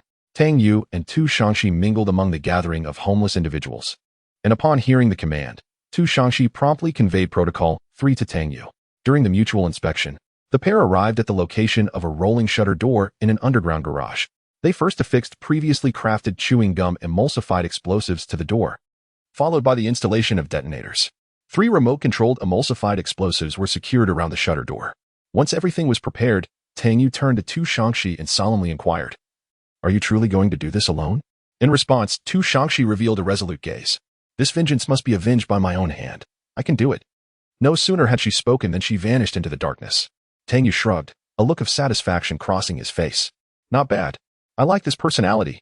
He then crouched inside the bed of a pickup truck, tossing a piece of chocolate into his mouth to replenish the energy he had expended earlier. His 417 Hong Kong dollars precision rifle rested on the edge of the truck bed, poised for the appearance of a target. 10 minutes later, Tu Shangshi's silhouette re-emerged within the scope, accompanied by a throng of diverse homeless individuals. Where are you taking us? You finally came to your senses. I told you. Following me will ensure you are not bullied. The leader of the diverse team gazed at Tu Shangshi's figure with a triumphant grin, while the other members behind him wore sinister smiles. Just as they reveled in their perceived success, Tu Shangshi, who had just turned a corner, flashed them an extraordinarily radiant smile. As they anticipated her words, they were taken aback to see that she held 2 grenades, their safety pins removed. Terror swept across the faces of all present. The leader of the diverse team, was about to speak. A resounding crack echoed as a bullet struck his brow, erupting into a spray of crimson. Another 2 shots rang out, obliterating the captain of the myriad clans. In that instant, as the gunfire reverberated, Tu Shangshi hurled a grenade at the feet of the myriad refugees. She swiftly rounded the corner, desperately racing towards Tang Yu. The explosions echoed. Despite the refugees' attempts to evade, the confined space offered little room for escape, resulting in significant casualties. The fierce conflict drew the attention of all the refugees in the underground parking lot. Dozens rushed towards the site of the explosion, and those closer caught sight of the fleeing Tu Shangshi, raising their weapons to fire. Yet, before they could react, Tang Yu was even swifter. With a cold demeanor, bullets from his 417 Hong Kong dollars grazed Tu Shangshi's form, striking down those intent on shooting, forcing them to cower behind walls or vehicles. At that moment, Tu Shangshi had reached Tang Yu's side. Following his prior instructions, she quickly ignited the gum-based explosive placed on the rolling shutter door. The duo sheltered behind the wall. As the refugees approached the scene of devastation wrought by the grenade, they beheld a breach in the rolling shutter door. It dawned on them that the enemy was making an escape. Pursue. Yet, scarcely had the command left their lips when 3 or 4 grenades arced through the air towards them. Most perilously, one was a stun grenade. Just as everyone braced to evade the grenades, the stun grenade detonated mid-air, unleashing a blinding flash and a piercing noise that struck the refugees like a heavy blow to the head, rendering them momentarily dazed. Fortunately, the spacious parking lot mitigated the severity of their disorientation, but the brief delay allowed the grenades to detonate. In the cacophony of 3 grenade explosions, over a dozen refugees were killed instantly, while others were either dead or wounded, an appalling scene. Meanwhile, Tang Yu had already led Tu Shangshi through the breach in the rolling shutter door, fleeing the underground parking lot of the trading building and heading towards the Heart's private cinema. 5 minutes later, the Blade, accompanied by his men, arrived at the parking lot. Witnessing the grim toll on his subordinates filled him with fury. Upon learning that the enemy had escaped through the rolling shutter door, he barked, "Everyone, into the vehicles. Pursue them." After allocating personnel to tend to the injured, the Blade hastily boarded a modified off-road pickup truck, with the remaining vehicles quickly revving up. However, no one anticipated that as the tires began to roll, a series of explosions would erupt again, some originating from the tires, others from the undercarriage. The blast rendered 7 or 8 vehicles inoperable. Brother Dao, it is a grenade, ingeniously concealed within the automobile's tires and chassis. The car had just been ignited, triggering a series of explosions. In no time, his subordinates reported the detonation to the Saber. Alarmed, Saber hastily disembarked, meticulously inspecting all remaining vehicles in the parking lot. To his astonishment, he uncovered 5 additional cars rigged with grenades. Even the remote-controlled emulsified explosives that Tang Yu had placed beside the rolling shutter door were unearthed. Saber was genuinely shaken. How much explosive material does this individual possess? Could it be that he brought an entire arsenal with him? At this moment, Tang Yu, under the guidance of Tu Shangshi, had stealthily navigated around a corner, arriving at the private cinema known as Heart's. Fortunately, the rooftop sniper, preoccupied with the incidents in the underground parking lot, had shifted his focus to the street adjacent to the parking lot exit. However, Tang Yu noticed through the virtual map that the refugees seemed to have detected the explosives he had installed at the rolling shutter door. Somewhat regrettable. Nevertheless, it was still a commendable outcome. At least this round had eliminated 30 to 40 refugees, a significant gain. Only at this juncture did Tang Yu truly appreciate the formidable support of mandatory requisition I. As long as there was a fatality within the trading building, all materials possessed by the deceased would be forcibly requisitioned to Tang Yu's hiding place in an instant, eliminating the need to consider the spoils of war. It was utterly exhilarating. The sensation of being able to wreak havoc without the burden of clearing the battlefield was immensely gratifying. The two soon located the direction of room 106 in the private cinema. Yet, as they passed the bar counter, Tang Yu's steps abruptly halted. His gaze fixated upon the wall behind the bar. Chapter 123, the Grand Slam King's tennis racket with the staff in position and everything prepared. The legendary tennis racket belonging to the Grand Slam champion of Luo City was unveiled. Description: this is a signature tennis racket of the legendary tennis king. Effect: when striking small spherical objects, it guarantees a perfect hit within a range of 100 meters. Tang Yu gazed at the peculiar tennis racket in his hand with an expression of intrigue. It was his first encounter with such an unusual item. A spherical object, guaranteed to hit within 100 meters, an idea sparked in his mind. Outside the private cinema, the sounds of revving engines could be heard from the street. She approached Tang Yu. Boss, room 106 has been located. Tang Yu nodded slightly. Wait for me at the entrance of 106. I need to conduct an experiment. With that, Tang Yu found a room facing the street, just as a dilapidated off-road vehicle with its headlights blazing approached. That's the one, he exclaimed. He swiftly produced a grenade, pulled the pin, and shattered the window with a powerful elbow strike. Calculating the distance, he tossed the grenade into the air and swung the prepared tennis racket vigorously. With a whoosh, the grenade soared like a shadow, propelled by the force of the racket, and hurtled towards the off-road vehicle that was swerving due to the broken glass. In mere seconds, the grenade was upon the vehicle's windshield, exploding in a fiery burst that obliterated the glass. The explosion echoed through the darkened street. At the moment Tang Yu struck the grenade, a bullet grazed his arm. Striking the windowsill, a sniper on the rooftop of the trading building had been drawn by the sound of shattering glass. Observing the off-road vehicle now crashed against a roadside tree. A smile crept across Tang Yu's lips as he looked at the racket in his hand, nodding in satisfaction. It's time to go. As he exited the room, he spotted she waiting in the corridor, a faint smile gracing her features upon seeing him. The experiment is complete? Indeed. Let us proceed. The two entered room 106 together. A 5-second countdown appeared on Tang Yu's panel. As the timer reached 0, a distortion in space enveloped them, transporting Tang Yu and she to their hideout. It was now deep into the night, 11 p.m. Upon landing, Tang Yu noticed a figure slumped over the workstation. Rabbit Xiaoba was fast asleep. It appeared he was dreaming, mumbling something about returning safely. Tang Yu couldn't help but chuckle. And she, noticing Xiaoba's state, paused for a moment before casting an amused glance at Tang Yu. A large hand rested on Xiaoba's fluffy head. Xiaoba, rise and shine. It's morning. With a start, Xiaoba awoke at the touch of Tang Yu's hand. Rubbing his eyes, he blinked in disbelief before confirming Tang Yu's return. Boss, you're finally back. Shangxi regarded the rabbit before her with a deep curiosity. Having always been solitary, Tang Yu found himself somewhat unsettled by the inexplicable trust and reliance emanating from Xiaoba. After all, this was merely their first encounter. Could it truly be attributed to Xiaoba's telepathic gift? Xiaoba, in turn, noticed Shangxi standing behind Tang Yu, his eyes lighting up. This must be the sister the boss mentioned. He quickly turned to Tang Yu, asking, Boss, is this the sister you spoke of? Tang Yu nodded slightly. Indeed, Xiaoba. Her name is Shangxi, and like you, she is also one of my employees. He then turned his gaze toward the two of them, adopting a serious expression. You both must understand that we are now united as one. Here, you need not excessively worry about your safety or the provisions for your sustenance. Therefore, I encourage you to retire early tonight. Tomorrow, I will outline your specific roles, and I hope you will dedicate yourselves fully. Only in this manner can our refuge flourish and withstand the impending calamities. Xiaoba the rabbit and Shangxi the white fox absorbed Tang Yu's earnest words. Recalling their previous ordeals, they instinctively recognized that survival in this apocalyptic world was impossible without collaboration. Witnessing Tang Yu's formidable strength and adeptness in navigating their circumstances, they had no reason to doubt his assertions. Both nodded gravely in agreement.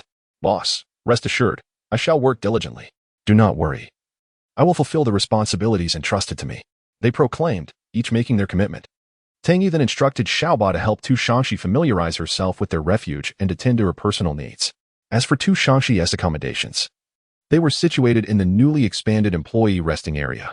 Tang Yu merely assisted in placing a bed, while Xiaoba took charge of the rest, appearing quite delighted. It was evident that Xiaoba held a fondness for Shangxi, having clung to her since their introduction. Allowing them to bond, he proceeded to the automated sorting warehouse, where he discovered a plethora of supplies amassed in the goods section, many weapons and armor distorted and damaged by explosions. Several mechanical arms were diligently sorting through these items. Each scanned object was placed onto the appropriate shelf, the efficiency far surpassing that of manual sorting. He also retrieved the supplies he had scavenged from his backpack, depositing them in the goods area.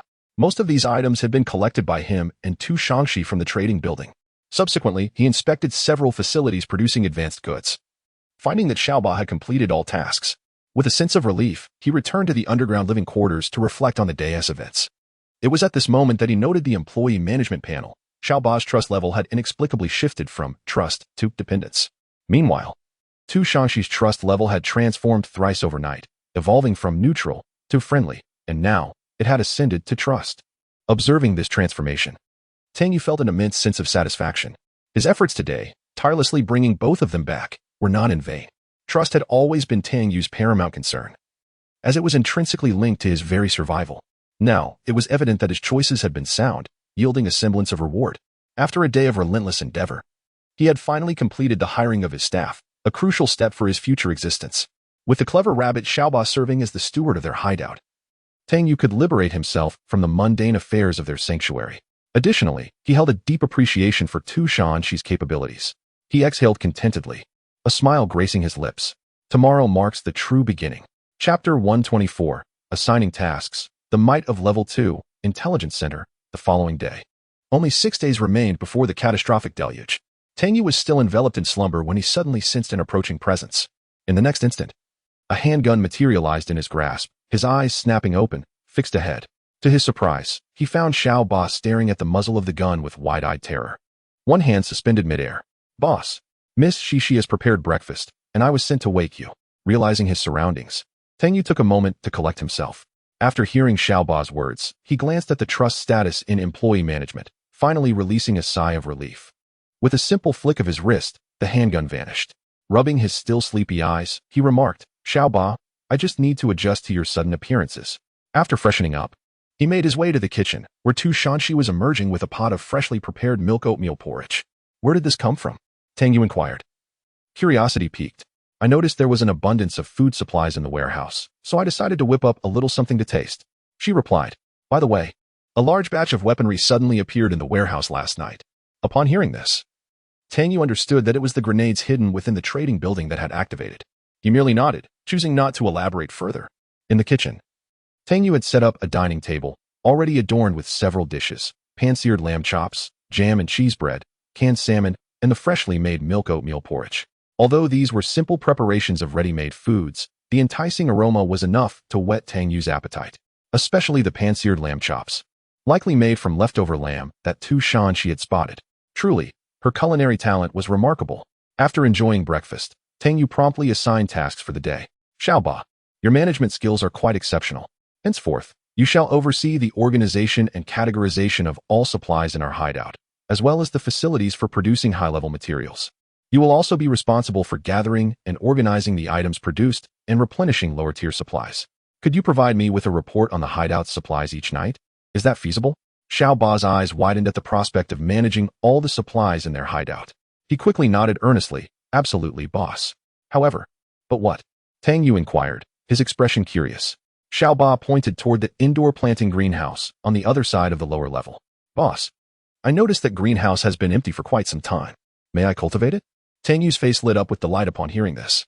"Of course. The fertilizers and seeds needed for planting are in the warehouse. Just go and fetch them. Additionally, the water supply for the greenhouse has been connected.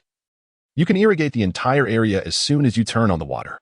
"Understood, boss," Xiao Ba responded, clearly elated. Tang Yu recalled that the breathing pot hose was currently in a phase of division.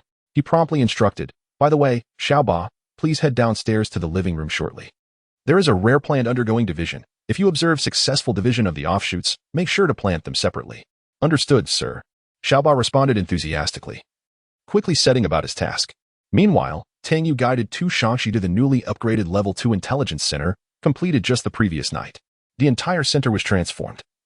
What once was merely a rickety wooden table accompanied by a laptop had now evolved into a configuration featuring 3 computer monitors alongside a laptop, complete with dedicated headphones and seating. On the screens, a flurry of numerical codes flickered rapidly, reminiscent of the trading setups Tang Yu had observed in his past life. The facility's information for the Level 2 Intelligence Center appeared on his panel.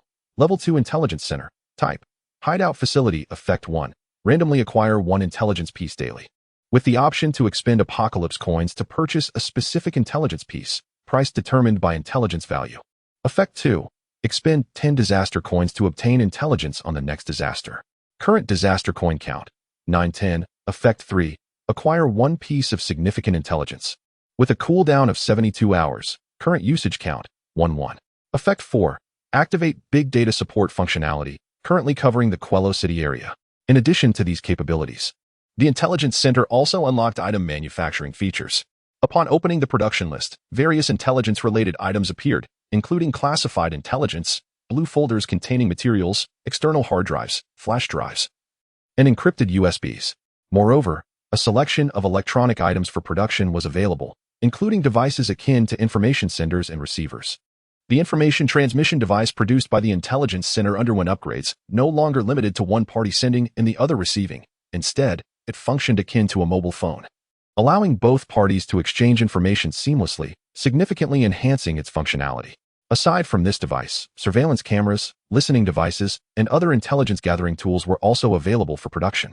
However, without exception, the materials required for these creations were all advanced resources, including high-definition lenses, Nokia phones, and wireless signal transmitters. Nevertheless, Tang Yu's eyes sparkled with excitement. The aspect of intelligence information provision, which he deemed most valuable, indeed brought him great delight. Although it did not refresh the usage count for acquiring advanced knowledge of the next disaster as he had previously speculated, it did allow for the acquisition of disaster intelligence through the expenditure of 10 disaster coins, transforming this function from a one-time capability into a sustainable ability, thus elevating its strategic significance to an epic level.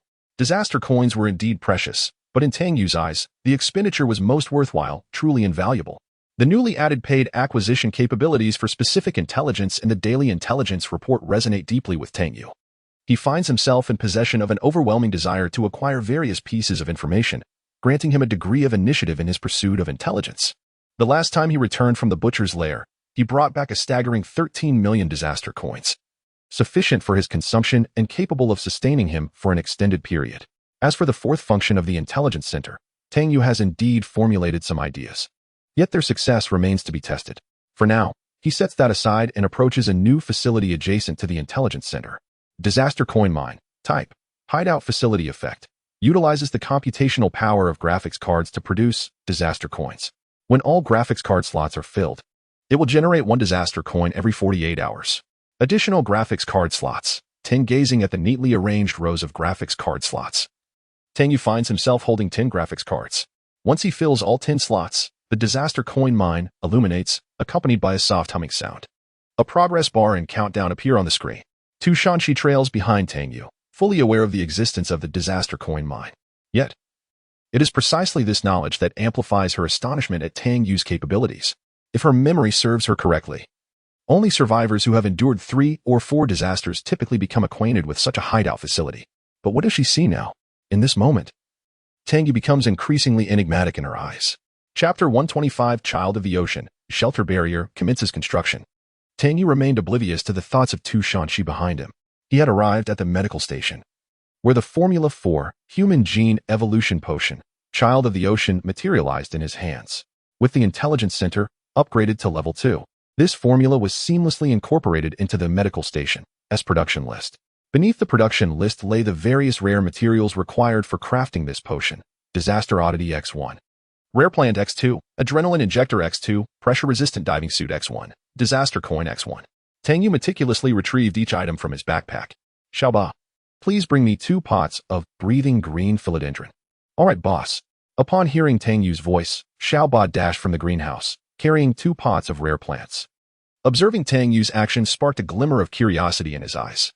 After accepting the 2 rare plants, Tang Yu added them along with the other materials into the medical station. Production materials meet the requirements. Synthesis time, 24 hours. Would you like to proceed with production? Produce. Upon Tang Yu's selection, the medical station emitted a faint hum, and he noticed that all items in the production process turned gray, indicating a state of suspension. Even the information panel of the medical station dulled to gray, its functionalities ceasing entirely. The only item illuminated was the production list for the Child of the Ocean Gene Evolution Potion. Clearly, the medical station had expended all its energy to produce this epic potion. Gazing intently at the medical station working diligently, Tang Yu positioned himself beside it. This was a space he had intentionally reserved. With a heart full of excitement, he activated the shelter holographic barrier construction blueprint. The blueprint transformed into a stream of light that cascaded to the ground, merging seamlessly with the pre-prepared construction materials. A luminescent screen gradually expanded in all directions, and Tang Yu faintly perceived the transformation of zeros and ones. As this luminous screen enveloped the entire shelter, a 2-meter by 2-meter light barrier emerged before him. This was undoubtedly the main structure of the shelter holographic barrier. The construction time was also set for 24 hours. Witnessing the countdown of the 2 crucial items following the cataclysmic flood disaster, a look of relief spread across Tang Yu's face. Stability had returned. Next, he would proceed with the construction of the refugee treasure chest, which required an astonishing 36 hours, and he promptly initiated the building process. With the facility completed, it was time to implement the next plan. Sighing softly, Tang Yu glanced at Xiaoba, who wore an expression of innocent curiosity, his spirits lifted. He playfully ruffled the little creature's head. With a startled yelp, Xiaoba dashed back towards the greenhouse. Only the sound of Tang Yu's hearty laughter remained, while Tu Shangshi's lips curled into a smile, reveling in the current ambience. However, as soon as she caught Tang Yu's gaze, she immediately adopted a serious demeanor. "Boss, what are your instructions? Come, Tu Shangshi, it is your time to shine." The two made their way back to the intelligence center. Tang Yu first selected today's random intelligence and the significant intelligence released every 3 days. The meat dog will relocate its base to the Quello exhibition hall today due to the disappearance of materials from the trading building. The butcher, in collusion with an insider, will abduct Stephen from room 709 of the Pinewood Hotel tomorrow night at 11 p.m. "Wow, this is quite the scoop," Tang Yu exclaimed, his eyes gleaming with excitement as he read the 2 pieces of information on his laptop screen. The first was daily random intelligence, while the latter was of great significance. Tang Yu was not surprised by the meat dog's move. As long as his mind was intact, such a decision was inevitable. With that thought, Tang Yu promptly checked the virtual map of the trading building and indeed found them packing up materials. His eyes sparkled with enthusiasm. He called out to Xiaoba, who was busy in the greenhouse. "Xiaoba, a plethora of materials will soon appear in the sorting warehouse, so wrap up your tasks and prepare to organize." Upon hearing Tang Yu's words, Xiaoba's eyes also lit up. Although she was unaware of why the boss's hideout consistently manifested an abundance of materials, her brother had advised her that to survive long, one must not delve too deeply into secrets. Nevertheless, the anticipation of a considerable influx of materials quickened her pace. If the boss had specifically mentioned it, there must be a substantial amount. Meanwhile, within the trading building, the meat dog's mood was exceedingly fraught. Hearing yet another explosion from below, he kicked the chair in front of him in frustration. "Damn it, why are there still grenades unaccounted for? It's been an entire night." The blade, who was busy arranging the packing of materials, could only manage a wry smile at the meat dog's grumbling. Isn't that the truth? But the problem lies in the enemy's unpredictable mindset. They can conceal grenades in the most inconspicuous places. By now, we dare not enter any rooms on the 8th, 9th, or 10th floors. It's terrifying. One opens a door and it explodes. Who can withstand that? Just then, his intercom crackled to life again. "Brother Dao." Another explosion occurred on the 9th floor. "We heeded your advice and did not enter any rooms." The blade was momentarily taken aback. "Then why is there another explosion?" "Brother Dao, we did not enter any rooms, but this time the grenade was hidden in a flower pot in the hallway. Just brushing against it caused it to detonate, and Black Dog is furious down here." The blade smacked his forehead in exasperation. What is this madness? However, knowing that Black Dog was downstairs, he refrained from further comments. Meanwhile, Tang Yu was engrossed in analyzing the significant intelligence regarding the butcher. Who would have thought? The butcher has finally set his sights on Stephen. Tomorrow night at 11 p.m., he mused, tapping the table in contemplation. Stephen is not merely the brother of Hannibal. He also possesses the key and password to the safe hidden within the dean's office. This safe is embedded within the wall, rendering it impossible for Tang Yu to extract it into his backpack space. To access its contents, the key and password in Stephen's possession are the soulmates. Tomorrow presents the most opportune moment for Tang Yu to procure these essential items. Should he wait until Stephen is taken to the opera house by the butcher, he would stand no chance whatsoever. Yet, from which angle should he approach this endeavor? At a loss for ideas, Tang Yu decided to take note of the situation. Subsequently, he utilized the opportunity to expend his doomsday currency for specific intelligence. Posing the question he had long pondered, when does the Black Dog typically rest in room 903 of the Pinewood Hotel? As he confirmed his inquiry, a dialog box appeared before him. This information requires the expenditure of 500,000 doomsday currency. Do you wish to proceed? Yes, in the next moment. Tang Yu felt the quantity of doomsday currency in his backpack diminish by 500,000. After a brief flicker on his laptop, a message materialized. Chapter 126, Big Data Information Support, Information Disguise. Merchant. As Tang Yu perused the message, a smile crept upon his lips. I've caught you. Please do not let me down. After using one disaster coin to concoct the Ocean's Child gene evolution potion, only 8 remained, and the impending disaster intelligence remained elusive. By dawn the day after tomorrow, he would acquire another disaster coin from the disaster card mine. For the last coin, Tang Yu needed to devise a strategy, and naturally, his thoughts turned to the black dog. He had not forgotten the origin of his very first disaster coin. A day's delay in disaster information equated to a considerable loss. Tang Yu's gaze shifted to the latest addition in the information center. The function of Big Data Information Support. Intriguing. Upon uttering the words to activate it, a directory-like interface materialized on the laptop in the information center. The other 3 computer screens mirrored the display. 4 options emerged before Tang Yu. Information Disguise Effect. Through the advantage of information lag, create a virtual identity within chat channels or trading information, enabling tasks such as information collection, trading, and chatting. Current virtual identities available. 2. Information Support Effect. The big data information of the information center envelopes the entire Luo city, providing information support to allied personnel within the area. Note: the extent of information support depends on the detail of the intelligence. Information Connection Effect. Via big data information devices, remotely connect to electronic devices, programs, or plugins to accomplish tasks such as information support and decryption. Information Decryption Effect. Capable of cracking encrypted electronic intelligence items and the passwords of electronic products. Tang Yu stared blankly at the information displayed on the computer, his expression transforming into one of delight as he murmured. The final piece of the puzzle for the flea market. Achieved. Indeed, this was the last piece he had been seeking, and one of the reasons he had hesitated to activate the flea market. Previously, he refrained from opening it because all resources were in disarray, and initiating the flea market would have yielded no benefits whatsoever. Once activated, the flea market would undoubtedly become a pivotal function that could alter the dynamics of this apocalyptic game. Currently, the circulation of resources among survivors could only occur through private transactions, resulting in a lack of fixed pricing standards and the absence of appropriate channels for acquiring weapons or specific materials. The only option was to rely on luck within the chat channels. The platform known as the flea market, upon its emergence, is destined to swiftly become the preferred trading venue for all survivors. Although there exists a nominal 5 transaction fee, the elimination of aimless searching will significantly conserve precious time. Conversely, should Tang Yu aspire to maximize his profits on the flea market, it is imperative that he secures a substantial market presence at the outset. Failing to accomplish this initial step means that once numerous survivors establish fixed consumer habits, he will need to expend considerably more time to illuminate the advantages of the supplies under his purview to others. This endeavor is time-consuming, and time is precisely what Tang Yu lacks most. Even organizing supplies has left him utterly exhausted. Hence, his tireless search for Xiaoba and Tu Shanxi yesterday was driven by this very objective. Presently, the responsibility for the supplies at their hideout falls to Xiaoba, who is well suited for the task. As for the flea market, Tang Yu intends to entrust it to Tu Shanxi. He is confident that, with her extraordinary mathematical prowess, she will excel in this undertaking. Moreover, the data support provided by the Intelligence Center appears to be tailor-made for Tang Yu's plan. Particularly, the information disguise feature has rendered a long-held idea of his feasible. Firstly, he selects the information connection to link to the characteristics of the flea market. A prompt materializes before him. The Intelligence Center attempts to connect to the flea market. Do you agree? Upon clicking agree, the relevant trading interface of the flea market materializes on the laptop, while 3 computer screens adjacent display the purchasing area, selling area, and market hall, respectively.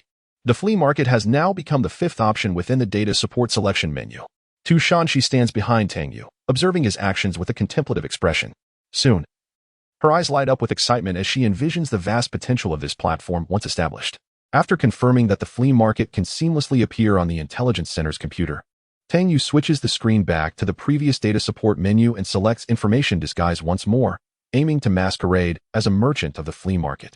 To enhance the enigmatic aura of this virtual identity, Tang Yu contemplates for a moment before extinguishing all illumination in the hideout. Clad in a dark cloak and donning a hood, he positions himself in a shadowy corner.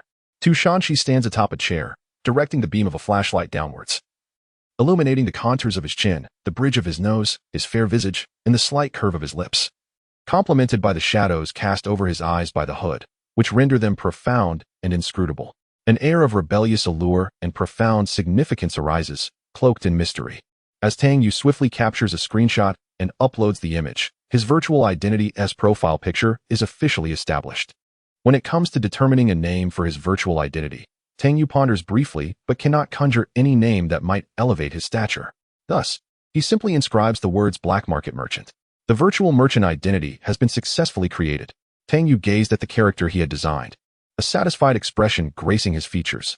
Behind him, Tu Shangxi had been astonished ever since Tang Yu captured the virtual identity photograph. Her eyes reflected disbelief and contemplation. After completing these tasks, Tang Yu found himself in possession of the decryption USB in the CBS Laboratory Functional Area Distribution Map. The USB was directly plugged into his laptop. And as the information decryption function activated, a progress bar began swiftly filling within the computer. Upon the completion of the progress bar, a new rare skill appeared on Tang Yu's skill panel. Chapter 127, Mastery of Mysterious Symbolic Literature. The Secret of the Ghostly Face. Mastery of Mysterious Symbolic Literature. Type. Rare knowledge skill description. Those enigmatic, ancient pieces of knowledge have always captivated the mind, promising to unveil a realm forever beyond the grasp of ordinary mortals. Effect. Master the content of mysterious symbolic literature. Master the divine sacrificial rituals. Increase the success rate during sacrificial ceremonies. Enhance the chance of acquiring divine knowledge upon successful rituals. At maximum level. Perception 20, Intelligence 10. Ability to construct sacrificial rituals through free combination of runes. Profound understanding of divine knowledge significantly enhanced. Proficiency 010, 000. How to enhance proficiency. Conduct sacrificial rituals. Cultivate divine followers. Observe items related to the divine and listen to the voices of the divine. From the information regarding this skill, Tang Yu discerned a wealth of knowledge concerning the mysterious, the divine, sacrifices, and listening. However, he harbored suspicions in his heart. With a flick of his hands, he produced a notebook adorned with a colossal eyeball symbol on its cover. This was one of the two notebooks he had discovered after vanquishing the followers of the evil deity and the ghostly face. As he perused the contents, the runes, which had previously appeared as incomprehensible scribbles, were astonishingly rearranged into intelligible text before his eyes. Upon closer examination, the notebook dropped by the evil deity follower slain at the Hong Romance Club chronicled various combat techniques and experiences of evil deity followers. Tang Yu was taken aback, for much of the content mirrored the classic strategies of the notorious Old Six. It detailed tactics such as attacking when the opponent switched items, notably highlighting that the sound of a grenade switch would produce a distinct click, while using a medical kit would emit the sound of a zipper or the tearing of a sealed bag. Additionally, it provided insights into the sounds made when changing magazines, among other things. Furthermore, it included methods for rapidly adapting to a cold-blooded temperament. It appeared this notebook served as an onboarding manual for the evil deity follower, who had just recently been converted, hence its constant presence for convenient study. Tang Yu was deeply inspired by these revelations and resolved to read it more thoroughly when time permitted. The notebook dropped by the ghostly face, however, contained particularly intriguing content. Why do I dream every night of that pitch-black figure? The laboratory, what does he want me to do there? Of late, an insatiable curiosity regarding the laboratory has consumed me, driving me to uncontrollably bombard Mr. Zhou with inquiries, leading him to suspect my intentions. I can no longer endure this. I must refrain from conversing with you in my dreams. What with talk of revival and great powers, I must reveal this matter to Mr. Zhou. Indeed, upon hearing my revelations, Mr. Zhou was taken aback, inundating me with questions about that shadowy figure and extracting substantial blood samples for analysis. It appears that the laboratory possesses something that could elevate me to divinity. Does such divinity truly exist in our world? What a revelation! Over 90 years ago, a monumental event transpired, altering the global landscape. Yet, this event has been obscured by a colossal force, buried deep within the annals of history. What are these whispers? My head aches terribly. It seems the collector has been amassing items of significant value and meaning. He must possess knowledge of that era. Mr. Zhou has departed, presenting an opportune moment. He entrusted me with a laboratory key card, yet I overheard the black dog lamenting that Mr. Zhou had also tasked the meat dog with safeguarding a map. So it unfolds. I, the black dog, the meat dog, and that fellow Stephen all possess items entrusted to us by Mr. Zhou. Evidently, he trusts no one. Can't that fellow Zoran manage even this simple task? He cannot even handle a butcher. The rebels remain firmly entrenched in the city center, leaving no room for opportunity. The black dog is dead, cursed be it. Who struck him down? I have yet to locate his lair. He was ever so cautious. But what are the keys he possessed? Nothing remains. The butcher is truly inept. Even with someone acting as his inside man, it has been days and he has yet to obtain anything from Stephen S. safe. Thankfully, he remains oblivious to my existence. What folly. The scorpion has performed admirably. He could be cultivated into a disciple of divinity. Initially, he incited the butcher to frame the caban, igniting conflict between the two. He then created an opportunity that led the butcher to ambush the meat dog today, quite amusing. However, this presents a splendid opportunity to seize the map from the meat dog, bringing me one step closer to divinity. What a benevolent butcher. Upon perusing the contents of the ghostly face's notebook, Tang Yu found himself utterly at a loss for words to articulate his current sentiments. It seems this ghostly visage is the mastermind behind all events in the first calamity. The butcher, whom Tang Yu has long regarded with trepidation, orchestrated a series of maneuvers under the direction of this ghostly face. Moreover, it appears that Zoran, the mercenary leader upon whom the butcher relies, shares a close connection with the ghostly figure. If Tang Yu's memory serves him correctly, it was Zoran who informed the butcher of Stephen S. possession of the laboratory access keycard. Why do these three factions of vagrants evoke in me the sensation of a palace intrigue? The first calamity may have diminished their strength, but surely their intellect remains intact. How terrifying. What is the incident that the ghostly face spoke of, which transpired over 90 years ago? Tang Yu was profoundly stunned. No wonder that merely slaying the ghostly face resulted in the immediate acquisition of a rare title and a modicum of regional legend status.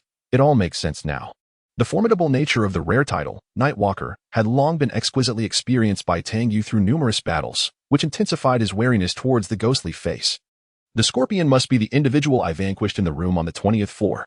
It is surprising that this fellow possesses considerable intellect, devising a scheme to frame and entrap, akin to the age-old struggle between the clam and the snipe.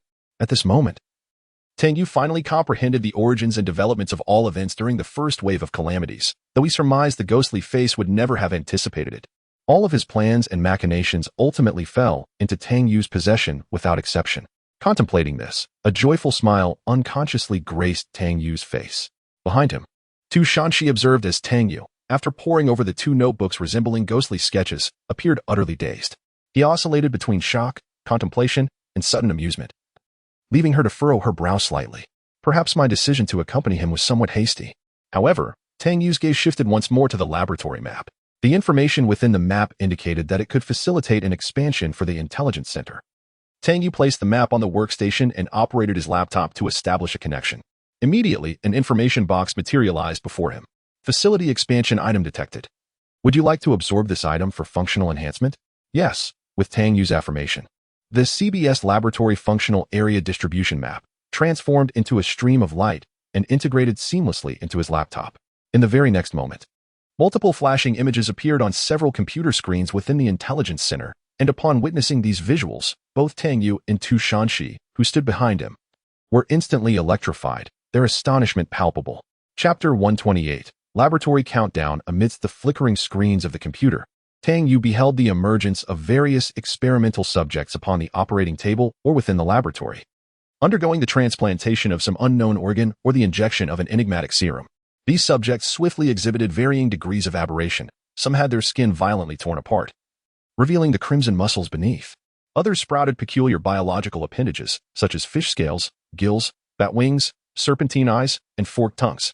In certain laboratories, instances of human physiques exhibiting alarming enhancements spiraled out of control. For instance, a man of merely 1.7 meters, after receiving a particular injection, rapidly transformed into a towering figure of 2 meters, his body rippling with muscular definition. A single punch from him could indent the specialized alloy walls of the laboratory with a profound dent. Almost immediately, this muscular behemoth would succumb to a stunning jolt of high-voltage electricity. Security personnel swiftly advanced to subdue the experimental subject, while laboratory staff clad in white coats and masks entered to conduct comprehensive examinations. The rapidly flashing images culminated in a panoramic view of a city, beneath which a press conference was unfolding. A middle-aged man, adorned with a CBS laboratory identification badge, faced the camera with a beaming smile, proclaiming, "CBS Laboratory officially announces today that we have made significant progress in human gene evolution serums. These 3 distinct human gene evolution serums have been formally designated as Child of the Ocean, Night." Before the middle-aged man could complete his statement, a blazing fireball streaked across the sky, hurtling toward the camera's position. Boom. The computer screen abruptly froze.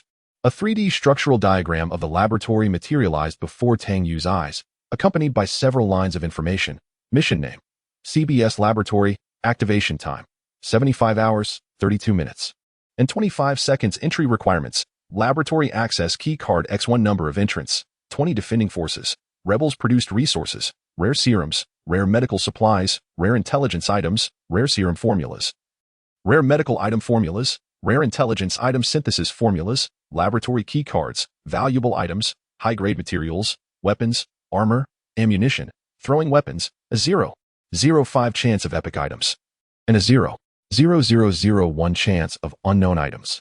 Upon gazing at the information displayed on the computer screen, Tang Yu's mouth fell agape in astonishment. This was indeed laboratory information. He scrutinized the countdown timer, calculating swiftly in his mind. The activation time was precisely noon 3 days hence. Suddenly, he recalled the message sent by Wang Bohu the previous day, which hinted at the Apocalypse game periodically issuing missions to acquire rare resources. Could this be the very thing? If this is indeed the case, CBS Laboratory is remarkably impressive, and Tang Yu holds the most authoritative voice on the matter.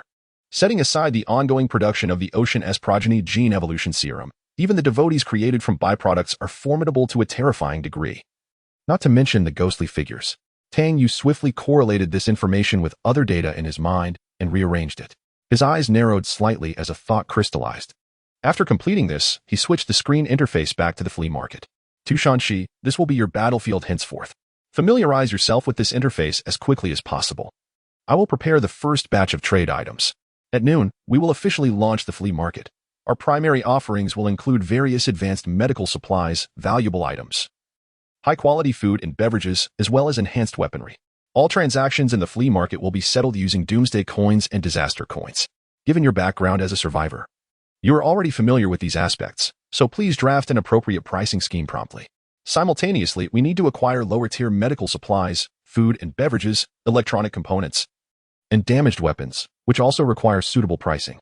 The sole objective is to ensure that at the moment the flea market opens, all individuals capable of connecting to the market are made aware of our existence, recognize our custom prices, and align their pricing with ours, thereby granting us control over item pricing and expediting the recognition of the flea market. Additionally, we must facilitate the circulation of resources and doomsday coins among all survivors. Only with the movement of market funds can it truly flourish. For detailed data on high-tier supplies, consult Xiaoba, as he possesses comprehensive knowledge on this matter. Upon hearing Tang Yu's words, Tushanshi pondered for a moment before posing a crucial question. However, boss, if we wish to gain a voice in this market, we must have something substantial to present. At the very least, our offerings should not be overly mundane. Rest assured, both the advanced medical supplies and valuable items, as well as high-quality food, are relatively scarce in the market.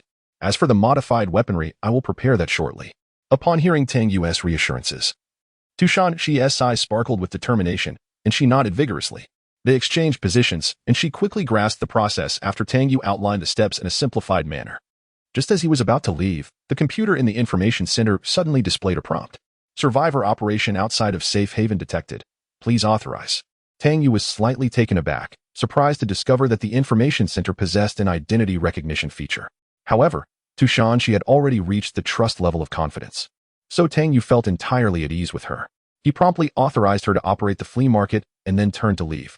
After washing his face and hands in the restroom and applying some fragrance, he made his way to the statue of Guan Gong on the first basement floor to perform his daily ritual of incense burning and prayer. In reverence to the revered Emperor Guan, I, Tang Yu, humbly offer my prayers, beseeching blessings upon my endeavors for prosperity and abundant fortune. I promptly accessed the Super Tycoon interface. As dawn breaks, the investment points from real estate development have been credited, a result of my acquisition of the Quello City Library yesterday.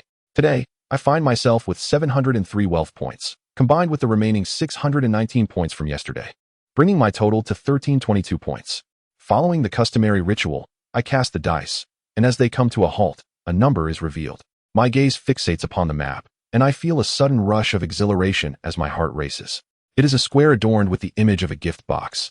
Remarkably, it is a gift square. The last time I encountered such a square was when I obtained the breathable green vine. What treasure shall I receive this time? As my anticipation mounts, Mini Tang Yu lands upon this square. A gift box materializes, and as the lid opens, a prized item emerges. Congratulations, survivor. You have acquired the item Beastmaster's Whip. I hold this item in my hands, momentarily taken aback, before a pensive expression crosses my face.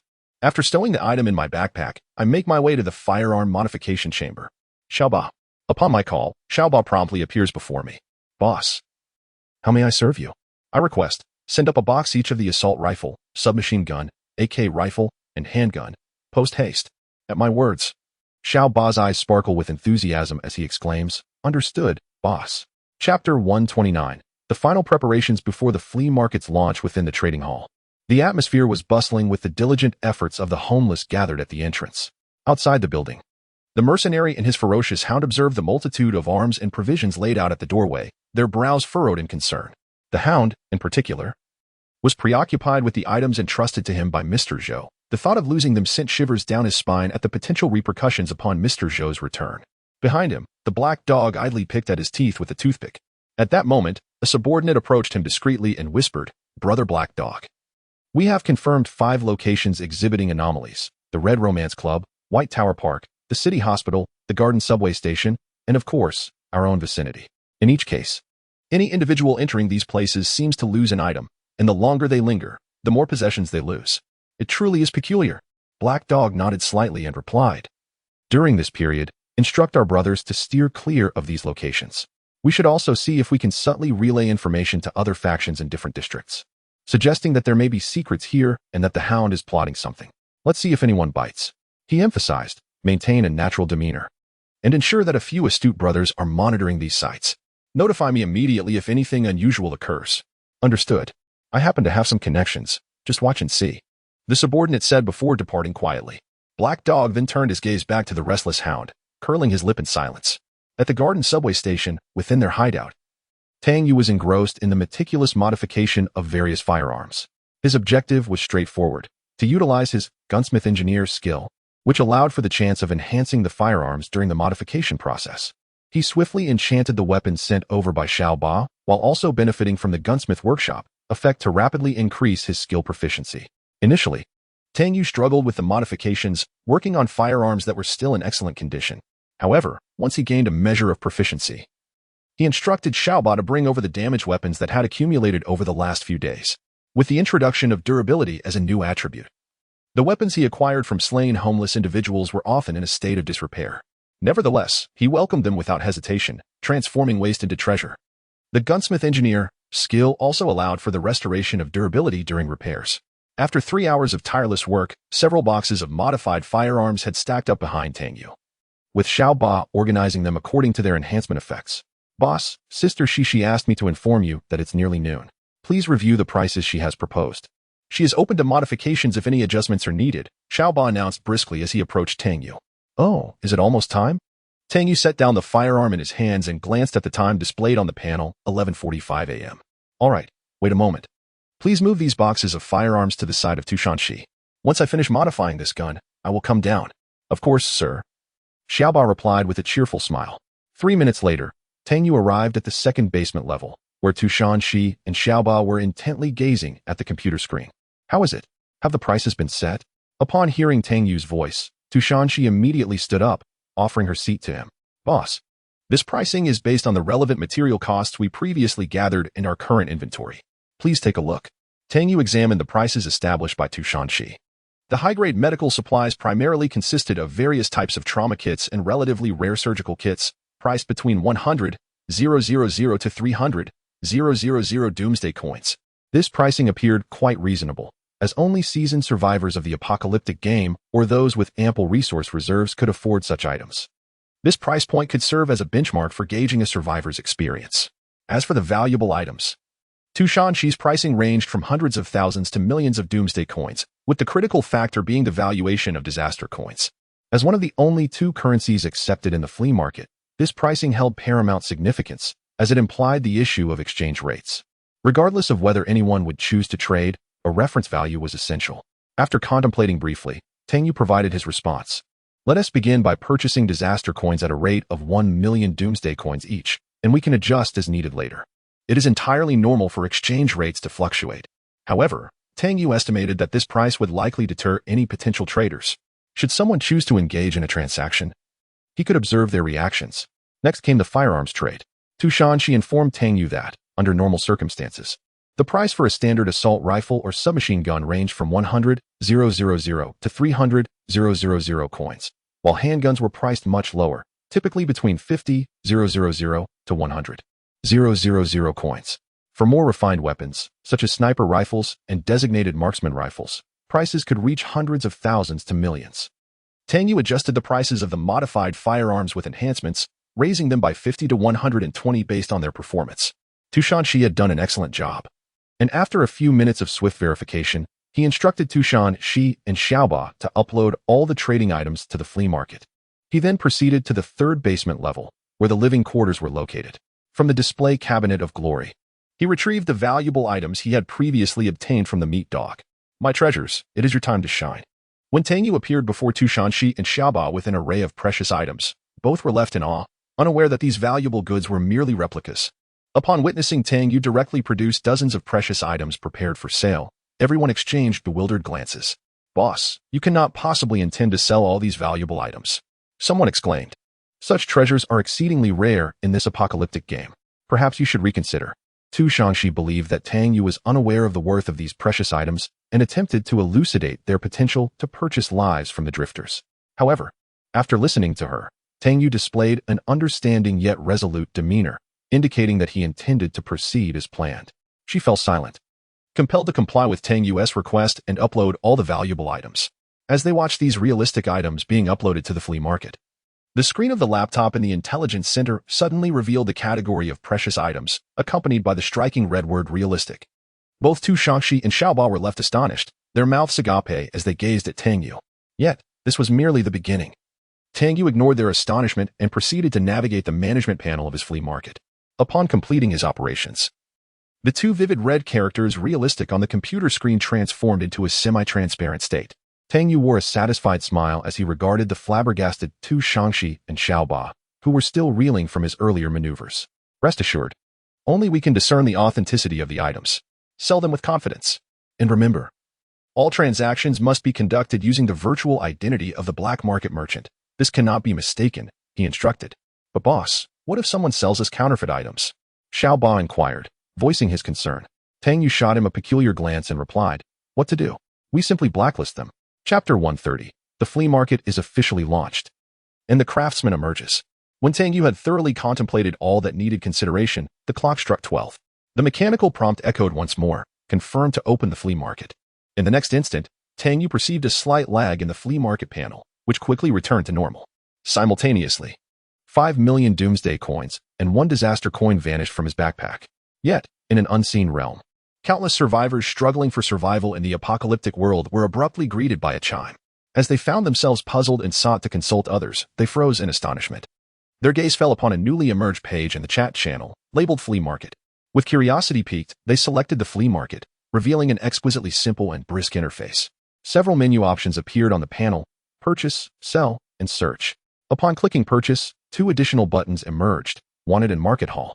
The Wanted page was straightforward, allowing users to post requests for items by specifying the desired name and the price they were willing to pay, awaiting interested parties to reach out. In contrast, the Market Hall was far more elaborate. Upon opening its panel, dozens of categories of supplies were laid out before all.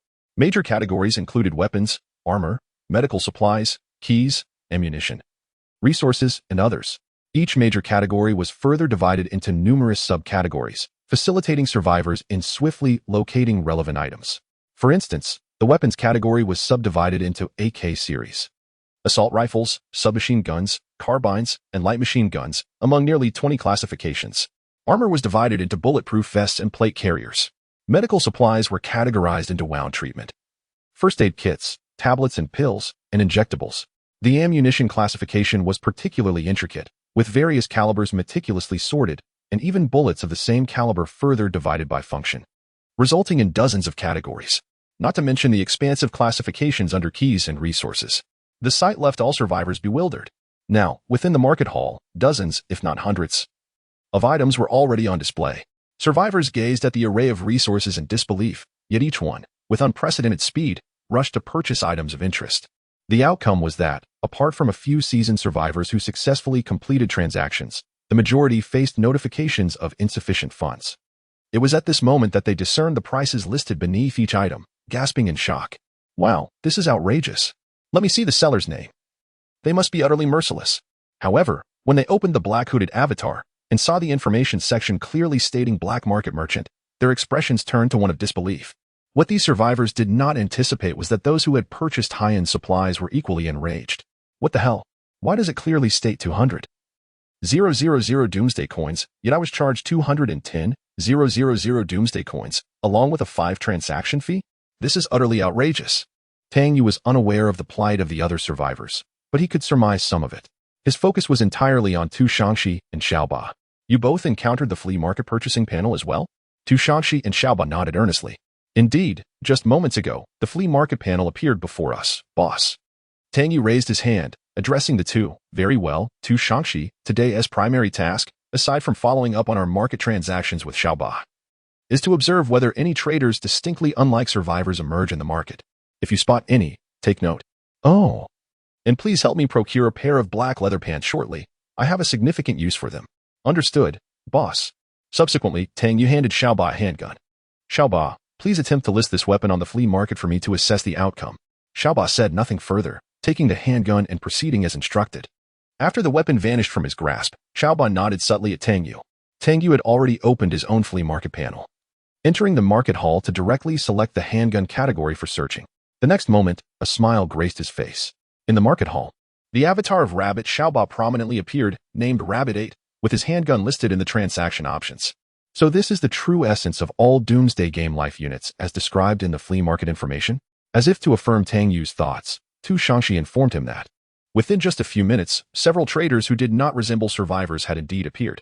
One was a middle-aged woman clad in a white lab coat, primarily selling various medical supplies and food. There were also several middle-aged men in their 40s and 50s, offering an array of weapons, ammunition, armor, tactical combat suits, helmets, caps, and backpacks. Additionally, a man wearing gold-rimmed glasses was selling various weapon accessories and tactical components, even several modified firearms.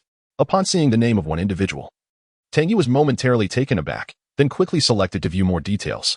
Sergei Arsenievich Samilov, a letter had appeared in his possession. Precisely the one previously authored by the individual signed as the technician addressed to cabin. After a thorough comparison, Tang Yu's face lit up with excitement. So you were the technician? He promptly marked the individual for special attention. Now was not the moment to engage with him. The timing was not yet right. These individuals appeared as if they were a signal, a series of traders emerging in the flea market. Initially, their attempts were modest, with only a few items listed.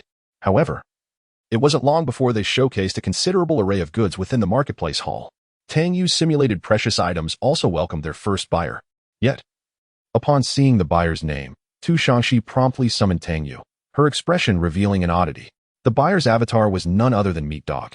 Tang Yu found himself in a perplexing mix of amusement and disbelief as he watched Meat Dog spend hundreds of thousands of doomsday coins on a valuable item.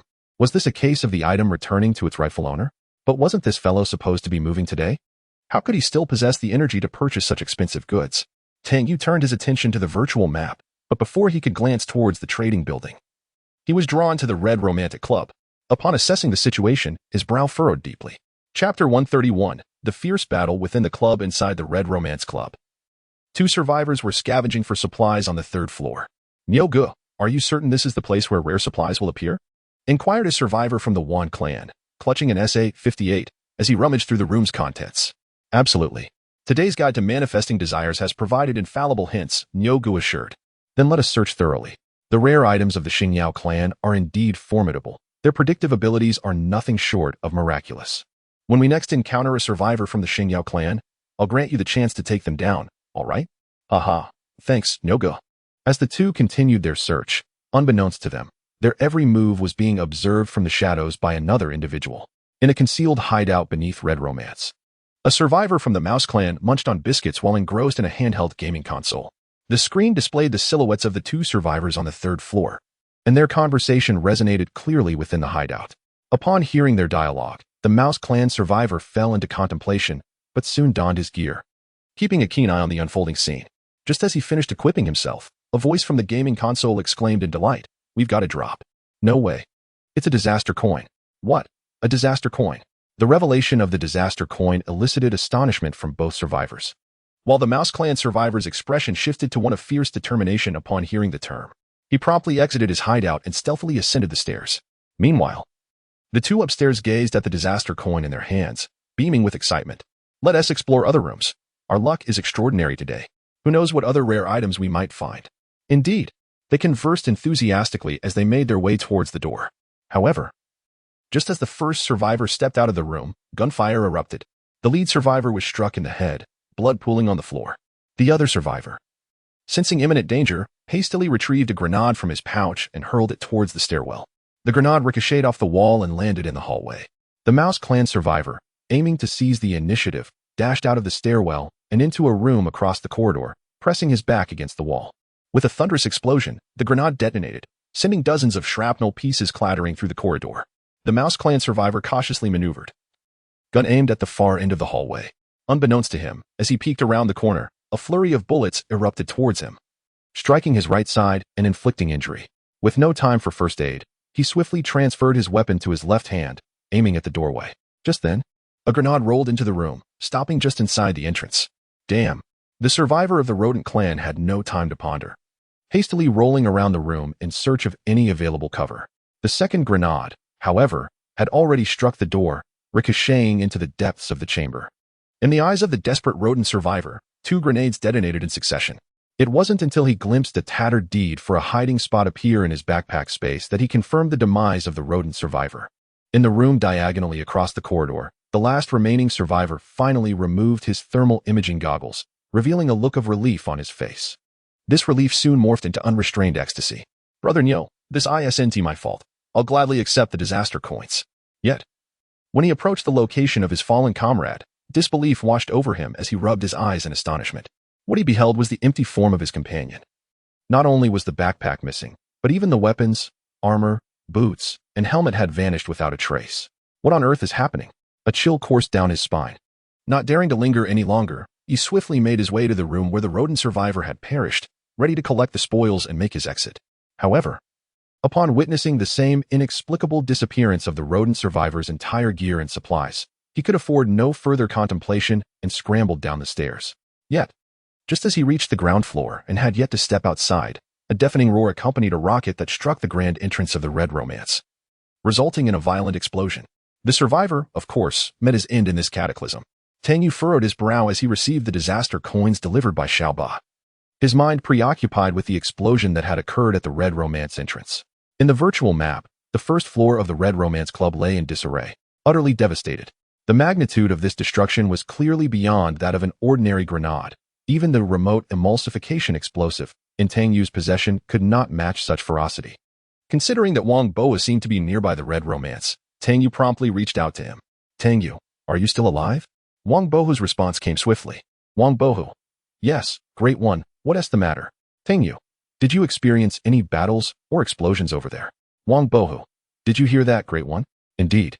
A battle erupted within a building, attracting the patrol armored vehicles of the rebels, which subsequently launched a rocket, obliterating the last survivor. Tang Yu? Rebels? How do you know so much detail? Wang Bohu then sent Tang Yu several images, which unsurprisingly depicted the recent skirmish. The positions shown in the images indicated they had been captured from a notably elevated vantage point using binoculars. Among the photographs was an armored vehicle resembling a steel behemoth. Behind the wheeled armored vehicle, several soldiers clad in exoskeleton armor were observed gazing towards the Red Romance, one of whom was poised with a rocket launcher, ready to fire. The outcome was all too evident. The explosion at the Red Romance entrance was undoubtedly the result of that very rocket. Tang Yu, so this is what the rebels are like? Wang Bohu. Indeed, great deity. Once we have weathered the initial calamity, the forces of rebellion will emerge in earnest. Their primary stronghold lies within the city center. However, they will also deploy armored patrol vehicles to roam the outer districts at random intervals and directions. Any encounter with survivors will prompt an immediate assault. Tang Yu felt a pang of frustration. How could one possibly contend with such formidable armored vehicles, regardless of individual prowess? Unless one possessed explosives, but would the thick layer of armor truly be intimidated by mere blasts? His gaze shifted to the rockets held by several rebels beside the armored vehicle. That could indeed be a viable strategy. Yet acquiring such weaponry proved to be a daunting challenge. Upon grasping the unfolding situation, Tang Yu engaged in a brief, casual exchange with Wang Bohu. However, an offhand remark from Wang Bohu piqued Tang Yu's interest significantly. Chapter 132. The Revolutionary Army and the Rangers, astonishing flow of funds Wang Bohu. Recently, the organization has been in contact with members of the Revolutionary Army. In a couple of days, I might need to depart for a while. The Revolutionary Army. This term was new to Tang Yu, revealing the existence of another military force. He had long harbored suspicions, and now Wang Bohu's words confirmed his thoughts. Tang Yu, the Revolutionary Army? Is this a new faction? Wang Bohu, indeed, the Revolutionary Army is a military force in opposition to the rebels. Currently, a unit of the Revolutionary Army is stationed at the supply base outside the city, and I am one of the liaisons between our Rangers and the Revolutionary Army. Wang Bohu, I must express my gratitude to the deity for alerting the higher-ups about the impending catastrophe, which is a major flood. This allowed me to participate in this operation despite the usual constraints. Wang Bohu, if it becomes evident in a few days that this disaster is indeed a major flood, I will be directly promoted to the rank of deputy leader. Tang Yu did not anticipate such a turn of events. However, just as he had previously surmised, Wang Bohu's elevated status within the other organization certainly proved advantageous. Tang Yu, well then, I wish you a safe journey. As the conversation concluded, Tang Yu began to piece together the information he had acquired. The organization to which Wang Bohu belonged was called the Rangers. The supply base outside the city was occupied by the military faction known as the Revolutionary Army, which stood in opposition to the rebel forces within the city. The bloodstained letter he had received earlier was likely penned by a member of the Revolutionary Army. It was evident that the Revolutionary Army had already infiltrated Quello City, as demonstrated by the subway worker and the undercover agent involved in the dark ritual. All these indicators suggested that the ultimate goal of the Revolutionary Army was the CBS laboratory, located at the heart of the city. Tang Yu sensed that the city was caught in a precarious state. What secrets lay within the laboratory that warranted such intense scrutiny from multiple factions? Moreover, what was the deity referenced by the sinister figure? The more he learned about the city, the more he felt the laboratory's uniqueness. Perhaps only by entering the laboratory could he uncover the truth concealed within. Reining in these thoughts, he recalled the pressing matters at hand. He shifted his focus to the virtual map of the trading building, only to discover it was completely deserted. The meat dogs had evidently departed long ago. However, something was amiss. Tang Yu hurried to the sorting warehouse and was met with a considerable pile of supplies in the goods area. Yet, in comparison to the total resources of the refugee camp, this amount was but a drop in the ocean. What was happening? Why had so many people left? Yet the supplies had not been collected? He had clearly seen that all resources within the trading building had vanished. Tang Yu quickly realized that the transitory collection feature bore a flaw. Otherwise, it would be impossible to explain the discrepancies in the quantity of resources collected from the trading building. This issue is evidently one that only those familiar with the flesh hounds can resolve. Within the intelligence center, Tu Shangxi and Xiaoba are diligently collaborating to fulfill various transactions. Some involve the addition of goods, while others entail procuring rare items and blueprints as per Tang Yu's directives. After a brief period of trading, the amount of doomsday currency amassed under the guise of a black market merchant has reached a staggering 2 million, a remarkable pace indeed.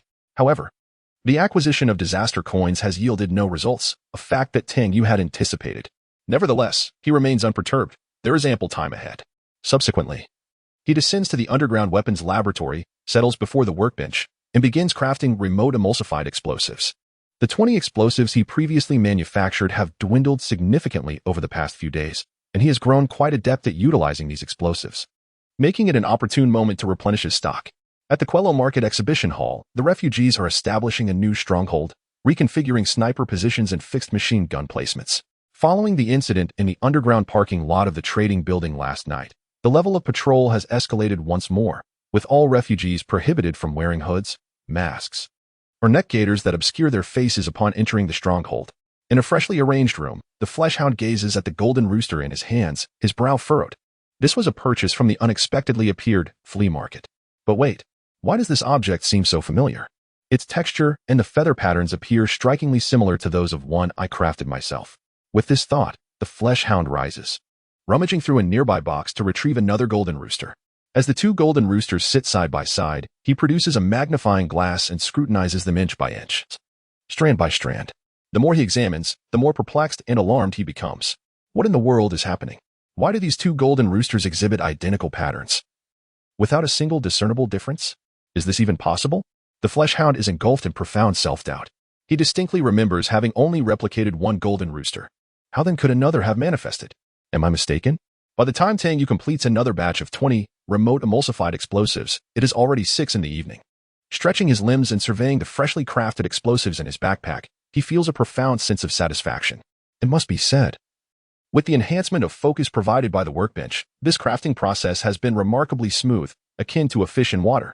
Of course, the paramount factor remains Tang Yu's growing proficiency. His explosive crafting skill has now reached a commendable 168 points, leaving a mere 98.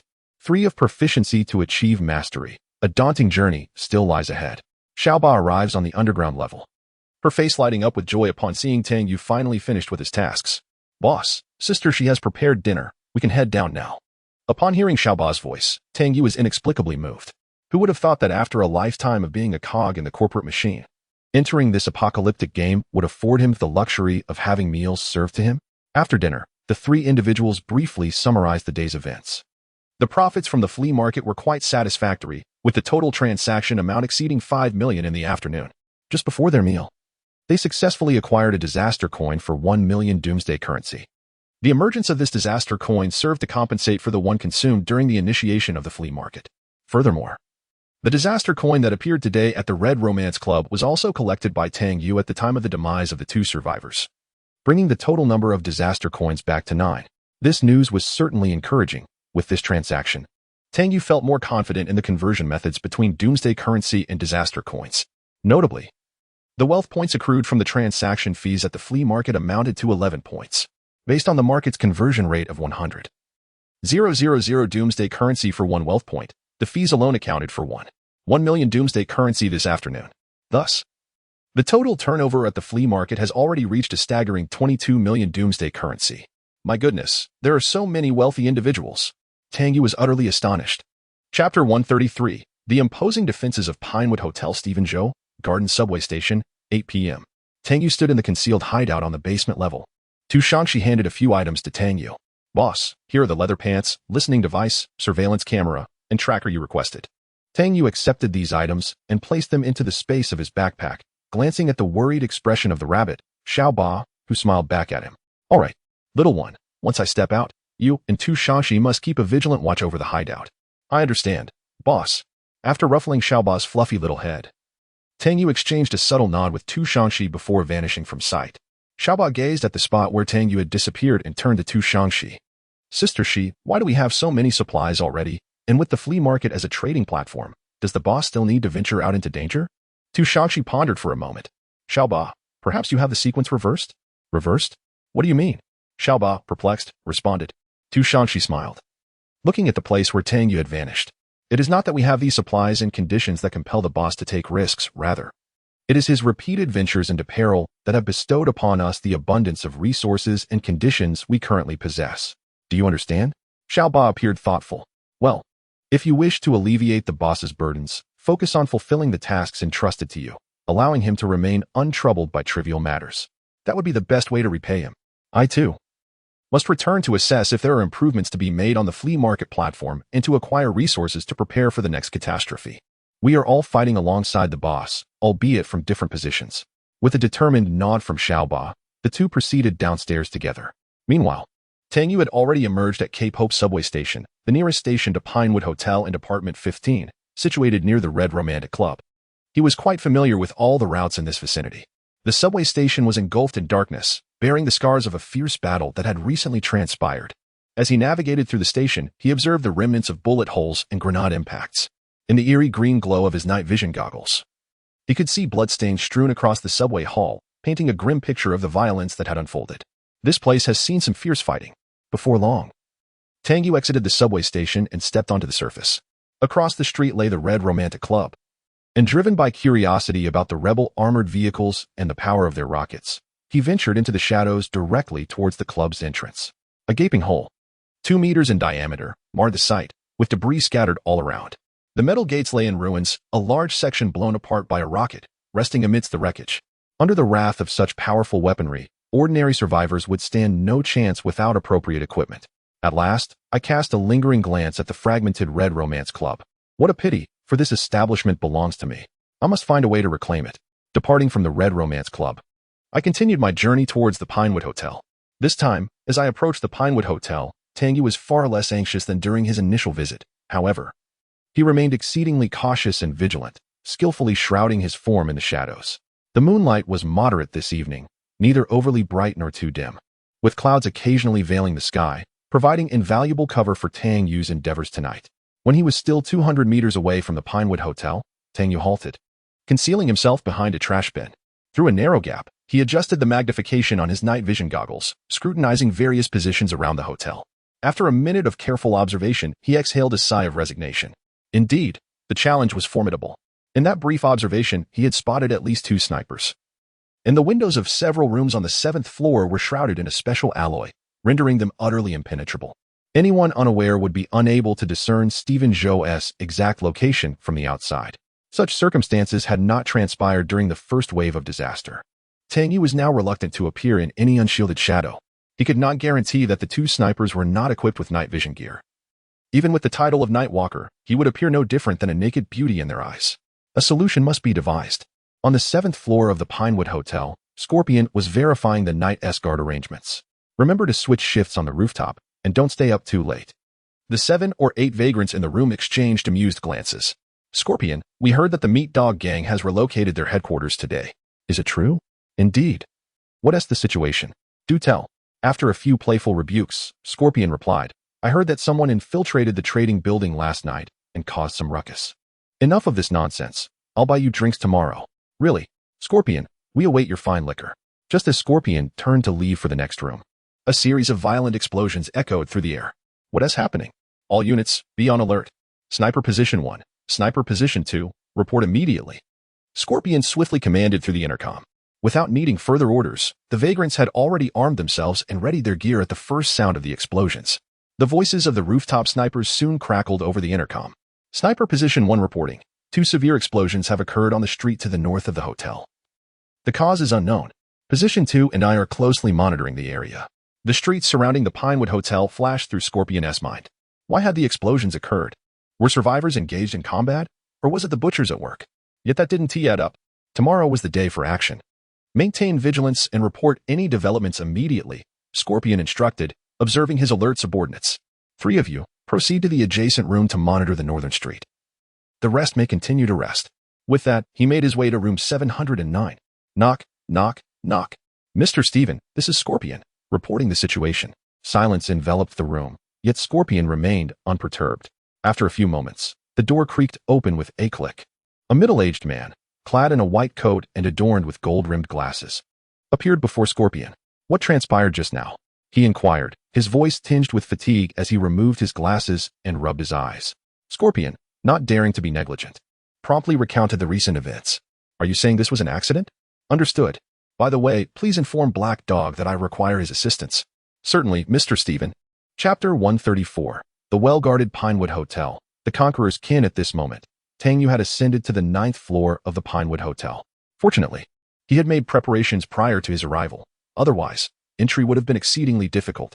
Earlier, by utilizing the pre-installed remote emulsifying explosives, he had successfully diverted the attention of the rooftop sniper and the refugees on the 7th floor towards the northern position. Seizing the opportunity, he stealthily ascended the staircase, blending into the shadows. The 9th floor bore a stark contrast to the 7th. It was utterly deserted. This indicated that apart from room 903, where the Black Dog resided, no other individuals were present. Just as Tang Yu was about to insert the key into the lock of room 903, he abruptly halted. He crouched down slowly, his gaze fixating on an inconspicuous slip of paper wedged in the crevice between the door and its frame. The placement of this note was particularly cunning. It would only fall if someone were to touch the door. By then, even if one noticed the note, it would be of no consequence. With narrowed eyes, he felt a chill run down his spine.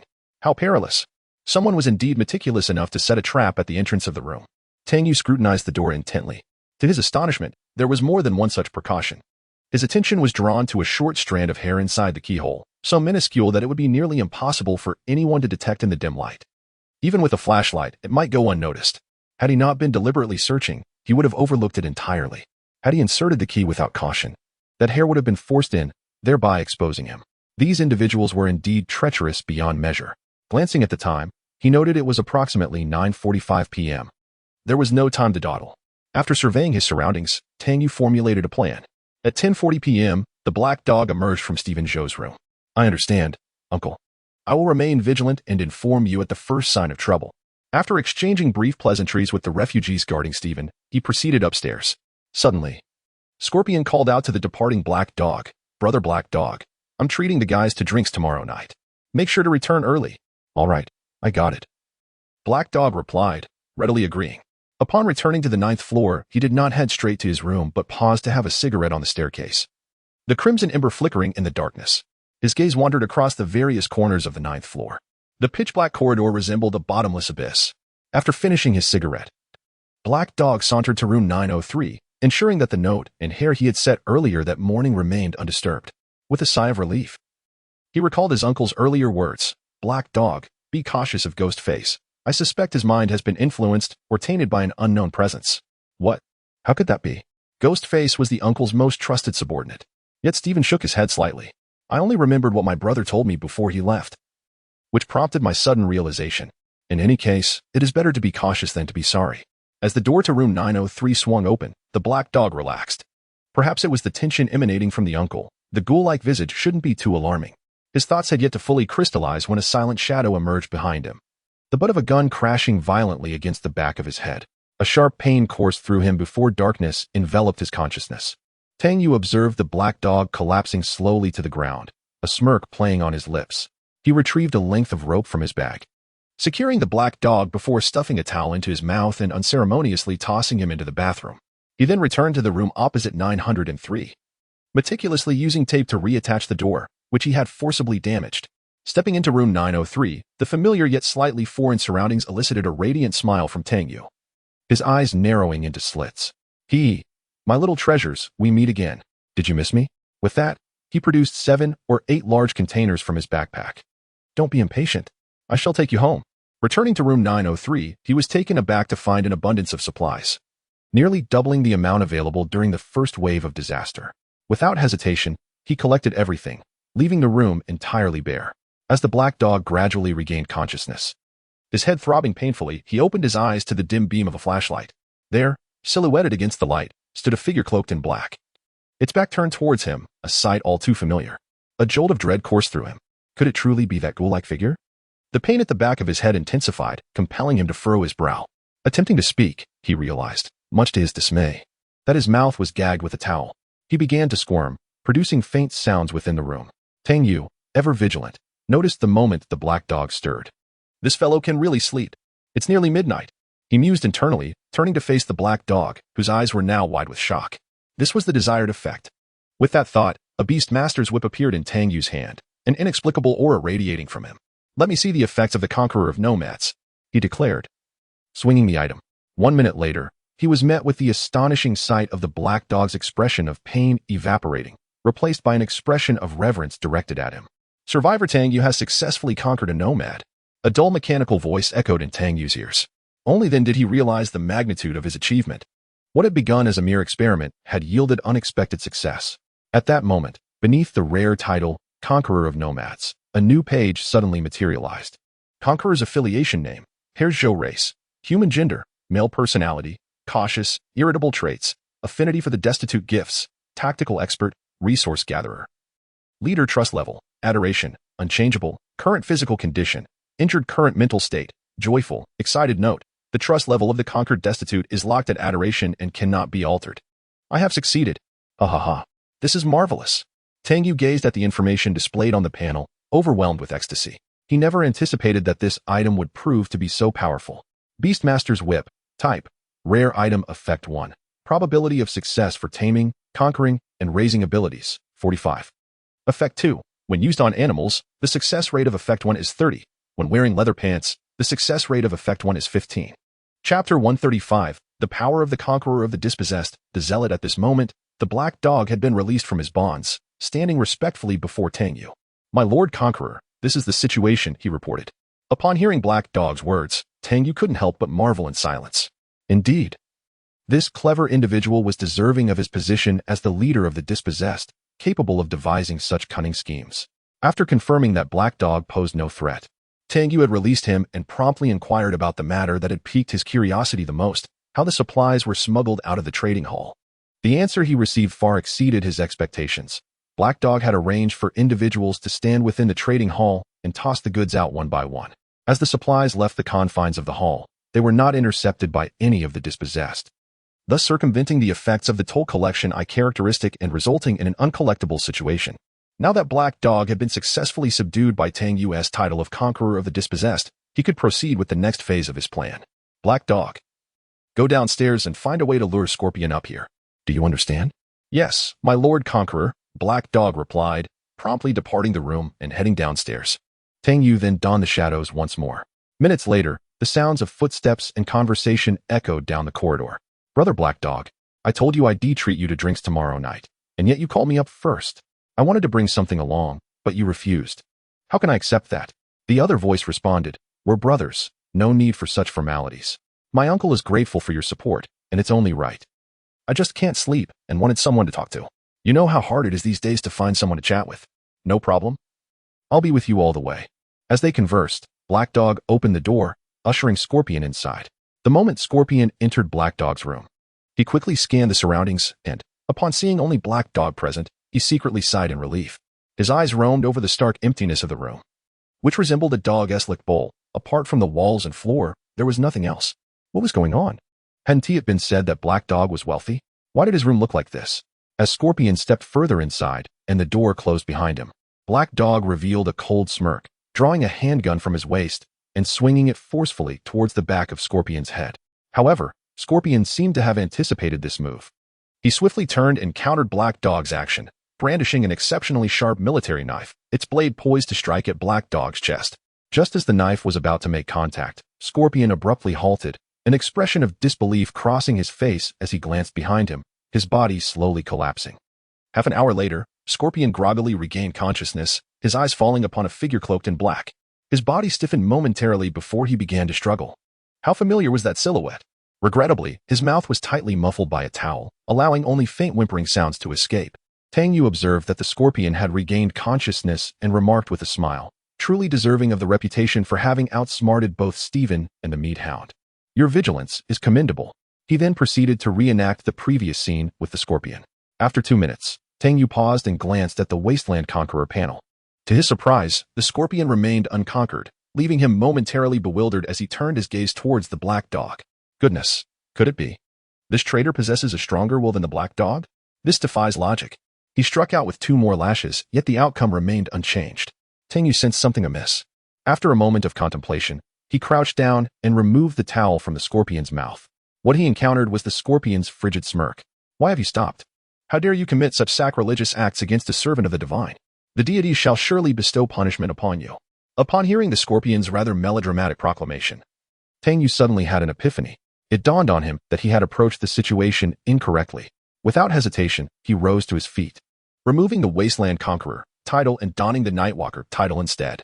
In his left hand appeared an oddly shaped weapon, the blade of the Abyssal Cultist. Indeed, the moment Tang Yu wielded this weapon and adorned the Nightwalker title, the Scorpion's demeanor shifted drastically. The defiance, zeal, and disdain in his eyes transformed into reverence and faith. Are you the messenger? My God, is it truly you? Tang Yu remained silent, looking down upon the Scorpion. Repeat your previous words. What fate awaits me at the hands of the divine? At Tang Yu's inquiry, the Scorpion trembled. Oh, revered messenger, I was blind, utterly blind. Heeding the Scorpion's plea, Tang Yu spoke no further, reinstating the Wasteland Conqueror title and swiftly brought down the whip in his hand. This time, there were no unforeseen occurrences. Within the Conqueror's panel, a new figure emerged. Name, Wen Kage race, human gender, male personality, cunning, composed traits, patient, crafty, zealot talents, undercover genius, master of disguise. Theology enthusiast trust level, worship, non-modifiable, current physical state, injured current mental state, exhilarated, fearful, agitated note. The trust level of the conquered wasteland inhabitant is locked at worship and cannot be altered. Tang Yu was utterly astounded by this individual's data.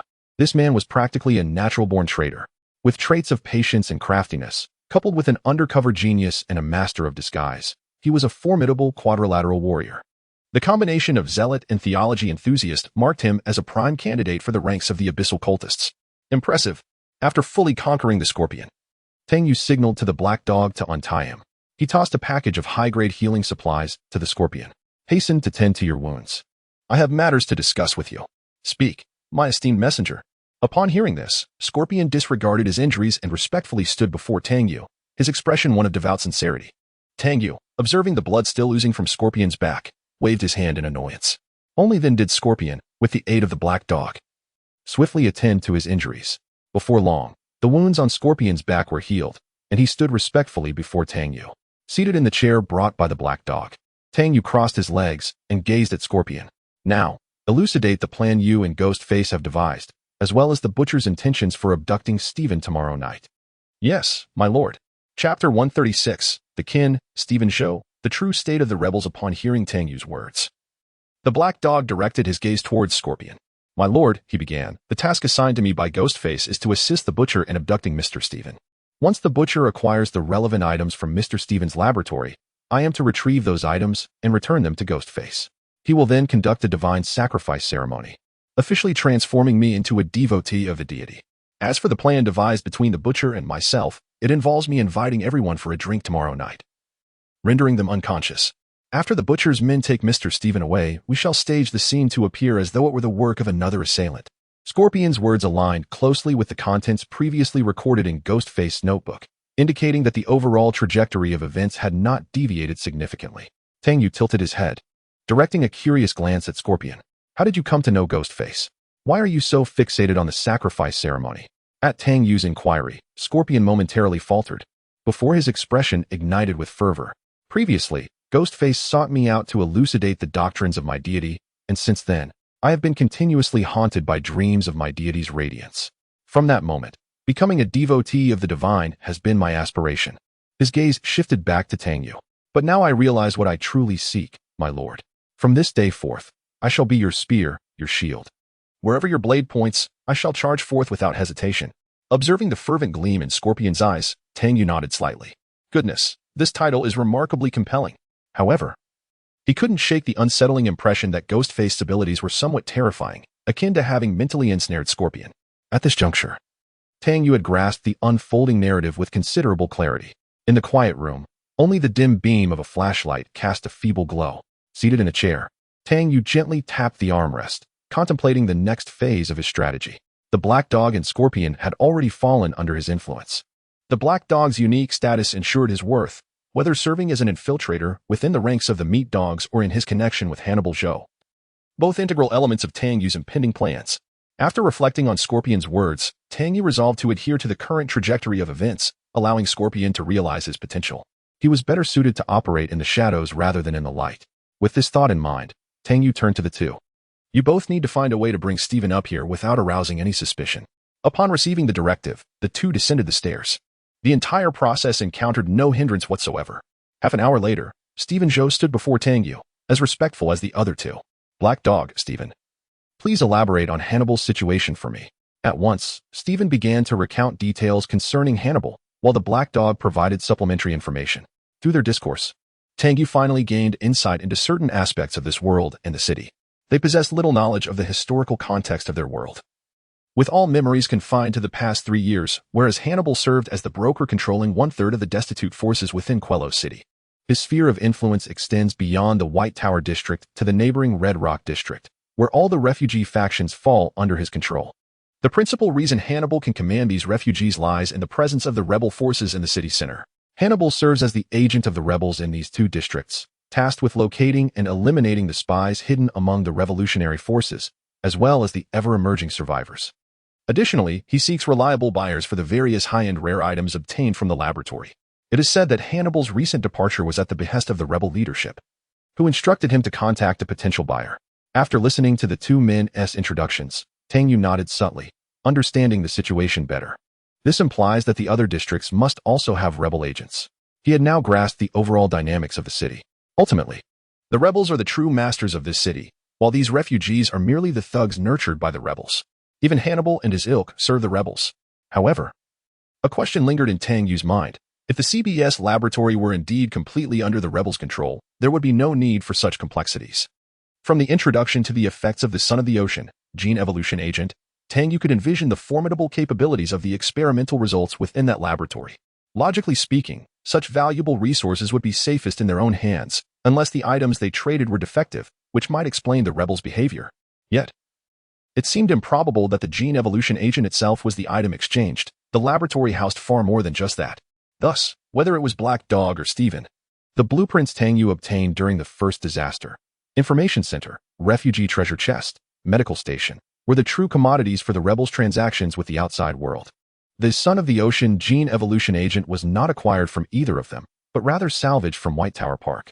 This raised further questions about the identities of the two men. Were they revolutionaries, mercenaries, or part of some other organization? Another doubt arose in Tang Yu's mind. Had the rebels truly mastered this laboratory? He felt it was more likely that the rebels did not have complete control over it. They might have only grasped certain aspects of how to access it, which is why they remained stationed in the city center, awaiting their opportunity. This opportunity could very well align with the special mission scheduled for the laboratory in 2 days. With this realization, Tang Yu felt a surge of clarity. Indeed, this must be the case. The rebels, much like the survivors, would need to adhere to certain rules to access the laboratory. The survivor's requirement entails possessing a laboratory access key card, and Tang Yu observed the evident difficulty of obtaining such a card by glancing at Steven and Scorpion before him. Even a formidable figure like Ghostface encountered significant challenges in this regard. The challenges faced by an ordinary survivor are undeniably formidable. Thus, it is safe to surmise that those who qualify to enter the laboratory are likely seasoned survivors who have endured multiple rounds of calamity. Newcomers. It would be wise for you to retire for the night. Yet, what are the prerequisites for the rebels to gain access to the laboratory? This remains shrouded in uncertainty. However, one fact is unequivocal. Within the confines of the laboratory, the rebels harbor but a singular objective: to eliminate every survivor. Once inside, all are adversaries. It is not only the rebels, it is likely that all survivors will find themselves ensnared in a life and death struggle. Nevertheless, this presents a favorable opportunity for me. After discerning the relationship between the laboratory and the rebels, Tang Yu retracted his wandering thoughts. With 2 days remaining until the laboratory's opening, he began to formulate a plan of action. This matter could be temporarily set aside. What he must now contemplate are the arrangements concerning the 3 individuals before him, as well as any potential opportunities regarding the butcher's abduction of Steven scheduled for tomorrow. His fingers resumed their gentle tapping against the armrest of the chair as he fell into deep contemplation. Chapter 137. The plan is underway. The holographic barrier at the hideout has been successfully established. Half an hour later, Tang Yu lifted his head, a confident smile gracing his lips. Steven, please hand over the password and key for the hospital's secret vault. A mere 10 minutes later, Tang Yu meticulously conveyed the action plan to the 3 individuals, ensuring their complete understanding before distributing the electronic devices crafted by the intelligence center, allowing them to depart. With the aid of Scorpion, he exited the Pinewood Hotel with ease. Upon successfully locating the evacuation teleportation point, he returned to the hideout. As he materialized, he was immediately spotted by Tu Shanxi, who had been waiting for him. Tang Yu also noticed Xiao Ba, peacefully asleep on the workbench, his drool dampening the fur on his arm. You needn't wait for me in the future. Rest early so you can work with ample energy tomorrow. Tu Shanxi cast a reluctant glance at the slumbering Xiao Ba and pouted, I wish I could sleep too. This little one is just like a child, worrying about you. I can't very well leave him here alone, can I? Tang Yu shook his head in mild exasperation. Tu Shanxi picked up Xiao Ba and headed downstairs. Clearly exhausted, Xiao Ba seemed to have finally relaxed, knowing he was safe in Tang Yu's hideout. He remained undisturbed even as Tu Shanxi placed him on the bed. All right, you should get some rest too. There are many tasks ahead tomorrow. Tu Shanxi nodded slightly. Tang Yu then descended to the basement level, taking a seat at the workstation. In his hands lay a white card, the laboratory access key card. He quickly accessed the procedure for crafting the key card, activating his skill in simulated item creation. With unwavering focus, Tang Yu commenced his meticulous work. Tu Shanxi appeared at the basement stairs, one hand gripping the railing, her gaze fixed on Tang Yu, who was entirely absorbed in his task. Time passed. And around 3:30 a.m., Tang Yu exhaled deeply as he inspected the white card in his hand. Indeed, the failure rate for crafting items other than precious goods had significantly increased, and despite the assistance of the workstation, he had faced numerous setbacks. However, upon seeing the replica of the laboratory access key card, a smile of delight spread across his face. It's getting late. I must be swift in my return. With midnight long past, the station teleportation had reset for the day. Upon returning to the hideout at 5:10 a.m., Tang Yu, having toiled for nearly 20 hours straight, collapsed onto his heated bed without even pausing for personal care, drifting off into a deep sleep. He was eventually roused by a tantalizing aroma. Upon opening his eyes, he beheld Xiaoba holding a plate of fragrant lamb chops, beaming at him. Upon noticing Tang Yu's awakening, Xiaoba chirped cheerfully, Boss, Sister Shishi sent me to call you for breakfast. Stretching languidly, Tang Yu felt his energy fully restored before turning his attention to Xiaoba. What time is it now? It is currently 1 o'clock in the afternoon. No wonder. Tang Yu hastily rose and, accompanied by Xiaoba, ascended to the second floor. Tu Shanxi had already prepared all the food. While dining, Tu Shanxi and Xiaoba recounted to Tang Yu the events that transpired that morning. Xiaoba had performed exceptionally well in completing the tasks related to their hideout. The greenhouse was now fully planted with vegetables, as per Tang Yu's request, aimed at swiftly diversifying their diet and supplementing essential vitamins and dietary fibers. After all, it had been nearly half a month since he entered the apocalyptic game, during which the majority of his sustenance consisted of nourishing lamb soup or various meats. If he failed to replenish his vitamins, significant health issues would inevitably arise. Based on a 3-day maturation cycle, fresh vegetables would be available the day after tomorrow, which Tang Yu eagerly anticipated. Once Xiaoba finished, Tu Shanxi began to discuss the happenings of the flea market, just as Tang Yu had anticipated. Following yesterday's trial run, the flea market today boasted a plethora of merchants with abundant survival supplies, numbering over a dozen. His market share had diminished by a third. However, Tang Yu had foreseen this. As long as his market share remained intact, he was content. Currently, his firearms modifications continued to be quite popular, allowing him to retain approximately 13% of the market share. He found joy in the increasing competition among merchants, for a more vibrant market would yield greater financial flow, thus enhancing his wealth accumulation through transaction fees. Today marked the second day since the flea market's inception, and its full potential had yet to be realized. Aside from those inherently gifted with economic acumen, many others were still cautious and hesitant. It would only be when all survivors and individual groups began to engage in transactions on this platform that the flea market would truly demonstrate its capacity for wealth generation. After finishing his meal, Tang Yu proceeded to the information center, activating the information connection function. After a brief search for signals and establishing a connection, several surveillance videos appeared on the computer screen, alongside a page dedicated to eavesdropping recordings. The videos showcased the street conditions surrounding the Pinewood Hotel, while the eavesdropping recordings were from the Meat Dog's office. This was the result of the clever work of Scorpion and Black Dog from the previous day.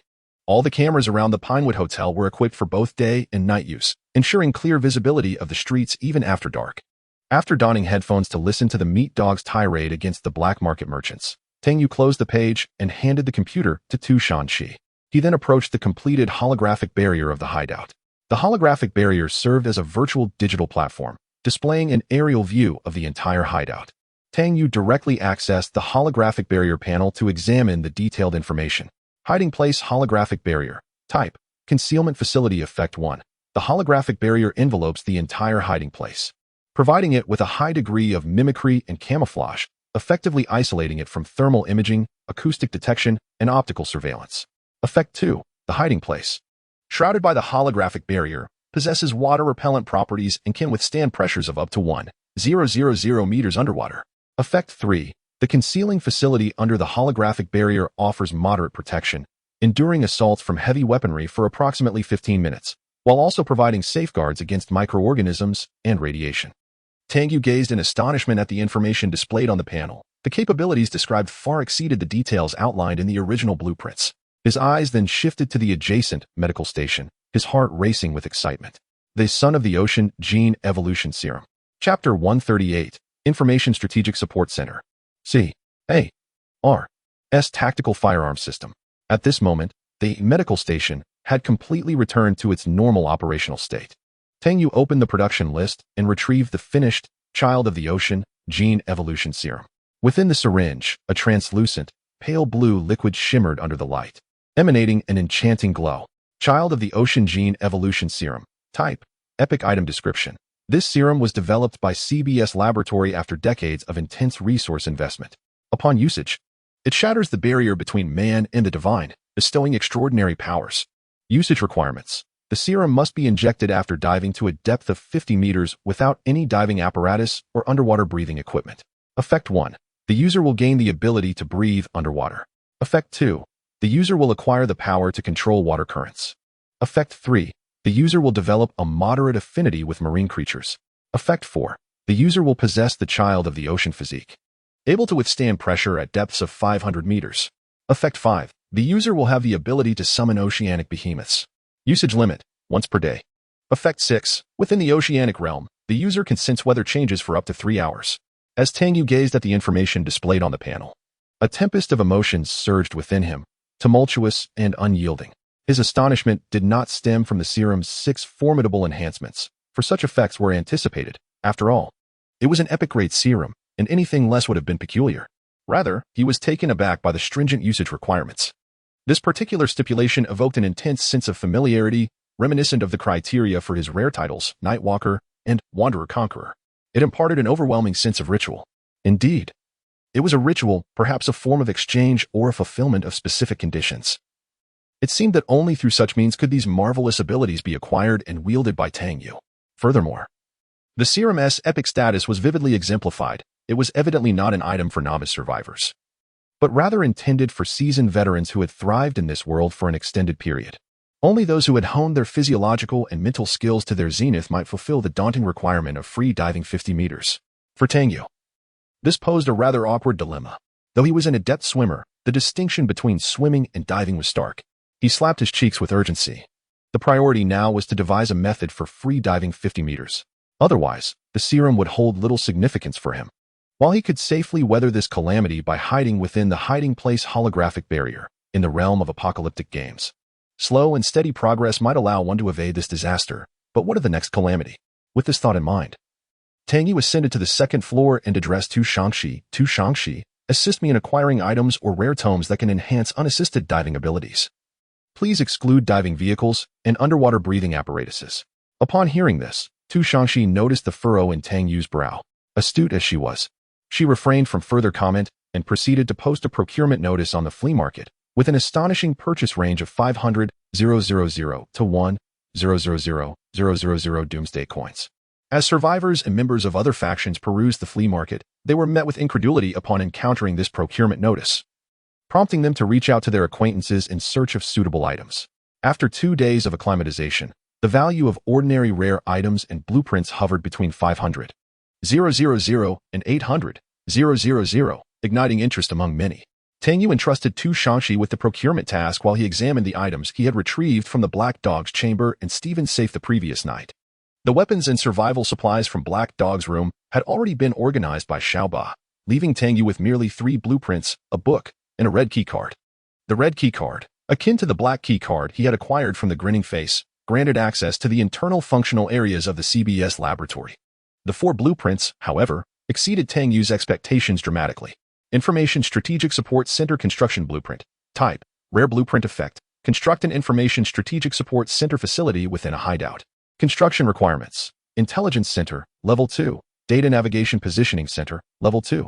Generator, Level 4. Military Information Transmitter X5. Phased Array Unit X30. Military Battery X10. Military Circuit Board X20.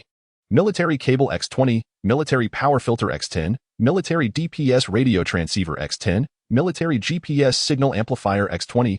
Confidential Intelligence X5. City Map X5. Construction time, 24 hours.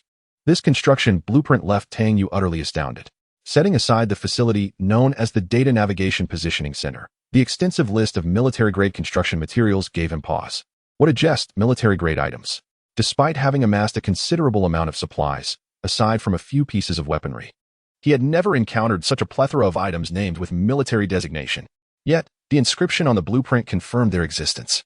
The most plausible locations for these materials were undoubtedly 2, the rebel camp in the city center and the Revolutionary Army camp at the reserve station. However, even with the knowledge of their existence, acquiring them posed a separate dilemma. Clearly, this facility could not be constructed in the short term, allowing Tang Yu ample time to strategize. Regarding the functions of the Information Strategic Support Center, Tang Yu had already formed certain conjectures. After all, the establishment of this center necessitated the inclusion of both the Intelligence Center and the Data Navigation and Positioning Center. Its efficacy should align with the information support capabilities of the Intelligence Center, although it is undoubtedly expected to far surpass the latter's performance. With this in mind, it would be prudent to devise a strategy to probe into the depths of the rebel or revolutionary forces, Tang Yu mused while stroking his chin. The other 2 blueprints were for the production of the Black Hornet drone and the Nightingale bionic bird drone. Both blueprints could be incorporated into the production list of the Intelligence Center. Tang Yu promptly added them, as the necessary materials were conveniently available at their current hideout, allowing for immediate commencement of production. The estimated time for completion was 6 hours. Ultimately, The final item that came into Tang Yu's possession was a book that piqued his interest the most. C.A.R.'s Tactical Firearm System, a Detailed Analysis. Chapter 139, Practicing the C.A.R.'s Tactical Shooting System, Catastrophe of the Worldwide Plague. The prerequisites for studying this book are the possession of a shooting range or shooting facility. Tang Yu met these criteria and immediately opted for study, with the skill manifesting upon his skill panel. C.A.R.'s Tactical Shooting System. Type: Rare Passive Skill Description. The Central Axis Relocking System is a shooting system tailored for close-quarters combat in confined spaces, enabling the elimination of foes and self-protection amidst the complexities of proximity engagements. You do not shoot to kill, you shoot to survive. Effects: in the high stance, the handgun is less likely to be seized, shooting speed is moderately increased, reloading speed is significantly enhanced, and it becomes more challenging for enemies to hit you. In the extended stance, the handgun remains difficult to take, while shooting speed is greatly augmented, shooting accuracy is moderately improved, and reloading speed sees a slight increase. In the intermediate stance, the handgun is hard to usurp, with perception at 25, reaction speed significantly heightened, making it difficult for adversaries to strike you. In the shooting stance, shooting accuracy is greatly improved. At maximum level, perception 40, shooting speed significantly enhanced, reloading speed dramatically increased, shooting accuracy greatly improved. Reaction speed substantially heightened, and the handgun remains untouchable. Proficiency: 0-10, 000. How to enhance proficiency. Engage in combat using the C.A.R.'s Tactical Shooting System to eliminate enemies. Practice at a shooting range or facility. In astonishment, Tang Yu realized this was his first encounter with a shooting-related skill, and he was taken aback by its formidable nature. His skill panel detailed the 4 shooting postures with comprehensive explanations and critical nuances. Tang Yu promptly made his way to the shooting range to experiment. The shooting range was adaptable to Tang Yu's specifications, and he opted for a corridor-style layout. Soon, a venue filled with rooms materialized before him. Upon entering the range, he first attempted the high stance, standing sideways with a silenced pistol pressed against his chest, his left hand enveloping his right, thumbs aligned. Bang! The sound of gunfire echoed as 2 holes appeared in the target position to his side. Throughout the exercise, Tang Yu refrained from aiming or extraneous motions, merely pulling the trigger, his eyes gleaming with excitement. He subsequently moved about the shooting range, practicing all 4 postures and grasping their applications with clarity. Next came the rapid transitions between the 4 stances and reloading drills, his body fluidly navigating each room, constantly envisioning the emergence of adversaries. The range resonated with the sounds of concentrated gunfire. Following a series of drills with various firearms under the C.A.R.'s Tactical Shooting System, an hour later, Tang Yu exited the range, thoroughly satisfied. This skill had immensely elevated his capabilities, not merely in physical prowess, but in tactical shooting acumen. Previously, he could only engage in combat through illicit means or by setting traps, as he was but one against many. However, this skill appears to be specifically designed for engaging in combat in confined spaces, employing a strategy of overwhelming force against fewer opponents. The 4 shooting stances adeptly address various scenarios that may arise. Simultaneously, Tang Yu has learned 2 types of reloading techniques: tactical reloading and emergency reloading. In truth, he has employed both methods before, though not with such systematic practice. After assimilating the insights gained from the previous night, Tang Yu once again visited the intelligence center. Upon his arrival, Tu Shanxi seemed to understand his intent and promptly switched the laptop screen to the intelligence page. At that moment, Xiaoba approached with 2 cups of red tea, offering them to the 2 before standing behind Tu Shanxi. Tang Yu now possessed 10 disaster coins, having acquired 3 more from the Black Dog-Ash chamber and 2 from Stephen's safe, bringing his total to 14 coins. It was time to uncover the information regarding the next disaster. He opened the intelligence center panel and opted to expend 10 disaster coins for the forthcoming disaster details. As the coins vanished from his grasp, the laptop screen flickered twice before revealing a new scene. Once again, the visuals depicted the buildings and streets of Keiluo City, where the destitute were still hurting survivors, who cautiously ventured out in search of sustenance. Encounters of conflict erupted sporadically, while in the distance, armored patrol vehicles driven by rebels slowly advanced toward them. At that moment, a waft of pale yellow mist swept through, enveloping the vagrants, the survivors, and even infiltrating the armored vehicle through its ventilation system. The scene shifted, illustrating how this pale, yellow mist blanketed various locations around the globe, infiltrating shelters through air ducts and doorways. Consequently, those who inhaled this mist soon exhibited a plethora of symptoms: coughing, difficulty breathing, facial swelling, vomiting, diarrhea, and intense itching. Ultimately, some individuals, driven by relentless scratching, developed wounds all over their bodies, which rapidly became inflamed and purulent, leading to agonizing deaths amidst increasingly labored breaths. Even those donning gas masks found that prolonged exposure to the pale yellow mist resulted in various skin necroses, gradually leading to their demise. The bodies of the deceased decayed swiftly, transforming back into the pale yellow mist that ascended into the air, dispersing into the atmosphere. At the end of the city streets, soldiers clad in heavy biohazard suits emerged, wielding flamethrowers to clear away the corpses. A solitary white flower blossomed from the mound of bodies, and as it opened, it purified the lingering pale yellow mist above the surrounding remains. The scene concluded with the wreckage of a downed aircraft, where a corner of a suitcase came into view. The footage ended, and disaster information appeared on the computer screen. Disaster name: Annihilation Plague Disaster Occurrence. 15 days post the cataclysmic deluge. Disaster duration: 7 days. Disaster opportunity: Purifying Hard Orchid, confidential suitcase. What on earth is this? Annihilation Plague. Tang Yu felt a chilling dread as he observed the scene before him. In the face of other calamities, there might still be a glimmer of hope in hiding, but when it comes to plagues, the situation is far more dire. This particular scourge is not merely transmitted from person to person. If it were, given the current state of survivors living in isolation, the threat would be considerably less daunting. The truly terrifying aspect lies in its ability to autonomously seek out its victims for infection, infiltrating even the most sheltered sanctuaries through ventilation systems. Such a phenomenon seems almost otherworldly. However, after a fleeting moment of shock, Tang Yu breathed a sigh of relief. He had not anticipated that the breathing pot hose would serve as the key to navigating the next disaster. Chapter 140, Preparing for the Third Catastrophe.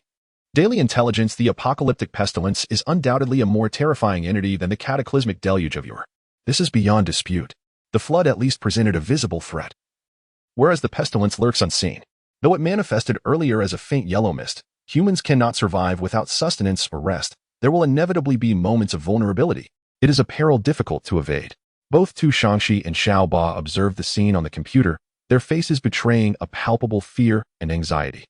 The impact of the pestilence visual was undeniably profound for them. Noticing their distress, Tang Yu spoke. All right, we still have time. Starting tomorrow, we have 24 days remaining, which should suffice for us to prepare adequately. He regarded Xiao Ba with earnestness. Xiao Ba, your task during this period is of utmost importance. You must devote yourself entirely to cultivating the breathing green philodendron. This is crucial to our strategy against the impending pestilence.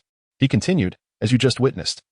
The pestilence can infiltrate our refuge through ventilation ducts. We must rely on the air purification properties of the breathing green philodendron to survive within our sanctuary.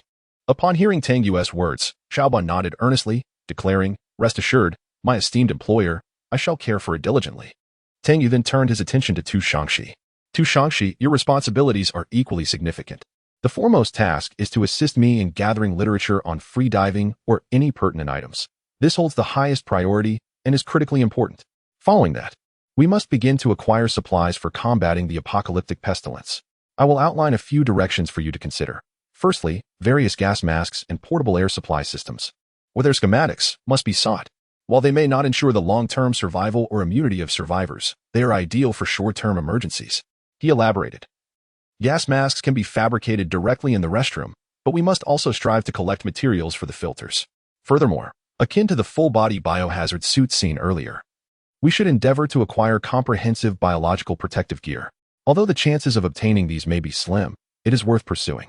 We may trade for schematics of the refuge facilities as circumstances allow, and should we encounter blueprints for virus extermination apparatus, we must seize them immediately. Additionally, we should seek rare recipes, particularly in the realms of medicine and sustenance. In my experience with apocalyptic scenarios, insurmountable disasters are a rarity. Thus, it is likely that, similar to the previous nourishing lamb soup, a turning point may emerge through recipes. Tang Yu articulated his thoughts rapidly, while Tu Shangxi diligently took notes. Most importantly, all of this must be executed with utmost discretion. Should certain individuals catch wind of our actions, we would find ourselves in dire straits. At this juncture, Tu Shangxi suddenly raised her gaze to meet Tang Yu's. From yesterday onwards, there has been a clandestine acquisition of materials related to flood disaster response on the flea market. Although these transactions were conducted discreetly, we have easily discerned the patterns. Tang Yu nodded slightly, having anticipated this development. When he initially shared this information with Wang Bohu and Wang Haoyu, he foresaw such outcomes. Not to mention, Wang Bohu had relayed this information to the Rangers organization. It astonished him that news regarding the flood disaster had not yet proliferated widely over the past couple of days. No matter, let them proceed with their acquisitions. We can seize the opportunity to gather resources for combating the impending plague. At a critical moment, we can inform the survivors about the flood disaster, allowing us to procure the necessary materials while everyone's attention is fixed on flood response supplies. You shall oversee the specifics. I will merely provide guidance. Tu Shangxi nodded in agreement. By the way, should you decide to disclose information about the flood disaster in advance, please inform me, and I will make the necessary arrangements. Understood, boss. With the procurement of supplies organized, Tang Yu felt a sense of relief. With Tu Shangxi on board, the matter of plague resources could be set aside. However, what could be inside that mysterious briefcase? Tang Yu recalled the briefcase from the earlier scene, which had emitted a red glow. Its contents must be exceedingly valuable. As for that plant, it was undoubtedly a rare anomaly. Its effects appeared to be akin to the previously acquired polar snow lotus, known for its ability to combat plagues. As he contemplated this, Tang Yu's expression suddenly shifted, and he promptly summoned Xiaoba. In his hands was a wooden box containing the seed he had obtained days ago while acquiring the polar snow lotus.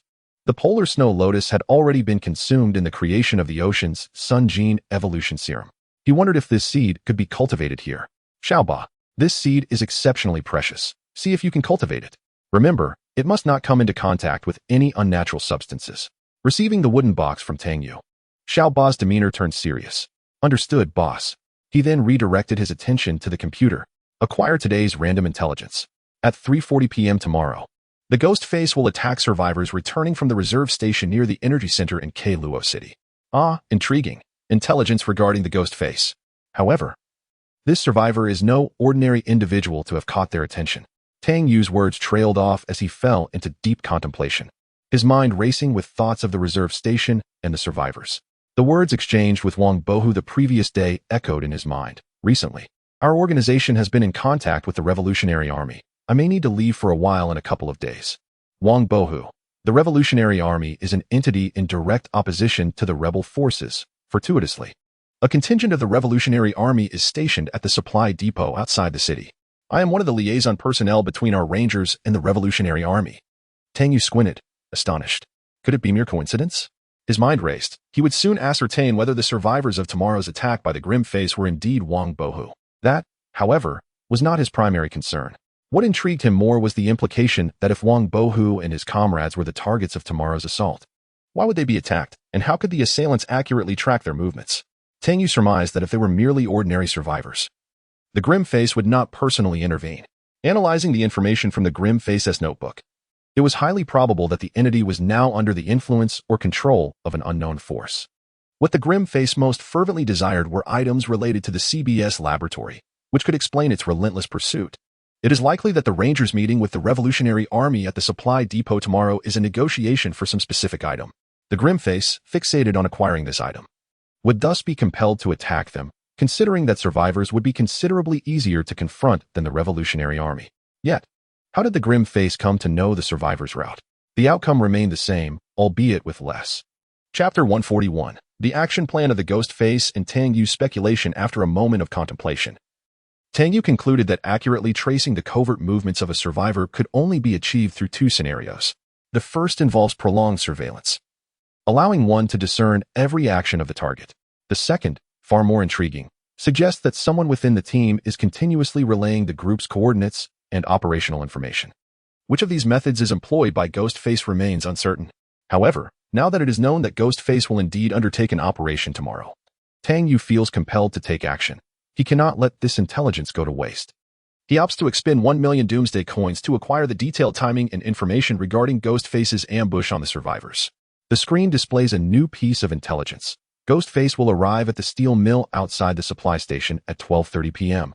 Observe the transaction between the survivors and the Revolutionary Army at 1:25 p.m., depart the steel mill at 1:40 p.m., and proceed to lay an ambush at the energy center in Luo City, striking at 3:40 p.m. as the survivors return.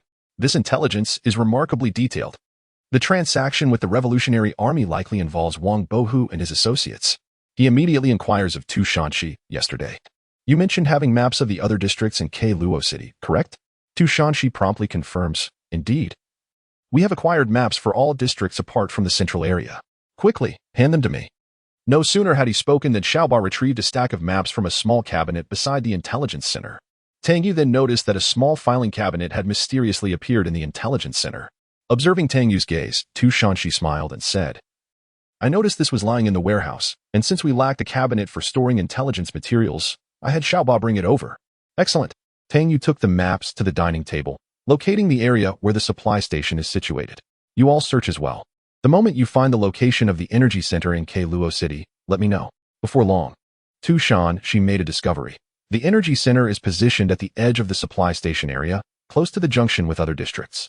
Tang Yu, however, recognized the names of several streets near the energy center. He promptly took out the map of Baita district and aligned it with the map of the supply station. And suddenly, everything became clear. No wonder Wang Bo, who was invited to participate in this operation. The supply station and Baita district are adjacent to one another. To his astonishment, just a few kilometers from the energy center in Luo City, he spotted a familiar name, Gongyang subway station. Oh, what a coincidence. An idea formed in Tang Yu's mind as he quickly assessed its feasibility. He turned to Xiaoba. How many electronic items have been produced according to the list in the intelligence center? For information transmitters, 5 listening devices, 8 cameras, and 5 tracking locators. Xiaoba promptly relayed the data to Tang Yu. Acquire all of them for me. Swiftly, he stowed all the items into his backpack. However, Xiaoba handed Tang Yu 2 more items. What are these? Tang Yu inquired. Mr. Boss, these are supplies collected yesterday. I believe they will be of use to you. Upon inspection, Tang Yu discovered that they were 2 rare items. One was called the Guide to Wishes Fulfilled, and the other was the Matisse MP thermal imaging device. Guide to Wishes Fulfilled type, rare item effect, provides coordinates for a desired item within a 3-kilometer radius based on the survivor's most fervent wish, usable once per day. The guide's functionality was straightforward yet striking. Its design resembled a compass with a single needle. Tang Yu adjusted its orientation and silently focused on the location of Tu Shanxi. As he concentrated, the needle on the Guide to Wishes Fulfilled spun rapidly, as if drawn by an unseen force before coming to a halt, pointing directly toward Tu Shanxi's position. Incredible! Tang Yu exclaimed. He placed the 2 items into his backpack, although their utility for him seemed limited. They might prove invaluable in a critical moment. He opened Wang Bohu's private messages and pondered for a moment. Tang Yu, do you have time tomorrow at noon? Shall we explore a supply point together? I need a helping hand. At that moment, Wang Bohu was preparing for the morning's mission, as it would be his first encounter with other seed members and his inaugural action. He had much to plan, not only for this undertaking, but also considering the potential risks of meeting other survivors. He had never forgotten the existence of traitors, though the Rangers, as members of the Blue Star Seed organization, underwent rigorous scrutiny. The matter of his life prompted him to prepare thoroughly. Just then, Tang Yu's message arrived. Tang Yu, do you have time tomorrow at noon? Shall we explore a supply point together? I need a helping hand. Wang Bohu's initial reaction was one of disbelief. Was the esteemed Tang Yu seeking his company to explore a supply point? But was that even plausible? After all, during the polar blizzard, Tang Yu had single-handedly taken on an entire refugee camp. What kind of supply point would necessitate his personal search for assistance? Wang Bohu had come to understand Tang Yu well. The latter was undoubtedly cautious and meticulous, never one to place trust easily in others. Therefore, Tang Yu's true intention in reaching out to him could not simply be to seek a companion for a supply expedition. What, then, was the underlying motive behind his inquiry? Wang Bohu's thoughts drifted back to when Tang Yu had asked him to observe the 4S store at the cabin camp. This situation was certainly not as simple as it appeared. As for the notion that Tang Yu might harbor ill intentions towards him, Wang Bohu dismissed it. He believed that his very survival might hold more value for Tang Yu than any trivial possessions he could offer. After contemplating this, he found himself at an impasse, unable to discern a clear course of action. In order to avoid being overly clever and thereby disrupting Tang Yu's plans, Wang Bohu candidly stated, Master, tomorrow is not feasible. I must accompany the Rangers to meet with the supply station and the Revolutionary Army in the morning. A full half-minute elapsed before Tang Yu's message was finally transmitted. All right, please ensure your safety tomorrow. Be vigilant of your surroundings, Tang Yu replied. Upon reading Tang Yu's response, Wang Bohu remained silent for an extended period, fixating on the words and pondering their implications. He was now thoroughly convinced that the master had undoubtedly received some intelligence, likely pertaining to his mission the following day. If he was not mistaken, Tang Yu's uncharacteristic invitation was intended to ascertain whether that information was connected to Wang Bohu's impending actions. After receiving a clear affirmation from him, Tang Yu, once again behaving unusually, reiterated his concerns for Wang Bohu's safety and urged him to remain observant, an implicit warning. Why not speak plainly? Perhaps the master had yet to finalize certain matters. After contemplating these thoughts, Wang Bohu solemnly replied, "I understand, master." Upon seeing Wang Bohu's reply, Tang Yu raised an eyebrow, still as astute as ever. Chapter 142. Acquiring CBS Laboratory, Enhancing Firearms and Ammunition after devising a plan for tomorrow's confrontation with the Phantom Face. Tang Yu cleanses himself and anoints himself with fragrance before approaching the statue of Guangong. He prepares for today's round of Monopoly, rolling the dice. Today, he has accrued 703 points from real estate investments, combined with yesterday's 1322 points and 11 points from the flea market, bringing his total to an impressive 2036 points. Upon examining the Monopoly board, Tang Yu notes that there remain no squares around Mini Tang Yu that warrant the use of any item cards. His gaze lingers on the item card Flight card. As he selects to use it, the Flight card transforms into a stream of light, merging seamlessly with Mini Tang Yu. Tang Yu feels a newfound ability to control Mini Tang Yu's landing on the Monopoly board. With the thought of acquiring the CBS Laboratory, Mini Tang Yu appears on the square adorned with the image of a white laboratory in the center of Kailuo City. The option to expend 2,000 points to purchase CBS Laboratory arises. Yes, the wealth points on the Monopoly panel begin to diminish rapidly, plummeting to 36 points. It is indeed a case of working tirelessly for half a year, only to return to square one in an instant. However, Tang Yu breathes a sigh of relief. Goodness, that laboratory is exorbitantly priced. I nearly squandered this opportunity to purchase.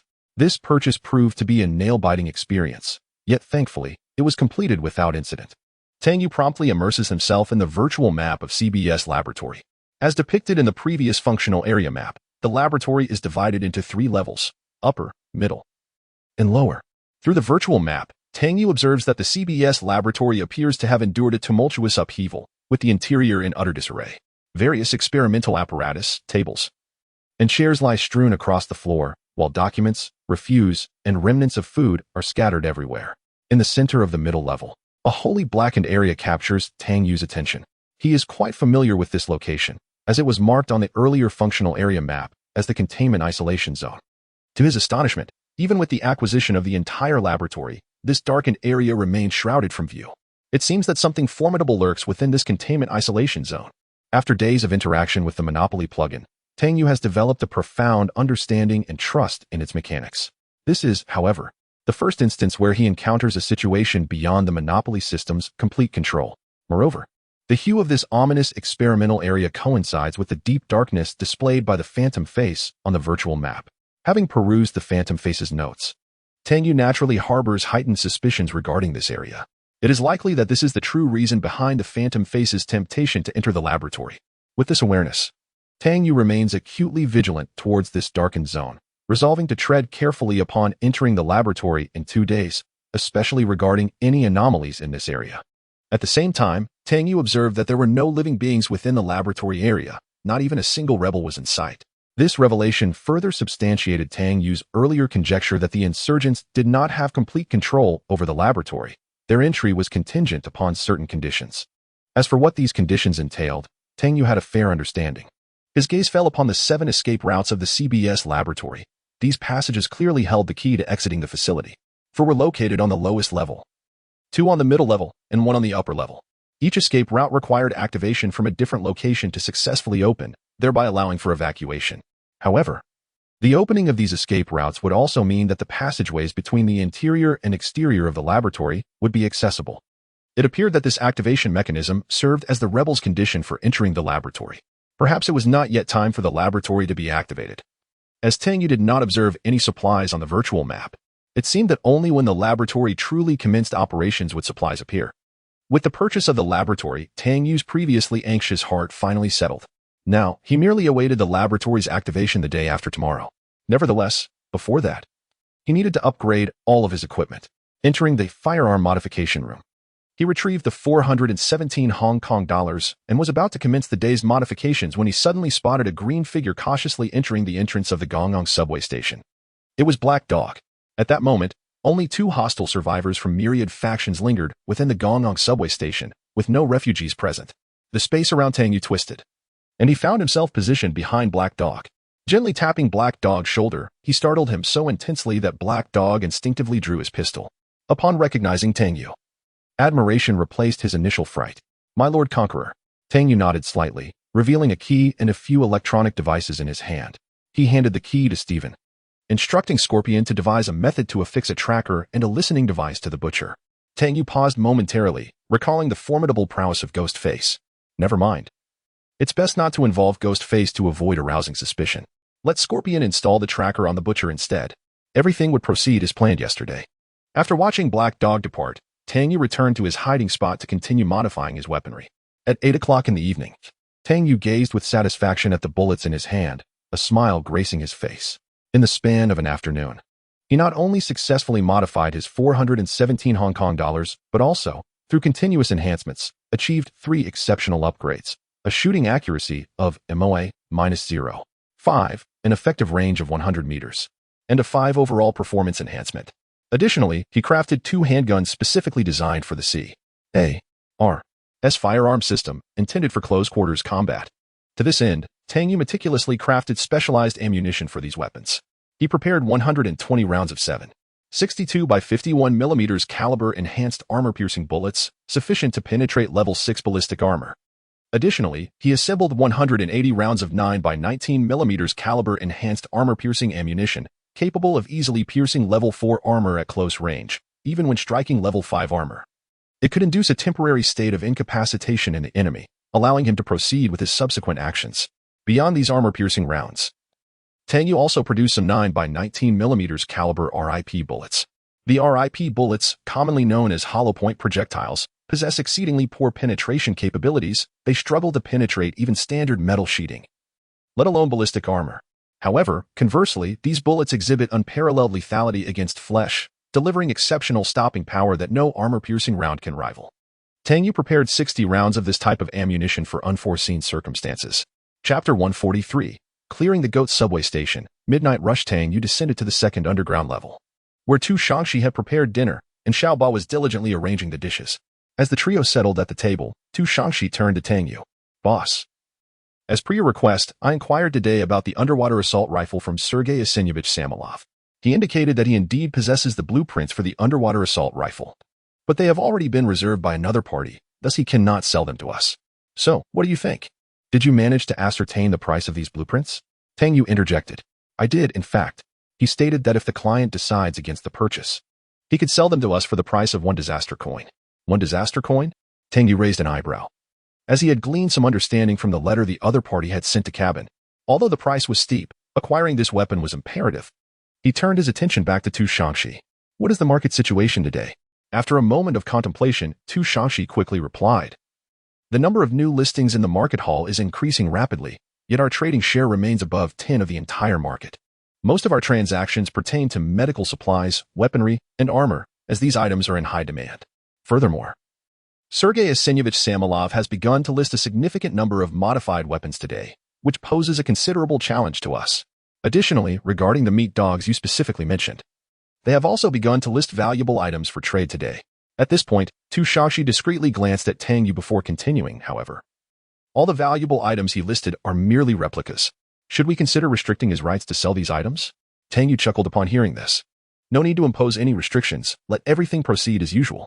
By the way, boss, ever since we acquired a disaster coin yesterday, the number of individuals purchasing disaster coins has surged today.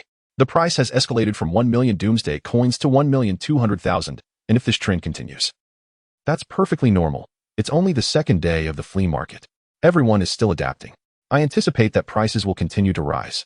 In due time, as their transaction amounts increase, the fees they must pay will also rise, Tang Yu reassured. As the three dined, they conversed about the current conditions of their hideout. By the time they finished their meal, it was already 9 o'clock in the evening. Tu Shangxi was seated at the intelligence center's computer, while Tang Yu stood on the first underground level. Boss, can you hear me? Tu Shangxi's voice crackled through Tang Yu's tactical earpiece. Tang Yu pressed the button on his chest to respond. I can hear you, loud and clear. I'll take my leave then. Please inform me immediately if anything arises. With that, he vanished, reappearing in the hideout of a survivor at the Goat subway station. The hideout was modest, only accommodating 60 individuals, and Tang Yu's sudden appearance instantly drew their attention. Having not yet fully grasped the situation, the individual's limbs had already been severely damaged by Tang Yu. Once it became evident that the opponent posed no further threat, Tang Yu commenced the thorough search for supplies within this hideout.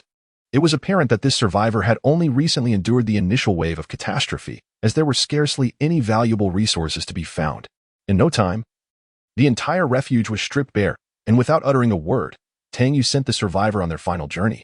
Once again, his backpack revealed a damaged hideout lease. With the collapse of this refuge, Tang Yu swiftly vanished, reappearing inside another hideout. In the next moment, he disappeared again, materializing within the last remaining refuge of a survivor at the Gongong subway station. This survivor turned out to be an experienced one. However, under Tang Yu's sudden assault, the hideout quickly succumbed to ruin. Thus, the Gongong subway station was left devoid of any survivors. With these unforeseen variables resolved, it was time to attend to more pressing matters. He seamlessly melded into the shadows, racing towards the en route museum, which Tang Yu suspected might be the lair of the Phantom Face. After all, the key to the museum's storage was acquired from the Phantom Face himself. Nonetheless, his intention was not to infiltrate the museum that night, but rather to install surveillance cameras at several of the museum's entrances. Once the installation was complete, he proceeded to a street adjacent to the museum, ultimately halting before a corner clinic. This clinic had evidently been frequented by numerous survivors. Upon entering, he was met with a chaotic array of footprints and scattered debris, the air thick with the scent of decay. Casually, he collected a sterile bandage that had fallen in a corner of the cabinet and traversed down a narrow corridor, finding himself before a formidable metal door. This door bore the marks of countless attempts to open it. The surface was riddled with dents, yet its quality exceeded the expectations of many. Tang Yu produced the corner clinic radiology room key and inserted it into the lock. This key had been procured after he masqueraded as a jester and outwitted a group of vagabonds at the trading building. It appeared that one of them had previously been a doctor at this clinic's radiology room and had kept the key as a memento. With a twist of the key, the door creaked open. Illuminated by a faint flashlight, the room revealed a plethora of items scattered about, though in stark contrast to the chaos outside. The radiology room was considerably cleaner. Tang Yu began meticulously scouring the room for useful supplies. Before long, his attention was captured by a black object on the table. Upon closer inspection, he discovered it was an LEDX skin transillumination device. Type: medical item occupied space. 1x1 description: a device designed to accurately locate subcutaneous veins. Just as he stowed this away in his backpack, he noticed an elongated object nearby. Ophthalmoscope. Type: medical equipment occupied space. 1x1 description: a medical device used for eye examination and diagnosis. Tang Yu swiftly searched the room, ensuring there were no remaining items. Before making his hasty exit, his haul was fairly satisfactory. Taking advantage of the night as cover, he dashed toward the supply station. This simply wouldn't do. He needed to acquire a means of transportation soon. By the time he approached the energy center in Luo City, it was nearly 10 p.m. The structure stood over 30 stories tall, with the first 3 floors housing a shopping mall, while the office spaces commenced from the 4th floor. "Boss, can you hear me?" came Tu Shanshi's voice through the tactical headset. Tang Yu immediately found a concealed spot and pressed the communication button. "Received. What is the matter?" "Boss, the Butcher's men have already made their appearance." Chapter 144, Preparations and Exploration of Apartment 15. "Boss, the Butcher's men have made their appearance and are currently lying in wait around the Pinewood Hotel." "Understood. Continue surveillance and notify me immediately if a confrontation occurs. If not, inform me when the Butcher's men depart." "Got it, boss. Everything is proceeding according to plan." At this moment, Tang Yu found himself atop the energy center. He had surveyed the map during the day. Below him lay a broad and straight road leading from the supply station to the White Tower district. Tang Yu assessed the surroundings, noting the generally elevated structures around him. If Ghostface intended to ambush the Rangers, the rooftop would be the optimal vantage point. Following his sniping strategy, Tang Yu discreetly installed a camera aimed precisely at the ideal sniping position, ensuring it was well concealed. He then proceeded to that sniping spot, where he affixed 2 remote-controlled emulsification explosives and a signal receiver converter on the outer wall of the rooftop. This signal receiver converter, a fortunate find, could transform extremely weak signals into specific normal signals, allowing Tang Yu to send commands to detonate the emulsification explosives from over 100 meters away. However, he possessed only 2 of these devices, and he hoped to surprise Ghostface with their use. With his preparations complete, Tang Yu swiftly departed the building, meticulously erasing any traces of his presence, such as footprints. He then installed 7 or 8 more remote-controlled emulsification explosives at various critical points along the road, each location carefully selected, before making his way back to the Goat subway station. As he neared the Goat subway station, the voice of Tu Shan resonated once more. "Boss, the Butcher's men have left the Pinewood Hotel with someone." "Understood. Proceed to the Cape of Good Hope subway station." Minutes later, He arrived in close proximity to the Pinewood Hotel. Tu Shanxi, lock onto Black Dog's location. 5 seconds later, Tu Shanxi's voice echoed back. Boss. Black Dog is located on the 3rd floor, room 301 of apartment 15. All right, understood. Tang Yu hurried towards apartment 15. The two buildings, apartment 15 and the Pinewood Hotel, were adjacent, separated only by a bank. Possessing a key to apartment 15, he unlocked the door and stepped inside, closing it securely behind him. Standing before room 301, he knocked. The dull thud reverberated through the hallway, and through his tactical earpiece, he distinctly heard the sound of a firearm being loaded within. Black Dog, it's me. Open the door. In the next moment, the door swung open, revealing Black Dog within. Lord Conqueror, I didn't expect you to come in person. With a slight nod, Tang Yu entered the room as Black Dog shut the door behind him. What is the situation? Speak in detail. My Lord Conqueror, I entrusted the key to my uncle earlier in the afternoon. The Scorpion, adhering to his original plan, poisoned the displaced individuals. At 10:55, he signaled, and soon after, the butcher's men entered the hotel. Ultimately, at 11:05, merely 20 minutes ago, they departed with my uncle. Upon hearing of the flawless execution of the plan, Tang Yu's lips curled into a smile. He retrieved a half-smoked cigar from his backpack and handed it to the Black Dog. My Lord Conqueror, what is this? You must devise a way for the meat dog and the ghost face to discover this cigar. It is Caban's favorite, Tang Yu instructed. Do you understand the rest? The Black Dog's eyes widened in realization. Are you suggesting we divert the meat dog's attention towards Caban? Not quite, Tang Yu replied. His fair visage framed by the shadows of his black hood, his deep-set eyes fixed intently on the Black Dog. I care not for your methods. I have but one requirement, that Caban meets his end swiftly. As Tang Yu's deliberate words sank in, the Black Dog's heart raced with fervent admiration, his head bowing slightly. Your command is my guiding light, my Lord Conqueror. After imparting a few more instructions, Tang Yu allowed the Black Dog to depart. Standing by the window and watching the figure of the Black Dog fade into the distance, he turned and descended the stairs. Having made the rare visit to apartment 15, he intended to inspect rooms 704 and 803. Who knows when he would have the opportunity again? As he climbed, he headed for the 8th floor. But upon reaching the 6th, he found the staircase largely obstructed by a plethora of suitcases and furniture. After a struggle, he finally managed to navigate the clutter to reach the 8th floor. The layout of the rooms in the 15th apartment building was largely uniform. Observing several rooms with doors ajar, he noted that each was approximately 40 square meters. He quickly located room 803, the key to which he had possessed since the first day of the Apocalypse game. After so many days of wandering, he had finally arrived at this room. It had not been an easy journey. As the door lock turned and the door swung open, Tang Yu stepped inside. As he had anticipated, the room's decor was steeped in a military aesthetic. It was likely that the subway monitor had filled out his background as a veteran upon his employment. The room remained in the same condition as when it was last vacated, though a fine layer of dust coated the surfaces. It was evident that the room's occupant had a penchant for cleanliness. The layout featured a single room with a small bathroom and kitchen, complemented by a narrow balcony adorned with several withered plants. Entering the bedroom, he found not only a single bed, but also a writing desk. Tang Yu's gaze fell upon a stack of blank sheets resting upon the desk, devoid of any inscriptions. However, he discerned that the topmost sheet bore faint impressions, the result of excessive pressure from a writing instrument. Retrieving a pencil from the 20-pocketed backpack, he placed it upon the uppermost sheet and began to gently apply pressure in an up and down motion. Within mere seconds, 3 lines of clear text materialized before him. Subject 7 has been transformed into a follower of the malevolent deity. During moments of lucidity, he has relayed messages to me. The high priest of the malevolent deity appears to be under the control of its will, possessing immortality and the ability to inflict mental corruption. It is suspected that the high priest is infiltrating various factions through mental pollution. Confirmed infiltrations have occurred within the Ranger organization and the destitute factions of the White Tower district. His reach has extended into other city sectors. Colonel, please exercise caution in discerning whether there are any individuals in the team who have been mentally corrupted. The ambitions of the high priest are vast. Utmost vigilance is imperative. Chapter 145, The Ritual of the Malevolent Deity, Room 704, The Search of the Bank's Office Area. Tang Yu's eyes narrowed in contemplation. Number 7 must be the one who penned the bloodied missive. However, the specter, tainted by the malevolent deity's mental corruption, was not a revelation to Tang Yu. Stephen had voiced similar conjectures the previous night concerning the specter's purported immortality and mental corruption abilities. Tang Yu's thoughts immediately drifted to the incompletely evolved neural bridge in the specter's brain, as it was the only entity that could correlate with those bizarre powers.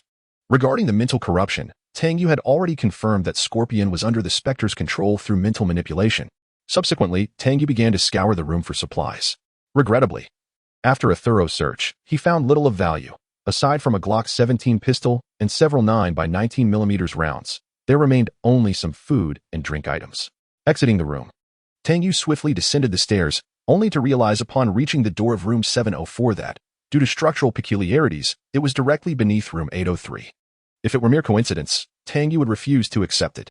This room was almost certainly that of number 7. He and the occupants of room 803 had deliberately chosen such a vertical layout. Tang Yu listened intently in the corridor, confirming the absence of any sounds within the room before producing the key to room 704 and inserting it into the lock. With a crisp click, the door swung open. However, the instant he breached the threshold, he detected a faint sound, an almost imperceptible rustle of fabric. In the next moment, a silenced pistol materialized in his hand, transforming his entry from a gentle push to a forceful kick, as he immediately dropped to the ground. As the door opened, Tang Yu felt several swift gusts of air brush past his head, followed by the dull thud of bullets striking the wall. He beheld the scene within the room. A cultist of the malevolent deity was half-kneeling opposite the doorway, discharging his weapon. Realizing that the previous shots had failed to find their mark, the assailant aimed to adjust his aim at the prostrate Tang Yu. Yet, Tang Yu had transformed. His reflexes were now unparalleled. In a flurry of motion, 2 shots rang out, striking the cultist squarely in the chest, the immense impact contorting his form and halting his actions. The third bullet seamlessly found its way into the cultist's eye socket, delivering a fatal blow. Observing the fallen figure of the malevolent deity's follower, Tang Yu swiftly regained his footing, entered the room, and secured the door. The weapons used by both parties had been silenced, resulting in minimal noise during the confrontation. With the silenced pistol raised at a 45-degree angle, Tang Yu aimed with his left eye while keeping his right eye alert, employing the most precise C.A.R.'s tactical system in an extended stance to conduct a rapid sweep of the entire room. Once assured of the absence of further threats, he returned to the lifeless body of the cultist and squeezed the trigger once more, ensuring 3 bullets penetrated the brain, leaving no chance of survival. He stowed the pistol into his backpack and began to examine the spoils. If his conjecture was correct, this cultist of the malevolent deity was the so-called number 7. Lifting the eyelid of the adversary, he beheld eyes as dark as ink, and Tang Yu discerned that this individual had long succumbed to mental corruption. Surveying the room anew, he noticed that the living area had been entirely stripped of furniture. The floor was adorned with a massive eye symbol drawn in blood, surrounded by numerous auxiliary runes forming a complex arrangement. With Tang Yu's current proficiency in the arcane language of runes, he could readily interpret their meanings: obedience, soul, exchange. At the center of these runes stood a ritual tower constructed from human bones, from which hung various items. Upon sighting these objects, Tang Yu's eyes sparkled with excitement. Commemorative coin, acquired. Golden rooster, acquired. What? Goodness. Military circuit board. He gazed incredulously at the palm-sized green circuit board before him, realizing it was the fabled military-grade board. This was his first encounter with such an item. Could it be related to the individual's military background? With this thought in mind, Tang Yu searched even more thoroughly. True to his expectations, he discovered military cable and military thermal imaging block, 2 more military-grade items. After securing these, his gaze shifted upwards to an item perched atop the skeletal ritual tower. It was a necklace composed of numerous canine teeth strung together with a wooden plaque. Holy amulet. Type: rare special item. Description: a product of a sacrificial ritual. Effect 1. Wearing this item, the cultist will disregard your presence and will not initiate an attack. Effect 2. Provides effective resistance against mental attacks. Effect usage: 7 times. Tang Yu raised an eyebrow. Such an item could allow him to evade the cultist's attacks 7 times and resist mental assaults. Quite a boon indeed. Given that the ghostly face seemed to possess mind-controlling abilities, he promptly donned the amulet. In this room, he also discovered a small notebook, presumably written by number 7 before succumbing to control, which he stowed in his backpack. Confirming that he had thoroughly searched all items, Tang Yu made no further delay and departed. He lacked the inclination to scour the other rooms of apartment 15. His primary focus was now on the layout of the entire White Tower district. The mundane supplies within these apartments could wait for Black Dog to gather later. Had he not been intrigued by the matters concerning rooms 704 and 803, he would not have come to search personally. Upon exiting apartment 15, he dismantled all the cameras previously installed around Pinewood Hotel.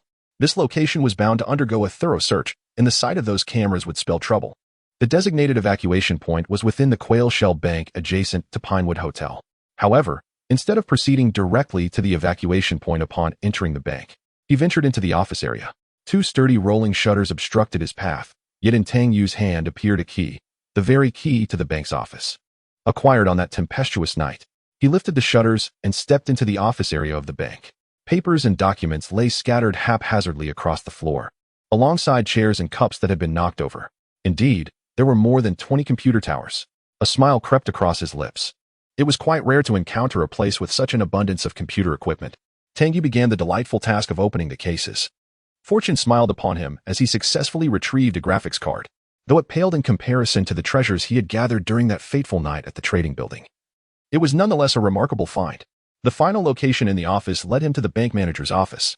The door was locked, prompting Tang Yu to draw his silenced pistol and fire 2 shots at the lock. The door swung open, revealing a safe that stood approximately half his height within his line of sight. Chapter 146, Financial Management Investment Contract, Recipe for Cleansing and Detoxifying Decoction. As Tang Yu observed the surroundings of the office, he stowed the half-height safe into his backpack. The manager's office comprised an area for work and a lounge area.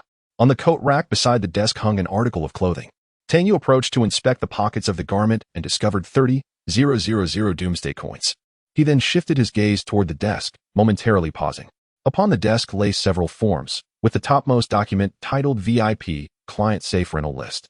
The concept of renting safes for VIP clients resonated with Tang Yu, reminiscent of scenes from numerous films in his past life. It was common for individuals to store significant possessions in highly secure bank vaults. The most notable example was the young boy with a lightning bolt on his forehead. Did this place also harbor similar storage facilities? Intrigued, Tang Yu found that while he had little interest in mundane supplies, he was eager to exert effort for items that might pertain to high-end resources. However, he refrained from immediately seeking the safe's location. Instead, his attention turned to the locked drawers flanking the desk, which suddenly burst open with the sound of gunfire. His gaze was drawn to a contract. Remarkably, it was a rare item, Financial Management Investment Contract. Type, Rare Item Description. This item enhances the financial yield of a concealed financial facility. Effect, financial yield facilities experience a 30 reduction in yield time and a 30 increase in yield value. Impressive. Tang Yu marveled at this item in his hand. By this logic, the disaster coin mine could indeed be classified as a financial facility. Thus, the time to acquire a single disaster coin would be reduced from the original 48 hours to 36 hours, and with the additional 30 increase in yield. A brief calculation suggested that the time to obtain a disaster coin might be shortened to under 30 hours. This was a significant enhancement. Upon examining his other findings, aside from this rare item, Tang Yu also acquired a piece of classified information. The remainder consisted of ordinary items. However, he successfully located his target items, key to the bank vault, and the complete structural diagram of the Quila Bank. By cross-referencing the locations, he discovered that the VIP vault was situated underground within the bank. Following the map's guidance, he arrived at a vast circular alloy door. Using the vault key, he unlocked the grand alloy entrance. Illuminated by the beam of his flashlight, a row of silver safes stood neatly arranged on either side. The number was not extensive, totaling approximately 20. According to the VIP Client Safe Rental List, only 3 safes were currently in use: number 1, number 7, and number 19. The safes were firmly secured to the entire vault, thwarting Tang Yu's intentions of taking them. The robust alloy steel and lock mechanisms completely dispelled any thoughts he had of opening the safes with a firearm. Ultimately, he was left with no choice but to resort to his ancestral skills. Boom. The explosion engulfed the entire vault. Cough, cough. I must have used too much explosives. Tang Yu vigorously waved away the smoke in the air and re-entered the vault, a smile already playing at the corners of his mouth. Although the safes remained unopened, only slightly deformed from the blast, the once interconnected safes were dislodged from the wall by the power of the remote emulsifying explosives. He swiftly stored all the safes into his backpack space, finally concluding his business at the bank. Without further delay, he quickly located the evacuation teleportation point within the bank and returned to his hideout. Upon arriving at the underground level 2, Shangxi and Xiaoba were still busy in the intelligence center. Hearing the commotion behind them, they turned to look. Boss, you're back. Xiaoba hurried to the kitchen to fetch a cup of hot water. Tang Yu approached Shangxi. How's the situation? Shangxi promptly opened her computer, revealing the map of the White Tower district before Tang Yu. Several red dots were gleaming on the screen. Boss, Scorpion, and Steven have already arrived at the Opera House, while Black Dog has just returned to the exhibition hall and is conversing with Meat Dog. As she spoke, she handed her headphones to Tang Yu. Upon taking them, he placed them to his ear, listening to the conversation between Meat Dog and Black Dog. What did you say? Are you sure you didn't missee anything? What nonsense are you spouting? If it's real, just go check. Hurry and send someone to look. I swear if my uncle comes to any harm, you'll regret it. Just as he finished speaking, they heard Meat Dog's loud shout. Bayonet! Bayonet! Tang Yu set the headphones down, nodding slightly. All plans were progressing smoothly. By the way, has the listening device been installed at the butcher's? Tu Shangxi shook her head slightly. Currently, no relevant signals have been detected. Perhaps Scorpion didn't have the opportunity to install it today. I will keep monitoring and inform you as soon as I have news. All right. What about the surveillance signals from the energy center building? As Tang Yu spoke, Tu Shangxi switched the computer display to the surveillance screen. Indeed. Aside from a few cameras from the Pinewood Hotel, several new surveillance feeds had emerged. These were from the rooftop of the K Luo Energy Center building and several entrances of the Ghost Face Old Nest on Lute Museum. Observing these clear and fluid images, Tang Yu revealed a satisfied smile. Well done. You two should rest early. We have a tough battle ahead tomorrow. As he turned to leave, Tu Shangxi called him back. Boss. Tang Yu turned with a puzzled look. Boss, we received a rare formula tonight. Oh, then let me have a look. Upon hearing this, Xiaoba immediately produced a recipe. Qingwen Baidu decoction formula, type. Rare formula effects. 1. Immunity, 20. Health, 20. Moisture value, 50. Duration, 120 minutes. 2. Immunity against plague effects, lasting 30 minutes. Microbial resistance, 40. Lasting 90 minutes. 3. After contracting the plague effect, removes the plague effect, lasting 120 minutes. With a 25 chance of complete removal. Production requirements. Herbal medicine brewing furnace, level 1. Materials needed. Forsythia X1, honeysuckle X2, roasted yellow hemp X1, fried bitter almond X2. Production time, 60 minutes. I implore esteemed readers to continue their support. Chapter 147. The appearance of the ghost face and cabin cigar. Tang Yu gazed incredulously at the formula in his hand, casting a glance at Tu Shangxi and Xiaoba. His astonishment was palpable. The duo seemed to have anticipated his reaction, exchanging knowing smiles. When they first laid eyes on this formula, they too had been equally taken aback. Share the details. Tang Yu, now regaining his composure, looked at the formula with a broad smile. His excitement was not as fervent as when he first encountered the nourishing lamb soup, yet a sense of joy lingered within him. Boss, this was merely a coincidence. I happened to be searching for items related to free diving, hence my vigil at the marketplace hall. This formula seemed to have just been listed. But its price was exorbitant, 600,000 doomsday coins. Many hesitated upon seeing it. So you seized the opportunity and purchased it immediately? Tang Yu inquired, glancing towards Tu Shangxi. Upon receiving a slight nod, he let out a hearty laugh. Excellent purchase. 600,000 is a fair price. From now on, any formula or item with special functions should be acquired, provided the price is reasonable. Additionally, the various herbs listed on this formula can also be procured for collection. With matters concluded, the trio prepared to rest. However, Tang Yu suddenly recalled that today marked the library's tri-weekly refresh of blueprints formulas. He promptly opened his backpack and, indeed, discovered a new rare formula. Upon inspection, it revealed calming heart and reducing fire tea, designed to alleviate the heat condition. A smile crept upon his face. This was perfect. Previously, consuming the nourishing lamb soup in high temperatures could lead to the heat condition. Now, the calming heart and reducing fire tea was an ideal complement. He immediately added this blueprint to the kitchen's production list. Venturing down to the 3rd underground level, he placed the dog tags dropped by the 2 surviving members of the myriad races he had defeated at the Gongyang subway station into the glory display case. His combat skill bonus rose to 6. Those 2 survivors had each endured 1 and 3 rounds of calamity. However, Tang Yu surmised that the one who faced 3 rounds was likely among the weakest, primarily due to his lackluster abilities and poorly concealed hideout. If he was not mistaken, that individual had merely survived the 3 disasters by hiding. As for the 2 damaged hideout deeds, it was already quite late. He would merge them tomorrow. After a quick wash, Tang Yu lay down on the heated brick bed and soon drifted into slumber. Meanwhile, in the White Tower district, many others found sleep elusive. Useless. Have you not yet found any leads? The meat dog glared furiously at his subordinates. At that moment, the Pinewood Hotel was completely surrounded by the homeless, with a dozen or more powerful searchlights illuminating the area as if it were daylight. Just as the meat dog was about to erupt, a figure silently emerged from the shadows behind him. Standing not far from the meat dog, the black dog was the first to spot that figure. Once leaning against the wall, his body instantly stood upright, recalling the reminder from his uncle the previous night.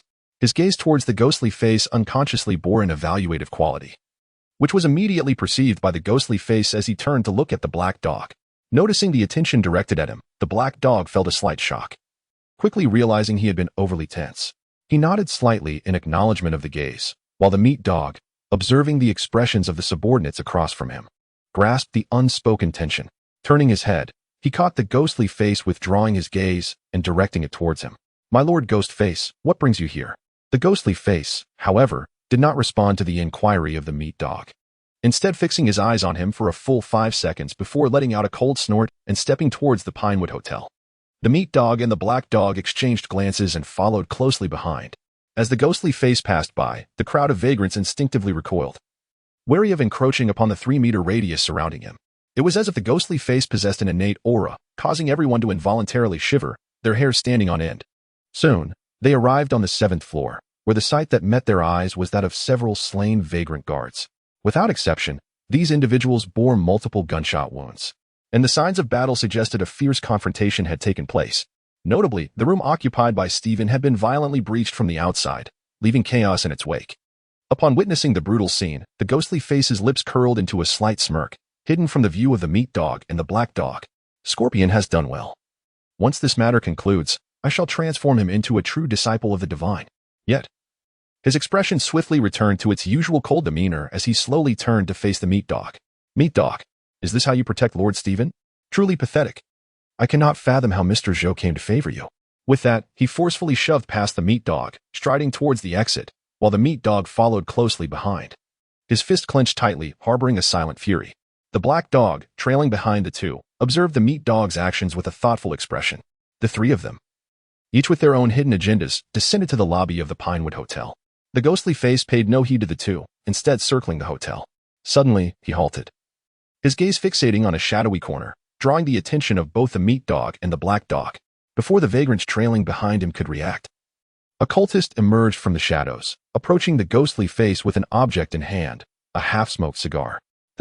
The meat dog was taken aback at the sight of the half-cigar, astonished not only by the cultist's eerie presence but also by his own subordinate's inability to find such an item after so long. The black dog, maintaining an outwardly indifferent demeanor, felt a sense of relief wash over him. It was truly astonishing how inept the meat dog's subordinates were, having failed to locate this object for such an extended period. He had even prepared to offer a personal reminder, but fortunately, the ghostly face had discovered it himself, which was the best possible outcome. Contemplating this, his expression suddenly shifted dramatically as he glanced at the half-smoked cigar in the hand of the cultist. This cigar. The black dog left his sentence unfinished, casting a questioning gaze towards the flesh dog. At this moment, the flesh dog had stepped forward, taking the half-cigar from the cultist's grasp. After a meticulous examination, a subtle change overtook his countenance, and he spoke through clenched teeth. "Indeed, this is the Svarla cigar. Favored by Cabin. Only someone from the Northern Territories would relish such a robust flavor. So, it is Cabin who has taken action? The damned scoundrel." The black dog was instantly consumed with rage, his eyes aflame as he turned towards the ghostly face. "What do you mean?" The ghostly face took the cigar from the flesh dog's hand and held it to his nose, inhaling gently. It had been smoked not long ago, still quite fresh. Although he was uncertain as to how Cabin's cigar had found its way here, his first instinct was to suspect it might be the Scorpion's doing. After all, stirring conflict between the flesh dog and Cabin was the most favorable outcome for him. Thus, he turned to the black dog, a chilling smile emerging. "What do I mean? I mean, since he dares to lay hands on Mr. Stephen, then he should meet his demise." Chapter 148. Midnight Undercurrents. Cabin takes the blame again. "Well, I have been waiting for you to say that," the black dog uttered in a low voice, directing his gaze towards the meat dog. The ghost face also turned his attention to the meat dog, a chill beginning to form at the corners of his mouth. Observing this development, although it seemed somewhat hasty to conclude that Cabin was behind this merely based on a cigar, the piercing glares from the black dog and ghost face left no room for alternative choices. Nonetheless, taking action against Cabin aligned with his interests as well. The meat dog twitched his lips and immediately declared, "I concur. I shall mobilize our forces at once." "Wait." Both the black dog and meat dog looked at ghost face with puzzled expressions.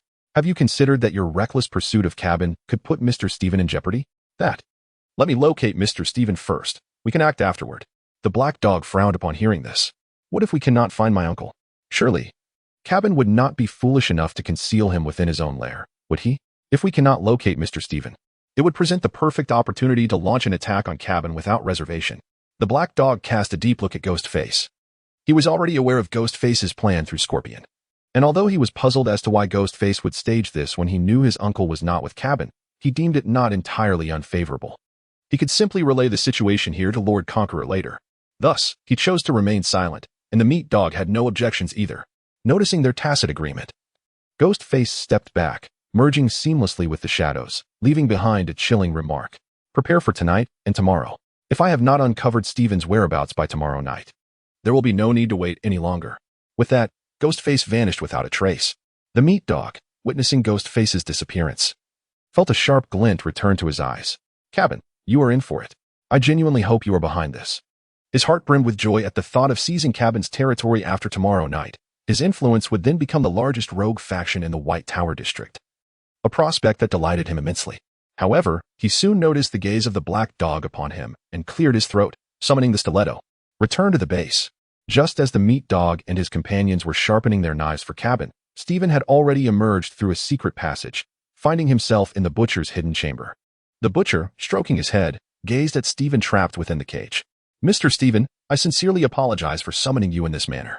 However, rest assured, as long as you provide me with what I desire, I shall not make things difficult for you. As he spoke, a key appeared in his hand, the very key to the safe in the district hospital director's office. Mr. Stephen, could you kindly share the code to your safe with me? Stephen regarded the butcher's smug expression, a cold smile creeping onto his lips. Butcher, I never anticipated you would be the one hiding so deeply. You desire the contents of the safe? Dream on. It is no secret that without the correct password and key, one cannot unlock the safe. Any attempt to force it open will yield nothing but a heap of worthless debris. Meanwhile, as the butcher and Stephen engaged in conversation within the confines of the secret chamber, Scorpion cautiously surveyed the surroundings. He then feigned indifference and approached the butcher's desk, discreetly installing a listening device in a concealed location. After completing this task, Scorpion subtly exchanged a glance with Stephen, who immediately ceased his idle chatter with the butcher and closed his eyes to meditate. Observing this, the butcher's gaze turned menacing. Military blade. Take good care of Mr. Stephen. Yes, boss butcher. On the fourth day of the second round of calamity, with merely 3 days remaining until the impending deluge, Tang Yu was roused from slumber by the persistent calls of Xiaoba at 7 in the morning. Descending to the second underground level, he found Tu Shan. She had already prepared breakfast. As he dined, he retrieved a communication device from his backpack, resembling a rudimentary mobile phone akin to a Nokia, capable solely of sending text messages. 2 messages awaited his attention. Haigu, Master Conqueror, the Phantom has arrived last night and located the cigar. An assault on Cabin is anticipated tonight. Shiezi, Master Envoy, the listening device has been installed in the butcher's chamber, and Stephen is proceeding as planned. Once the device was securely stowed, he reflected on the smooth progression of their plans. However, he had expected the Phantom and the Flesh Dog to act against Cabin the previous night, as they had shown no hesitation during the extreme calamity of the polar blizzard. Yet, this time, the action had been postponed until tomorrow. It was likely the Phantom's decision, as only he could sway the actions of both Haigu and the Flesh Dog. A wry smile crept across his lips. Evidently, the Phantom held significant regard for the item being traded today between the Rangers and the Revolutionary Army. To ensure the success of their operation, he was willing to forego such a prime opportunity to shift the blame, which was somewhat regrettable, as Tang Yu had anticipated a more immediate confrontation. His rationale for instructing Haigu to place the cigar was twofold. Firstly, he sought to leverage the Phantom and the Flesh Dog's blades to eliminate Cabin, thereby facilitating his acquisition of an underwater assault rifle from the technician. Secondly, he aimed to deplete the Phantom's stamina and energy in preparation for today's endeavors. Yet, to his surprise, the Phantom exhibited remarkable caution. This adversary was proving to be quite formidable. He now found himself questioning the true capabilities of the Phantom compared to the so-called strength displayed during the first round of calamity. Tu Shan, she turned to Tang Yu and softly remarked, Boss, this morning the exchange rate for disaster coins has surged to 1.8 million. What do you think? Such a high figure? Tang Yu echoed, astonished. Yes, primarily because several survivors have been continuously raising the price. It feels rather suspicious. Indeed, it was peculiar. How many survivors would be so frivolous as to periodically sell disaster coins? Unless these individuals were orchestrating a scheme. Focus on monitoring those survivors closely. Ascertain their races and the number of disasters they have endured, and we shall deliberate further later. By the way, expedite the collection of items for free diving. If you encounter particularly potent items, you may trade 1 disaster coin for them, and use the doomsday currency if available. Tu Shan, she nodded in agreement. At that moment, the rabbit, Xiao Ba suddenly leaped off the dining table and approached the small cabinet in the intelligence center. To Tang Yu's astonishment, she presented him with a disaster coin. Xiao Ba, this Mr. Boss. This is a disaster coin yielded from today's disaster coin mine. I have secured it. Tang Yu immediately understood. Calculating the time, it indeed was the moment to obtain the first disaster coin of the day. A sudden thought struck him. Hastily finishing his meal, he arrived at the disaster coin mine, only to find an object already in his hand. Chapter 149, The Secret Passage of Cabin. Special Event Mission, Deadly Pursuit. This rare item was obtained by Tang Yu last night at the Luo Bank. Its effects align perfectly with the disaster coin mine. Upon choosing to utilize this item, Tang Yu's name appeared in the previously blank investor section of the contract, accompanied by the name of the facility, Disaster Coin Mine. Tang Yu swiftly noticed that the disaster coin, which originally required 48 hours to procure, now had its production time reduced to 6 hours. With the quantity increasing to 3 coins. A quick calculation revealed that only 5 hours were needed to acquire 1 disaster coin, effectively having the time. Astounded by the potency of this item, Tang Yu's excitement was palpable. This was a disaster coin, a rare grade currency that have production time. Such an effect was utterly outrageous. He couldn't help but feel fortunate that he had raided that office the previous night. Otherwise, his losses would have been substantial. Simultaneously, Tang Yu recognized that the variety of rare items in this apocalyptic world was incredibly complex, with effects that were extraordinarily diverse. There were no worthless effects. Only rare items that were misused. Take this financial contract, for instance. While it offered no enhancement to Tang Yu's strength, it could nevertheless have the time required to obtain disaster coins, an utterly remarkable feat. Carefully stowing away the contract, he proceeded to the intelligence center to acquire today's random intel. At 8 p.m. tonight, a mysterious merchant will appear at White Tower Park, where one can trade for useful items. He will remain for 10 minutes. White Tower Park, a mysterious merchant. Tang Yu immediately opened the building panel to review the traits of White Tower Park. Indeed, one of its traits was the chance to attract the arrival of apocalyptic merchants. He wondered what kind of items could be traded. With many items urgently needed, he hoped for some fortunate gains tonight. Tang Yu then refocused on the intelligence center panel to inquire, where is the exit to cabin's secret passage in the 4S store? Would you like to spend 700,000 disaster coins to purchase this information? Yes. Cabin has 2 exits to the secret escape passage within the 4S store. One is beneath the Cupid statue in the music fountain square, and the other is beside the 3rd stone pillar in the underground parking lot of the Luo Library, adjacent to the sewer. This revelation greatly surprised Tang Yu. He had not anticipated there to be 2 exits, and one of them was located in a property he owned. He chuckled softly, shaking his head in disbelief. Pulling out the map of the White Tower district, he began searching for the location of the music fountain square. It didn't take long for him to locate the square, which was situated directly across from the Luo Library, merely separated by a single road. The 2 buildings are situated not far from the Ram metro station, flanking the Guilian Old Nestunda Museum on either side. It seems that the overall direction of this passage remains unchanged, with the option to select the exit based on circumstances. Tang Yu drew a straight line on the map from the 4S shop to the library. Unfortunately, lacking the city's construction pipeline blueprints, he could only speculate about the opponent's trajectory in this manner. An idea sparked in his mind. O Supreme Guan Yu, I, your humble disciple Tang Yu, earnestly beseech you to bless me with prosperity and fortune.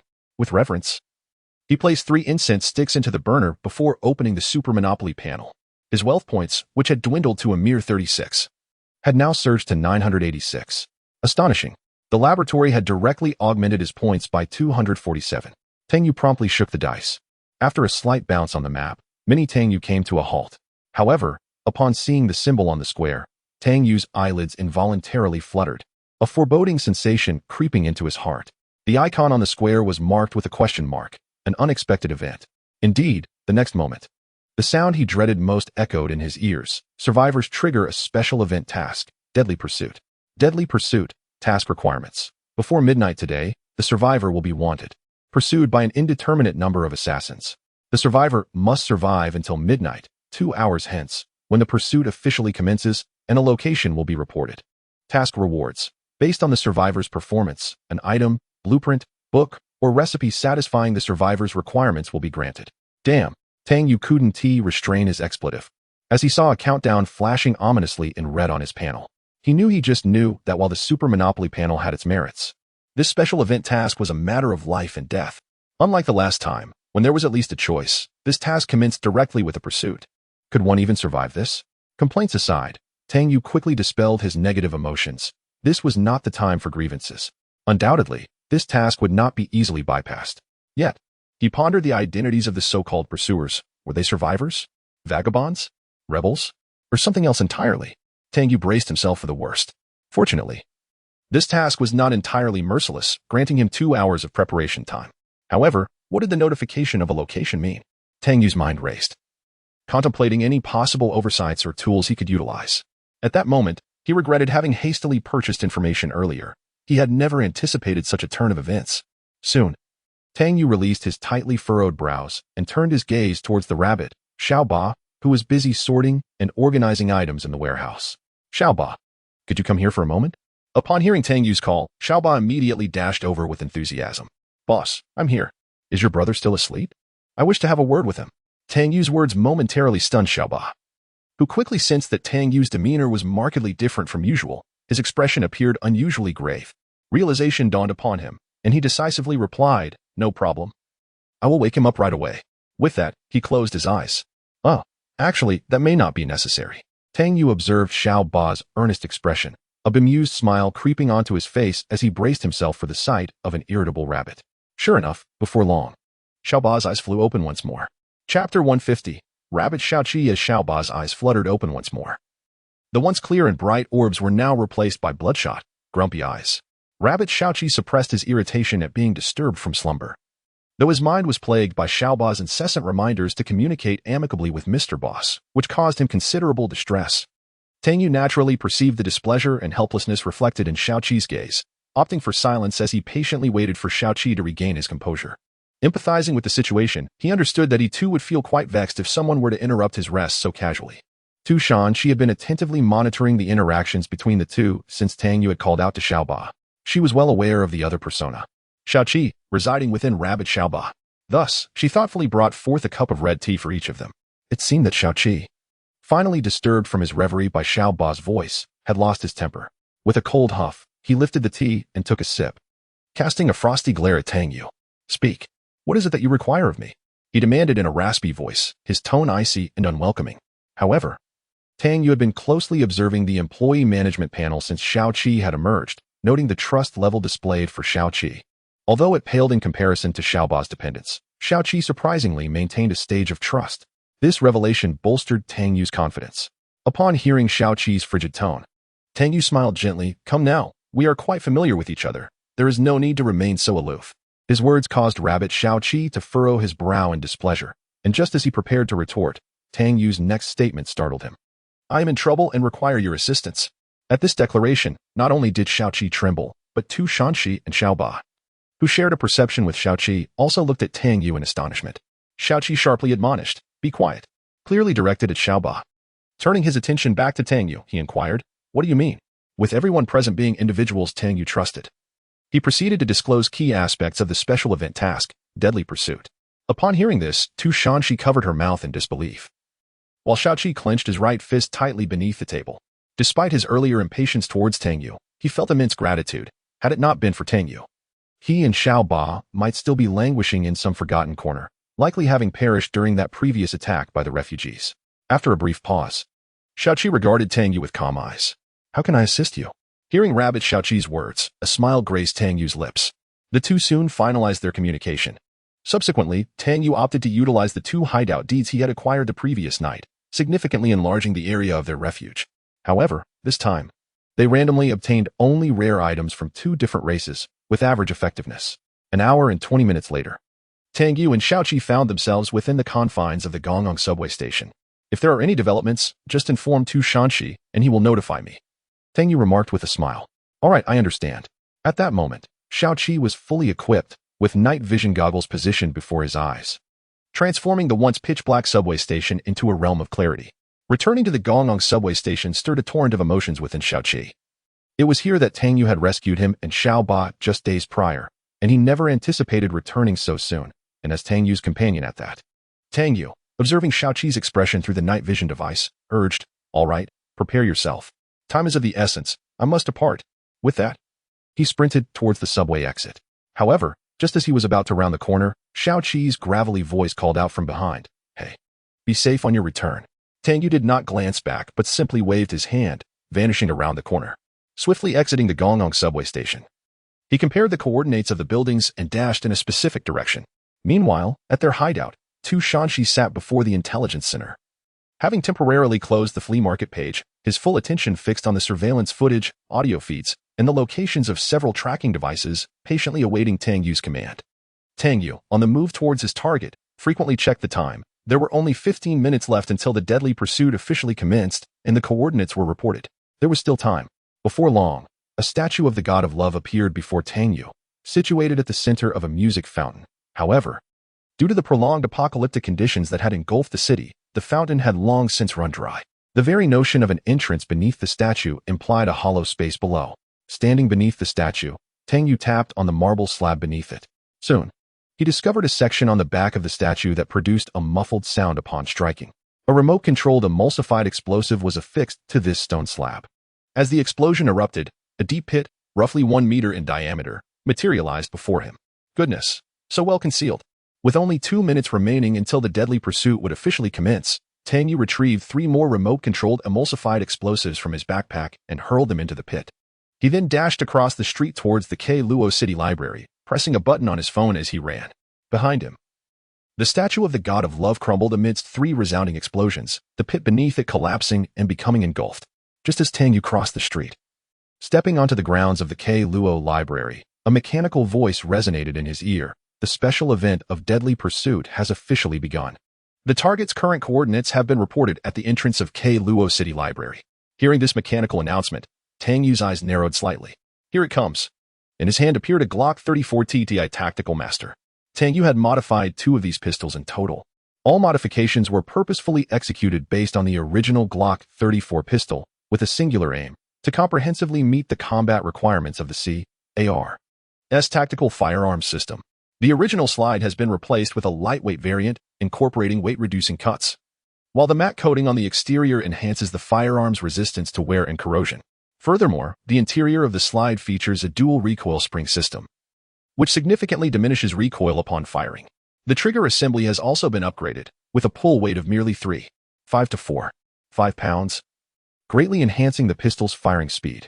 Most crucially, Tang Yu not only continued to utilize the 9x19mm caliber ammunition, but also modified the magazine, increasing its capacity from the original 17 rounds to an impressive 21 rounds. At this moment, the tactical master pistol rested in Tang Yu's grasp, and his combat stance seamlessly transitioned into the CAR's tactical grip posture. He aimed decisively at a stone pillar extending beyond the library's entrance and fired. Bang! Blood splattered. Chapter 151. The arrival of the pursuers and the fierce battle in the library with a swift shot. Tang Yu struck a foot of a surviving member of the myriad races who had ventured out from behind a stone pillar 7 meters away in the library. The bullet found its mark, causing the survivor to instinctively bend forward. Just as his head peeked beyond the edge of the pillar, Tang Yu, who had long since locked onto that position, pulled the trigger once more. The sound echoed, bang, bang. The survivor collapsed in response. Without sparing a glance at his fallen foe, Tang Yu hastened towards the underground parking lot. This survivor was not sent to hunt down Tang Yu. Rather, he had taken refuge in the library and, drawn by the explosion at the music plaza, sought to ambush him. Unbeknownst to him, Tang Yu had observed all his movements with keen vigilance. Soon, Tang Yu arrived at the underground parking lot of the library. 1 pillar, 2 pillars, 3 pillars. He found it. He quickly located the exit to the escape route designed by Cabin. After surveying the surroundings, he began to install the remote-controlled emulsified explosives near the 3rd pillar. This modification was a last-minute addition before his departure, and he had only 3 charges. Once the explosives were set, he confirmed the blast radius before striding towards the exit. Just as he reached the dimly lit stairs of the underground parking lot, the voice of Tu Shanxi echoed through. Boss, there's a situation at the Antelope Museum. A figure in a black cloak has emerged from the underground passage. Tang Yu paused momentarily, glancing at the time. It was nearly 11 o'clock, aligning perfectly with his expectations. Understood. If any suspicious individuals appear, notify me immediately. Yes, boss. As the conversation concluded, Tang Yu was about to continue his ascent when his movements halted again. He shifted into a tactical stance, firearm drawn, and stealthily proceeded upstairs. The skill stealth action began to enhance his abilities, while Nightwalker activated, nullifying all sounds within a meter of him. At that moment, an assault rifle suddenly emerged from a corner, and the wielder, upon spotting Tang Yu, wore a look of surprise. Though he squeezed the trigger, Tang Yu preemptively lifted the barrel with his left hand. Without hesitation, he executed 2 precise shots aimed at the assailant's chest. As the adversary's body stiffened, Tang Yu pressed the muzzle against his chin. Bang! The assailant fell lifelessly, and all his gear, weapons, and belongings vanished. The commotion soon drew the attention of others. On the virtual map, 5 pursuers swiftly advanced towards Tang Yu's location. By then, he had reached the first floor of the library. Despite the absence of artificial lighting, the natural brightness remained adequate, with sunlight filtering through the glass and illuminating the hall below. Dozens of bookshelves were arranged throughout the library's center, with a few toppled shelves scattered around, their books stained and sullied. On the virtual map, the 5 pursuers had effectively surrounded Tang Yu, who concealed himself behind a bookshelf, shrouded in shadow. A relentless pursuer lurked behind the bookshelf, stealthily searching for Tang Yu's whereabouts, mere inches apart from one another. Just as the pursuer's foot emerged from behind the shelf, Tang Yu swiftly fired a shot into his calf, causing the assailant to collapse. In that instant, a bullet from the tactical master's firearm penetrated the assailant's eye socket, silencing him forever. Having dispatched one foe, Tang Yu immediately aimed his weapon at the bookshelf just 5 meters ahead. As anticipated, another pursuer burst forth, raising his firearm towards Tang Yu. Bang, bang, bang. With 2 shots to the chest and a fatal headshot, Tang Yu swiftly pivoted, his body descending. Simultaneously, the 3rd and 4th pursuers materialized behind him. Bang, bang. The first 2 shots struck one assailant's torso, the 9mm rounds impacting their armor with such force that their body stiffened momentarily. Bang, bang. Another 2 shots were fired at the 4th pursuer. Yet Tang Yu was also struck by a bullet to the chest, a wave of discomfort washing over him. Thanks to his level 5 body armor and the fact that he had only been hit once, the stiffness quickly subsided. He promptly aimed for the heads of both assailants, and they fell lifelessly to the ground. The final pursuer appeared just as Tang Yu lay on the ground, witnessing the gradual collapse of his 2 comrades. Tang Yu remained sprawled, his head tilted back, arms extended backward. Before the adversary could fire, a relentless barrage of bullets erupted, blood spraying forth, clearly indicating that his armor had been confiscated upon entry into the library. The last bullet pierced the enemy's forehead, ensuring that all pursuers lay dead. Tang Yu rose, the virtual map devoid of enemies. He swiftly retrieved a fresh magazine from his vest, discarding the empty one, a tactical reload, as it were. Glancing back, he noticed that all belongings of the pursuers had vanished, a faint smile gracing his lips. The compulsory confiscation was indeed effective. With such thoughts, he quickened his pace toward the next destination. The clock now read 11:05. 10 minutes later, a timid head cautiously emerged from a hiding spot within the Quello library. Observing the aftermath of the fierce battle, cold sweat rolled down his forehead. Good heavens! Who is this formidable assassin? Absolutely ruthless.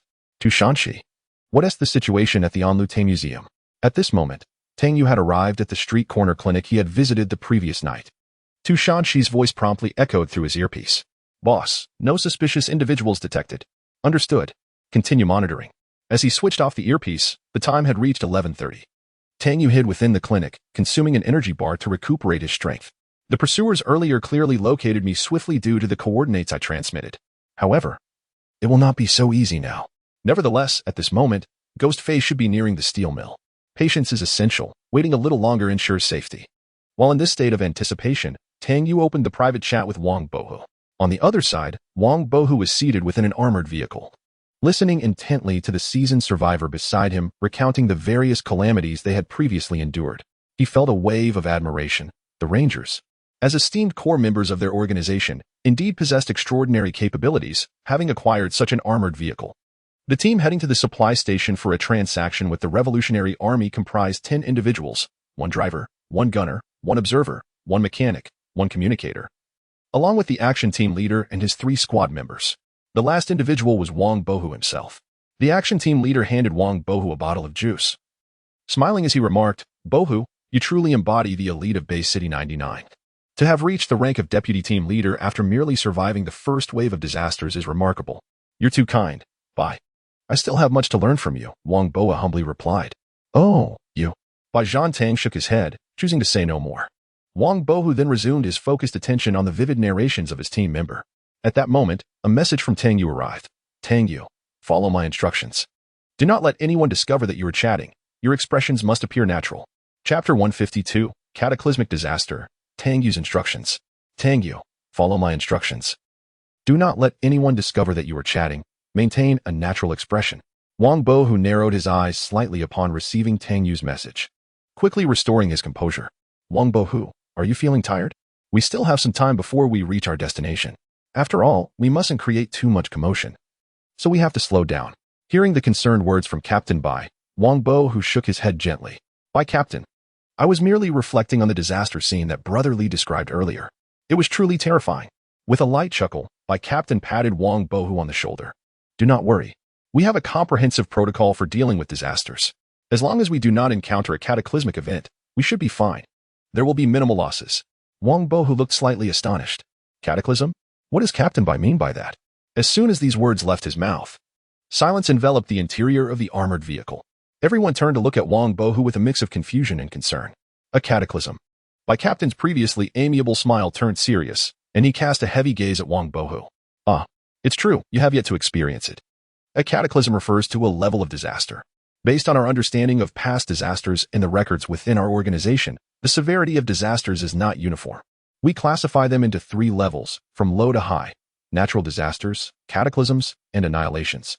Natural disasters, cataclysms, annihilations. Wang Bo murmured these 3 terms. Indeed, a natural disaster is a common calamity. While these disasters are undoubtedly severe, they are primarily challenging for ordinary survivors. As elite rangers, we have developed effective strategies and resources to combat such events. The first disaster you just experienced was only about 30% of the difficulty posed by a natural disaster. Wang Bo gasped in disbelief. 30%?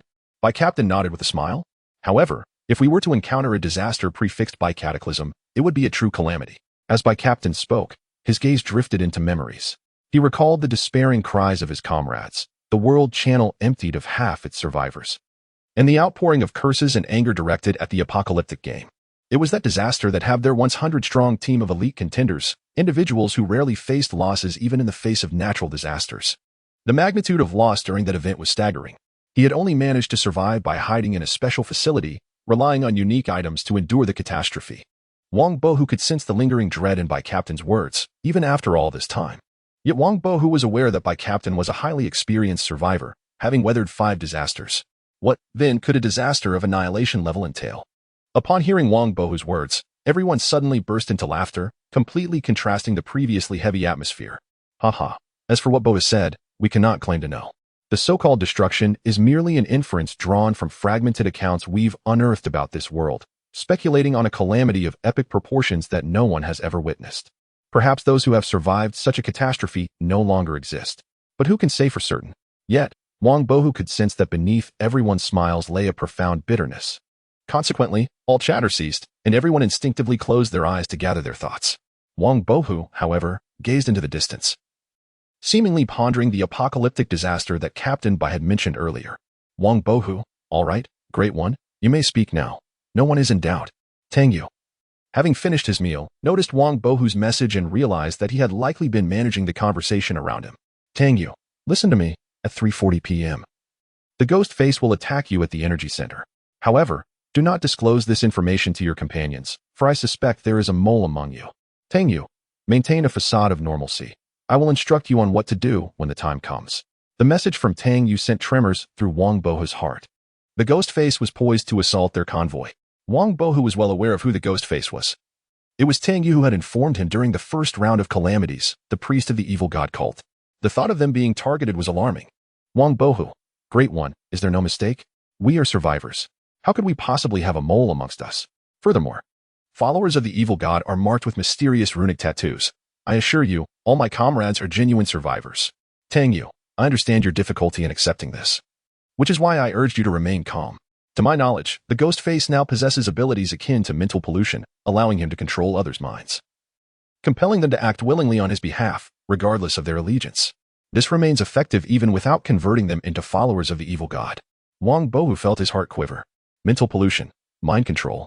He did not believe that Tang Yu would jest about such a critical matter. So there was a high probability that this was true. Yet, his gaze subtly swept across the comrades beside him. It was genuinely hard to believe that those who had just shared laughter with him could potentially harbor a mole for the ghost face. Even now, understanding that they might be under the influence of mental pollution rather than acting of their own accord, he still found it difficult to reconcile. However, Wang Bo swiftly came to terms with reality, He was neither indecisive nor prone to sentimentality. On the contrary, after a brief moment of confusion, he quickly grasped his predicament. If any comrades were indeed controlled by the ghost face, there was no doubt that their current identity was that of an enemy. Since he could not ascertain the identity of the mole, his best option was to regard everyone as a potential adversary. Only by doing so could he prevent them from clouding his judgment.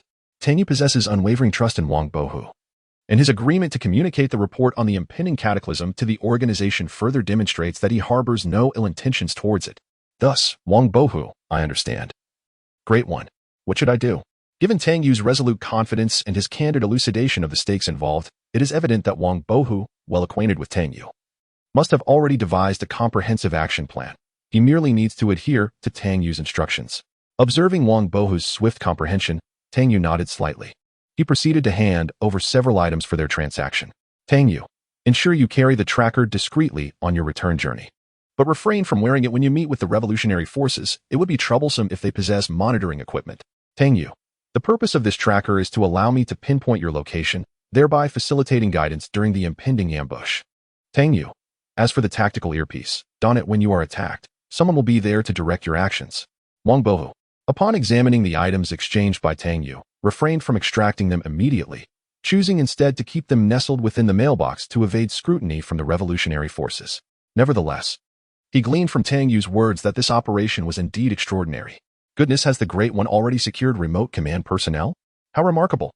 Chapter 153. The construction blueprint of the exhibition room and the mysterious statue. After concluding matters with Wang Bohu, he turned off the private chat. The clock was nearing noon. It was time to act. Departing from the corner clinic, he hastened towards the Anlet Museum. Until he entered the museum, Tang Yu encountered no adversaries. Tu Shangxi, commence comprehensive surveillance of the vicinity of the Anlet Museum. Understood, boss. Tu Shangxi's voice echoed through his earpiece. Crossing the museum's threshold into the exhibition hall, Tang Yu's objective was unmistakable. He followed the signs directly to the curator's office. Evidence of a fierce battle lingered in the air, with a section of the second-floor corridor having collapsed, revealing the conditions below. In the second-floor administrative area, Tang Yu successfully located the curator's office. After a few shots, he stepped inside and was greeted by a wall directly opposite the door, adorned with a functional layout map of the museum. Warehouse. Found it. He swiftly pinpointed the location of the museum's warehouse on the map, situated directly behind the exhibition hall. However, to access the warehouse, one had to pass through an 8-centimeter-thick alloy door. Upon reaching his destination, Tang Yu glanced at the items displayed within the curator's office and began his search. Based on his experience, such rooms often harbored valuable treasures. Indeed, he discovered a rare blueprint nestled within the pages of a book. Exhibition room construction blueprint. Type: rare blueprint. Effect: construct an exhibition room within a hideout, providing additional space. Construction requirements: workbench, level 1, hideout security, level 3, experimental facilities X1, soundproofing material X10. Construction time: 24 hours. Pondering the blueprint in his hand, Tang Yu's expression grew serious. This was a facility requiring a construction time of 24 hours, a clear indication of its formidable capabilities. It was reminiscent of the intelligence center, which also necessitated a full day for completion. Thus, the value of this blueprint was indeed substantial. Furthermore, it required experimental facilities. Having concluded his search in the curator's office, the time had ticked to 12:05. Tang Yu made a beeline for the warehouse, which was easily located by traversing the exhibition hall and the visitor isolation gate. He ultimately found himself standing before a colossal metal door. The Anlet Museum warehouse key materialized in Tang Yu's hand. The key, previously acquired from the Phantom, was finally ready to fulfill its purpose. Let me see what treasures lie within the lair of that Phantom. He inserted the key into the lock, turning it with force. With a crisp click, he pushed the metal door apart. The tracks on either side of the door whirred as it gradually opened. To his astonishment, the interior was not shrouded in darkness as he had anticipated, but was instead illuminated by a powerful overhead light that lit the entire warehouse brightly. TSK. Where did this fellow, Ghostface, procure such a generator? Tang Yu surveyed his surroundings. The warehouse sprawled over an area of approximately 800 to 900 square meters, devoid of anything but neatly stacked colossal wooden crates. At the far end of the warehouse, a room came into view, and Tang Yu approached it. The door was unlatched. He pushed it open. As he stepped inside, he raised his gaze and beheld a stone pedestal positioned directly opposite the doorway, atop which rested a statue over a meter in height. The instant he laid eyes on the statue, it felt as if his mind were struck by a heavy hammer, causing a sudden dizziness to envelop him. Innumerable voices, frenzied, roaring and whispering, flooded his consciousness. His brain spun as if pierced by a sharp blade. An excruciating pain tearing through him.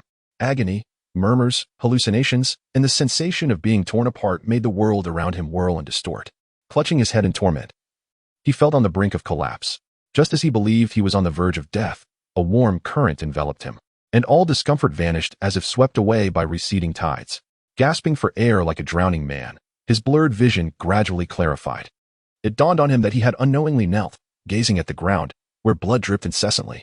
Instinctively, he wiped his nose, feeling it moist and sticky. A warm sensation coursing through him. Upon examining his palms, now stained crimson, a surge of terror flooded his mind. What on earth is this? What just transpired? It was then he noticed that the usage count of the sacred amulet he had been wearing had diminished from 7 to 5. This realization struck him. The warm current that had just saved him from peril was indeed the amulet, which had withstood 2 mental assaults. How perilous! Had he not whimsically searched room 70 for the previous night and stumbled upon this amulet, he would likely have perished. So that was a mental attack? Utterly terrifying. Tang Yu now dared not glance at the statue again and swiftly turned away. Yet, he was unwilling to resign himself to inaction or retreat without resolution. Missing this opportunity would mean that once Ghostface discovered his lair had been breached, finding it again would be akin to searching for a needle in a haystack. He cast one last glance at the amulet, noting the remaining 5 chances. He clenched his teeth in determination. This statue was undoubtedly of paramount importance, undeniably crucial. Despite this thought, he could not recall the statue's features. In fact, what was that entity? As this notion crossed his mind, he again noticed the count on the sacred amulet had dropped from 5 to 4. Damn it, the statue, it is tampering with my memory. Upon this realization, a fierce and resolute glimmer flashed in Tang Yu's eyes. Damn it, you wretched creature. I refuse to believe this. The 417 Hong Kong dollars precision marksman rifle manifested in his hands. Without a backward glance, he swiftly aimed the gun at the figure behind him and pulled the trigger. The sound of rapid gunfire erupted, yet strangely, Tang Yu did not hear the bullets impact the target. Had he dared to turn around, he would have discovered that every bullet had halted a mere 10 centimeters from the statue, as if ensnared by an invisible barrier. The kinetic energy of the bullets contended against this unseen wall. As the last round of the magazine was expended, Tang Yu sensed something amiss. He then heard the unmistakable sound of bullets clattering to the ground behind him, a mere 5 meters away. Although unaware of the peculiar circumstances, Tang Yu's extensive combat experience had groomed him well. The formidable power of 20 rounds of 7.62 by 51 millimeters armor-piercing ammunition, regardless of how the statue shielded itself, would undoubtedly have taken its toll. Tang Yu felt an indistinct recollection of the statue's form begin to crystallize in his mind, though still hazy. It was sufficient for him to discern a pattern. A sinister smile crept onto his lips. So that's how it is, you wretched being. In the next instant, the 417 Hong Kong dollars was stowed away in his backpack, and the previously loaded PKM light machine gun appeared in his grasp. With his eyes closed, he pivoted and unleashed a furious barrage upon the statue, exclaiming, "Take that." Chapter 154, Destroying the Lair of the Ghost Face. Pursuers arrive. A torrent of bullets surged toward the statue, yet they faltered as if mired in a quagmire, halting just 10 centimeters from the figure. However, it became increasingly evident that as the barrage intensified, the bullets, once unable to advance even a fraction, were gradually inching closer to the statuesque core. Tang Yu, indifferent to the onslaught, merely shut his eyes and continued to unleash a relentless stream of fire. At last, just as he anticipated the need for another round, a crisp crack resonated. The invisible barrier that had obstructed the bullets dissipated, allowing the flood of projectiles to pierce through the statue and strike the wall opposite Tang Yu with a series of muffled thuds. Gradually realizing what had transpired, he released the trigger, and in that fleeting moment of the barrier's dissolution, his mind became astonishingly clear. As he slowly opened his eyes, he beheld the stone platform before him, where the statue, now over a meter tall, lay shattered into several fragments, scattered across the surface. Rather than hastily approach, Tang Yu methodically replaced the magazines of his PKM machine gun and 417 Hong Kong dollars sniper rifle, replenishing the spent cartridges. He then meticulously cleaned the room of the bloodstains that marred it. After utilizing an artificial blood pack to restore his health, he finally approached the platform. Gazing at the fragmented statue. Shattered XXX statue. Type. Forbidden item description. This item is a replica based on the likeness of XXX, which originates from XXX. It is a global taboo, unutterable, unseeable, and unhearable. Should you encounter any objects related to XXX, please ensure immediate containment and isolation, or risk pollution and dissemination across the world. Tang Yu's expression grew grave, his countenance solemn. Containment and isolation, forbidden items. The image that flashed in his mind was of the black zone at the center of the CBS laboratory, aptly named the containment area. Was it merely a coincidence? A faint smile played at the corners of his lips. Such coincidences are seldom abundant in this world. Moreover, according to the notes from Ghostface, that entity within the laboratory had lured him more than once to seek it out. Thus, Tang Yu's gaze shifted toward the shattered pieces of the statue. Could this be the true form of that entity? Despite its fragmented state, he could discern that it resembled a humanoid figure draped in a cloak, complete with a pair of bat-like wings protruding from its back, a sight both bizarre and unsettling. After a moment's contemplation, Tang Yu resolved to stow the fragments within his backpack, though he harbored a deep-seated apprehension toward this object. His instincts urged him that it must not be left in the hands of Ghostface. Having dealt with the statue, Tang Yu finally took a moment to survey the lair of Ghostface. To his surprise, the lair was devoid of the abundant supplies he had envisioned. The entire room spanned no more than 50 square meters, and apart from some basic provisions, his thorough search yielded a mere handful of items. -18 Malawian Quatches Precision Marksman Rifle X1. 338 AP Ammunition X60 Disaster Coins X13 Laboratory Keycard. Green X1 Tactical Sword X1 Decryption USB Drive X1 Collector's Emblem X1 Rare Blueprint. Medical Station Upgrade Blueprint. Medical Laboratory. Rare Potion. Human Gene Evolution Potion. Failed Product. X3 Rare Book. The Art of Engraving. X1 as Tang Yu gazed upon the items nestled within his backpack. A broad smile blossomed on his face. Indeed, concentration yields essence. Though the collection was modest, each piece was a testament to excellence. Just as Tang Yu reveled in the triumph of his recent acquisition, the voice of Tu Shangxi interrupted his moment of joy. Boss, 8 armed personnel are approaching the museum, and there seems to be a sniper on the periphery. Upon hearing Tu Shangxi's words, a dangerous glint flickered in Tang Yu's eyes. Understood. Maintain surveillance. The 417 Hong Kong dollars materialized in his grasp as he swiftly recalled the museum's structural layout he had previously studied. Tang Yu sprinted towards the second floor, positioning himself at the staircase. Concealed behind a wall, his weapon aimed at the ground below. Boss, they've entered. Tu Shangxi's voice resonated once more, and Tang Yu swiftly caught sight of 2 adversaries. Goodness, they were indeed armed to the teeth. Clad in matte black armor, their helmets enveloped their heads entirely, showcasing the high caliber of their equipment. In a decisive moment, he produced an RGO grenade, calculating the distance before hurling it towards the pair. Boom! The grenade detonated 3 meters in front of them. To Tang Yu's astonishment, the 2 foes were not instantly killed. Instead, they were thrown to the ground, dazed and struggling to rise. What on earth? He thought. It was his first encounter with such resilience against a close-range explosion. With the noise surely attracting attention from other enemies nearby, he realized the urgency to eliminate them swiftly. The 417 Hong Kong dollars barked to life as he aimed directly at their heads. His marksmanship, honed through days of battle, had reached new heights. The outcome brought a sigh of relief. The 7.62 caliber armor-piercing rounds effortlessly penetrated their helmet armor, erupting in 2 bursts of crimson. It appeared there was a significant flaw in their protective gear. Yet, despite the successful takedown, Tang Yu sensed an unsettling absence of the familiar penetration feeling as his bullets struck the helmets. His alertness surged to its peak. No way. Don't tell me these individuals are equipped with black technology armor exceeding level 6. At that moment, Tang Yu shifted his position, and through his tactical earpiece, he detected a multitude of footsteps approaching from below. 1, 2, 3, 4, 5, 6, combined with the previous 2, that indeed made 8. Determining the number of enemies, Tang Yu had already arrived at the western spiral staircase on the 2nd floor. This museum features 2 spiral staircases leading to the 2nd floor. With Tang Yu's previous combat position located at the eastern staircase, the one closest to the museum's main entrance, he then heard faint voices of conversation from below, followed by footsteps approaching from the eastern staircase. However, Tang Yu furrowed his brow. The numbers did not match. Just moments ago, there had been 6 sets of footsteps, yet now only 3 remained. This was troubling. These individuals intended to encircle him. Without hesitation, Tang Yu threw a grenade down towards the western staircase beside him. Indeed, as the grenade rolled, 3 distinct sets of footsteps were picked up by his listening device, revealing that the enemy had already reached directly below Tang Yu's staircase. Had it not been for his quick reflexes, it would have taken mere seconds for the adversaries to catch sight of him. Simultaneously, while the enemies below were evading the grenade, Tang Yu noticed a figure peeking around the corner at the eastern staircase, glancing in his direction. Chapter 155, Elimination of 3, Black Hornet Drone. The sound of gunfire echoed as the 417 Hong Kong dollars unleashed flames. The pursuer crumpled to the ground. Yet Tang Yu understood that he had not perished. The 3 shots had merely struck the opponent's torso, given the bulletproof level of their armor. Even Tang Yu's enhanced armor-piercing rounds might not suffice to deliver a fatal blow.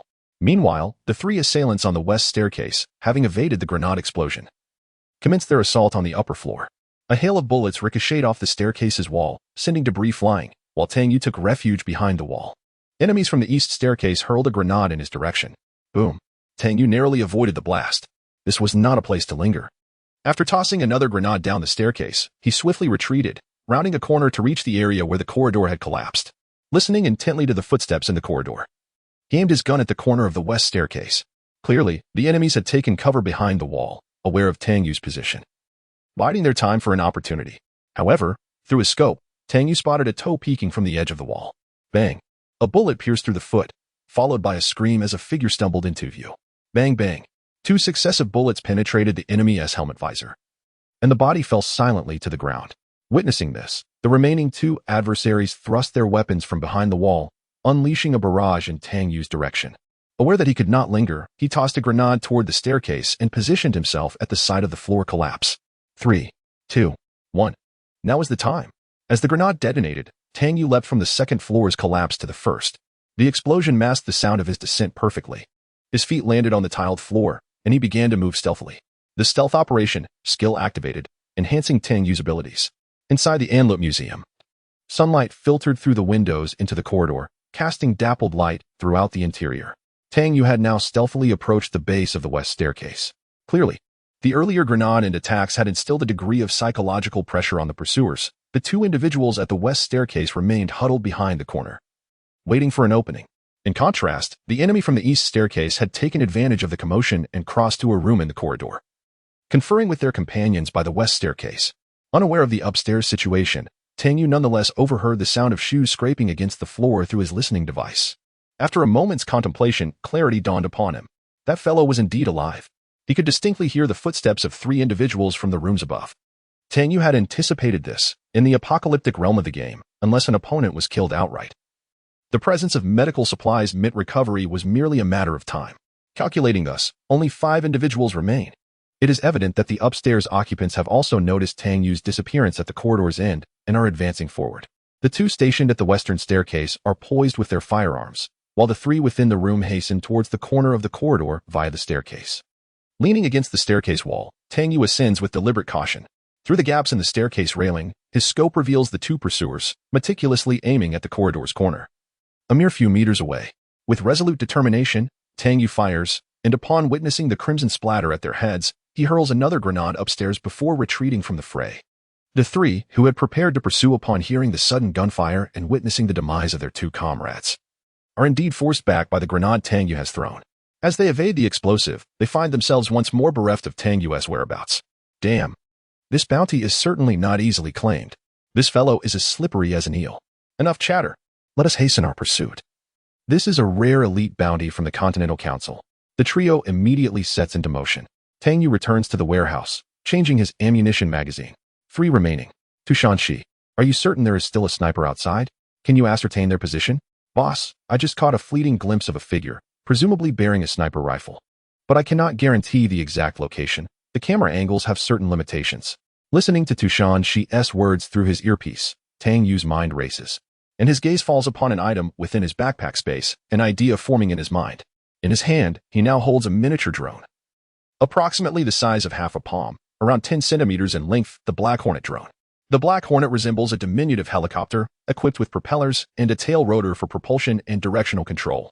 While its body houses a high-definition camera, it boasts a maximum speed of 35 kilometers per hour and an endurance of up to 30 minutes. Tushanshi, center it on me and connect the Black Hornet drone to locate the sniper's position. No sooner had Tang Yu spoken than he witnessed the drone in his grasp whirring its propellers and swiftly taking flight.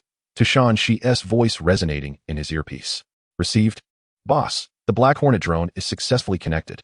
As the drone vanishes from sight, Tang Yu hears the approaching footsteps of the enemy. Concealed within, Tushanshi operates rapidly. Before her are several screens. One monitors the overall situation surrounding the Anlut Museum, while another displays a vast city map of Kaluo City. With several red dots flickering incessantly, these are the real-time feedbacks from the trackers. Another large screen, under Tushanshi's control, continuously shifts through images, showcasing the footage captured by the Black Hornet drone-S camera. Under the deft control of Tu Shangxi, the drone swiftly soared out of the museum's storage area, gliding through the hall on the first floor like a gentle breeze, heading towards the outside. However, in the corridor, Tu Shangxi noticed that the three remaining pursuers were gradually closing in on Tang Yu's position, while maneuvering the drone to continue its flight outward. She communicated the situation to Tang Yu. After receiving his response, she immersed herself fully in the drone's perspective. "Boss, you can do it." As the drone, under Tu Shangxi's command, exited the museum's grand entrance, she immediately ascended in altitude to conduct a comprehensive survey of the surrounding environment. She quickly identified several optimal locations among the nearby structures that would serve as potential sniper spots. Subsequently, she directed the drone to commence reconnaissance of these sites. Chapter 156. Eliminate all foes and await the opportune moment. Tang Yu received a reminder from Tu Shangxi as the footsteps in his earpiece grew increasingly closer. He withdrew an RGO grenade from his possession, despite the formidable armor worn by his pursuers, which offered extensive protection. The RGO grenade would still impede their movements to a considerable extent. Tang Yu fixed his gaze intently upon the corridor outside the warehouse door. The instant he spotted the silhouettes of his adversaries, he swiftly hurled the RGO grenade. It detonated upon contact with the ground. Tang Yu charged towards the corridor, launching a second RGO grenade while seeking refuge behind the metal door of the warehouse. The second explosion echoed, and he could hear the agonized cries of his pursuers. Although their armor was impressive, they were evidently suffering under the onslaught of the two grenades. Tang Yu burst forth from the door, pulling the trigger on the enemy struggling to rise from the ground. Thus, all 8 invaders who had entered the museum met their demise, bringing the skirmish to an end. Without hastily collecting the spoils of victory, Tang Yu returned to the warehouse, concealing himself in a secluded corner. He proceeded to reload his firearm, meticulously refilling the magazine with ammunition. Once his preparations were complete, he cautiously emerged, remaining vigilant as he stealthily approached the 3 adversaries outside the door. There was no faulting Tang Yu's prudence. This museum was not his property, devoid of a virtual map, although Tu Shangxi had indicated that only 8 enemies had entered. He could not dismiss the possibility of others infiltrating from the blind spots of the cameras. He swiftly stripped the equipment from the 3 foes and stowed it in his backpack, then proceeded to the remaining corpses within the museum. Tu Shangxi, have you located the sniper's position? Tang Yu inquired as he reached the back door of the museum. Boss, not yet. I have searched 3 locations, and 2 remain. Wait, I believe I have found it. Tu Shangxi's voice suddenly rose in pitch. Boss, I have locked onto the enemy's location. It is in the 5th floor of the 8-story building across from the museum, in the 3rd room from the left. The enemy is quite cunning, hiding behind the curtains, making them hard to spot. Listening to Tu Shangxi's report, Tang Yu dashed upstairs. It appeared that this sniper possessed a remarkable understanding of human psychology. Thankfully, he had refrained from recklessly exiting through the back door. Navigating the spiral staircase, Tang Yu ascended to the 3rd and highest floor of the museum. Under Tu Shangxi's guidance, he quickly identified a room from which he could observe the 8-story building. Through the window, he spotted the very room Tu Shangxi had described, where the curtains were drawn.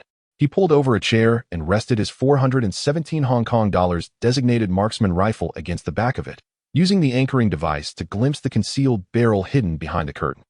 Tu Shangxi, what is the enemy's position and distance? Outside the 3rd room of the 8-story building across from the museum, the Black Hornet drone hovered silently in the air, quietly monitoring the sniper's activities within.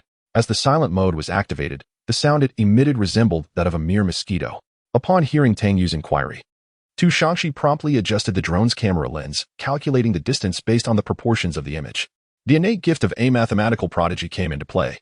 Boss, the enemy is 54 centimeters from the window, positioned slightly below the 3rd pane of glass. Based on Tu Shangxi's information, Tang Yu adjusted the aim of his sights. Bang! Bang bang! 3 consecutive shots rang out, shattering the glass of the opposing window. Simultaneously, the sniper rifle fell to the ground. Boss, the enemy has been eliminated. Tu Shangxi's voice echoed through the headset. After discharging his weapon, Tang Yu swiftly vacated the room, continuing his search for any other potential snipers. Understood. Tang Yu noted that the time was now 12:40. He had not anticipated such a lengthy delay here. 10 minutes later, boss, all is secure. There are no enemies. Upon receiving Tu Shangxi's message, Tang Yu hastened out of the museum, racing towards the energy center. The continuous explosions and sounds of battle from the museum had evidently attracted the attention of many seasoned survivors. Throughout the ordeal, Tu Shangxi skillfully maneuvered the drone above, providing cover for Tang Yu. Tang Yu stowed the equipment from the survivor he had just dispatched into his backpack. Boss, be cautious of the rooftop behind you. A winged survivor from the myriad races has landed there, and he is likely targeting you. Heeding Tu Shangshi's warning, Tang Yu executed a roll and darted into an alleyway. Just as the winged survivor prepared to take flight in pursuit of Tang Yu, a gunshot echoed, and a gaping hole appeared in the survivor's skull. At the entrance of the alley where Tang Yu had taken refuge, he calmly stowed his weapon behind a garbage bin and wall, then continued his sprint towards the energy center. Meanwhile, the drone, now transformed from Black Hornet to Nightingale, a biomimetic bird drone, soared above, boasting a flight duration of up to 3 hours. Unlike its predecessor, the Nightingale maintained its hovering capability by mimicking the wing flapping of birds, allowing for a more discreet and secure operation. With the aid of Tu Shangshi's drone, Tang Yu swiftly approached a tall building near the energy center. This edifice was the tallest structure within a kilometer, aside from the energy center itself. Tang Yu did not venture far. He merely sought refuge in a room on the 18th floor. From this vantage point, he could clearly observe the road beneath the energy center and had an unobstructed view of the outer wall of the rooftop, the optimal sniping position. Once all was prepared, he set warning bells at various key entrances before finding a spot to quietly close his eyes and recuperate. At this moment, the time had reached 1:15. In a dense forest on the outskirts of the steel mill at the supply station, the Ranger's wheeled armored vehicle lay concealed beneath a camouflage net. Wang Bohu glanced at the time, his gaze subtly surveying everyone around him. Bai Zhantong turned to Wang Bohu with a smile and said, "Feeling a bit nervous? It's perfectly fine. This isn't our first encounter with the Revolutionary Army, so just relax." Wang Bohu nodded slightly. Captain Bai's concern was understandable. Encountering the natives of the apocalyptic game world for the first time indeed elicited a degree of anxiety. This was entirely normal, as there exists a vast chasm between regular military forces and the displaced. To illustrate, the Rangers unit could easily eradicate the various factions of the displaced within the city. However, when it comes to the Revolutionary Army or insurgents, our odds of success would be almost non-existent. Wang Bohu was taken aback by this revelation. Could the disparity be so immense? Chapter 157. The current state of the apocalyptic world, visitors from the Revolutionary Army by Zhantong. Upon hearing Wang Bohu's words, chuckled softly. This is an inevitable outcome. Although the refugees possess a plethora of weaponry and equipment, they ultimately operate as solitary combatants. No matter the extent of their tactical gear, their prior identities were merely those of thugs, criminals, and street ruffians. At best, they can pose a threat to scattered survivors. However, the rebels and the Revolutionary Army embody an entirely different concept. Primarily, they are an army, a violent machine birthed for the purpose of warfare. Setting aside their heavy artillery and various armored tanks, the quality of individual combatants is worlds apart from that of the refugees. Bai Zhantong gestured towards the armored vehicle beneath them and continued, "Do you think we acquired this armored vehicle by mere chance? It was precisely because we chose to assist the Revolutionary Army in securing the items within the laboratory in the central urban area that they provided us with it." Wang Bohu then understood that there were indeed many stories behind this situation. "Captain Bai, if what you say is true, why doesn't the Revolutionary Army launch a direct assault on the rebels? Why remain holed up in the supply station, plotting through us for the items from the laboratory?" At Wang Bohu's words, the surrounding Rangers erupted into laughter. "Bohu, the backdrop of this world is far more complex than you imagine. There are countless factions vying for power. In Luo City alone, we are aware of 6 or 7 different factions. Among them are smaller factions that possess unique resources and have managed to survive unscathed, evading the relentless onslaught of larger forces. None of them are to be underestimated. It is akin to the merchants in this newly emerged flea market, all of whom are armed with a significant arsenal and resources, alongside formidable combat teams. The reason the Revolutionary Army refrains from direct confrontation with the rebels is naturally due to the rebels' control over the laboratory. There is a delicate balance to maintain." Wang Bohu turned to the woman who spoke, his curiosity piqued. She was Lu Qingmei, the deputy of Captain Bai. "Sister Mei, is that laboratory truly of such vital importance?" Both military factions seem intent on acquiring it. Laughter filled the vehicle once more. Lu Qingmei regarded Wang Bohu with a smile, saying, "Although we have yet to fully comprehend the intricacies of this apocalyptic game world, you must grasp one essential truth. Our understanding of this world's backdrop revolves primarily around these so-called laboratories." "What?" Wang Bohu's eyes widened in astonishment. "Laboratories these? Are you suggesting?" Lu Qingmei and Bai Zhantong exchanged knowing smiles. As members who had only experienced the first wave of disaster, they were not initially entitled to this knowledge. However, since you have ascended to the rank of deputy captain, it matters little for you to be informed ahead of time.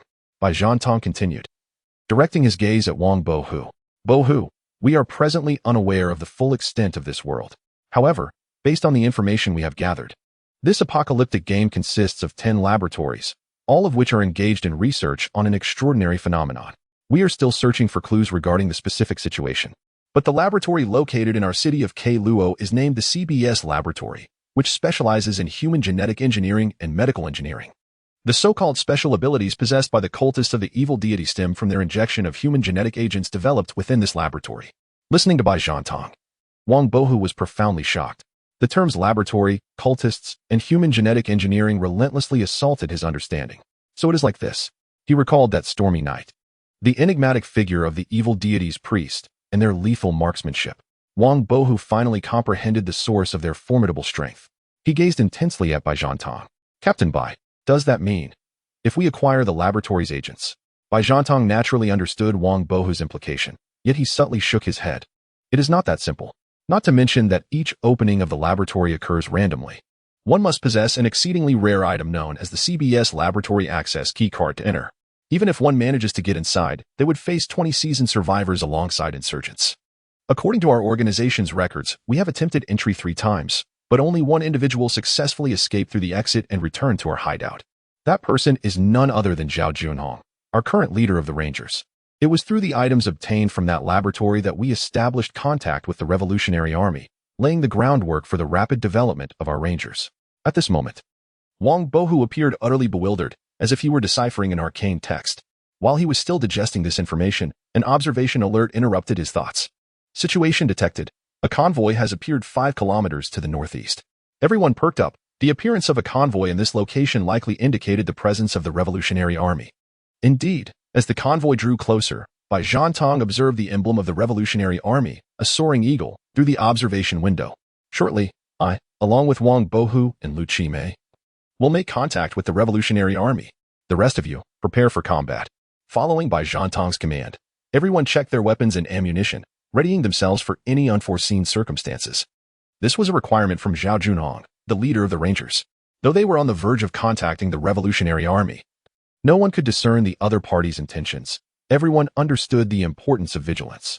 Wang Bohu glanced at the time. It was now 1:25. Just as the Rangers were establishing covert communication with the Revolutionary Army, atop the tallest chimney of the steel mill, a figure known as Ghostface lay concealed on a camouflage mat, intently observing the slowly advancing convoy of the Revolutionary Army through a specially equipped telescope with anti-reflective features. A cold smirk playing at the corners of his mouth. In his line of sight, 3 survivors emerged slowly from the woods outside the steel mill, raising their hands as they approached the halted Revolutionary Army convoy. The convoy, however, was surrounded by dozens of well-trained soldiers who swiftly dispersed to maintain vigilance. Simultaneously, a sniper brandished an exceptionally elaborate sniper rifle, beginning to survey the various vantage points in the vicinity. Cursing under his breath, Gue Lian reluctantly lowered his binoculars and huddled entirely behind the chimney to avoid detection by the marksman. Within the second armored vehicle of the Revolutionary Army, several soldiers swiftly conducted signal monitoring and jamming of the current area. Once all preparations were complete and potential safety hazards thoroughly assessed, a military boot gradually emerged from the third armored vehicle, coming down heavily upon the ground. Chapter 158, The Revolutionary Army Supplies. The grim-faced assault under the watchful gaze of Wang Bohu and his companions. The owner of the military boot emerged from the armored vehicle, casting his gaze upon the trio. Clad in a sharp and immaculate military uniform, a woolen overcoat, dark sunglasses, and lambskin officer gloves. Every detail betrayed the identity of the newcomer. Bai Zhantong, evidently familiar with the individual, instantly broke into a sincere smile. Colonel Lokov, I did not expect you to come in person this time, he remarked, stepping forward to exchange pleasantries. However, he was halted by a revolutionary soldier beside him, who brandished a firearm. Ah, Captain Bai is our old friend, the officer named Lokov chuckled, allowing the trio to pass. Wang Bohu's attention was drawn to a soldier trailing behind Lokov, who was carrying a briefcase. This must be the pivotal item for this transaction. Lokov then engaged in a cordial handshake with Bai Zhantong. Captain Bai, we appreciate your intelligence. We have confirmed that this calamity indeed pertains to a catastrophic flood. Our analysis indicates that the laboratory will officially open at noon tomorrow, and there is a significant probability that containment objects will manifest. Therefore, we have prepared this for you. As he spoke, the soldier with the briefcase stepped forward and handed it to Lokov. Upon opening the case, Wang Bohu glimpsed its contents, a white card and a bottle of tablets. The white card appeared to be a key card, inscribed with the letter CBS. The bottle revealed a black pill through its translucent casing. Captain Bai, This is the CBS Laboratory Access Key Card, and a mental enhancement pill. We hope for continued fruitful collaboration. Observing the items in the briefcase, Bai Zhantang felt his heart race momentarily before regaining composure. He met Lokov's gaze, which bore a slightly enigmatic smile, and nodded subtly. Then I extend my gratitude to your camp, Colonel Lokov, and to the esteemed commander. I shall deliver these items to our leader. Haha, I shall await good news from you, Captain Bai. I hope to hear about your successful infiltration of the containment zone next time. 10 minutes later, as the revolutionary convoy departed, the Rangers returned to the armored vehicle. Wang Boa glanced at the briefcase. Captain, what is this containment zone? What did Lokov mean? Why do I sense ill intentions from him? At that moment, Lu Qimei patted his shoulder, shaking her head slightly. The interior of the vehicle fell silent, the atmosphere heavy with unease. Boss, can you hear me? Tu Shangshi's voice roused Tang Yu from a light slumber. He checked the time, it was already 3 p.m. Received. Speak. Boss, the tracking signal from Wang Boa has appeared. It is currently moving from the supply station towards your direction, expected to arrive at the energy center in 30 to 40 minutes. Understood, Tang Yu replied, turning off his earpiece and vigorously rubbing his cheeks to regain full alertness. Subsequently, he retrieved a bowl of nourishing mutton soup from his backpack and began to consume it. A fierce battle loomed on the horizon, and he needed to ensure his stamina and physical condition were optimal. Time ticked away, and Tang Yu soon observed the silhouette of the ghost face, just as he had anticipated, appearing atop the energy center building. Shadows of cultists lurked around the roads. Tu Shangshi provided real-time updates on the movements of the ghost face to Tang Yu. At 3:30, through his binoculars, Tang Yu spotted an armored vehicle approaching from the distant road. The ghost face brandished an exaggeratedly designed sniper rifle, and the sight of its long, robust barrel sent chills down his spine. Tang Yu felt a surge of alarm. This sniper rifle was not intended for mere assassination. It was aimed at those armored vehicles. He opened his private chat inbox. Tang Yu, I am in close proximity. If any unforeseen events occur, make your way to the Gongong subway station in the White Tower district, and remember to wear your headphones. Someone will provide you with intel. At that moment, Wang Bohu was sitting upright in the compartment when he suddenly received Tang Yu's message, causing his heart to constrict. Was it about to begin? He glanced around at his comrades, aware that it might be futile, yet he felt compelled to seek a solution. Wang Bohu turned to Bai Zhantang. Captain Bai, I urgently need to relieve myself. Shall we take a detour to find a secluded spot? Bai Zhantang checked the time and their current position. However, just as Bai Zhantang was about to agree, Lu Qimei frowned and interjected, Bohu, just hold on a little longer. We will be back soon. We cannot afford to waste time on the road. After saying this, she also looked at Bai Zhantang. Captain, we are unfamiliar with this area. Altering our route recklessly could lead to unnecessary dangers. Bai Zhantang hesitated slightly but concurred with Lu Qimei's reasoning. Bohu, Qimei makes a valid point. Let us endure a bit longer. All right, Captain Bai, Sister Qimei, I can hold on. Wang Bohu replied, lowering his head. Bai Zhantang glanced at him and fell silent. Unbeknownst to them, a look of horror flickered in Wang Bohu's eyes. It was her. Although Lu Qingmei's words were entirely unproblematic and could be taken at face value at any time, if one were to know in advance of a traitor within the ranks and an impending attack on themselves and their comrades, her words would seem like an attempt to prevent any disruption to the assault plan. With this thought, Wang Bohu raised his head, ready to caution Bai Zhantang, only to meet Lu Qingmei's gaze. Bohu, how are you holding up? Just a little longer, and we will return. Looking at Lu Qingmei's radiant smile, Wang Bohu ultimately chose silence. At that moment, even without his binoculars, Tang Yu could see the armored vehicle heading toward the White Tower district as the clock struck 3:38. He took a deep breath, positioning his eyes against the scope. The ghost face came into view within his crosshairs.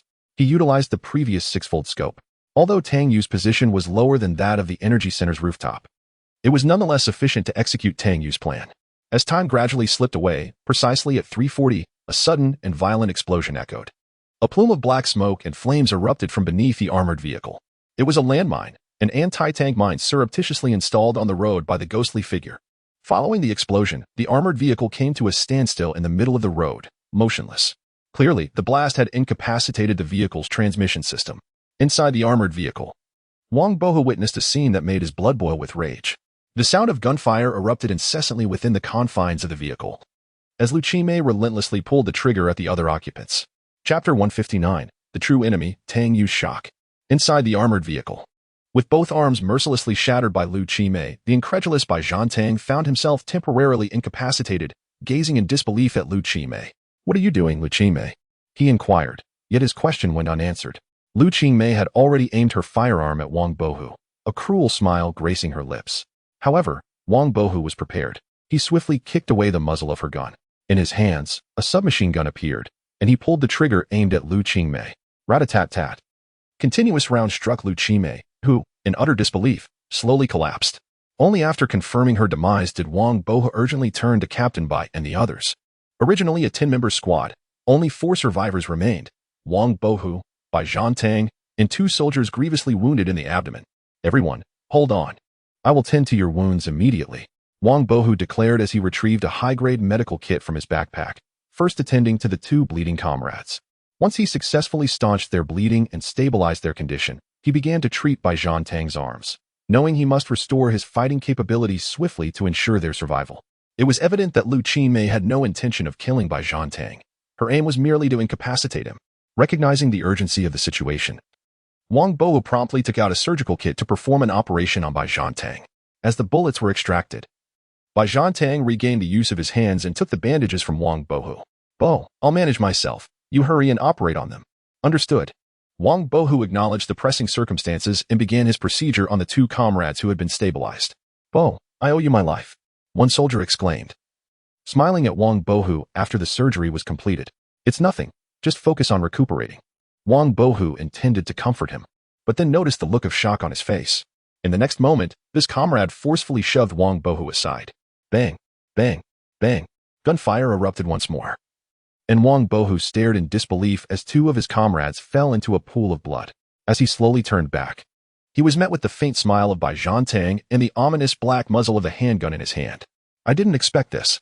Truly. You are the ace member of base city number 99. However, I must thank you. Had it not been for you, I might have fallen into Lu Qingmei's trap." "Captain Bai, I never anticipated you would." Wang Bohu's incredulous expression was met with Bai Zhantang's silence. "Well then, you can rest easy on your journey." With that, Bai Zhantang pulled the trigger. Boom. A deafening explosion erupted beside the armored vehicle, causing both Bai Zhantang and Wang Bohu to lose their balance. Toppling inside the vehicle, Wang Bohu recognized the fleeting opportunity. Seizing the moment when Bai Zhantang was unsteady, he delivered a swift kick to his joint, buying himself precious time. The submachine gun reappeared in his grasp, and in an instant of steadying his posture, he relentlessly squeezed the trigger towards the position of Bai Zhantang. Rat-a-tat-tat. Bullets tore through Bai Zhantang's body. Wang Bohu also heard what seemed to be another explosion outside the armored vehicle. Without a second thought, he disregarded everything else, including Bai Zhantang's fate, unfastened the armored door, kicked it open, and leaped out. He seized the suitcase that had just fallen at the door and dashed towards the adjacent building. Simultaneously, as Wang Bohu exited the vehicle, Tang Yu instinctively spotted him and immediately glanced towards the direction of Ghostface. Indeed, Ghostface's eyes were already fixed on the sniper rifle, his right hand poised on the trigger. Just as Ghostface was about to pull the trigger on Wang Bohu, Tang Yu's bullet had already exited the chamber, penetrating his jawbone, causing him to collapse against the outer wall of the energy center. Tang Yu believed Ghostface was undoubtedly doomed, yet through the scope, he was astonished to see the seemingly lifeless Ghostface turn his gaze towards him. The bullet hole in his jaw, which had already been shattered, began to heal at an alarming rate, an eerie and bizarre sight. Tang Yu's mind raced back to a previous revelation. Ghostface appears to possess immortality and mental corruption abilities. "My goodness, you truly are immortal." Seizing the moment, Tang Yu swiftly reacted, a remote control appearing in his hand. With a press of his finger, he resolved to unleash a comprehensive bombardment, regardless of whether Ghostface could survive it. If he did, Tang Yu would have to make a hasty retreat. As Tang Yu pressed the button, the wall beneath Ghostface erupted in a violent explosion, the flames visible even several kilometers away. Witnessing Ghostface's newly restored form spiral upward amid the ferocious blast, only to crash down upon the building's rooftop, Tang Yu understood he could not linger any longer. He needed to escape swiftly. His gaze shifted to Wang Bohu's location, where a look of horror crossed his face. "Damn it!" he exclaimed. In that moment, he hastily stowed all nearby items into his backpack and sprinted frantically towards the staircase. Boom. A tremendous explosion engulfed the room Tang Yu had just occupied. Flames danced wildly. Coughing, Tang Yu paid no mind to anything else, shaking off the dust and debris from his body, with no time to tend to his wounds. He rolled and scrambled to his feet, racing downstairs. An adrenaline injection surged through his body, alleviating the tearing pain he had felt, leaving him in a remarkably enhanced state. A quick assessment of his injuries revealed bleeding, bruising, and gunshot wound. It was then that Tang Yu noticed blood incessantly oozing from his lower back. evidently a result of shrapnel from the earlier explosion. Without a moment to spare, he ran while retrieving a first aid kit to attend to his wounds. Finding a nearby safe room, Tang Yu commenced his makeshift surgery to stabilize himself. Yet his mind was preoccupied with the chaotic scene he had just witnessed. Good heavens! This is madness! To his astonishment, a helicopter materialized behind the building where Wang Boho had vanished. This helicopter, evidently a civilian model, was diminutive, capable of accommodating merely 2 individuals. Nevertheless, for the survivors, it represented a formidable blow. Moreover, they possessed a rocket launcher, a devastating weapon. The surgery was swiftly completed, and he extracted an artificial blood bag to replenish his vitality. Tang Yu reflected upon the earlier scene. Those 2 individuals were undoubtedly not from the Revolutionary Army or the insurgents, but rather seasoned survivors, a conclusion reached by Tang Yu. However, he was uncertain of their intentions. Were they pursuers or merely drawn to the battle occurring in the vicinity? The prospect of them being hunters was utterly terrifying. At that moment, Tu Shaoxi's voice resonated. Boss, Wang Bohu has joined the channel. I am currently guiding him towards the Ganyang subway station as per our predetermined plan. Upon hearing this, Tang Yu's mind immediately began to formulate a strategy. Tu Shaoxi, report Wang Bohu's coordinates. Chapter 160, The Raccoon in the Trant, under the pressure of seasoned survivors. Tu Shaoxi reported Wang Bohu's coordinates. Soon, Wang Bohu's latest location was revealed by Tu Shaoxi. This individual moved with remarkable speed, having approached the vicinity in a remarkably short span of time. At this moment, Tang Yu had also descended to the lower floor. Still able to hear the whirring sound of the helicopter's rotor blades, he opened a private chat message. Tang Yu, can you see that helicopter? Is there any chance to take it down? Otherwise, we won't get far. At that moment, Wang Bohu was hiding in a room, tending to his wounds, with the corpse of an evil god's follower lying beneath him. Had he not sensed something amiss earlier, he could have easily fallen victim to a surprise attack by this malevolent cultist. Upon seeing Tang Yu's message, he immediately grasped the situation.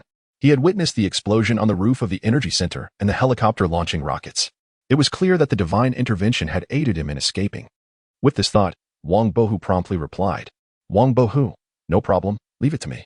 Upon receiving Wang Bohu's message, Tang Yu dashed out of the building, taking aim at the hovering helicopter and firing several shots before swiftly retreating. Bullets ricocheted off the aircraft's exterior, quickly attracting the pilot's attention. This pilot bore a resemblance to a tree trunk, a survivor of myriad races. There's a rat here. Ignore him. Securing the laboratory's contents is paramount. This information cost us 2 disaster tokens, remarked the raccoon-like gunner, setting aside his RPG. He retrieved a device resembling a tablet from behind his waist, glanced at it a few times, and instructed the pilot, turn left. He is within that adjacent building. Quite bold. It seems he wishes to play hide and seek with us. Unfortunately, our primary target is that briefcase. On the tablet screen, a red dot was incessantly moving within a model of the building, and the raccoon had drawn forth his main weapon, a specially modified light machine gun, perfectly complementing his petite stature. An ocular device resembling a monocle appeared over his eye, allowing him to gaze towards the building where Wang Bo, who was located. The briefcase's trace distinctly visible like a luminous point in the night. A sinister smile curled on the raccoon's lips, his sharp canine teeth glinting ominously. Darling, enjoy the metallic frenzy. In the next instant, a torrential onslaught of bullets erupted from the modified machine gun in the raccoon's grasp. Countless rounds battered against glass, steel plates, concrete, and tiles, leaving a trail of destruction in their wake. Hearing the commotion behind him, Tang Yu turned in disbelief towards the helicopter, realizing that the 2 individuals were targeting Wang Bohu. Without a moment's hesitation, he raised his weapon to aim at the raccoon. However, his movement was immediately detected by the Trant pilot, who adjusted the helicopter's controls, causing the aircraft to spin in place, with Tang Yu's bullet striking the cabin door. Tang Yu simultaneously sent a message to Wang Bohu. Tang Yu, how are you? After sending the message, he noticed that the helicopter had turned its nose towards him. The raccoon's firearm was already aimed at his figure. Since you desire to meet your demise, let me assist you. A torrent of bullets erupted once more, sweeping across the ground as if plowed, yet leaving no trace of Tang Yu. Upon realizing that he had become the target of the helicopter, he had instinctively dashed towards the corner of a nearby building. Tang Yu was running for his life. What a ridiculous situation. Where did these 2 formidable adversaries come from? It was one thing to have a helicopter, but such ferocious firepower was unprecedented. He suspected that even the M2 machine gun previously acquired paled in comparison to their weaponry. Just as Tang Yu burrowed into the building, a message from Wang Bohu arrived. Wang Bohu, damn. I nearly met my end. What is the deal with these 2? It's as if they know my location. Tang Yu, Spare me the chatter. Hurry and desist. The commotion here is too great. We cannot linger. Wang Bohu, I've set up a position. You can draw them over. Tang Yu, that's exactly what I was waiting to hear. At this moment, Tang Yu had concealed himself behind a stone pillar on the 5th floor, while the helicopter hovered outside the building, searching for his whereabouts. Just as he prepared to wait for the helicopter to pass by for a surprise attack from behind, he caught a glimpse of the raccoon's merciless sneer reflected in a nearby glass pane, the weapon in its hand causing Tang Yu's eyes to widen in shock. Damn it, he exclaimed, casting aside any hesitation. He launched himself forward, rolling continuously. As he leaped out, the raccoon outside the building had already pulled the trigger on the RPG rocket launcher resting on its shoulder. The rocket, spewing flames, hurtled towards the stone pillar where Tang Yu had just concealed himself. Boom. A violent explosion erupted, engulfing the surroundings in a tumultuous blaze, a shockwave radiating outward. Once more hiding behind a stone pillar, Tang Yu spat a mouthful of blood. How the hell do I fight this? At this moment, he found it difficult not only to lure them but even to protect himself.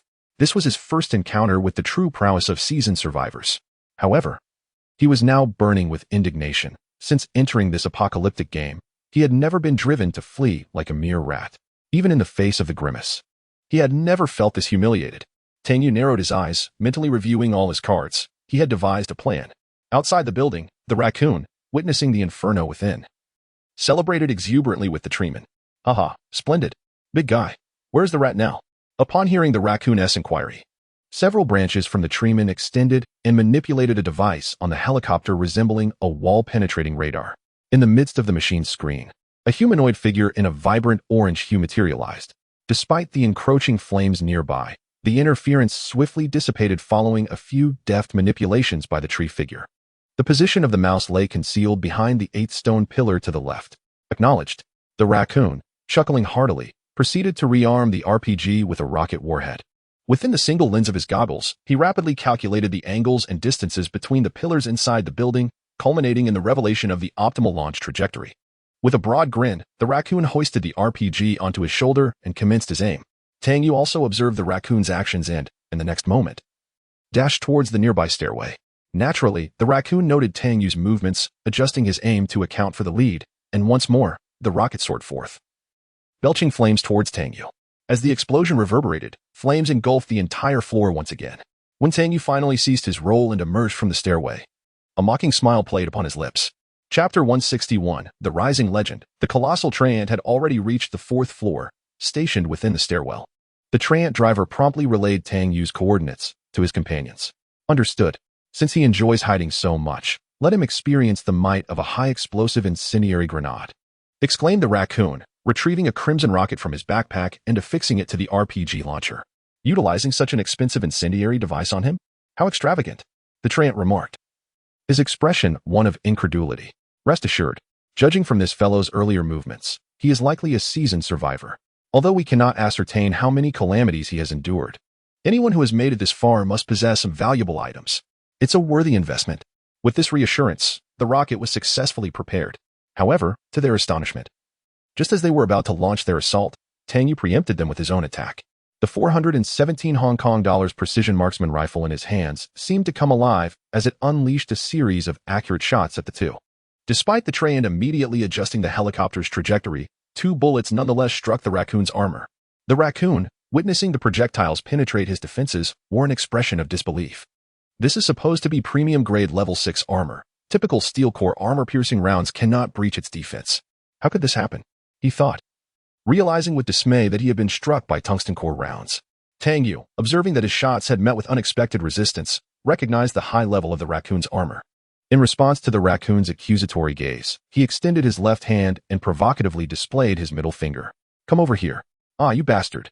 The raccoon fumed, his face flushing with rage, just as he was about to recklessly confront Tang Yu. Rat-a-tat-tat. A relentless barrage of bullets hammered against the top of the helicopter, causing the rotors of the civilian-grade aircraft to emit plumes of black smoke, and the entire structure to sway ominously. Recognizing the familiar sound of a light machine gun, the raccoon realized he had fallen into a trap. He had allies after all. Meanwhile, the Trant pilot was scrambling to stabilize the aircraft. Baron, the helicopter's power is critically compromised. We must find a place to make an emergency landing, he declared as he struggled to maneuver the helicopter toward the exterior of the building. However, due to severe damage to the main rotor, despite his best efforts. The helicopter continued to descend uncontrollably toward the ground. Tang Yu observed the scene unfold and quickly dashed downward. A shadow followed closely behind him, cradling a PKM light machine gun as if it were a mere submachine gun. It was Cabin, summoned through the achievement, The Rising Legend, which allowed Tang Yu to call forth a fallen enemy to fight alongside him for 1 hour every 3 days. Cabin had arrived. He also sent a message to Wang Bohu.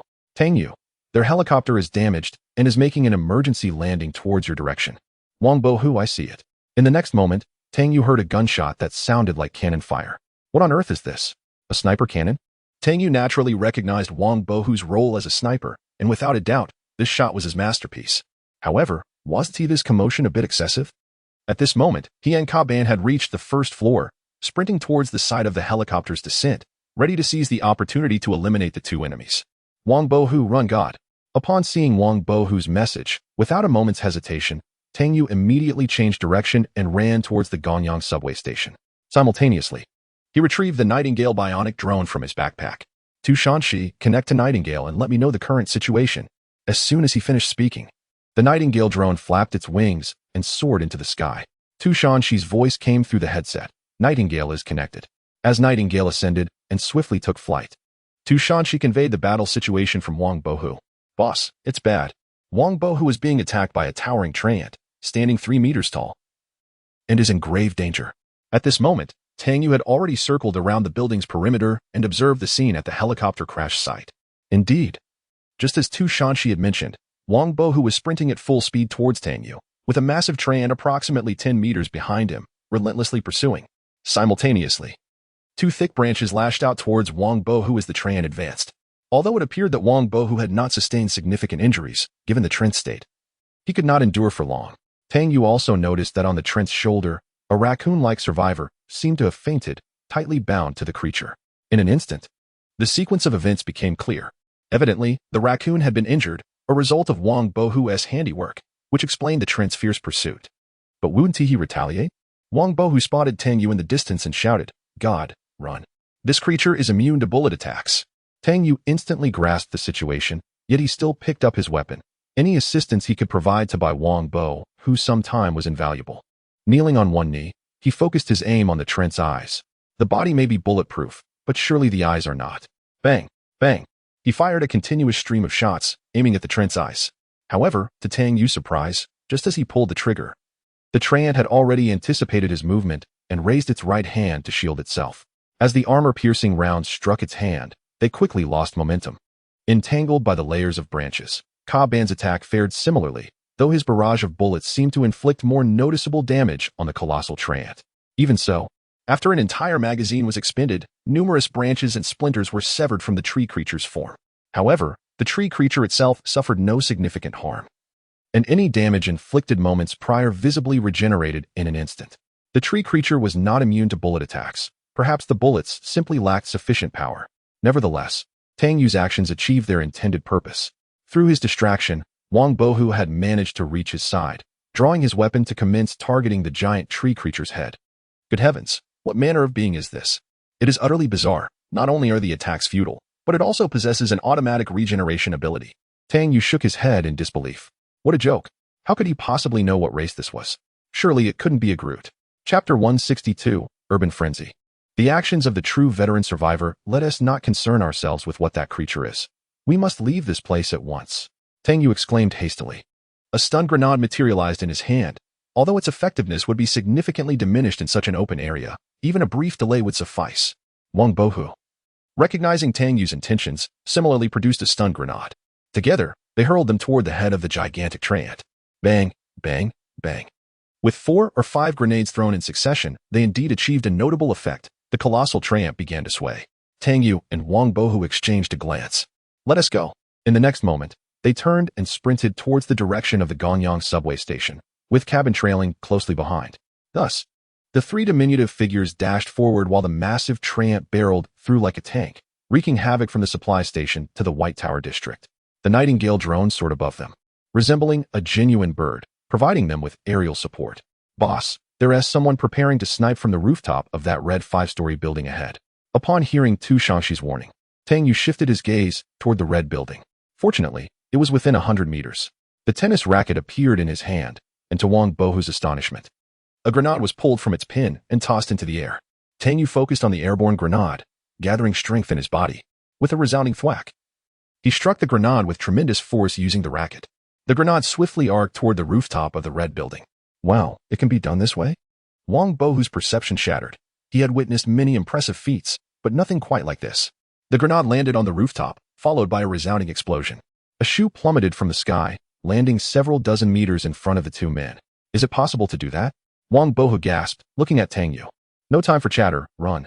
At that moment, Tang Yu was seething. Was this behemoth mad? It relentlessly pursued them, heedless of whether it would attract others. Damn it, that bastard. Baron said we must obtain that briefcase. We must acquire that briefcase. The treant was now in a dazed state. Its consciousness consumed by the last vestiges of its pre-transformation obsession, a directive from the raccoon baron that they must secure the briefcase containing the laboratory keycard if they were to have any hope of entering the lab. As he pondered this, the branches on his body extended once more, aiming to lash out at the two. Watch out. Tang Yu and Wang Bohu swiftly dodged to the side as a car was cleaved in half by the treant strike. This brief delay allowed the treant to close the gap between them once more. Tang Yu rolled to his feet and glanced at the severed vehicle behind him. A chill running down his spine. How are we supposed to fight this? Tu Shangxi, how far is the Gonyang subway station? Hidden within their refuge. Tu Shangxi's fingers danced rapidly across the keyboard. Boss, only 500 meters left. Wang Bohu also heard Tu Shangxi's words. And both of them felt a surge of energy. Just 500 meters to go. Tu Shangxi immediately notified Xiaoba to prepare Xiaoqi for the reception. Understood, boss. At this moment, the two exhausted individuals racing through the city were relying entirely on various explosive devices and clever maneuvers to buy time. However, this colossal foe was simply insurmountable, striking at them once more. This time, Ka Ban did not escape fate, being reduced to a pulp under the tree man's blow. Damn it. When I get back, I'll definitely concoct a few Molotov cocktails or white phosphorus grenades. Witnessing the tragic fate of Ka Ban, Tang Yu felt an overwhelming urge to vomit blood. Little did he and Wang Bohu know, their urban chase had become a live broadcast on the regional channel. Imo Luodu, Image X8, everyone, look. This is the game of seasoned survivors, the urban chase. The human survivor is incredibly formidable. I just saw him use a tennis racket to kill someone attempting to ambush them, and the tree man behind him is even more terrifying. Some of you may be unfamiliar, but did you see that raccoon on his shoulder? They are the infamous duo of robbers from Luo City. Wind Snow Orchid. I witnessed the ambusher being blown to bits by that human survivor's grenade, nearly 100 meters away. Absolutely terrifying. Gratakugu. So they are the robbery duo. I thought that tree man looked familiar. They are seasoned survivors who have survived 6 disasters. I heard they once infiltrated a rebel camp. Hanshui. So fierce, they dared to enter a rebel camp? Last time, I merely approached a patrol vehicle. And a rocket flew my way. If I hadn't run fast, I would have been dead. The regional channel buzzed with discussions regarding the trio's chase, with many survivors merely spectating. However, some self-assured individuals began to contemplate. If the robbery duo was so intent on pursuing, even with Baron injured, then those 2 human survivors must possess exceptionally rare resources that could not be overlooked. A middle-aged man, his skin covered in sores and sustained by a breathing mask, revealed a smile. He gazed at the densely packed biological cultivation chambers in his hideout, and with a flurry of movements on the keyboard before him, 5 cultivation chambers illuminated. Containers filled with a liquid as red as blood were injected into the 5 pallid biological entities within the chambers.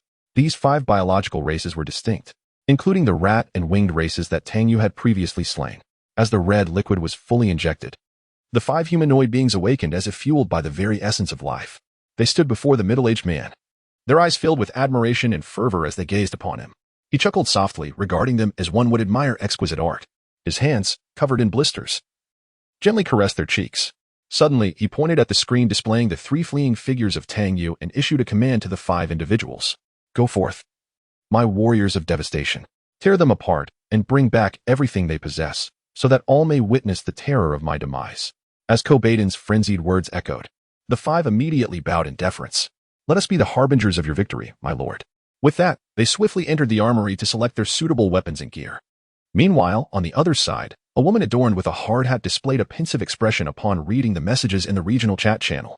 She subsequently discarded the wrench in her hand, cleansed her hands, and approached a virtual control console.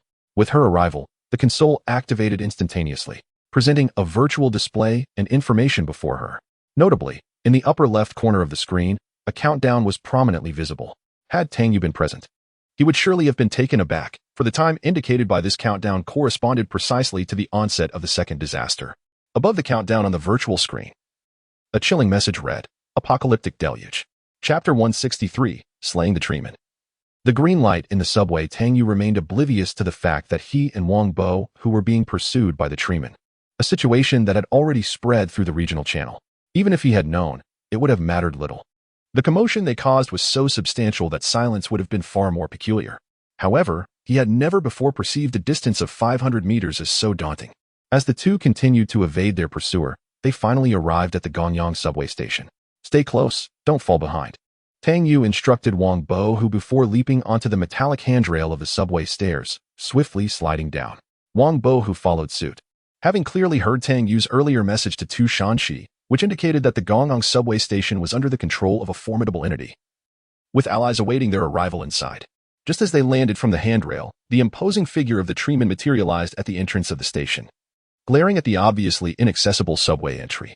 Without the calming presence of the little raccoon to guide him, the treeman roared in frustration, shrinking to a height of 2 meters. Binding the still unconscious little raccoon to his back with his branches, and resumed his pursuit. Simultaneously, as the treeman entered the subway passage, the little raccoon's fingers began to twitch, signaling the beginnings of consciousness. The Gonyang subway station was shrouded in darkness. Yet this posed no challenge to Tang Yu and Wang Bo, who donned their night vision goggles and swiftly made their way to the train hall. Racing towards the tracks, the treeman, aided by its vine-like appendages, followed closely behind. Just as the treeman descended the stairs into the hall, Tang Yu seized Wang Bo and hurled them onto the train tracks, emitting a fierce roar. Xiaoqi, open fire. In the next instant, emerging from the shadows, the prepared rabbit Xiaoqi gripped the M2 heavy machine gun tightly and pulled the trigger, unleashing a deafening cacophony that reverberated throughout the Gonyang subway station. The 12 7x99mm rounds rained down upon the treeman, which had only just landed. The tremendous force and destructive power of the bullets tore through its resilient wooden fibers and vines. And within mere seconds, one of the treeman's arms was severed, crashing to the ground. Simultaneously, the treeman was toppled by the sudden onslaught. In that fleeting moment of its fall, the little raccoon, under its protection, was flung behind a stone pillar. Unlike Xiaoba, Xiaoqi understood the principle that it was better to sacrifice one finger than to harm all 10. He was also informed by Tu Shanxi about the colossal creature's astonishing regenerative capabilities and defensive prowess. Thus, upon witnessing the efficacy of his assault, he shifted his focus to the joints of the treeman's limbs, with each bullet inflicting significant damage. The might of the large-caliber machine gun was soon made manifest. Before long, the treeman's other arm was shattered, followed by its left leg, right leg, lower body, and then its upper body. As the M2 large-caliber machine gun expended its entire belt of 200 rounds, the vehicle hull lay strewn with wood shavings and the remnants of a decapitated treant head. Tang Yu and Wang Bo exchanged glances and shrugged. They climbed back onto the platform from the tracks and approached the severed head. Meanwhile, Xiaoqi busily replaced the ammunition belt and cooled the machine gun barrel. Upon reaching the treant's head, Tang Yu observed that despite its half-mutilated visage, the lips still moved as if attempting to utter something. Astonished, he marveled at the resilience of this treant race. With the 417 Hong Kong dollars now in his grasp, he aimed at the head, contemplating the finality of his actions. Just as he was about to pull the trigger, a voice emerged from behind a stone pillar, pleading for mercy. Stop, please. A weak raccoon emerged, leaning against the pillar, casting a desperate look at Tang Yu. Wang Bo immediately trained his weapon on the raccoon, warning, don't harm him any further. With a sardonic tilt of his head, Tang Yu chuckled at the request. The sound of gunfire erupted, interspersed with a pained cry that reverberated throughout the vehicle hall. After reloading, Tang Yu glanced at the thoroughly perforated treant head before turning his attention back to the raccoon. What did you just say? My hearing isn't quite what it used to be. Care to repeat that? The raccoon, gazing at the lifeless treant head, was consumed by regret and anguish. He lamented his decision to venture out, underestimating these two humans. Yet, they had slain the formidable brute. In an instant, a weapon materialized in the raccoon's grasp as he sought vengeance for his fallen comrade. However, his speed paled in comparison to Wang Bo's swiftness. A few precise shots rang out, and the weapon clattered to the ground, leaving the raccoon's hands rendered useless, limp at his sides. Tang Yu approached and mercilessly stomped on the raccoon's incapacitated arm, twisting his foot as he narrowed his eyes at the creature beneath him. A pained wail escaped the raccoon's lips. Slowly crouching down, Tang Yu seized the raccoon's head, compelling him to meet his gaze. I have no interest in torturing you. Surely, you must be among the elite survivors. How about we strike a deal? Share with me the insights you possess regarding the seasoned survivors, and I shall grant you a swift end. What say you? At this moment, Tang Yu was desperate to comprehend the hierarchy and circumstances surrounding these seasoned survivors. Prior to encountering these two, he had believed his abilities were commendable even among the seasoned survivors. However, today had delivered a harsh revelation, as merely 2 seasoned survivors had pursued him relentlessly across 2 city districts, highlighting a significant miscalculation in his self-assessment. Such a misjudgment could prove fatal in the apocalyptic game. He needed to rectify this error without delay. The regenerative abilities of the tree creature pose a significant threat, necessitating its immediate elimination. The raccoon, on the other hand, is considerably easier to manage. However, upon hearing this, the lamenting raccoon suddenly spat at Tang Yu with fervor. Tang Yu tilted his head to evade both the saliva and the raccoon's attempt to bite. Just as the raccoon prepared to unleash its pin-up fury, a brilliant green light unexpectedly illuminated the entire subway station. Everyone turned in disbelief towards the source of the radiant glow. The moment Xiaoqi detected the green light, she swiftly adjusted the muzzle of her M2 machine gun, preparing for any eventuality. Wang Bohu did the same. While only Tang Yu and the raccoon he held remained motionless. Under the watchful gaze of the onlookers, a breathtaking spectacle unfolded. Chapter 164, Seed of the Giant Tree Clan. Witness of disaster, the head of the treant, once battered to a pulp by Tang Yu, now emanated a green luminescence, slowly floating in the air. In the vehicle hall, the remnants of the treant, which had shattered under Xiaoqi's assault, began to exude faint green glimmers, converging towards the treant's head. Wang Bohu and Xiaoqi, witnessing this spectacle, exchanged alarmed glances and hurriedly turned their attention to Tang Yu. Tang Yu narrowed his eyes, fixated on the head. It was only at this moment that he realized the dwelling contracts, which typically dropped upon defeating the myriad survivors, had not appeared in his backpack after vanquishing the treant, something he had overlooked until now. Meeting the gazes of the two, he finally spoke. Xiaoqi, be prepared. Follow my command and open fire. Upon hearing Tang Yu's voice, both understood his intent. Wang Bohu approached Tang Yu and retreated alongside him behind the rabbit, Xiaoqi. Meanwhile, the little raccoon in Tang Yu's grasp observed the unfolding scene, tears welling in its eyes before cascading down its cheeks. Under the watchful eyes of the quartet, countless green specks converged, coalescing into a luminous green orb that enveloped the battered treant's head. As the head absorbed this green luminescence, a slender twig sprouted from its brow, rapidly growing with the infusion of this vibrant energy. Leaves unfurled, the twig thickened, and soon it transformed into a small tree, standing a meter tall. In the center of the tree, a flower bud emerged, blossomed, withered, and bore fruit. Ultimately, all the green luminescence was absorbed into a walnut-sized green seed. With a thud, as the seed fell to the ground, the subway vehicle hall was once again plunged into darkness. The 4 present exchanged bewildered glances. Gee, great God, what is happening? Before Tang Yu could respond, Wang Bohu's words provoked the little raccoon in his grasp. With a sudden burst, it broke free from Tang Yu's hold, dashing towards the green seed. Bang, bang. Wang Bohu set down his still-smoking submachine gun and retrieved the little raccoon he had knocked to the ground. The raccoon's legs were unmistakably broken from Wang Bohu's assault. Let me go. The little raccoon strained to gaze up at Tang Yu, its face devoid of the previous ferocity, now only a mask of pleading. I beg you, I will tell you anything you wish to know. I can sign a contract with you. My only request is that you do not harm him. Tang Yu's gaze shifted slightly towards the little raccoon, yet he disregarded its pleas and strode forward to pick up the seed. Seed of the Giant Tree Clan. Type: rare item description. This peculiar life seed emerges only after the death of the Giant Tree Clan in the universe. It is said to possess a unique bloodline within, endowed with extraordinary abilities. Effect: by planting and nurturing this life seed, it can be revitalized to grow into a new member of the Giant Tree Clan. Note: requires rare grade or higher nurturing liquid for effective awakening. Tang Yu's pupils constricted, his heart profoundly shaken. It had transformed into a rare grade item, the entirely new Giant Tree Clan. Recalling the astonishing abilities of the treant and its capacity to alter its size at will, Tang Yu felt a surge of excitement. What truly captivated him, however, was the notion of the entirely new Giant Tree Clan's abilities. Could it be that this fresh treant would be a blank slate, one that he could cultivate at his discretion? This thought incessantly bombarded Tang Yu's mind, rendering him unable to find tranquility. Hey! The voice of the small raccoon interrupted Tang Yu's contemplation. He turned to see the small raccoon being held aloft by Wang Bohu, its height barely reaching 1.20 meters. He wondered how this creature had previously wielded such heavy weaponry. Observing the raccoon's expression, a mix of pleading and intimidation, Tang Yu couldn't help but smile enigmatically. The sapling in his hand ascended and descended repeatedly, tossed into the air and caught with ease. Hey, be careful. The raccoon's gaze was fixated on the fluctuating sapling, displaying a look of palpable anxiety, fearing that Tang Yu might fumble and let it fall to the ground. Wang Bohu and the rabbit, Xiao Qi, also noticed the smile tugging at Tang Yu's lips. One understood Tang Yu thoroughly, while the other was quite familiar with him. They immediately perceived the implications of his smile and exchanged sympathetic glances directed at the small raccoon. This fellow was likely ensnared tightly by Tang Yu. Nevertheless, neither of them spoke, instead preparing themselves for an entertaining spectacle. Tang Yu turned to the small raccoon. Earlier, you mentioned something about what would happen if I refrained from harming this seed. Upon hearing Tang Yu's words, the raccoon sensed something amiss from the expressions of the two bystanders and Tang Yu's almost imperceptible grin. Glancing again at the sapling in Tang Yu's hand, it nervously bit down on its rear molars and replied, I can form a contract with you.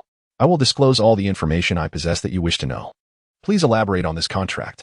As soon as the words left his mouth, the raccoon looked at Tang Yu with eyes wide in shock. You don't know about contracts? Tang Yu abruptly grasped the sapling tightly, squeezing it with determination. Less chatter. I am the one asking. Wait, I'll explain. Through the raccoon's elucidation, Tang Yu finally understood. It turned out that after surviving the 5th round of calamities, survivors were rewarded with a singular item. The item awarded to the raccoon was dubbed the Witness of Catastrophe. Its effect allowed survivors to establish contracts with other beings, the terms of which could be freely drafted. However, once both parties consented and signed, they were bound to fulfill the contract's stipulations. Any party that breached the contract would suffer the torment of all the calamities they had previously endured, leading to their demise. Furthermore, because the contract was witnessed by all disasters, it bore the qualities of being irrevocable, unalterable, and non-transferable. Tang Yu gazed intently at the scroll named Witness of Catastrophe that the raccoon retrieved from its backpack, feeling an overwhelming allure. He immediately began inscribing the terms of the contract upon the parchment. Given the freedom to articulate the content, he could not confine himself merely to inquiries. The text was extensive, yet its essence was singular. It demanded that the raccoon pledge allegiance to Tang Yu, forbidding betrayal, treachery, concealment, and deceit. A multitude of stipulations, encompassing every conceivable risk, were meticulously detailed by Tang Yu. Moments later, upon perusing the harrowing terms that could make even the devil weep, the raccoon's countenance turned an ashen green. Impossible. This is exploitation. You are a fiend. I would rather perish than become your slave. Just as Tang Yu contemplated how to reason with this obstinate creature, the voice of Tu Shangxi resonated in his ear. Boss, there are enemies approaching outside the subway station. Chapter 165, Secret Star I Heavy Armor, constructing the metro fire network outside the subway station. 5 armed individuals with flushed faces and frenzied expressions approached with remarkable speed. Accompanying them were 3 drones and mechanical dogs. The Nightingale was taken down by one of the mechanical dogs, which were armed. At that moment, Tu Shangxi's voice resonated in the ears of Xiao Qi, Wang Bohu, and Tang Yu. Without hesitation, Tang Yu drew his gun and fired at each of the little raccoon's arms, disregarding the shock and pain reflected in its eyes. Bohu, first bind him and toss him in the corner. Prepare for battle. Tang Yu then turned his attention to Xiao Qi. And you? Can you hold on for a while longer? Since Xiao Qi had already been active for over 10 minutes, Tang Yu was increasingly concerned for his condition. To his surprise, Xiao Qi simply smirked. Don't worry. I won't let you down. With Xiao Qi's assurance, Tang Yu felt a slight alleviation of his anxiety. There was no denying that the information conveyed by Tu Shangxi had indicated the formidable nature of their adversaries. Setting aside the drones and armed mechanical dogs, the 5 remarkably swift armed personnel were already extraordinary enough. The inadequacy of their intelligence facilities was evident. The Strategic Information Support Center needed to be established without delay.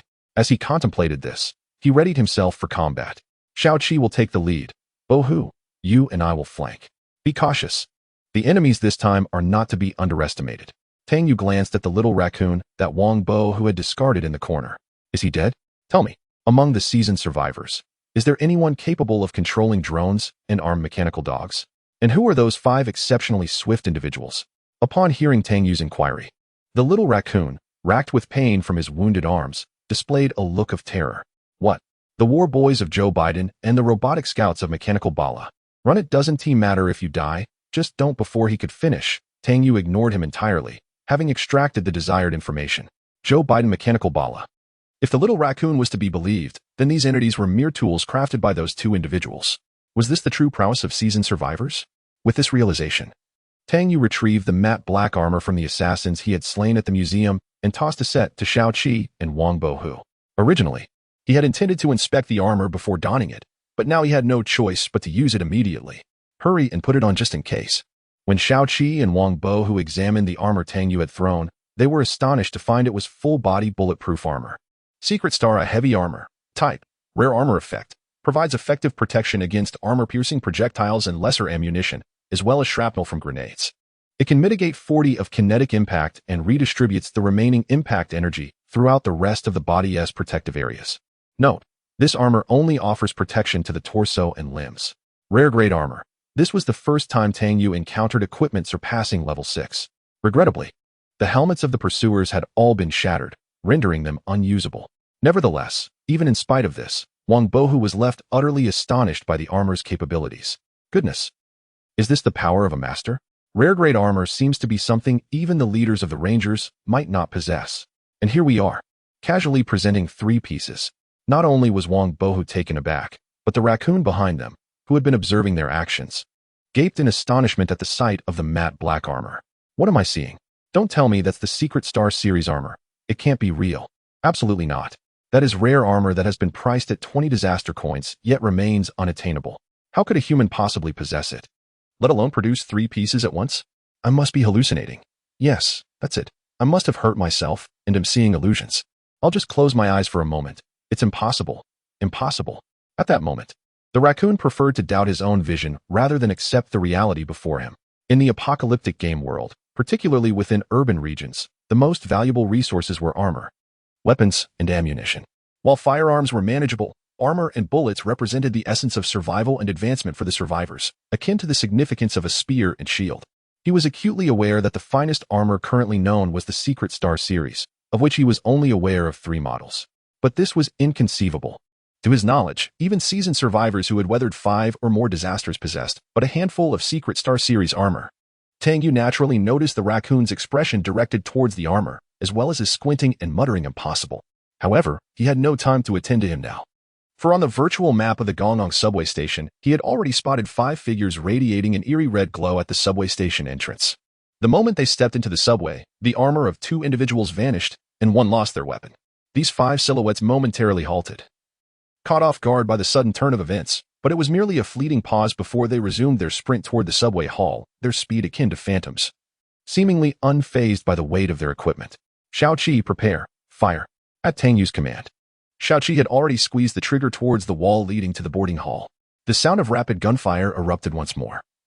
Yet the opposing figures seemed to possess foreknowledge, leaping away and appearing 3 meters distant, perfectly evading the barrage from the M2 heavy machine gun, even while still airborne.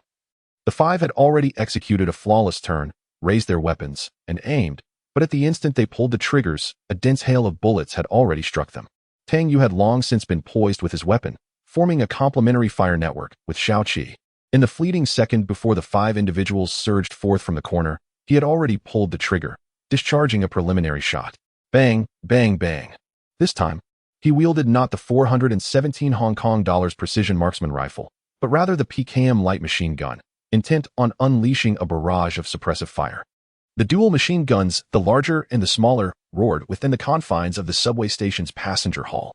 Fortunately, all 3 were equipped with tactical hearing protection. Otherwise, the sheer volume of the gunfire in such a confined space would have been sufficient to damage their eardrums. The little raccoon bore the brunt of it, huddled in the corner, visibly shaken by the cacophony. As the 5 were subjected to aerial target practice, Wang Bohu produced a handful of grenades, hurling them at the feet of the 5. These were entrusted to him moments ago by Tang Yu, lying at his feet in a cluster of over a dozen. In the blink of an eye, 5 grenades were launched by Wang Bohu, his face flushed with exhilaration. Ha ha ha. At last, I, Wang Laohu, am experiencing a moment of abundance. Chapter 166, Mechanical Bara. The departure of Wang Bohu. The entire subway station reverberated with gunfire.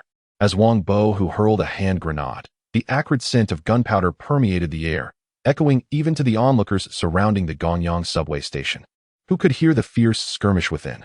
News of the war boys infiltrating the subway had long been disseminated by the surviving spectators in the regional chat, igniting a fervent curiosity among the masses, for the appearance of both the war boys and Mechanical Bara was a rare spectacle. Despite the relentless assaults from Tang Yu and his companions, the five-member group astonishingly retained the capacity to counterattack, even as their bodies bore the scars of numerous wounds. Yet two among them still launched an offensive. In that fleeting moment, a barrage of bullets rained down upon the trio. However, Tang Yu merely felt a jolt, his body momentarily stiffening before he quickly regained his composure. The five, in a flurry of attacks from Rabbit Xiaoqi, were reduced to mere fragments. The ground awash in crimson, though to Tang Yu's surprise, the scent of blood was scarcely detectable. As Xiaoqi's onslaught gradually ceased, Tang Yu raised his weapon once more, directing his fire towards the corner of the stairwell ceiling. A sudden emergence of a black drone succumbed to his assault, plummeting to the ground.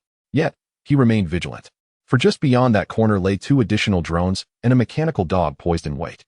It appeared that this peculiar feature of toll collection not only rendered thrown items exempt from reclamation but also extended to these mechanical constructs. A chilling female voice resonated from around the corner. Your prowess is commendable. You have effortlessly vanquished the war boys of Qiao Badeng. Impressive. Upon hearing this voice, Tang Yu inquired gravely, Who are you? You may call me Mechanical Bara, the cool voice replied, before revealing her intentions. I harbor no interest in being your adversary. My objective lies with the corpses of the war boys you have dispatched. Tang Yu furrowed his brow at her words, casting his gaze upon the five lifeless bodies. Although all their gear had been forcibly reclaimed, he had long harbored a flicker of intrigue towards these corpses, which were evidently distinct from the ordinary denizens of myriad races. The fact that such a formidable and uniquely capable individual as Mechanical Bara coveted these remains suggested they held considerable value. It appears these are my spoils. Tang Yu's intent was unmistakable. Though he felt a degree of trepidation towards these seasoned survivors, it did not equate to fear or retreat.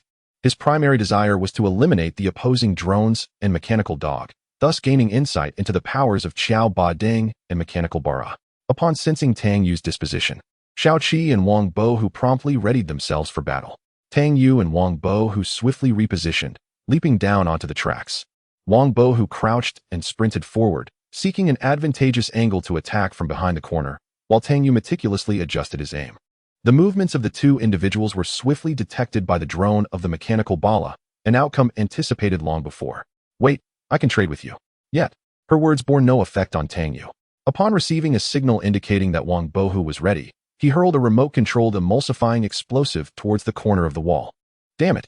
In the next moment, the drone sped towards the vehicle hall, only to be met with a barrage of bullets from Xiaoqi and the precise strikes of Wang Bohu. The mechanical dog concealed behind the wall had its targeting system locked onto Wang Bohu's position, unleashing a relentless stream of bullets that struck his torso. Despite being forced back, the thin layer of armor proved impervious to the onslaught. Meanwhile, Tang Yu's finger rested upon the detonator button. Boom. The violent explosion sent the mechanical dog tumbling to the ground, emerging from its hiding place. Xiaoqi's bullets followed closely, rendering the mechanical dog inoperative.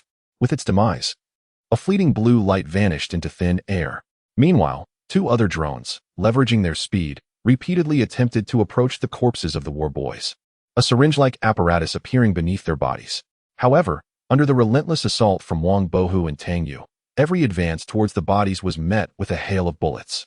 With a precise shot, Wang Bohu dismantled one of the drones. However, the remaining drone seized the opportunity to perform a roll and darted towards the corpse, its syringe drawing a small amount of red liquid before it swiftly ascended towards the stairwell. In the virtual map, Tang Yu observed the drone hastily exiting the subway entrance, disappearing from view. Realizing the outcome was beyond alteration and feeling the fatigue from continuous battles since the morning, Tang Yu recognized it was not the time to rest. The public sheep subway station could not be lingered in any longer. He glanced at Xiaoqi. Rest up. We may need your assistance again soon. At that moment, Wang Bohu approached Tang Yu, his expression grave, presenting a rare piece of armor to him. What's wrong? Tang Yu inquired, puzzled by Wang Bohu's demeanor as he accepted the armor, recognizing its immense value. Though he held Wang Bohu in high regard, such a gift seemed unwarranted. Master, I have urgent matters to attend to. I must leave. Wang Bohu's words did not surprise Tang Yu, aware of the troubles he faced. All right. The tunnel behind you leads to the Good Hope subway station. Just keep going straight. Be safe. I have matters to handle as well. They exchanged slight nods. But Wang Bohu turned to the small raccoon still abandoned in the corner. Should I take care of him? Tang Yu waved his hand gently. No, I need to find him to gather some information. Wang Bohu nodded thoughtfully and swiftly departed towards the Good Hope subway station. He was acutely aware that Tang Yu must harbor his own secrets. He already owed Tang Yu a life. and it would be prudent to refrain from bringing further trouble to such a formidable individual. With a heavy heart, Wang Bohu vanished into the shadows. Tang Yu observed Wang Bohu's retreating figure, only to suddenly receive a lengthy message from him. Upon reading it, Tang Yu's expression turned grave. Catastrophic, apocalyptic, annihilating disasters, world-ending plague. Tang Yu realized that he had previously underestimated the severity of the world-ending plague. Moreover, the more he comprehended the true nature of this doomsday game, the greater his trepidation grew. What manner of world was this? Furthermore, who was the individual referred to as White Sugar by Wang Bohu, and why had he betrayed the Rangers?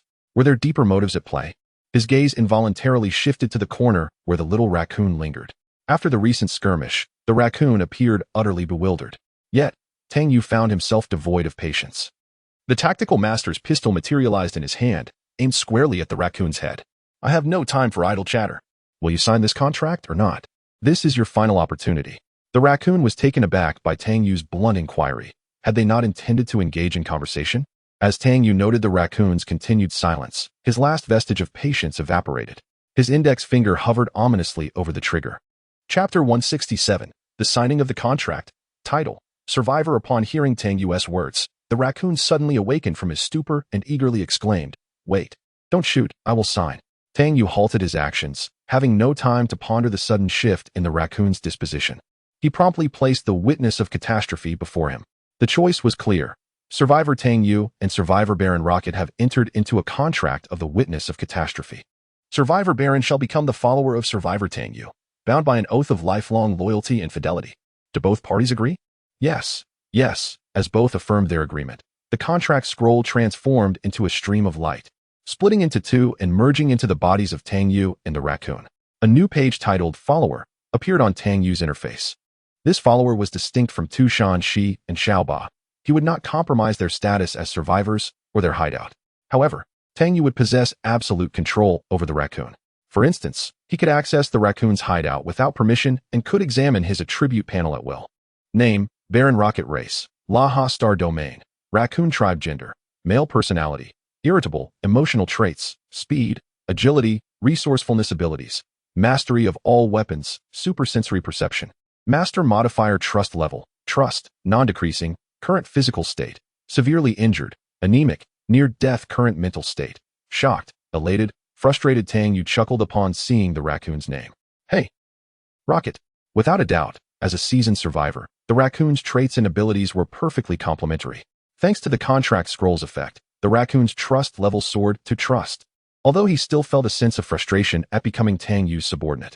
However, witnessing Tang Yu's decisive nature and his ability to contend with Choba and Mechanical Bara dispelled any lingering resentment. This was, after all, a manifestation of the admiration for strength. Tang Yu then approached the 5 corpses of the deceased boys. With a sweep of his hand, he stored the bodies in his backpack space. Although he was uncertain of their worth, he surmised that items capable of intriguing Mechanical Bara must hold considerable value. Subsequently, he poured some fuel over the crimson liquid on the ground. Watching the flames blaze, Tang Yu transported himself, Xiaoqi, and the raccoon back to their hideout at the Garden Subway Station. The trio materialized on the basement level of the hideout. Tu Shanxi awaited their return. The moment Xiaoqi arrived, he swiftly transformed back into Xiaoba and retreated to rest. Tu Shanxi cast a deep glance at the raccoon, now held by Tang Yu, but chose not to inquire further. Instead, she led Xiaoba downstairs. Tang Yu placed the raccoon on the ground. The urgency of the earlier moments had prevented him from tending to the raccoon's injuries. 5 minutes later, having received treatment and restored to health, the raccoon gazed around the basement level, filled with curiosity at the rare facilities surrounding him.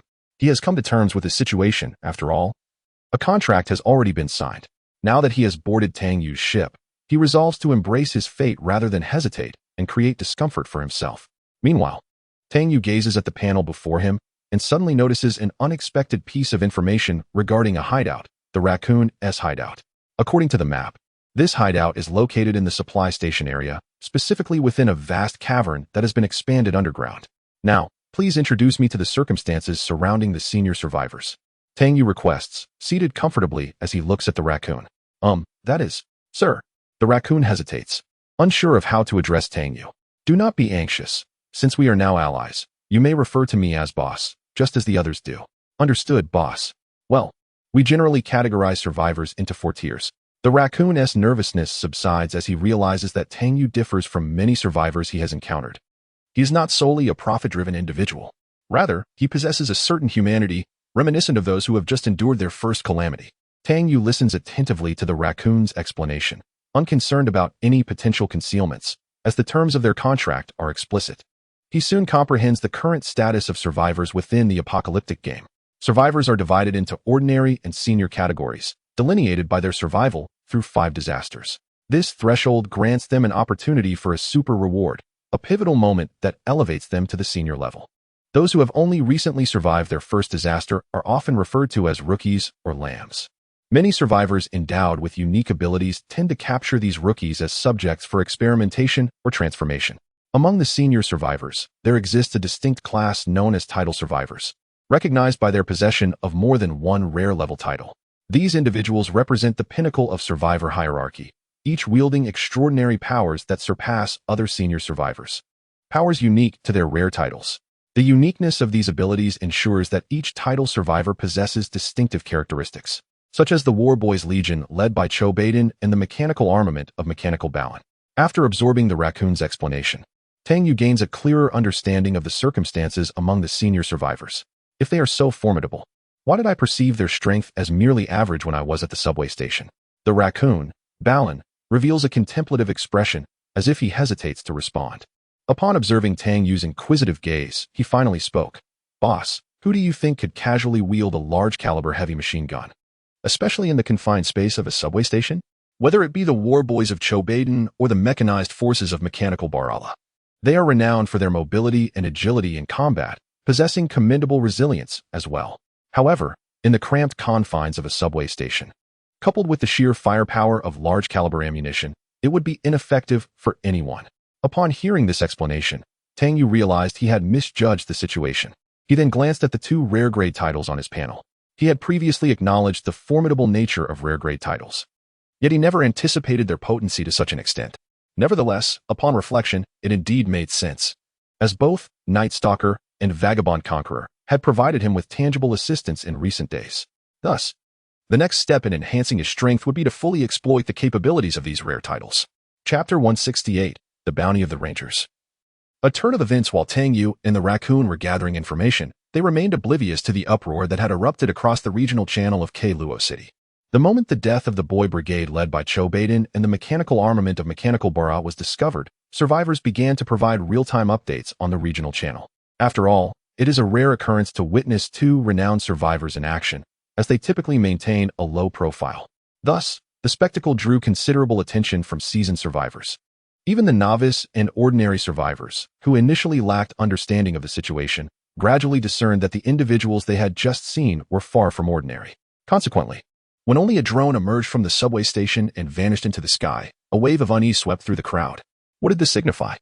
Cho Baden and Mechanical Bara had actually faltered here. Furthermore, the tree man and the raccoon, who had previously entered the subway station, had also vanished without a trace. Curiosity and awe filled the minds of all regarding these 2 human survivors. Han Shui, incredible. Does anyone know those 2 human survivors? Could they have already attained a status comparable to Cho Baden and his ilk? Feng Shuelan, it's hard to say. But it's evident that Cho Baden and Mechanical Bara did not exhibit their true strength this time. Even so, such an occurrence is quite rare. Grote Takugu. Am I the only one concerned about the robbery duo? Moreover, since they are human survivors with such exceptional abilities, could they possibly belong to the Rangers? Are there any Rangers present? Please speak up.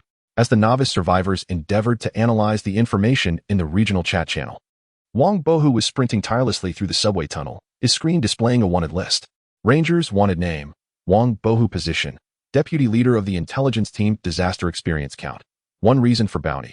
During a secret operation, he absconded with mission items while returning, resulting in the injury of Captain Bai Tong and the death of all remaining comrades. The nature of the incident is exceedingly severe.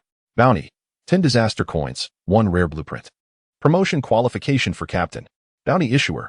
Feng Chiming witness reporter. By Zhan Tong while he was being hunted, he had also been expelled from the Rangers, leaving him at a loss for words even if he wished to explain. However, what chilled Wang Bohu more than the bounty was the fact that the Rangers had issued it without any prior contact for verification. This made him feel a shiver run down his spine. Damn it. I can't believe Captain Bai is still alive and has turned the tables on me. What a predicament. Furthermore, had the traitors infiltrated the Rangers to such an extent? Feng Chiming was the captain of the Rangers with whom he had maintained contact, and it was he who had promoted Wang Bohu to deputy leader and assigned him to this operation. Upon reflection, it was clear this was a trap from which escape was nearly impossible. From the moment he resolved to partake in this endeavor, he had already sealed his fate as a dead man. Had it not been for Tang Yu's unexpected arrival and assistance, the outcome would have undoubtedly been the demise of Wang Bohu, with the briefcase falling into the hands of a traitor while he would still bear the blame. Contemplating this, a chill ran down Wang Bohu's spine, yet his gaze remained sharp and resolute. Fortunately, he had exercised utmost caution, never disclosing the location of his hideout to anyone. Otherwise, the consequences would have been dire. However, now that he had narrowly escaped, he harbored no intentions of letting the adversary off the hook. Bai Zhan Tang was undoubtedly a traitor, and it was highly probable that Feng Chengming was in league with him. Were there others involved? Pausing his steps, Wang Bohu produced the briefcase from the Revolutionary Army transaction. He wished to scrutinize the details of the 2 items inside, having only cast a fleeting glance earlier. Upon opening the briefcase, his eyes widened in disbelief, revealing a look of utter astonishment. What in the world? Where are the items? What? You say 2 rare items have appeared in the warehouse. Tang Yu incredulously accepted the CBS laboratory access keycard and mental enhancement pills from Xiao Ba, his expression reflecting sheer disbelief. What in the world? What is happening? Where did these come from? Could it be that significant figures from other real estate developments have arrived? He swiftly reviewed the virtual maps of all buildings, yet found no suspicious locations.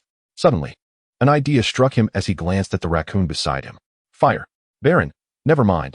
I shall call you Rocket from now on. I ask you, why did you pursue Wang Bohu back then? The raccoon seemed indifferent to his name, but looked at Tang Yu with a puzzled expression upon hearing the inquiry. Boss, you don't know? Observing the raccoon's astonished demeanor, Tang Yu quickly deduced the origins of the 2 items in his possession. Tell me everything you know. He gestured with the items in hand. Upon seeing the laboratory access keycard, the raccoon again displayed confusion, unable to comprehend why the boss, having already acquired the items, would still seek such information. Nevertheless, he did not dwell on it. Boss, here's the thing. Today, the Rangers made a transaction with the Revolutionary Army at the supply station. The items in your possession are the very goods exchanged. I happen to know an internal quartermaster of the Revolutionary Army, and I acquired this information for the price of 2 disaster coins, while also ensuring a hidden tracker was placed inside the briefcase containing these items. With this, the raccoon grimaced in annoyance. Who would have thought this outing would turn into his Waterloo?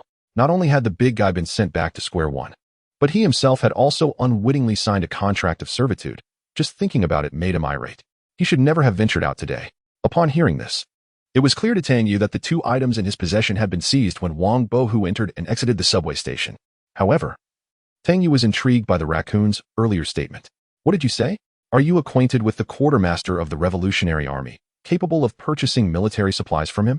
Although unsure of the reason behind Tang Yu's excitement, the raccoon pondered briefly before responding. This is generally not an issue, but it depends on the specific items required. However, that fellow is a greedy fiend.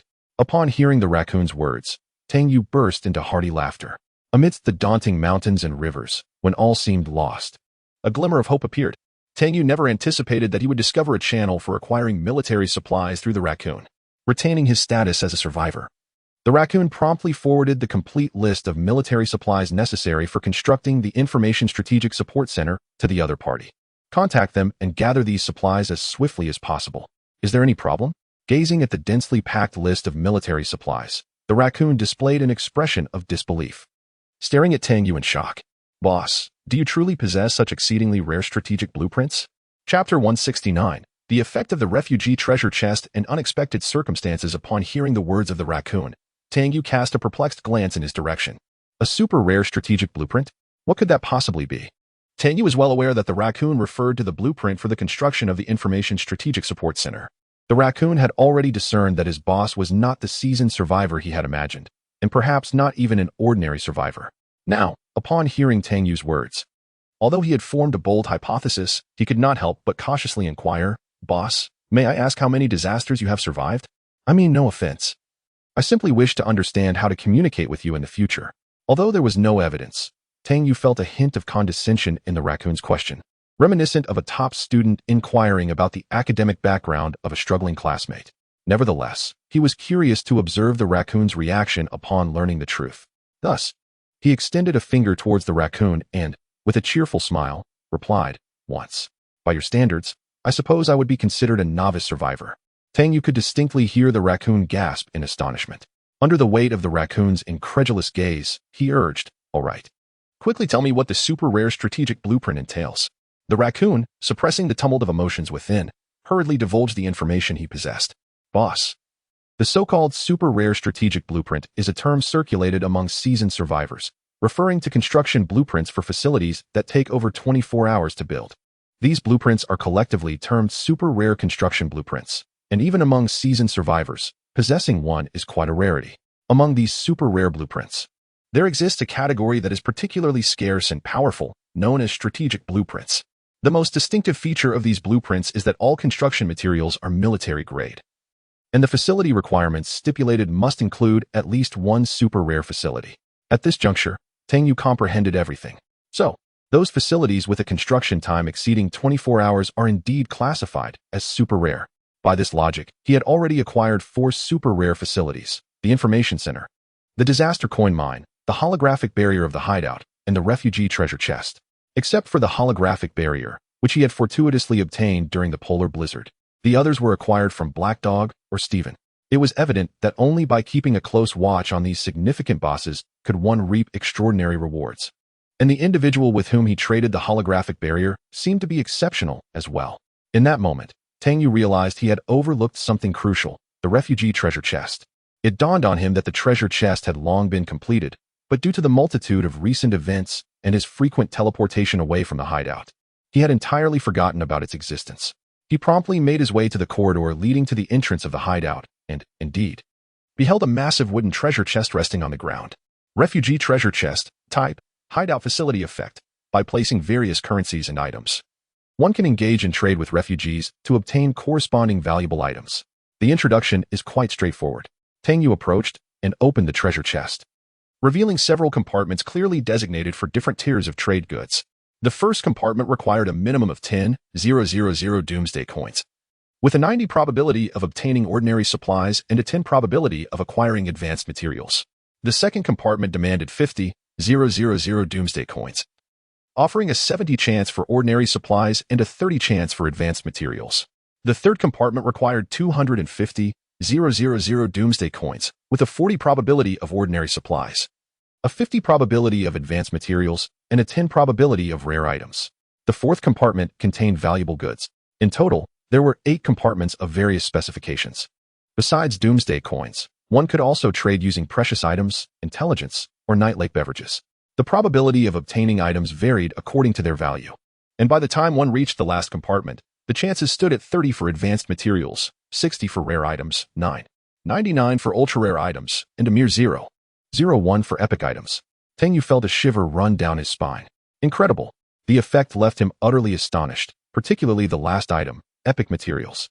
Which refugees were so formidable as to possess epic items?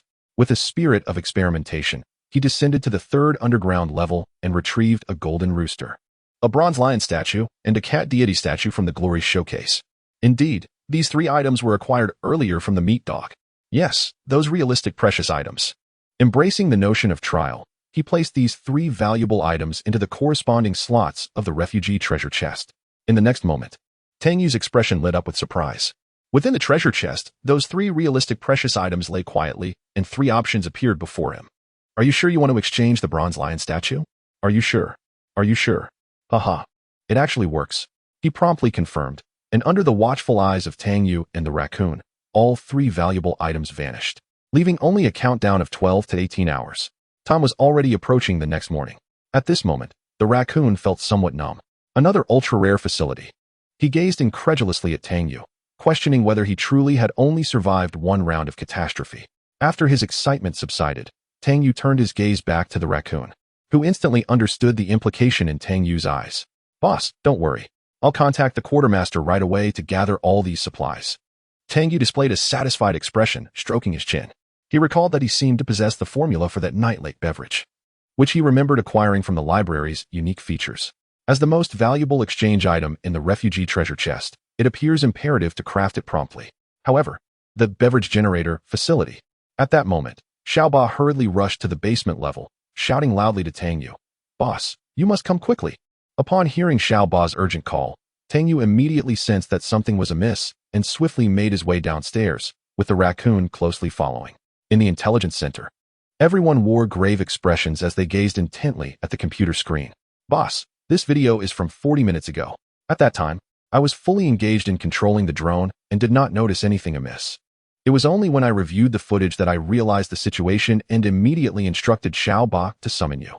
Listening to Tu Shanshi's anxious voice, Tang Yu gently patted her shoulder in a gesture of reassurance. It's all right, I understand the situation. Let us first examine the video. Upon hearing Tang Yu's words, Tu Shanshi felt a slight sense of relief. After all, this matter was truly bizarre and terrifying. With a light tap on the enter key, the surveillance footage began to play on the computer screen.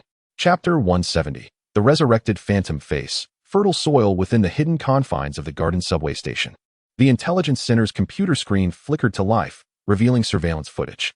On the rooftop of the energy center in Luo City, a significant breach had been blasted into the wall due to Tang Yu's detonation of the remote-controlled emulsified explosives. The rooftop lay scattered with debris, concrete fragments, and dust.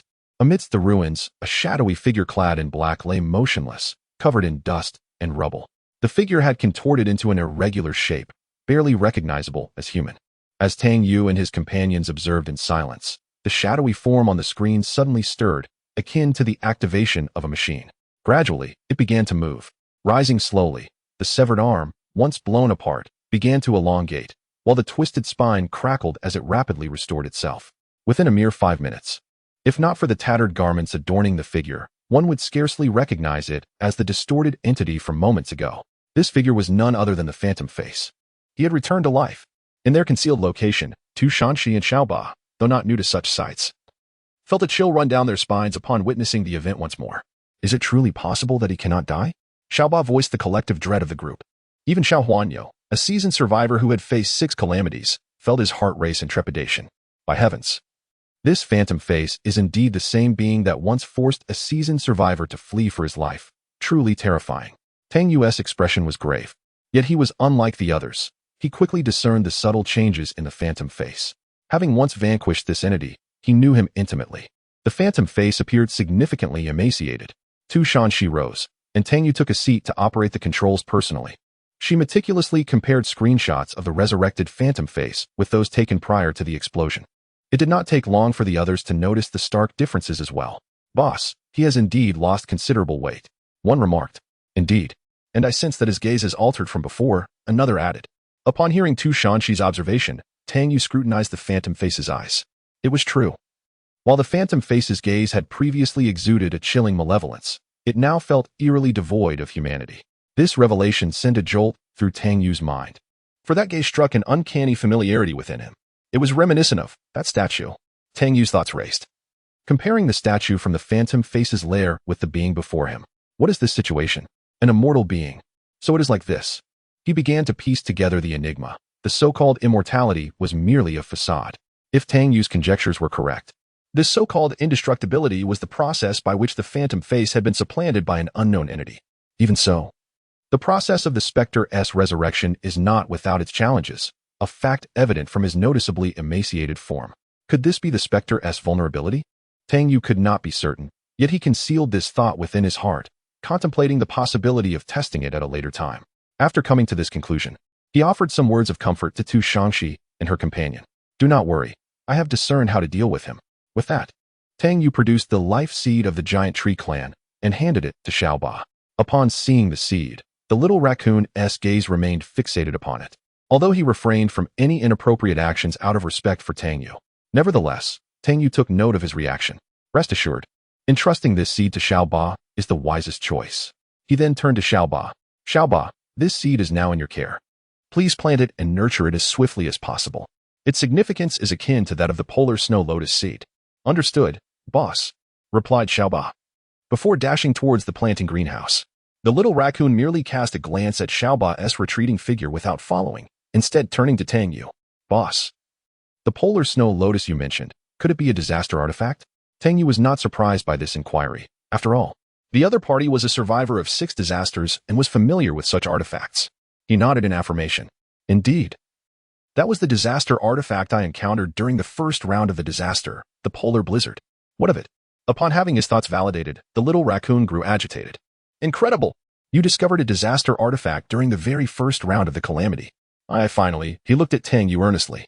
Boss, I know of a location that possesses rare soil suitable for planting disaster artifacts. You absolutely need it. At this declaration, Tang Yu's interest was piqued. What did you say? The little raccoon promptly sent Tang Yu an image via private messaging. Deep-sea fertile soil, type, rare item effect, provides all necessary nutrients for plant growth, enhances growth speed by 60, reduces pest and disease probability by 40, and increases survival rate of artifact-type plants by 20-30 for marine plants. Note, can be added to planting facilities. Effects will stack. While this planting effect is remarkable. Where can I find this? Tang Yu inquired excitedly. The little raccoon displayed a hint of pride. Boss, I can't speak for other areas, but when it comes to exploring within the Quail Snail City region, I can confidently say no one knows it better than I do. Enough with the pleasantries. Get to the point, Tang Yu urged. The little raccoon then candidly explained.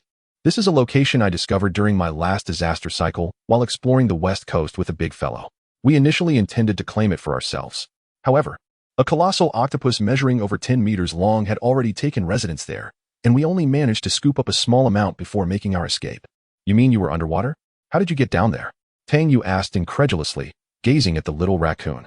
We have transformed a small submarine, but unfortunately, it was damaged by that octopus and has yet to be repaired. The raccoon hastily added, but don't worry, boss, if you need it. I can fix it in 2 days. It's my area of expertise. However, Tang Yu displayed a look of regret, realizing that it was a vehicle that had gone down. What a pity. Nonetheless, it wasn't entirely fruitless.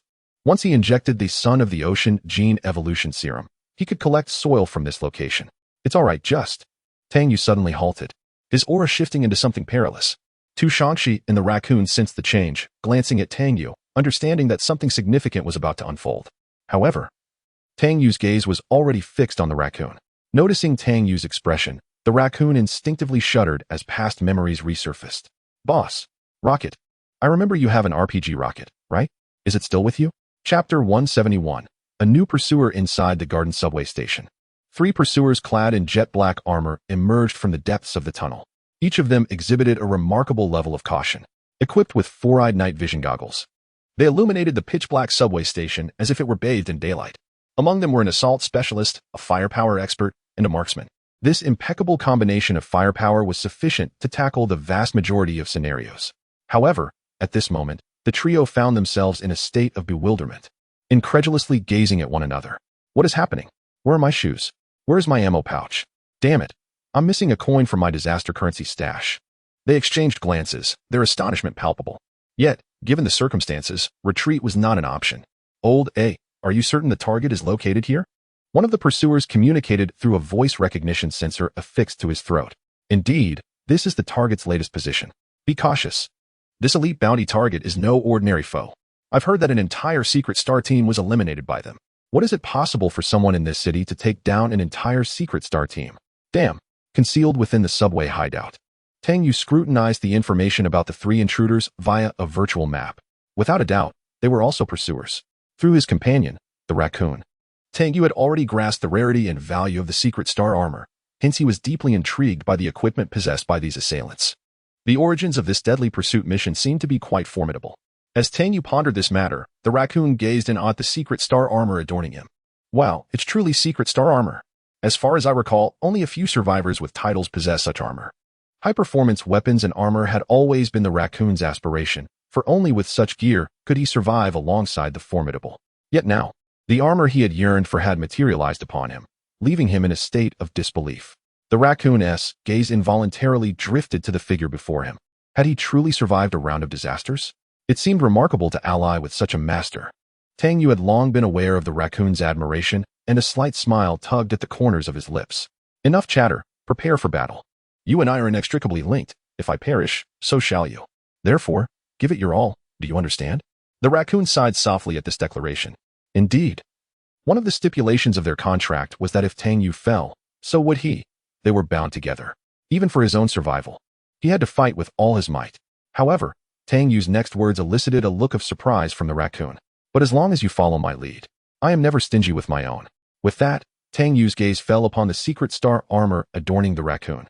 And the raccoon quickly grasped the implication of his boss's words. He chuckled, assuring his boss, rest assured, from now on, you shall be my guiding light. Wherever you direct me, I shall follow. If you point east, I shall not venture west." As he spoke, a mischievous grin spread across his face, and he rubbed his hands together, turning his gaze toward Tang Yu. "Speaking of which, I happen to know a few locations rich in rare and valuable resources, as well as the infiltration routes. My previous limitations restrained me, but since you've made such a statement, I feel it would be remiss not to share. So, what do you think?"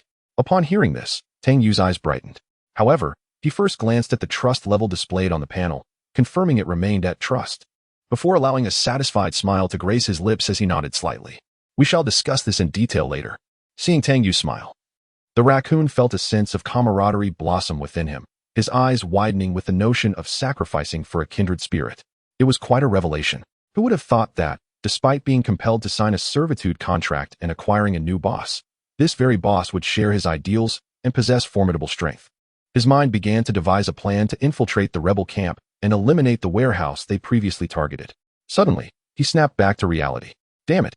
How dare anyone set their sights on my boss, disrupting my plans for a heist?" Cursing inwardly, he brandished his RPG rocket launcher, eager to swiftly eliminate the enemy, allowing him to properly strategize regarding the rebel warehouse. In the virtual map, 3 enemies had traversed the tunnel and arrived outside their hideout. However, due to the protective holographic barrier, even with various detection methods employed, they could not ascertain Tang Yu's precise location. The trio prepared to continue their search. Meanwhile, Tang Yu and the raccoon had reached the entrance of their hideout, mere meters away from the pursuers, yet the 3 outside remained entirely oblivious to their presence. "It appears the target is not nearby. Let us investigate the tunnel ahead. It should be there." The leader of the pursuers adjusted his thermal imaging radar, addressing his companions. The trio advanced, inspecting every wall, completely unaware of the sudden emergence of a large opening beside the tunnel entrance, from which a figure emerged, silently aiming an RPG rocket launcher at their backs. At this moment, the 3 pursuers were over 50 meters away from Tang Yu's hideout. Estimating the distance, Tang Yu pulled the trigger. The sound of the rocket's ignition echoed through the air. Propelled by immense force, it sped toward the trio. The pursuers, startled by the noise behind them, realized it was an RPG and instinctively dove to the side. Unfortunately, their position was right on the subway tracks, and with only a few dozen meters separating them, their hasty movements could not compete with the full-speed trajectory of the rocket. As the trio began to twist their bodies and leap into action, the rocket-propelled grenade had already reached their vicinity, followed by a surge of flames ascending skyward. At the moment the missile was launched, Tang Yu had already leapt back to his hiding place, while the ever-prepared raccoon promptly secured the door. With a violent shockwave rapidly expanding, a gust of air surged towards the flanking tunnels, stirring up a cloud of dust. It was not until 5 seconds later that Tang Yu and the raccoon emerged from their refuge and hastened towards the site of the explosion. The 3 pursuers, unsurprisingly, had survived, and the armor they donned bore little to no signs of damage, for they were clad in the renowned Secret Star armor. However, due to the explosive shock, all 3 had sustained varying degrees of internal injuries and were struggling to inject themselves with medical serums. Yet, Tang Yu, who had been vigilantly observing their movements, would not afford them such an opportunity. He swiftly dispatched the least injured pursuer with a shot to the head before seizing the syringes from the hands of the other 2. The raccoon's eyes sparkled upon noticing the Secret Star armor adorning their foes. It was no wonder the boss resorted to using a fire RPG against mere trifles. It was all due to the Secret Star. Ordinary bullets would indeed be ineffective against them. Tang Yu, however, gave the raccoon a firm pat on the head. "Stop gawking, strip them of their gear, and follow my instructions." Chapter 172, The Continental Assembly. Information warfare, and framing within the confines of the shooting range, Tang Yu and the raccoon observed the 2 stripped pursuers, a malicious smile gracing their faces. Tu Shangxi stood behind them, shaking her head slightly as she cast a sympathetic glance toward the assailants. Meanwhile, Xiaoba hid behind Tu Shangxi, clutching her garment, his eyes gleaming with curiosity. The raccoon turned to Tang Yu, excitement evident on his face. "Boss, shall I take the lead?" "To be frank, I possess a modicum of knowledge in interrogation." Tang Yu raised an eyebrow in surprise. "A modicum, you say?" "Indeed, just a smidgen." Seeing the raccoon's eager demeanor, Tang Yu chuckled. "Very well, I entrust this to you. Remember to interrogate them separately. If either of them contradicts the other, we start afresh." "Haha, don't worry, boss. Leave it to me." The raccoon rubbed his hands together and turned to Xiaoba. "Could you procure some tools for me?" Xiaoba glanced at Tang Yu, who nodded slightly, before returning his gaze to the raccoon. "I require wire, candles, lubricant." As the raccoon enumerated his requests, Tang Yu's expression grew increasingly peculiar. Alas, Had these two been vagabonds, this would have been far less troublesome. Delegating the interrogation to the raccoon, Tang Yu began to appreciate the benefits of this arrangement, realizing that some tasks no longer required his direct involvement. The shooting range was soon filled with anguished screams. At that moment, Tang Yu noticed an information transmitter in his backpack had received a message. Upon inspection, he discovered it was from Scorpion. Scorpion, Master, the Phantom just contacted me, instructing me to reach out to the Butcher's Lieutenant, the Blade, to swiftly acquire the laboratory key card from Lord Stephen. What should my next step be? Tang Yu raised an eyebrow. It seemed the Phantom was growing restless. Understandably so. The failure of the Ranger's mission would undoubtedly arouse suspicion, especially since my attack on him appeared meticulously planned and highly targeted. Given the Phantom's intellect, he likely surmised that he had become a target. Was he intending to resolve matters swiftly, without further delay? With this thought, Tang Yu devised a plan. Tang Yu, proceed according to the Phantom's strategy, and instruct Stephen to relay the password for the Dean's office to the Butcher. You and the Blade should. Scorpion, understood, Master. Having arranged matters with Scorpion, Tang Yu contemplated the remaining tasks for the day. 20 minutes later, the screams within the shooting range ceased, and the raccoon emerged with a satisfied expression. Boss, I have acquired the information we sought. They are all affiliated with an organization known as the Continental Assembly. However, this organization is shrouded in mystery. No one knows their location or the specifics of their operations. They resemble a bounty hunter syndicate, and these individuals are members of the Continental Assembly's executive branch. The Continental Assembly, a bounty hunter organization? Tang Yu squinted his eyes slightly. The mission of deadly pursuit was very explicit, indicating that a bounty would be placed on him. It seemed that the Continental Council was indeed involved. However, if they were unaware of the organization's whereabouts, how did they come to know about my bounty? At that moment, the raccoon began rummaging through the items taken from the two individuals nearby. After a few seconds, he held up two watches. Boss, they obtained this information through these devices. As he spoke, the raccoon executed a series of actions. A virtual screen materialized from the watches, displaying the name and emblem of the Continental Council at the top. Below was a list of various bounties. Tang Yu's visage appeared in the 30th position. Bounty notice, elite name, Tang Yu race, Blue Star Human Region, K Luo City number of disasters experienced, 1 task deadline countdown, 5 hours, 23 minutes, 35 seconds. Task reward, elite license X1, elite reward X1, 300 elite points. Disaster coins X20. Gazing at his bounty listing, Tang Yu felt a twinge of heat in his eyes. Although he was uncertain of the significance of the elite license and rewards, their value was evidently greater than the 20 disaster coins listed. What to do? Even I feel like ending my own life upon seeing this. At that moment, he noticed several familiar names on the list. Xiao Ba Deng, Mechanical Bala, Zhao Junhong. They were also on the bounty list, albeit their bounties were of the ordinary variety, with the highest, Zhao Junhong, only commanding a reward of 10 disaster coins. Having understood the specifics of his bounty, he resolved to deal with the two individuals. Checking the time, it was already past 6 in the evening, leaving less than 2 hours until 8. After a moment's contemplation, he took the two watches to the intelligence center. Directing his gaze toward Tu Shanxi, he requested the decryption of the information within the watches to trace the data terminal. With Tu Shanxi's deft maneuvers, lines of data codes rapidly flickered across the virtual screens of the watches. 2 minutes later, the virtual display came to a halt, revealing a digital map before them. At the center of the map lay a continent resembling a towering mountain, enveloped in darkness.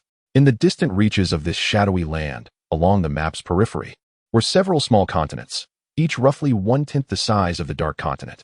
The map was densely inscribed with text documenting something. Tang Yu's previously calm demeanor was abruptly shattered. His mouth fell agape in astonishment. This is... Before he could finish his thoughts, the virtual display began to tremble violently. Observing this, Tu Shanxi swiftly operated the keyboard with both hands. Boss, the adversary has discovered our intrusion and is currently intercepting and tracking us. This is bad. Their data computation capabilities far exceed ours. Before Tu Shanxi could finish her sentence, Tang Yu had already discarded the two watches onto the ground. Bang, bang. 2 gunshots rang out, leaving only fragments of the timepieces shattered on the floor. Tu Shanxi breathed a sigh of relief and turned to look at Tang Yu. Boss, their information processing capabilities are 3 times ours, but at the last moment, I concealed our location and provided them with a false coordinate, which they failed to detect. Tang Yu nodded slightly. The Continental Council proved to be quite formidable. The Intelligence Center, already a rare facility upgraded under Tang Yu's command, was still inferior to the adversary's computational power. There's no need to rush. Now that we are aware of their presence, We have ample time to engage them at our leisure. Consider this a preliminary probe. In Tang Yu's eyes, the strength of the Continental Council had already surpassed that of the rebel forces in the central district of Keiluo City. After all, their ability to freely access other regions was rather abnormal. Yet, there was no urgency. He had just survived the initial round of calamities.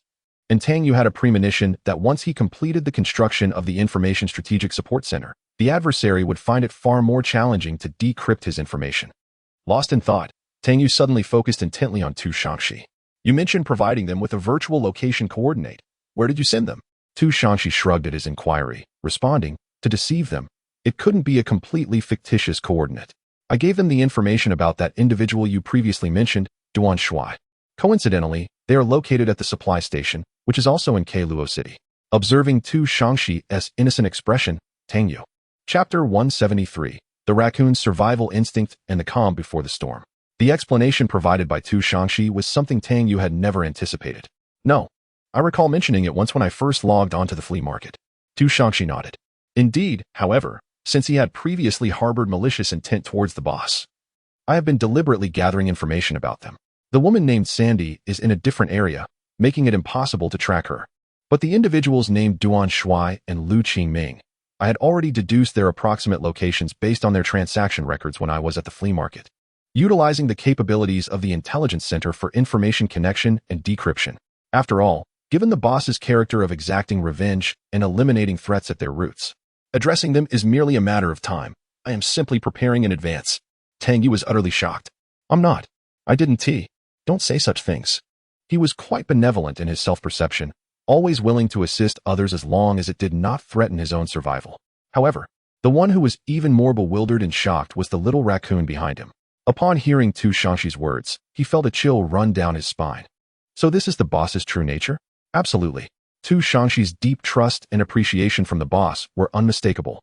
He couldn't help but recall the scenes of being bombarded by Tang Yu, chased like a dog. Would the boss one day bring this up to make things difficult for him? His life was now firmly in the hands of the other. Just as Tang Yu was about to defend himself, he suddenly felt his legs being embraced. Tu Shangxi, equally astonished, turned to look beside him. Glancing down, he saw the little raccoon with a face full of regret, gripping his thigh tightly. Boss, I'm not human. I'm not a thing. I truly lacked insight and was bewitched to commit such disgraceful acts. I genuinely repent. Please believe me now.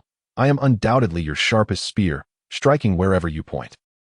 As he looked at the raccoon, who appeared to be on the verge of tears, both Tang Yu and Tu Shangxi exchanged glances. Even Xiao Ba ran over, staring at Tang Yu in astonishment. With a slap, a hand landed squarely on the back of the raccoon's head. What do you mean? Clarify. After listening to the raccoon's self-indulgent thoughts, Tang Yu, with a head full of black lines, withdrew his leg from the raccoon's grasp. Let go. This is absurd. Why are you acting so irrationally?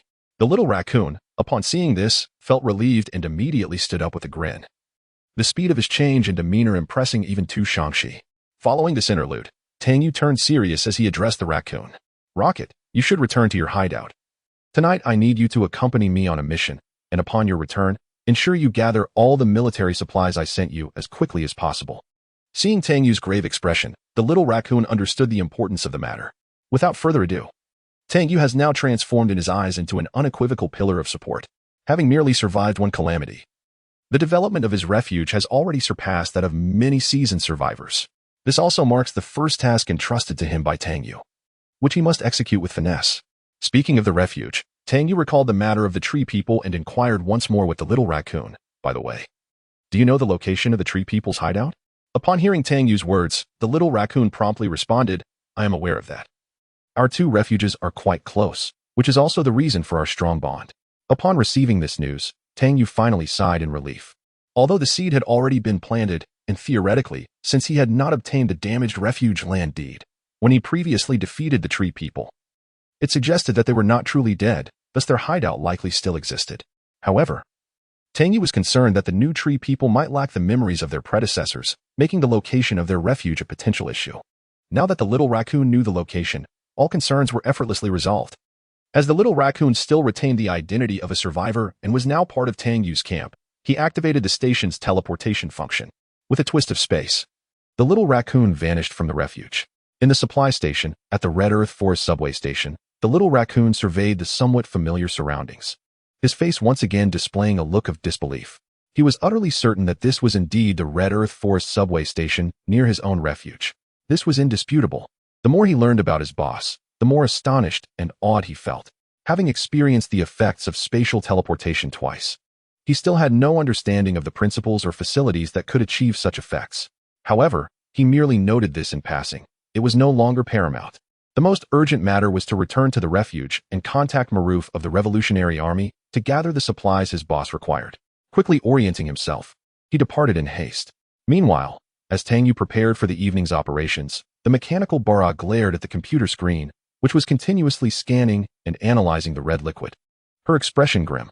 Damn it, merely synthesizing blood yields no useful results. The scenes from within the subway flashed through her mind. I remember your voice. Do not let me encounter you again.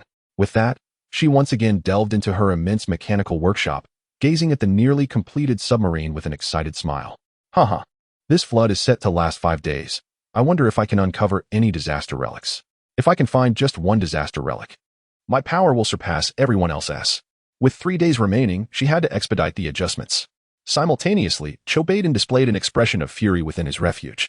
As his anger intensified, the breathing mask he wore began to flicker with red light.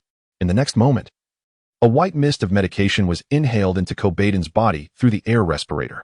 As the white mist was inhaled, Chobaden gradually regained his composure. Humanity, splendid. At last, another intriguing individual has emerged. I hope that amidst this cataclysmic deluge, he does not succumb so easily.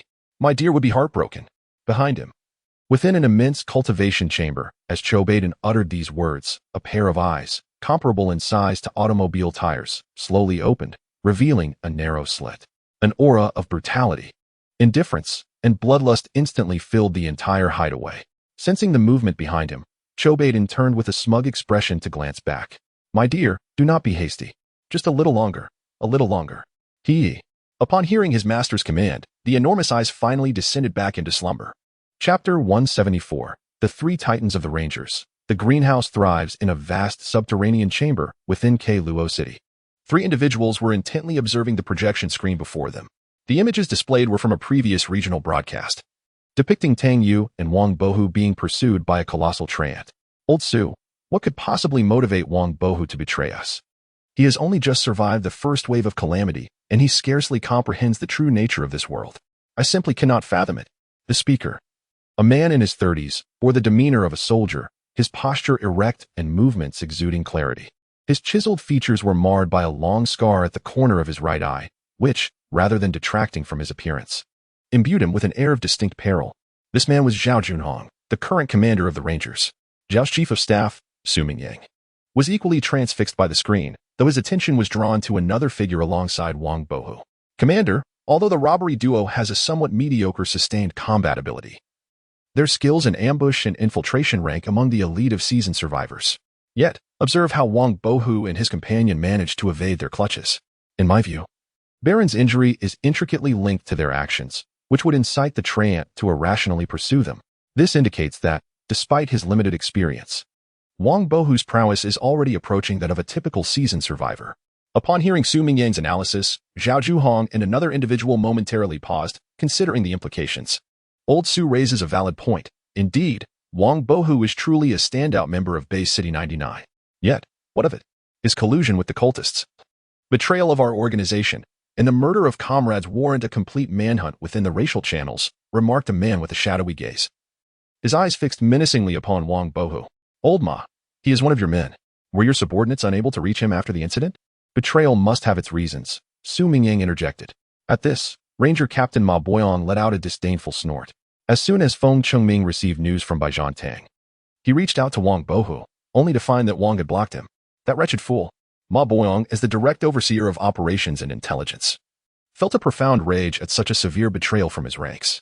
Internally, he cursed Feng Chengming for his lack of discernment, for placing an individual of dubious origins into such a critical operation. As the one responsible for orchestrating this mission, I intend to deduct Feng Chengming's rewards for this disaster. I too bear an inescapable responsibility. My own rewards shall likewise be forfeited. As he spoke, his gaze shifted toward his 2 comrades. Let us set aside that matter for now. The pressing question is, what shall we do about the Revolutionary Army? The revolutionaries claim to collaborate with us. Yet who is oblivious to their ulterior motive, which solely concerns the items within the containment area of the CBS laboratory.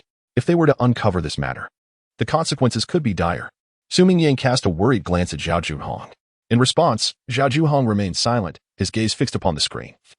While his fingers fidgeted restlessly, Ma Buang and Su Mingyang exchanged a knowing look, patiently awaiting the final outcome. After a considerable pause, Zhao Junhong's voice resonated softly. Old Su. Old Ma. I recall that Brother Wang Xinyang emerged from Base City 99, am I correct? Upon hearing this name, both Su Mingyang and Ma Boyang instinctively straightened their backs with a sense of reverence. Indeed, Brother Wang Xinyang did come from Base City 99. Are you implying? Zhao Junhong had already turned fully to face his closest comrades. Not only Brother Wang Xinyang, but also Lu Qingfeng and Luo Sinan hailed from Base City 99.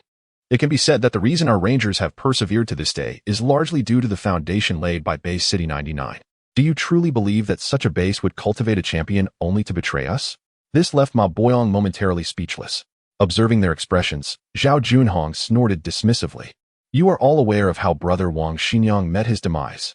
Although I am uncertain about the specifics regarding Wang Bohu, the mere fact that he was nurtured within Base City 99 compels me to maintain a cautious stance towards him.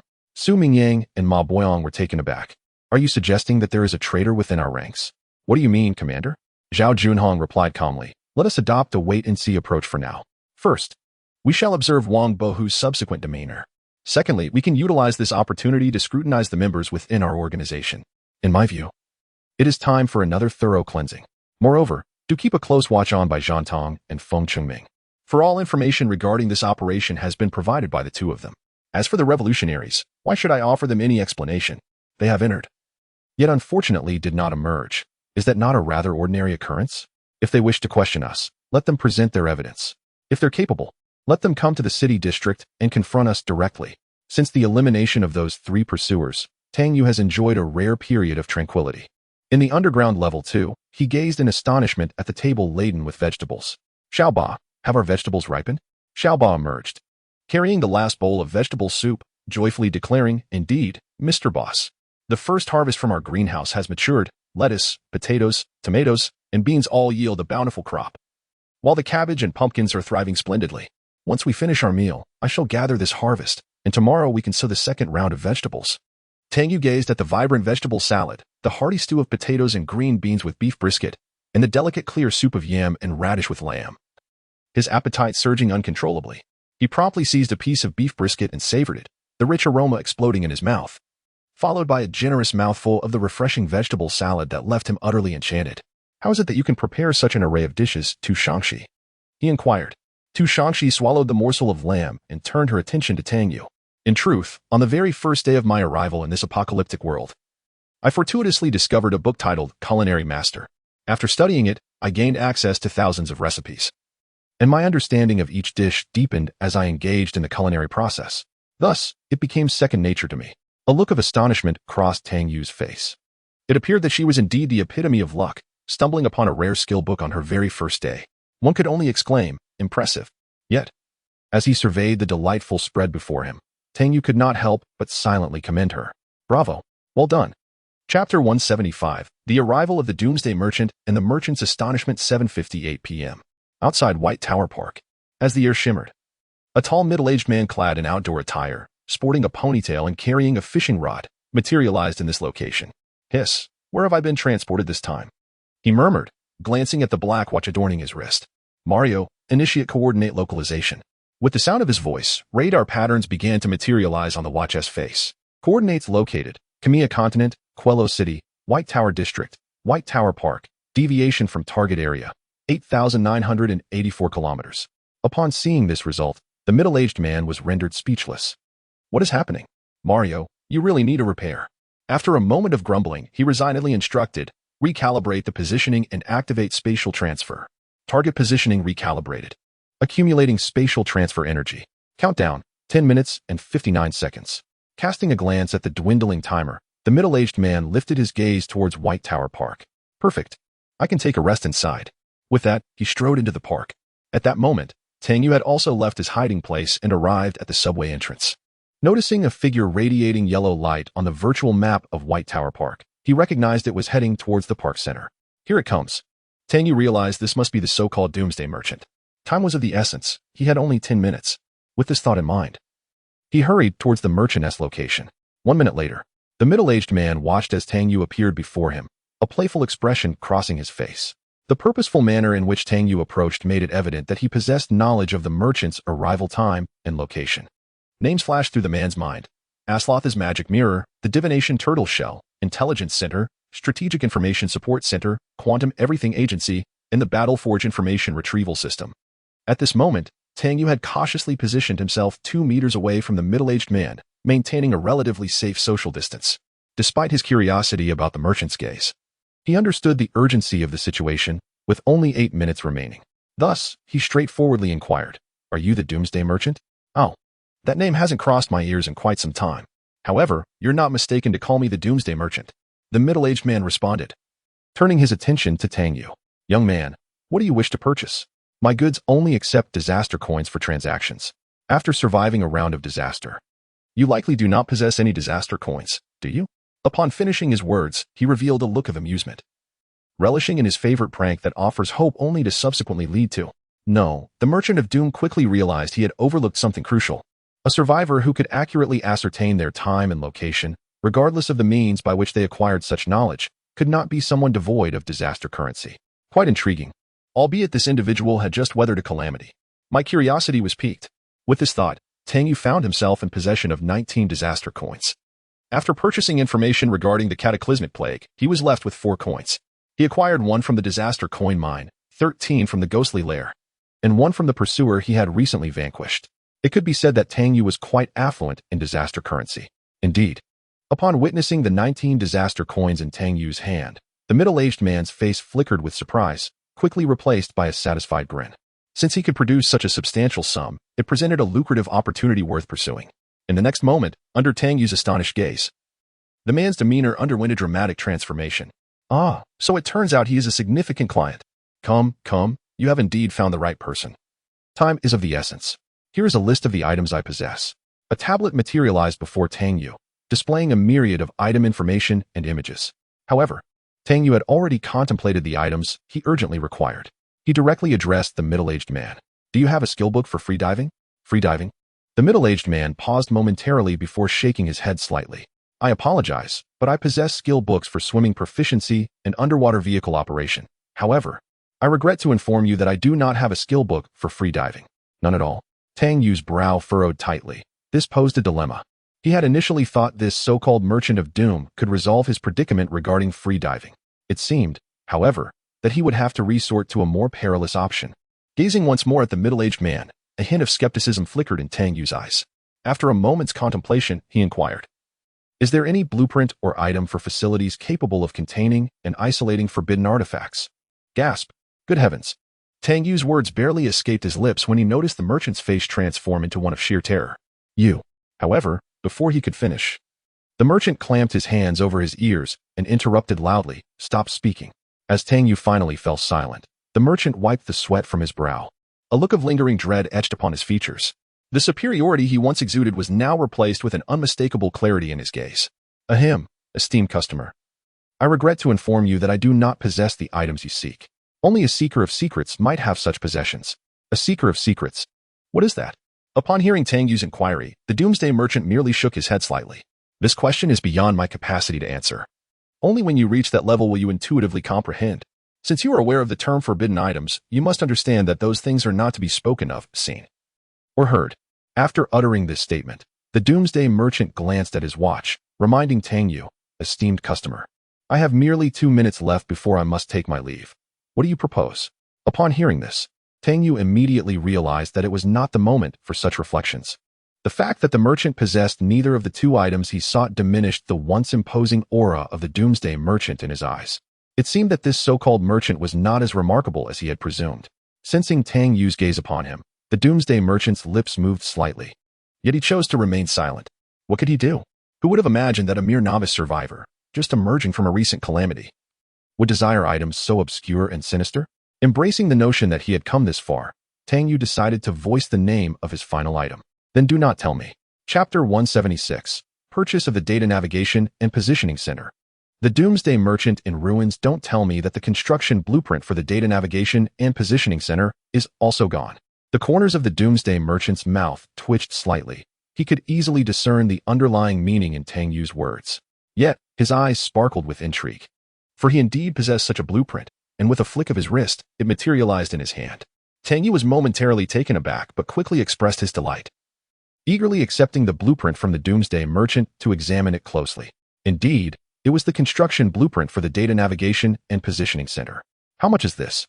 I want it. A mere 10 disaster coins. How much? Tang Yu gazed incredulously at the Doomsday Merchant, questioning the validity of the price. The merchant, having anticipated Tang Yu's reaction, proceeded to elucidate. This blueprint is priced as such. It's clearly marked for all to see worldwide. After all, this facility is exceedingly rare, and I possess but one copy. As the Doomsday Merchant continued to elaborate, Tang Yu found himself contemplating whether to take a risk. After all, 10 disaster coins was an exorbitant sum, enough to predict disaster information once more. The Doomsday Merchant seemed to sense Tang Yu's inner turmoil, a knowing smile gracing his features. My dear customer, I implore you to remain calm. It is in our mutual interest. Additionally, you have only 48 seconds to deliberate. Upon hearing these words, Tang Yu took a deep breath and handed over 10 disaster coins to the Doomsday Merchant. Transaction confirmed. Ah, thank you for your patronage. The Doomsday Merchant beamed as he accepted the disaster coins, taking 2 and gently clinking them against his ear, lost in the sound they produced. Satisfied that the coins were genuine, he checked the time on his watch and addressed Tang Yu. It was a pleasure to meet you. Here is my business card. Should we cross paths again, I can offer you a 2 discount. Alternatively, feel free to summon me whenever needed. Alas, I must take my leave. Farewell. With those parting words, the Doomsday Merchant vanished before Tang Yu's eyes, leaving behind only a black card that fluttered to the ground. Tang Yu grasped the card tightly. Anthony Stedros. Upon returning to their hideout, Xiaoba awaited him, her face alight with excitement. Boss, it really happened. Look. Without needing Xiaoba to elaborate, Tang Yu observed the items in her hands, his expression reflecting his anticipation. How intriguing. I never expected the toll collection to have such an effect on the Doomsday Merchant. The merchant had lingered in the White Tower Park for a mere 10 minutes. And based on the characteristics of the toll collection he would be compelled to relinquish 5 of all valuable items upon his departure. The haul consisted of 25 disaster coins and 2 books. The merchant was indeed quite affluent. Initially, only 1 book appeared. However, just 2 minutes prior, 25 disaster coins and another book materialized in the warehouse. The disaster coins were stowed away in the backpack. Unexpectedly, after spending 10 coins, he received 25 in return, resulting in a profit of 15 coins without any expenditure. He felt elated. The 2 additional books were titled Mario's Cookbook and Special Vehicle Operation. These tomes contained rare skill knowledge. Without hesitation, he planned to hand the cookbook over to Tu Shangxi, though he wondered whether she could still learn, given her current status was no longer that of a survivor. Xiaoba, please summon Tu Shangxi.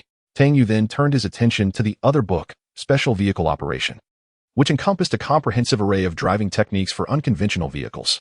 It detailed methods for operating armored vehicles, tanks, helicopters, and even submarines, fighter jets, and tunnel boring machines.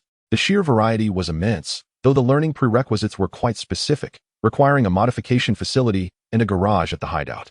Clearly, Tang Yu did not meet these conditions. Yet his eyes sparkled with intrigue upon reviewing the requirements. At that moment, Tu Shangxi approached him. Boss, did you call for me? Meanwhile, the apocalyptic merchant, Anthony Stedros, found himself amidst a vast mountain range, surveying the surroundings with a satisfied expression. Mario, this teleportation was rather successful, although it deviated by 300 kilometers. That is a remarkable feat. This marks the least deviation this month. Today is truly splendid. Not only did I encounter a promising newcomer, but I also completed a substantial transaction. As he spoke, the merchant reached into his coin pouch, eager to relish the delightful sound of disaster coins. However, as he slipped his hand into the pouch hanging from his waist, he froze, his expression shifting from joy to confusion, disbelief, and ultimately to shock. In the next moment, the merchant, in utter disbelief, removed the entire pouch and meticulously counted the coins within. Damn it, where are my coins? He realized he was missing 25 disaster coins, which was utterly impossible. After pacing back and forth, and even crouching to inspect the ground, he confirmed that the pouch was intact. Finally, he begrudgingly accepted this harsh reality. But where had the coins vanished? A fleeting thought crossed his mind, though skeptical. He retrieved the backpack slung over his shoulder. Thus, he lamented, damn it. Today is truly dreadful. What a relief. Tang Yu savored the juice Xiaoba had handed him, gazing contentedly at the under-construction data navigation and positioning center. This facility was also being constructed on the second underground level. Moreover, Tang Yu had directly upgraded the medical station. The blueprint for the medical station upgrade, specifically for the medical laboratory, was obtained by Tang Yu from the lair of the ghost face. It is evident that this is also a meticulously collected item from the laboratory by the ghost face, although the requirements for upgrading this medical laboratory are numerous, necessitating the existence of a medical station as a prerequisite. It is astonishing that the upgrade materials also include a CBS laboratory access keycard, a challenge nearly insurmountable for other survivors. However, Tang Yu possesses 3 laboratory keycards, allowing him to expend one without any trepidation. Both facilities are classified as ultra-rare, with a construction time of 24 hours. Furthermore, the experimental facilities serve as a prerequisite for another blueprint, the exhibition hall construction blueprint. Tang Yu is particularly intrigued by this rare blueprint, discovered in the office of the director of the Anluot Museum, as it represents a facility with additional space. Although not classified as ultra-rare, it is still quite precious. Currently, his stock of disaster coins has reached 34, thanks to the fortune bestowed by the Doomsday Merchant. By tomorrow morning, the disaster coin mine will yield another coin, bringing his total to an impressive 35. Indeed, wealth does not come without risk. Just as he mused about when the next Doomsday Merchant might appear, he felt the information transmitter in his backpack receive a new message. Chapter 177, Conflict at the 4S Car Dealership 2.0. Upon retrieving the information transmitter and opening it, Tang Yu was taken aback to discover a message from Black Dog. Conqueror, Ghostface suddenly appeared, and it was decided to launch an attack on Cabin at 9:30 tonight, though his mood seems rather unstable. Tang Yu sprang to his feet, a smile gracing his lips. Is it finally time to commence? As for Ghostface's mood, could it be that he has discovered his hideout has been compromised? It is indeed a possibility. He was eager to witness that fellow's expression at the moment. The clock now read 8:30. After sending a message to the raccoon, Tang Yu began to organize his gear and replenish his ammunition. However, he soon paused, pondering for a moment before sending a message to Wang Bohu. Tang Yu murmured to himself, "Who would have thought I would obtain 2 rare items from you?" Meanwhile, Wang Bohu was hidden away, meticulously sorting through the information regarding Bai Zhan Tang and Feng Qingming. Now that he was aware these 2 individuals were traitors, despite being wanted by the Rangers himself, their fate was sealed. Just then, Tang Yu's message arrived. Tang Yu, at 9:30 tonight, the meat dog will ambush Cabin. What? Wang Bohu's eyes widened as he reread the message. He had not misread it. Checking the time, it was indeed past the first wave of calamity. He slapped his face, feeling the sting. This was no illusion or dream. Oh no, not again. Wang Bohu was now thoroughly unsettled.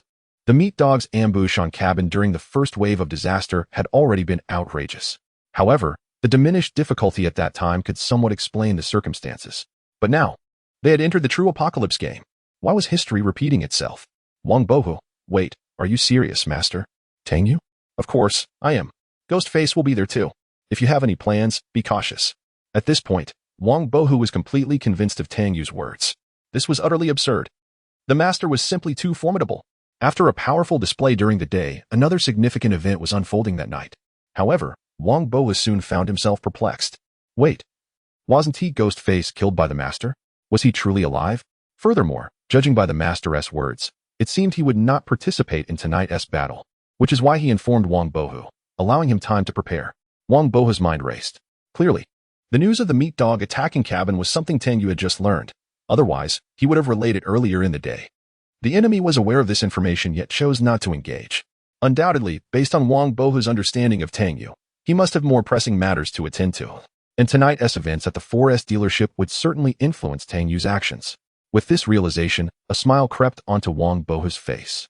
He had only just become a target of the Rangers, hindering his progress. Yet here came such a grand gift. He could not afford to lag behind. Wang Bohu understood. Great deity, await my good news. Upon seeing Wang Bohu's response, Tang Yu nodded in satisfaction. Having experienced the previous incident, he had faith that Wang Bohu would leave a favorable impression on Ghostface this time. Immediately, he sent a message to the Black Dog. Understood. Tonight find a way to disengage from the battle. Do not get mistakenly horned. After he finished making arrangements, a message from the raccoon arrived. Baron Rocket, boss.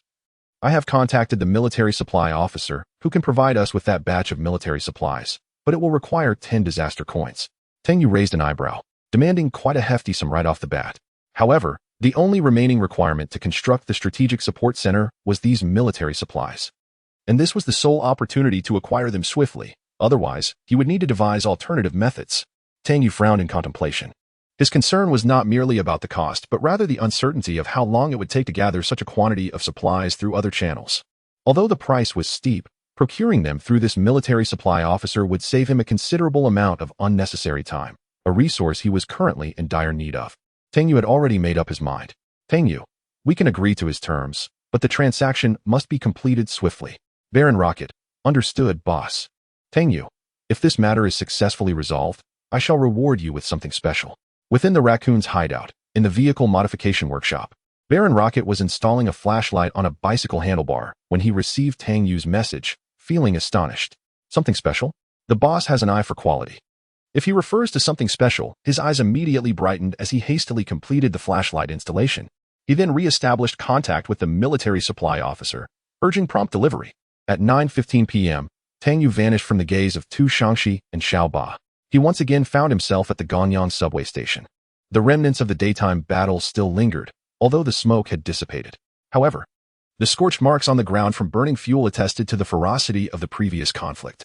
Tang Yu swiftly exited the subway and ran towards the library. Tonight, he intended to lie in wait. Inside the 4S car dealership, Cabin was indulging in food and drink, accompanied by several small leaders. Other hundreds of vagrants were scattered throughout the spacious dealership, feasting and drinking. Just as Cabin was about to ascend the stairs to indulge in the company of two beautiful women, a subordinate hurriedly approached him. Boss, trouble. An arrow just shot through. And there was a note attached. Look. Cabin paused, taking the note to read. Tonight at 9:30, the meat dog will join forces with Ghost Face to attack you. The message was brief, yet its content was profoundly shocking. Crack. The bottle in Cabin's hand shattered under his unconscious grip. He turned to his subordinate. Did you find the archer? No. When we arrived, we saw no one. Upon glancing at the clock, it was already 9:20. One should not fear a myriad of possibilities, but rather the singular unforeseen event. Cabin merely pondered briefly. And with a resolute decision formed in his mind, a fierce glint emerged in his eyes. The canine possesses quite the audacity. Instantly, the entire staff of the 4S dealership sprang into action. They refrained from shouting or creating a commotion, maintaining their previous demeanor of boisterous laughter to deceive any potential observers. However, unbeknownst to the outside world, everyone swiftly equipped themselves with weapons and protective gear. Cabin approached his armory, seizing a sleek black PKP light machine gun and affixing a magazine. All landmines surrounding the 4S dealership were activated, and the designated gunners took their positions, meticulously checking their weapons and ammunition. While the support gunners transported munitions and stacked sandbags, the snipers and spotters were also in place. Within mere minutes, the relaxed atmosphere of the 4S dealership had vanished, replaced by an oppressive air of impending violence. Outside the dealership, in a concealed corner, Wang Bohu observed the battle-ready faction of Cabin's group of refugees, a smile creeping across his lips. The stage had been set. It was merely a matter of how they would perform. As the clock approached 9:30, within Wang Bohu's line of sight, a procession of vehicles swiftly approached along the darkened street in the distance. Chapter 178. The Outbreak of Conflict, The Butcher's Surprise. 40 to 50 modified vehicles traversed the deserted streets, the roar of engines resonating sharply in the stillness. Unlike the night of the polar blizzard, the butcher and his accomplices had no intention of concealment, charging directly towards the dealership. The ghost had informed the butcher that Stephen was not found at the cabana camp. Thus they felt unrestrained in their actions. Encouraged by the black dog and steadfast in his resolve, the butcher mobilized his forces to swiftly eliminate the cabana group. Move quickly, or the military will arrive to take control of the battleground. They will not permit us to engage in internal strife. The butcher relayed commands to all the refugees via the vehicle intercom. Beside him, the ghost wore a disdainful expression. Do not worry, even if they react and approach. It will take them at least half an hour. You've brought all the heavy weaponry this time, Haven Tyu? There is ample time. The butcher's swift movements soon caught the attention of other survivors, igniting fervent discussions within the regional channel of Luo City. Unlike the majority of survivors, some astute and seasoned individuals had quietly vacated their hiding places, pursuing the Butcher-S group. They understood that significant events were unfolding, presenting a prime opportunity for them. Wang Bohu, the perennial lurker, had been attentively monitoring the regional channel's updates. As anticipated, numerous individuals were now lurking in the shadows, awaiting their chance. Wang was not surprised. After all, opportunities to acquire high-grade rare resources were scarce, with the refugee camps being the most conspicuous targets. The current situation was undoubtedly the most favorable. Meanwhile, Within the dealership, the Cabana group had also heard the rapid approach of vehicles. From an elevated position, several snipers peered through their scopes, observing the advancing convoy. Commands for an attack crackled through their earpieces. As gunfire erupted, the drivers of the lead pickup trucks met instant demise, their vehicles veering off the road. The snipers had spotted them. The butcher, using binoculars, assessed the situation. Heavy firepower, take out those high points. Upon his command, several refugees armed with rocket-propelled grenades began to aim at the coordinates provided by the butcher. With a whoosh, 5 or 6 rockets, propelled by powerful charges, soared towards the elevated positions surrounding the dealership. Damn it, RPG. Jump down. The snipers and observers, realizing the imminent danger, had no time to retrieve their weapons, tumbling down to the ground below. Boom, boom, boom, boom, boom. With the eruption of flames reaching high into the air, debris from the devastated structures cascaded downwards, mingling with the falling earth. In the White Tower district, 2 factions of vagrants have officially commenced a localized conflict. What transpired? Within the Opera House, in a 10-story building, the butcher was devising a plan with the Scimitar and Scorpion to procure the laboratory key card from the city hospital that evening. Suddenly, a cacophony of gunfire and violent explosions erupted. Although the sounds seemed distant, his instincts honed from years of life-or-death battles compelled him to rise and glance out the window. At that moment, the intercom on his desk also crackled to life. Boss Butcher, we are experiencing intense combat in the southeast. It appears heavy weaponry is being employed. Possibly rockets. The mention of the southeast sent a jolt through the butcher. We're in the southeast. Is it near the 4S dealership? He grasped the intercom and urgently inquired. A few seconds later, the device buzzed again. Yes, boss, it indeed seems to be near the 4S dealership. Upon hearing this, the butcher sank into his chair. His brow furrowed deeply. What could have happened at Cabin's territory that would provoke trouble? The sounds of explosions and gunfire raged on. And over the course of these 2 minutes, the conflict not only persisted but intensified. Who could possibly contend with him on Cabin's turf? Could it be the meat dogs? The mere thought sent his heart racing, and a smile of surprise crossed his face. If it were indeed the meat dogs, regardless of their motives for attacking Cabin, this would present the perfect opportunity. The butcher abruptly turned to the Scimitar and Scorpion. What a splendid chance! If I am not mistaken, the meat dogs are clashing with Cabin, which means they will likely divert their personnel from the city hospital. Since you two are wary of the 2 drifters sent by Sarong, you should accompany them and hasten to retrieve the items from Stephen's safe. Exchanging glances, the Scimitar and Scorpion nodded gravely at the butcher. Understood, my lord. We shall prepare swiftly to ensure the retrieval of the items. However, Scorpion hesitated, looking back at the butcher. But, my lord, while Stephen divulged the safe's password under our custody, I have learned from previous interactions that he possesses other secrets we are unaware of, so what do you think? What? He has more secrets? The butcher's resolve wavered. To him, Stephen was a ticking time bomb. Once he obtained what he desired, it would be prudent to eliminate him. Yet, Scorpion's words gave him pause, for they carried a weight of truth. As Hannibal Joe's brother, Stephen likely held significant secrets, especially regarding the laboratory. Meanwhile, the Scimitar had already communicated with Scorpion a few hours prior and was aware of the plans laid by the Phantom Lord. Thus, although the reason for Scorpion's caution remained unclear, the possibility of an ulterior motive from the Phantom Lord lingered in his mind. After a moment of contemplation, he spoke up. Master Butcher, the Scorpion makes a valid point. Furthermore, I believe that even if Stephen loses his value, he should still be allowed to live. After all, as Mr. Zhou's brother, his mere existence in our custody serves as a trump card, a talisman. In the future, when facing Mr. Zhou, we would possess greater leverage. Hearing such sentiments from his most trusted subordinate, the butcher refrained from immediate response, though he was evidently swayed. He merely regarded the two with a measured tone. I understand. Please proceed with your preparations swiftly. Once the two departed, the butcher finally activated the mechanism and entered the secret chamber. Gazing down at the bloodied Stephen sprawled on the floor, he smiled and remarked, Stephen, congratulations. Chapter 179. A terribly fierce battle. Wang Bo whose triple kill. Damn it, be wary of landmines. A refugee shouted loudly. However, as his voice barely faded, someone nearby inadvertently stepped on one. Boom.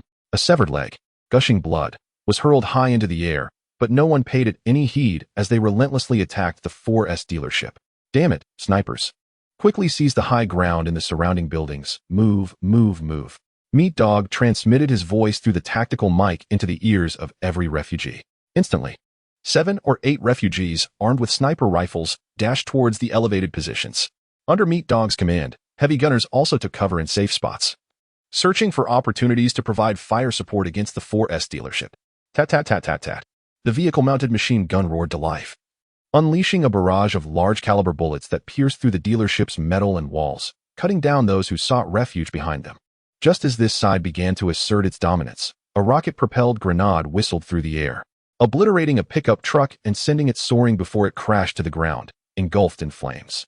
On the second floor of the 4S dealership, Cabin forcefully pulled the machine gunner aside and took his place beside the fixed machine gun, replacing the ammunition belt and chambering the rounds. He spat out a thick phlegm.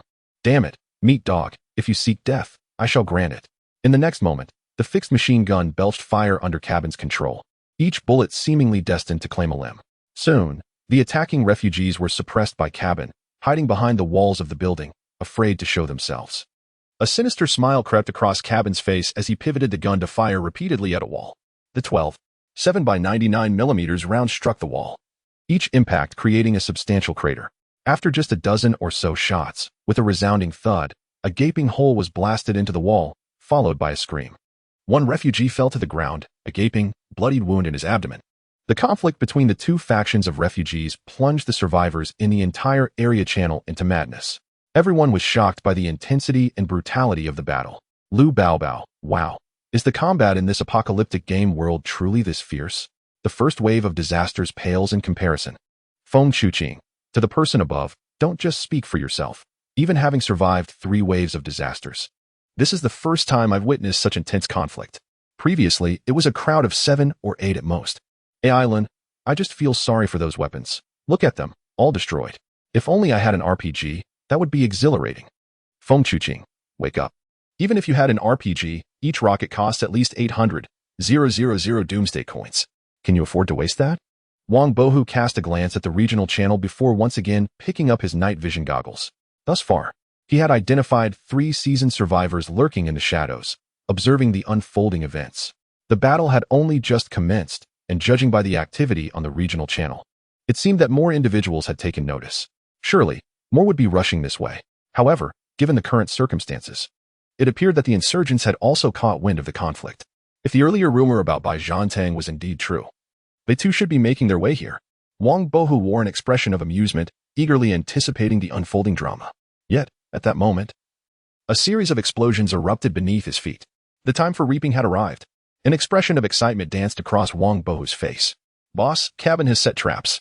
The sniper team was ambushed by concealed explosives within the building while en route to secure the high ground, resulting in casualties. Meat Dog, wielding his shotgun, suddenly received this grim news from his subordinate, causing his expression to darken immediately. Damn it, is Cabin out of his mind?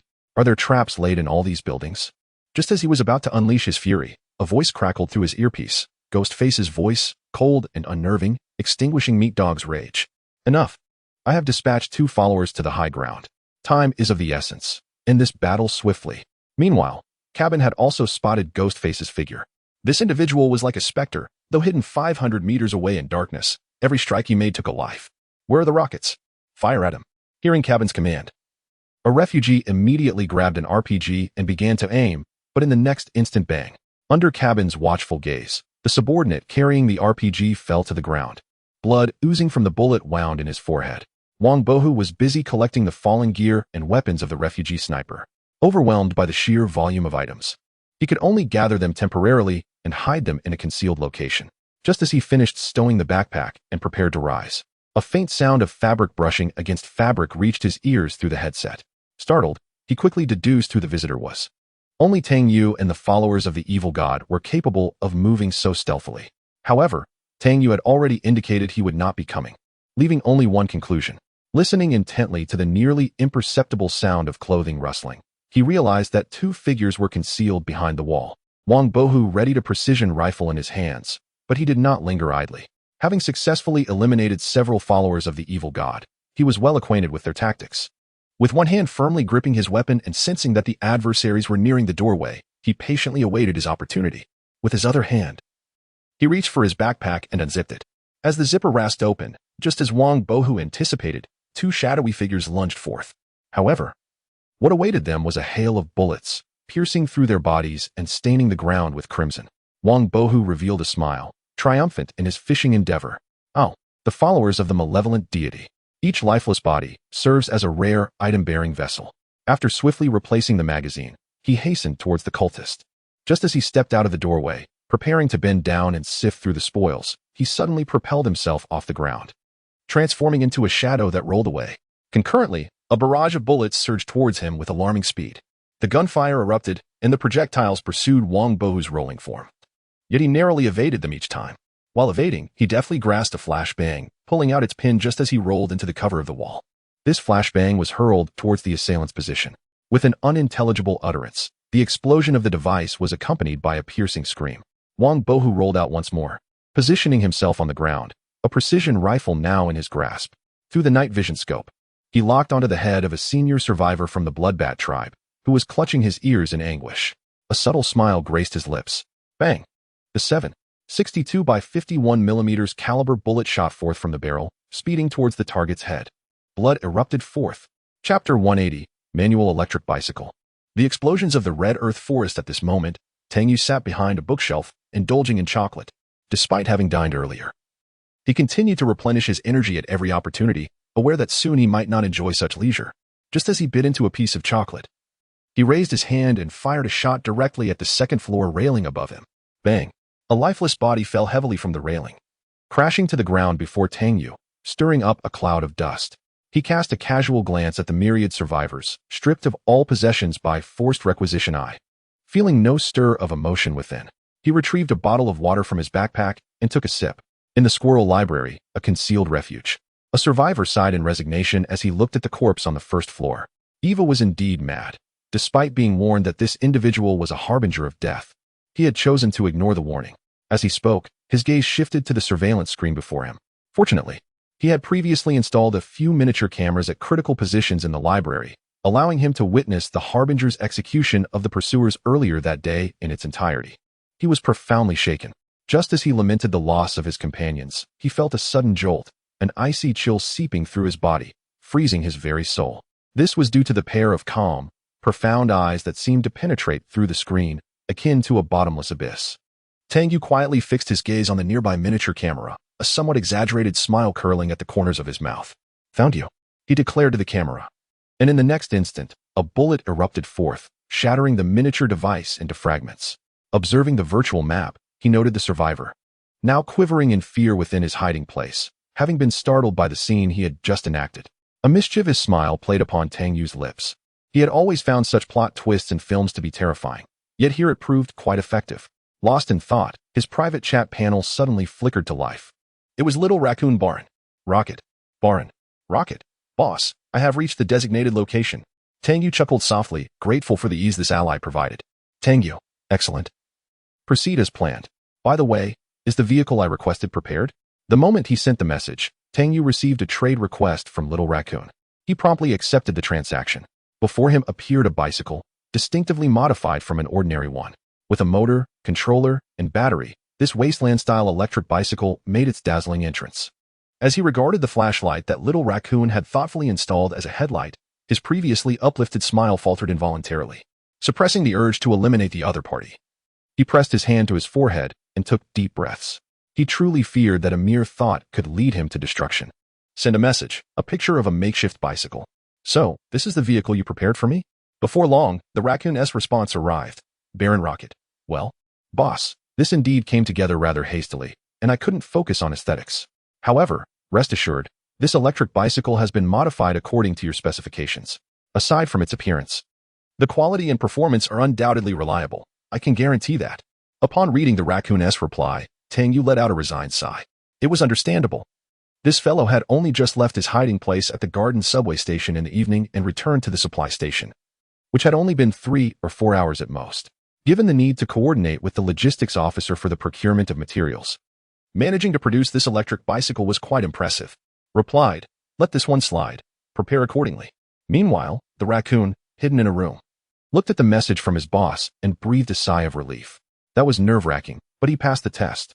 He then glanced around the interior of his room, wearing a contemplative smile. His boss had such an array of intriguing connections. No wonder he could sign a contract with someone like me. What a lucrative endeavor. With that thought, he began to search within the room. On Tang Yu's side, he glanced at the clock. It was already 10 p.m. Listening to the sounds of fierce combat emanating from the direction of the 4S store, he silently calculated the time. If he were to escape through the underground passage from the 4S store, it would likely take nearly half an hour. He would need to wait a little longer. With this in mind, Tang Yu closed his eyes to rest. Meanwhile, in the supply station area, amidst the red soil forest, 5 armed personnel equipped with parachutes descended quietly. They swiftly packed away their parachutes and confirmed their coordinates with one another. The target location, as locked in by the council, was indeed within this area. They reminded each other to search meticulously. This elite bounty hunter was exceptionally formidable. Captain, I heard this bounty hunter is quite audacious, daring enough to hack into the Continental Council's Task Management Center to steal data. Is it true? Upon hearing this, the other members turned to their captain, intrigued. After all, they had never encountered such an outrageous tale before. The captain pondered for a moment before nodding in affirmation. It is indeed true. However, it was thanks to this individual's audacity that the council was able to pinpoint his hiding place. Having spoken, the captain checked his watch again before turning to the other 4 team members with a serious expression. Enough chatter. Prepare for battle. With the captain's command, the other 4 immediately shifted into action, quickly identifying suspicious hiding spots on their search radar. Captain, we have discovered 4 potential hiding spots in the current area, but we cannot ascertain which one is the target location. Is there a hideout with multiple individuals? The captain inquired swiftly. Soon, after a brief manipulation of the radar by the team member, thermal imaging of the hideout materialized on the screen. Found it at the 7 o'clock position, 50 meters away. There are 3 individuals inside, presumably 2 men and 1 woman. Location of the hideout? Under the hollow tree trunk. That's it. However, the scene within the hollow tree trunk's hideout was entirely different. Duan Shui and Lu Qingming gazed at the woman in the iron cage, joyfully indulging in hot pot while singing. The 2 clinked their glasses, and Duan Shui smiled at the woman, saying, "Brother, we owe you our gratitude for your foresight. Otherwise, we would have been at a loss for how to relieve our frustrations." Lu Qiming chuckled at this remark, about to respond when suddenly, boom, the hideout was obliterated in a violent explosion, reduced to rubble. Chapter 181. The Waiting Sparrow, Conquering Cabin. As 5 pursuers entered the hideout, which had been blown open by a massive explosion, they swiftly discovered the lifeless bodies of Duan Shui and Lu Qingming. In contrast, the woman confined within an iron cage had fortuitously survived, as the cage shielded her from the falling debris. Captain, the inspection is complete. The targets are deceased, leaving only 1 female survivor. The captain of the pursuers approached the bodies of Duan Shui and Lu Qingming, flipping them over to take photographs for task submission. Yet, in the next moment, an alarming notification appeared. Warning. Target incorrect. Please reconfirm the mission objective. What? The 5 pursuers were momentarily stunned, gazing incredulously at the 2 corpses beneath them. Upon a meticulous comparison with the photographs, they were compelled to concede that these 2 individuals were not the intended target. Tang Yu. The captain glanced at the time. Damn it, time is running out. If they aren't the targets, then it must be one of the other survivors in the hideout. Continue. Meanwhile, as the battle raged at the 4S dealership, Tang Yu sat in the library, a puzzled expression adorning his face. This is strange. Weren't the pursuers quite active before? Why haven't they shown up yet, even after such a lengthy interval? His intention in remaining in this location was to eliminate another batch of pursuers before midnight to enhance his mission evaluation. Lost in thought, the clock struck 10:40 in the evening, and Tang Yu received a message from Wang Bohu. Wang Bohu, Master, Cabin has once again managed to escape. The insurgents arrived 5 minutes ago and have taken control of the situation, but Cabin did not appear. Tang Yu understood. Upon closing the panel, Tang Yu furrowed his brow tightly. It was no wonder he had sensed something amiss earlier. He finally grasped the source of his unease. According to Wang Bo's earlier information, the insurgents should have intervened immediately upon discovering the large-scale battle among the refugees. Given the distance from the central city to the White Tower district, they should have arrived within half an hour, provided they had armored vehicles. However, based on Wang Bo's words, the insurgents took over an hour to reach the scene. Instinctively, Tang Yu sensed something was off. He recalled the CBS experiment set to commence tomorrow at noon. Could it be connected? At that moment, within the underground escape passage, Cabin and his group hurried through the tunnel. Fortunately, they had destroyed the entrance. Otherwise, that hound would have been on their tails. Boss, what should we do next? Our brothers are dead. How do we take revenge? Hearing his subordinate's desperate words ignited a fierce anger within Cabin, yet a sinister smile crept across his lips. No worries, I have other brothers stationed in different districts. As soon as I send out the signal, they will return. We will give that hound a grand surprise. Before long, the group traversed the underground passage, emerging beneath the music fountain. Boss, we are almost at the music fountain. Everyone, hurry up. 3 minutes later. Cabin gazed at the collapsed entrance of the music fountain, momentarily dazed. What is happening? I have no idea. I was here last month for an inspection. And everything was fine. Yet, an ominous premonition began to stir within Cabin. Quickly, let's head to the library exit and see if it has also been destroyed. Upon hearing Cabin's words, a refugee immediately sprinted towards the library's direction. Cabin's expression fluctuated. He was eager to ascertain the condition of the other exit. If the other exit remained intact, it was possible that this one had been inadvertently demolished by someone, perhaps other refugees or survivors. That would be manageable. However, if the other exit were also obliterated, they would find themselves in dire straits. With all 3 exits blocked, they would be trapped here indefinitely. Fortunately, a few minutes later, a subordinate returned with good news. Boss, I checked the library. There is nothing wrong. I even went upstairs, and there was no one there. Upon hearing this, Cabin's anxieties began to dissipate. All right, everyone, stop dawdling. Let us hurry to the library. 5 minutes later, although his subordinate had already inspected the place, given the unusual circumstances, another subordinate ascended to confirm the absence of anyone before Cabin, with their assistance, crawled out of the underground passage. As his subordinates emerged one by one from the tunnel, they found themselves in the library's underground parking lot. Cabin wore a smile of relief. Brothers, rest assured, we will contact the others shortly. Revenge awaits us. However, suddenly, a series of colossal explosions erupted beside the group of refugees. Instantly, all the refugees were thrown to the ground. 2 individuals were gruesomely torn apart by the violent blasts. The underground parking lot was engulfed in a cloud of dust from the force of the explosions. 2 minutes later, Tang Yu leisurely emerged from the stairwell, flashlight in hand, and entered the underground parking lot. Observing the still swirling dust in the basement, he frowned slightly. He retrieved a scarf from his backpack and wrapped it around his mouth and nose as he made his way towards Cabin and the others.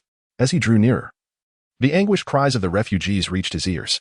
The Glock 34 tactical pistol appeared in his hand.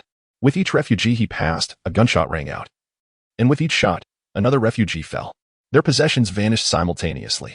Moments later, Tang Yu gazed at Cabin, who lay on the ground, gasping for breath, a smile curling at his lips. The tactical pistol was pressed against Cabin's chin, tilting his head upwards. Cabin, hello. If we're being precise, this is our first encounter. Originally, I intended to eliminate you to obtain the underwater assault rifle blueprint from the technician's hands. However, I have suddenly had a change of heart.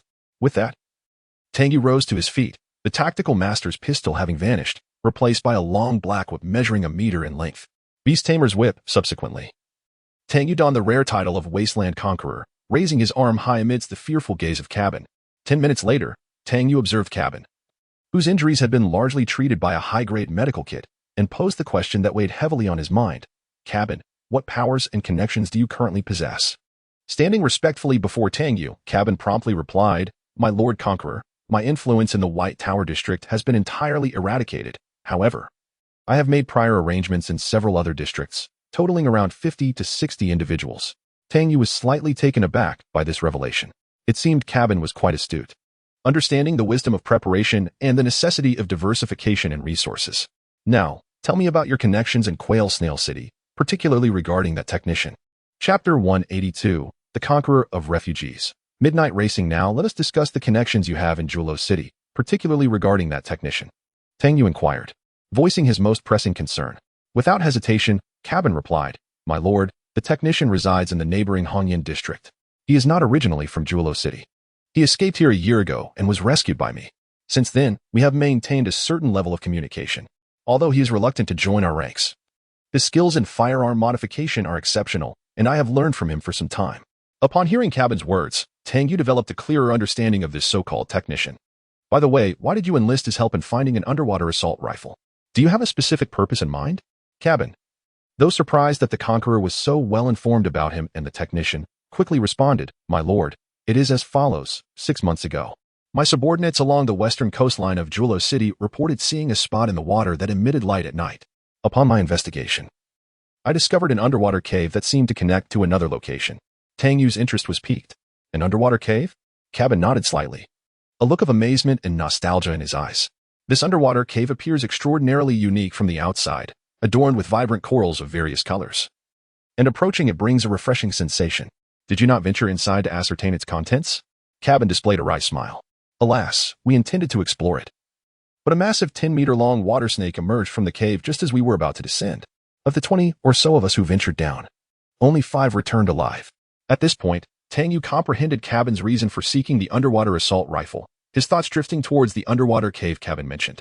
His intuition suggested that the cave harbored valuable treasures, reminiscent of the bountiful seabed soil guarded by a colossal octopus that the raccoon had previously mentioned. A 10-meter-long sea snake is not something that grows easily. Can you still locate that place? Upon hearing Tang Yu's inquiry, Cabin promptly nodded, saying, "Rest assured, my lord. I have been keeping an eye on that location and can certainly find it.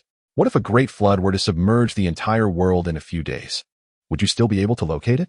Huh? Cabin momentarily froze, quickly grasping Tang Yu's implication. "My lord, are you suggesting that a flood disaster will occur in a few days?" Tang Yu nodded slightly, and then recalled something, asking Cabin, "By the way, how did you manage to survive previous disasters? Why have you always emerged unscathed from these calamities?" Indeed, in the days preceding each calamity, we invariably receive warnings from Lord Zhou, who also supplies us with the necessary provisions to weather the impending disaster. However, with Lord Zhou's recent departure from Luo City, the military has taken it upon themselves to notify us via radio from the Central District.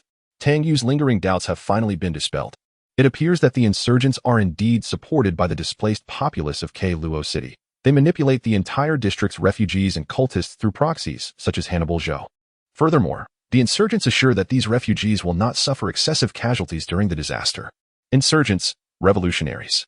As Cabin elaborated, a vague notion began to take shape in Tang Yu's mind. Tang Yu looked up at Cabin. "Proceed as you had planned, gathering your followers. I will arrange assistance for you, and that person will make contact with you in due course." He entrusted Cabin with a communication device. "Maintain your usual methods. But should the insurgents reach out to you in the next few days, inform me immediately. Additionally, I require you to expedite a task, negotiate with the technician and procure the blueprints for the underwater assault rifle. Is there a problem?" "Understood, Conqueror. Your will shall guide my path." Tang Yu then glanced at the 2 barely conscious captives Cabin had intentionally left behind, who lay on the ground, caught between agony and astonishment as they gazed at Tang Yu and their leader. "What positions do these individuals hold?" "My lord, the portly one is my deputy, responsible for managing the affairs of the 4S shop, while the lean one offers strategic counsel." "Goodness, you even have a strategist." Without further ado, Tang Yu unleashed a barrage of authoritative reprimands upon the 2. A minute later, both were thoroughly subdued. Cabin then tended to their injuries, marking the official conquest of Cabin's group by Tang Yu. Under Tang Yu's direction, the 3 men transported the remaining refugees, whom Tang Yu had slain, to the entrance of the library. "Hurry now, hoist them up." Tang Yu observed the several corpses suspended by hemp ropes at the library's entrance, a satisfied expression gracing his features. These bodies belonged to Cabin's elite subordinates, either squad leaders or company commanders, perfectly fulfilling the requirements for the title of Conqueror of Refugees. Indeed, as these refugees were hoisted aloft by Cabin and his companions, the rare title Conqueror of Refugees was successfully attained. Upon seeing the notification, Tang Yu smirked. As Cabin's team had suffered equipment damage during the recent explosion, Tang Yu retrieved 3 sets of gear from his backpack and handed them over. "Cabin, follow the plan I just outlined. Contact me directly if anything arises." "Understood, Conqueror." As he watched the trio depart, Tang Yu cast one last glance at the suspended corpses of the refugees before turning to leave. Just moments ago, a message from the raccoon had arrived. "Baron Rocket, boss. Everything is taken care of." With a slight grimace, Tang Yu retrieved the dilapidated wasteland electric bicycle from his backpack and mounted it, twisting the throttle. He surged forward like an arrow released from a bow. In an alarming moment, as he neared a tree lining the roadside, he swiftly maneuvered to avert disaster, narrowly escaping a collision. However, this abrupt action caused him to tumble onto the grassy verge. Having survived his initial attempt, the subsequent ride was remarkably smooth. Tang Yu sped toward the Yong metro station on this electric bicycle, capable of reaching speeds up to 60 kilometers per hour. It was as if he were soaring through the air while his spirit trailed behind in exhilaration, allowing him to experience an unprecedented thrill. Alas, why does this vehicle lack a speed adjustment feature, offering only full throttle and brake options? How exasperating. Rocket, just you wait. I humbly beseech all esteemed individuals for any complimentary tokens in their possession, fueled by love and dedication. May each of you be blessed with 7 nights of joy and daily encounters with beauty.